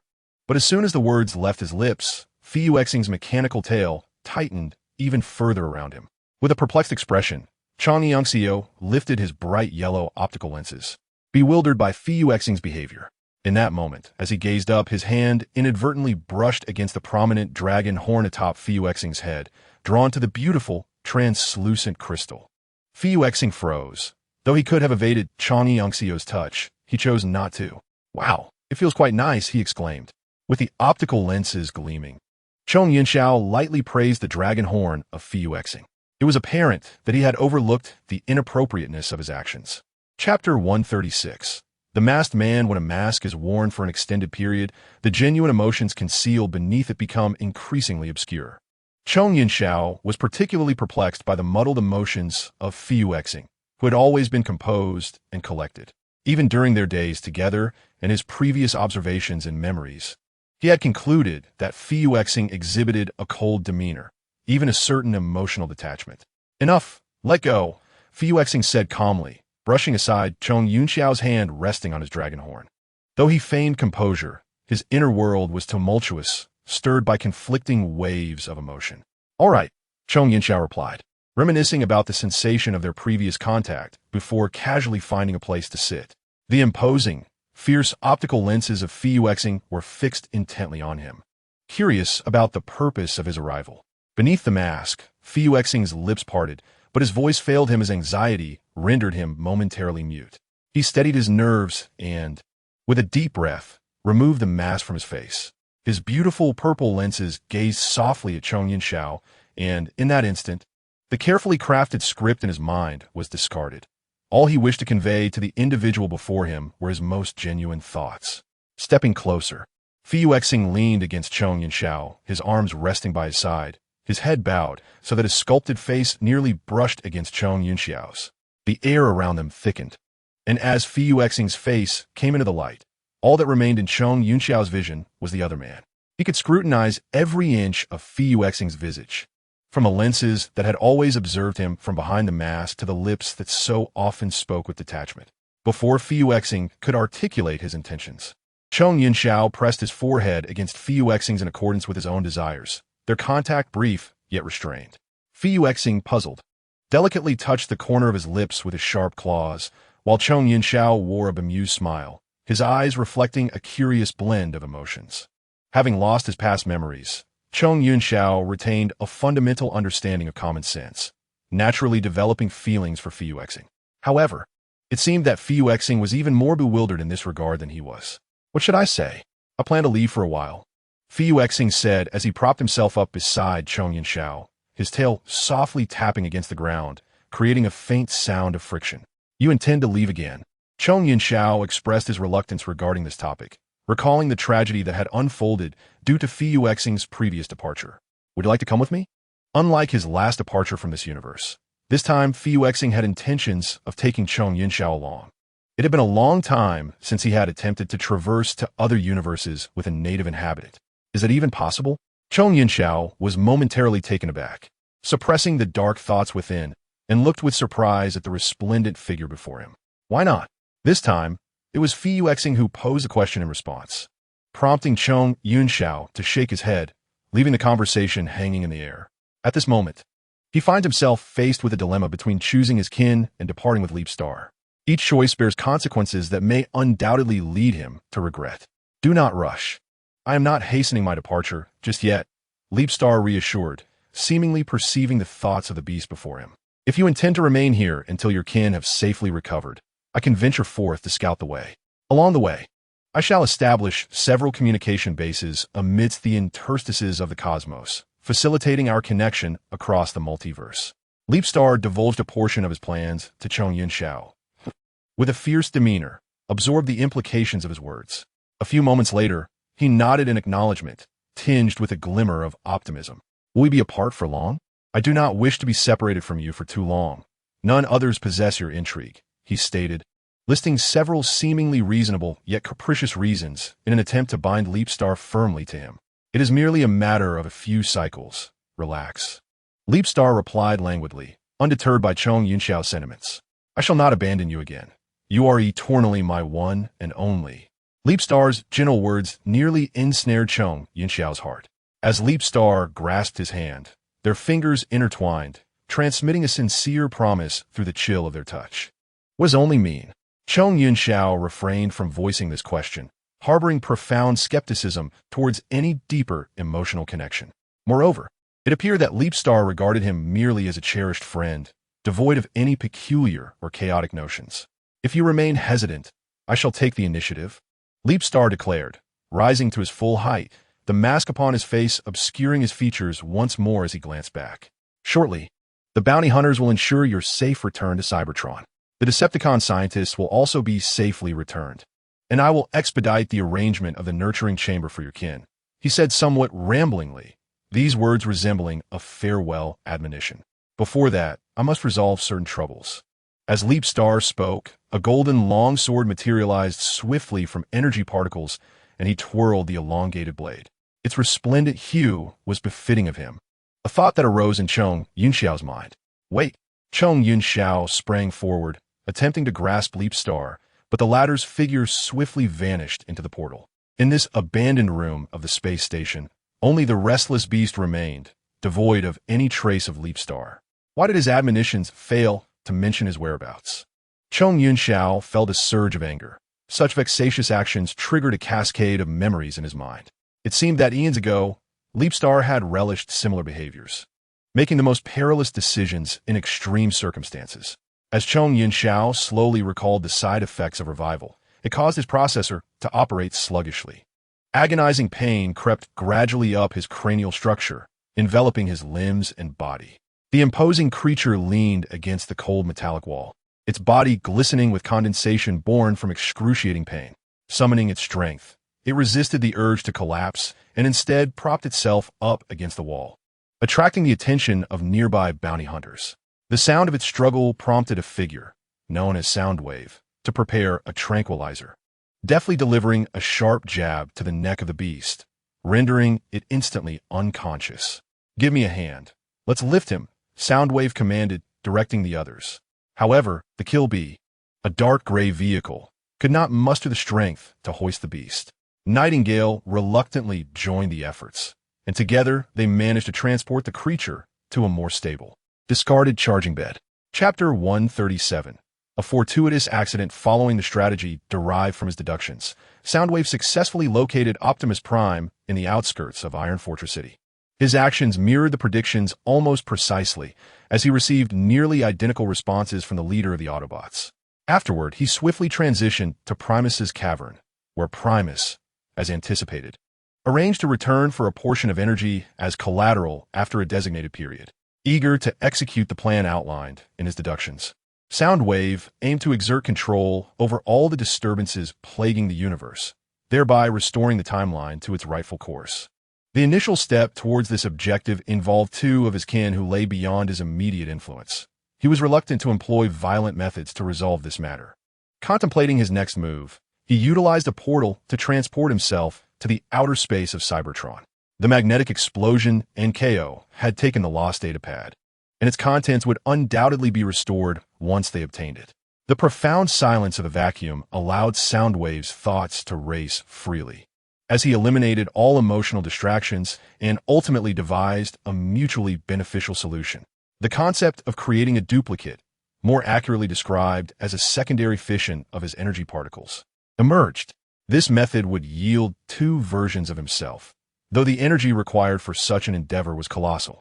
Previously, He had undergone a similar process once or twice to enhance efficiency. After the fission, his physical form would split into two independent entities, with his consciousness able to traverse between them. The speed of this transition would depend on the distance between him and his duplicate. Meanwhile, the magnetic explosion and KO effortlessly repaired the damaged datapad. However, their anticipation turned to disappointment as the pad contained only fragmented drafts of proposals. Breeding experiment? The magnetic explosion pondered aloud, questioning the title of one draft. KO, shaking off the metallic wings on his back, leaned closer to analyze the datapad alongside his companion. The description hinted at the repurposing of remains to cultivate native Cybertronian life forms, the formidable creature. KO's slender fingers traced the shattered screen, while the magnetic explosion, slightly taller than his comrade, relinquished the datapad, feeling a sense of relief. You may watch for now. I shall proceed to ascertain the location of Leapstar.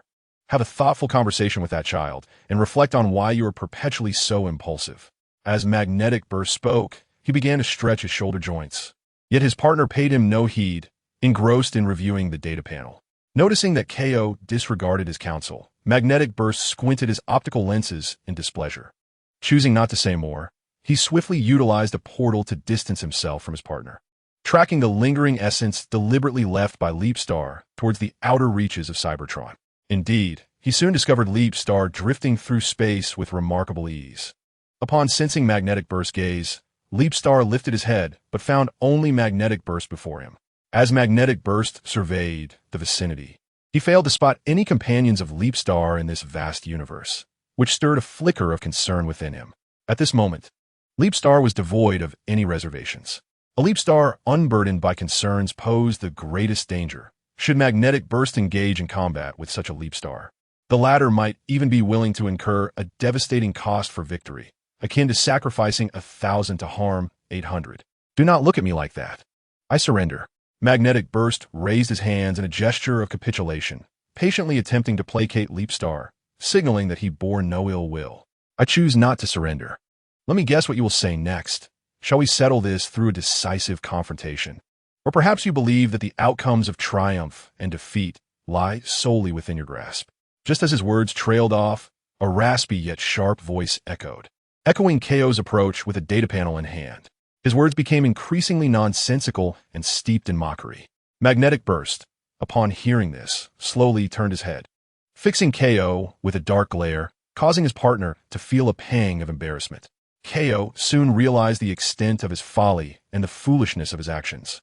Leapstar's visage, concealed beneath his mask, displayed a rare intensity, his tail taut with anger at such an affront from his kin. Disrupting the tranquility he sought to maintain for his plans to unfold smoothly. Silence. Leapstar's typically gentle voice resonated with an unusual coldness as he flicked his wrist, vanishing from his previous position. This is all your fault. Where has he gone? Magnetic Burst lamented loudly while keeping a vigilant watch around him. KO and his partner stood back to back, prepared for Leapstar's potential assault. Above us, KO was the first to detect Leapstar's presence, soaring upwards with wings unfurled, arms raised defensively to intercept Leapstar's strike with his lightsaber. The three figures engaged in a fluid dance of combat and evasion, their movements more elusive than wandering spirits adrift in the cosmos. The surrounding space began to warp as they fought, a realization dawning upon Leapstar. Yet this moment of distraction allowed Magnetic Burst and KO to collaborate and bring him down. In a moment of distraction, Magnetron swiftly retrieved his laser gun from the depths of space, deftly reloading it with precision. He accurately aimed at the direction of Leapstar and pulled the trigger. In an instant, a brilliant blue light erupted from the weapon, striking Leapstar directly. He barely had time to phase out before being struck by the powerful energy of the laser, plummeting onto the surface of Cybertron's satellite with a violent impact, creating a massive, circular crater. Even with Leapstar's heightened tolerance for pain, the force of the collision left him fortunate that his body remained intact, let alone spared him from the sensation of pain. His lightsaber, lost amidst the chaos of battle, was nowhere to be found, leaving him to awkwardly brace himself against the ground, struggling to rise amidst the swirling dust. As the dust began to settle, Leapstar realized they had inadvertently landed on the satellite harboring the five-faced B-Space. Such a commotion naturally drew the attention of the creatures, and Leapstar watched in disbelief as the colossal being, formed of 5 distinct faces, emerged from its cloaking device. His 2 compatriots were not oblivious to the immense presence of the 5-faced beast. But what surprised Leapstar was the sight of Magnetron and KO collaborating to open a vast portal. The 5-faced beasts, their expressions a mix of confusion and astonishment, were swiftly transported away, leaving behind their minions, the Sharklings, in a state of bewilderment. When coincidences piled upon one another, Leapstar's surprise waned as he spotted a swarm of aircraft boldly exiting the 5-faced beast base. His gaze immediately fell upon the striking red, blue, and white planes. He quickly utilized energy particles to brush away the layer of dust clinging to him, attempting to appear less disheveled. It was time to regain composure, and Leapstar felt a pang of remorse for his earlier actions. KO's hoarse voice, imbued with sincerity, broke through the silence as he descended to the ground, holding Leapstar's lost energy sword, which had been misplaced during the skirmish. Leapstar replied softly, accepting the lightsaber from his kin, which disassembled into energy particles upon contact. Chapter 138. The 4th dimension golden energy particles scattered across the surface of the satellite, their brilliance catching the attention of the Seekers, including Red Spider. Under the gaze of a nearby star, the Seekers finally identified a critical flaw in the grotesque, fleshy brain of the 5-faced bee scientist. Red Spider discovered that after they had defeated this scientist multiple times, an abundance of replicas continued to emerge. The astute Seekers quickly devised a plan, dividing their ranks into 2 teams, one to engage and delay the scientist's reappearance, while the other sought to locate the original entity.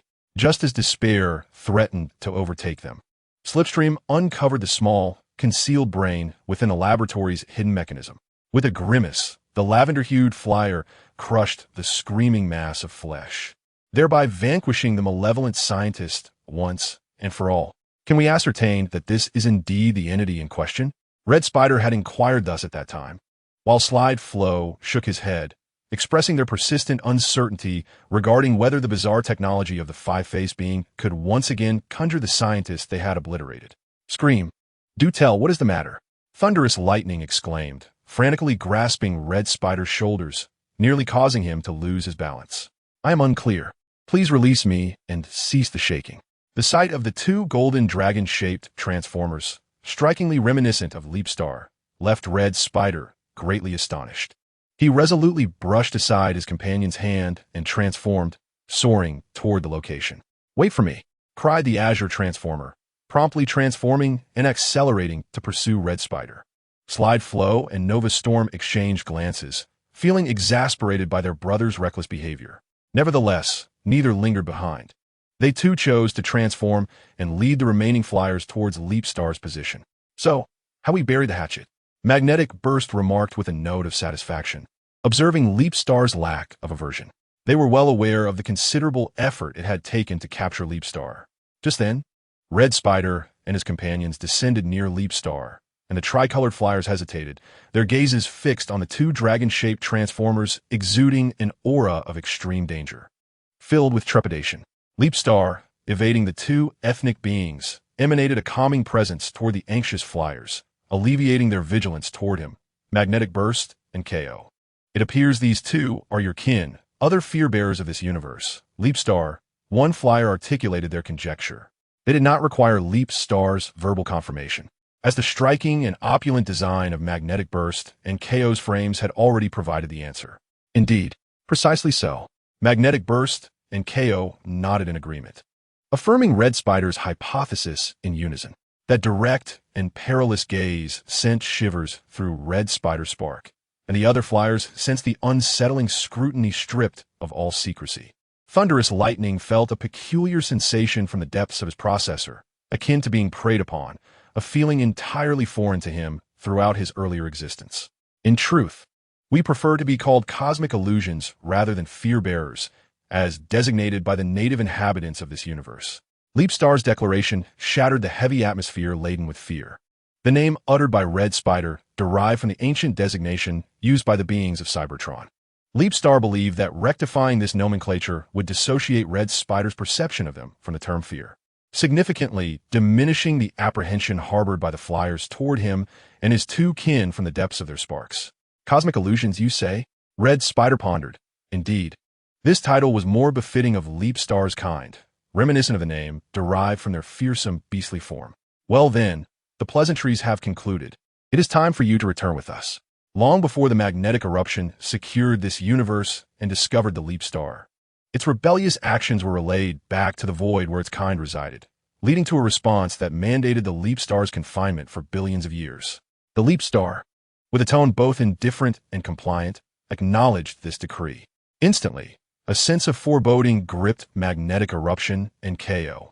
They had no desire to reenact a fragmented journey through time in search of old acquaintances. Are you truly leaving? What about our collaboration? Consider the colossal tyrant. Did you not vow to revive them? The Red Spider, filled with anxiety, was reluctant to lose a reliable ally and revert to solitary struggles. In a surge of emotion, his generator sputtered forth the entirety of the information concerning the Leap Star. I shall employ a clone, declared the Leap Star. As he spoke, his form was enveloped in a dazzling burst of white light, with countless energy particles swirling around his chest, scattering from the violet energy core. The Leap Star's body seemed to be torn asunder, gradually forming an identical entity under the influence of the energy particles as his essence diminished. During the cloning process, his energy was evenly distributed among each new body. This is astonishing, the Red Spider exclaimed, shielding his eyes from the blinding radiance, his red optical lenses wide with disbelief. Such a feat is not beyond reason.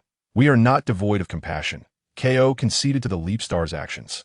As the brilliant light dissipated, two identical, opulent dragon-like transformers stood in silence.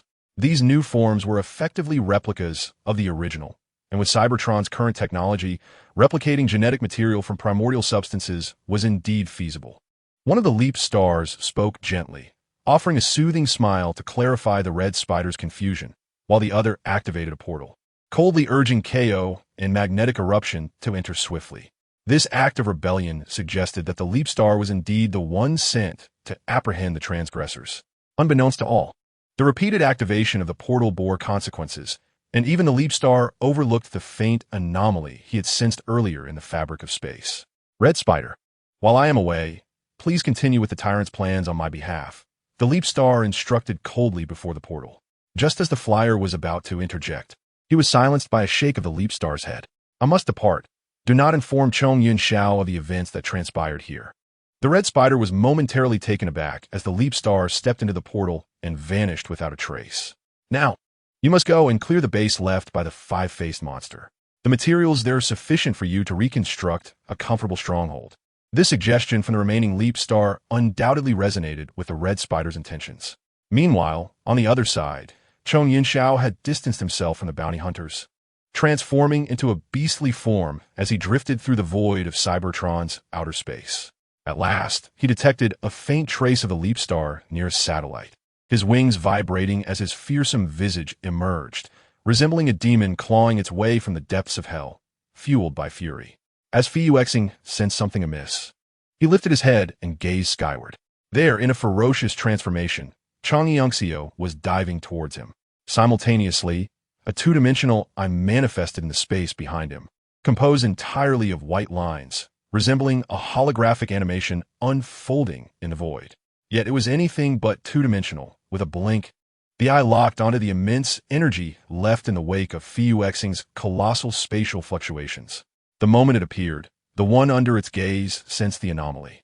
Desiring to evade the impending attack from the enigmatic creature, Fuyuexing attempted to shift into an ethereal form. However, the eye, constructed of white lines, rapidly collapsed into a singularity, transforming into an infinite network of four-dimensional passageways. Panic surged within him as he realized that Chang Yongxiu was now merely a few meters away. He was uncertain of the fate that awaited him should he be drawn into that four-dimensional abyss. It was clear that Chang Yongxiu's entrance would be a one-way journey. Stay back. His cry caught the attention of the departing flyers, and Red Spider beheld the colossal beast charging towards Fuyuexing, as well as the even more massive vortex behind him. Yet, Fuyuexing's warning came too late. In a desperate attempt to prevent Chang Yongxiu from being swallowed by the four-dimensional drain, he detonated the energy core in his chest. Contorted by the vortex's pull, before Red Spider, the world fell into an eerie silence. The magnitude of the explosion unleashed a wave of energy that spread faster than sound. A golden surge erupted, hurling Chang'e Unxio away while simultaneously propelling Fuyuexing into the four-dimensional abyss. The beast emitted a sorrowful roar, witnessing Fuyuexing being consumed by the fearsome tunnel that had materialized. Fuyuexing's body endured pressures reaching tens of thousands of times that of gravity, his form adrift within a four-dimensional passage linking countless realms. The excruciating sensation of being torn apart dulled his processors, the pain overwhelming all other senses. For the first time, as he fell into this four-dimensional corridor, Fuyuexing experienced such a vivid and profound sensory perception. This passage relentlessly absorbed the energy unleashed in the previous explosion, particularly the golden particles emanating from Fuyuexing's body. His form, rendered powerless, was dragged in various directions, the spatial energy being siphoned away. It was evident that this creature had arrived to claim the violently oscillating spatial energies.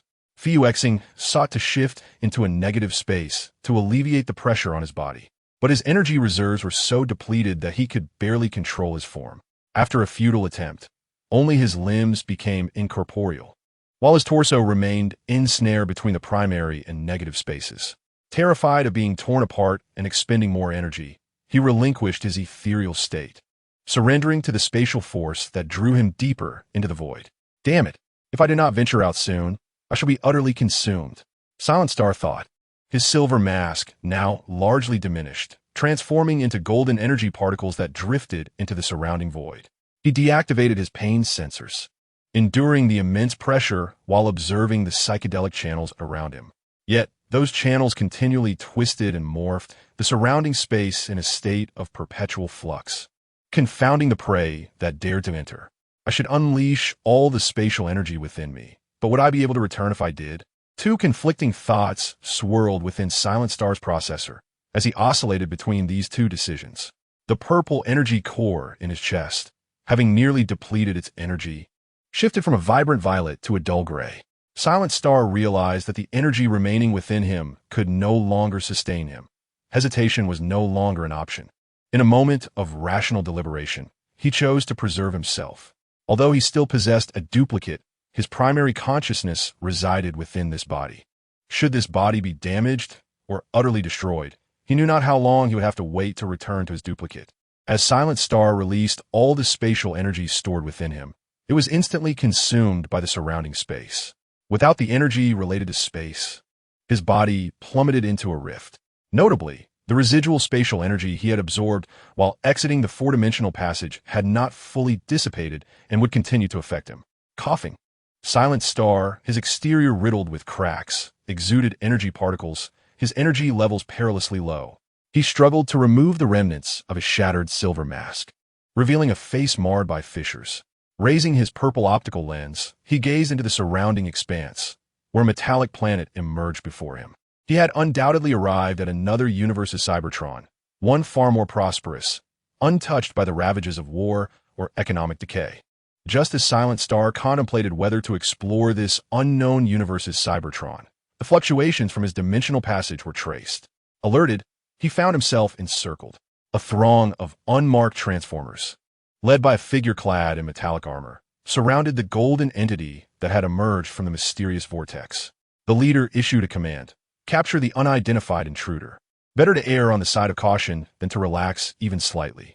The red and silver Cybertronians gestured with their hands, their expressions grim, resembling a middle manager exhausted from late nights dealing with the fallout of others' failures.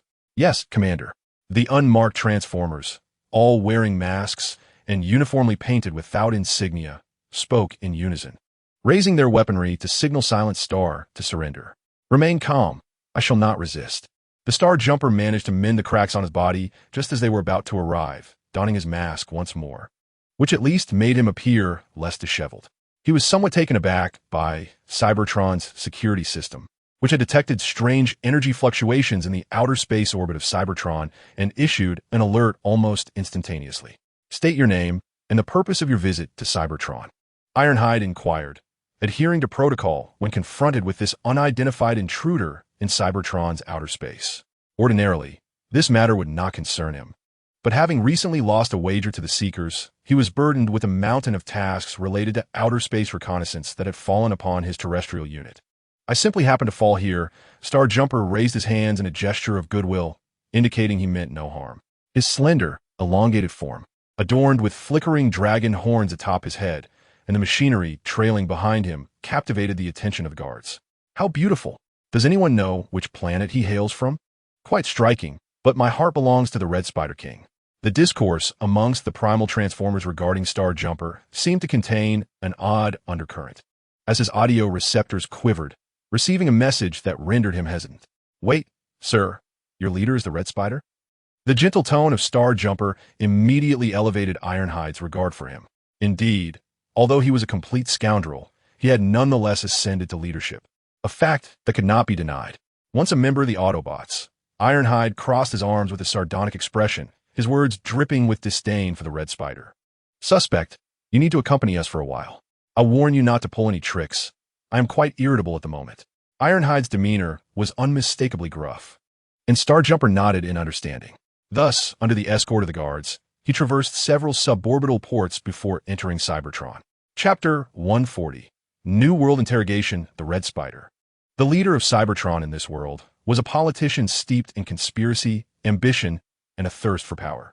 His survival amidst the battles between Autobots and Decepticons on Earth, which culminated in his election as leader, could largely be attributed to the Seeker's remarkable fortune and his unique rapport, unlike that of other worlds' Red Spiders.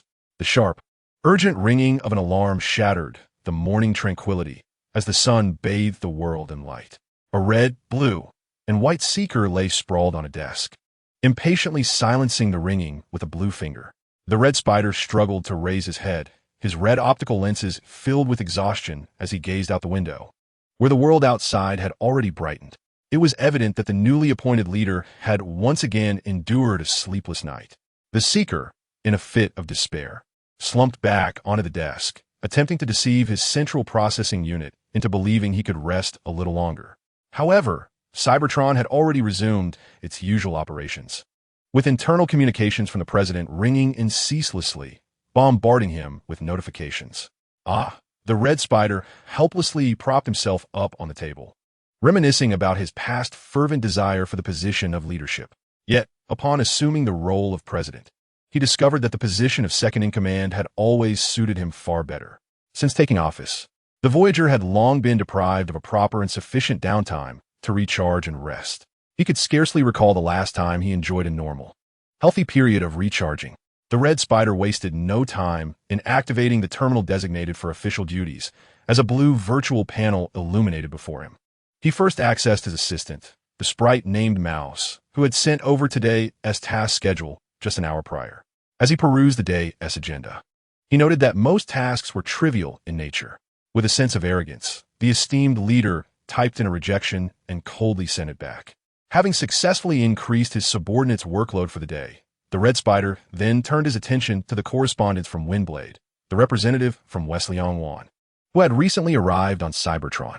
This young Voyager was primarily responsible for managing various affairs related to Wesleyan and overseeing aerial operations in certain regions on Cybertron. With a decisive and efficient approach to his work, Windblade had garnered quite a reputation. As the Red Spider skimmed through the messages, he noted the most recent one from Windblade, sent the previous night. "I need to return to Wesleyan for a while. During my absence, I entrust my duties to you." She even included a cute emoticon at the end. The Red Spider adjusted his optics, feeling a mix of exasperation and resolve. He knew he needed to cultivate supporters like Windblade. Just as he prepared to sift through more communications, an incoming real-time voice call interrupted him. With a hint of curiosity, he picked up the terminal to find it was Ironhide, a former Autobot. "What brings the security company to call me?" The Red Spider set aside his fatigue and adopted an exaggeratedly mocking tone towards Ironhide. "Humph. After all this time, you still lack the demeanor of a leader." Ironhide seemed accustomed to the occasional jibes from the Red Spider. "If you have something urgent to say, hurry up. I've been quite busy these past few days." The Red Spider replied, rubbing his weary brow. Ironhide, foregone any pleasantries or sarcasm, got straight to the point. "I have detected an intruder 160 kilometers outside of Cybertron's atmosphere, but he appears more like a tourist without any legitimate identification." The Red Spider, hearing this, scoffed in disbelief. To have to handle such trivial matters was beneath him. Did that mean he, as president, would be spinning like a top every day? However, what was peculiar was that this individual hailed from an alternate dimension. The information I received indicates that he appeared following a spatial energy fluctuation not belonging to this universe. The observatory speculated that he likely originates from another multiverse. Yes, I understand. But can you explain why you were tasked with managing Air Force affairs? The Red Spider, feigning ignorance, seized the opportunity presented by the silence on the other end of the communication to open the report recently sent from the observatory. In a moment, I will escort the individual to the care facility near the spire. Windblade and the others are absent. You may proceed with the interrogation. Iron Skin stated succinctly before terminating the communication. The Red Spider propped his head with his hand, preparing to address official matters. However, an impending energy depletion alarm interrupted him, prompting the leader to impatiently dismiss the notification pop-ups. Dizziness assailed him as he rose, the energy processor running empty causing discomfort. The Red Spider wandered about the office, but found no means to replenish his energy. Just then, a knock on the door was followed by a chorus of disgruntled complaints from the Pixie Mouse. Let us not discuss anything else. Do you have any food? The Red Spider leaned closer to the Pixie Mouse, his weakened gaze piercing through his assistant, instantly silencing the ground unit. I only brought 2 energy bars. The Red Spider accepted the sustenance his assistant retrieved from subspace, offering no thanks as he unwrapped and consumed it, his hunger acute after nearly a day without nourishment. He settled back into his swivel chair, at last recalling the purpose of the Pixie Mouse's visit, who brandished a new itinerary, nearly slapping it against the Red Spider's face. It's early. No need to be so irate. A subtle smile graced the face of the flyer, whose contradictory nature often evoked both affection and exasperation in those around him. While munching, the Red Spider scrutinized the newly arranged schedule, finding that many unnecessary activities had indeed been removed. Very well, I accept this arrangement, he declared, his clear voice managing to uplift his assistant amidst the weight of their responsibilities. So, esteemed leader, do you require me to arrange breakfast for you today? The Pixie Mouse's initially sarcastic tone shifted upon noticing the Red Spider's expression of discomfort from a stomachache. Whatever. Just make sure to include an external field assignment while you're out, the Red Spider replied, finishing the energy bar and stretching his stiff joints. The Pixie Mouse nodded. Although their government's internal communications network was akin to a sponge leaking information, there had been little news lately concerning any egregious incidents involving the Red Spider. Exiting the office, the Red Spider found himself at the end of the corridor leading to a terrace. The flyer adeptly climbed onto the railing and leaped down, transforming into vehicle form. The striking livery shimmered brilliantly in the sunlight, while his assistant sighed in resignation and took the elevator. The Red Spider landed on the platform in front of a restaurant, his conspicuous entrance drawing the attention of the surrounding residents. It's the president. What does he intend to do now? I must say his paint job is well maintained. Which salon possesses such skill? Ignoring the whispers, the Red Spider strode directly towards the restaurant, having reserved a table during his flight. As he entered, he captivated the attention of all diners in the restaurant. The elegant and refined president cast a courteous glance at the crowd and offered a polite smile. The elusive Mouse, accompanied by his bodyguards, arrived fashionably late after placing an order at the Red Spider. Upon their arrival, they immediately commenced the process of clearing the area. Just as the Red Spider was about to intervene, he was halted by the Mouse's admonition. Don't tell me you wish to be assassinated in public. Red Spider, you are the president now. The last few words were emphasized by his assistant, prompting the flyer to recall the various disturbances that had arisen from his solitary ventures since assuming the presidency. All right, I understand. My apologies this time. The Red Spider's crimson optical lenses blinked, having become even more beguiling since he took office. Upon witnessing this, his assistant had no choice but to quell his dissatisfaction. Within the span of this brief exchange, the other patrons in the restaurant were ushered out, rendering the entire street devoid of activity. While waiting for his meal, the Red Spider idly polished the neon wraith affixed to his arm. In theory, the current Cybertron regulations forbade residents from carrying firearms. Yet the war-hardened populace had developed a habit of concealing weapons for self-defense. The Red Spider's firearm was an exception and a glaring violation of the treaty. He had previously claimed in front of the media that the 2 rays he bore were merely decorative. The flyer's thoughts wandered freely, as this was one of the rare moments he could afford to daydream. However, when dessert arrived, the red spider's reverie came to an end. Let us first ascertain if there are any issues.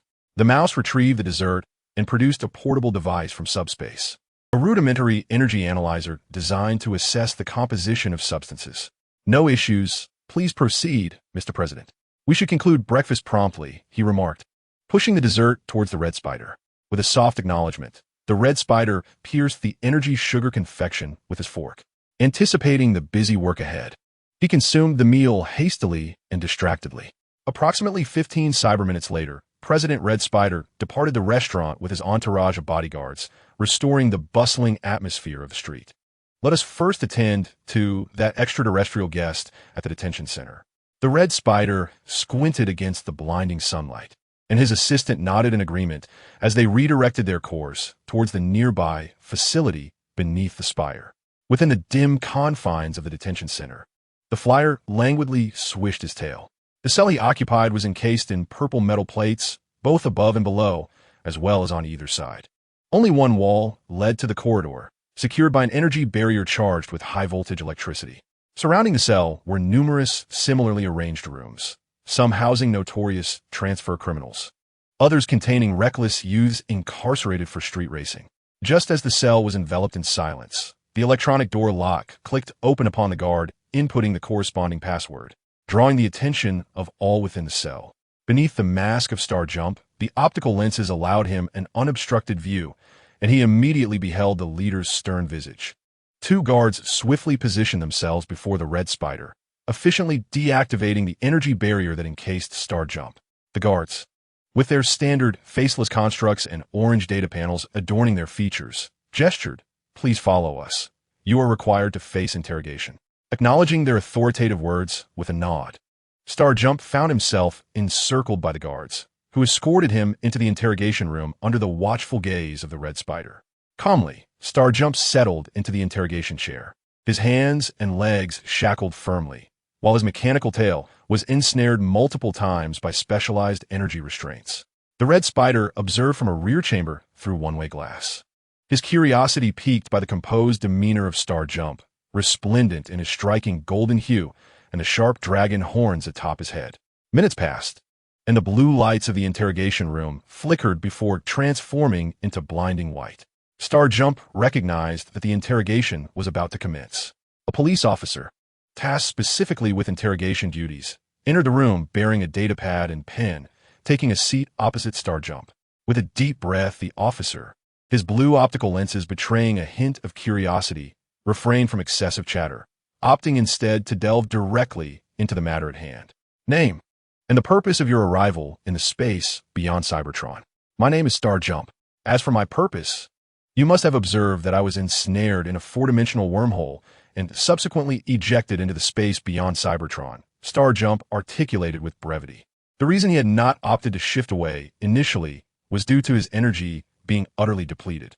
Are you implying that you fell into an uncontrollable four-dimensional wormhole? The officer seized upon the pivotal element of Star Jump's statement, as the primary aim of this interrogation was to ascertain whether Star Jump possessed the technology or ability for controlled traversal through the multiverse. It was indeed uncontrollable. Star Jump discerned the officer's underlying intent as the interrogator prepared to pose the next question. Without hesitation, he turned to fix his gaze upon the silver mirror. At that moment, the red spider, situated behind the one-way glass, found himself momentarily taken aback by the scrutiny of Star Jump's mask. As their eyes met, an unsettling feeling of being scrutinized washed over his processor, drawing upon years of combat experience. The red spider was certain that the lenses beneath the mask had detected his presence. It had been a long time since he had felt such a sensation, and he admired the visitor's keen observational skills, feeling a thrill as he bit down on his lip with sharp teeth. Suddenly, a nefarious thought emerged in the red spider's mind, stemming from his own inherent flaws, to extract Star Jump's true intentions or else threaten him with a salary.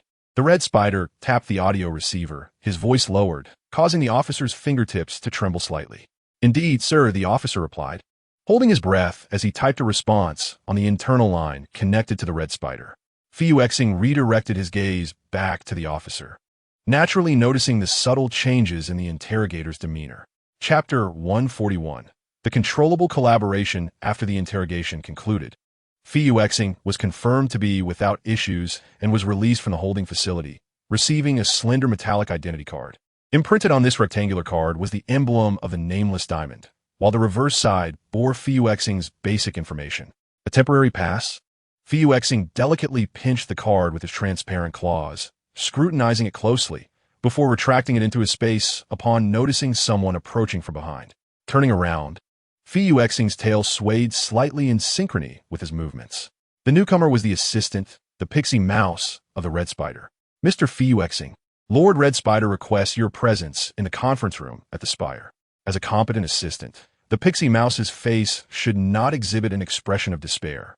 Fuexing surmised that the Red Spider might still harbor doubts regarding his possession of technology to traverse other multiverses. Very well, then, he replied in a calm tone, following the pixie mouse down a street and around a corner that concealed a hidden portal entrance. Upon stepping into the unstable portal, Fuexing sensed Cybertron's shortcomings in spatial transmission technology, particularly evident in the stability of the portal's formation. The other end of the portal opened into the interior of a fortified area within the spire, where opulence and grandeur adorned the surroundings, perfectly aligning with the Red Spider's aesthetic, regardless of which version of him it might be. The pixie mouse led him to an elevator, and after the assistant pressed the activation button, the doors opened, allowing them to enter. The primitive design piqued Fuexing's curiosity, while the pixie mouse, perhaps intimidated by the elegant beast's tall and slender stature, remained silent throughout the journey. Inside the elevator, the display indicated an ascent until it halted at the 57th floor. The doors opened, and they traversed a silver-gray corridor until reaching a set of double metal doors. With a gesture of invitation, the pixie mouse signaled, and the doors swung open. Seated in a swivel chair behind an ornate desk was the austere leader, his legs elegantly crossed, crimson optical lenses captivatingly scrutinizing the visitor. Welcome. The flyer rose, his wings unfurling gracefully with the movement, and a dazzling, almost blinding smile graced his face, rendering him strikingly unlike the Red Spider. I do not appreciate the waste of time, the Red Spider remarked. Let us discuss our collaboration, or perhaps I should say, president. Fuexing removed the silver mask from his face, revealing his violet optical lenses and a similarly charming smile that mimicked that of the Red Spider. The leader was momentarily taken aback upon seeing that face. Fuexing's smile was so genuinely sincere that all his previously prepared threats and remarks lost their potency. Directly discuss collaboration? The Red Spider murmured in a daze, wait, how did you know I wanted to discuss cooperation with you? The flyer widened his red optical lenses in shock, while Fuexing, feigning mystery, placed a finger to his lips to subtly remind the Red Spider to keep quiet. The leader quickly regained his composure, cautiously speculating whether Fuexing possessed a terrifying, mind-reading ability akin to a sonic wave. Otherwise, how could this outsider have accurately discerned his intentions upon their first encounter? Do not be so wary, esteemed leader, Fuexing said with a gentle smile and a tone of respect, exuding a captivating warmth. Do not come near me. Stay away. The flyer shrieked instinctively. He always responded to those who brought him kindness with piercing screams that could shatter audio receptors, particularly when encountering someone as enigmatic as Fuexing. This was Fuexing's first experience with such a reaction. The methods that had consistently worked for him in the past were futile against this Red Spider, even backfiring and heightening the other's vigilance. Observing the frantic screams of the Red Spider, Fuexing contemplated using forceful means to silence him. The Red Spider's cries were alarmingly piercing. Please quiet down. I am beginning to feel the urge to make you stop, Fuexing said, adjusting the audio reception sensitivity while covering the receiver. His half-hearted threat proved effective, allowing the Red Spider's rationality to reclaim control. Recovering from his panic, the Red Spider awkwardly cleared his throat, realizing he should have confronted Fuexing with a weapon instead of screaming. The leader leaned against the table, his silver-white wings resting upon its surface, while Fuexing's purple optical lenses shifted from the wings to the Red Spider's face. Can we calmly discuss matters regarding cooperation? I am aware that you seek to acquire controllable spatial traversal technology from me, particularly the ability to traverse the multiverse. Fuexing's words struck directly at the core of the Red Spider's intentions. And what is the price? The red spider inquired, his crimson optical lenses fixed intently on Fuxing. I would prefer not to owe anyone anything, so I intend to exchange something of equal value for your technology. Weighing benefits was a flyer's forte. Do not rush into an equivalence exchange. Esteemed President, you should first understand the traversal technology one possesses. Your trust is admirable, Fuxing replied, his smile fading as he spoke in a calm and gentle tone. Do you intend to demonstrate it here? The red spider asked, revealing a sense of unease. Fuxing shook his head, fully aware that the renowned leader was wary of any potential threats he might pose. Merely showcasing it will not yield precise data. Therefore, might I suggest we move to the Academy of Sciences? The proposal from Leapstar is indeed accurate, yet it does little to assuage the vigilance in the eyes of the Voyager. The fairy mouse, accompanied by bodyguards, arrived to assist me and to inform the Academy's council of an impending meeting. The red spider raised his arm, gently tapping the audio receiver as he gazed at the extraterrestrial visitor before him, relaying crucial instructions to the assistant on the other end of the communication. Very well, leader. However, the Academy requires clarification on the subject of this meeting. Listening intently to the assistant's words, the red spider pondered for a moment before articulating transdimensional travel technology. Upon concluding the conversation, he severed the communication channel and turned his attention to Leapstar, who appeared both regal and aloof, blinking at him through the violet lenses as they reached out for a handshake. Is this an agreement for collaboration? Leapstar inquired, uncertainty lacing his tone. The red spider released his grip, focusing on the translucent nature of Leapstar's sharp claws, and responded with affirmation. Shall we add a personal communication line, esteemed visitor? The red spider produced a terminal from subspace, waving it before the violet optical lenses. Although the leader posed a question to Leapstar, the smile on the red spider's face betrayed an irresistible eagerness. Of course, revered leader. Leapstar noted the red spider as communication channel, while the leader himself retracted the terminal. By the time the fairy mouse and his bodyguard arrived, the Voyager had already busied himself with the day's tasks, finding it mundane. In the fleeting moment before the fairy mouse entered, Leapstar closed his silver mask, flicking his tail as his gaze settled on the red spider. Let us proceed. Esteemed visitor. The red spider appeared quite enthusiastic about assigning new titles to Leapstar. With a brief acknowledgement, Leapstar followed closely behind the Voyager. They once again took the elevator, traversing a series of teleportation gates until they reached the Research Institute nestled in the wilderness. Gazing at the silvery mechanical structure, Leapstar kept pace with the red spider, passing through rigorous security checks to enter the Institute's interior, where experiments and discussions were underway. After explaining their purpose, the red spider instructed the researchers to prepare a laboratory for the collection of experimental data. Upon realizing that this experiment was not merely a discussion, but an opportunity to obtain precise data, the researchers, spurred by excitement, worked with alacrity. Before long, a laboratory was fully prepared. Surrounded by enthusiastic researchers, the visitors stepped into the laboratory, equipped with testing devices, under the eager, predatory gazes of the scientists. Leapstar raised his hand, harnessing the scant spatial energy he had regenerated, and soon a violet vortex materialized as he channeled energy particles, expanding the portal's size. The red spider, concealing his inner exhilaration, focused intently on the electronic screen displaying the collected experimental data, where various energy metrics pulsated dynamically. Success. The data has been successfully collected. Jubilant cheers erupted from the researchers, while the condition of Leapstar, however, was less than favorable. The visage of the visitor, concealed beneath his mask, revealed once more the fissures that had been obscured as his spatial energy approached its critical threshold yet again. It can cease now. A voice, belonging to an unknown researcher, resounded. The entity known as Leapstar promptly retracted the dissipating energy particles, unwilling to relinquish even the slightest vestige of energy from his being. Wait, another set of data has been recorded, remarked the red spider, gazing intently at the electronic display. His words captured the attention of all present, as that string of negative values stood out alarmingly amid the predominantly positive data. Naturally, Leapstar's audio receiver registered the astonishment in Red Spider's exclamation, and the anomalous data likely originated from him. Leapstar contemplated a singular possibility before he exited the four-dimensional conduit. The creature that had engulfed him must have marked him with its essence. Perhaps this act served a straightforward purpose, to perpetually siphon the spatial energy from Leapstar. As this realization dawned upon him, an ominous feeling surged within. Yet, as he endeavored to take action, the previously sealed portal was violently torn asunder. Through the abyssal vortex, the visitor once again glimpsed the white eyes, defined by two-dimensional lines. Unluckily, he found himself enveloped by the vortex once more, plunging into the four-dimensional conduit again. Leapstar's body was once again ensnared by that disorienting sensation of distortion, prompting him to relinquish all control over his form, allowing himself to drift aimlessly within the conduit. How unfortunate, Leapstar mused, as the fissures on his body re-emerged with the renewed depletion of spatial energy. Slender cracks spread across his entire being, with energy particles being forcibly ejected into the surrounding depths of the conduit.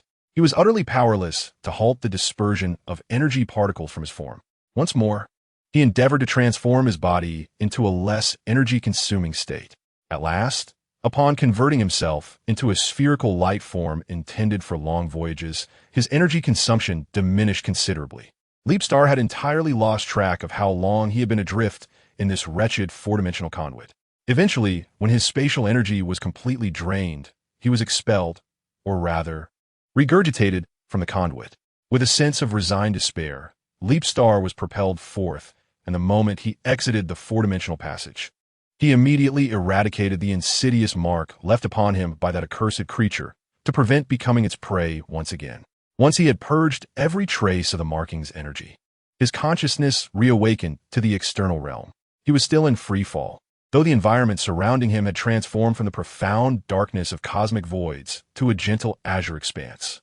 Realizing this was likely the atmosphere of a distant planet, Leapstar adjusted his trajectory, slowing his descent to a gradual landing. As he finally descended to the ground, the radiant form of Leapstar, emanating an aura akin to particles of energy, transformed from a luminous sphere. He lifted his hand to touch the visor, which felt exceptionally hot, and the temperature surrounding him surged, akin to an inferno due to his rapid descent. Leapstar glanced around, observing beneath him a colossal meteorite crater. Although his falling velocity had begun to decelerate, the energy unleashed upon landing still radiated outward, toppling numerous trees in the vicinity. With a weary stance, Leapstar surveyed his surroundings, pondering which corner of the parallel universe he had landed in. A lively female voice, accompanied by the sound of rustling, reached his ears from a short distance away. Turning towards the source of the sound, Leapstar spotted a human girl sprinting towards where he had fallen. Dropped onto Earth. As this thought crossed his mind, he initiated a scan of the human's appearance, beginning to mimic her form.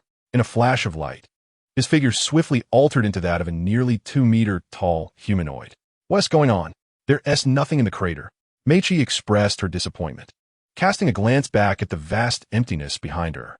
They had originally been conducting a patrol amidst the dense woods, but the arrival of the striking meteor had shattered the monotony of their task. Typically, such celestial objects should disintegrate in the atmosphere. So, you're suggesting that upon hitting the ground, they created this enormous pit and then burned away? The human girl, displaying a look of disinterest, kicked a stone from the edge of the crater, puffing her cheeks in annoyance at Goban's words. Just then, a faint coughing sound drew the attention of both individuals.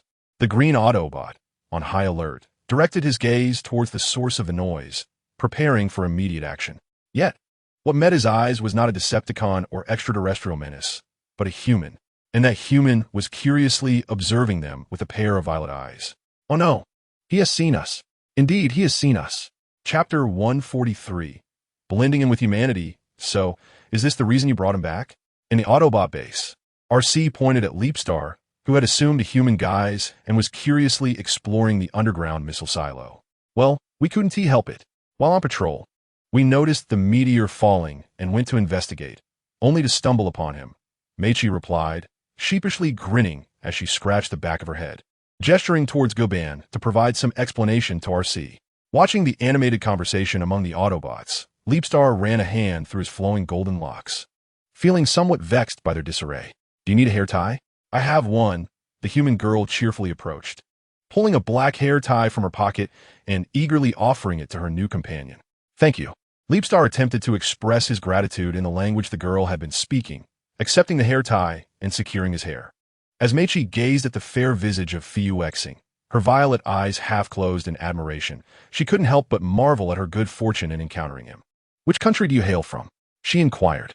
"Ah, I almost forgot to introduce myself after all this time. My name is Meichi," she exclaimed, her excitement palpable as she animatedly introduced every member of the Autobot base to Fuyuexing.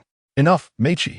Let our guest have a chance to speak," the blue female Autobot interjected, recognizing Fuyuexing's discomfort and gracefully urging Meichi to cease her incessant chatter. "Me?" Fuyuexing adjusted his attire, finding himself in an unexpected situation. Moreover, fabricating a name and identity on the spot posed a significant risk of exposure. "Selenex Fuyin. Just call me Fuyin," he declared, having gleaned enough from Meichi's earlier introduction to formulate a name that resonated with the local human nomenclature. "Fuyin, quite a rare surname," remarked a boy perched on a nearby platform, who had overheard the introduction and leaned forward with curiosity to express his intrigue regarding the young man. Meanwhile, Optimus Prime and Ratchet exchanged knowing glances, with the leader discerning the unspoken questions in the medic's gaze. "Is this information credible?" Optimus pondered, shaking his head slightly, not yet ready to make a decision. They could later enlist Agent Fowler to investigate the young man's background. Having recently endured the destruction of the space bridge and the loss of their chance to return home, the Autobots seemed to harbor their own concerns, engaging in mere pleasantries with Fuyuexing before promptly escorting him and the children back to town. Fuyuexing, feeling somewhat bored, gazed up at the sky. From the perspective of a human body, the view was notably diminished. He struggled to adapt to the human form and the myriad rules of human society. "Fuyin, aren't you heading home?" Jack remarked, noticing Fuyuexing still lingering as he looked up at the night sky. Turning around, Fuyuexing instinctively smiled, his face devoid of any covering. "I'll wait a bit longer before I return. By the way, it must be getting late. Staying up too late is not conducive to growth." Fuyuexing playfully adopted the tone of an adult, encouraging Jack to head home for some rest. "All right then, I need to get back before curfew," Jack replied, waving as he hurriedly made his way home. Once Fuyuexing ensured that no humans were in sight, he concentrated the scant energy he had to blur his form. When he reappeared in the main space, he found himself atop a nearby church. Truth be told, Fuyuexing found himself reminiscing about the previous universe, where he had resurrected in the midst of the fiery source. He knelt against the cross behind him, rolled up the sleeve of his left arm, revealing the terminal he wore on his wrist in human form. Upon the activation of the terminal, a cerulean projection unfurled before him, revealing the communication interface, which, as expected, was devoid of any reachable contacts. The young man sighed in resignation. Even if he wished to return to the previous multiverse, he lacked the energy required to traverse the cosmos once more. The nocturnal breeze, imbued with a chill, tousled the golden strands of his hair. He raised a hand to smooth the errant locks that had fallen over his forehead. In his humanoid guise, his dragon horns and tail were cleverly concealed. Resembling a young man of approximately 20, he possessed striking long golden hair and violet eyes. His facial features were not sharply defined, but rather exuded a gentler quality, collectively forming a visage that leaned towards masculinity. The attire he wore was a product of design derived from his mechanical form. On his feet were black leather high-heel boots, their laces spiraling gracefully from the heels to his calves. The upper garment was a plain white shirt, accentuated by several black leather straps that cinched at the chest and shoulders. These garments were somewhat uncomfortable for him, prompting the young man to adjust his white shirt. He recalled the fabricated excuse he had concocted during conversations with the Autobots, claiming to be on a leisurely outing in the woods. "I should create a suitable and legitimate identity for myself," he mused, remembering that each time he arrived in a new civilization, this was the first essential step. Possessing such an identity card would facilitate his integration into these cultures. As he contemplated this, he drew forth from the void the temporary pass granted to him by the leader of the Red Spider in the previous dimensional universe. Synchronously shrinking it to match his new proportions, he placed the pass upon the terminal, which effortlessly decrypted the electronic document. Subsequently, he accessed Earth's internet using this pass, delving into the vast expanse of information to seek out inconspicuous vulnerabilities. Before long, he had exploited these subtle flaws to appropriate an individual's identity information, modifying and duplicating it as needed. He raised the terminal once more to capture a photograph of his face intended for the identification document. After completing these tasks, He leaned against a cross, gazing at the moon while his thoughts drifted. From the Autobots and the intelligence network of the CIA, he learned that in this universe, the Autobots were oppressed by the Decepticons, lacking in resources, combat strength, and manpower. He remained seated in contemplation until the moon began its descent towards the horizon, signaling the approach of dawn before departing from the rooftop of the church, ambling aimlessly through the morning streets. His striking appearance caught the attention of passers-by out for their morning jog. As he wandered, he politely declined the advances of numerous young humans wishing to befriend him. Eventually, he found himself in front of a school, which appeared to be an all-encompassing institution. It was merely the weekend, and the school gates stood firmly closed, devoid of any student activity. "Hey, Fuxing, look over here." A cheerful voice shattered the tranquility of the morning outside the school gate. Upon glancing up, Fuxing spotted the human girl, Meichi, perched on a branch. With a joyful wave, Meichi descended from the tree in a matter of moments. "Yesterday was such a rush that I completely forgot to add you as a friend," she remarked, retrieving a flip phone from her pocket and tapping a few buttons to access her contact interface, which she then presented to Fuxing. All set, Fuxing recorded the contact details of the human girl on his terminal and returned the flip phone to her. Meichi appeared quite exhilarated as she pressed the buttons to check Fuxing's number. She then looked up at him, recalling the words of Optimus Prime from their last encounter. "It's the weekend. Shall we visit the Autobot base together? I had a word with the barrier earlier this morning, and he should be arriving shortly." With an amiable demeanor, Meichi continued, and Fuxing, peering into her dark eyes, sensed her genuine enthusiasm. "There's still some time. Let me treat you to a cup of coffee." Fuxing endeavored to adopt human social customs, and Meichi graciously accepted his kind offer. Consequently, they made their way to a nearby CAF, where Fuxing ordered a latte with milk and sugar. Just as their order was prepared, a green pickup truck pulled up outside the CAF, emitting a low honk. Meichi, clutching her latte, swiftly opened the door and hopped inside. Fuxing, unhurriedly holding his latte, followed suit. As the vehicle navigated through winding roads, it ultimately arrived at a concealed corner where a land bridge materialized before them, granting access to the Autobot base. This precaution was likely due to the Autobots' incomplete trust in Fuxing, which explained why they opted not to reveal the precise location of their base directly in his presence, just as had occurred during their previous visit. "Why do you seem so glum? This planet, or rather all planets, need not endure the threats posed by Megatron any longer." Within the Autobot base, Ratchet had observed Optimus Prime's melancholy throughout the day. Unable to bear the oppressive atmosphere, he finally inquired about the leader's sorrowful demeanor. "Of course, I understand, Ratchet. However, I still harbor hope that I can persuade him to renounce his malevolence rather than resort to annihilation." Ratchet, listening to these words, shook his head in resignation. He fully recognized that the former leader had once shared a profound camaraderie with Megatron. Such sentiments were, indeed, understandable. "Optimus, you must realize that the one responsible for Megatron's demise is not you, but rather his own hubris." Upon hearing this, Optimus sighed silently. "I apologize. I had forgotten you were once friends." Ratchet's words slipped out before he could restrain them, and he promptly offered an apology upon realizing the hurtful nature of his statement. "The Megatron who fought alongside me has long since perished from the moment he chose to become a Decepticon." Optimus Prime pondered with a tinge of melancholy, though his emotions were swiftly tempered by reason.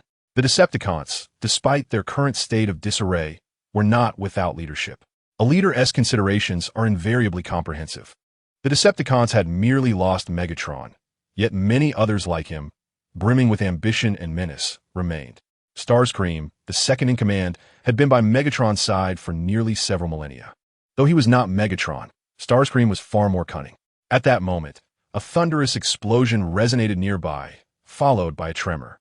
"Oh no, we are under attack by the Decepticons," Ambulance immediately thought, his anxiety propelling him towards the source of the blast. They soon encountered the flustered Bumblebee and Ratchet, who were encircled by a smoking volcano model, evidently the origin of the explosion. Ratchet waved his hand to disperse the acrid smoke, lamenting the destruction of his weekend project. "Do not panic. My volcano experiment has simply failed," the boy coughed, attempting to soothe the anxious Autobots, who were perpetually on edge due to the ongoing warfare. Meanwhile, on the other side of the base, the bridge returned to the main facility, where Mika was sipping a sweet latte and joined by Jetfire, eager to partake in the commotion. Oh dear, I almost forgot. I have my weekend assignment too. Mika hastily finished her latte, setting down the cup before rushing into a nearby storage room, retrieving the solar system model she had prepared days prior. To be precise, the models were merely 7 white spheres, lacking any distinctive planetary features. What on earth are you all doing here? Ambulance sighed, observing the scene of chaos. Even RC had joined Jack in assembling a motorcycle. Oh, this is the project due tomorrow, Jack replied, while RC knelt beside the motorcycle, picking up a part from the ground and gesturing for Jack to fit in. Perhaps we could try adding this. RC, you're a motorcycle. Don't you know how to assemble an engine? Jack's rather absurd query elicited a twitch of RC's lips. Jack, you're human. Do you know how to create intestines? Ambulance interjected, interrupting their playful banter. Could you all refrain from making such a mess? It's truly chaotic. Perhaps assisting the children with their models could enhance their understanding of Earth. Optimus Prime interjected gently. The medical officer surveyed the disorder before him, his processor filled with exasperation, while Jetfire eagerly observed, nibbling on his straw. The human food, like the latte he was currently consuming, held little significance to him, as its energy would merely decompose into minuscule particles within his system, nearly inconsequential. Frenzy, you need to come with me. I have some matters to confirm. Optimus Prime called out to Starfire, who turned to meet the gaze of the leader, his violet eyes observing the myriad of scratches adorning Optimus's form, along with the luminous blue optics that scanned him with a hint of caution. However, there are certain matters he wishes to discuss with you. Starfire nodded in response, still clutching the straw, revealing no signs of anxiety or curiosity.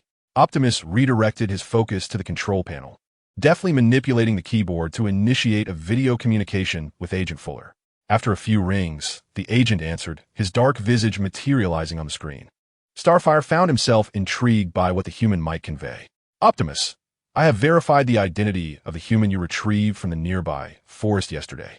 There are no discrepancies. His records indicate that 3 years ago, he was a technician residing in Canada, but those details ceased after his resignation. The words from the communication captured the attention of the Autobots within the base, even drawing the children away from their science project to listen intently. And look at these dark circles under my eyes. Fuller's voice grew increasingly irritable. Besides dealing with the ruckus you've caused, I had to handle repeated intrusions into the CIA intelligence network last night. With Megatron deceased, can't you all remain quiet for a while?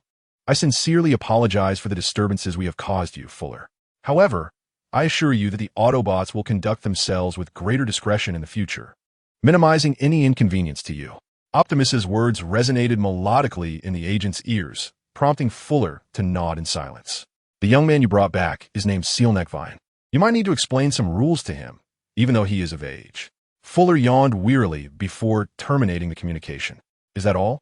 Starfire finished his last sip of Americano and looked up at Optimus, instantly captivated by the gleaming glass panel on his chest. I presume so. Vian, do you have any other plans for today? You need not remain at the Autobot base throughout the weekend. The leader spoke softly, crouching down to observe the long strands of Starfire's golden hair with curiosity. I have no arrangements today. My leader seems to trust me. Optimus momentarily paused at Starfire's address, his optics revealing a delightful surprise. You may simply call me Optimus Prime. There is no need for such formalities. Addressing me as my leader feels excessively distant, a designation that does not resonate with my preferences. Optimus smiled, gently correcting Starfire's manner of address. At that moment, the main console's locking monitor sounded an alert, and the ambulance turned its gaze to the screen, becoming slightly tense. A powerful energy entity was detected and was in motion. If it wasn't us, it could only be the Decepticons. RC stepped forward, observing the moving signal on the screen, and took over the conversation. Megatron isn't dead? Mickey voiced her doubts. No, he is deceased. However, his subordinates remain alive, and others will undoubtedly seize his position. Optimus Prime spoke gravely, asserting that he must proceed to the coordinates of the signal source to ensure the Decepticons would not instigate further activities. Autobots, continue to complete your assignments. Ambulance, I require assistance. Optimus Prime issued his commands. The ambulance hesitated, glancing at the busy children, ultimately deciding to remain at the base. The science fair constitutes a significant portion of our credits. I believe it is best to stay here and assist. Very well. Optimus agreed with the ambulance's decision, then turned his attention to Bumblebee. Bumblebee, let us investigate the moving energy entity. The scout nodded in acknowledgement of his leader's command. Meanwhile, the coordinates of the moving energy entity, rather, it was Red Alert and Soundwave searching in the chasm of Thundercracker. Eventually, the two aerial units confirmed that the signal source was located behind a stone wall. Together, Red Alert inquired, nudging the indifferent intelligence officer beside him.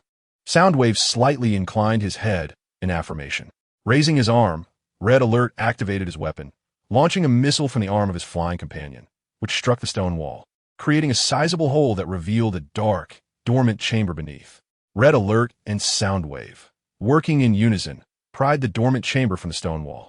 Their mission was to locate Thundercracker, who had been dispatched to Earth by Megatron. Red Alert harbored ulterior motives, aiming to persuade the super soldier to serve him, thereby establishing his foundation within the Decepticons for enhanced dominance. Soundwave, of course, was aware of Red Alert's unmasked ambitions. However, the intelligence officer had no better choice, as the leader he had supported for millions of years had perished in his own delusions of grandeur. Excellent, Soundwave, Red Alert remarked, as if praising him, while he circled Soundwave, hands clasped behind his back, scrutinizing the dormant chamber. Hand it over. Red Alert extended his hand towards Soundwave, who produced a box, opening it to reveal a powerful energy entity emanating a cascade of blue and white light. Red Alert retrieved the energy core from the box and placed it into the appropriate slot before the dormant chamber. The energy entity activated. The Red Spider spoke as the dormant pod before him emitted a radiant glow, revealing a vertical line of blue and white that radiated from the super energy core at its center. The pod opened amidst the blinding blue light, prompting both the Red Spider and Soundwave to raise their arms to shield themselves from the glare. Nearby, Optimus Prime, accompanied by his scouts, arrived via the land bridge. In a desolate canyon devoid of life, where not a single flower or tree could be found, save for the reddish-brown rocks that dotted the landscape. You have also noticed that the signal source has become stationary. Remain here and await my command. For safety's sake, Optimus Prime instructed Bumblebee to stay behind while he ventured deeper into the canyon alone. Yet, the Yellow Scout, concerned for his leader's safety, stealthily followed in Optimus Prime's wake.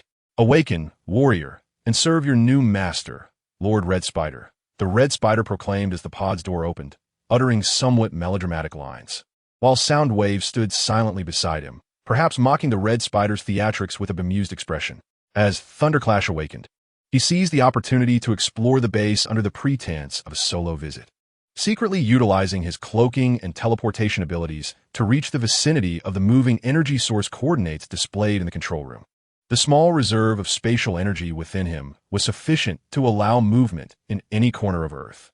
He descended onto a high rock via the teleportation portal, where he could overlook the two flying units and a flyer emerging from the dormant pod. "I've made it," Thunderclash thought, using his cloaked form to leap gracefully from the canyon's edge to its base. He overheard the Red Spider's haughty remarks and disdainfully stretched his stiff joints before expressing his dissatisfaction. "I, Thunderclash, served but a single master in my lifetime." "Excellent. Your unwavering loyalty shall set a commendable example for the Decepticons. Do not be so formal, Thunderclash. Kneel. For it is no fault of the Red Spider that misunderstandings arise. After all, your words conceal the name Megatron," the Red Spider replied. Seizing the moment while the Red Spider spoke, Thunderclash approached, noting that despite the reduction in energy consumption due to his human form, his overall attributes had diminished. It took him 6 seconds to draw near the 3 flying units, and he recognized the Red Spider from the earlier conversation. Unlike the previous 2 universe's flyers, adorned in red, blue, and white, this particular flying unit boasted slender limbs painted in gleaming silver, with a vibrant red metal adornment on its head. "I believe you have misunderstood my intent," Thunderclash stated, towering over the Red Spider, whose ambitions seemed to overflow from his optical sensors. "I am here on a mission assigned to me by my one true master, Megatron." Thunderclash's words indicated his allegiance, suggesting that, as he claimed, Megatron truly was the sole son among the early loyalists who joined the Decepticons. Indeed, the Red Spider affirmed the response of the Thunderquake, sharpening his slender claws while contemplating the means to persuade this formidable warrior in a fleeting moment. Alas, it was but a lament that Megatron had perished. With a shift in tone, Red Spider expressed his regret, igniting suspicion in Thunderquake's mind. This was inconceivable. He promptly refuted Red Spider's claims. Why could no one accept this reality? It was I who sought you out. It was I who awakened you. Thus I, the Red Spider, am your rightful master now. The haughty tone of the flyer gradually transformed from regret to a firm insistence, carrying an undertone of coercion. Thunderquake glared fiercely at Red Spider as the slender flyer encroached upon him, but at that moment, the appearance of Optimus Prime shattered the impasse.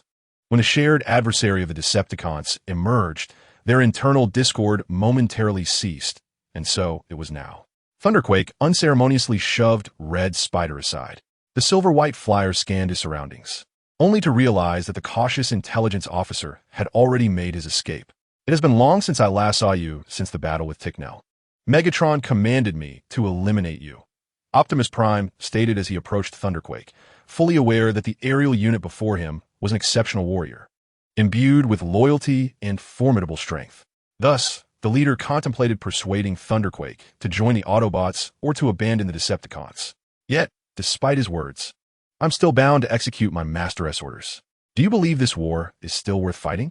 So many of our kin have perished. Countless worlds have been devastated. If Red Spider, you aspire to be a true leader, forsake Megatron's path and guide the Decepticons towards peace. Red Spider, discerning Optimus Prime's intention to mediate, began to ponder the possibility of pursuing a path of amicable relations. However, the ambition to conquer gnawed at that thought. I would certainly consider a ceasefire, provided you are willing to kneel and beg me. What say you, Optimus Prime? Red Spider obstinately rejected Optimus Prime's goodwill, fully aware that such a course would yield the most favorable outcome. Leapstar observed the arrogant Red Spider and the selfless Optimus Prime, uncertain of what to think or do.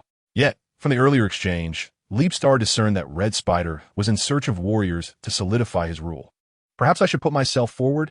Leapstar questioned his peculiar notion, recognizing that the Decepticons possessed ample stored energy, while he himself was acutely deprived of it. Perhaps he might truly give it a try, albeit persuading Red Spider appeared to be an exceedingly daunting task. Once again, the Red Spider, with his continued arrogance and disrespectful remarks, provoked Thunderquake, who, in his towering stature, delivered a punch that sent the silver-white flyer crashing into the stone wall. Red Spider cried out in pain as he slid down from the wall. Realizing the dire situation he found himself in, he swiftly transformed and fled the scene. As Leapstar observed the departing fighter jets and the conversation between Optimus Prime and Shockwave, he hesitated only for a brief moment before activating the portal towards the direction of Starscream. Starscream transformed and descended beside Soundwave, sighing as he clutched his waist. What use is peace once I have Shockwave under my command? With a little training, he will undoubtedly learn to respect his new master. One day, when everyone realizes that Shockwave eliminated Optimus Prime at my behest, all Decepticons will willingly submit to me. This segment of Starscream's dialogue was meticulously recorded by Soundwave, who had long since cultivated the habit of documenting such conversations. Occasionally, he would use these recordings to report to Megatron, but now that Megatron was deceased, his routine remained unchanged. Capture every moment without revealing a single frame. We must diligently compile video documentation of Optimus Prime's demise for historical archives. Starscream, seemingly struck by a thought, instructed Soundwave to film the battle between Optimus Prime and Shockwave. Let us hope it doesn't turn into a morbid playback. An ethereal voice, laden with profound terror, surged toward the two aerial units from all directions. Who is conjuring this? Starscream scanned his surroundings, but found no living entity. I merely wish to offer you a friendly warning. That warrior will lose. Although Leapstar remained partially intangible, he transmitted his voice from the negative space into the primary realm. Soundwave, upon hearing the voice again, became alert and activated thermal imaging to scan for any abnormalities, yet found none. This absence of anomalies was, in fact, the greatest oddity of all. Do you wish to see me? Leapstar reveled in a wicked delight, aware that Soundwave was attempting to capture his voice too. However, such an illusory transmission would not easily leave any trace in recordings. Where you exactly? Starscream, unable to pinpoint the source of the voice, stood back-to-back with Soundwave, remaining vigilant and prepared for battle. Chapter 145, Megatron Lives Here. Soundwave accurately pinpointed the origin of the voice, swiftly extending a tentacle-like cable to strike, only to grasp at nothingness. Do not be alarmed. My arrival bears no malice. Leapstar gradually manifested his form, not as a human, nor in the guise he had prior to entering this universe. Instead, he assumed an entirely new appearance, specifically mimicking a Decepticon vehicular soldier. Starscream's missile launched the moment Leapstar finished speaking. The aerial unit's reflexes were quick, yet the high-speed missile passed directly through Leapstar's form, detonating against the brown rocks behind him. You're just a foot soldier? This isn't just to be taken lightly. Starscream regarded the peculiar vehicular soldier with a cautious, shadowy expression, naturally incredulous that mass-produced soldiers could possess such capabilities, evoking an unsettling sense of the bizarre. Allow me to introduce myself. Fuexing shed the concealed, cold, and gentle sound as the red spider, with a hint of skepticism, took 2 steps toward the source of the sound wave. He was aware of his own limitations when it came to close combat. The intelligence officer beside him was clearly more adept. I am Fuexing, hailing from another multiverse, he announced, as his form flickered and transformed into a silver flyer before them. The red spider was momentarily taken aback upon seeing his own visage, while Soundwave hesitantly swayed his deep purple tendrils. This is merely my mimicry, a fundamental ability, Fuexing explained, swiftly adjusting his form to resemble the intelligence officer, a skill that reminded Soundwave of the likes of the Faceless One, who possessed a similar talent. However, the Fuexing before them clearly exhibited a superior prowess, as he observed the reactions of the 2 Decepticons. He reverted to the form of a car soldier, stating, "Perhaps you should be more familiar with this appearance." With arms outstretched, he showcased his nearly flawless mimicry, almost perfect in its execution. As for how he acquired the information about the Decepticon car soldiers, it was all thanks to clues gathered from a human intelligence network. Fuexing's gaze shifted to Optimus Prime and Bumblebee, who appeared to be preparing for retreat. He then looked back at the still wary Red Spider and Soundwave. "Shall we place a wager, Commander Red Spider?" he inquired, mimicking the soldier's way of addressing him. After a moment of contemplation regarding Fuexing's proposition, Red Spider decided to entertain the idea, recognizing that gaining a few more supporters could fortify his standing among the Decepticons. "I wager that Megatron will lose." Red Spider scoffed almost immediately upon hearing the suggestion, for he was the most esteemed pupil in Megatron's eyes, and he could hardly believe that any old metal would refer to a weakling in such a manner. His competitive spirit ignited. Red Spider accepted the wager without hesitation, feigning generosity by allowing Fuexing to set the terms. Thus, Megatron chased after Optimus Prime and Bumblebee, disappearing from the trio's view. At that moment, Soundwave's visor emitted a series of beeping sounds, indicating a locked energy signal, which irked Red Spider. "It seems we've lost their trail," Red Spider remarked, his crimson optical sensors rotating quickly to focus on Soundwave's visor, which served as a display screen. "What is this? A second Decepticon energy signal? Is Megatron not the only dormant one in this vicinity?" Red Spider scrutinized Soundwave's visor, pondering the message he was trying to convey. "The signal source is emanating from the destroyed space bridge," Red Spider observed, a sense of foreboding enveloping him. "It appears Megatron is still alive." Fuexing, arms crossed, lightly touched the mask that entirely covered his face, deepening Red Spider's unease reflected in his optical sensors. "That signal source belongs to Megatron. Soundwave cannot be mistaken. Can he?" Red Spider still found it hard to believe, even absurd, that the immense explosion, which left almost no Cybertronians alive, had spared the most detestable exception, Megatron. However, he had been reduced to ashes by that cataclysm, making survival impossible under such circumstances. "Your sensors must be malfunctioning. Disregard that signal and erase the coordinates." As Red Spider noted that Soundwave did not refute him, he felt that this matter was utterly ludicrous. "Are you still concerned about that earthquake?" Leapsky pointed towards Optimus Prime and his companions, who had completely lost their bearings, stirring a sense of conflict within Red Spider. Yet, Soundwave's mask emitted a sharp ticking sound, evidently urging Red Spider to take action quickly. "Perhaps we could discuss this another time. Look at what I was just saying. This concerns Lord Megatron. We must treat it with the utmost seriousness. We need to thoroughly investigate those coordinates." Grinding his teeth to suppress his annoyance towards his former leader, Red Spider spoke again. "If Lord Megatron is truly there, I will go retrieve him at once," pointing towards the general direction of the coordinates in the sky. Soundwave silently nodded, granting his tacit approval. You keep a close watch on their movements. I have awaited this day for a long time. I want to witness Earthquake decisively confront Optimus Prime. Red Spider glanced at Leap Sky, whose unassuming eyes met his gaze. Until we meet again. The silvery flyer swiftly leaped over the canyon, transforming just before landing to adjust his flight angle in a matter of moments. Soundwave, watching Red Spider depart, released a mechanical bird from the armor on his chest, a purple contraption that followed Red Spider towards the coordinates. Looks like it's just us now. Leapsky's cool voice resonated through Soundwave's audio receptors, prompting the Decepticon to turn, revealing a semi-smirk on the display of his mask. Autobot, Soundwave queried, playing back a recording that seemed to originate from an unknown source. No, I mentioned that I hail from another universe. Although it shares a similar structure with the current one, with Cybertronians divided into Autobot and Decepticon factions, I have not aligned myself with either side. Leapsky succinctly outlined his position and origins, eliciting a bemused tilt of Soundwave's head. Should you desire further details, consider me a neutral bounty hunter, Leapsky remarked, tapping his fingertips against his arm armor, then gestured for Soundwave to look towards the distant sky where a fighter jet was approaching. Humans, Soundwave replayed the recording.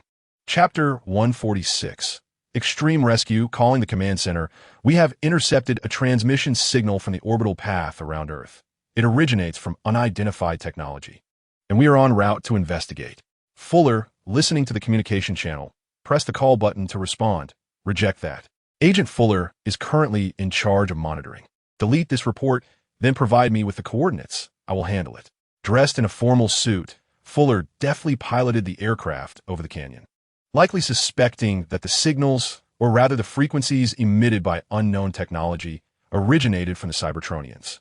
Unbeknownst to him, this maneuver unwittingly delivered resources to the adversary's allies. Meanwhile, in another part of the canyon, Thundercracker pursued Bumblebee, who had transformed into his vehicle form. The yellow muscle car abruptly turned a corner, finding itself in a dead end. Do not blame me for your demise, young one. It is my duty, declared the towering aerial unit, narrowing his optics, just as he prepared to strike. A cacophony of screeching brakes and honking horns echoed behind him. Optimus Prime had redirected his course, unleashing a barrage of energy rounds from his Gatling-like weapon. As Optimus transformed, his resilient armor deflected the projectiles, delivering a staggering blow that sent Thundercracker crashing into the brown rock wall behind him.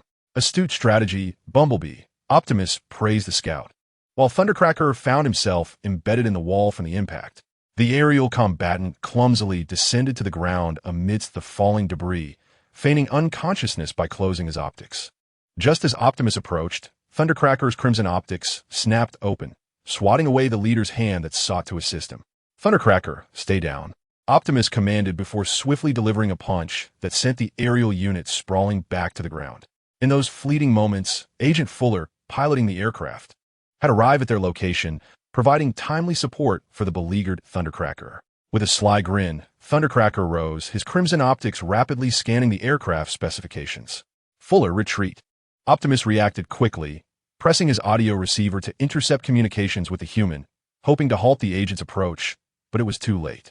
As the aircraft's data was fully scanned, Fuller felt the dashboard crackle with green electricity. The astute agent immediately sensed the impending danger as Thundercracker knocked Optimus aside and leapt into transformation, swiftly ascending to match Fuller's altitude. This is utterly bizarre, Fuller exclaimed, gazing at the fluctuating coordinates on the radar display. Gaining aerial superiority, Thundercracker unleashed a relentless barrage towards the direction of Optimus and Bumblebee. Observing the aircraft's rapid approach, the leader urged Bumblebee, now in vehicle form, to accelerate, attempting to create a safe distance. They skillfully maneuvered to evade the nearly linear onslaught of energy rounds, though. In truth, Thundercracker's aim lacked precision, particularly in vehicle mode, as his fierce firepower failed to make contact with either Optimus or Bumblebee. How dare you steal military aircraft data? This is classified information, and I shall not let this go unpunished.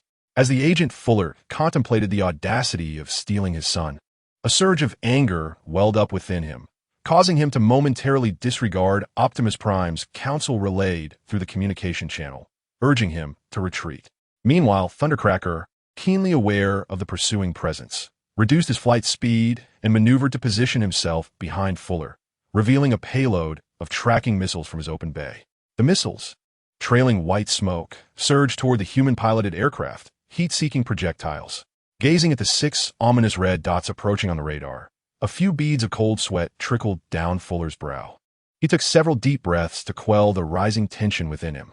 His exceptional piloting skills allowed him to evade the crisis with a mere lateral maneuver, ascending vertically alongside the cliff. "I'm not rusty," the agent boasted, as this was merely child's play for him, reminiscent of routine training exercises. Thundercracker then redirected his focus toward Optimus Prime. A missile struck behind Bumblebee, prompting the Autobot leader's combat visor to swiftly cover the lower half of his face. Bumblebee, seizing the moment, accelerated vigorously, launching off a less steep incline and off the cliff, just as Thundercracker's attack commenced. The scout dashed forward, and upon spotting the Decepticon flying parallel in the canyon, he executed a sharp maneuver, leaping from the canyon's edge onto the aircraft. Thundercracker, gripped by the scout, shook him off, yet quickly ascended to gain altitude, attempting to rid himself of the pesky yellow sports car. "Fuller, we urgently require assistance," Optimus Prime communicated through the channel, observing the retreating figure of Thundercracker and his scout. Bumblebee seized the opportunity, delivering a powerful punch that shattered the cockpit's glass while Thundercracker was flying level. A series of strikes soon caused the cockpit's intricate electronic systems to short-circuit, igniting and producing billows of black smoke, leading Thundercracker to plummet downward. Bumblebee's actions evidently placed him in a perilous situation. However, what Thundercracker did not anticipate was the scout's audacious bravery. Just as both were on the brink of mutual demise, Fuller piloted his aircraft swiftly toward their direction, aligning himself for a downward dive alongside Thundercracker. "Get ready, buddy. We're about to land," Bumblebee called out as the blue optical lens swiftly gauged the distance between them. Utilizing Thundercracker's body as leverage, he agilely leaped onto Fuller's aircraft. "It appears Red Spider has lost the wager," Starscream mused, perched at the cliff's edge while swinging his legs, observing the imminent demise of Thundercracker. Meanwhile, Soundwave stood quietly beside him, documenting the unfolding scene in his storage unit. Such a fine warrior, perishing within an unfamiliar body. How lamentable, Starscream remarked with a tone of cool regret. As Soundwave turned to follow his gaze, Starscream had already vanished from his position.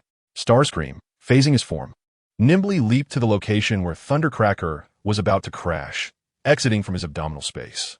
He then summoned the scant remaining spatial energy within him, opening a violet vortex portal. The fallen aircraft plunged into a portal, which led to the vacuum of outer space. The out-of-control fighter glided momentarily before losing its strength. The portal opened by the Autobot named Skyboost enveloped Thunderclash and transported him to the side of Soundwave. The smoke-wreathed flyer transformed in a rather disheveled manner, and Soundwave tenderly assisted the weakened warrior. "Well done, Bumblebee. But who is that fellow?" Fuller, having successfully caught the sports car, exclaimed in cheer, only to be drawn again by the figure that had rescued Thunderclash, who seemed to be yet another foot soldier. Chapter 147. Engagement. Bumblebee leaped from a fighter piloted by Fuller, naturally spotting the rather peculiar Decepticon car soldier. Skyboost turned his gaze towards Optimus Prime, the Autobot leader, whose sharp blue optics were fixed intently upon him.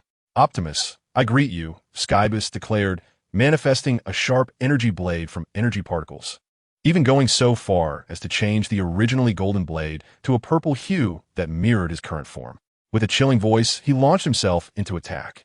But his strike did not connect, as Optimus deftly sidestepped. Unperturbed, Skyboost continued his assault, twisting the blade towards the leader's abdominal armor. Just as the energy sword was about to make contact, a projectile of energy shot down from above, striking the hand that wielded the sword. The blast did not injure Skyboost, but significantly altered the angle of his attack.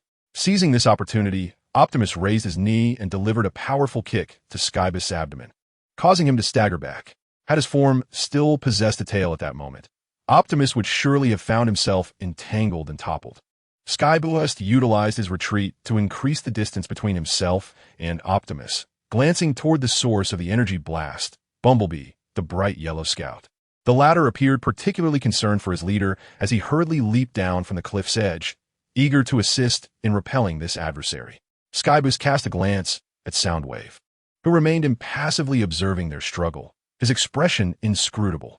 In the midst of this, Optimus launched an energy projectile, transforming his hand into a cannon aimed at Skyboost. However, Skyboost quickly entered a state of intangibility and vanished from sight. Optimus and Bumblebee exchanged wary glances, positioning themselves back to back, vigilant against a potential ambush from Skyboost. "I am here," came the voice of Skyboost, prompting Optimus to swiftly raise his cannon in that direction, only to find himself aiming at Bumblebee. A peculiar sensation crept over his spark as he turned to see another Bumblebee, who stared incredulously at his duplicate, while the original emitted sounds of disbelief. Optimus quickly deduced that one of them must be an illusion, yet by the time he fired an energy blast towards the illusory figure, it had already vanished. "Allow me to introduce myself. I am Skyboost." The ethereal figure reappeared before Optimus Prime, yet the leader's assault merely passed through the apparition, inflicting no substantial harm upon Starscream. Even stripped of its original dazzling adornments, the vehicle form retained a voice imbued with an insidious charm. Gazing at this spectacle from the precipice, Thundercracker was nearly rendered speechless, exclaiming in astonishment, "When did the Decepticons transform their grunts into such formidable entities?" As a commendable warrior, he found himself unable to navigate the battlefield with ease under Optimus Prime's command, while this seemingly ordinary soldier appeared to thrive. Had he fallen behind during his period of dormancy? Thundercracker pondered in disbelief, already contemplating how to assert his status among the grunts upon his return. With a series of graceful movements, Starscream leapt from the canyon's depths, elegantly retracting his energy blade and placing his hand over the Autobot's spark chamber in a gesture reminiscent of a human's hat tip, albeit omitting the hat itself. "Until next time, my esteemed leader," he said, his tone laced with playful mockery, the frigid timbre of his voice dripping with derision. Yet for some inexplicable reason, Optimus Prime found the sound and the manner of address vaguely familiar. Starscream once again became incorporeal, this time to return to the Autobot base, thus preserving his earlier pretext of a solitary tour. Meanwhile, Soundwave, carrying the injured Thundercracker, returned to the Nemesis, where Starscream had already brought back the unconscious Megatron. After settling the warrior in the medical bay, the intelligence officer proceeded to the chamber where Megatron lay.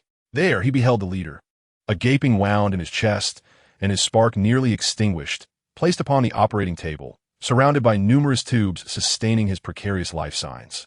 "Fear not, he yet lives." Starscream emerged from the shadows, revealing that he had lingered in this place for quite some time. Soundwave, aware that this aerial unit concealed something of great significance, chose not to inquire further. The dark energy source was undoubtedly detrimental to Megatron.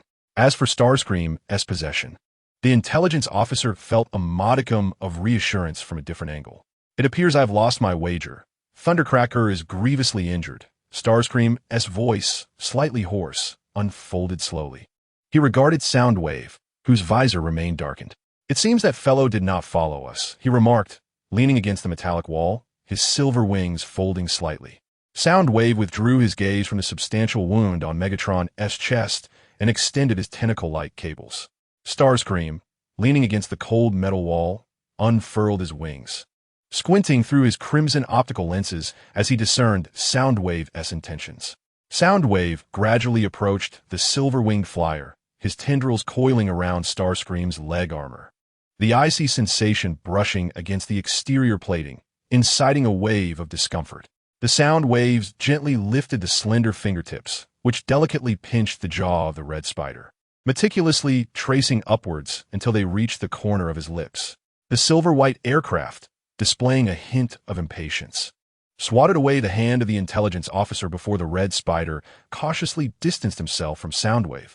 After all, he had no desire to entangle himself in any complications before the slumbering Megatron and the ever-loyal intelligence officer. "Perhaps we ought to summon a physician for Lord Megatron?" The red spider mused, tapping the thruster as he approached the surgical table where Megatron lay, his red optical sensors fixated on the significant gash in their leader's chest. A touch of schadenfreude coloring his words. Soundwave offered no reply. Instead, he displayed a flicker of disinterest, his silver-white form slightly curling its lip. "Should we celebrate the survival of this old iron barrel?" The red spider remarked nonchalantly, fully aware that Soundwave could commence recording at any moment. Yet he had no intention of silencing his tongue. Soundwave lifted his head, his sculpted visage directing a gaze towards the red spider, and his long, quiet black mask slowly articulated. I shall assume you are not referring to that individual. I will send them a communique later, instructing them to bring that muscular nurse along. Truly, they are two individuals with a peculiar sense of humor. As dusk approached, Starscream was finally liberated from the Autobot base, having successfully infiltrated the monitors aboard the Nemesis, capturing live footage from every corner of the ship, as well as recent playback content. Now returned to the quaint little town he had spent the day in, Starscream found himself seated in a sparsely populated CF, fixated on the display of his player. At that moment, his terminal chimed with a notification, an incoming message from Miko, detailing the science project completed with the aid of an ambulance by the 3 human children over the weekend. Chapter 148, Collaborative Success Monday, marked the return of humanity to work and school after the holiday. Starscream navigated the streets in human form, spotting the partition that had transported Miko to school. The striking green monster truck was hard to miss, while the other 2 children were escorted by RC and Bumblebee respectively. Redirecting his gaze from the school entrance, Starscream activated a portal in the alley behind him and stepped through. The human Monday was, for the most part, of no consequence to him. Thus, Starscream resolved to seek some energy replenishment while the Autobots and the 3 children were preoccupied. On the other side of the portal lay a desolate Gobi desert. The moment Starscream stepped through, he morphed into the Decepticon soldier he had previously portrayed. After gazing at his own form for a moment, he retrieved his terminal from subspace, harboring an audacious idea. He intended to attempt an incursion into the Decepticon ship, Nemesis. However, his envisioned invasion pertained to an information-level takeover, rather than control of the ship itself. Starscream activated the terminal's screen mode, a blue virtual light screen emanating outward from the device's center. At this very moment, the location of the reprisal was displayed upon a cerulean screen. The Leap Star now lacked only the function of a signal receiver to initiate an information assault on the reprisal. Its original signal transmitter had been positioned at its tail, yet in its current state, it possessed no tail for the Leap Star to utilize. Consequently, the Leap Star fragmented a portion of the energy particles constituting its form, laboriously assembling a cube-shaped signal receiver. It placed the black cube into a recess beneath the terminal, and a pre-programmed virus code disseminated through the invisible realms of information as the transmitter activated. The virus spread rapidly, targeting the reprisal, causing the lowly technicians in the main control room to halt their tasks, startled by the sparks flickering from their keyboards. At that moment, Soundwave was engaged in organizing documents. But upon sensing the keen gazes of the technicians, the intelligence officer instinctively lifted his head. The once vibrant purple screens displaying various data now flickered with garbled code. "Good morning, Decepticons. I trust my greeting does not arouse your suspicion," echoed the voice of the Leap Star, preceding the visual display from the speakers installed throughout the control room. That cold yet somewhat fervent voice drew Soundwave's thoughts back to focus, prompting him to stride confidently towards the console. The technicians previously at their stations were startled by the chaotic magnetic field emanating from the intelligence officer and instinctively recoiled, trembling in fear. Cables behind Soundwave adeptly extended, connecting to the console's interface. The intelligence officer began typing code in an attempt to reclaim control of the main control room. However, his furious keystrokes resulted only in a jolt of electricity coursing through him. Frustrated, Soundwave retracted the cables, and the chaotic code on the console screen vanished without a trace. The visage of the Leap Star, identical to those of the technicians, materialized, leaving the soldiers staring at the screen in bewilderment. "Do not misconstrue my intentions. I come not with malice." The Leap Star's audacious and overtly illegal intrusion made it difficult for Soundwave to believe in the authenticity of his words. "Where's Red Spider? I suspect you are in dire need of this," the Leap Star remarked, switching between various surveillance perspectives, yet finding no sight of the silvery aircraft. A hint of disappointment laced his tone. Immediately following, he displayed several photographs captured within the Autobot base, featuring Optimus Prime conversing with his comrades on other screens. Soundwave approached the console once more, typing with renewed determination, this time devoid of the electric shock experience. He scrutinized the images for data, assessing the reliability of the Leap Star's transformation and the provenance of these photographs.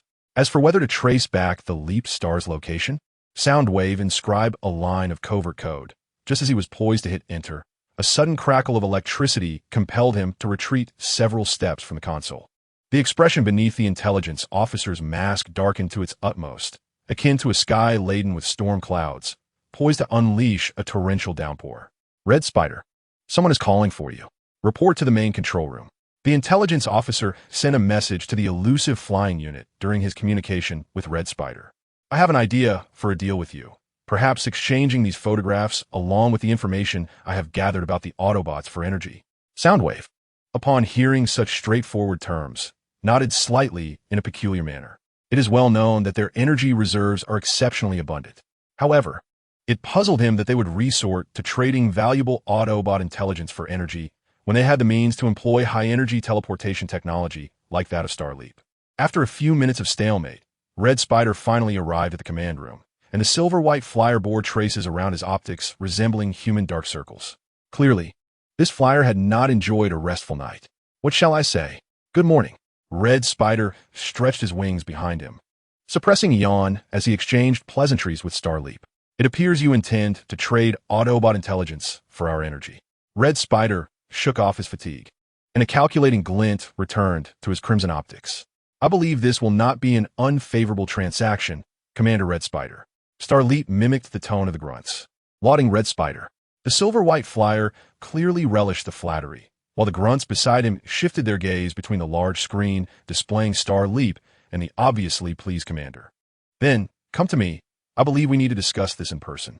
Starleap's words heightened Red Spider's vigilance. Yet the flyer understood that greater rewards often entail greater risks. After all, Red Spider had been cautiously navigating the complexities of Megatron's command for nearly a millennium. He could not have held onto his position without acquiring some wisdom over the years. Let us hope for a pleasant collaboration, Commander Red Spider. As those cool words left Starleap's lips, the dark screen in the command room flickered once more, revealing a geographic coordinate of Earth. In the universe where Starleap had lingered the longest, Red Spider and his flyers were propelled far from the epicenter by the golden shockwave generated from a massive explosion. The closest to the blast, Thundercracker, sustained only minor damage to his outer armor, transforming from a beastly form into that of a humanoid. His bright yellow optics stared blankly at the crater formed by the explosion on the satellite, remaining silent for a long while. A few bounty hunters arrived tardily, only after the shockwave had completely dissipated. So, are we going to persuade him? Hornet whispered to his companions, but his voice, thought to be very quiet, was easily picked up by Thundercracker's keen auditory sensors. Do not persuade me. Just go back, Thundercracker replied, appearing unexpectedly calm. Yet, his usual gentle aura seemed to have subtly shifted into a presence reminiscent of a leader or predator. Shall we depart then? Hornet hesitated, nudging his two companions to activate the teleportation portal, sending them back to the new laboratory where over 20 cultivation chambers were stored before their return to Starleap. In the midst of turmoil, the shockwave had long been unleashed. The Decepticon scientist was likely back in the embrace of his comrades.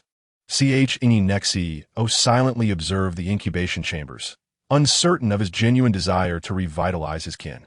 The efforts made by Fiuxing were countless, all meticulously laid to find the opportune moment for their resurgence. Ini Nexi possessed the capability to assume full responsibility for all that had been prepared. Yet he pondered whether he truly wished to embark on such a path. His memories of being a leader weighed heavily upon him, reflecting on the ominous titles attributed to him by his subjects. Lord Ini Nexio, the soundboard tentatively approached him, aware that the exorbitant bounty and contract duration promised by Fiuxing had not yet expired. Thus, they were entitled to continue serving Fiuxing, although that individual was now conspicuously absent. His fate uncertain. The bounty hunters could not, at this juncture, cavalierly carry their substantial rewards between the Decepticons and Autobots. Such a course of action lacked any semblance of personal security. Consequently, the three unanimously resolved to remain alongside Ini Nexi until their contract concluded, at which point they would part ways. Indeed, Ini Nexi represented a formidable ally. That beast was sufficiently dangerous and powerful to shield them from most potential threats. What are your plans moving forward? Will you stay with us? The ominous query pierced through their thoughts, prompting the soundboard to nod obediently, refraining from unnecessary discourse. Then let us hope for a pleasant coexistence in the future. Nexio's countenance bore a natural and appropriate smile, having mastered the art of burying emotions deep within his processor. Chapter 149. Unseen Troubles in a Derelict City situated within the mid-levels of Cybertron. Cloak frantically evaded the Decepticon onslaught. Her solitary predicament arose from the fact that her sensor had been captured by the foot soldiers while attempting to facilitate her escape and relay intelligence. Transformed into vehicle mode, Cloak adjusted her trajectory repeatedly until she seized the opportunity to descend to the lower levels. The Decepticons soaring above could not locate her and were compelled to vacate the area. Breathing a sigh of relief, Cloak crouched at the entrance to the lower level, watching the departing aircraft. However, she remained oblivious to the fact that, upon their departure, a nearby Laserbeak had detected the location of her motorcycle and swiftly departed. The Autobot cautiously made her way deeper into the subterranean realm. The intricate layered structure of Cybertron housed innumerable underground cities, mid-level zones, and even islands suspended in midair. The underground city beneath her was not particularly vast, and Cloak navigated it with utmost caution. The backup energy source of this underground city was still functioning properly, which was encouraging news for her. Claudia stepped through a sensor door into a chamber resembling a control room, devoid of any furnishings. At the center, against the wall, stood a main console. "All right, now I'm safe," she whispered, leaning closer to the console and deftly entering a communication frequency for the Arkansas. She pressed the recording button. "Ark, can you hear me? This is Claudia." She attempted to re-establish communication, but the console's screen continued to flicker with a monochrome error display. "We must not land on Cybertron. Repeat, we must not." Just as she contemplated another attempt, the sound of laser fire erupted behind her, and a purplish-red beam struck the console, rendering the already malfunctioning device utterly unusable. Startled by the sudden turn of events, Claudia gasped and swiftly turned to prepare for combat. "Laserbird, you are insufferable." She spotted the Laserbird nurtured by Soundwave, undoubtedly the source of the earlier attack. The creature screeched and flapped its wings, unleashing an even more powerful beam from the weaponry mounted on its wings. Claudia rolled to evade the laser, but the console, now struck, quickly belched forth acrid black smoke. Irreparably damaged, the Laserbird screeched as it lunged at Claudia, who, with a steely expression, swung a fist and sent the mechanical bird flying. The Laserbird tumbled to the ground in agony, while Soundwave stood at the doorway, coldly observing her through his visor. "You will not escape, Claudia." His tone was laced with menace, causing the Autobot to retreat warily. The tape deck stomped its foot and knelt, activating the weapon mounted on its shoulder. A deafening sonic boom surged towards Claudia, overwhelming her with its immense force, slamming her against the green-screened wall before she lost consciousness and collapsed. Soundwave, witnessing the fallen Autobot and confirming her incapacitation, gently retrieved the Laserbird from the ground. He tenderly stroked the creature's head sculpt, soothing the distressed little being. The tape deck, hearing the Laserbird's affectionate yet plaintive chirp, offered comfort by rubbing its visage against its own mask. "Good child, we're going home." Soundwave's mission was to apprehend and return the escaped Autobot prisoner, now that the sensor had been taken by the minions. All he needed to do was bring Claudia back to complete the task. The Laserbird, enchanted by Soundwave's gentle voice, playfully perched on his shoulder, refusing to dismount. Thus, the deep purple tape deck set off on the journey back. As he made his way to the base, a furtive purple one-eyed rabbit caught his attention. "Shockwave, you have returned." Soundwave appeared silently before the scientist, who had nearly believed this loyal companion had defected. The feeling of confrontation is quite unsettling. However, I find myself preferring to stand beside you, Shockwave, as I encounter a long-lost colleague who is evidently brimming with excitement. He dejectedly embraced Soundwave, causing the intelligence officer to momentarily stiffen in response. "What are you saying?" Soundwave incredulously pushed away the one-eyed rabbit, and upon parting from him, Shockwave noticed the presence of Claudia, whom he had inadvertently dragged along. "It appears that your time in disappearance has not been particularly pleasant, has it? Furthermore, if you wish to return to your original post, you ought to explain matters to Lord Megatron." Soundwave pointedly tapped on Shockwave's chest plate, offering a rather ungracious critique of the scientist's inexplicable absence and sudden reappearance. There seemed to be a hint of dissatisfaction, along with a touch of reproach, in his tone. I sent a message to Lord Megatron while disrupting the communication interference. He is already aware of my whereabouts and the circumstances surrounding my abduction, so there is no need for you to be overly concerned. Soundwave was particularly irked to discover that Shockwave had not prioritized reporting his safety upon restoring communication. It seemed Shockwave was indifferent to his worries. The scientist, sensing the fluctuations in the magnetic field surrounding Soundwave, began to scrutinize the intelligence officer with his singular yellow eye. Soundwave let out a cold snort, immediately distorting into a chaotic metallic rock melody, cranking the volume to its maximum. Shockwave was startled by the sudden eruption of music, and as he clutched the audio receiver, the deep purple tape recorder had already turned to leave. Was he angry? The scientist lowered his optical visor, pondering the illogical behavior of Soundwave and speculating on the reasons behind his inexplicable demeanor. After considerable contemplation, the scientist still found no rationale. He sighed and made his way toward Megatron's office. Ultimately, he needed to unearth the cause of Soundwave's displeasure. However, Shockwave presently had to report to Megatron and accept the ensuing task arrangements. Why was his first message not directed to me? The intelligence officer, having concluded his mission and attending to today's report, sat in his lounge, having removed the lower half of his facial mask to replenish his energy fluid. Soundwave's processor generated a flurry of related entries, causing his spark to feel a wave of irritation. The tape recorder lay melancholically on the charging bed, opting to replace the previously played rock music with a piece embodying a more somber, melancholic classical style. Chapter 150. The Decision of Red Spider. Soundwave, what are you doing? As the call invitation from the communicator connected, a somewhat low and husky voice emerged from the other end. It was the long-unseen Red Spider. I'm so glad you're alive.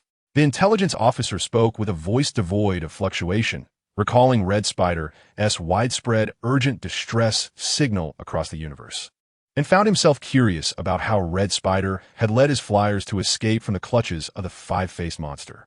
I am now safe. So go tell that old iron barrel, Megatron, that I am quite well. As for the five-faced monster, they have been teleported away, leaving behind a prosperous base. Red Spider chattered incessantly about his recent experiences, and the intelligence officer quickly realized that Red Spider was divulging intelligence to him. Having spoken at length, it is time to discuss your intentions, is it not? The Soundwave, having turned over on the charging bed, sat up, while the laser bird he had released now lay transformed into a tape upon the desk beside him. I am aware of your adeptness in negotiation. In sharing this wealth of intelligence, I require your assistance with a particular task. The slightly distorted voice of the Red Spider faltered as the flyers, led by the Slipstream, commenced dismantling the base of the five-faced monster. The remnants of some shark-like entities within that peculiar conical base had been dealt with by the flyers. Yet numerous sound waves remained inside. How shall we address them? The charge, speaking, opened the storage room of the five-faced monster-esque scientist, and upon witnessing the scene within, he was momentarily dazzled by the kaleidoscope of sound waves. Let us allow the Red Spider to make a decision. First, we should examine the energy reserves and nuclear weaponry. The Slipstream, trailing behind the Crimson Flyer, shook his head, declaring that those sound waves posed a significant nuisance. Indeed, a colossal problem for both themselves and the universe at large. Contemplating, the Slipstream turned his gaze towards the Red Spider, who appeared deeply engaged in communication, his expression serious and focused. This demeanor was quite uncharacteristic of the Red Spider. The Slipstream quietly noted within his processor, "Help me locate the information on the monstrous being." She had vaguely overheard the content of the Red Spider's communication, while the charge curiously inquired about the nature of this monstrous being and whether the Red Spider was in contact with the Decepticons. During their discourse, the Red Spider concluded his communication. Weary, he pinched his brow, his crimson optics revealing a hint of fatigue. The armor adorning the Red Spider was now quite tattered, transitioning from his thrusters upwards into a patchwork of irregular silver hues. Although the scientist of the five-faced monster had previously restored his body, the Red Spider still experienced phantom pains. With the Star Jumper absent, should I fulfill the prior agreement to aid the charge in reviving the monstrous being? The Red Spider mused, recalling the dangerous sense of alertness and the subtle urge to flee that had washed over him during his recent gaze into the charge's eyes. That beast, fierce and fearsome in its animal form, yet refined and graceful in humanoid guise, could very well become a formidable challenge for the future of Cybertron. The Red Spider's processor burgeoned with worries. Meanwhile, as the Red Spider brooded, his flyers gradually gathered, observing the undulating wings of the long machine, each lost in contemplative thought. The Nova Storm was the first to make a move, stealthily approaching the Red Spider. "Guess who I am?" she chirped, covering his optics with her hands, her tone imbued with exuberance and joy. "All right, Nova, cease your antics." He relaxed his tone, not appearing to take offense at her seemingly intimate gesture, nor deeming it a disrespectful breach of his authority. Thus, the group of small flyers each drew closer, as Nova Storm lowered her hands, only to grasp the soft visage of the Red Spider once more. With determination, Charge embraced their commander despite the silent disdain of the Red Spider. "Don't be so sentimental," the Red Spider exclaimed, his voice tinged with a sense of hopelessness. Yet this only spurred the aircraft on with greater enthusiasm. Gliding quietly, Flo observed this rare and heartwarming scene, secretly storing this memory in an encrypted document. "Has the communication concluded?" Flo inquired, noticing the Red Spider's slightly fatigued demeanor post-discussion, concern evident in his tone. "We just encountered that group of sound waves in the storage room. I truly am a loss about how to manage them." The Red Spider waved his hand dismissively, his thrusters, restored by the quintessence, glimmering with a silvery sheen under the light. "Let us leave the sound waves for now. Perhaps we can barter with them later. Speaking of which, they must be homeless now, right?" It seems the quintessence collected these sound waves while annihilating other universes. After speaking, the optical lens shifted towards Charge, his tone carrying a hint of authority.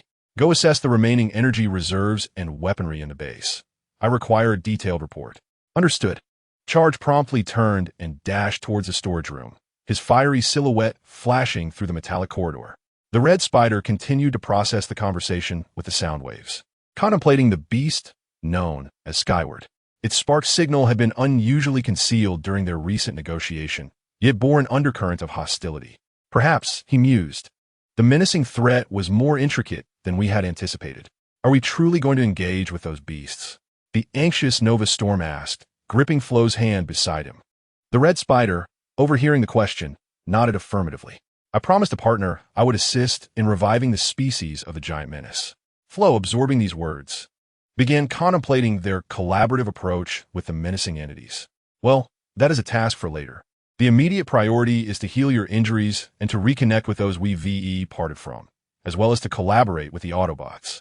The Red Spider's optical lens glowed with ambition once more. However, Flo sensed a more pronounced change within the Red Spider. It was not merely the shift from apathy to a more carefree and radiant demeanor. He perceived a transformation in the Red Spider's mindset.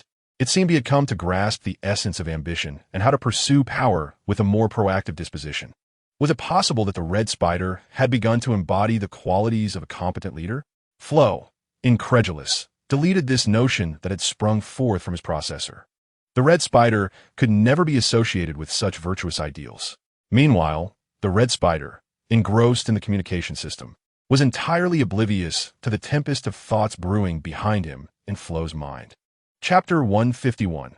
Skyward's understanding of Cybertron. Skyward withdrew his gaze from the electronic screen and beheld the cultivation pods positioned at the center of the laboratory.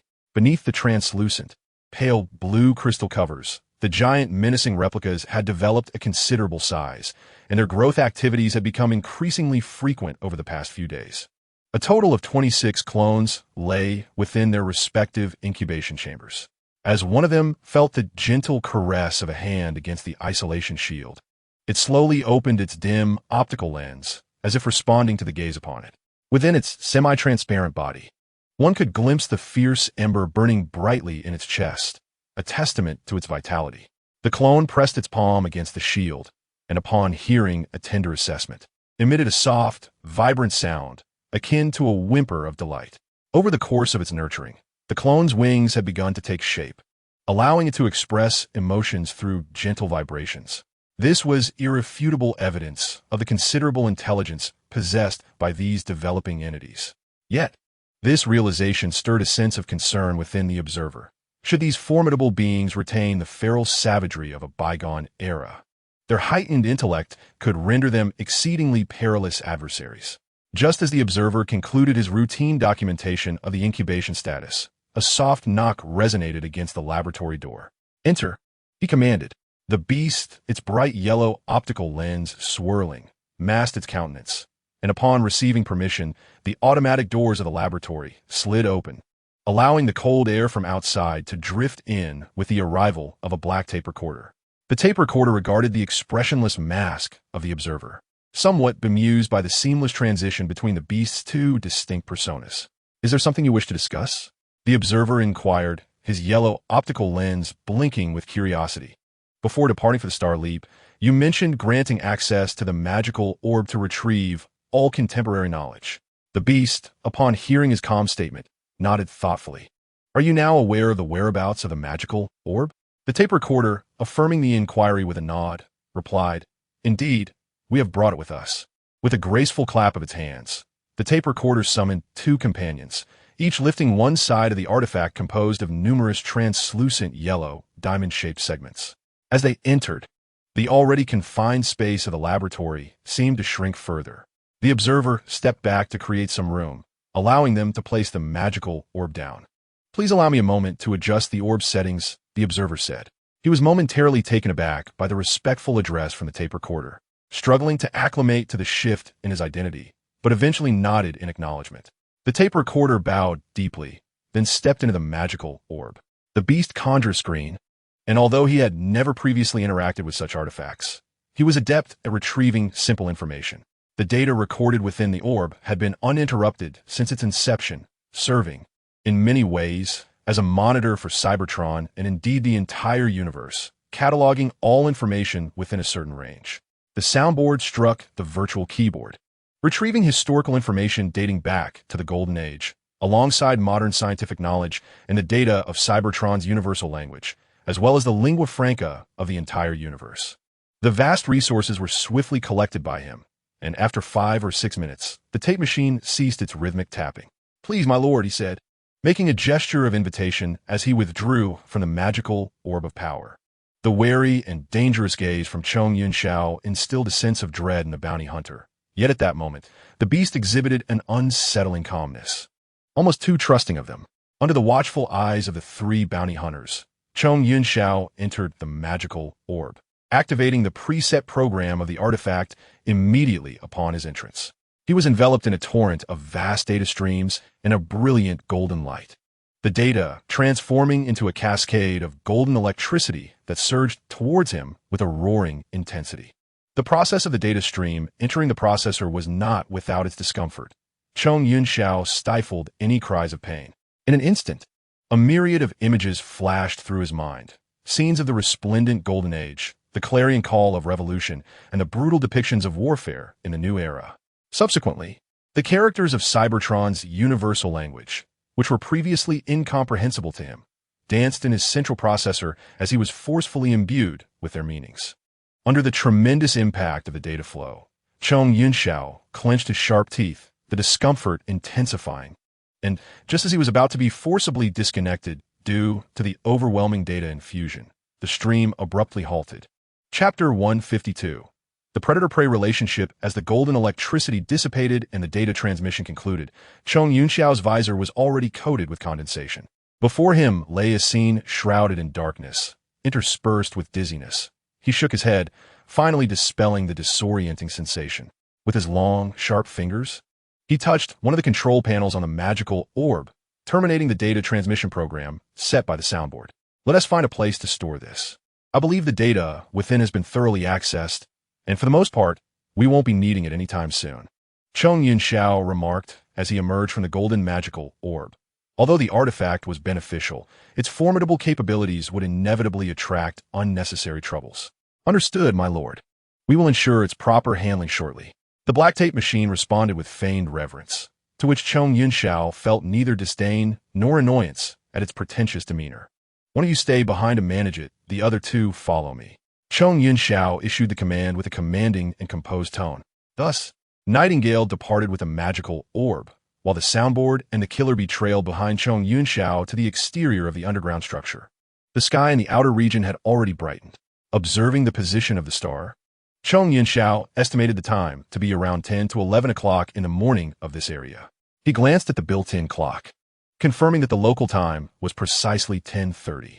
What brings us here? The murder hornet, shielding its eyes from the blinding sunlight, inquired with a blend of curiosity and reservation directed towards the imposing figure of Cybertronian. The beast's handsome visage, under the sun's rays, appeared even more pronounced.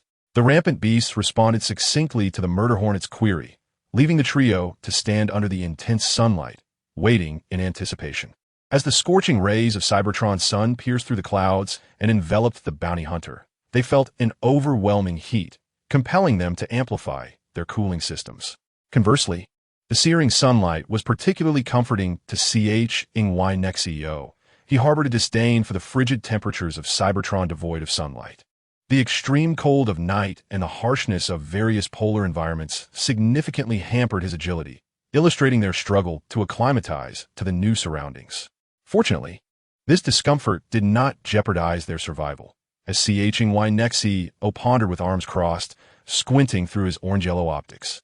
However, the tranquility was abruptly shattered by a series of heavy rolling sounds. A mass of red tumbled down from the nearby gorge, raising clouds of dust as it approached the trio. Only when it rolled to a stop before them did Cybertronian recognize it as the red rampant beast that had previously guided him. "Mr. Grinning Beast, we have returned," exclaimed the red creature, brushing off the dust and eagerly addressing Cybertronian, having transformed amidst the swirling dust. Its humanoid form was notably shorter than that of Cybertronian. "My dear companion, have you reclaimed what rightfully belongs to you all?" Cybertronian inquired about the ownership of the energy veins and pools near the rampant beast valley. The red rampant beast nodded, gratitude evident on its face. "Thanks to your assistance, we have been able to unite once more, avoiding the pitfalls of the past and steering clear of further disastrous cycles." The red creature abruptly grasped Cybertronian's slender, sharp claw, sincerely expressing its gratitude. Cybertronian, observing the rampant beast's admiration, chose not to dismiss the creature's grasp. Finally realizing the inappropriateness of its actions, the red insect awkwardly released its grip, a sheepish smile crossing its face. "It's quite all right. No need to worry," Cybertronian replied with a timely smile, refraining from chastising the creature, instead offering a commendatory pat on its shoulder armor, as if to praise its courageous plea for help. "By the way, sir, to express our gratitude, we have brought these high-purity energy sources." It revealed the energy blocks arranged by its companions, each brimming with abundant energy liquid of notable purity. Cybertronian recognized these as the finest offerings they could present. When diluted, these refined energy blocks would be perfectly suited for the emerging small grinning beasts from the incubation chambers. "Thank you for this token of appreciation. I shall graciously accept it." Upon hearing this, the lingering hesitation and fear on the faces of the other rampant beasts vanished, as they joyfully encircled Cybertronian, chattering excitedly. It appeared they were once in a predatory relationship, was it not? The murder hornet nudged the tape recorder with its elbow, and the soundboard nodded in reluctant agreement with its comrade's thoughts. It seemed that Skyward had also perceived the situation, yet he chose not to maintain the ancient ties any longer. Perhaps this was to ensure a suitable environment for the newly emerged monstrous entity to grow and find refuge. Clearly, the soundboard's reflections ran deeper than those of the murder hornet. "One can only hope for safety in the future. I have no desire to meet the Supreme Being before I have exhausted my energy and resources." With a hint of mockery, the murder hornet prayed to the unknown deity. "You are truly avaricious," the tape recorder remarked with a touch of exasperation, poking its companion's head sculpture with a finger, eliciting a melodramatic cry of pain from the murder hornet. Chapter 153. The Ark's descent. Meanwhile, on the side of Red Spider, the aviator led his subordinates as they descended upon the Ark spacecraft, situated within the orbital expanse of Cybertron, having previously exchanged greetings with Optimus Prime and others. Their landing was unimpeded by the ship's defensive protocols. Upon touching down on the deck, Red Spider noticed the arrival of Thunderclash and the raucous crew. These few aviators had not seen Red Spider for some time, and upon spotting their beloved commander, they eagerly rushed forward. "It seems your injuries have healed quite well," Red Spider remarked, gently pushing aside Thunderclash's head sculpture as he was encircled by his fellow aviators.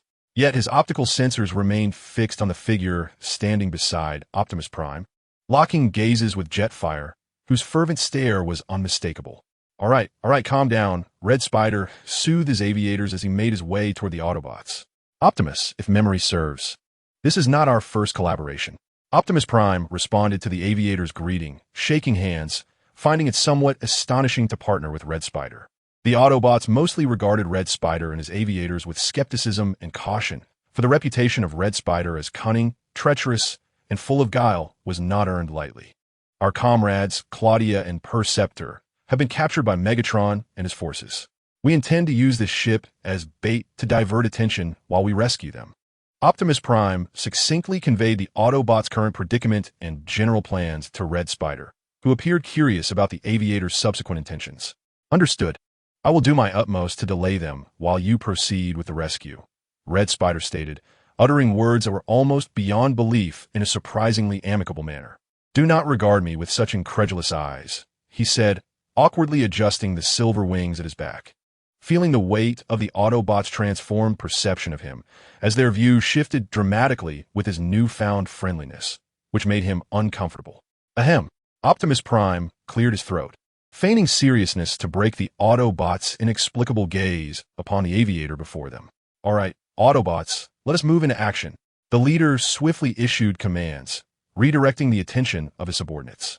The Autobots promptly began to assume their respective roles, preparing to evacuate the spacecraft and gather all necessary supplies. At that moment, Starscream finally found an opportunity to converse with Thundercracker. Starscream inhaled deeply and turned around. He could no longer avoid the inevitable confrontation with Thundercracker, as evasion was no longer an option. Before departing the ship, it was imperative to resolve their emotional entanglements. The crimson hue of Starscream's optics reflected a hint of displeasure. The relationship had reached a critical juncture, and the future, whether they would remain friends or part ways entirely, now hinged on this final decision. Forgive me, but I must confess my feelings to you, Little Red, Thundercracker declared, gazing into Starscream's optics with earnest fervor that ignited a burning sensation within the flyer upon receiving the confession. Starscream, no longer wavering, despised his own indecisiveness. Look at me, he urged, stepping closer and rising on tiptoe to firmly adjust Thundercracker's head, sealing their connection with a kiss. In that fleeting moment, the astonished onlookers hiding nearby erupted in gasps and playful banter upon witnessing their display of affection. We've been seen, Thundercracker murmured, a hint of embarrassment creeping into his voice, as the sound of internal ventilation systems grew louder. And so what? Starscream retorted, cradling Thundercracker's face in their brief interlude. His unabashed ardor only tightened Thundercracker's embrace around his waist. All right, let us keep this brief, Starscream said, licking his lips as he reminisced about their recent kiss. Resembling a cat that had indulged in forbidden pleasures, they remained in close proximity, allowing Starscream to acutely sense the warmth radiating from Thundercracker's body. Reluctantly, Thundercracker released Starscream, clearly reluctant to relinquish the attention that Starscream showered upon him. As the Autobots completed their transfer of supplies, the Seekers, led by Starscream, leapt from the Ark's deck. They swiftly transformed and soared through Cybertron's atmosphere, entering a zone monitored and secured by the Decepticons. The Decepticon scouts detected their rapid approach and, simultaneously, the Ark, set to autopilot, entered the same airspace. The Ark was quickly locked onto, and the operations were managed by the recently returned Decepticon scientist, Shockwave. He promptly informed Soundwave, who was supervising the imprisoned Claudia, about the Autobots' appearance. With a hint of mockery, Soundwave relayed this news to the detained Autobots. Consequently, Claudia watched with hope as the Ark was targeted by energy weapons, being encased within a specialized prison before being obliterated. Despair washed over her as she beheld the destruction of the ship. The suddenness of the event shattered her hopes in an instant. Emerging from the aftermath of the explosion was the team led by Starscream, who launched a bombardment on the Decepticons' defensive stronghold. This created considerable chaos and programming errors, successfully diverting the attention of the Decepticons. Thus, the Red Spider commanded his subordinates to launch an offensive while ensuring their own safety, thereby securing precious time for the infiltration and rescue plan devised by Optimus Prime and his allies. Chapter 154. deciding the future of battle within the sacred well of the Allspark. The screen before Megatron replayed the catastrophic explosion of the Ark spaceship. Behind him stood the assembled Decepticons, poised and ready to respond to any unforeseen circumstances. Indeed, all your dreams, hopes, and the struggles you have endured for a millennium have been utterly obliterated. As I envisioned, the moment is as splendid as anticipated, the Decepticon leader exclaimed with fervor. Having awaited this instant for far too long, obsessively pursuing the annihilation of Optimus Prime and the Autobots. Shockwave, your laser net has finally accomplished something worthwhile, Megatron remarked, turning to him with an approving nod. My success rate has always been commendably high, Shockwave respectfully replied, his logic intact, having regained his peak condition after being released, ever ready to contribute to the noble cause of the Decepticons. Just as they believed victory was within their grasp, it was snatched away.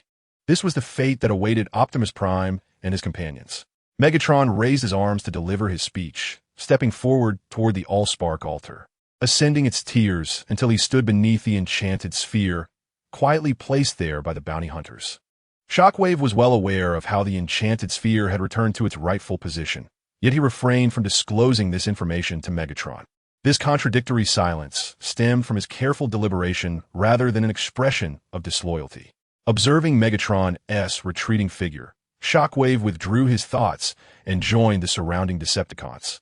Encircling the steps of the Allspark altar, we have vanquished our enemies, the Autobots. We have restored the enchanted sphere to its rightful place within the well of the Allspark. Soon, with the addition of the Allspark, I shall summon forth an army of Decepticons to heed my command. He raised his arm triumphantly, his face alight with the excitement of impending achievement. Unbeknownst to Megatron, the Allspark he so fervently desired was quietly floating in its original position. Having traversed millennia, it had evolved into a more perfect entity, possessing a defensive ability to conceal all its energy. Below the Allspark altar, the Decepticons listened intently to Megatron's address, which was meant to be inspiring. However, when their leader spoke of creating an army of Decepticons, it instilled a profound sense of unease among the ranks. Yet, the audience for Megatron's speech extended beyond the Decepticons. In the shadows of the Allspark altar, many eyes were fixed intently on their central leader. These were the Stormbringer and the Ravage, who had earlier chosen to lie in ambush after receiving intelligence from the bounty hunters. Is it time to act?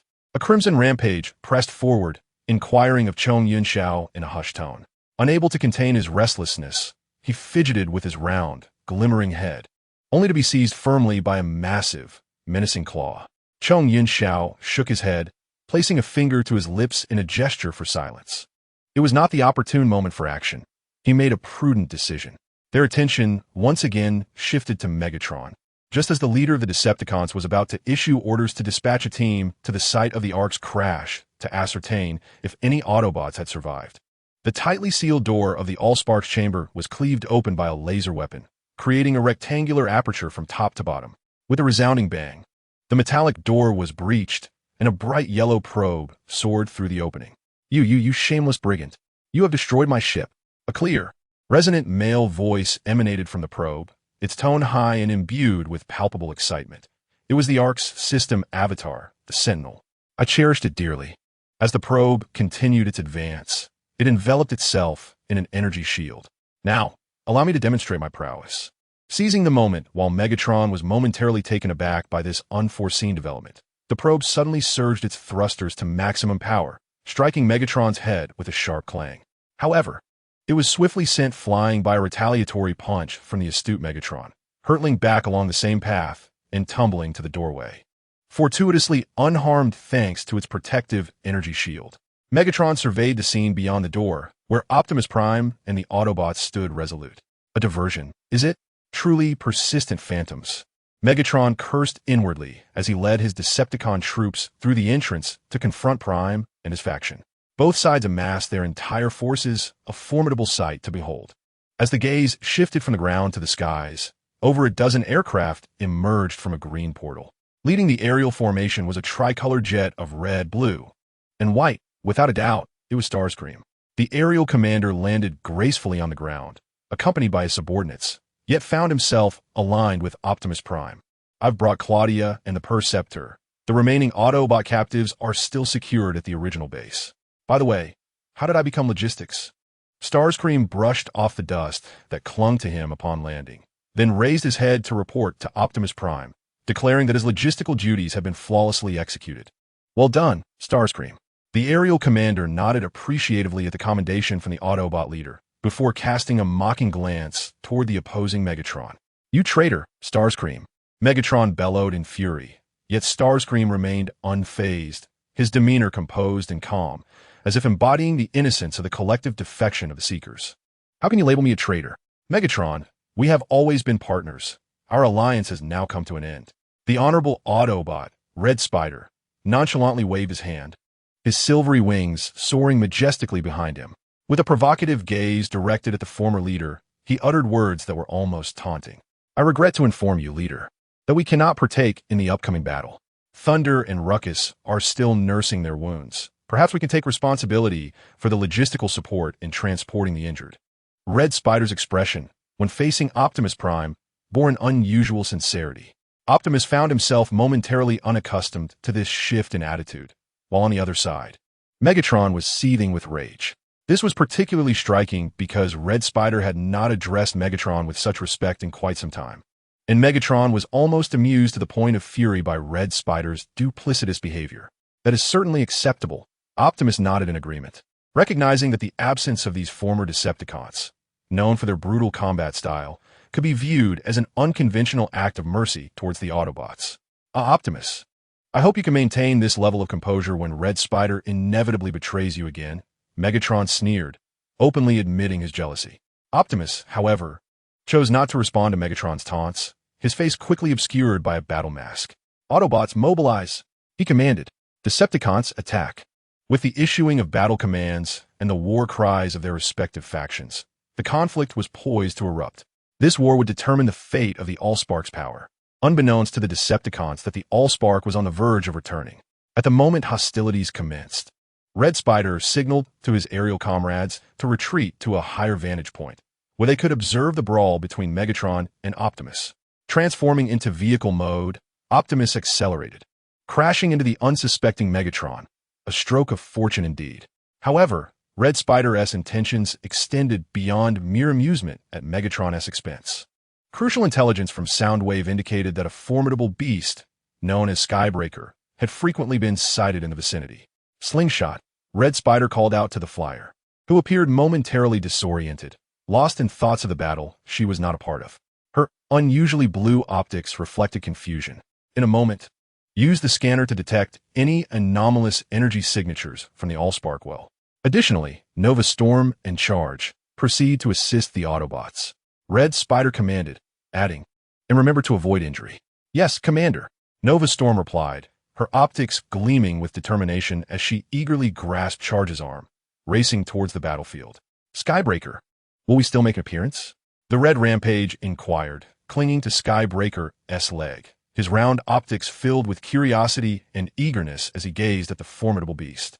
The chaos of the battlefield ignited their primal instincts. They were, after all, creatures of untamed behavior. We can no longer delay. Our awaited moment has arrived. As the resonant voice of Ch-Ing-Y-Nexi faded, the sound of thrusters treading upon the metallic floor of the expansive fire source well echoed through the air. Was that them? A pair of female figures emerged from the slipstream, evidently having awaited this moment for quite some time. The next sound that reached my ears was the slightly hoarse yet deep voice of the Red Spider. The Red Spider, indeed, how fortunate we are to meet. The utterance from the beast seemed to possess a reasoned eloquence that far surpassed the expectations of the two aviators, bordering on excessive politeness. A stark contrast to the fearsome visage of Ch-Ing-Y-Nexi. You've heard of me through the lips of the Leap Star, the tricolored aviator, adorned in red, blue, and white, ventured a bold conjecture. Yet the response he received was both surprising and unexpected. Not merely through your fragmented words. I have also perused your information within the archives I have accessed. The prevailing assessment of you therein depicts a cunning and astute schemer.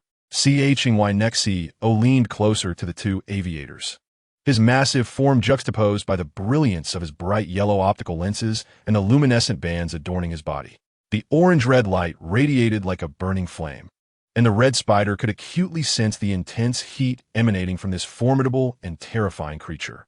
I believe I will choose to offer you some useful assistance during his absence. Was this part of his plan? The red spider, upon hearing Nexio's rhetorical inquiry, felt a pang of realization regarding his previous underestimation of the creature's intellect. As he keenly grasped the subtext within the words, this being exhibited a sagacity that far exceeded the predictions found in earlier records.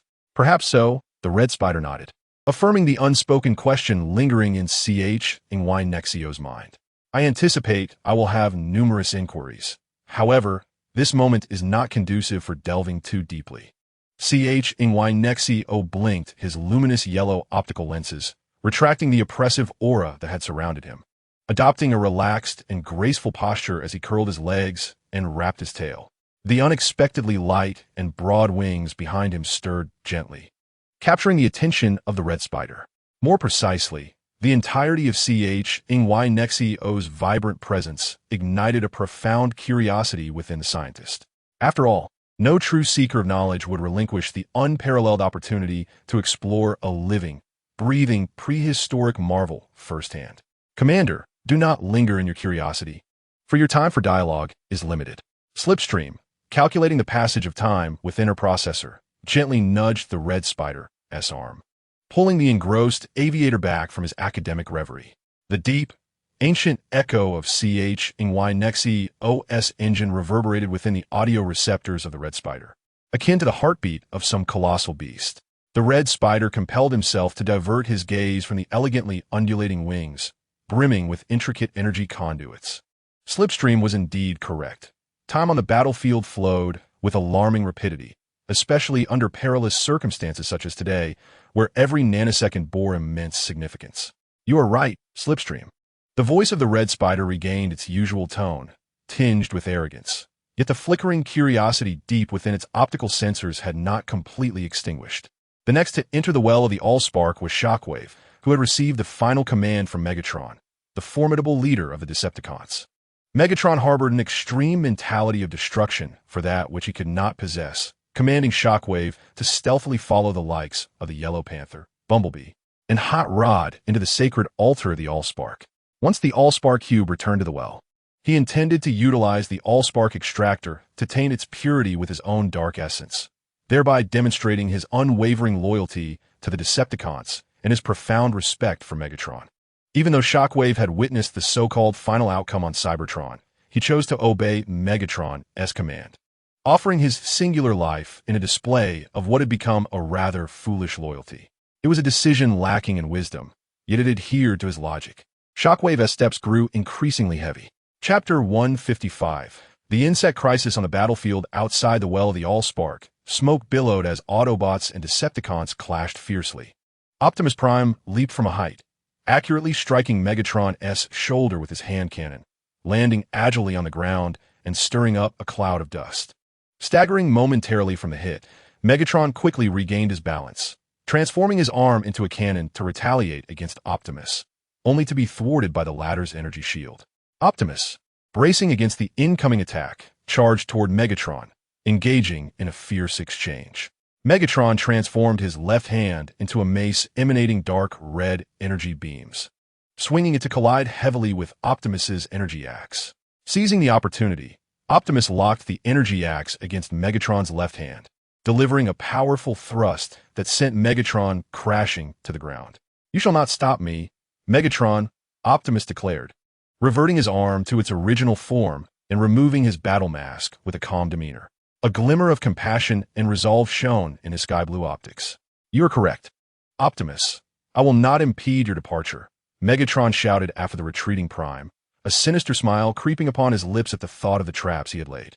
With a heavy heart, Optimus cautiously approached the entrance to the well of the Allspark. As he stepped inside, a cacophony of metallic friction resounded ominously around the passage.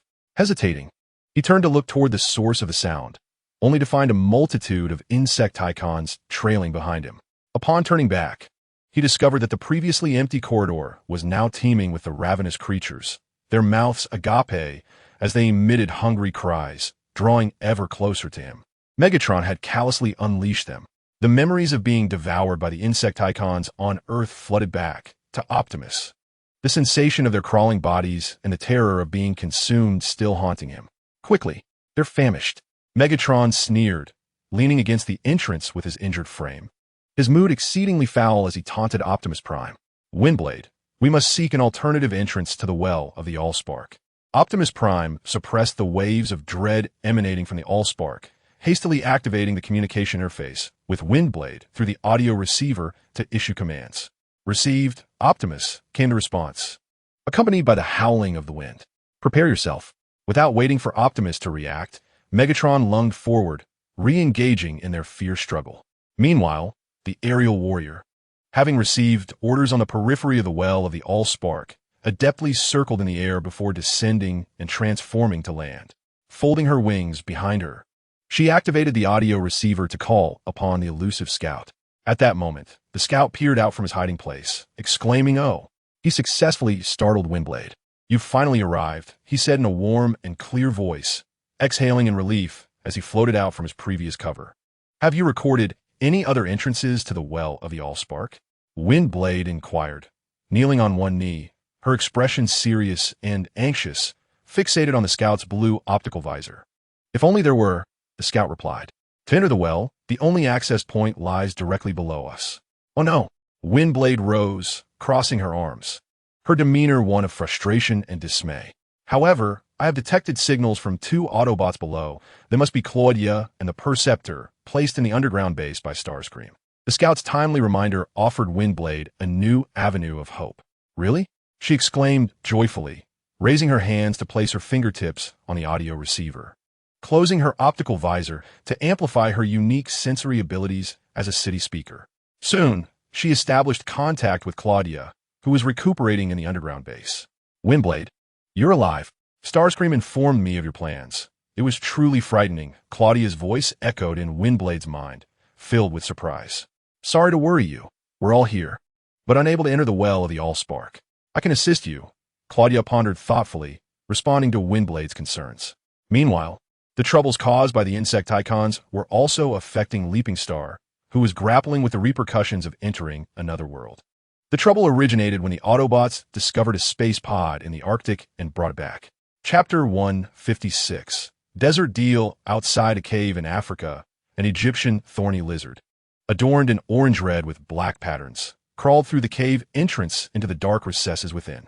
Leaping Star emerged from this rocky cavern, squinting against the blinding sunlight. His purpose for being here included trading the intelligence he had gathered regarding the Autobots with the Decepticons of this universe. And he also sought to absorb the energy crystals emitting a bluish glow from the mine behind him. Leaping Star had completely absorbed the energy vein from the northern part of the African desert. The replenishment of energy would facilitate his activities, yet it paled in comparison to the vast amounts of energy he had continuously lost. As Leapstar pondered, he raised his head to gaze at the exceptionally azure sky, awaiting the arrival of the Decepticons. He still maintained his carbon-based form, which allowed him to conserve unnecessary energy. Leapstar had scheduled their meeting for 5 days hence, according to the time in Jasper, USA, and today happened to be yet another Friday. During this period of anticipation, he sat idly at the cave entrance, surrounded by the scorching sand and mud baked by the relentless sun. Out of boredom, Leapstar activated his terminal and discovered a message from Meichi sent earlier. "Today is Friday. We plan to visit the Autobots base in the afternoon. You must come along." He responded to the message with an emoji, then deactivated the terminal, casually smoothing his tousled hair disturbed by the hot wind. Calculating the time, he realized that Starscream and the others should have already arrived. As he looked up, he noticed a slight ripple in the sky above, followed by the arrival of the Decepticon ship, the Nemesis, descending via the activated land bridge. Shortly thereafter, a silver-white fighter jet leapt from the ship's deck, landing gracefully on the ground without stirring a speck of dust, despite its towering metal frame of over 20 feet. Following it was a deep purple drone and a broader twin-engine aircraft, both landing beside Starscream, who was accompanied by Soundwave and Thundercracker. "Where is he?" Thundercracker inquired with palpable impatience, clearly eager to meet Leapstar, who had played the role of his savior. Soundwave, on the other hand, exhibited a calm demeanor, standing stoically without revealing any emotions. "Who knows? Let's wait a bit longer," Starscream reassured Thundercracker, who was growing restless, while his silver-white wings fluttered slightly, indicating his dissatisfaction with Leapstar's tardiness. Leapstar stood up, quickly brushing off the dust from his body, and then, phasing out of sight, moved swiftly to the vicinity of the three Decepticons. "Hey, I'm here." Starscream, filled with curiosity, turned towards the direction of the voice, only to find a human with striking golden hair speaking to him. "Oh, a little bug?" Starscream jested, bending down in a somewhat impolite manner to address Leapstar, who donned a human guise, extending his slender, sharp black claws with a thought to crush the human before him. "I believe that is an inappropriate designation," Leapstar retorted, stepping back as he was enveloped by a blinding white light. The intense glare forced Starscream to shield his optical sensors. Once the brilliance subsided, the human had vanished, replaced by a figure resembling a standard Decepticon soldier. "I have mentioned before that I possess the ability to mimic," Leapstar continued, his voice laced with gentle sarcasm, yet sincere in its delivery. "Commander Starscream, you truly have a forgetful nature. I never anticipated that you would choose to masquerade as a feeble human." Red Spider, arms crossed, straightened his posture, his tone remaining as acerbic as ever, causing nearby Soundwave to frown slightly. "Well, let us dispense with pleasantries and delve directly into the matter at hand." Leapstar extracted a data hard drive, half the size of a fist and bearing the guise of a mere foot soldier, prepared earlier for this transaction. "I offer you data concerning the Autobots in exchange for the precise coordinates of 2 energy veins. What do you say?" The proposed exchange indeed sounded advantageous, yet Red Spider, ever cautious and cunning, resolved to have Soundwave verify the contents of the hard drive for authenticity. The drive contained fundamental information about the Autobots database, a portion encrypted, alongside over 20 photographs, seemingly from within an Autobot base. While the basic sampling information of these images was encrypted, I can assure you that I will swiftly decrypt it given a little time. I can vouch for the authenticity of part of the contents. Upon receiving Soundwave's internal communication, Red Spider relaxed his brow, the wariness and cunning reflected in his crimson optical lenses dissipating somewhat. "Excellent, Leapstar. You proved to be a commendable partner. It would have been preferable had our meeting place not been this sweltering desert." Red Spider adjusted his optical lens, subtly praising Leapstar while concealing his ulterior motives. "I shall send you the coordinates of the energy veins, but only after those details have been verified." A sincere smile graced Red Spider's face, and though Leapstar discerned the underlying thoughts of his counterpart, he chose not to expose them, merely nodding in feigned ignorance. Chapter 157. The unusual devourer of metal. Once Soundwave had confirmed the veracity of the information, the shrewd and cautious Red Spider duly sent a specific coordinate for one of the veins. By that time, Leapstar had already returned to the quaint town of Jasper via his portable teleportation device. He opted not to linger in the guise of a foot soldier, thus missing the opportunity for a connection with Thunderquake. At this moment, Leapstar sat serenely beneath the dense shade cast by a venerable oak tree on the town's park's edge, the cool stone border of a flower bed beneath him. He methodically accessed his terminal, his profound gaze lingering on the digits that represented the coordinates, firmly committing the location to his intricate processor core. Once confirmed, he deftly tucked the terminal into the loose sleeve of his shirt. Though the allure of the energy vein was great, he felt no urgency to venture forth to the desolate area indicated by the coordinates. His violet irises shifted slightly, landing upon the school building at the town center, its structure gilded by the afternoon sunlight. An inexplicable curiosity regarding the observation of human progeny began to stir within him. He raised his head, his elongated, sharp metallic eyelids narrowing slightly, precisely scanning the position of the colossal star, the sun. The golden light was suffused with a rich orange hue, gradually descending towards the horizon and igniting the clouds in a fiery display. The processor cores swiftly compute the local time, concluding that the hour for the beloved companions of the Autobots, those steadfast human friends, is drawing near. As if to affirm this prediction, the previously sparse figures at the school gate begin to converge like a flowing stream, gradually transforming into a bustling crowd. Parents eagerly await, engaging in hushed conversations that create a vibrant tapestry of background noise filled with the essence of life.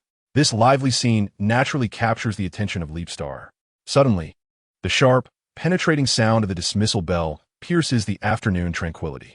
The first to emerge are the elementary students, who, one by one, step through the gates with cheerful strides, shouldering their backpacks or carrying their satchels, their faces adorned with even brighter smiles than before they exited the school. Leapstar, as keen gaze pierces through the throngs of colorful figures, precisely locking onto a familiar small silhouette, Rafi. To Leapstar's surprise, the boy is not alone today. He is flanked by a pair of beaming middle-aged adults, evidently his parents, who hold hands and swiftly blend into the departing crowd, vanishing around the corner of the quaint town street. A flicker of imperceptible light glints in Leapstar's narrow optical slit as the processor promptly retrieves and updates the behavioral data of this human boy. Nevertheless, this minor variable holds negligible weight within his vast repository of information. Yet, this is of little consequence. As the second bell tolls, Leapstar spots the figure of Meichi. His striking golden locks quickly attract her attention amidst the throng. Still clutching her flip phone, Meichi's face lights up with joy as she waves and navigates through the crowd to reach the shade where Leapstar stands. "Hey, Fuin, look here, say cheese." Meichi's voice is crisp and slightly breathless, infused with an irresistible enthusiasm. She almost rushes to Leapstar, unceremoniously raising her phone, the lens aimed directly at his sharply defined yet extraordinarily handsome visage. Before Leapstar can react, or perhaps chooses not to, she hastily presses the shutter button. With a soft click, the moment freezes. At that instant, the girl gasps in astonishment. "Wow. Is there no angle on your face that isn't perfect?" Meichi leans in, showing Leapstar the photo she just captured in a flurry. Leapstar nods, indicating he has seen it. However, to the human girl's bewilderment, when she turns on the now dark screen, the original photo has mysteriously vanished. Leapstar is aware that this is the result of his abilities at play. Yet he opts not to explain, instead echoing Meichi's sentiments of surprise. "By the way, didn't you mention you were going to the base? What about your homework?" Leapstar's inquiry halts Meichi, who is animatedly recounting her day at school, leaving her momentarily puzzled as she blinks in confusion. "Perhaps you could help me finish it?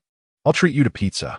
In the expectant gaze of Meichi, Leapstar resolutely shook his head, declining the request without hesitation. "Perhaps you could go on Saturday, provided you complete your homework today." He gently reassured the human before him with a kind and amiable tone. Meanwhile, at the Autobot base, Optimus Prime and his companions discovered a suspicious coordinate located in the Arctic region. Consequently, Sideswipe and Bumblebee, equipped with a detection device, traversed the land bridge to the specified coordinates, where they unearthed a space capsule encased in ice. With their hand cannons, they shattered the icy layer atop the capsule. They effortlessly dragged the frozen capsule out and returned to the base via the land bridge. Upon their return, Sideswipe and Bumblebee were firmly pressed beside the diagnostic equipment by the conscientious medic, Ratchet. "I told you, I'm fine, Ratchet." Sideswipe removed the tubes affixed to his body, only to be pushed back down by Ratchet as he attempted to stand. "The only way to ensure your well-being is to conduct the standard thawing procedure. Sideswipe, you should be aware that prolonged exposure to low temperatures can cause permanent system damage," Ratchet stated with precision, as Sideswipe perceived the intent in the medic's optical sensors. "Ratchet, do you have any new insights regarding our discovery?" Optimus Prime and RC approached, the leader of the Autobots inquiring curiously, eager to glean knowledge from Ratchet's extensive expertise. "Not yet," Ratchet replied, slightly fatigued, as he moved to the control panel to display the monitoring footage of the frozen capsule. It cannot be opened while it remains encased in ice. As time progresses, Optimus and RC decided that waiting for the capsule to thaw would be a futile waste of time. They contemplated a visit to the Antarctic. RC and I have resolved to venture out and seek any clues that might illuminate the origin of the capsule, Optimus nodded. Ratchet casually pulled the lever to activate the land bridge. "However, this hinges on your sensors functioning properly," he cautioned patiently, adjusting the tools in his hands. "Remember, when your core temperature drops to blue, system failure will not be a mere possibility, but an impending reality." Ratchet pointed his instrument at Optimus, then at RC, and as the device linked with their collective data, it emitted a simultaneous beeping sound. Just before their departure, Bumblebee and Sideswipe returned to the base with their human friends after a leisurely outing. "Did you miss us?" Meichi opened the door and stepped out from the passenger seat of Sideswipe, followed by Leapstar and their companions, Jack and Raph, who had occupied the back seat of the yellow muscle car. "Oh, Why aren't they at school or work? Ratchet inquired, experiencing a phantom pain in his processors. The sudden arrival of the humans would undoubtedly introduce a cacophony into his forthcoming tasks. Today is Saturday. It's the weekend, and we want to spend it with you. The human girl naturally walked past Ratchet, remarking, "We never intended a carpool." As Starscream and Jack engaged in conversation, they strolled past the ambulance, exchanging greetings. Jack's gaze fell upon RC, his eyes brimming with curiosity, seemingly questioning her reluctance to join them for a leisurely drive. "What troubles you, RC?" he inquired. "Apologies, Jack, but I have a mission to attend to and cannot accompany you," the female Autobot replied, gesturing in mild exasperation. "How unfortunate.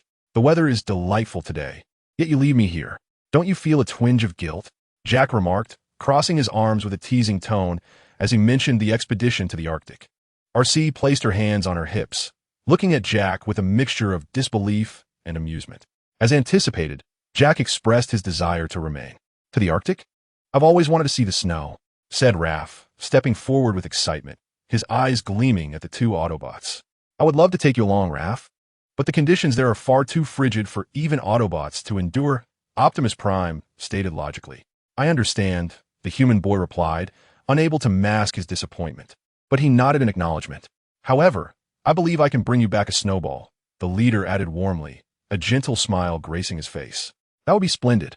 Raph cheered joyfully. Soon after, the two Autobots stepped onto the land bridge, officially commencing their mission. Transmission complete, the ambulance confirmed. However, as he turned, a sudden spark erupted from the switch of the land bridge, followed by the entire control panel and operating system failing. "Oh dear," the ambulance frowned, surveying the damaged instruments. This unforeseen incident caught him completely off guard. Starscream, or rather, the Autobot who stood by the control panel, witnessed the breakdown. He instinctively squinted, revealing the gnawed remnants of intricate cables beneath the floor. A devourer? Starscream pondered silently. Just then, he heard footsteps approaching. It was Mickey, Raph, and Jack ascending the platform. "What do you think we should play today?" Mickey's words piqued the attention of Bumblebee and the others nearby. Bumblebee, mimicking gestures associated with gaming, suggested, "How about a video game competition to see who scores the highest?" Raph accurately conveyed Bumblebee's intent as the human boy settled onto a nearby couch, eager for an exhilarating gaming session. "Hey, Bumblebee, come over," the ambulance called out to the remaining Autobots stationed at the base, realizing the situation was not ideal. Bumblebee shrugged in resignation, while Raph waved him off, preparing to grab the game controllers from the table, only to have Mickey snatch one first. "Prepare to be my defeated opponent," the human girl declared, handing another controller to Jack. "Oh, no thank you. I don't play much," Jack responded, sensing her intent to provoke. Mickey then employed a teasing tactic. "Oh, are you afraid of losing? Losing to a girl?" Her words ignited Jack's competitive spirit. "All right, bring it on." Jack deftly took the controller, cautioning, "Don't let the water run." As Meichi swiftly commenced the game, he turned to Laffy, observing the faint sorrow etched upon her face. "Hey, Laffy, would you care to assist Meichi?" he offered, extending the controller towards her. "No, I have matters to attend to," Laffy replied, declining the offer. She leapt off the sofa and walked away. "What about you, Fuine? Do you still engage in such games now that you are an adult?" Jack noted Fuine leaning against the railing, observing the bustling Autobot activities. His keen observational skills were commendable, yet they seemed ill-suited for the elusive nature of Fuine's surroundings. "Thank you, but no. I haven't participated in such games for quite some time," Fuine responded, shaking his head. The racing game they were playing appeared too mundane for him. He preferred to utilize this time to relax his senses, preparing to better confront the impending troubles posed by the insect icons at the base. "Perhaps I should capture a live insect to forewarn them?" Fuine pondered as he descended from the platform, contemplating whether to intervene, heading in the direction Laffy had taken. "Let me speculate. Soundwave has likely pinpointed the general location of the Autobot base in some state of America. I am uncertain whether the fabricated data within that information can elude the scrutiny of the intelligence officers," Fuine mused, recalling the transaction from the previous day. His pace quickened. The sound of the insect's body scraping against the metal grew more pronounced. Fuine arrived at a surveillance blind spot, phasing his arm and quickly thrusting it into the metallic wall, successfully extracting a writhing insect icon. The creature, oblivious to its predicament, struggled feebly in Fuin's grasp. What distinguishes these insects from the ones created by the red spider in another realm using the Allspark? Fuin's curiosity was piqued. He dispelled his phasing state and effortlessly pried open the insect's mandibles, revealing the sharp teeth within, arranged in rows that were still fearsome to Cybertronians. This particular insect icon exhibited neither hostility nor appetite towards Fuin. If his assumptions were correct, it must be due to the varying arrangement of energy particles within him, rendering this metallic gourmand disinterested in him. Chapter 158. The Great Battle Against the Insect Icons. The insect icon, gazing through its blue optical lens, struggled in Fuin's grip, seemingly eager to escape and devour the surrounding metal. I'm quite intrigued. How do these insects operate? Fuin reflected, having never had the opportunity to study them before. Perhaps I shall conduct an experiment with this one, to ascertain the limits of their energy consumption.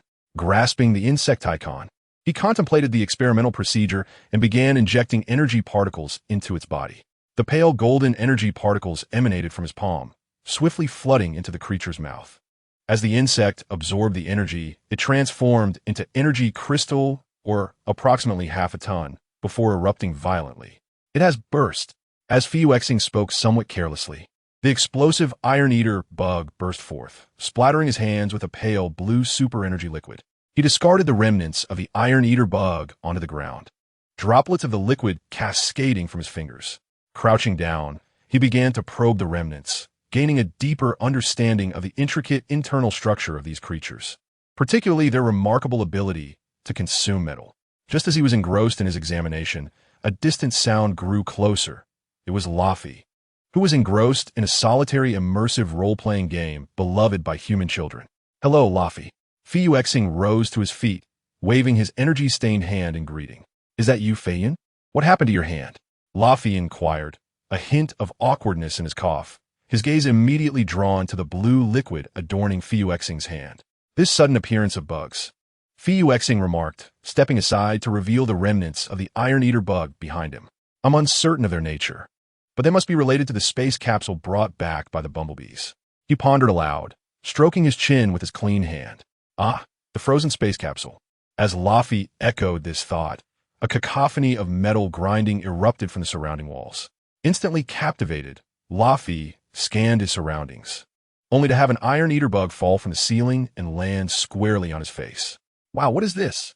He exclaimed, flailing his arms wildly in an attempt to dislodge the critter clinging to him. Don't panic, my friend. These bugs don't seem to be interested in us. Fuixing reassured Laffy in a gentle tone as he swiftly yet cautiously removed the Iron Eater bug from Laffy's face. See, it looks quite adorable, Fuixing said, presenting the creature in his hand, which was intently licking the super energy liquid from his fingers. Huh? So they are intrigued by this blue liquid? Laffy observed, to which Fuixing shook his head. More accurately, they appear to be interested in metals and the substances contained within these living metals, he indicated, gesturing towards the remnants of the Iron Eater bug behind him. This is a significant discovery. With a thrill of excitement, Laffy took the Iron Eater bug from Fuixing's hand. The creature, adorned with large blue-purple optical lenses, remained calm and did not display its gaping maw. Wait, does this mean it might also consume Autobots? Laffy pondered, gazing at the seemingly harmless bug in his grasp, his mind racing with such a chilling thought. It seems plausible. Fuixing nodded in affirmation of Laffy's speculation. We must hurry to inform the paramedics, Laffy declared, dashing towards the control panel at the center of the base with the bug in hand. Leapstar swiftly dashed forward, effortlessly scooping up the human boy. Amidst the boy's astonished gaze, he arrived at the room where the ambulance awaited with an extraordinary swiftness. However, Raph could hardly ponder the peculiarity of Leapstar's actions. Once he was set down, he hastened towards the ambulance. The ambulance was prying open a section of the floor to retrieve a memory chip that bore the marks of some creature's gnawing, and the overhead lights flickered ominously. Ambulance! Look at what we found! Raph exclaimed, his voice tinged with breathlessness. We're rather busy here, the ambulance replied, somewhat exasperated, as he worked on the faulty processors. Yet, upon noticing the Iron Eater cradled in Raph's arms, he gasped in alarm. The three Autobots recoiled abruptly. Bumblebee and the barricade shielded the ambulance, aiming their arm cannons at the Iron Eater in Raph's grasp. Hey, what's going on? Mikey and Jack, alerted by the commotion, shielded Raph, casting curious glances at the Autobots. Iron Eater, the barricade stammered, brandishing his cannon, his anxiety palpable. What is an Iron Eater? Raph inquired, intrigued by the creature he held. Iron Eater is the most perilous pest on Cybertron, the ambulance replied, maintaining a semblance of calm. This is absurd. You must be jesting. Jack scrutinized the seemingly harmless creature in Raph's hands, skepticism evident in his tone. You're all so large, and it is but a tiny thing, Mikey remarked, gesturing to indicate the Iron Eater's size. As they debated, the Iron Eater, sensing its surroundings, lifted its disproportionately large head, having digested its recent meal. Suddenly, it leapt from Raph's hands, baring its fangs as it lunged towards the Autobots. Just as the Iron Eater approached them, Leapstar expertly hurled a fire extinguisher, striking the creature precisely. He had just retrieved it from the wall nearby. Raph, it appears the Iron Eater indeed has a penchant for devouring Autobots, Leapstar jested, stepping forward to firmly crush the Iron Eater beneath the extinguisher. Now do you believe me? These Iron Eaters are singularly fixated on one pursuit, consuming all metal, particularly living metal, the barricade stated gravely, as Raph and the others nodded, concern etched on their faces. Now that we've smashed it, everything should be fine, right? Jack mused optimistically. Not just one. Leapstar's words brought him to a sobering realization. Indeed, the presence of an Iron Eater suggests there can never be just one. The ambulance affirmed with seriousness. The emergence of these creatures resembles that of cockroaches on Earth. Where one is visible, many more must be lurking in the shadows. I believe I know where they originated, the ambulance said, his gaze directed toward the storage location of the space pod. Chapter 159, Seeds of Suspicion later. The group of humans and the ambulance proceeded with heightened caution towards the chamber that housed the frozen space pod. As they pushed the door open, the space capsule had long since thawed, revealing a large, irregular hole in its outer layer, with its contents having mysteriously vanished. It appeared to be a trap set by the Iron Eaters. The ambulance transformed its right hand into a welding gun, casting a faint glow as it examined the interior of the capsule, articulating its findings. Ah, a dreadful Iron Eater trap, it remarked, while the partition echoed its fear. The Bumblebee, gripped by trepidation, clung to the ambulance. The original plan may have been to launch them into space, but unexpectedly, they had plunged into the frigid Arctic, inducing a state of dormancy. The ambulance comfortingly patted Bumblebee and voiced its conjecture. As of now, the thawing of the capsule has awakened them. They are now preparing to feast. How many might there be? Rafi inquired, voicing the question that lingered in his mind as he listened to Meichi and Jack. Thousands, came a somber reply. The malfunction of the power system and the failure of the land bridge clearly indicated that they had begun to spread. The ambulance, gravely shaking its head, began to worry about Optimus Prime and RC on the other side of the planet. It was imperative to repair the land bridge swiftly, to retrieve their leaders before the freezing inflicted irreversible harm. Starleap silently absorbed their conversation, refraining from interjecting or attempting to alter the course of events. Maintaining the original trajectory of the situation seemed the wisest choice, as Starleap pondered the burdens he had already shouldered, and the consequences that had arisen from any previous alterations to the timeline. Ultimately, as anticipated, the troubles instigated by the Iron Eaters were mitigated by the Autobots and the human children who endeavored to minimize the damage. The partition, with its formidable bulk, drew the Iron Eaters into the land bridge, which had been painstakingly repaired by the ambulance and the children. The moment those creatures entered the extreme conditions of the Arctic, they were instantly frozen into ice sculptures, their functions halted. Later that evening, the ambulance, despite its body being riddled with wounds from the Iron Eaters, diligently observed and treated the injuries sustained by Bumblebee and the partition. As time passed, the children gradually returned home, and the ambulance reminded them that they were at a critical stage of growth and required ample rest. Meanwhile, Starleap busied himself at the base, clearing away the remnants of the Iron Eaters, his white shirt now stained with blue energy fluid from the day's battle. Thank you for your efforts in clearing this debris, Fouine, Optimus Prime remarked, leaning wearily against the platform behind him. It is but a minor task and not burdensome, leader. Rather, your suffering at the hands of these creatures is far more severe, Starleap replied, gazing up at Optimus Prime's brilliant blue optics with a gentle tone. Optimus Prime, fixated on the purple eyes, hesitated momentarily, nodding slowly. The voice bore a resemblance to that of another, though perhaps it was merely a coincidence. Optimus Prime pondered with a sense of skepticism, swiftly dismissing the notion of associating the human before him with the peculiar Decepticon soldier he had encountered previously. Thus, he focused intently on Starscream, observing him until the latter meticulously secured the remnants of the last energon-consuming insect into a highly sealed containment chamber. "Optimus, are you supervising me?" Starscream quipped, brushing off the dust that had settled on him during the cleanup, amusement dancing in his tone at the leader's demeanor. "No, I merely find that your voice bears a striking resemblance to that odd individual we encountered a few days prior," Optimus replied. Upon hearing this, Starscream's customary smile faltered momentarily. "Is that so? What a remarkable coincidence." He feigned nonchalance, his tone calming slightly.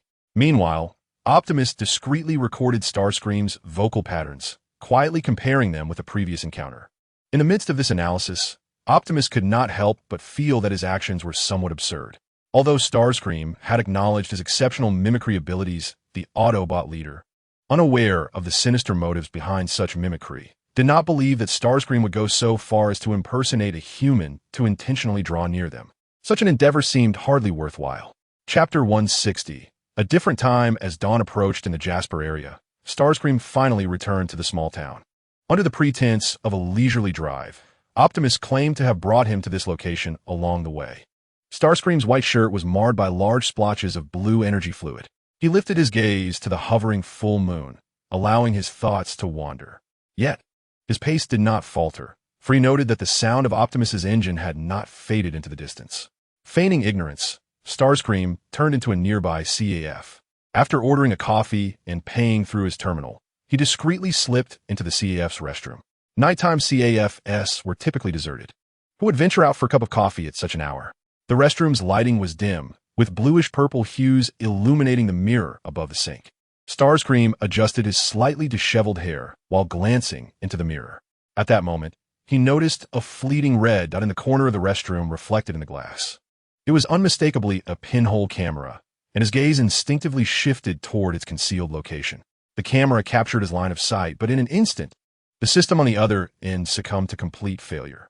Starscream quickly averted his gaze, feeling a twinge of annoyance as he looked down at his now-soiled shirt.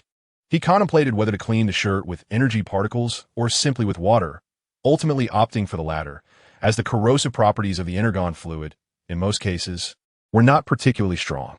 He unbuttoned his shirt and secured a black restraint around his bare torso, his movements deliberate and unhurried. The cold tap water cascaded down, washing away the glaring blue stains from the white fabric. Starscream turned the shirt inside out, exposing the most heavily stained areas to the flowing water. Raindrops collided with the ceramic wall of the sink, creating a delicate spray of mist. The azure energy liquid spread through the water like diluted paint, resembling shattered galaxies. Exuding an otherworldly, inhuman beauty, the encounter of water with the super energy liquid did not provoke a violent reaction. Instead, it emitted an exceedingly faint hissing sound, akin to tiny bubbles bursting, as a subtle, indescribable scent of metal and ozone filled the air, an aroma unique to the fluid of iron-eating worms. Though its corrosiveness was mild, it was remarkably tenacious. Leapstar's fingers submerged in the icy stream, defined by prominent knuckles, yet his movements possessed a precision that seemed incongruous with such rough work. He vigorously rubbed the fabric, his fingertips discerning the energy liquid's peculiar texture, straddling the line between viscous and slick. The water washed away a portion of the blue, but the dark stains lingered like a brand, entrenched deep within the fibers. Each rub merely removed a thin veneer from the surface.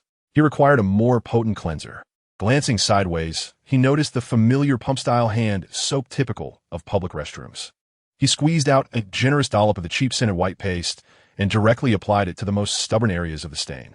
The chemical cleaner met the mechanical biological energy liquid, and the reaction became slightly more pronounced. Foam rapidly formed, shifting from white to blue, only to be swiftly swept away by the water, carrying more stains with it.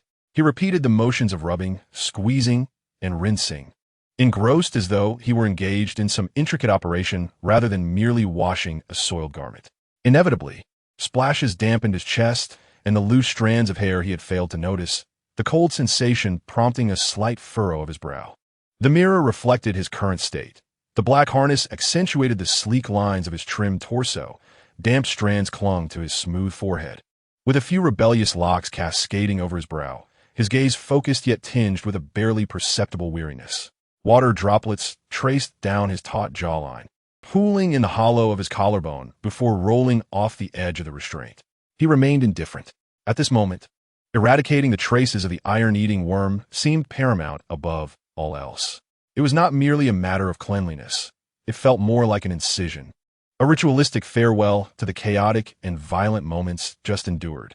Each rub felt as though he were stripping away the state of disarray that had rendered him particularly vulnerable. The sound of rushing water echoed in the confined space, drowning out all external noise. Yet his keen perception informed him that the colossal, iconic truck's engine had not truly receded. Optimus Prime's silent vigilance loomed like the bluish-purple light in the restroom, pervasive and heavy with scrutiny and inquiry. He was cleansing not just the stains on his shirt, but perhaps also purging any details of his identity that might expose him to that Autobot leader. Leapstar harbored some trepidation regarding whether his new identity might raise suspicion in the discerning eyes of the leader. He needed to present an appropriate persona within this universe.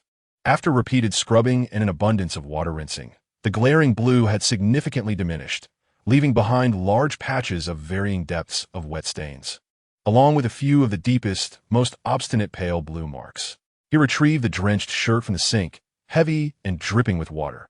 He made no effort to wring it out, merely shaking it vigorously, causing droplets to scatter and leave faint stains upon the walls and floor tiles. With the wet shirt in hand, he unfurled it once more. The white fabric became semi-transparent, clinging to his arms, as the chilly moisture enveloped him. He gazed into the mirror, scrutinizing the reflection of a figure with slightly disheveled hair and calm eyes, clad only in a black restraint, holding the wrinkled and visibly stained shirt. This disheveled appearance rendered him almost unrecognizable compared to his usual self. A fleeting smirk of self-mockery danced at the corners of his mouth. Rather than donning the damp garment immediately, he draped it over his forearm. The coldness of the water seeped through his skin, delivering a refreshing jolt. It was time to venture out. What awaited him was no longer the mirror, but the heavy question that lingered outside the CF, silently waiting. He pondered the ratio of time between the universe where Chung Yunxiao resided and here. It had been over a month since he departed that realm. Contemplating, he took the coffee from the counter and exited the CF. The moon outside remained round and suspended at the center of the sky. Not much time had elapsed during his brief task of washing clothes. Meanwhile, in another universe, the one he was concerned about, Chung Yunxiao was heading towards the laboratory designated for nurturing the ferocious young specimens, accompanied by the Red Spider. The two aerial beings followed closely behind the formidable beast as they stepped through a suddenly open portal. The other side connected to the entrance of the laboratory, housing the 26 cultivation pods. "Come and see." Chung Yunxiao beckoned, his voice unconsciously softening as he spoke to the new lives birthed through genetic replication and other techniques, always filled with boundless expectation and warmth. Red Spider and Sliding Flow exchanged wary glances, each perceiving the caution reflected in the other's optical lenses. Yet they ultimately complied with Chung Yunxiao's invitation to enter the laboratory. Red Spider was taken aback by a staggering sight within the rows of cultivation pods. The fierce young creatures writhed, seemingly eager to break free from the transparent isolation barriers. Chapter 161. The second transaction now. Tell me about the deal you made with Fuxing. Chung Yunxiao said, withdrawing his gaze from the 26 cultivation pods. His bright yellow optical lenses turned cold, yet inquisitive as they settled on Red Spider. Red Spider instinctively averted his gaze, avoiding direct eye contact with Chung Yunxiao, an involuntary reaction stemming from a deep-seated fear. After all, in that moment, Chung Yunxiao bore the visage of a beast, and no one could guarantee he would not exhibit terrifying behavior in the next moment, true to the nature of a predator. The specifics of the deal are that Fuxing requested my assistance in reviving the giant ferocious ones once the war draws to a close. He seeks to provide habitats, energy, minerals, and to secure a legitimate and safe existence on Cybertron. The flyer reminisced about past details, and the statements organized within his processor were articulated with calm precision by the voice module. What are the rewards for collaboration? The soaring one noticed the unspoken parts of the Red Spider's thoughts. He doubted that this cunning and duplicitous flyer would offer his services without compensation. Rewards, you ask? Perhaps some energy ores or rare materials, mused the red spider, cradling his arms and resting his chin on one hand, pondering the uncertainties expressed by the soaring one. Ah, yes, there are also some tools. For instance, he provided me with the schematics for the Decepticon hunter. The red spider finally recalled an exceptionally advanced weapon blueprint once offered to him by Leapstar. As he spoke, he retrieved an unproduced experimental sample of the Decepticon hunter from subspace. With a hint of excitement, the red spider waved the weapon before the soaring one, elaborating on its intricacies. A deluge of technical jargon flowed from the flyer, leaving the soaring one utterly bewildered. Red Spider, perhaps we should focus on discussing our forthcoming collaboration? The smooth-talking glider interjected, finally granting relief to the soaring one's audio receptors. Clearing his throat to mask an awkward moment, the red spider adjusted his wings, fluttering them slightly to regain composure. I believe we can extract a substantial amount of energy or to facilitate this collaboration. The soaring one's suggestion shattered the brief silence born from embarrassment, yet the red spider's optical sensors betrayed a hint of skepticism. The soaring one surmised that the red spider might be concerned about manpower. Regarding the labor force for extraction, there is no need for worry. The beasts of the ruined canyon have already pledged their allegiance to me. This simple assertion delivered a shock to both the red spider and the glider. The soaring one had managed to amass followers in such a short time after their unification. His ability to gather allies was rather formidable. Did the Cybertronians truly have a chance against them? Perhaps tensions between races would escalate soon. The soaring one's rapid actions, combined with the terrifying statistics of his form, were cause for concern. The red spider's central processor churned rapidly, analyzing the potential pros and cons of their impending collaboration. His contemplation was but a fleeting moment, yet his expression remained unchanged, maintaining a courteous and composed smile. That is certainly feasible. It seems you're not lacking in energy resources. Perhaps, in matters beyond energy, I could assist you. For instance, in locating the most suitable habitat for your kind on Cybertron. The red spider speculated on what this formidable entity before him might require, articulating the assistance they could provide. Following his statement, the flyer observed the soaring one's reaction with slight trepidation. The latter merely nodded slightly, his imposing visage betraying no significant change in emotion. I believe you may require some weaponry as well. I assure you that we will find opportunities for mass production of the Decepticon hunting devices in due course. As for the price of the transaction, it shall depend on your specific needs. The cunning red spider began to contemplate the situation, and naturally, the Skyfire also sensed the intentions behind the red, blue, and white aircraft before him. I perceive this as a most advantageous transaction. Skyfire feigned delight as he conversed with the flyer, recognizing the necessity of establishing a formidable position while acquiring additional weaponry for their self-defense. Despite being a newcomer, Skyfire struggled to keep pace with the currents of this era. However, the simplified history he glimpsed within the magic sphere revealed the grim fate awaiting those devoid of self-preservation capabilities. He must possess sufficient cards to revive his race and ensure its continuation, yet relying solely on the brute strength of the Decepticons would be insufficient. Skyfire was unwilling to repeat the mistakes that would render the fates of the Decepticons vulnerable to exploitation. Chapter 162. Undercurrents. The images of Red Spider and Slipstream dissipated within the glow of the communicator, leaving the hull of the incubation chamber enveloped in silence. Save for the faint hissing of energy fluid flowing through the pipes, mingling with the sounds of the machinery at work, alongside the deep, rhythmic sounds of gas exchange from Skyfire. His bright yellow optics swept across the 26 incubation chambers housing the newborn Decepticons, their cold metallic exteriors betraying no emotion, while their internal processors operated at high speed. He had never fully trusted Red Spider. The devious reputation of that flyer was as pronounced as his wings.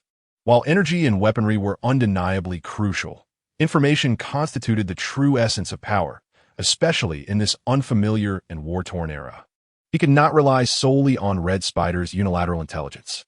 Raising his forelimb, the transformation gears shifted into a humanoid form, and he activated the communicator, triggering a covert internal communication frequency. Soundwave, Nightingale, Waspinator. Although his voice retained a youthful calmness, it resonated with undeniable authority. Almost immediately, 3 voices responded in succession through his internal receiver, efficient and respectful. Soundwave online. Lord Skyfire. Please advise. A composed voice, laced with electronic resonance, replied first. Nightingale awaiting orders. A colder voice, as sharp as a blade scraping against metal, followed. Waspinator ready. What needs tearing apart, boss? The third voice sounded impatient and combative. Skyfire felt satisfaction at their prompt responses. These three bounty hunters had pledged their allegiance to him during his consolidation of the rampant beasts. Drawn by sheer power and a clear vision, they recognized capability, and Skyfire's strength and objectives held an irresistible allure for them. I have a priority task for you, Skyfire declared. The information provided by Red Spider requires validation. We need our own eyes. I want you to immediately commence the fabrication of a batch of simple, covert surveillance devices. Utilize any materials you can procure. Precision is unnecessary, but they must be difficult to detect and possess prolonged operational duration. Understood. Data collection and discretion take precedence. Location? The soundboard confirms succinctly. Deployment site. The surface of Cybertron, the primary battle zone, surrounding the area around the Forge altar, as well as any regions exhibiting unusually high energy signals or intense combat. I seek to ascertain the current state of battle between the Autobots and Decepticons, their troop deployments, and whether any other factions are lurking in the shadows. The directive from Skyfire is unambiguous.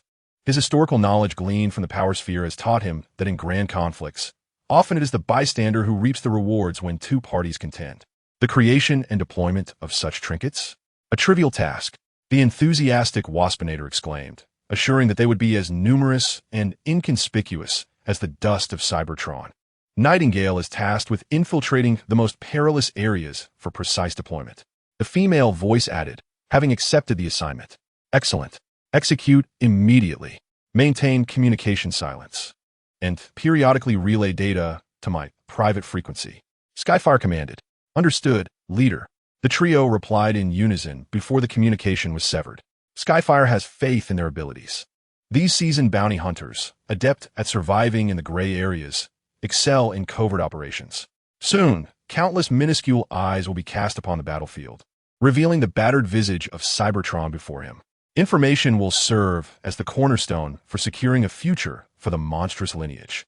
After instructing his subordinates, Skyfire, feeling slightly bored, leaned back in his metallic swivel chair. His gaze inadvertently fell upon the cultivation pods that crowded the room, prompting his processor to reminisce about the elusive Leap Star, now lost to him. Meanwhile, in a deep tunnel beneath the surface, the air was thick with the scent of metallic rust and some ancient energy, mingled with the essence of decayed metallic life forms. The tunnel walls were not smooth alloys, but rough, primordial rock layers embedded with crystals that emitted a faint glow, providing the sole source of light. Most of the underground space was dominated by those rugged and unruly mechanical plants, tenaciously thriving in this sunless, shadowy corner. Concealed among these flora, three figures advanced cautiously. Are you sure this is the right path, Yellowcat? A somewhat impatient, youthful voice broke the silence. It was Hotshot. As he spoke, he intermittently raised his preheated hand cannon, scanning the surroundings, the optical scope vigilantly probing every shadow. Sure. Leading the way was a feline-inspired mechanical life form, moving with grace and near silence. Yellowcat turned back, the optical scope glimmering in the dim light. Perception, Hotshot, is not based on volume. The call of the Allspark resonates more clearly here. This passage is ancient and secretive. The Iron Eaters despise the energy frequency present, rendering it impossible for them to descend. Thus, they have blocked the main entrance, neglecting this more primal route. He speaks true, a third voice chimed in, clearer and laced with a barely perceptible electric hum. It was Bumblebee. His years of experience as a scout rendered him particularly adept at navigating such confined terrains. My sensors indicate a significant surge in energy readings ahead. Although faint, the sensation is strikingly pure and reminiscent of a spark. They had taken advantage of the other Autobots to divert the Decepticons' attention, clandestinely gathering everyone and descending into the subterranean expanse from a nearby mine, thus seizing every moment available. I hope you are right, Bumblebee murmured. I certainly do not wish to meander through this labyrinth only to stumble upon a nest of ravenous insecticons, or worse.